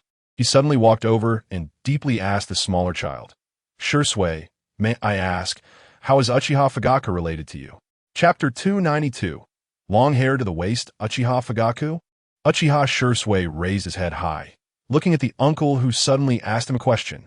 He thought for a moment, and his delicate brows furrowed a lot. He was no longer so happy. Sunlight could see the boy's momentary displeasure towards him from Shursui's clear eyes. Did he blame himself for being rude? For not introducing himself? A child who was unusually sensitive to people's hearts. Could that clear gaze see his deep-seated prejudices against the Uchiha? Sunlight reigned in his thoughts, and a friendly smile gradually appeared on his face. He tried his best to make himself seem amiable and approachable. Little Shursui's brows seemed to furrow even lower. He increasingly disliked this uncle who was trying to disguise himself. After thinking for a moment, Shui gave this uncle a big thumbs down in his heart. Bad person. Uchiha Obito noticed Shui's suddenly silent expression and quickly nudged him with his elbow, seemingly indicating that the child shouldn't be so rude. Shui, this is the team leader of Team 7. He is also my training teacher for first aid classes. Oh, Shui thought about Obito's meaning, waited in his heart, and then replied indifferently. He should be my uncle. Yes, uncle. A distant uncle. Obito hurriedly explained for the indifferent Shui. Should? Distant. Sunlight understood the implication. The Uchiha clan, just like the Hyuga clan, meant that all clan members could be considered relatives. It's just that within the inescapable familial ties overshadowed by the clan, there are distant and even more distant relatives. From a not-so-respectful tone of Obito and Shui, Sunlight heard their distance towards this distant relative, and that Uchiha Fugaku had not yet become the clan leader. This made him feel somewhat relieved. As one of the few noble families in Konoha, no matter how much they secretly competed against each other, such a significant event as the ascension of a new clan leader would inevitably be announced grandly, both to showcase their own existence and the grandeur of a century-old family. Time seemed to have become more pressing. Sunlight looked at the two Uchiha in front of him with some emotion. Calculating the time, Obito had actually become a genin, and Shui seemed close to graduating from the ninja school. So how far could Itachi, who inherited Shui's will, be? Suddenly, Sunlight's expression changed. Looking grim, it seemed he hadn't visited the Uchiha in a while, and she couldn't wait much longer. Sunlight stood alone in the central square of Konoha, accompanied by two destined boys and the bustling crowd. He remained silent for a long time until the still youthful Shui grew somewhat impatient and wanted to pull Uchiha Obito away. When he finally introduced himself, Shui. My name is HyugaHizashi, and I'm a friend of Obito-sensei. It's been a long time since I visited the Uchiha, and I suddenly wanted to take a look on the way. Can you take me there? In that moment, Uchiha Obito looked at Shui with some confusion. He couldn't understand why if teacher Hinata wanted to go to the Uchiha, he didn't ask himself? Shui's eyes wanted to refuse, but for some reason, he saw sincerity in the eyes of the hypocritical uncle in front of him. Was he really sincere this time? He thought, hesitated, curiously considered, and finally made up his mind to obediently say, Okay, Uncle Hinata. Uncle. Sunlight frowned. Shouldn't you call me brother? He noticed that Shui, who was already at his waist, suddenly counted his age. 1 year, 2 years. A teenager, in the blink of an eye, this life had already passed 20-something years. And it was once again the age to pair up. Was he considered single now? Sunlight rubbed his chin, pondering as he followed behind Shui, who was pulling Uchiha Obito home. He looked like a little adult, tugging at his older brother who should have led the way but was dawdling. On his way back to the Uchiha, his heart seemed no longer to consciously avoid it as before. This time, he even felt a bit of anticipation throughout the journey. Sunlight silently followed behind the two, only occasionally hearing Shui shout to hurry up and Obito shout to slow down, until they saw the Uchiha clan's gate again. He stopped in his tracks. Before him stood the familiar, heavily guarded Uchiha gate. The two competent Uchiha guards stood there solemnly, looking even more serious, orderly, and responsible than the two guards at Konoha's main gate. Sunlight stood in place, watching the two still tugging at each other, and said, You two go home. I want to go in. Little Shui turned around curiously and asked, Why? Don't you want to go in? Sunlight smiled and just patted the dust off his shoulder, tidying up his messy middle part. The older Uchiha Obito seemed to understand something. He tugged on Shizuki's arm, and after greeting Nakaira, he led her, as if still lost in thought, through the deep entrance of his home. The world inside and outside the door seemed to be instantly separated. Nakaira stood on the opposite side of the street, quietly watching them enter the Uchiha clan. He could see parts of the buildings from the imposing entrance. Unlike the ancient and open style of the Hyuga clan, the architecture of the Uchiha family was closer to the flamboyant cultural style found in Japanese native mythology. Dark houses with sharply defined eaves, reminiscent of the distortions in the tale of Genji, yet strikingly different. The thick black walls were unwelcoming to outsiders who were different from themselves, especially someone like Nikaira with his plain white eyes.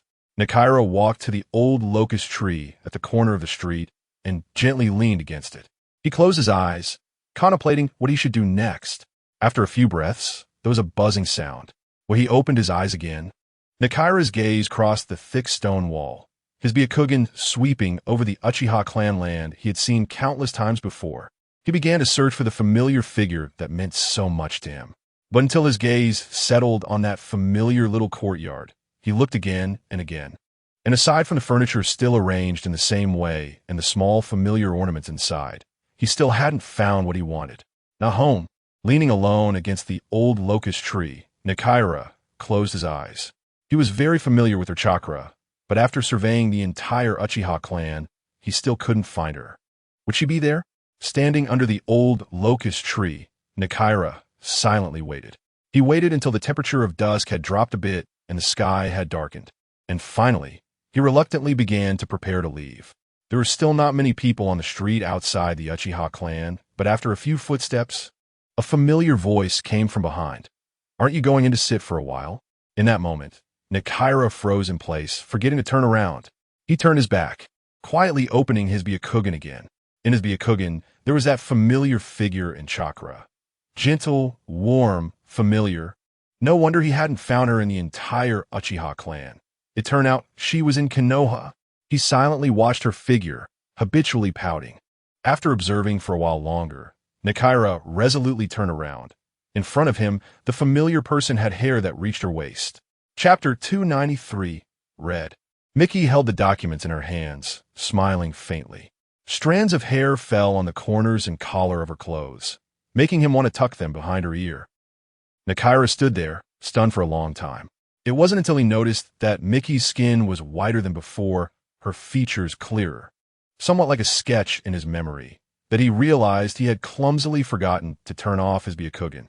He smiled at her outline and closed his eyes. When he opened his Byakugan again, he said to the now colorful Miki, "I'm not going in. I've already seen you." At that moment, he slowly lowered his brow, feeling a sense of relief. "Really?" Miki nodded and smiled, gently tidying her hair that had tickled her ear. The wind in Konoha did not blow, but her hair was moving. Nikaira admired the hazy colors in front of him, but suddenly heard her teasingly say to him, "So, since you've seen me, Nikaira-kun, are you disappointed?" "Disappointed? How could that be?" Miki's question instantly relaxed Nikaira's tense heart. It was as if they had returned to the time when they used to ask and answer each other, without barriers, without estrangement, without distance. Only the innocent exchanges of classmates and friends. How could he possibly be disappointed? No, of course not disappointed. It's just that Miki seems to have grown up and looks better. Nikaira blurted out, and after finishing, he felt as if he had said something wrong and stumbled over his words to explain. "It's good like this." "Oh." Miki tightly hugged the documents in her arms, her face serious, trying hard to suppress the smile, threatening to spill from her lips. She tilted her head curiously and then noticed that Nikaira, who had also grown up, seemed even more timid than before. He appeared somewhat dull, reminiscent of the once awkward Senju Roke tree. She pouted at him, curiously saying, "Nikaira-kun is now a teacher, yet why does he speak less fluently?" "No way." Nikaira quickly defended himself, tugging at his chin while thinking of his words. But after stumbling for a few seconds, he honestly confessed, "Maybe it's because as a teacher, you don't need to preach too much, right?"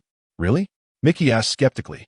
As he spoke, Nikaira recalled how he had deceived Might Guy, and he suddenly felt guilty and scratched the back of his head.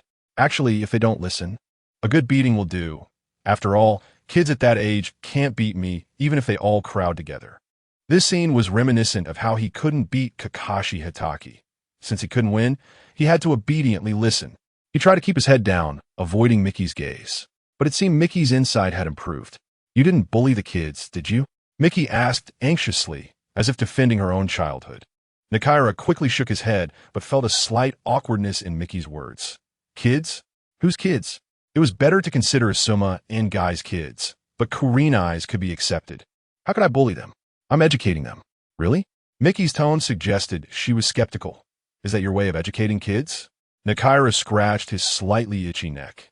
Wondering what Mickey would think if she knew how he had deceived Guy, he quickly spread his hands, expressing his helplessness. Of course. Don't be fooled by their small size. They're not easy to deal with. One is arrogant and self-important, another is always daydreaming, and one is just plain silly. Mickey turned her head away, uninterested, but after a moment, she felt that what Nikaira said sounded familiar. Arrogant, daydreaming, silly. After a moment, her pupils showed a clear sense of loss. She remembered that the once silly rope tree was no longer there. Just as all adults said, disobedient fools will be taken away by bad people. She asked somewhat sadly, "What are your students' names, Nikaira-kun?" "They are." Nikaira thought for a moment, trying to give his 3 disciples a proper description in front of Mickey. The arrogant and somewhat self-important one is Saratobi Isuma. You should be less self-important now. Really? Nikaira looked at Mickey, who was staring intently at him, and innocently shrugged. He intended to mention Kurenai, but Guy's shadow jumped out of his mind. The silly one is Might Guy. But actually, he is just silly. He works harder than all the ninjas. Mickey nodded. Effort equals intelligence. After internally mocking Kurenai, he continued. The one with many outlandish ideas is Yuhi Kurenai. But she should be the most talented girl in Konoha when it comes to Jinjutsu, aside from you. A girl? A girl skilled in Jinjutsu? Mickey pouted, her emphasis seeming to remind Nikaira to pay attention to how to interact with girls and female students. Nikaira awkwardly laughed, as if indicating that was merely a descriptive error on his part. He looked innocently at the sky, no matter what. The sky had already turned as red as the evening. Chin read Hong like this, examining the sunset in front of her. It was a beautiful name, just like the evening glow at that moment. The Uchiha clan was to the west of Konoha. She looked at the sunset, which was so close, and asked the setting sun that slipped through her hair, "Nikaira-kun, does Hong also have long hair like me?" Nikaira was taken aback, stammering after thinking for a long time. At that moment, he realized that he hadn't even paid attention to whether Hong had long or short hair until Mei-chin reminded him. A disciple lacking in affection, he could only scratch the back of his head, thinking for a long time, and then awkwardly raised his hands to gesture the length of a neck. Moving them up and down, probably. About this long, right? Mei-chin looked at the discrepancy between Nikaira's hands and the neck, brushing her hair that hung down to the tips of her index and thumb. So silly, she thought. But her intuition told her that the owner of this name would definitely have long hair. The sunset was bright, and the image evoked by the hair seemed to freeze.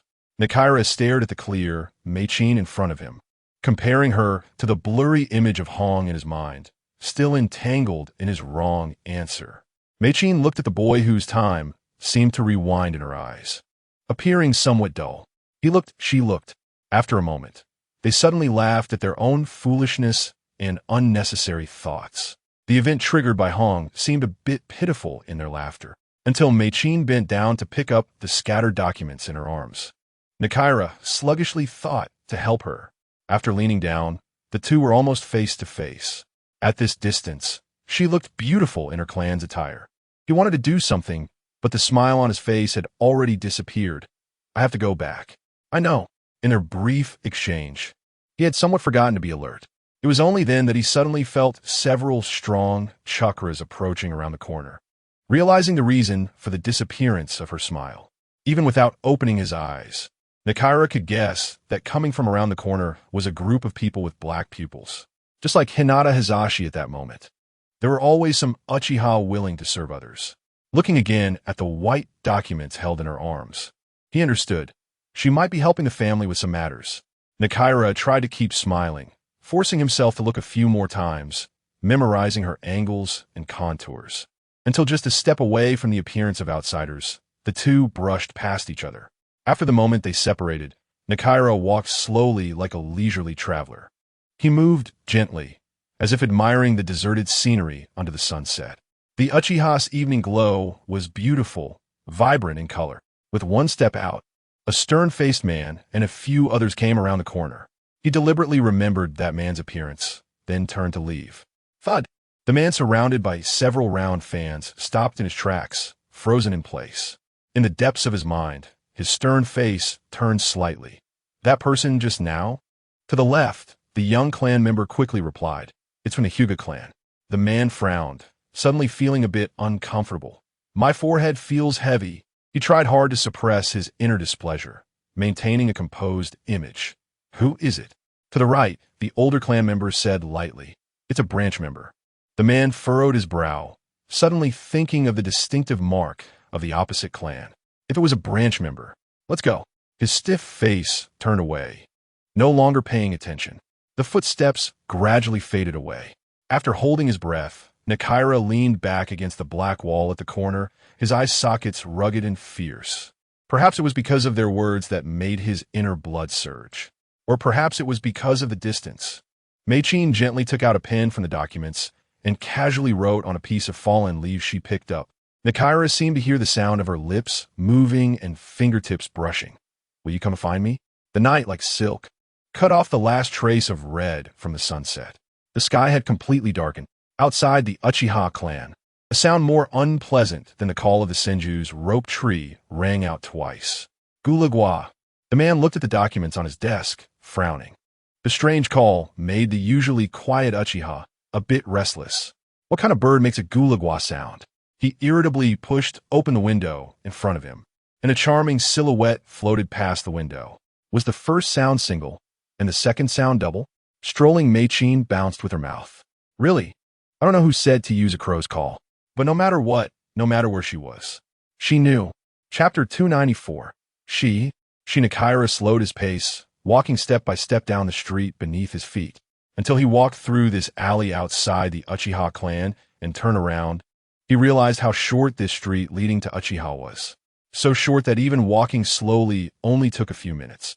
These few minutes were the distance from the end of the alley to the corner, as well as the time for him and Mei-chin to reunite after a long separation. Time felt long at that moment, but short now. Perhaps it was because Nakira observed too closely at that moment, and the memories were too clear. The sky darkened. With a strange feeling in his heart, Nakira, like a lonely shooting star, streaked across the central street of Konoha. This silent journey had no more corners, until he was awakened again by a strange greeting. Lord Hizashi. Nakira lifted his eyes heavily, searching for the voice. At night, perhaps the dark sky concealed the mark on his forehead. The Hyuga guard in front of him surprisingly treated him as the late-returning Hizashi. Nakira felt no joy. He merely nodded casually and silently gazed at this place he could walk back to even with his eyes closed. Home, the Hyuga clan. He had walked from the western Uchiha to the eastern Hyuga without even realizing it. Why had he unconsciously returned to this most familiar place? He thought, perhaps it was because he missed home after seeing Mei-chin. Since he was back, then he should go home and take a look. Nakira slowly walked into the Hyuga clan's gate under the bewildered expression of the guard. Although the sky had darkened, the Hyuga clan still had people moving about. The white figures moving in the night felt much more comforting than the Uchiha shadow in the darkness. But comfort was just a little bit. The distance from the clan to home was very short. Nakira tried hard to suppress his inner feelings. He made every effort to discard those terrible emotions, attempting to confine them deep in his heart.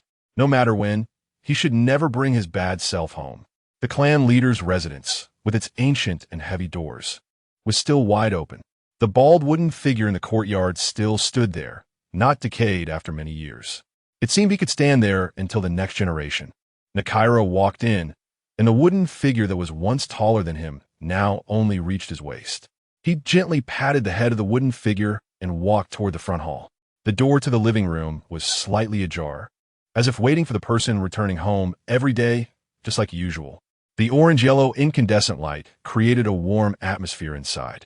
But there were no familiar figures in the connected dining room and living room. Nichihira stood outside the door in a daze, momentarily forgetting to step over the threshold. Ever since he became an adult and went to the Konoha Ninja Hospital, his visits home had become fewer. From initially coming home several times a week to now only once or twice a month, and only during holidays. This scene felt as if he had just graduated and started working, except that the Konoha Ninja Hospital provided accommodation and matched him with a not-so-talkative little secretary. Nichihira pouted, wondering what Yanai would guess about where he had been tonight. He sighed, contemplating whether the rice would be undercooked or the dishes too salty tomorrow. He chuckled and quietly walked into the house, then comfortably sat at the dining table. After resting for a bit, Nichihara leaned back against the chair.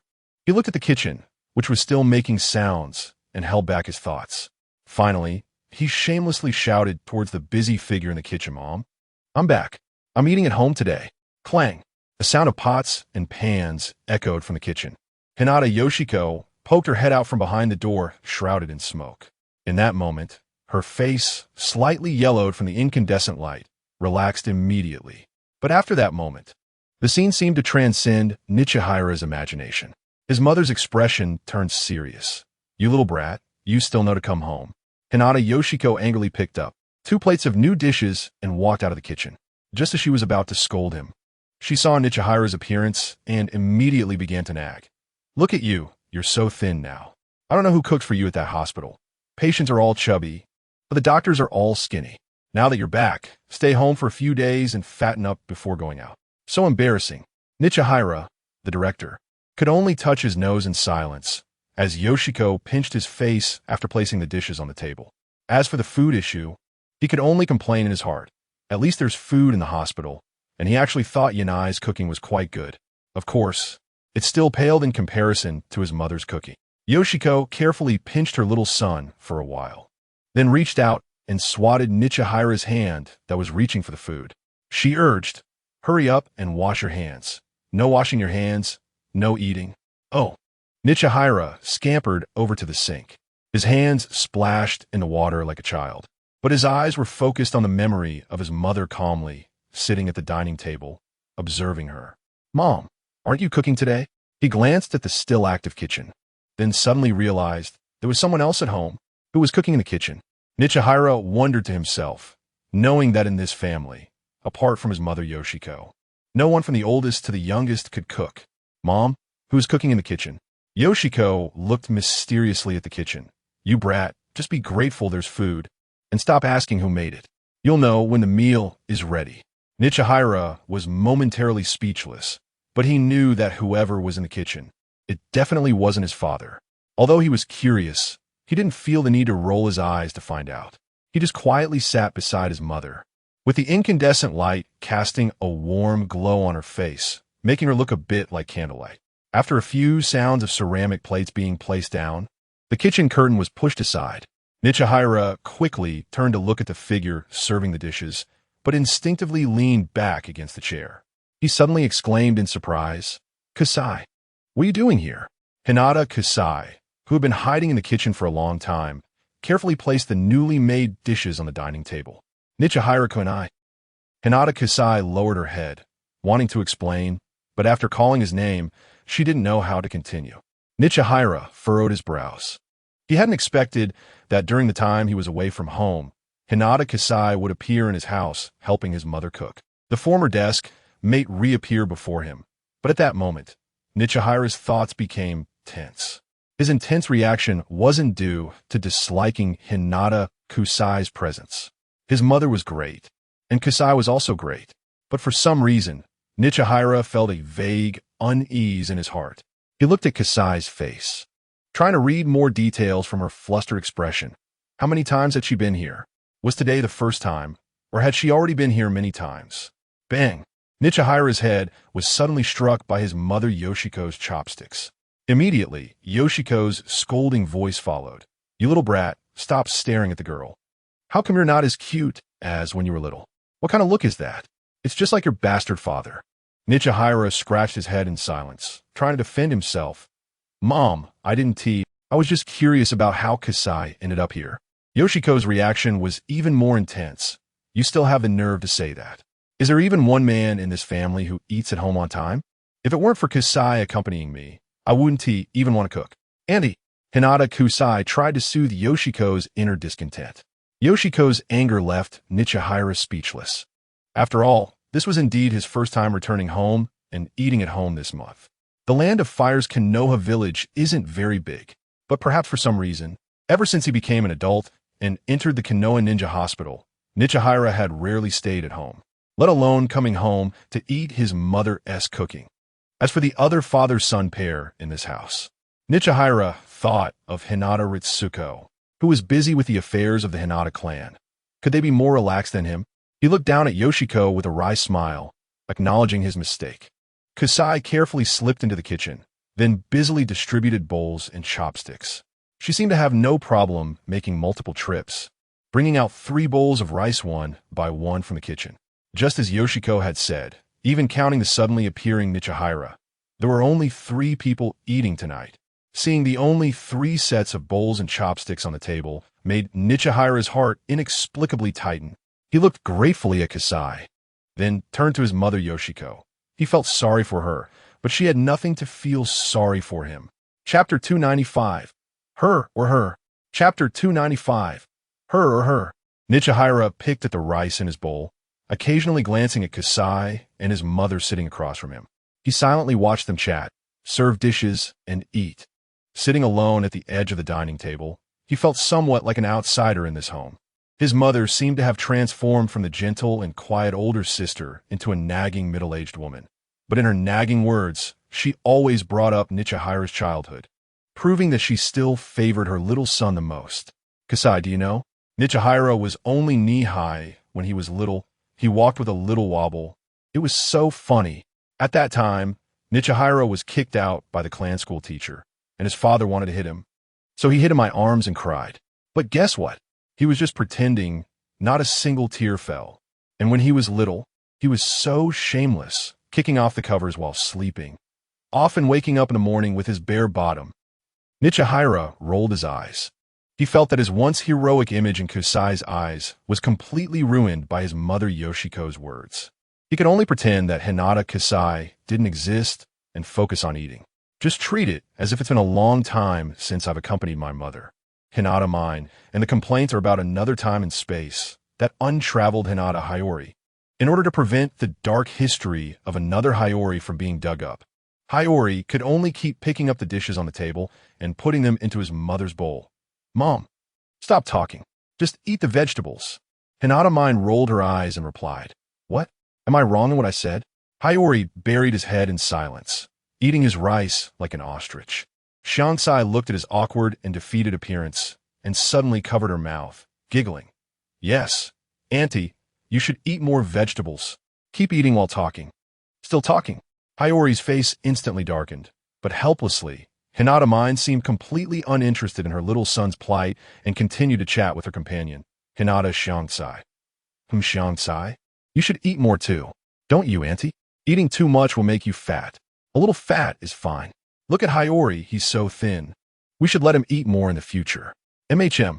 Hinata mine picked up a piece of braised pork and placed it in Hinata Shansai's bowl. Shansai sweetly nodded and secretly glanced at Hiyori. In that instant, Hiyori's face stiffened. His jaw involuntarily twitched, and he felt confused inside. What does Shansai being slightly plump have to do with him? He looked at Hinata Shansai, who wanted to laugh but had to hold it back for fear of being found out, and wondered what she had done with his mother during the time he was absent. Why could they talk about anything and everything? And why did she seem like a toxic best friend? Hinata mine admired the obedient Hinata Shansai and continued to chat with her young friend. Shansai, do you know?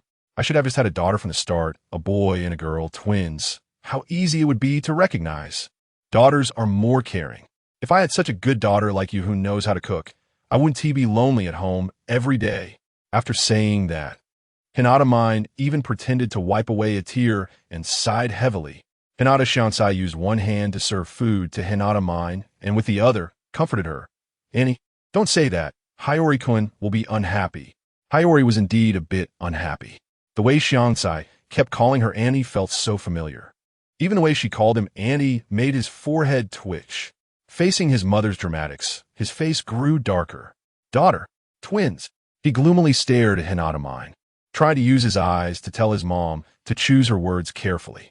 But Hinata mine, who seemed to be taking revenge for his frequent absences, appeared completely unconcerned about her choice of words. With a thud, Hinata mine once again tapped her chopsticks on her son's forehead. It was a heavy knock that left Hiyori stunned.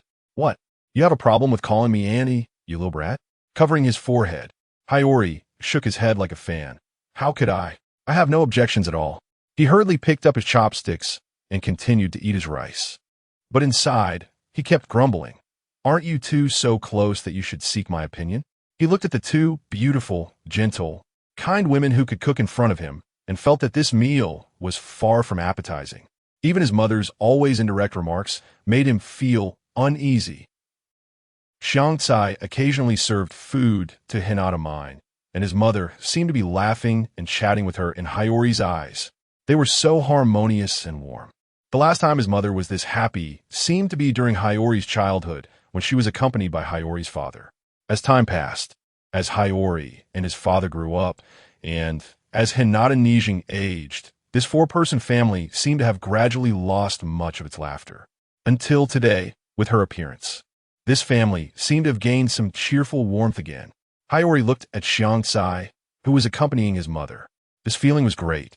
So great that it even made him feel a bit yearning. But this feeling suddenly made Hiyori's heart exceptionally tense.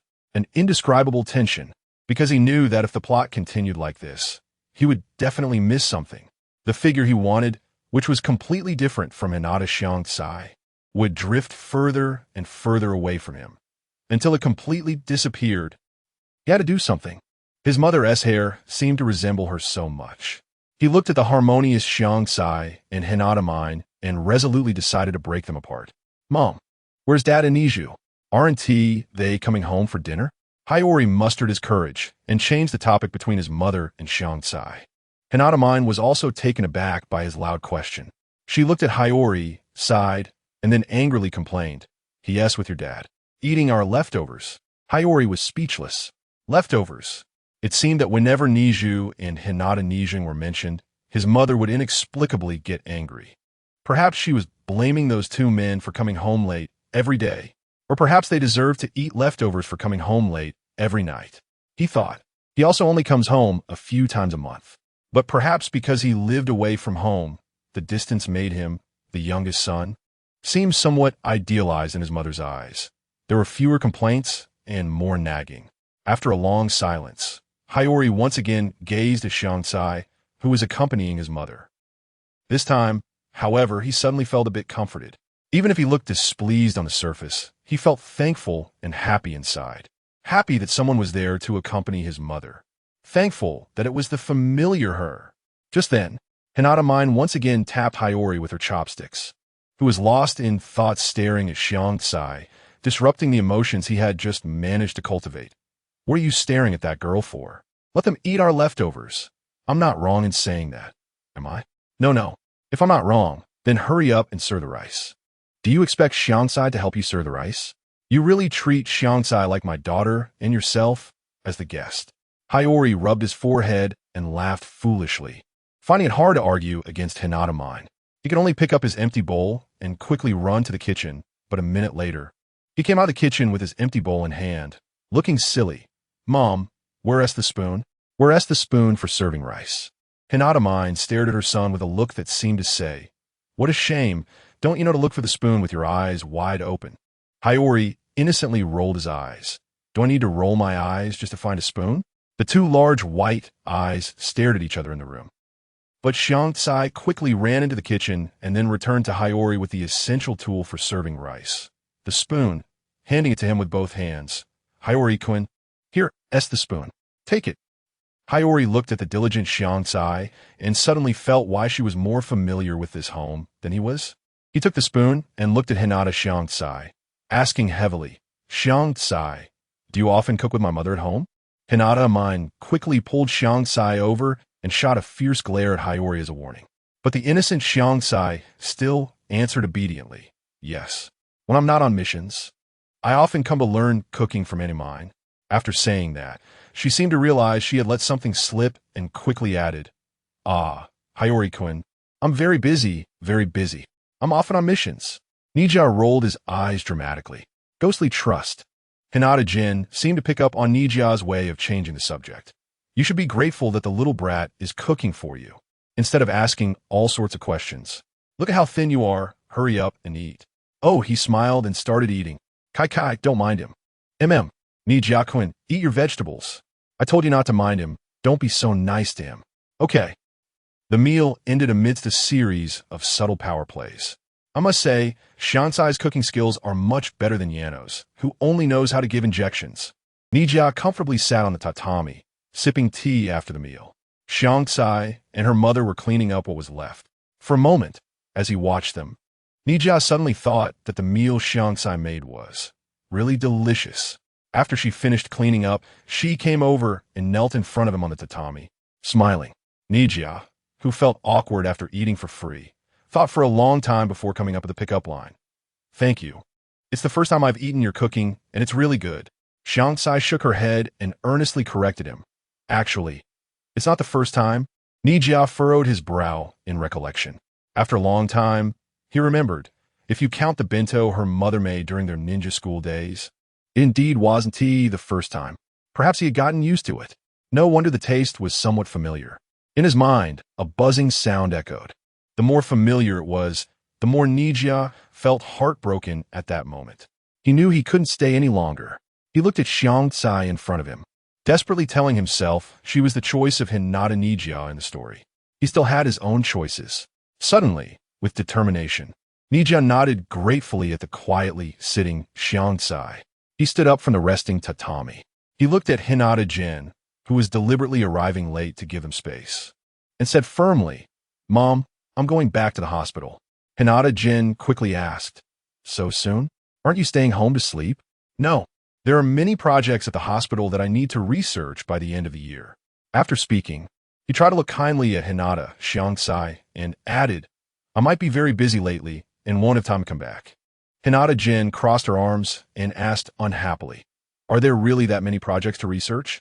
Nijia lowered his head to avoid his mother's gaze, seemingly feeling guilty for not being around her often. Just when he didn't know how to justify himself, Xiangsai, who had always been quietly standing by, seemed curiously to ask, "Are there really many interesting experiments at Nijia-kun's hospital?" Nijia, avoiding his mother's gaze, nodded at the silly girl, as if getting an answer. Xiangsai quickly comforted Hinata Jin. "Yes, Aunt General doctors are very busy." Hinata Jin helplessly glanced at the simple Hinata Xiangsai, feeling a bit anxious for the little girl. Nijia smiled bitterly. He suddenly wanted to pat her little head resting on the desk like he did when they were kids, but at that moment, he found his hand couldn't reach and could only fall beside her ear. He wanted to tidy up her short hair that was sticking to her cheek due to cooking, but in the end, he only gently patted the girl's shoulder and said gratefully, "Yes, there are many experiments to save lives at the hospital." "Really? When can I see Nijia-kun's experiments?" Hinata Jin suddenly grinned, realizing that this little girl was actually quite perceptive. Nijia smiled sadly. He pointed to his chest, heart, lungs, and conscience, and told Hinata Xiangsai no. "The things at the hospital are very scary." "They are. Those kind of things." Xiangsai bit her lip and swallowed, shaking her head as if imagining something frightening. "Ah, then I won't go. I would have nightmares if I see them." Nijia nodded, and before leaving, he finally looked at Xiangsai and said, "Thank you for keeping my mother company while I'm not around." "It's nothing, Nijia-kun. Aunt Jin is also like my aunt." Hinata Jin quickly grabbed Hinata Xiangsai's hand. "What do you mean like?" "It is." Nijia smiled and shook his head, then nodded. Perhaps all the members of the Hinata family could be considered relatives. But Xiangsai was different. She was still so obedient, so simple. Was he really only treating her as a little sister from the same clan? He waved his hand, turning his back to the light, and walked outside. It wasn't until he reached the gate of the courtyard that he heard two slow and steady footsteps. Chapter 296, The Unseen. Nijia saw his father, Hinata Masahiro, and his brother, Hinata Hizashi, returning home just in time. "Father." Hinata Masahiro looked at his long-lost second son and asked blandly, "Finished eating?" Nijia silently replied, "Yes, I've finished eating. I'm going back to the hospital." After Hinata Masahiro nodded, Nijia walked towards Hizashi. Hizashi curiously glanced at Nijia, who had finally come home but wasn't staying to sleep, and then peeked at Xiangsai, who was chatting with Hinata Jin in the house. He instinctively pursed his lips, as if to greet him. Because of Hinata Masahiro's presence, the two brothers had no communication throughout, but perhaps due to the innate tacit understanding of twins. In the instant they passed each other, their gazes and actions seemed to contain a lot. "You bastard. Why didn't you inform me that someone was coming home?" Hizashi shrugged indifferently. "Busy. Plus they weren't looking for me anyway." Nijia elbowed Hizashi hard on the shoulder, hitting his pain nerve, then walked out of the clan leader's courtyard with a dark face. It wasn't until he walked out the gate that he looked back at the father and son, who were enjoying the leftover food under the watchful eyes of the two women. Under the white eyes, that black and white scene seemed a bit warm. He seemed to have understood Hinata Masahiro's attitude towards Hinata Shiangsai as a father. He walked silently, but couldn't he understand why his brother Hizashi had such an attitude as an older brother? Hizashi, why didn't you inform me? Nijia could only silently close the door of his home and turn to leave the Hinata clan. He walked thoughtfully on the road back to Konoha Ninja Hospital, but couldn't he understand why his brother Hizashi, who should be on the same side regarding emotional matters, chose to remain silent about Xiangsai's presence? Why didn't he tell him that Xiangsai often stayed home to accompany their mother? Until he walked through the night forest of Konoha village, a gust of night wind blew by. In the distance, Hinata Hizashi silently ate the dishes made by Xiangsai. A few leaves fell, blown by the night wind. Nijia suddenly understood, but then helplessly smiled in an instant. Wasn't he the one coming home looking for you? You bastard. Under the white eyes, beneath the dining table, in the moment they brushed past each other, Hizashi had always kept the flying leaf pouch hanging under his clothing. From a class that graduated from Konoha Ninja School that year, a classmate named Yamashiro Chikage. A dull and silent person who could only be remembered in his heart for most of his life. Carrying the fate of the Hyuga clan, he has never enjoyed the life he desired. The future head of the prestigious Hyuga clan has fallen for a girl from a common family. Who would have thought, except for his younger brother, that HyugaHizashi, who has always diligently borne the fate of the Hyuga clan since childhood, would actually fall for an ordinary and simple girl? Ridiculous to the extreme. Hizashi smiled bitterly. He didn't know whether to lament that Hizashi, this bastard, shared the same fate as himself, or to feel pity for his elder brother. No childhood, truly pitiful from the start, being called the tragedy of family inheritance. Hizashi thought he would feel happier after figuring out Hizashi's thoughts, but in the end, he felt no joy at all. As for why his elder brother concealed the appearance of HyugaHizashi, was it to hope that his younger brother would share the same suffering as him and continue the life of the past Hizashi? Or, as an elder brother, did he hope his younger brother would stay away from the black hole that is the Uchiha and return to the righteous path of the Hyuga family bloodline? Regardless, Hizashi knew he had more choices than that bastard Hizashi, whether to walk down a dark path or to change to improve his life and the genes of future generations. He smiled and quietly walked towards the Konoha hospital. Tonight, the late-night Konoha hospital was both cold like a hospital and eerie like a ninja, the chilly air calming Hizashi, who had been somewhat restless. He stepped up the steps of the Konoha hospital, seemingly having figured things out, rubbing his belly that had not digested well all the way. Until this moment, until he reached the Konoha hospital, Hizashi had to admit that Kyuka's cooking was indeed good, really much more nourishing than what Yamanaka Ino made. But the fullness in his stomach made him lose sleep in the already late night. After eating, one always wants to be comfortable. He rubbed his belly and quietly used his unique key to open the door of the Konoha hospital. Then, silently, he gently locked it again.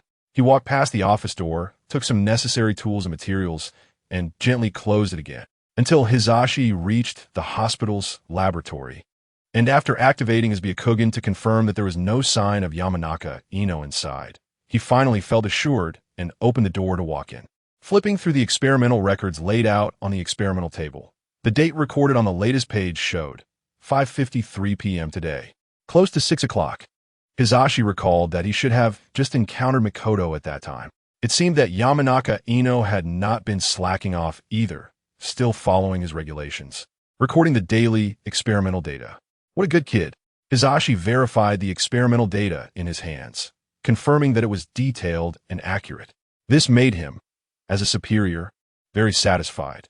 As for whether the meal tomorrow would be undercooked or the dishes too salty, he had long since thrown that thought aside. He rubbed his slightly bloated belly and began his work for the night. He looked at the desk in front of him. He really couldn't bring himself to deceive HyugaHizashi. He truly had many experiments. He slowly placed his hand on the experimental materials. In front of him, in the spacious laboratory, various glassware on the desk contained lumps of meat. To be precise, it was meat that occasionally still wriggled. Lumps of meat that had been severed from bodies but were still developing. Hizashi gently tapped the glassware with his hand. The meat seemed to respond by wriggling. If one had to describe it, some of the meat appeared relatively fresh, with traces of blood still lingering in the soaking solution. Some had already excreted a yellow-orange, sticky membrane similar to fat, developing fresh meat buds. This meat, existing in the Konoha Hospital's laboratory, shouldn't be considered illegal, right? Hizashi quietly observed them. Of course, if anyone were to say that researching human regeneration, or more precisely, researching cellular regeneration and organ regeneration was also illegal, he should be blacklisted from Konoha Hospital treatment. Except for death, he would never be allowed inside. And this inside refers to these glass containers. They all originated from various surgical procedures. In the supernatural medical ninjutsu of Konoha Hospital, patients were cured. But even if Hizashi's medical ninjutsu surgical skills were superb, patients would ultimately leave behind some bad, dirty things after healing. Some of them were limbs that had to be amputated. Some were local tissues removed after surgery. Some were initially just fragments, gradually developing.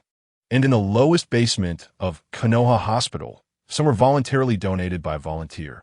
Each label on the transparent glassware neatly recorded detailed information about their original carriers: weight, quality, occupation, ninja rank, age, gender, as well as that area.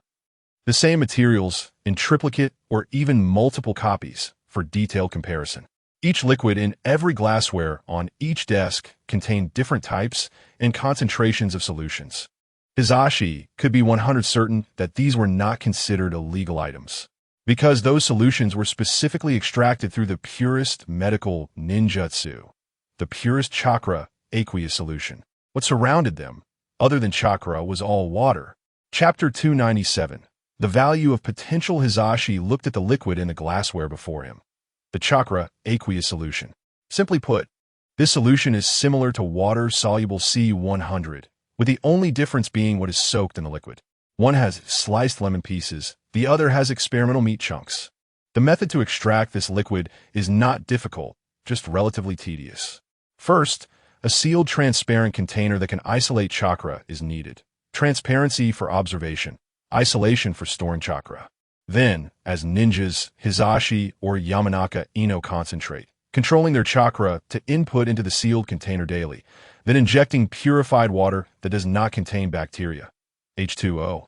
When the entire glass container only contains H2O and chakra, the meat that needs to be experimented on is added sealed. By isolating the external environment, the only substances that can provide the biological tissues in the glassware with the means to grow and develop are left: chakra and water resources that can sustain life. However, standalone water resources cannot allow detached biological organs and tissues to continue surviving or growing. Therefore, the only thing that can maintain the survival and development of detached biological tissues is the chakra that is isolated within the container. Chakra that Hizashi and Yamanaka Ino specifically released and stored using medical ninjutsu for detached growth. To be precise, the meat in these glassware is biological tissue and cells that, after being disconnected from the brain's nerve control, naturally heal and reproduce under the nurturing of high-concentration medical ninjutsu chakra solution. They even grow, plump up, and become stronger while surviving under the maintenance of medical ninjutsu chakra. Ding ding. Hizashi tapped on the glass wall of the experimental container in front of him. Suddenly, the soaked tumor in the chakra solution pulsed and contracted twice. It seemed hungry. Nichi smiled with satisfaction and immediately placed his hand on the check valve above the glass container.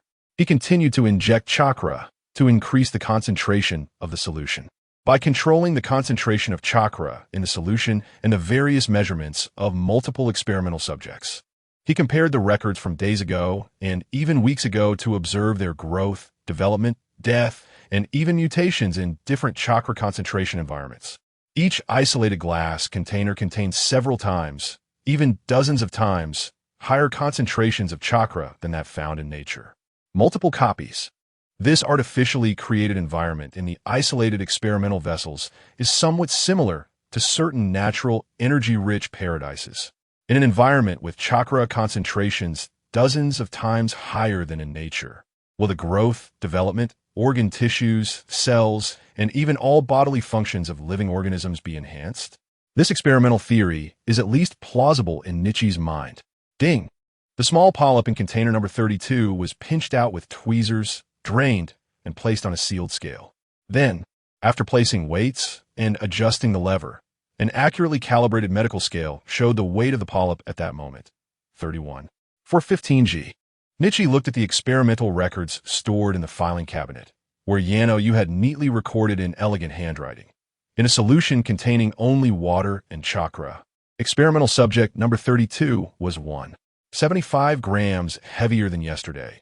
But now the newly obtained data by Nietzsche showed that experimental subject number 32 was 0.135 g heavier than 3 hours ago when Nietzsche met Mikoto. It eats so much. The increase in weight, in addition to the moisture absorbed by biological tissue, naturally comes from the weight of chakra. Soul scholars can calculate the weight of a person at the moment before and after death, concluding that 21 grams is the weight of the soul, naming it the soul particle. According to the law of conservation of energy, chakra should naturally have its own weight. Nietzsche only needs to compare the different experimental records each day and combine the time and amount of chakra input from his medical ninjutsu to derive the amount of chakra that changes the growth of biological tissue outside the body. Correspondingly, from a deeper level, it can also be concluded that medical ninjutsu chakra can change the mass of biological matter. A very simple experiment, just a series of data comparisons. But the simplest things are often the most difficult and least studied deeply. The reason Nietzsche started this experiment was quite coincidental, simply because of a saying he had heard since childhood: eating more will yield more chakra. Or, as the hand-pulled noodle master might say, eating more will lead to a stronger body. The reason the Akimichi clan and most strong individuals have more chakra and physical strength than ordinary ninjas is because they eat more. But this eating more is not the traditional sense of eating, but rather absorbing and storing more chakra at the cellular level. Everyone knows that chakra comes from the 600 trillion cells in the human body. It is also known that chakra can enhance cell vitality, heal damaged cells, promote regeneration, and even aggressive chakra can produce destructive power. But how chakra can produce these two completely opposite effects has never been investigated or studied deeply.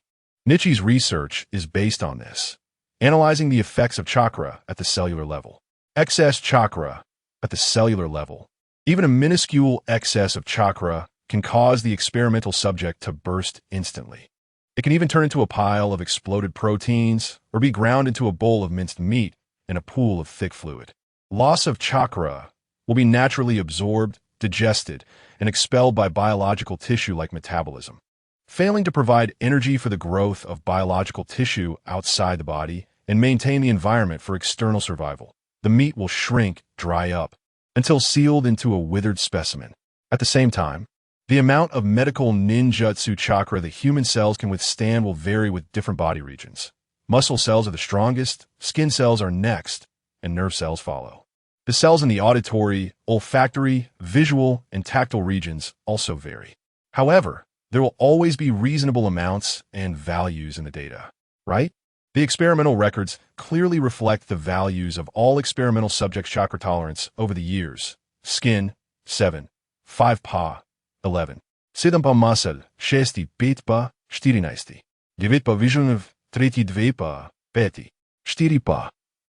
These are the values that the patients with the worst physical quality and the strongest physical quality among those received at the Konoha Ninja Hospital can withstand for medical ninjutsu chakra nurturing. Nietzsche looked at his left hand, the experimental record. His own value was also among them. Chapter 298, Ugly in Beauty. Values are the standard for measuring a person's strength and potential. Until today, the values that Nietzsche's body can grow have already come very close to his peak potential. Namely, the strength of Nietzsche Hyuga in the story during his prime. Strength 8, Speed 8, Stamina 9, data from the Book of Lin. This data belongs to the potential values shared by two different souls in Nietzsche's body. If the Nietzsche Hyuga in the original work, who could sacrifice his life for peace, had not been lazy, then the potential, chakra amount, and most of the data in the 8 ninja attributes of Nietzsche's current body would be fixed at these numbers. This means that as long as he does not encounter special events, such as breakthroughs in physical limits, drug use, or special elixirs, it will be difficult to make any progress. And as he ages and accumulates injuries, there will come a day when Nichi, like those ninjas who have passed their physical peak, will slowly fall into decline, even before the decline period begins. The more one desires strength and change, the more one may feel despair. Nichi put down the experimental record in his hand. Occasionally, he would try to call the system and the golden finger in the air before him and would understand why that snake so desperately desired an excellent body. But thinking about it, if there really was a perfect body in front of Nichi, allowing him to undergo a body swap surgery, he might still scoff and refuse. It has nothing to do with strength, only originating from the heart. Nichi knew that at this moment, his strength wanting to advance further could no longer be enhanced by traditional training. Opportunities, perseverance, time, and cost, all are indispensable. Instead of waiting in vain for time to exchange for a body to grow in hiding, it is better to find his own path. Nichi gazed deeply at the various glass vessels in the laboratory, at the colorful and peculiar experimental subjects, experiment and research. His path lay in each of those vessels before him. Buzz. Nichi gently tapped on each glass jar, and they trembled slightly in response. The experimental subjects within these glass vessels were all extracted from the bodies of patients at the Konoha Ninja Hospital. Most of their original bodies, no matter how hard they tried, could only become experimental subjects barely usable by Nichi throughout their lives. Throughout their entire life, they will never be able to create even a ripple in this ninja world. However, being able to become a ninja of the Fire Country's Konoha and leave a name in the storyline is not without merit. For example, this lump right in front of me. Ding ding. He lightly tapped the glass of the container, holding experiment number 31 with his index finger, producing a pleasant and cheerful sound. Experiment number 31. That lump of flesh that had already taken shape trembled a few times, as if responding. It was so hungry, so eager to eat, absorb chakra. Nichiha looked at its lively form and was momentarily surprised. He did not expect that the flesh fragments from the powerful leg of the Bingzuli could actually regrow. It even grew from a small piece of injured area cut from the solution with a chakra concentration of 11.7 Pa into a cute, rounded little foot shape. I must say, this is a miracle. He gently caressed the glass wall of the container, holding experiment number 31.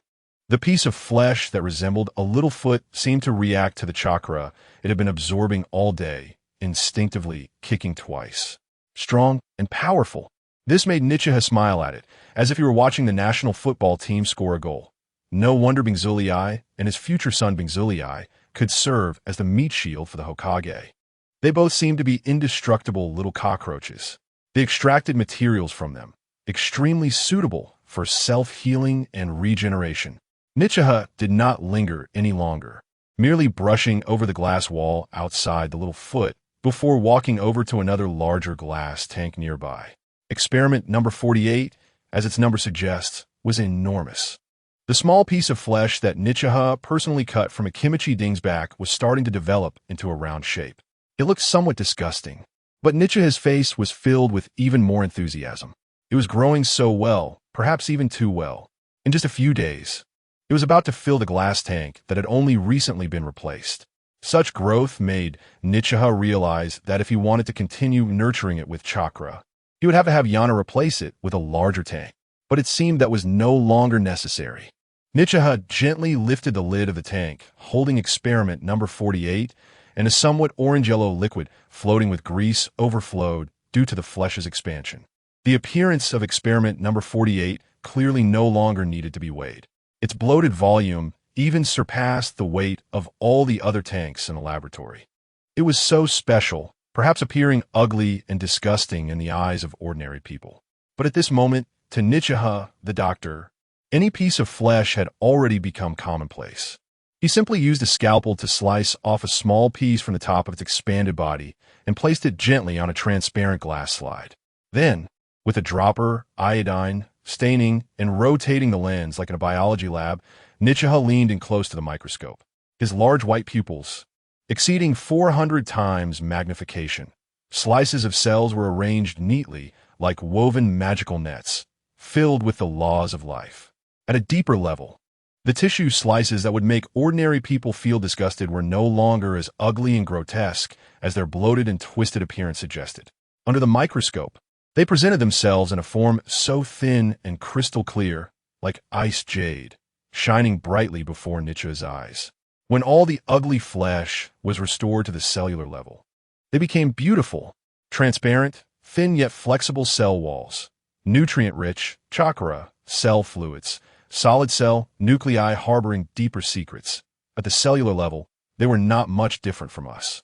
Perhaps the only difference was that they were extracted from different chunks of flesh with some cell walls thicker, able to withstand several times or even dozens of times the impact compared to ordinary people's cells. Some richer and denser, like the Akimichi clan, able to absorb and store several times or even dozens of times the chakra. Some more suited for regeneration, like being Zulii, able to heal and repair faster than others, and some more suitable for reproduction. The differences in physical quality among individuals create disparities in their potential and chakra storage. Professional athletes are often more prominent than ordinary people in certain aspects, and world champions are even more so. Similarly, in the entire ninja world, there are always some individuals with abnormal chakra amounts and physiques that stand out even more than the already exceptional ninjas. But unfortunately, Nichiha did not have the cell materials and data from the top-tier first Hokage in the hands of Danzo or Orochimaru. What Nichiha had were just the advantages he had found one by one from these relatively excellent ninjas who had come to the Konoha Ninja Hospital. Experiment subjects? They, under the environment created by several times and dozens of times the concentration of medical ninja chakra, finally had their special physical advantages amplified geometrically, finding their extraordinary qualities from the ordinary, and then seeking his own path from their extraordinary selves. This is what Nichiha had been working on over the years at the Konoha Ninja Hospital. Excessive chakra can cause harm, while too little can yield negligible effects like metabolism. Nurturing in a suitable chakra environment allows the physical quality of ordinary ninjas to gradually approach the special physical quality of Jinchuriki. So, what if he used medical ninjutsu to stimulate chakra's effects on himself every day? Utilizing the endless experimental materials from the Konoha Ninja Hospital, Nichiha continuously repeated various experiments, comparing data time and again. This trial-and-error method, akin to inventing a light bulb or cultivating hybrid rice, was the most rudimentary experimental approach. It was the most suitable method for Nichiha at this time. From beginning to end, Nichiha did not agree with what another group in Konoha was doing. What he did was fundamentally different from what that snake was doing, different in essence. Their method was to extract the strong and implant them into their own bodies for fusion and mutation, desiring others, like discarding one's own Izanami.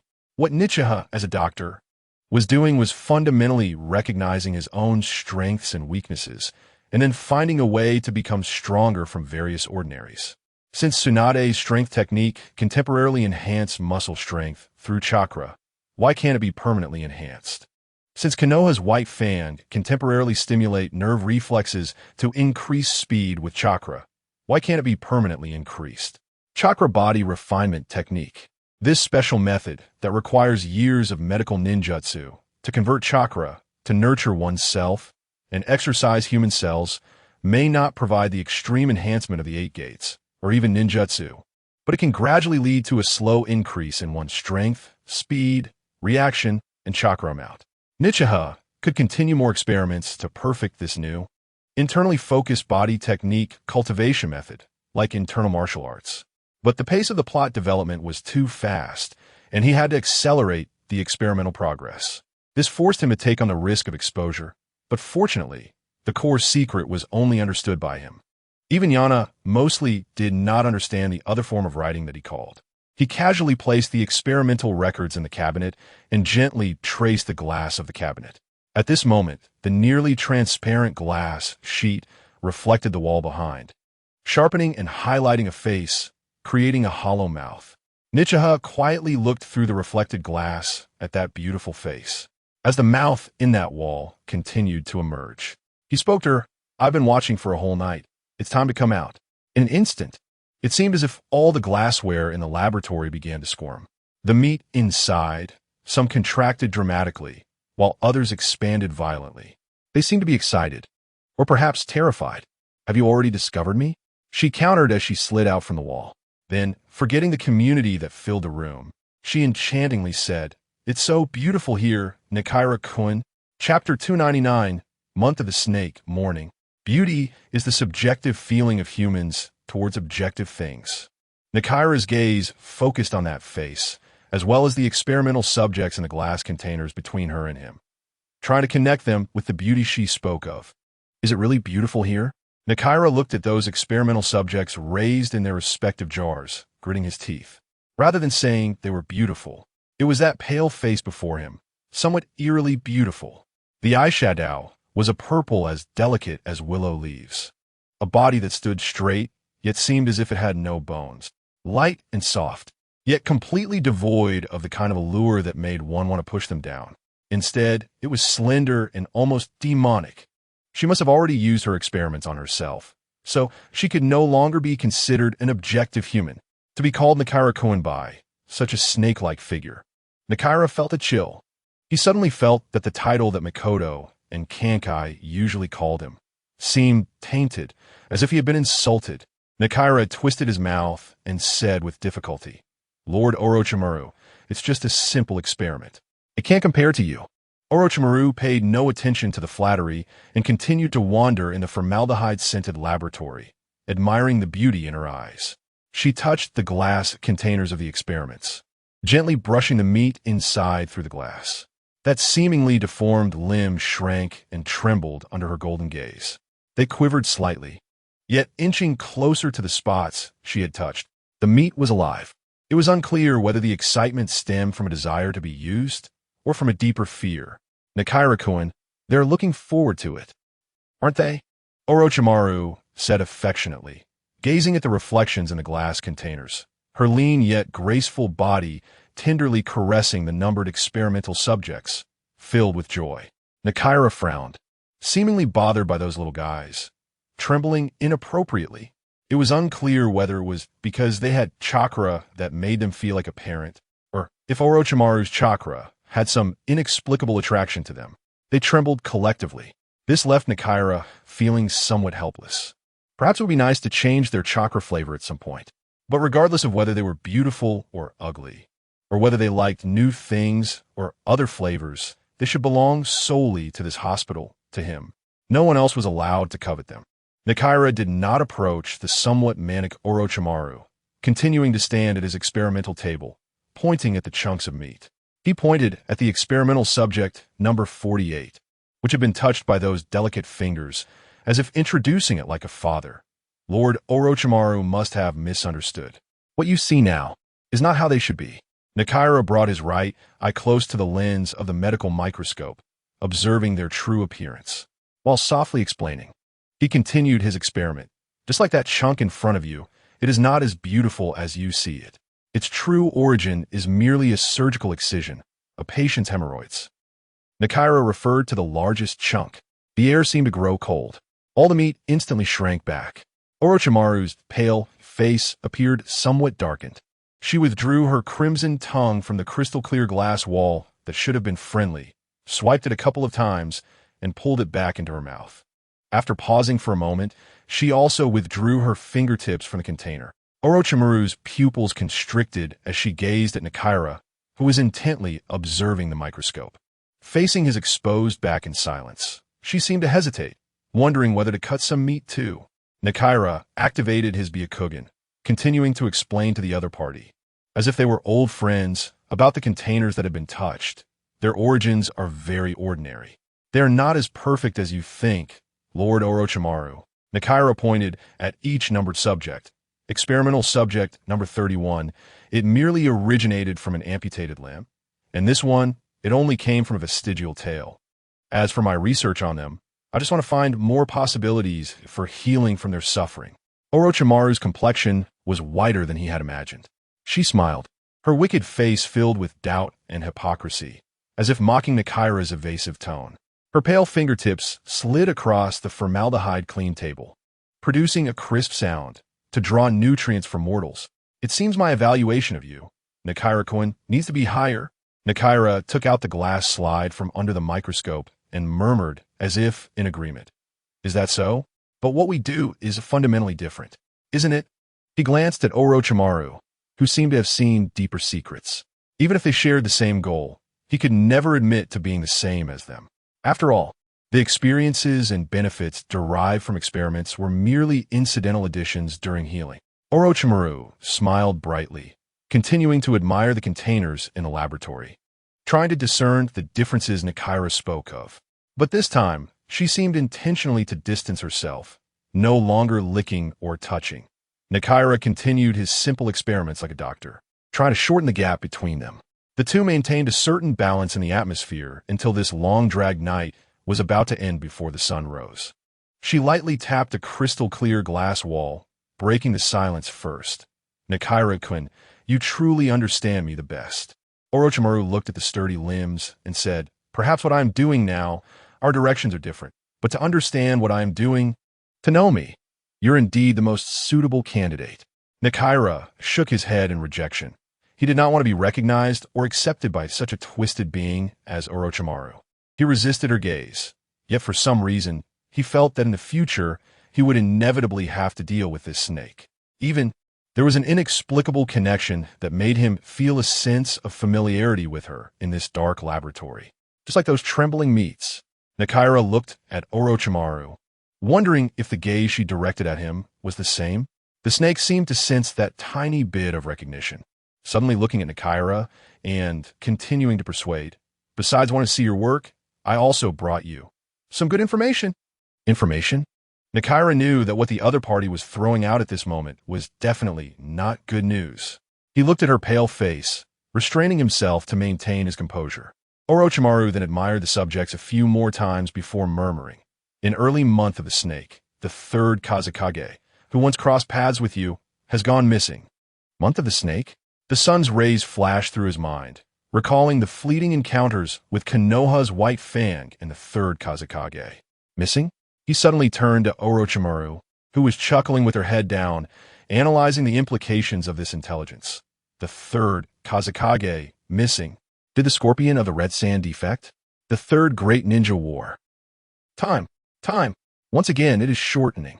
Grasping the moment, Orochimaru unknowingly picked up a piece of meat from the container that she deemed nearly perfect, still struggling. She gazed at the scorched rock outside, where a ray of light was rising, her golden pupils emanating a certain fervor, as if confiding in her kind. Hinata-kun, you must have already thought of what is about to happen. The ninja world is about to return to what it should be. Peace is just temporary. Pain is everlasting. Join me, and together. Join me, and I will provide you with the best materials. She pinched the piece of meat she had already calculated. Join me, and with your eyes, perceive everything. Let us change together in the future's upheaval. Change Konoha. Change the ninja world. Bang! That seemingly ordinary piece of meat was suddenly exploded into fragments with a fervent spasm. Like fireworks reaching their peak, it splattered onto all the experimental containers, leaving specks everywhere. In the shocked silence of Hinata, she added weight to her verbal persuasion. They trembled. Hinata stood at the trembling center, bearing her golden gaze. In that moment, he even flashed a thought. Choosing Uncle Snake's path, if successful, immortality, undying, let the ninja world be fragmented, as long as he has more time. More time to grow. Hinata's spine, as if wrapped in that meaty chakra soup, shuddered. Facing the cold yet tempting gaze before him, his heart twisted and surged. He looked at Orochimaru's pale face and frail body, the result of what she called better materials. Those who only see the surface will never understand the essence of things. Time can erase everything. He thought Orochimaru's words were good, but it was a mistake. She shouldn't have burst that freshly cut piece of meat. It truly pained him. How much chakra had gone into nurturing that? Hinata stood there with a grim expression. Orochimaru, who had extended the invitation, remained silently waiting on the side. She did not make a sound like the king snake coiling on the ground. A figure that could lead a small ninja village must have unique verbal skills. Thankfully, it was clear that he was no longer that slightly carefree and hot-blooded youth. He was undoubtedly different from her. The snake had become lonely and unburdened, while he seemed to still have many, many ties. Sorry, Orochimaru-sama. Hinata set down the experimental equipment that had been frozen in his hand, preparing to face the cost of rejection. After a moment of silence, it seemed that the snake had an impulse to tear off its skin, twisting. Oh, actually refused? You could have changed this ninja world with me. Why? I can provide you with better materials. I thought we were alike, both exploring the truth of life. Have you betrayed your own path? Hiss. Hinata seemed to hear her gasping breath. He looked at Orochimaru's excitedly twisted expression, associating it with the somewhat vague plot of the other party, as if suddenly understanding why she was so intense. Perhaps, for the king snake, he had never been rejected. At this moment, the golden pupils peeking through the strands of hair seemed to reveal, you are the first. The first time is always deeply memorable.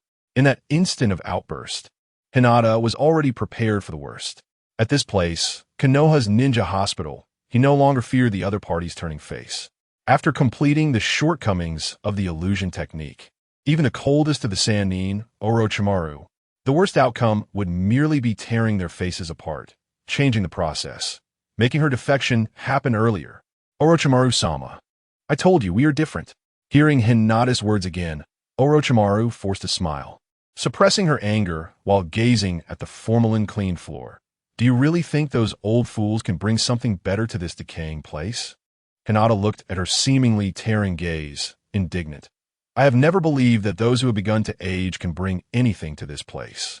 I just think there will be better ways and choices for the future than you. Orochimaru smiled coldly, as if her heart was shattered. Is that so? Hinata quietly nodded, sadly looking at Uncle Snake, who was destined to fail and could only cling to life, saying with the only warmth left, yes. The two differing emotions clashed. She seemed to see the denial in those bottomless white eyes, just like those who had failed and left here, not recognizing. This place, this hospital, was originally hers. Hinata seemed to replace her and said softly, I need to stay here. Is that so, Hyuga Hinata? The golden pupils once again gazed at Hinata's pale eyes, as if wanting to dissect his thoughts. She looked at the jars of instruments, contemplating the collected data about him. Her gaze swept across the shelves of the laboratory, filled with information about various families and bloodlines, until, in the deepest and newest hidden container, a strand of sealed long hair, as if it had grown longer. Orochimaru suddenly realized, smiling coldly again, I know why you rejected. Hinata-kun. Actually, you and I are the same. We just want to obtain their bloodlines. She laughed, her trembling body becoming exceptionally eerie. Indeed, our ultimate goal is the same. I will wait for you for the day you become utterly disappointed with everything here, to come find me. You'll come to find me. You certainly will. She murmured, then turned her back to the white-eyed gaze and merged into the formalin-filled walls, leaving Hinata alone, feeling restless. Until her figure and presence completely vanished, he could not grasp the reason for her confidence. But no matter what, being regarded as kindred by Orochimaru would not bode well. Hinata looked at a certain glass container, trying to dispel the lingering image of Uncle Snake before she left, awakening the shadow that should belong to her. Yet for some reason, he recalled more indelible information. Satsuki. Morning, the third Kazekage, who once brushed past him and his teacher in the desert, had indeed gone missing. Chapter 300, Theatrical Version. Land of Demons in the 43rd year of Konoha, the third Kazekage of the Sand Country, claimed to be the strongest, went missing in his prime. This could be classified as S-rank top-secret intelligence, yet like yellow sand passing through. It tore through the canyon between wind and fire in the land of rivers and reached the distant fire country, as well as the hidden mist village across the sea. Blood mist peeling open a crack, and strange sea vessels drifted away from it. The balance achieved in the last Ninja World War was disrupted by a single piece of news. Ambitious individuals are restless. With a tearing sound, Nichi casually tossed aside the latest ninja report as he walked out of the northern gate of Konoha.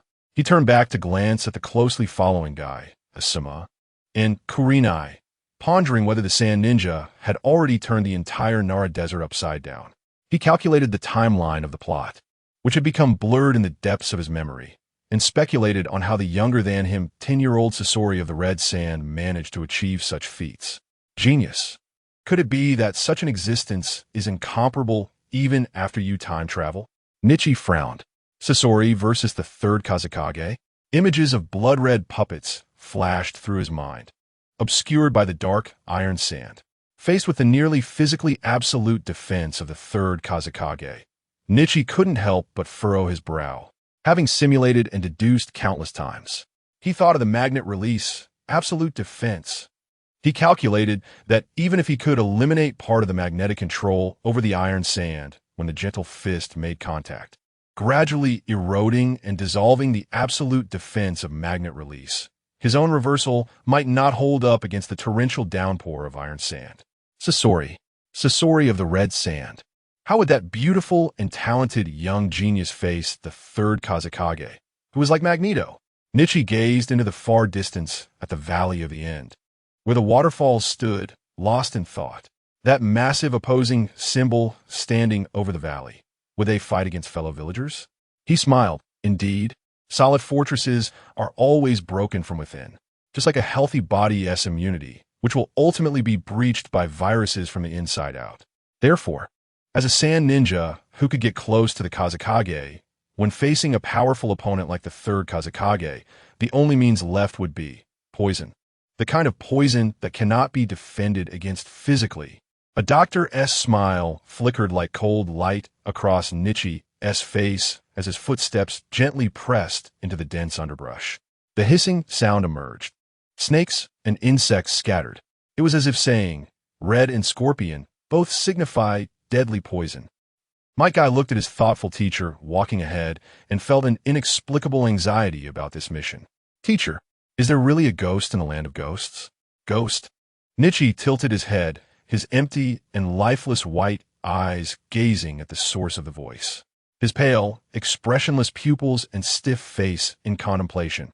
Startled Guy, who was already feeling timid. Ah, Cece, what are you doing? Nichi poked his aching temples from the prolonged simulation and focused his weary white eyes before saying, alas. Of course, there are ghosts in the land of ghosts. Who beneath Nichi's eerie expression? The brown and black soil of the land of ghosts and the land of fire seemed to be alternating beneath his feet. The sky was overcast, and the country of ghosts, filled with forests, mountains, and caves, seemed to have appeared ahead. There are ghosts. A Might Guy instinctively shivered, and Kurenai hugged her shoulders. Asuma, the only one in Team 7 who remained relatively calm, suddenly had a face full of dark lines. His hands, unnaturally placed at his waist. It was the first time the three had been assigned a dangerous B-rank mission since becoming ninjas, and they were tasked with a mysterious ghost-related mission, making the naive boys tremble in fear. Although Asuma was also scared, as the son of the Hokage, he had clearly been briefed about the mission in the land of ghosts in advance. Kurenai might have looked up some information, but the girl still turned pale at the mention of ghosts. Nichi, who was deliberately trying to scare them, then looked at the obviously out-of-sorts Might Guy. For something as intangible as ghosts, the usually confident Might Guy was clearly feeling a bit down. His father, Might Due, was also a stubborn self-training fanatic, who, apart from perseverance and courage, was evidently not skilled at teaching Guy how to prepare for missions. Nichi then glanced at the three frightened individuals and said, all right, I won't scare you anymore. He patted Kurenai's head and continued amidst her aggrieved gaze. You three should check the archives for the information on the missions you will undertake in the future, so you can understand the enemies and the mission circumstances in advance. After saying this, Nichi looked at the suddenly inactive figure with its head down and patted his shoulder. Guy, especially you. If you only know how to train, you'll never prove yourself. Might Guy, with a face as red as his neck, clenched his fists and promised, understood, teacher. I will definitely learn the information beforehand next time. Watching Guy's earnest demeanor, Nichi began to explain about the land of ghosts and the related mission as they continued on their way. The land of ghosts. The land of forests in the north. An ancient, traditional small country located in the northwest of the Konoha forest. It is called ancient because the common people of this small country still adhere to customs from 1,000 years ago. They worship priestesses and ghost gods. They dare to sacrifice their lives for their beliefs. And what about the ghosts? In a world like the ninja world, which possesses supernatural chakra energy, the appearance of ghosts and monsters is clearly within reason. The components of ghosts, aside from souls and consciousness, are merely aggregates of chakra. Without a physical body, ghosts naturally appear elusive and hard to grasp. This is also the reason why Nichi's team was assigned to this mission, because the Byakugan is convenient for reconnaissance and can easily locate the aggregates of chakra energy that are ghosts. If one were to study in detail, there are indeed many similar things in the ninja world. Just in Konoha village, where Nichi resides, there are many abnormal presences. For instance, Kato Dan, who has truly become a ghost, is someone who can attack by separating chakra and the soul. The Yamanaka clan's mind transfer technique can also be considered a method of using chakra to separate the soul. And the forbidden techniques like Edo Tensei and Shiki Fujin directly manipulate, sacrifice souls, and even summon beings like the Shinigami. Entail beasts are also the strongest aggregates of chakra, energy, and resentment. Nichi led Team 7 towards the land of ghosts, much like Niji in the plot. Perhaps due to the experiments he had conducted, Nichi, who walked at the front of the team, did not seem particularly worried. After all, a ghost destined to be sealed by the contemporary priestess in the plot was now before the surgical master Hyuga Nichi, who had drifted away from at least one. 800 souls, obviously appearing calm. What he truly needed to guard against now was whether the plot of the ghost being sealed would be stirred up by his presence. Guy, this time, we are only commissioned by the contemporary priestess of a land of ghosts to protect her during the sealing of the ghost from being attacked by domestic rebels. So, you won't need to face those intangible things. This is also why it is only a B-rank mission. If, Nichi emphasized, if you feel that you cannot even deal with rogue ninjas and wandering samurai, we can still choose to abandon this mission and return to the village, and let other teams carry out this task. Teacher, no way. Guy jumped up excitedly. Kakashi and the others set out 3 days ago to perform a B-rank mission. We cannot fall behind. Yes, teacher. We can't lose to Class 5. Hinata Hong waved her small fist, feeling resentful inside. I can't fall behind that soft girl in. She glanced at Kai and the silent Asuma. Humph. 2 men were dragging us down.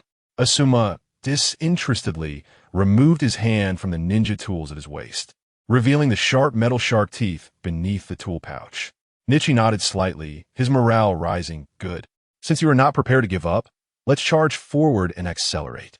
After saying that, he leaped onto the dense tree trunks, quickly distancing himself from the 3 disciples. The lagging Might Guy and Hinata Hong hurriedly followed, while the silent Asuma hung back at the end of the line. As the son of the Hokage, perhaps Asuma was more apprehensive due to the information he had learned. He watched Nichi's back. The mission surely wasn't as simple as his teacher imagined. The yokai, born from people's resentment. As long as people exist, they will not perish. Clearly, the yokai that emerged after the Second Shinobi World War were far stronger than those that needed to possess a host during the peaceful times of later generations. Asuma unconsciously tightened the kunai at his waist, stepping onto the tree trunk that the 3 had passed and leaping up with a loud crash. The wind rushed by his ears. In front, Nichi's expression was clearly not as casual as he described. He leaped to the highest treetop, recalling the ninja report he had seen before setting off. In the distance, in the peaceful hidden leaf village, the front page of a newspaper tossed into a trash can read, Inuzuka. The Earth Country and Wind Country form an alliance. The Sand Village sends envoys to the Leaf Village to hold the 3rd Kazekage accountable for his disappearance. On the flip backside, a strange photo of a goat-headed ship. The Mist Ninjas set sail with blades. Chapter 301. The Prophecy of Death. The Land of Demons. Silent Hill. Nichi stood atop the treetops, gazing into the distance. Below his feet, the forest extending from the Land of Fire suddenly disappeared a kilometer away, replaced by an ancient architectural complex built by humans. In the background of the complex stood the jagged yellow cliffs rising from the north. The wind blew through the woods and mountains, carrying away the heat from the town, bringing with it the rustling of trees and the various howls of creatures, making those without faith feel a chill in their hearts. The land of demons was thus wedged between the territories of the land of fire and the land of earth, passing down its legacy. Teacher, my guy's enthusiastic voice called out from behind Nichi. Seconds later, a hurried Kai came to a sudden stop, swaying on a nearby branch, hastily saying, Teacher, your speed is too fast. It seems I need to work even harder to catch up to you. Hinata Hong quickly followed and landed beside Kai. After catching her breath for a while, she stared at Nichi, her small eyes seemingly saying, Teacher, is it really okay for you to lead us like this? What if we encounter an ambush on the way? Wouldn't we be in great danger?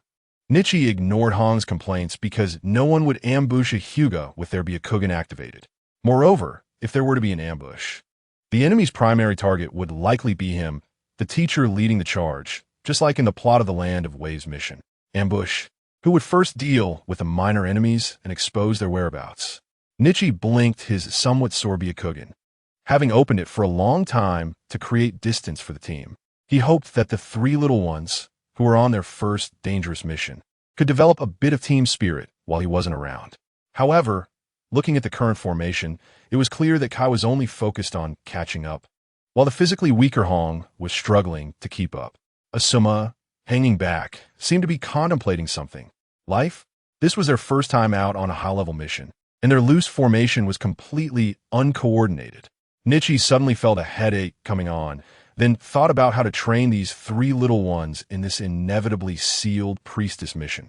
After pondering for a long time, it seemed Nichi had an idea as he looked at the tallest building in the distant town and said, Let's go. Kai and Hinata Hong nodded excitedly, and Asuma quickly followed. After a few leaps, the four of Team 7 landed on the road leading to the Land of Demons. Then slowly, like travelers, walked toward the center of the town. The Land of Demons seemed to be in a small country that was always in a summer festival, leaning against the forest and mountains. The sound of music and hymns floated in the air. Where there are people, there is vitality, and the legends of demons seemed to be drowned out by the voices of the people. At this moment, the country did not seem to have the rebels mentioned in the intelligence Nichi had seen. It remained peaceful and quiet, especially during the twilight after Team 7 had traveled all day. It felt particularly tranquil. Nichi took the lead on the street leading to the priestess's palace, with Hinata Hong closely following, constantly fiddling with various totems, demons, and shikigami trinkets at the roadside stalls. Her eyes filled with curiosity.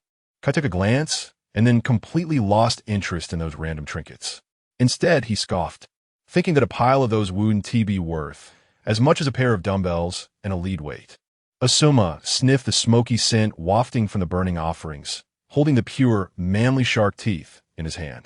It was only when they reached the entrance of the priestess palace, which was guarded by temple guards, that Team 7 finally stopped. The guarding sentinels blocked their path and stepped forward to check. Who are you? Leaf Ninja, here to accept a mission to protect the current priestess. Nichi presented the scroll that the third Hokage had given him, which bore a pattern identical to that on the palace flag. After verification, the temple guard led him and the three disciples into the palace at the center of the Land of Demons. The palace doors, taller than the north gate of the Leaf Village, were adorned with various demons and spirits. They seemed to be sealed within the doorframe, tightly bound by copper nails and iron bars. No matter how strange, the palace door in the Land of Demons was clearly much more impressive than the north gate of the Leaf Village, which was made of a few planks painted red. The calm son of the Hokage, Asuma Sartobi, seemed to have something to say but held back, while the inexperienced Hinata Hong and the bumbling Might Guy were utterly astonished. Nichi also walked while admiring the palace dedicated to the priestess. It was hard to imagine how a small country, no bigger than a single village, could afford to build a palace that was dozens of times more luxurious than the Hokage building. One couldn't help but marvel. Religions have unimaginable wealth accumulation abilities. Until they approached the center of the main hall, Hong subconsciously adjusted her clothes, while Kai, like looking into a mirror, straightened his forehead protector while admiring the glass decorations. Asuma casually stuffed his hands into his pockets and walked along. The priestess, adorned with a ceremonial crown, reclined on a luxurious seat, her voice like a spring breeze slowly coming forth. Welcome to you, Leaf Ninjas. I am the current priestess of the Land of Demons, Moroku. Nichi gazed at the priestess before him, who seemed to emanate a divine aura. She was seemingly completely different from the compassionate figure he had imagined. Perhaps it was because not long after the Second Shinobi World War, various large and small demons had been eliminated and sealed. At this moment, the people's faith was at its peak. The contemporary priestess of the ghost country, Moreau, was clearly much more reliable than the little princess priestess in the future storyline. My name is Hinata Hayashi, and I am the task captain of the task team from the Hidden Leaf Village. Hayashi pointed to his 3 disciples in turn and introduced them. Behind me are Leaf Village ninjas Might Guy, Yuhi Kurenai, and Sarutobi Asuma. The priestess Moreau instinctively glanced at Sarutobi Asuma a couple of times. The attendant then took the mission scroll from Hayashi's hand and presented it to the priestess. After confirming the information on it and the identity of Hayashi's team, Priestess Moreau immediately said, "The reason we requested the assistance of the Leaf Village ninjas this time is that a rebellion broke out in our country when the specters broke free. Some radicals are trying to use the power of the specters to participate in the situation in the ninja world. My own strength is more suited to restraining the specters. In the face of those rebellious elements, I have no choice but to seek help from the Leaf Village." Hayashi did not respond immediately. He recalled the content of the B-rank mission and slowly said, "According to the mission request, it means that our task this time is only to protect you from the attacks of the rebels until the sealing is completed. So, there's no need to engage with the specters, right?" Moreau frowned slightly, clearly displeased. Monsters like specters were, after all, the fate of a priestess. But at this moment, Moreau seemed to have some resentment towards Hayashi, who was pushing everything away. Did he not know that allowing the specters to wreak havoc on the world would bring about the apocalypse? Due to her own fate and her need for help, Priestess Moreau had to endure and said, "Yes, you only need to protect me until the sealing ritual on Tuesday, 7 days from now. I will do my best to eliminate the specters." Hayashi nodded slightly, not wanting to involve himself in a battle with the monsters. The apocalypse was still some time away. He knew he could at least live until Niji was in kindergarten. Shortly after meeting the contemporary priestess Moreau, Team 7 was arranged to rest next to the room where the priestess was being worshipped, waiting for the sealing ritual to protect the priestess on Tuesday, 7 days later. Perhaps because the priestess had looked at Sarutobi Asuma a few more times, Hayashi assigned the night watch to the absent-minded Sarutobi Asuma. He then took Guy and Kurenai to a side room, separated by just one door to rest. No one was bickering. Might Guy, bored and doing push-ups, looked at Hayashi, who was resting with his eyes closed. "Teacher, why don't we help that priestess sister deal with that monster?" Yuhi Kurenai, who was training her chakra control nearby, shivered and immediately shot a glare at the enthusiastic Guy.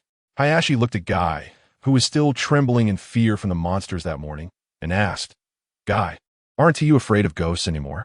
Guy, with his hands at a 90-degree angle on the ground, said while panting, "Of course I'm afraid, but we still have to stop the specters. We can't let them dominate the world." Hayashi rolled his eyes at Might Guy.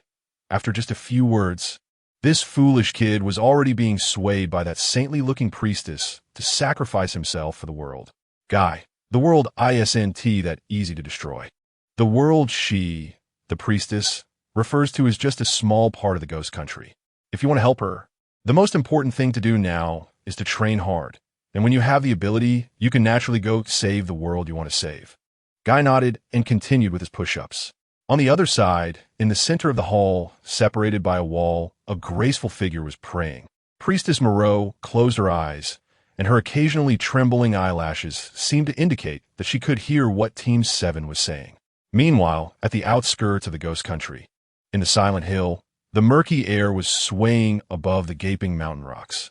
In the deepest cave, the sealing ritual filled with magma. A group of worshippers dressed in garments marked with hexagrams knelt and raised their hands, holding sharp blades. They cut open their own chests with silver knives. A few grayish breaths floated out from their chests, and a bundle of pitch-black shadows like hair tips instantly drilled in. The open chests were filled and stitched up by the pitch-black shadows.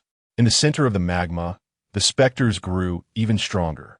The dark, branch-like bodies split open, revealing countless devouring mouths, howling and pointing at the moon in the sky.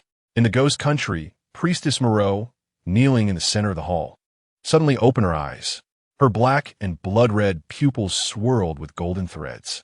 She instinctively focused on Sarutobi Asuma, who was guarding the hall, whose young, hard face resembled a fragment of a prophecy, the burned figure of a middle-aged man.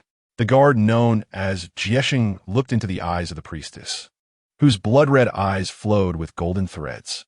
He murmured, "Prophecy. Prophecy? What happened?" Hearing the strange noise, Mike Guy suddenly rushed over from the guest room, just one door away, with Hayashi and Mikoto closely following. Priestess Miro's gaze immediately turned to Hayashi, who was frowning, and a frost-like smile appeared on her face, revealing her white teeth. "I see. The two of you will die." Chapter 302. Sealing ritual. Being told by someone that you will die is a very uncomfortable topic. Asuma's heart was restless all the way, suddenly blocked under the prophecy of death. Hayashi's mouth also twitched involuntarily. However, he was glad he vaguely remembered that in the storyline of Naruto's death, the so-called priestess's prophecy was merely another possibility in a different time and space. Moreover, facing the specters that would inevitably be sealed by this generation's priestess, all he had to do was hide far away when the time came. What was there to be afraid of? The guard Jieshing seemed to have seen through Hayashi's thoughts and advised, "The priestess's prophecies have never been wrong. I know you're ninjas from the Leaf Village, but I still advise you to be cautious and vigilant." Jieshing's words, like his abrupt tone, came to an abrupt halt, as if he had already determined the death of Hayashi and Asuma. "Is that so?" Hayashi asked coldly. He looked at Miro, who was still lost in her own prophecy, and pointed to the extremely anxious Asuma beside him, asking, "So, Priestess Miro of the Ghost Country, can you tell me in your prophecy, how do we?" Hayashi's fingertip turned from Asuma to himself, and he asked firmly, "How do we die?" "Teacher," Yuhi Kurenai shouted in fear. Discussing one's own death is not a fun topic. Guy also looked towards the Priestess Miro, whom he called sister, wanting to clarify the truth of the prophecy from her mouth. Under the focused gaze of Team 7, Miro gradually lifted her head from her contemplation of the prophecy. Her ink-like pupils, which had lost their luster, looked at Hayashi, and she slowly said, "This prophecy is too vague. I cannot see clearly. I only remember in the prophecy." She suddenly fixed her gaze on Hayashi's white pupils, excitedly shouting, "I saw you, Hinata Hayashi.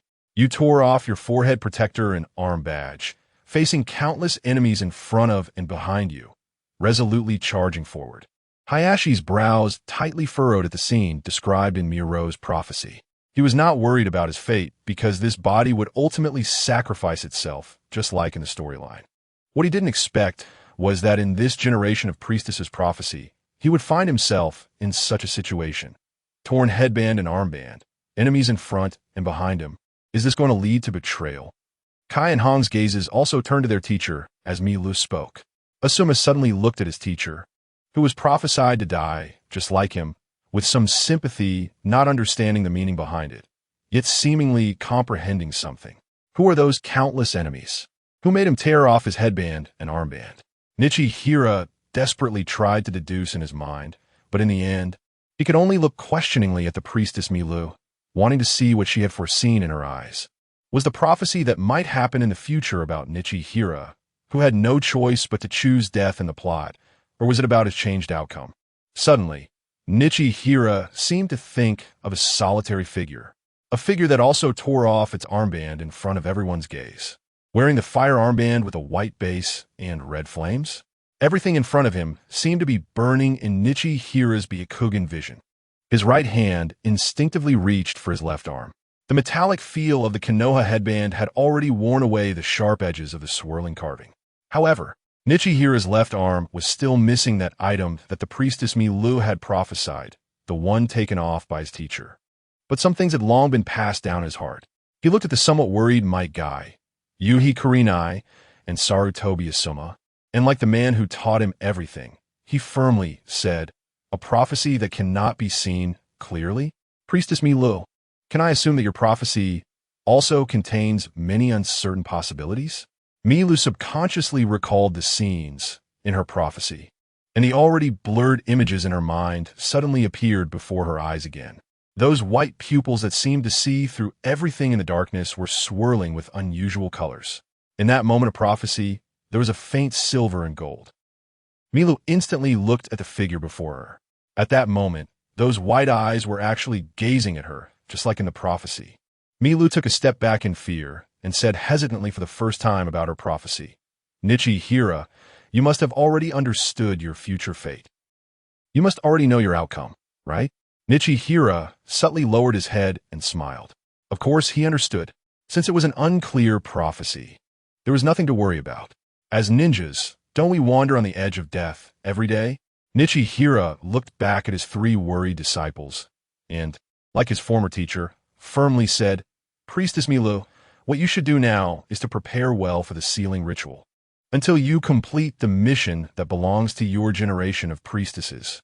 After saying this, he patted Asuma's shoulder and then dragged the still curious Yuhi Kurenai toward a room just a door away from the main hall.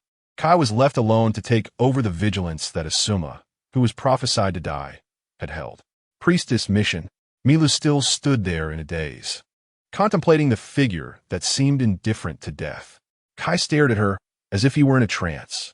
After 1 minute, 2 minutes, until a quarter of an hour later, Mike Guy, who could no longer hold back, eagerly asked Milu, "Priestess, priestess, look at me, look at me.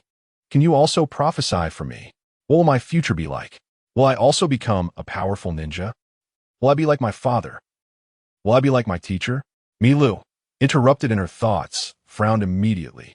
She looked at the lively figure of Kai in front of her, and her initially restless emotions were instantly disrupted by his rapid-fire questions.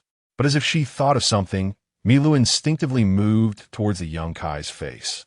But after observing for a few seconds, the young Mike Guy had thick eyebrows, a broad nose, and a complexion like wheat glaze. Such a visage was clearly the kind that could survive to the end, even if they sought death. Does such a person still need to be prophesied to die? Mila snorted softly, thinking of that team leader who was even more annoying than him. She immediately pulled up the beaded curtain that blocked the view within the hall and said nothing more. Outside the shrine of the land of demons, the moon sets and the sun rises. During the few days that Team 7 protected Priestess Milu, miraculously, no enemies came to attack or ambush them. In the leisurely days of guarding the priestess, the spirited Kai became increasingly familiar with the people of the land of demons. This person, sealed in fate and faith, seemed to be attracted by the young man's positivity and effort, especially for Milu, who was struggling with the fate of the priestess. Her gaze towards Kai was much better than towards Hira. Saturday, the day of the sealing ritual, quickly arrived.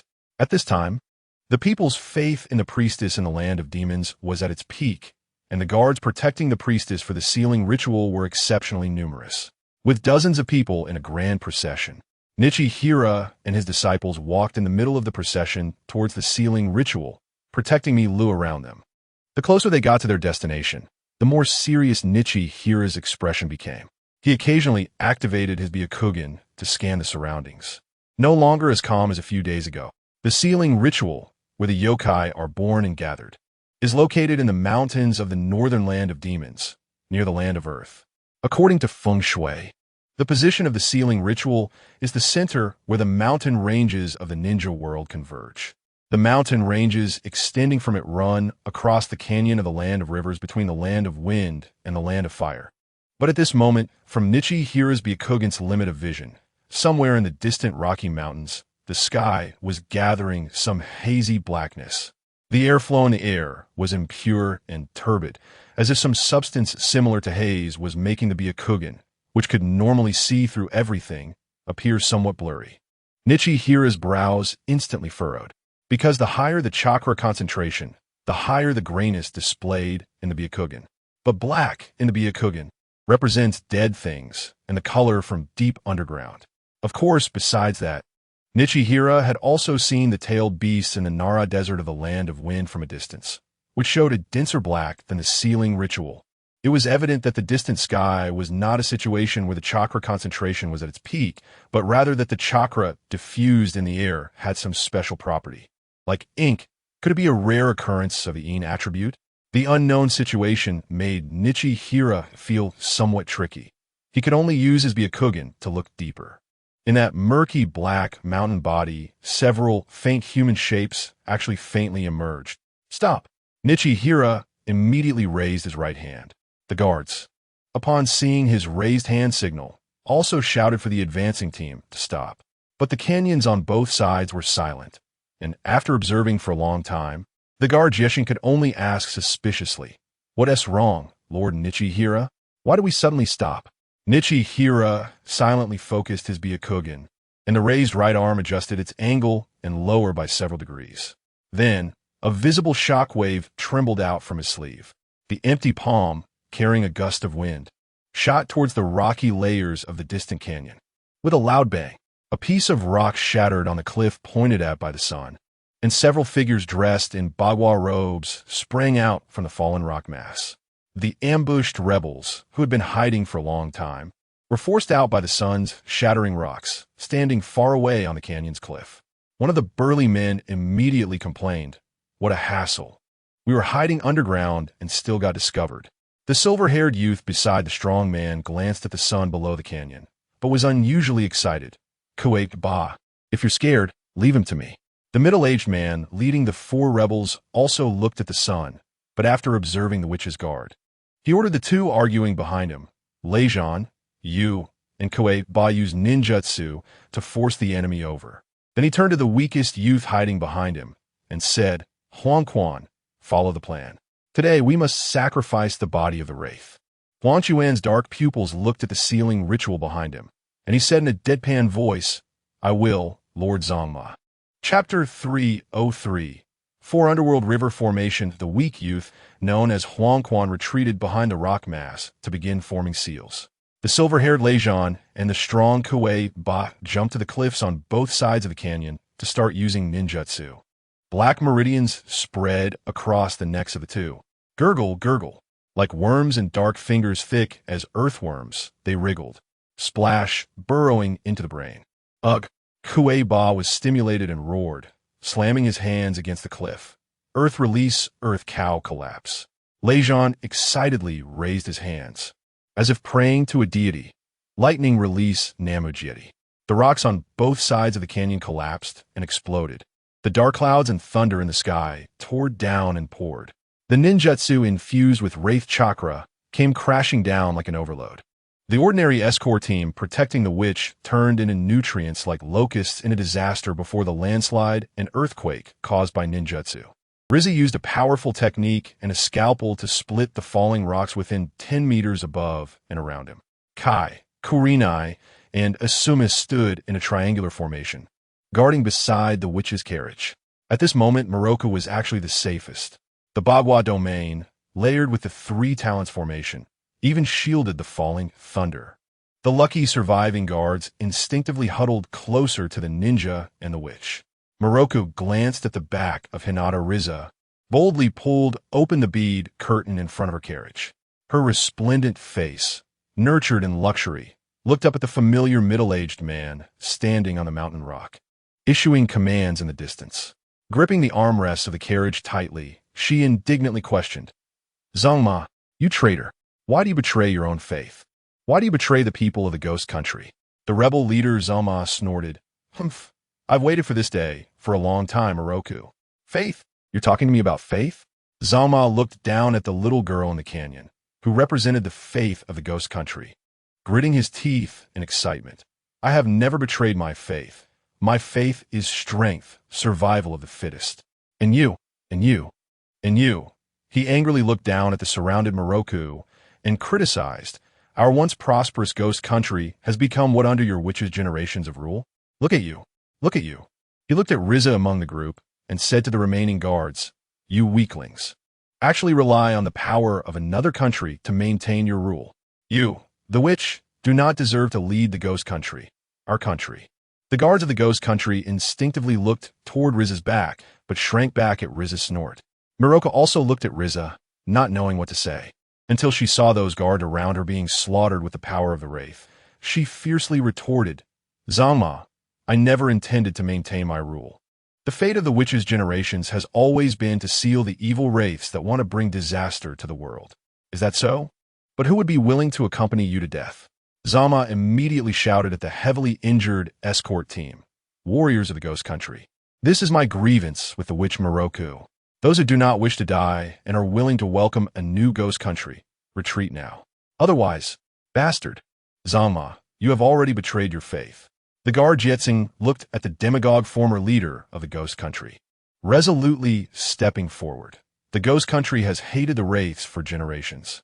Yet you use the power of the Wraiths to slaughter your kin and kill the most loyal warriors of the Ghost Country.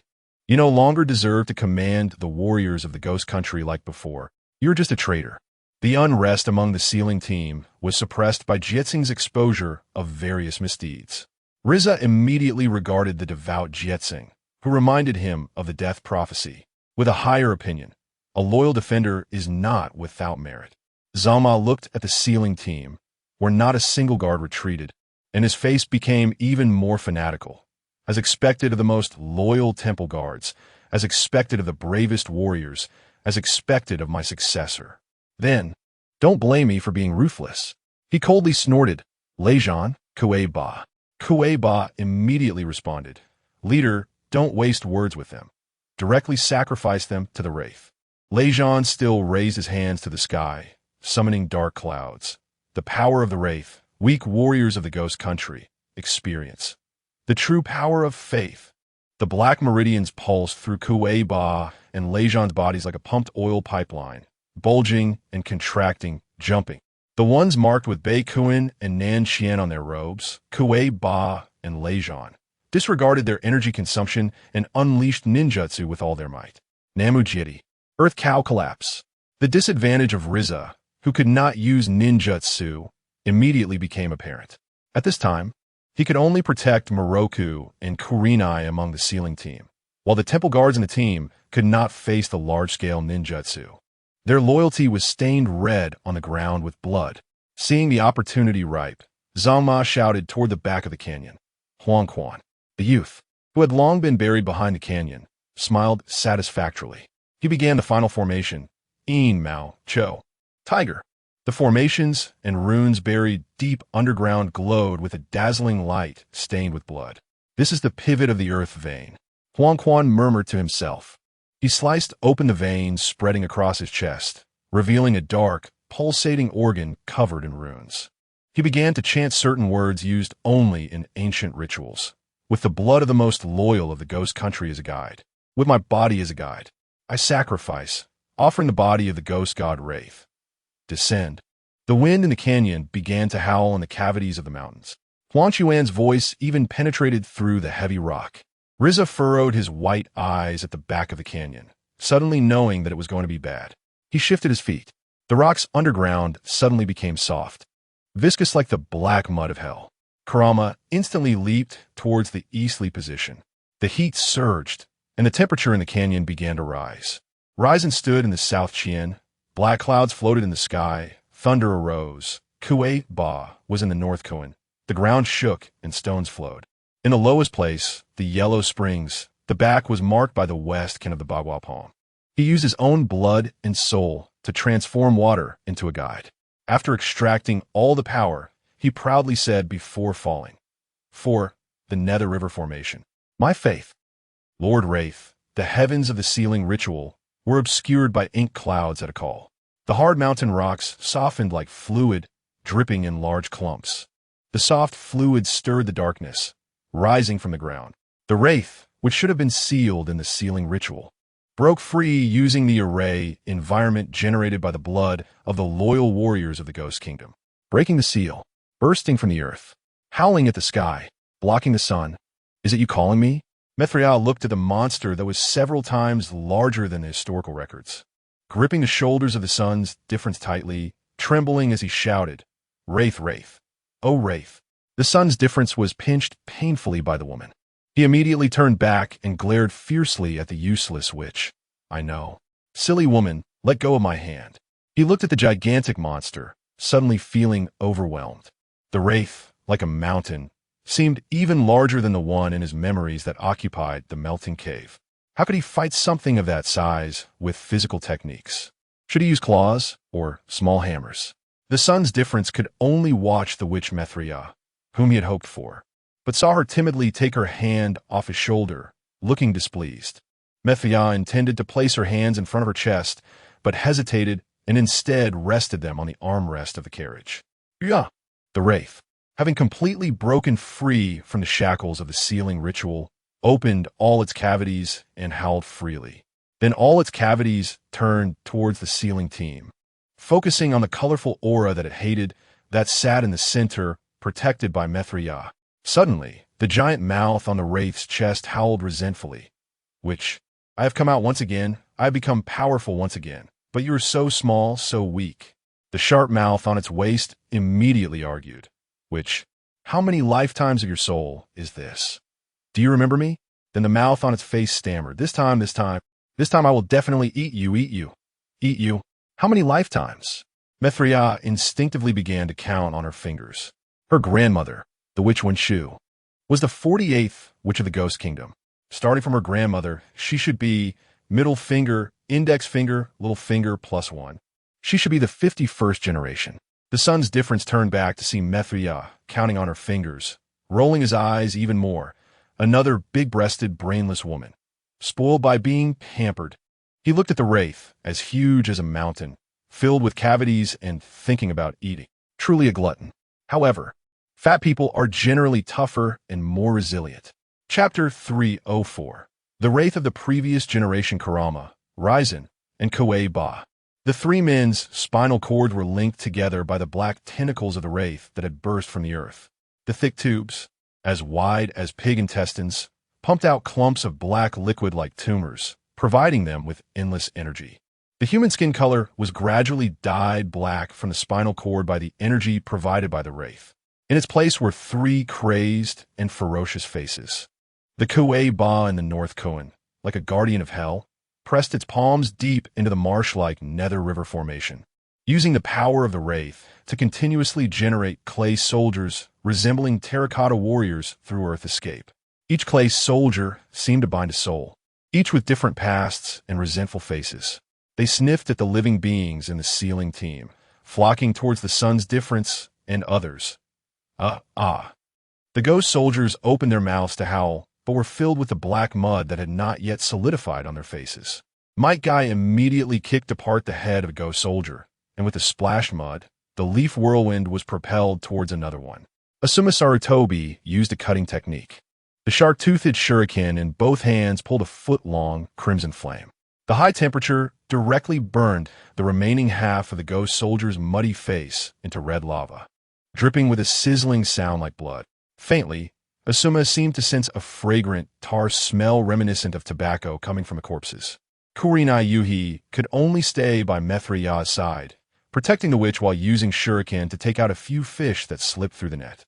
The girl's illusion techniques clearly had no effect on these resurrected puppets, because the dead do not deserve the fantasies of the living. It was clearly impossible for the mud soldiers generated by the Wraith's chakra, infused with resentment, to attack the sealing team and harm the witch. The rebel leader Kurama, above the canyon, looked down from a high vantage point at the sealing team. He then signaled Raizen, who had injected Wraith chakra for a long time, to use ninjutsu. Raizen immediately raised his hands to the sky in satisfaction. And under the excess chakra infused by the Wraith's tentacles, he accumulated a large amount of dark clouds above the canyon without needing to form seals, nurturing lightning. Endless chakra. Let me use thunder to transcend you, mortals. The dark clouds surged towards the ground at the moment Raizen's palms came together. Boom!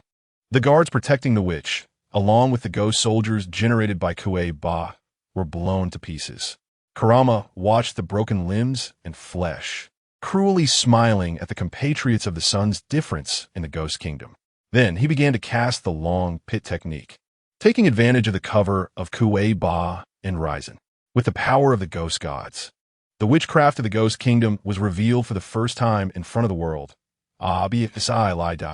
Ancient incantations and runes, filled with dazzling colors, floated in the canyon full of souls. Methria frowned, as if recalling some forbidden techniques from certain scriptures. Witchcraft 3000 Sumeru. Kurama shouted loudly, and from the earth veins covered by the Nether River formation, black intestines erupted like the Wraith's tentacles. Strands of black vines like black snakes, wrapped and devoured the bodies of the guard team under Kurama's will, completely dragging them into hell to be consumed. After absorbing the souls of the Ghost Kingdom's guards, Kurama seemed to become even more violent and larger. Suddenly, his gaze fixed on Mithria, who was being protected by everyone. The endless tentacles also squirmed with his gaze. The sun's difference once again used the heavenly return to block the entangling black vines. The intestine-like black vines collided with the rapidly spinning chakra, as if pressing against the blood and flesh in a rapidly rotating mill, scattering fragments and filth everywhere. He glared at Kurama, carefully comparing the chakra amounts of the Wraith and the three rebels with his Byakugan, then shouted towards the witch Mithria, who was protected by Red. Mithria, complete your mission. Seal the Wraith. Guy and Asuma, let's first deal with those three rebels. Witch Mithria angrily stared at the sun's difference, who had already charged towards Kurama's back, reluctantly furrowing her brows. It seemed to complain that the sun had left the monsters for her. It actually ran away. But no matter how angry and frustrated she was, sealing the monsters was the fate of every generation of priestesses. She could only make up her mind, unleashing all her witch power. Buzz! The energy exploded around Hinata's ears, and the girl immediately turned her gaze to the frail priestess beside her, whose luxurious robe was puffed up, and the silver tassels were pulled into the air by the bells floating above. Light, mixed with red, orange, yellow, green, cyan blue, and purple. In the white eyes, it shone like a light band towards the pitch-black monster, purifying it. The black tentacles were instantly severed by the seven-colored light. Eroded. The priestess's power caused the sealed monster, which had been imprisoned for 1,000 years, to panic and swell its body. It opened its enormous cavities all over, spewing out a corrosive breath as black as ink, gathering into black vines to strike at the light bands. Black and seven-colored light bands. Two different powers collided in the sky outside the sealing ritual. In the dim air, one could even faintly hear the sizzling sound of a chemical reaction. At least in terms of chemical reactions, the two opposing powers formed a stalemate. But while the priestess's power restrained the demons, the amount of chakra contained within the small human body was obviously much lower than that of the enormous monster. Recovering from the shock, the monster revealed a proud face and howled loudly. Useless priestess, you are too insignificant. You are no longer the powerful you from 1,000 years ago. And we... Countless twisted faces appeared on its huge black body, vanishing. We have become even stronger and greater, nourished by the resentment of you humans. Myler gritted her teeth, unable to refute, and could only keep unleashing her witch power to counter the monster. Indeed, she was no longer the priestess from 1,000 years ago. The current ninja world was no longer the world highly revered as the Onmyoji 1,000 years ago. The monster's power might not be as strong as it was in that war-torn era. Her witch power, her faith, probably wasn't as steadfast as those priestesses from 1,000 years ago. Hinata observed Myler, who was in a stalemate with the monster with his Byakugan, and suddenly accelerated toward the rebel leader. Hi, on the other hand, controlled the black vines around him, trying to strangle him. The 8 trigrams Kong Wu, the spinning chakra, sliced through the air in front of Hinata like saw blades. Clearing the path ahead like cutting kelp, it eliminated the attacking demon soldiers and black tentacles. The Hyuga chakra seemed to have special lethality against the monster's power. Hinata immediately transformed his knife into a fist, and with a swift motion, he struck at the black tentacles extending from Hai's spine with the dual lion fist. Suddenly, a sizzling sound came from the dark tentacles. Hinata instantly activated the giant power technique, generating immense strength, attempting to forcibly pull out the tentacles supplying chakra to Hai from behind his spine. Sizzle. What was pulled out, however, was not flesh and blood. Instead, it was a face that appeared on the black organ, a malevolent entity, already assimilated by the monster. Even without its organs, Hai, with an empty chest cavity, still roared with the face that resembled the one on the organ. Useless Konoha ninja. As long as the monster's power exists, we will be immortal and indestructible. Hinata immediately punched Hai's body away. He then quickly used his Byakugan to observe Asuma fighting with Raijin and Guy battling against the other two rebel ninjas. Under the influence of the monster's power, those two rebel ninjas also had endless chakra and were close to an immortal state, making it difficult for Guy and Asuma to hold on. Getting entangled with these guys who had infinite chakra and stamina would only lead to a passive situation. They must first deal with them, focusing their strength against the monster. Hinata looked ahead as Hai's face again burrowed into his body, and suddenly thought of the method Niji would use in the future when facing these monsters empowered by the monster's strength. He suddenly laughed at using his son's method. Then his pale eyes went blank, and the 8 trigrams 128 palms instantly generated a field beneath his feet, striking at Hai's body. Bang, bang, bang. Like the sound of exploding beans. 32 palms, 64 palms, 128 palms. Hai's entire meridians, acupoints, muscles, and joints were instantly sealed and blocked by the 8 trigrams palm. Then, facing the fully paralyzed Hai, Hinata kicked him toward the canyon wall, embedding him deeply into the rock. Hai, whose body movement was blocked by the soft fist, tried to move his neck but could only squirm his tongue to utter a few twisted words. Even if you defeat me, you cannot kill Lore Monster. The priestess you rely on is just a frail, weak, paranoid, and dependent waste. Hai's twisted face looked at Hinata, glancing at the priestess Myler, as if recalling the little girl he had been protecting since his youth. Even though she had grown up, she was still just a frail girl. Is that so? Hinata suddenly looked back at Hai embedded in the wall, and with a loud bang, he pressed his head into the rock. Then, he quickly jumped to Myler and Hinata, who were struggling to support themselves, using chakra surgical knives to cut off the black vines attacking the two. The giant monster let out a tremendous roar. Facing such a beast-like creature, Hinata had no good method. He looked at Myler, who was still desperately competing with the monster for chakra, and realized that the hope he placed on the priestess could only wait for death. It would be better to lead Guy, Asuma, and Hinata to escape right now. He pondered strategies, glancing at the colorful light emanating from Myler. Hinata suddenly thought that he must borrow the priestess's chakra, like in the plot. Myler, Hinata shouted suddenly, and then he picked up the frail body of the priestess Myler, rushing toward the monster. You bastard, what do you want to do? Myler activated her witch power to strike the monster with one hand while covering her chest, which was lifted by the wind, glaring fiercely at Hinata. Myler, lend me your chakra. I told you, this is not chakra. This is witch power. The priestess retorted. Shut up. You still expect to seal the monster. Hurry and give me your chakra. As he looked at the increasingly massive monster, Hinata thought of the scenes in the plot. While rushing, he fiercely gathered a rotating chakra in his left hand, and the spheres spinning on his right hand emitted a sizzling sound, like a small typhoon growing larger. Myler, if you don't want to die, transfer your chakra to my hand. Hinata glared fiercely, charging toward the gigantic monster with Myler like a moth to a flame.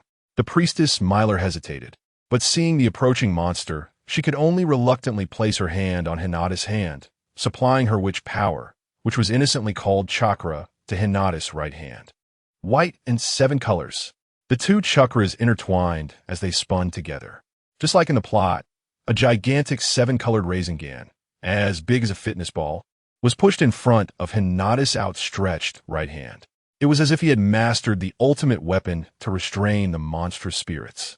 With newfound confidence, Nichi shouted at the mountain of spirits and charged forward. Die. For the first time, the spirits seemed to feel fear in the face of the colorful spiral ball. That was the power of the priestess, mixed with something else. All of its orifices suddenly pointed towards the colorful spiral ball, gathering all its dark power and erupting in a dying gasp.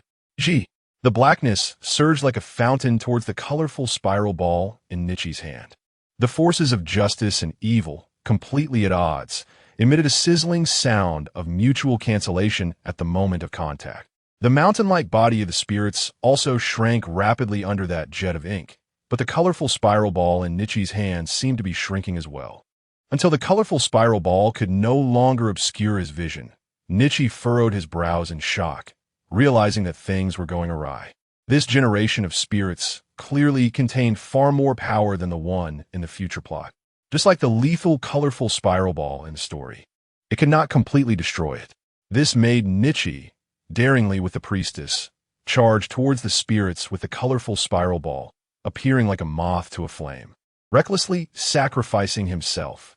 If the fire does not go out, mortal, you trust the power of the priestess too much. Huh, I can feel that she is weaker and more fearful than you imagine. The spirits mocked with countless voices, and Nichi instinctively lowered his head to look at the priestess in his arms. The person in his embrace, at that moment, was indeed filled with guilt and regret, just as the spirits perceived. This negative energy made her power and faith seem even weaker. I'm sorry. I told you that you would die. My prophecy has never been wrong, never. The colorful spiral ball that represented hope grew smaller in the face of the spirit's massive dark power, but the trajectory of the moth to the flame could not be stopped. Nichi furrowed his brows deeply, gazing at the opened black orifices. The wind brushed past his ears, carrying the ripples in the priestess's eyes. She said with guilt, I'm sorry. We are all going to die. Together, they plunged into that dark body. Chapter 305. The colorful reversal before him was a chaos. Inside the spirits, countless grotesque faces pressed against each other, licking and feeding on Nichi and the priestess who had been swallowed. Nichi used his Byakugan to carefully observe the environment, and for the first time, it seemed to have gone blind. The vision was pitch black inside the spirits. Perhaps only the tongues that occasionally flicked out from those faces could reveal a hint of dimness and gloom. Did the moth to the flame count as a failure? Nichi pondered the scene of himself charging towards the spirits with the colorful spiral ball. He only knew that in the story, this generation of spirits would be sealed by the priestess. But he was unaware that the spirits appearing in the memories of the priestess's daughter were actually a massive entity that could cover a city, directly descending into the land of the spirits. Mountain-like body versus colorful spiral ball. Clearly, he had misjudged the power of this generation of spirits. Nichi looked at the priestess in his arms with some disappointment. At this moment, she seemed to have accepted her fate and failure, tearfully muttering, I told you that you would die. I told you that you would die. My prophecy has never been wrong. Never been wrong. With tears streaming down her face, she looked at Nichi, her words filled with regret and guilt. Countless citizens of the land of spirits, countless guards and followers have died in my prophecy. I cruelly told them their own fate. I told them what I saw in my prophecy. Then, they really died before my eyes, right in front of me. I'd actually wanted to— Shut up. Your prophecy is merely a reflection of your own inner fears. I will never die here, and neither will you.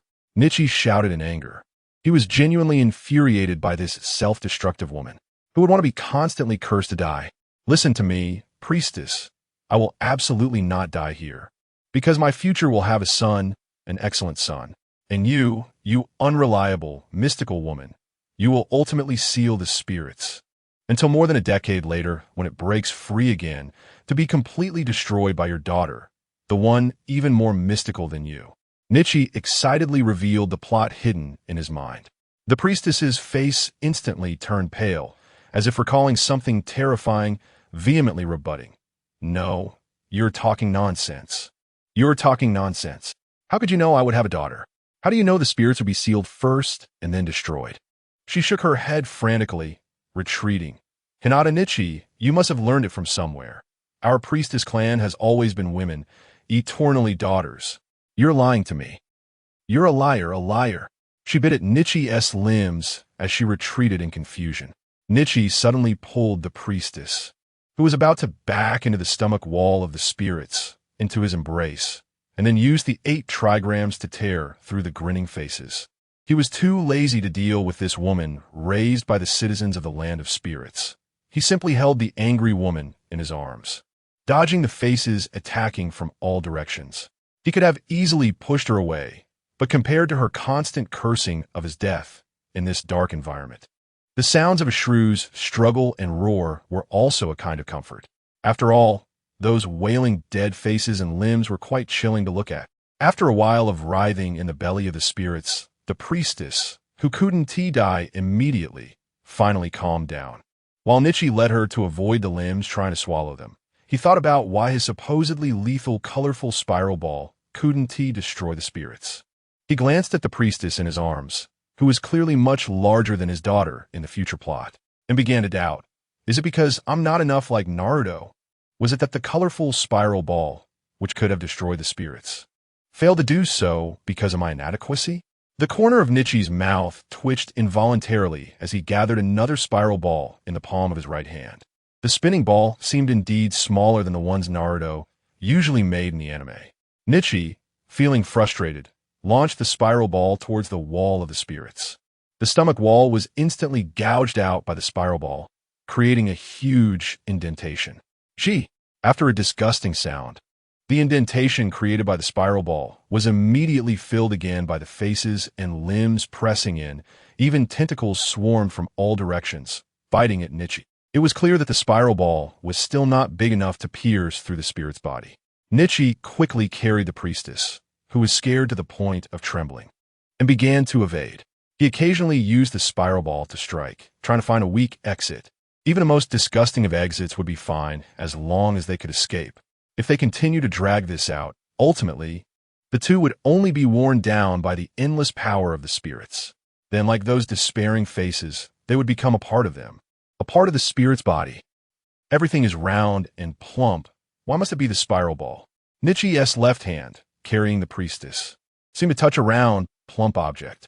But just as he was thinking, Mithraya's voice suddenly came from above. Put me down. I won't escape anymore. I'm tired.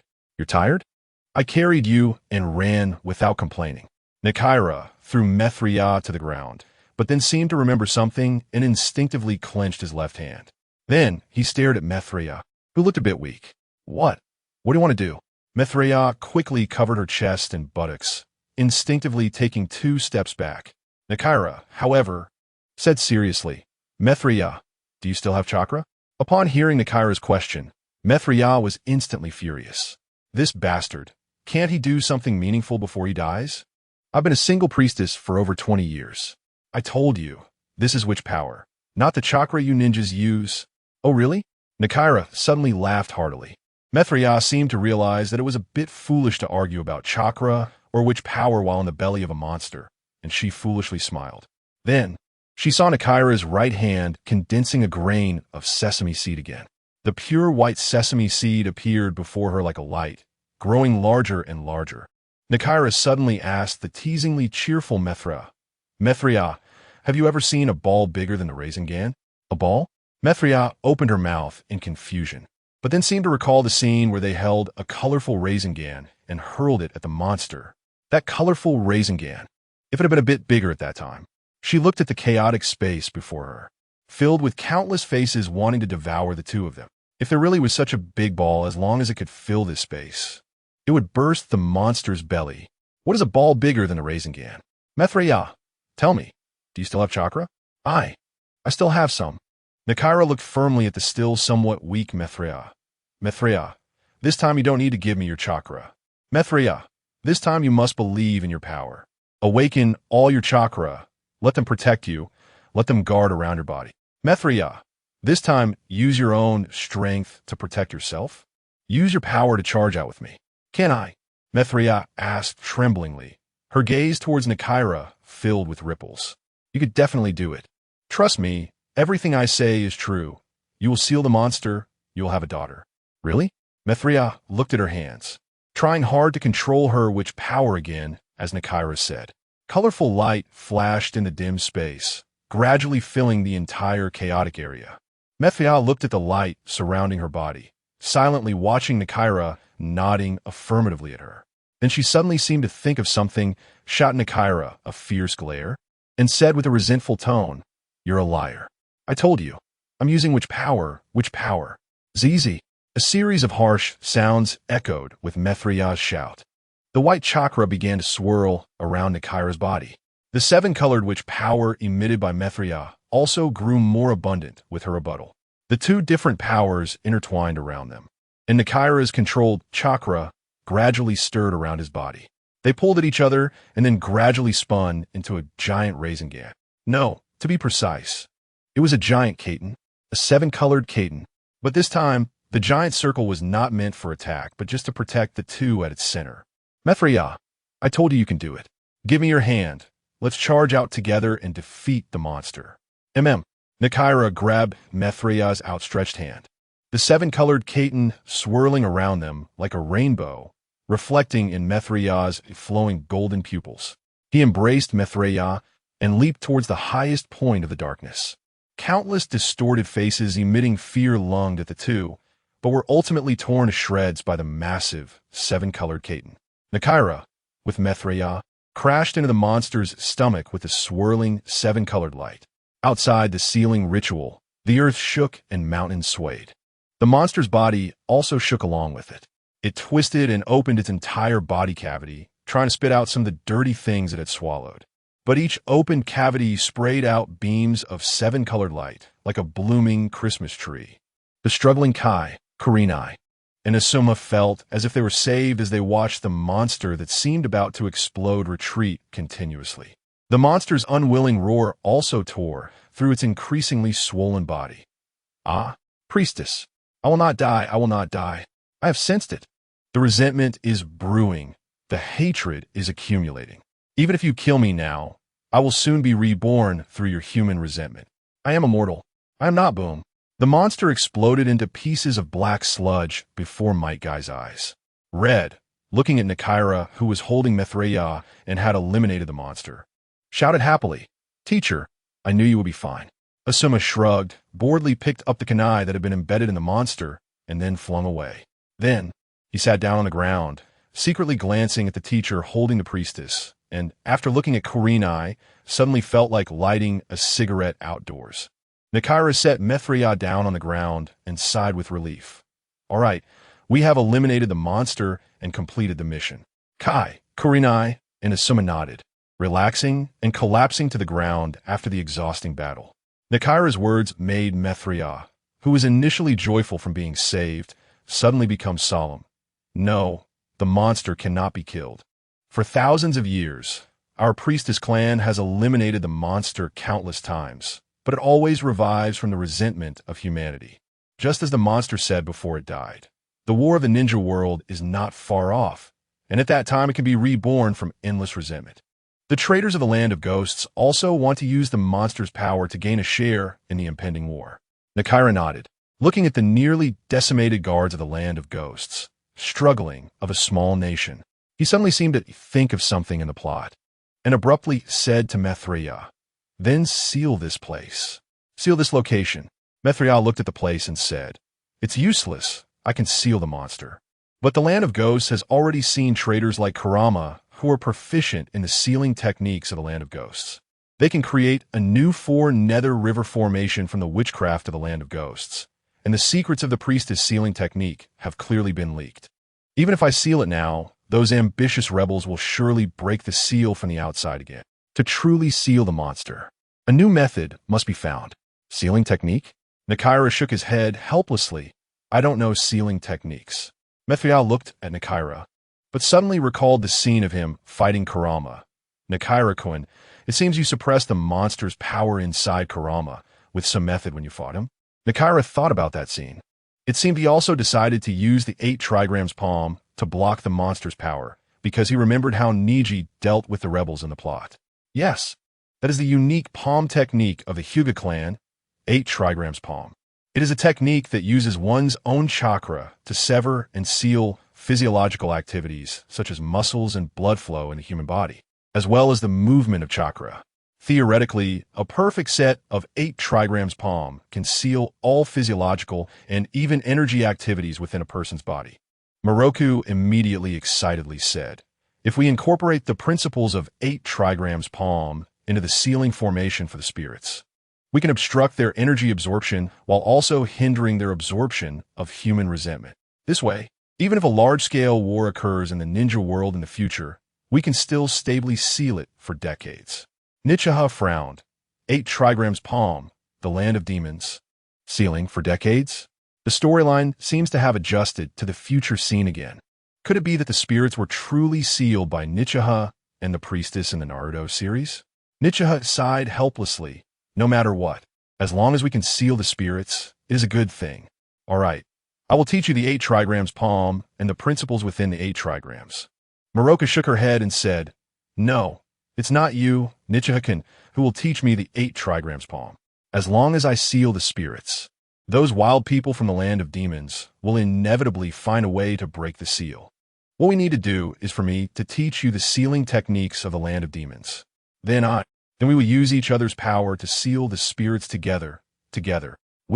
Nichiha suddenly focused on Moroku, who was getting more and more excited yet hesitant. If what she said is true, it seems that the spirits could indeed be sealed for over a decade, only to be eliminated again in the future by Naruto, Neji, and the next generation of priestesses. But it seems that something is still missing. He looked at Moroku. She seems to still be missing a daughter. Chapter 306, Sealing. Foreseeing the future Tuesday. The sky is azure, the comet is guarding the heart, and the black mud of the sealing ceremony has already solidified.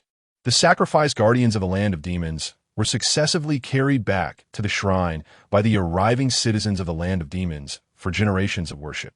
After eliminating the spirits that attempted to destroy humanity, Priestess Moroku's status in the hearts of the people of the land of demons has risen even higher. Some fervent followers even knelt before Moroku, who stood behind Nichiha, performing acts of pilgrimage. Moroku's gaze seemed to lose some of the warmth of human life. She silently watched Nichiha, who was busy sealing at the edge of the canyon, feeling conflicted, deep in thought. At this moment, Nichiha was targeting the sealing area for attacks, striking at the various sealing forms as if using the 8 trigrams palm to hit the nodes of human meridians. Qianjun, Lihi, the air palm shot out, coalescing into translucent 8 trigram symbols. This is a new school of sealing technique that combines the sealing techniques of the land of demons and the Hyuga 8 trigrams palm. It does not have the powerful chains that appear when the Uzumaki clan seals, nor the strange black seals of traditional sealing techniques. Yet, it has one suspended 8 trigram symbol after another within the sealing space. Detached chakra, which should dissipate after a few seconds, was again struck at the designated location by Nichiha's 8 trigrams 128 palms within seconds. This precise attack replacement method allowed the suspended 8 trigram symbols to alternate. And in just a few moments, nearly 108 trigram seals appeared in the sky. They coalesced, disappeared, and then coalesced again, replaced, fused, and stabilized by the flying 8 trigram runes. At this moment, the sealing ceremony was like the scene of the 8 trigrams palm striking.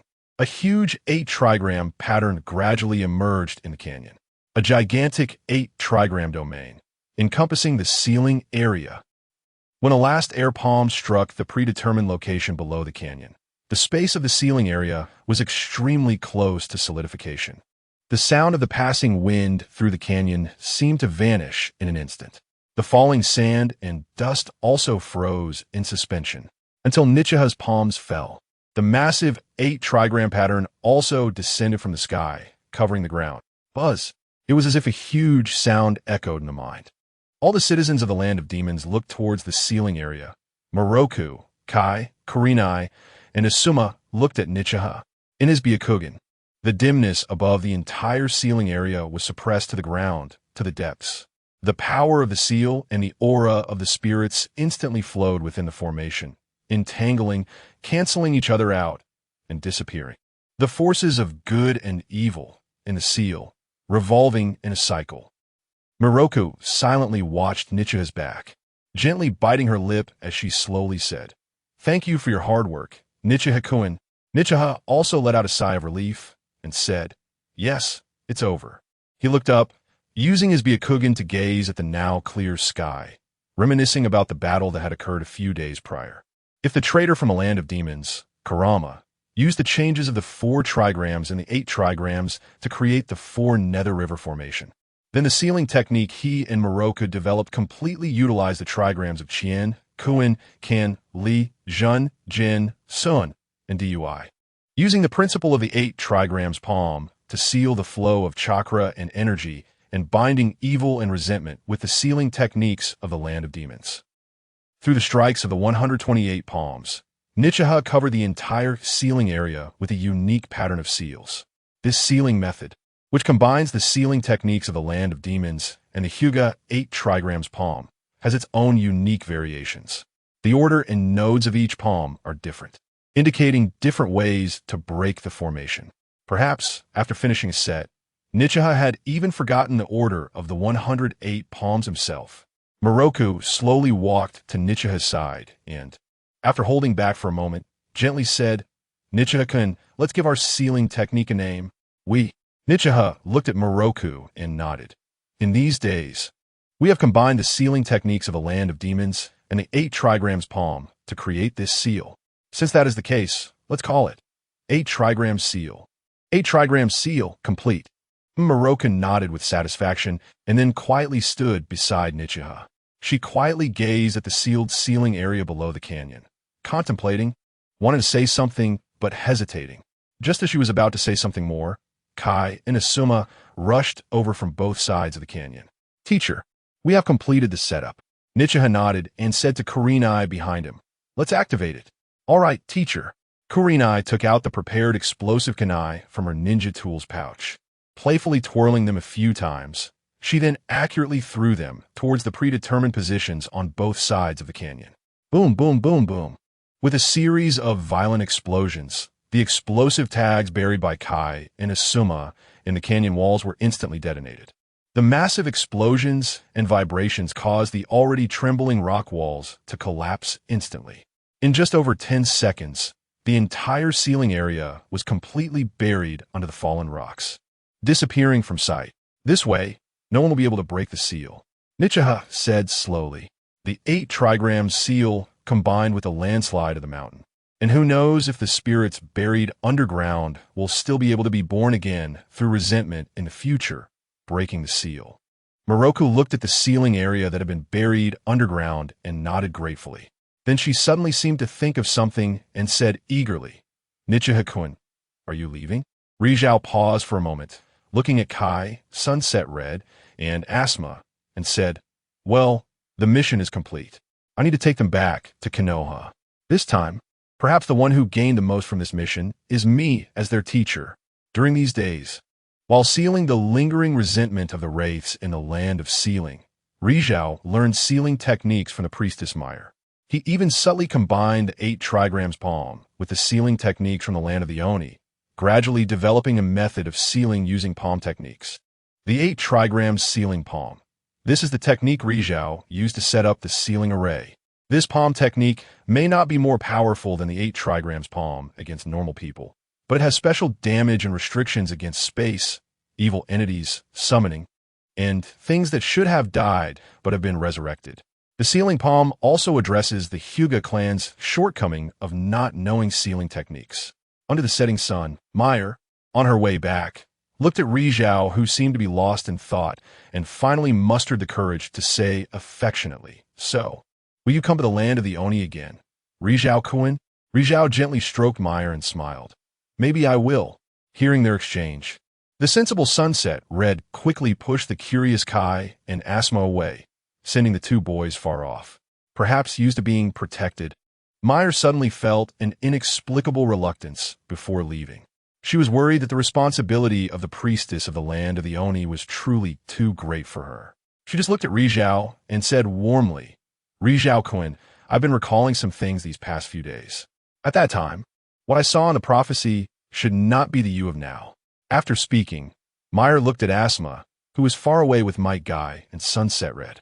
She vaguely remembered that in the last blurry prophecy, the Asuma, Sarutobi, killed by flames and iron stakes, was not the teenage boy he was now, but a more mature and composed figure. Meyer then looked at Rizhao's face, meaning that the Rizhao-kun predicted by her might also encounter misfortune on some future day. Although her prophecy couldn't help him now, at least it could give him a warning, allowing him to prepare early. "Rizhao-kun, the you in the prophecy is more mature than you are now. You took off a badge that seemed to be made of flames, and crossed out your own ninja headband." "Badge, headband?" Rizhao frowned, suddenly recalling a familiar figure. He looked at Meyer's rippling eyes. She was definitely not lying. Meyer, with sparkling pupils, suddenly smiled after seeing Rizhao's expression. "I'm not the kind of woman who rambles during farewells. I just hope you will be safe in the future, Rizhao-kun. If it's really unavoidable, the land of the Oni will always welcome you." Rizhao shook his head with a wry smile. He suddenly didn't know how to refuse Meyer's feelings. "Meyer, you still believe in prophecies so much. Do you still remember the prophecy I told you? Mita 90th. Looking deeply at Rizhao. Is what you said true? Will I really have a daughter? Rizhao thought for a moment. Since he was leaving anyway, it didn't matter to reveal the future about the land of the Oni. You will not only have a daughter, but I will also have a son. Then, whose child is that? Meyer blushed as she asked, but corrected herself the moment Rizhao turned to look at her. I mean the child predicted by you, Rizhao-kun. What will their name be in the future? Rizhao said with suspicion. My future child will be named Niji, HyugaHizashi. What about the daughter? Meyer curiously pressed. Rizhao suddenly began to think hard about his memories. His son was the main character, so he naturally knew the name. But the name of Meyer's daughter in the plot, he had forgotten it long ago. He gazed at the sky, at the canyon of ceiling, at Meyer. If he said any name at random, wouldn't he that be? Suddenly, he seemed to see those frail flowers swaying on the canyon walls of the ceiling land. Rizhao suddenly remembered something. As a doctor, he had studied all kinds of plants and herbs. He walked to the roadside and looked at the colorful wildflowers. He gently bent down, slowly picked a light purple flower, and presented it to Meyer. This is the future name of your daughter. Meyer took the flower, blushing and lowering her head. Sunset Red immediately clasped her hands to her chest behind her, looking astonished. Asma, like a good student, secretly glanced at Red's back and immediately pulled a large bunch of flowers from the ground. Kai remained a straightforward boy, simply uninterestedly replacing the straw in his mouth with a flower. The wind swayed through the flowers, emitting a faint fragrance. A few days later, Rizhao slowly left the land of the Oni in Meyer's eyes. The woman, seeing him off, held the wildflower in her hand, watching the figure that seemed to move further away, yet closer. Her left hand lightly brushed over her lower abdomen, while her right hand gently brought the flower to her nose. Suddenly, she wanted to take a step forward and chase after him. But then she cried for her fate as a priestess. She looked down at the wildflower in her hand, which was the most common purple aster flower blooming all over the land of the Oni. Purple aster is also a type of herb, blooming abundantly in the land of the Oni. She could clearly remember the pharmacology he had told her. Purple aster, soft and resilient, with a slight fragrance. Slightly warm in nature, with a bitter and spicy taste. Meyer gently caressed her lower abdomen, gazing far at the disappearing figure of Rizhao. Just as he said, perhaps on some day, more than 10 years from now, she will really pick a purple aster flower from the roadside, touching her daughter's knee-length forehead under the rising sun, gently telling her, Purple aster, this is the origin of your name. Purple aster, you must be strong. The sealing ceremony. The aging body was also crawling forward with those flowing sounds. The sewn-up chest still revealed flowing darkness through the gaps between the stitches. He looked at the collapsed ceiling land, kneeling on the ground and pounding the earth, saying, Wraiths, Hades will definitely let you see the light of day again. Chapter 307. On the high seas, the clouds of war have already reached the land of the Oni. The Sand Shinobi, due to the disappearance of the third Kazekage, was the first to tear up the peace agreement signed at the end of the Second Shinobi World War and invaded the Land of Rivers, which lies to the north of the Land of Fire. At this time, although the Land of Wind has not yet declared war on the Land of Fire, Rizhao, who is familiar with the plot, knows that apart from the United Fourth Shinobi World War in the previous 3 wars, Konoha and Sand Shinobi were in a state of hostile combat. To the west and south of the land of Oni, the Rock Shinobi has also blocked the roads leading to Konoha. After forming an alliance with the Land of Wind, the Land of Earth, the Rock Shinobi took the opportunity to provoke and invaded the territory of the Land of Grass, which is an ally of the Land of Fire, gradually controlling the place where the future battle of Kanabi Bridge will occur. The Third Shinobi World War is now merely lacking a fuse. Rizhao certainly does not want his team to become the spark that ignites the war. So, after completing the mission in the Land of Demons, he did not choose to return to Konoha by passing through the Land of Rivers and the Land of Rain from the west, nor did he consider returning through the already invaded Land of Grass by the Rock Shinobi. To the east of the Land of Demons lies the small country of the Land of Ridge, which once attempted to assassinate the first Hokage, a country whose strength is second only to the Land of Rain and has always been at odds with Konoha.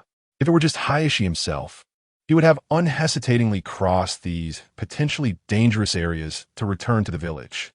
But with Might Guy, Kurenai Yuhi, and Asuma Suratobi in tow, for safety's sake, he could only lead his disciples north, taking a ship from a northern port of the Land of Demons, crossing the sea to land in the Land of Hot Water, which lies between the Land of Fire and the Land of Lightning, and then detouring back to Konoha. The journey was longer, but at this time, when the ninja world was shrouded in dark clouds, caution was clearly necessary. Moreover, the Land of Hot Water is a neutral country, and the neighboring Land of Lightning was still allied with Konoha during the early stages of the Third Great Ninja War, with both sides remaining peaceful. But Hizashi knew, during the Third Great Ninja War, Konoha had mobilized almost all its wartime potential, defeating each of the other four great nations in turn. Because of this, Konoha gave birth to the most dazzling new star in the ninja world, the Golden Flash. However, with the self-sacrifice of the Golden Flash during the Nine Tails incident, Konoha had to sacrifice him from the Hyuga clan to bring about the end of the Third Great Ninja War. Compromising and seeking survival, Konoha, having exhausted the potential of this generation, was at its peak and then began to decline. Hizashi stood alone on the merchant ship heading to the Land of Hot Water, pondering the future. What will my fate be upon returning this time? He gazed at the gradually extending coastline, while the still-growing Guy, Kurenai, and Asuma quietly rested in the cabin. At this moment, there were also people on the eastern sea of the Land of Hot Water who were feeling contemplative. On a massive sheep-headed ship, Suka Mountain Pufferfish stood tall at the bow like a general. He placed the spiky scaled shark skin across the two horns of the sheep head and looked at the land gradually appearing on the horizon, lost in thought. He couldn't help but wonder what the captain, whom he had thrown overboard, was thinking, a ship racing across the sea with a sheep's head. If it were his design, Suka Mountain Pufferfish would have made a shark's head, preferably a sawtooth shark. After all, only a shark full of teeth could match the shark skin in his hands. The great blade shark skin. How could a sheep understand the vastness of the ocean? Suka Mountain Pufferfish instinctively muttered, "The Mary, what a gentle name." With a swish, a silver flash cut through his words. At the starboard side of the Mary, a slender figure was dancing with a long knife, stitching. The bandage-faced Kuri Soren was using pulled silver threads to string together dozens of fish by their gills.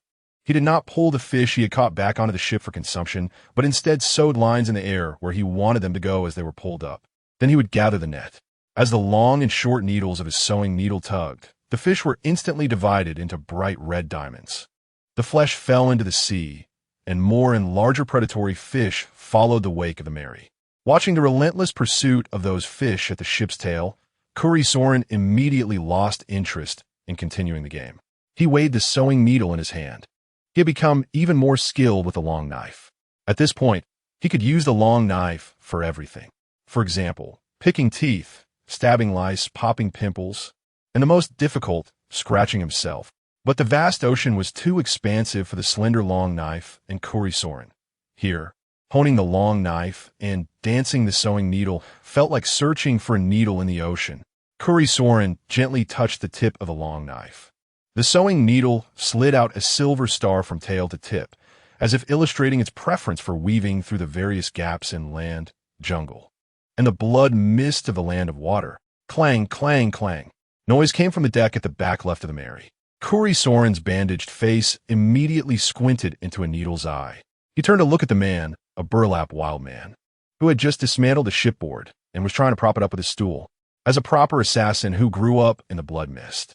Kuri Soren simply could not understand how such a brute could be born in the blood mist. That short, stocky build and rough voice seemed more suited to being a mountain dwarf in the land of Earth in the northwest of the continent. Kuri Soren instinctively tightened his grip on the sewing needle and said to the wild man, "Hey, can you keep it down?" The wild man did not pay attention to his teammates' ridicule and complaints. He simply brought down the blunt knife with his left hand onto the shipboard in front of him, and then smashed the blunt knife handle he held his right hand onto the cut. Thump, cut, crack. The Mary's plank was split open with a crack. Used to sewing, Kuri Soren instinctively picked up the sewing needle and quickly sewed up the extending gap. The wild man looked at the patched Kuri Soren and gazed at the gradually enlarging coastline, saying, I have a feeling you're going to die out here. Really? I feel the same way. Kuri Soren leveled the sewing needle, the tip of the long knife pointing straight at the wild man's forehead. The two exchanged jibes. There is nothing that a blunt knife could not cut through, and nothing that a long knife could not sew. But thinking about how the blunt knife always avoided the solid and went for the weak and the all-penetrating sewing needle, the wild man immediately began pounding on his stool. Kuri Soren also disinterestedly walked to the other side of the deck to continue his sewing pleasure. The two most incompatible members of the Seven Ninja Swordsmen merely exchanged glares and then avoided each other. Spit. Seeing this scene, the big-mouthed black hoe, Leia, immediately spat out the toothpick in his mouth. He looked at Kuri Soren, who had moved to the other side of the plank, and walked to the spot where the other had just stood. Then he raised his hand high, holding the thunder knife up to the sky. At this moment, a cloud of dry thunder gathered above the Mary. Crack! Black Hole Leia plunged the lightning-charged tooth into the sea surface at the ship's tail. Ziz! Ziz, ziz! The fish boiled and jumped up as if they were having a blast. At the ship's tail, the predatory fish that had been attracted by the meat chunks cut by Kuri Soren instantly surfaced, floating on the sea with white eyes. Black Hole Leia burst into laughter. Ha ha ha, I knew it. The thunder knife is the most powerful. Then he picked up the thunder knife from the waves at the ship's tail, and at that moment, every fork of the thunder knife had a charred fish impaled on it. The big-mouthed black hoe Leia nodded in satisfaction and headed toward the dining hall. In the dining hall of the Mary, a series of chopping sounds echoed. The similar and continuous sound was like two knives mechanically and precisely cutting. If one listened closely, the frequency of the double knives chopping was constantly shortening, yet the intervals between the sounds of the two knives were perfectly synchronized. As the frequency continued to shorten, all the ingredients in the kitchen were being shredded by the gleaming blades of the double knives. However, leaning against the cabin outside, Loquat Shirzong yawned, chewing on his jaw tattooed with blood-colored patterns, lamenting that today's meal was going to be tasteless, because all the ingredients would be ground into bits by those two knives.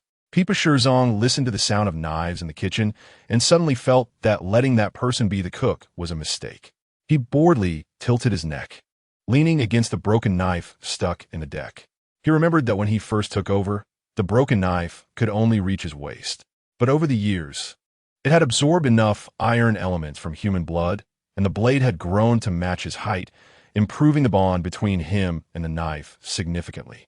At this moment, the knife and Peepa Shirzong formed a perfect equilateral triangle with the ground.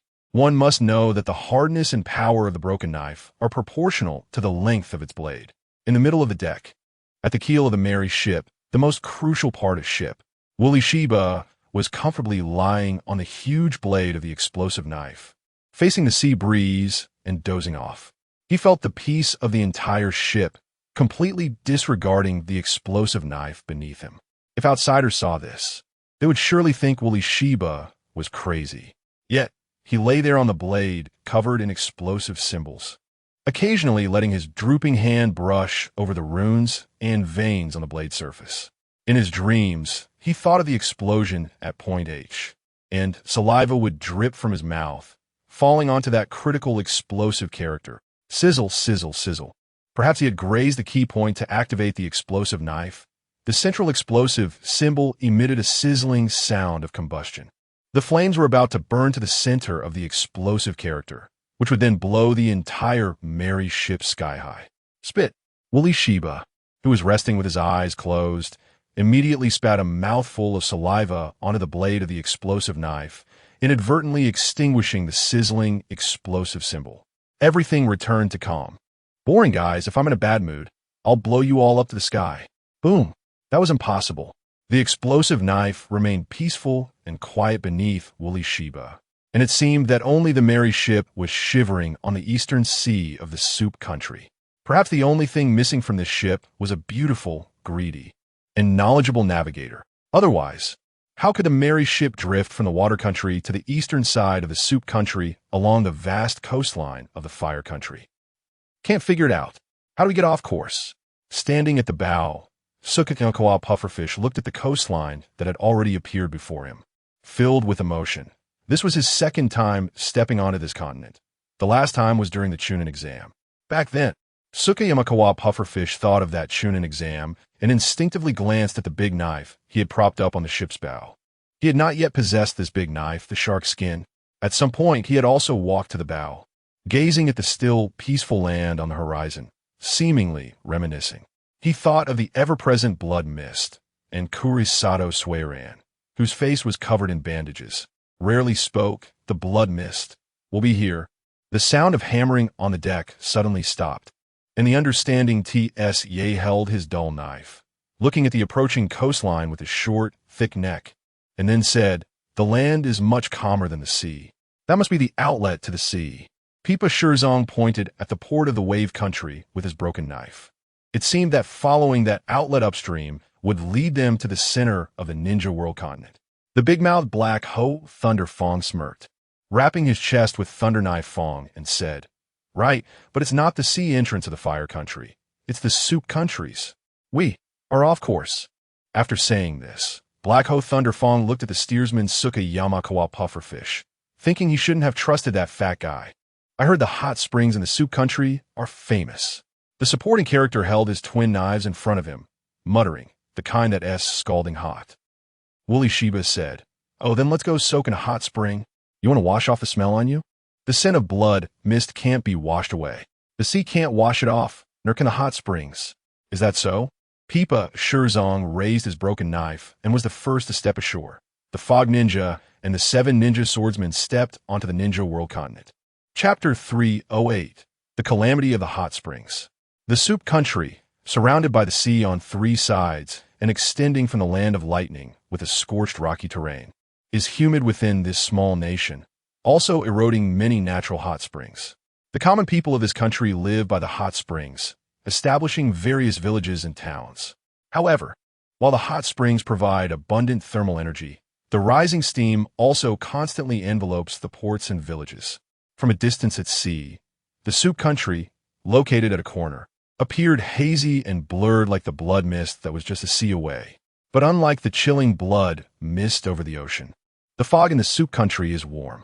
It carries a natural sulfur smell, as if people were steaming in hot soup. After Tuesday comes Wednesday. At noon, a merchant ship from the land of demons docked at the northern port of the soup country. From afar, Mike Guy staggered onto the shore. He bent over, forcefully covering his mouth as he leaned over the edge of the shore, until he could no longer hold back. He bravely lowered his head towards the vast sea and opened his mouth. Wow! Guy threw up. A stream of liquid, held back for a long time, erupted from Mike Guy into the light blue seawater at the port. Narashikamaru immediately held his breath and went forward to pat Guy's back. But he shook his head helplessly while doing so. Logically, someone who practices body techniques should have good physical quality and wouldn't usually get seasick. But Mike Guy seemed to be an exception. Even when his body techniques could surpass the gods later in the story, he would still get seasick like a dead dog when he arrived at Turtle Island. This is like some fitness buffs getting carsick, which is truly pitiful to watch. "Teacher, have we reached Konoha? I want to go home." Guy wiped the bile from the corner of his mouth and looked pale at Narashikamaru. Narashikamaru could only shake his head while patting his back, disheartened. "God, how could Konoha be by the sea? This is the soup country north of the fire country. We still need to travel half a day to get back to the country, and then it will take another day to return to the village." "Oh," a guy continued to throw up. Asuma then stepped off the ship, and upon seeing Guy crouched nearby and dry heaving, he immediately pinched his nose and turned his face away. Seasick, another man who can't understand the feelings of the sea. Compared to Seasick Guy, Asuma truly loved the ocean. Even though his chakra attributes were mainly fire, he could still swim around the merchant ship like a swallow, bare-chested, and then catch several fish with his flying swallow technique. Finally, the last to disembark, Yuhi, rubbed her sleepy eyes, seeming to have slept comfortably throughout the journey. But as soon as she stepped off the ship, she seemed to have caught a whiff of something. She lightly sniffed the clothes that smelled of the sea breeze. And until she caught the sour and rotten smell wafting from Mike Guy, she immediately pinched her nose and murmured to Narashikamaru, who was still patting Guy's back, "Teacher, shall we go soak in a hot spring to clean up a bit?" Narashikamaru immediately understood, nodding with a smirk. Traveling at sea inherently lacks fresh water. And among Team 7, Asuma, who excels in ninjutsu, is a man who's only good at fiery techniques and not skilled in water release. With no fresh water for bathing, plus seasick and vomiting guy. Just thinking about it is terrifying. If it were the former Class 7, even in the Nara Desert of the Land of Wind, the sacred tree of the Senju could still use ninjutsu to filter a few basins of fresh water for washing. But at this moment, obviously, Nichi subconsciously took a breath of sea breeze and held his breath, then looked towards the other two disciples. Kai Asuma, we can return to the village to complete our mission in half a day. Do you think we should take a break here and soak in a hot spring? Or go straight back to the village? Asuma did not intend to express an opinion. He just nodded and walked behind Yuhi Kurinai, seemingly indicating his agreement. Kai, rubbing his empty stomach, weakly stood up from the ground, dazedly looking at the floating vomit in the sea, then wiping his mouth with lingering enjoyment. Teacher, is soaking in a hot spring considered training? Rest can help one train better. Nichi smiled bitterly and patted Kaya's shoulder. The little guy wanted to relate everything to training now. However, he vaguely remembered that in the future, Uzumaki Naruto also seemed to have gotten seasick and accompanied Jiraiya through the land of hot water, where he trained his chakra control by splashing in the hot springs.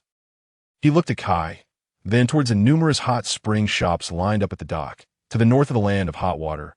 The salty sea breeze mixed with the sulfurous steam and the fresh sour smell. In the distance, there were hot spring shops with male bathhouses, female bathhouses, and mixed bathhouses. Nichi smiled and nodded, giving Kai a push on the back. Go ahead, choose a hot spring shop you like. At the Kinasato hot spring shop, Might Guy, pushed forward by Nichi, looked at the hot spring shop ahead. After walking for a while, the revived Might Guy eagerly wanted to wash off the smell on his body. And somehow, the name of this hot spring shop felt unusually familiar. Teacher, let us soak in this hot spring shop. Behind him, Nichi, Asuma, and Yuhi Kurinai exchanged glances, pinching their noses and nodding in agreement at the same time. This was the first time Kai, who had never had any leisure activities, chose a place for entertainment. Although the name wasn't great, they had to support him. After all, the sour smell on Kai was just too strong. Okay, let us go with this one. After Nichi finished speaking, Kai ran ahead into the Kinasato hot spring shop. When he brought Yuhi Kurinai and Asuma through the shop's entrance in the quiet hot spring shop, the plump shop owner was explaining something to Might Guy. I'm terribly sorry, guest from afar. Our hot spring shop is already fully booked today. If possible, please head to another place to rest. Uncle, can the hot spring shop be full at this time? Might Guy questioned, tugging at his sticky clothes. After walking a long way and choosing several shops before arriving here, Kai subconsciously headed towards the inner hot spring room, just about to lift the curtain that separated the inside from the outside to take a look when he was suddenly pulled back by Nichi. At this time in the morning, there shouldn't be many people soaking in the hot springs. It definitely wouldn't be as full as the shop owner said. After Nichi grabbed Kai, he frowned, knowing that the hot spring shop owner had likely refused service after seeing their attire and ninja headbands. Moreover, the other party's tense expression. Kai, if it's full, we can go to another place to soak in the hot springs. This is the land of hot water. The land of hot springs. Are you afraid there won't be a place? The shop owner gratefully nodded at Nichi, but throughout, his body remained stiff, not daring to make any large movements. Nichi comforted Kai while observing the situation in the hot spring shop. His eyesight had reached the human limit. Even with just the corner of his eye, he could observe everything very carefully. By chance, a silver thread reflected scattered light at a specific angle. Behind the hot spring shop owner, a thread as thin as cow hair extended towards the hot spring pool inside the shop. Nichi was suddenly a bit astonished, yet felt familiar. He quietly activated his Byakugan, instinctively and habitually looking towards the bathing area. The Byakugan filtered through the women's area, the mixed bathing area, until it reached the male bathing area. In a cloud of steaming water, 6 different chakras were comfortably soaking in the hot, bubbling soup. A few pale bath towels and rags casually covered the faces and bodies of several people. In the male bathing pool of the Kinasato hot spring shop, about 70 to 80 square meters, a man wearing a headscarf was swimming back and forth in the square hot spring pool, clutching a pair of flatfish with both arms. The wide and flat flatfish seemed to pose no hindrance to his movements, instead, like duck feet, increasing the man's swimming speed. The faster he swam, the more he resembled a nimble flatfish. HyugaHizashi admired the man's swimming figure. While the Raikuya was sizzling with electric sparks in the hot spring pool he had inserted into. Under his control, the electricity did not spread throughout the entire hot spring pool, but was confined to a small area right in front of him. Seeing the water in the hot spring bubbling with excitement from the electricity, HyugaHizashi nodded excitedly, then happily submerged his big mouth into the hot spring ahead, gulping down a couple of mouthfuls, then spraying out steam.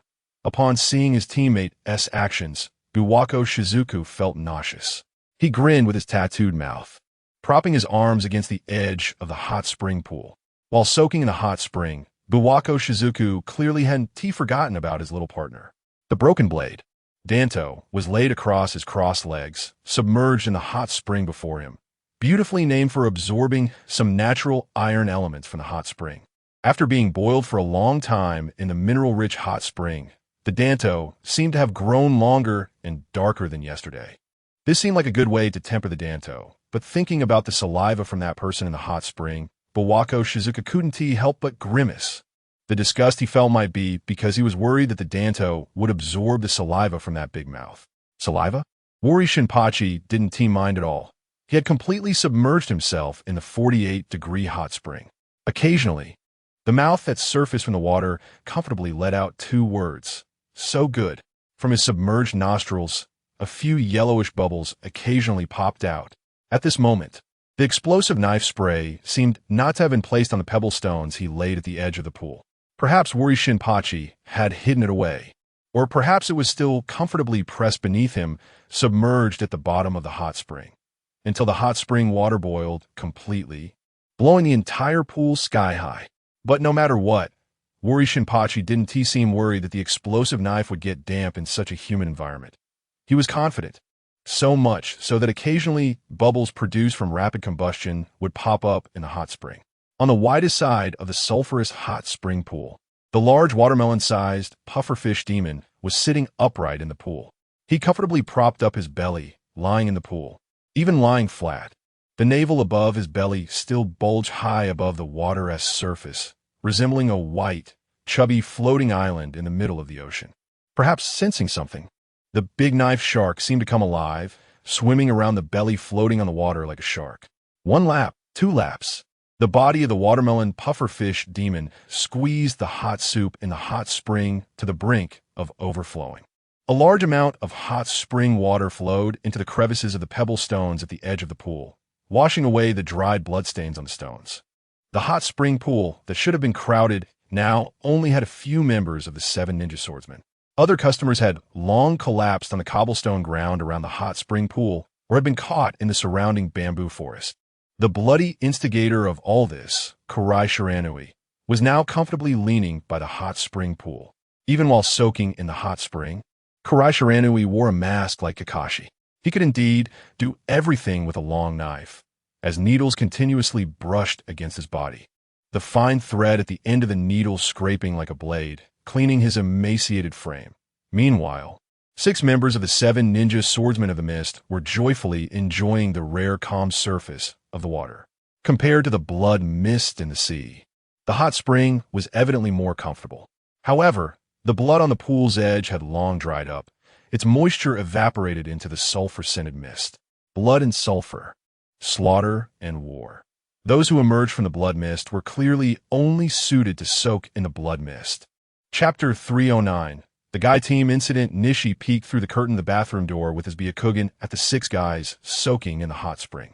In a place like this at this time, encountering the 7 ninja swordsmen of the mist led by Might Guy, he immediately looked at Kai, who had chosen this particular hot spring after passing countless others, as well as his teammates, Yugao and Asuma Sarutobi. He instantly thought of some troubling things. The Guy Team Incident? Nishi suddenly felt a headache. It was clear that the hot spring owner's reluctance to host these leaf ninjas was justified. If a fight broke out in the store, it would likely be destroyed. Moreover, the combination of those inside was currently one of the top elite ninja teams in the mist and even in the ninja world. Among them were Kurai Shiranui, who excelled in mist assassination techniques, and Piba Juz, the water-style expert Sujetsu, and the lightning-style expert Raiga, the dual-wielding defense specialist, as well as the indestructible Tonkatsu Yajiro and the explosive woolly Shinpachi. Although the strongest among them had not yet reached their peak power, the key was that there were many of them, more than their own side. This made Nishi, with the still Jinin Kai, Yugao, and Asuma, feel like they were outnumbered. He was about to take his disciples and leave, but just as he was about to step out the door, in his Byakugan, a sturdy chakra body was approaching the door of the Kaiseki hot spring. Nishi recognized the hulking figure of the one member of the 7 ninja swordsmen who was not in the hot spring pool and felt a sense of helplessness. What was meant to come would always come, thinking of the characters who would sacrifice in this plot from his memory. He gently patted Kai on the shoulder to encourage him. Then he unhesitatingly pulled Kai aside, concealing his chakra and pretending to be a traveler. The Might Guy incident. Until the moment of confrontation, as a teacher, Nishi only wished to quietly pose as a traveler ready to soak in the hot spring and avoid trouble. Not for himself. He genuinely hoped the other party had not seen Yugao and Asuma, had not seen Kai. Outside the Kaiseki hot spring, Tonkatsu Yajiro, drenched in sweat, walked through the store's entrance. He was bare-chested, with a robust left hand holding a tool resembling an axe and hammer, while his right arm cradled freshly chopped wood. He was comfortably draped in a bathrobe, his face beaming with a smile, seemingly ready to find a lounge chair in the hot spring and enjoy steam. Upon entering the store, Tonkatsu Yajiro instinctively glanced at Nishi and Kai, who were casually observing the store's decor. Seeing that there were customers soaking in the hot spring while wearing oversized clan garments, he couldn't help but sneer. The green-clad Kai and the robe-wearing Nishi were evidently seen by him as the wealthy landlord and his foolish son. He then prepared to lift the curtain to return to his hot spring, but just as he reached out, his gaze suddenly fell on Asuma Sarutobi, who stood next to Yugao and was taller than him. Asuma, caught off guard by the man's stare, turned away, just like Nishi. Tonkatsu Yajiro then scrutinized Asuma's back, and with a rugged face, casually greeted him. "Hey brother, nice beard on your chin. Where did you get it trimmed?" He also glanced at Yugao beside him and continued speaking to the turned Asuma. "She must be your daughter, such a beautiful young lady. I would love to have a daughter like that. It would surely be a joy." "Ha ha, brother, daughter?" Asuma's face darkened at Tonkatsu Yajiro's laughter, as he clearly mistook the more mature him and Yugao for father and daughter. But this year, he and Yugao were only 14. Nishi and Kai's turned backs evidently did not attract Tonkatsu Yajiro's attention. But he did not expect that the one who would ultimately trigger the incident would be the recently quiet Asuma Sarutobi. Kai couldn't help but laugh along with the enemy at his teammate being mistaken for an old man. Hearing his teammate's laughter, Asuma immediately felt a surge of anger. At this moment, he still did not realize that he was facing the 7 ninja swordsmen of the mist. He suddenly turned around, meeting the eyes of the taller and shorter figures. Old man, we're not brothers. He pointed to Yugao beside him and said, "Yugao and I are teammates of the same age, not father and daughter," the old man said. Tonkatsu Yajiro was taken aback, looking at Asuma's older face in shock. "What did you say?" You guys are the same age." "Huh, you actually look older than me."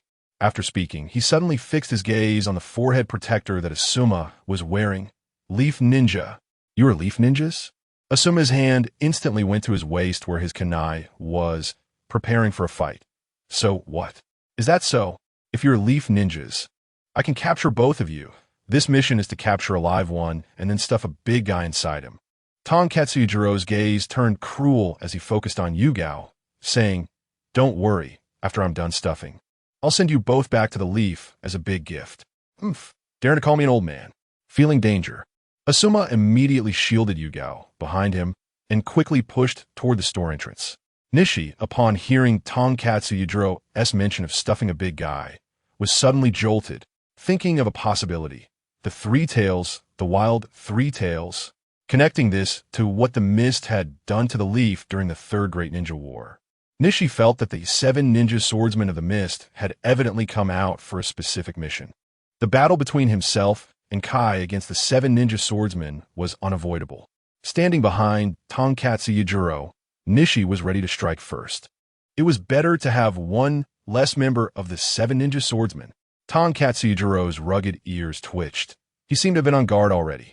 As he turned, he swung the lumber over his shoulder like a battering ram towards Nishi. Bang! With splintered, the timber exploded in the air. Nishi's right palm penetrated the shattered dust, continuing its forceful advance. The indestructible DK was instantly met by Tonkatsu Yujiro's exposed chest. Buzz! Buzz! 2 resonant metallic sounds rang from the DK in his hand, transmitting through the bones to Tonkatsu Yujiro's eardrums. He suddenly retreated, his tightly clenched lips and the swallowing Adam's apple clearly showing signs of internal injury. Once his retreating figure came to a stop, he looked at the figure before him and mockingly exclaimed, "Hinata Nichiha, I didn't expect it to be you. After the Chunin exams, I can see you again. So what if it is me? You just said you wanted to capture us and send us back to Konoha as gifts?" As he spoke, Nichiha led Kai to stand in front of Asuma and Kurenai, protecting the 3 of them at the entrance of the hot spring shop so they could escape at any moment. Tsunetaka was on guard, keeping them within attacking distance, not allowing them to leave or retreat. Without chakra protection earlier, he had suffered from Hinata's gentle fist during their brief encounter. However, after the Chunin exams, he had gathered detailed intelligence on the gentle fist, and now the blades in his hands were emanating deep blue ripples. Chakra coated the ninja blades, eroding the chakra that Hinata's gentle fist had invaded. Facing Nichiha, Tsunetaka seemed to feel somewhat uneasy about a one-on-one fight. But their allies were all soaking in the hot spring, and as long as they made a little noise, they could swarm and attack. Thinking of this, the dull blade of Tsunetaka suddenly swung down with the force of a mountain. Retreat! At the moment, Nichiha shouted to Kai and the others. The double lion's fist struck from his side and collided with the rippling blade. Bang! Boom! The heavy clash of power resonated, and the light blue ripples were shattered into mist by the chakra collision. Yet Tsunetaka's momentum did not diminish as he slammed onto the floor of the hot spring shop. The roar of the fight made the blood mist in the hot spring room tremble slightly. Even though the 6 people comfortably lounging in the hot spring did not seem in a hurry to join the fray. Perhaps they understood Tsunetaka's strength. Perhaps the 7 ninja swordsmen, although part of one group, acted more like a disparate bunch. Kurasame Karasuma sniffed through the gaps in the bandages, his emaciated body standing straight up from the hot spring.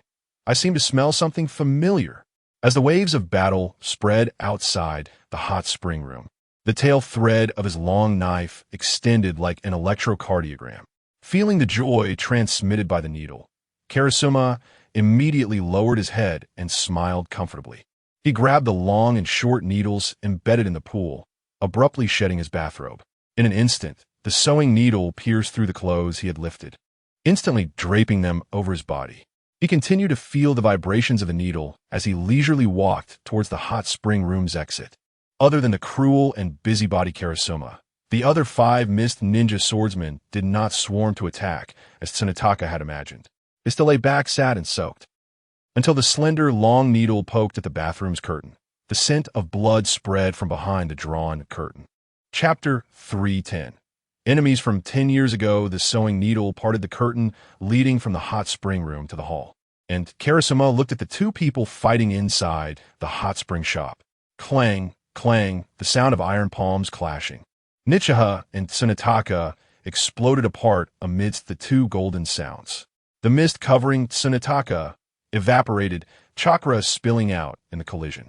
Upon seeing Tsunetaka engaged with Nichiha, Karasuma's eyes widened, his body instinctively reacting as he unconsciously whipped out the long needle, piercing through the spilling chakra and shattered mist, aiming for Nichiha's brow.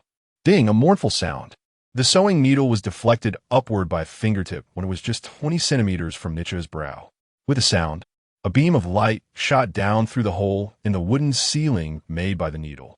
The tail end of the long needle revealed a silver thread under the light, extending straight into Karasuma's hand. He stared at Nichiha's wide-eyed gaze, his bandages twisting. Hinata Nichiha, it has been 10 years, and we really are enemies on a narrow road. Humph.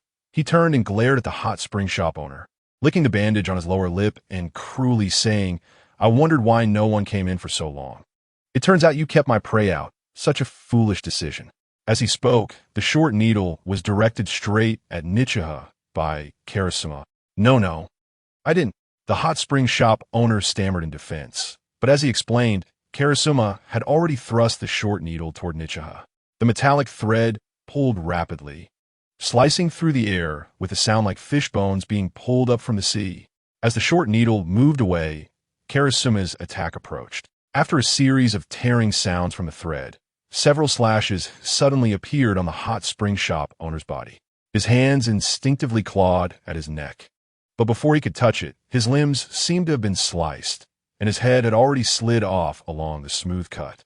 Hiss! Blood gushed like a spring, splattering onto the wooden ceiling, creating bursts of blood flowers. The spacious lobby of the hot spring shop was immediately filled with waves of blood mist. As if it were the opening act of a massacre, Karasuma roared frantically, "Yeehaw, die!" In the midst of the chaos, the blood-drenched metal thread had already pulled the long needle that pierced the ceiling back. The long and short needles crossed between Karasuma's hands, forming a seal with his gestures. Ugly child. Noon. He maintained the noon seal, and the bandages on his face bulged. Sharply exhaling. Long knife ninja technique, blood 1,000 books. Splat, splat, splat. The blood plasma spraying from the shop owner's throat condensed into blood spikes as long as steel nails, drawing the metal thread from the sewing needle like a blood net filled with sharp spikes, reaching for Nichiha, Kai, Kurenai, and Asuma. Seeing the brutality of the mist ninja from the 5 great nations, Kai, Kurenai, and Asuma's faces instantly turned as pale as paper, their ninja perceptions seemingly overturned. In that moment of confusion, the rapid and ruthless attack had already enveloped the entire entrance of the hot spring shop. Return to heaven. A white light wall erupted in front of the door, and the sharp 1,000 books immediately collided with the swirling chakra, turning into droplets of blood. The clash between the return to heaven and the blood droplets was like red paint splattered on a white wall with an iron brush. The rushing sound of wind tore through the air, and the wooden double doors of the square hot spring shop were blown open, creating a massive circular hole. Debris flying everywhere. Tsunetaka looked at the blood-spotted, white giant egg, and a call to his sword path arose in his heart. There's no defense that Tsunetaka can't break. Break! He suddenly shouted, raising Tsunetaka above his head. And under Karasuma's auxiliary attack, he slashed towards the blood-stained, white giant egg at the entrance. With the blade in hand, Nichiha, who had already opened his Byakugan in preparation, swiftly gathered his chakra and retreated as Tsunetaka's dull blade slashed down. The return to heaven, covered in blood droplets, moved like a 3-pointed energy being pushed by Nichiha's voice. Boom. It exploded, scattering blood droplets. The attacking Karasuma and Tsunetaka quickly retreated, trying to block and defend. But the blood droplets still rained down on them like a sieve.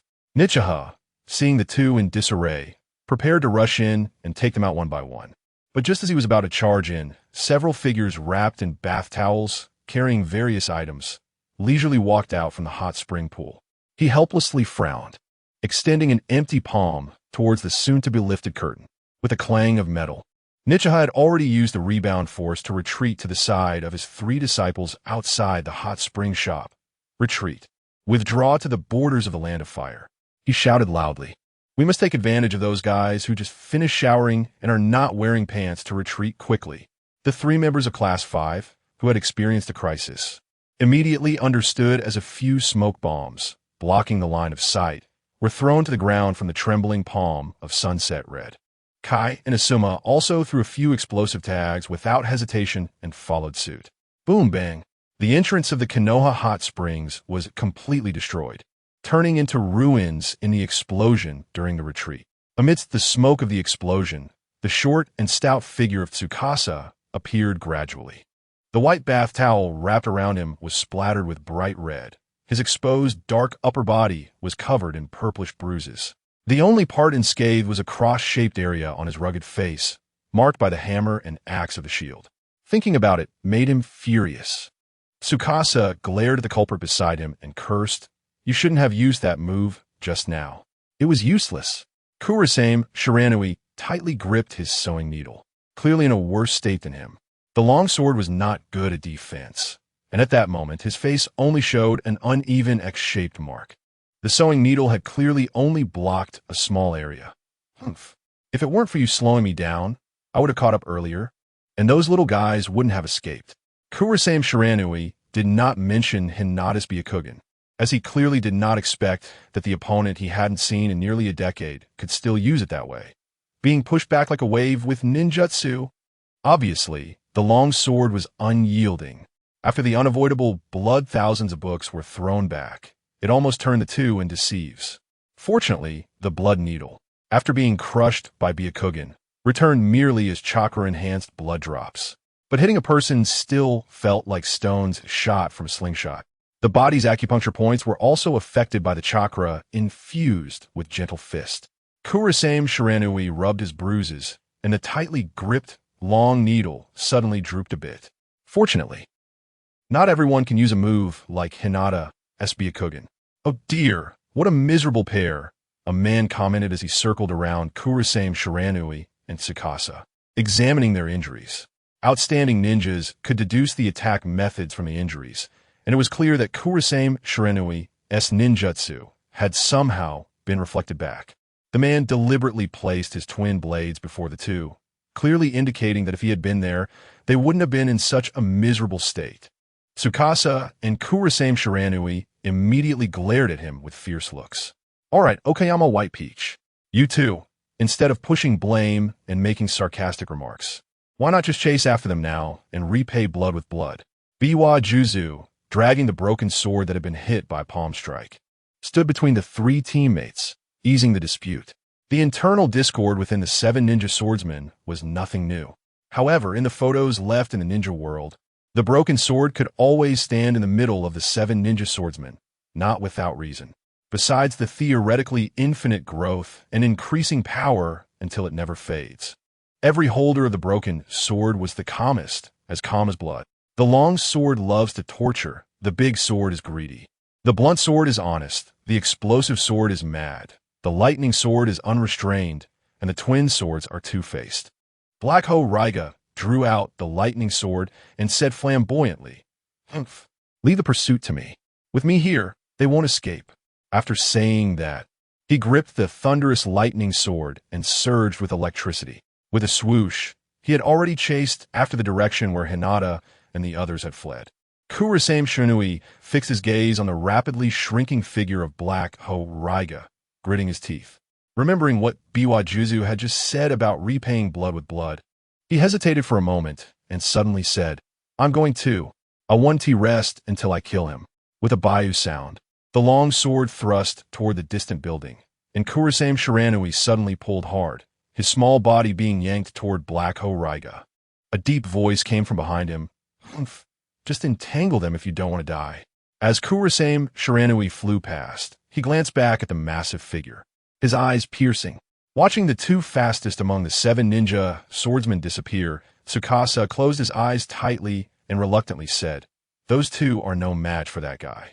Even if he was unwilling, the honest and straightforward Tsukasa still fairly evaluated his enemies. Really? To be evaluated by you. Such an opponent really makes me like them. The explosive sword slammed into the ground. After a long period of calm, Nashi Johachi suddenly exclaimed, looking at the direction where his teammates had chased, "I want to see who kills whom later." That S. Thrilling. Boom! A localized explosion sounded from the ground. Nashi Johachi dragged the explosive sword that had slammed into the ground and surged forward. The momentary burst of speed was even faster than Black Ho-Raiga, who was imbued with lightning, and Kurosame Shiranui, who pierced forward. Tsukasa looked at his figure bursting out, sighed helplessly, and dutifully picked up the heavy shield and jogged to catch up. Suka Yamakawa drew out the shark skin and glanced at the remaining 2 teammates. "Aren't you guys going to chase?" The shrewd Okayama White Peach looked at him while holding the twin blades, flattering. "Oh, with a wave coming, who wants to walk anymore? Is that so? Then how much chakra are you willing to pay for the boat ticket?" With a whoosh. At the moment Suka Yamakawa's right palm brushed against the blade of the big sword, deep blue chakra spread, and shark skin transformed into a fish resembling a ray or a koan, with fish spines lying in wait, under Tsukayamakawa's feet, the ground became waves. His sturdy body pressed down on shark skin. Okayama White Peach immediately stepped onto the flat blade, occasionally swinging the left hand's flounder, charging on the crest of the waves. Biwa Juzu stood steadily on the shark's tail, forming the tiger seal. The mist began to rise. Introduction: how the once feared Konoha White Fang, who shook the ninja world, transformed from a strict and iron-blooded ninja into a resilient and tender father step by step.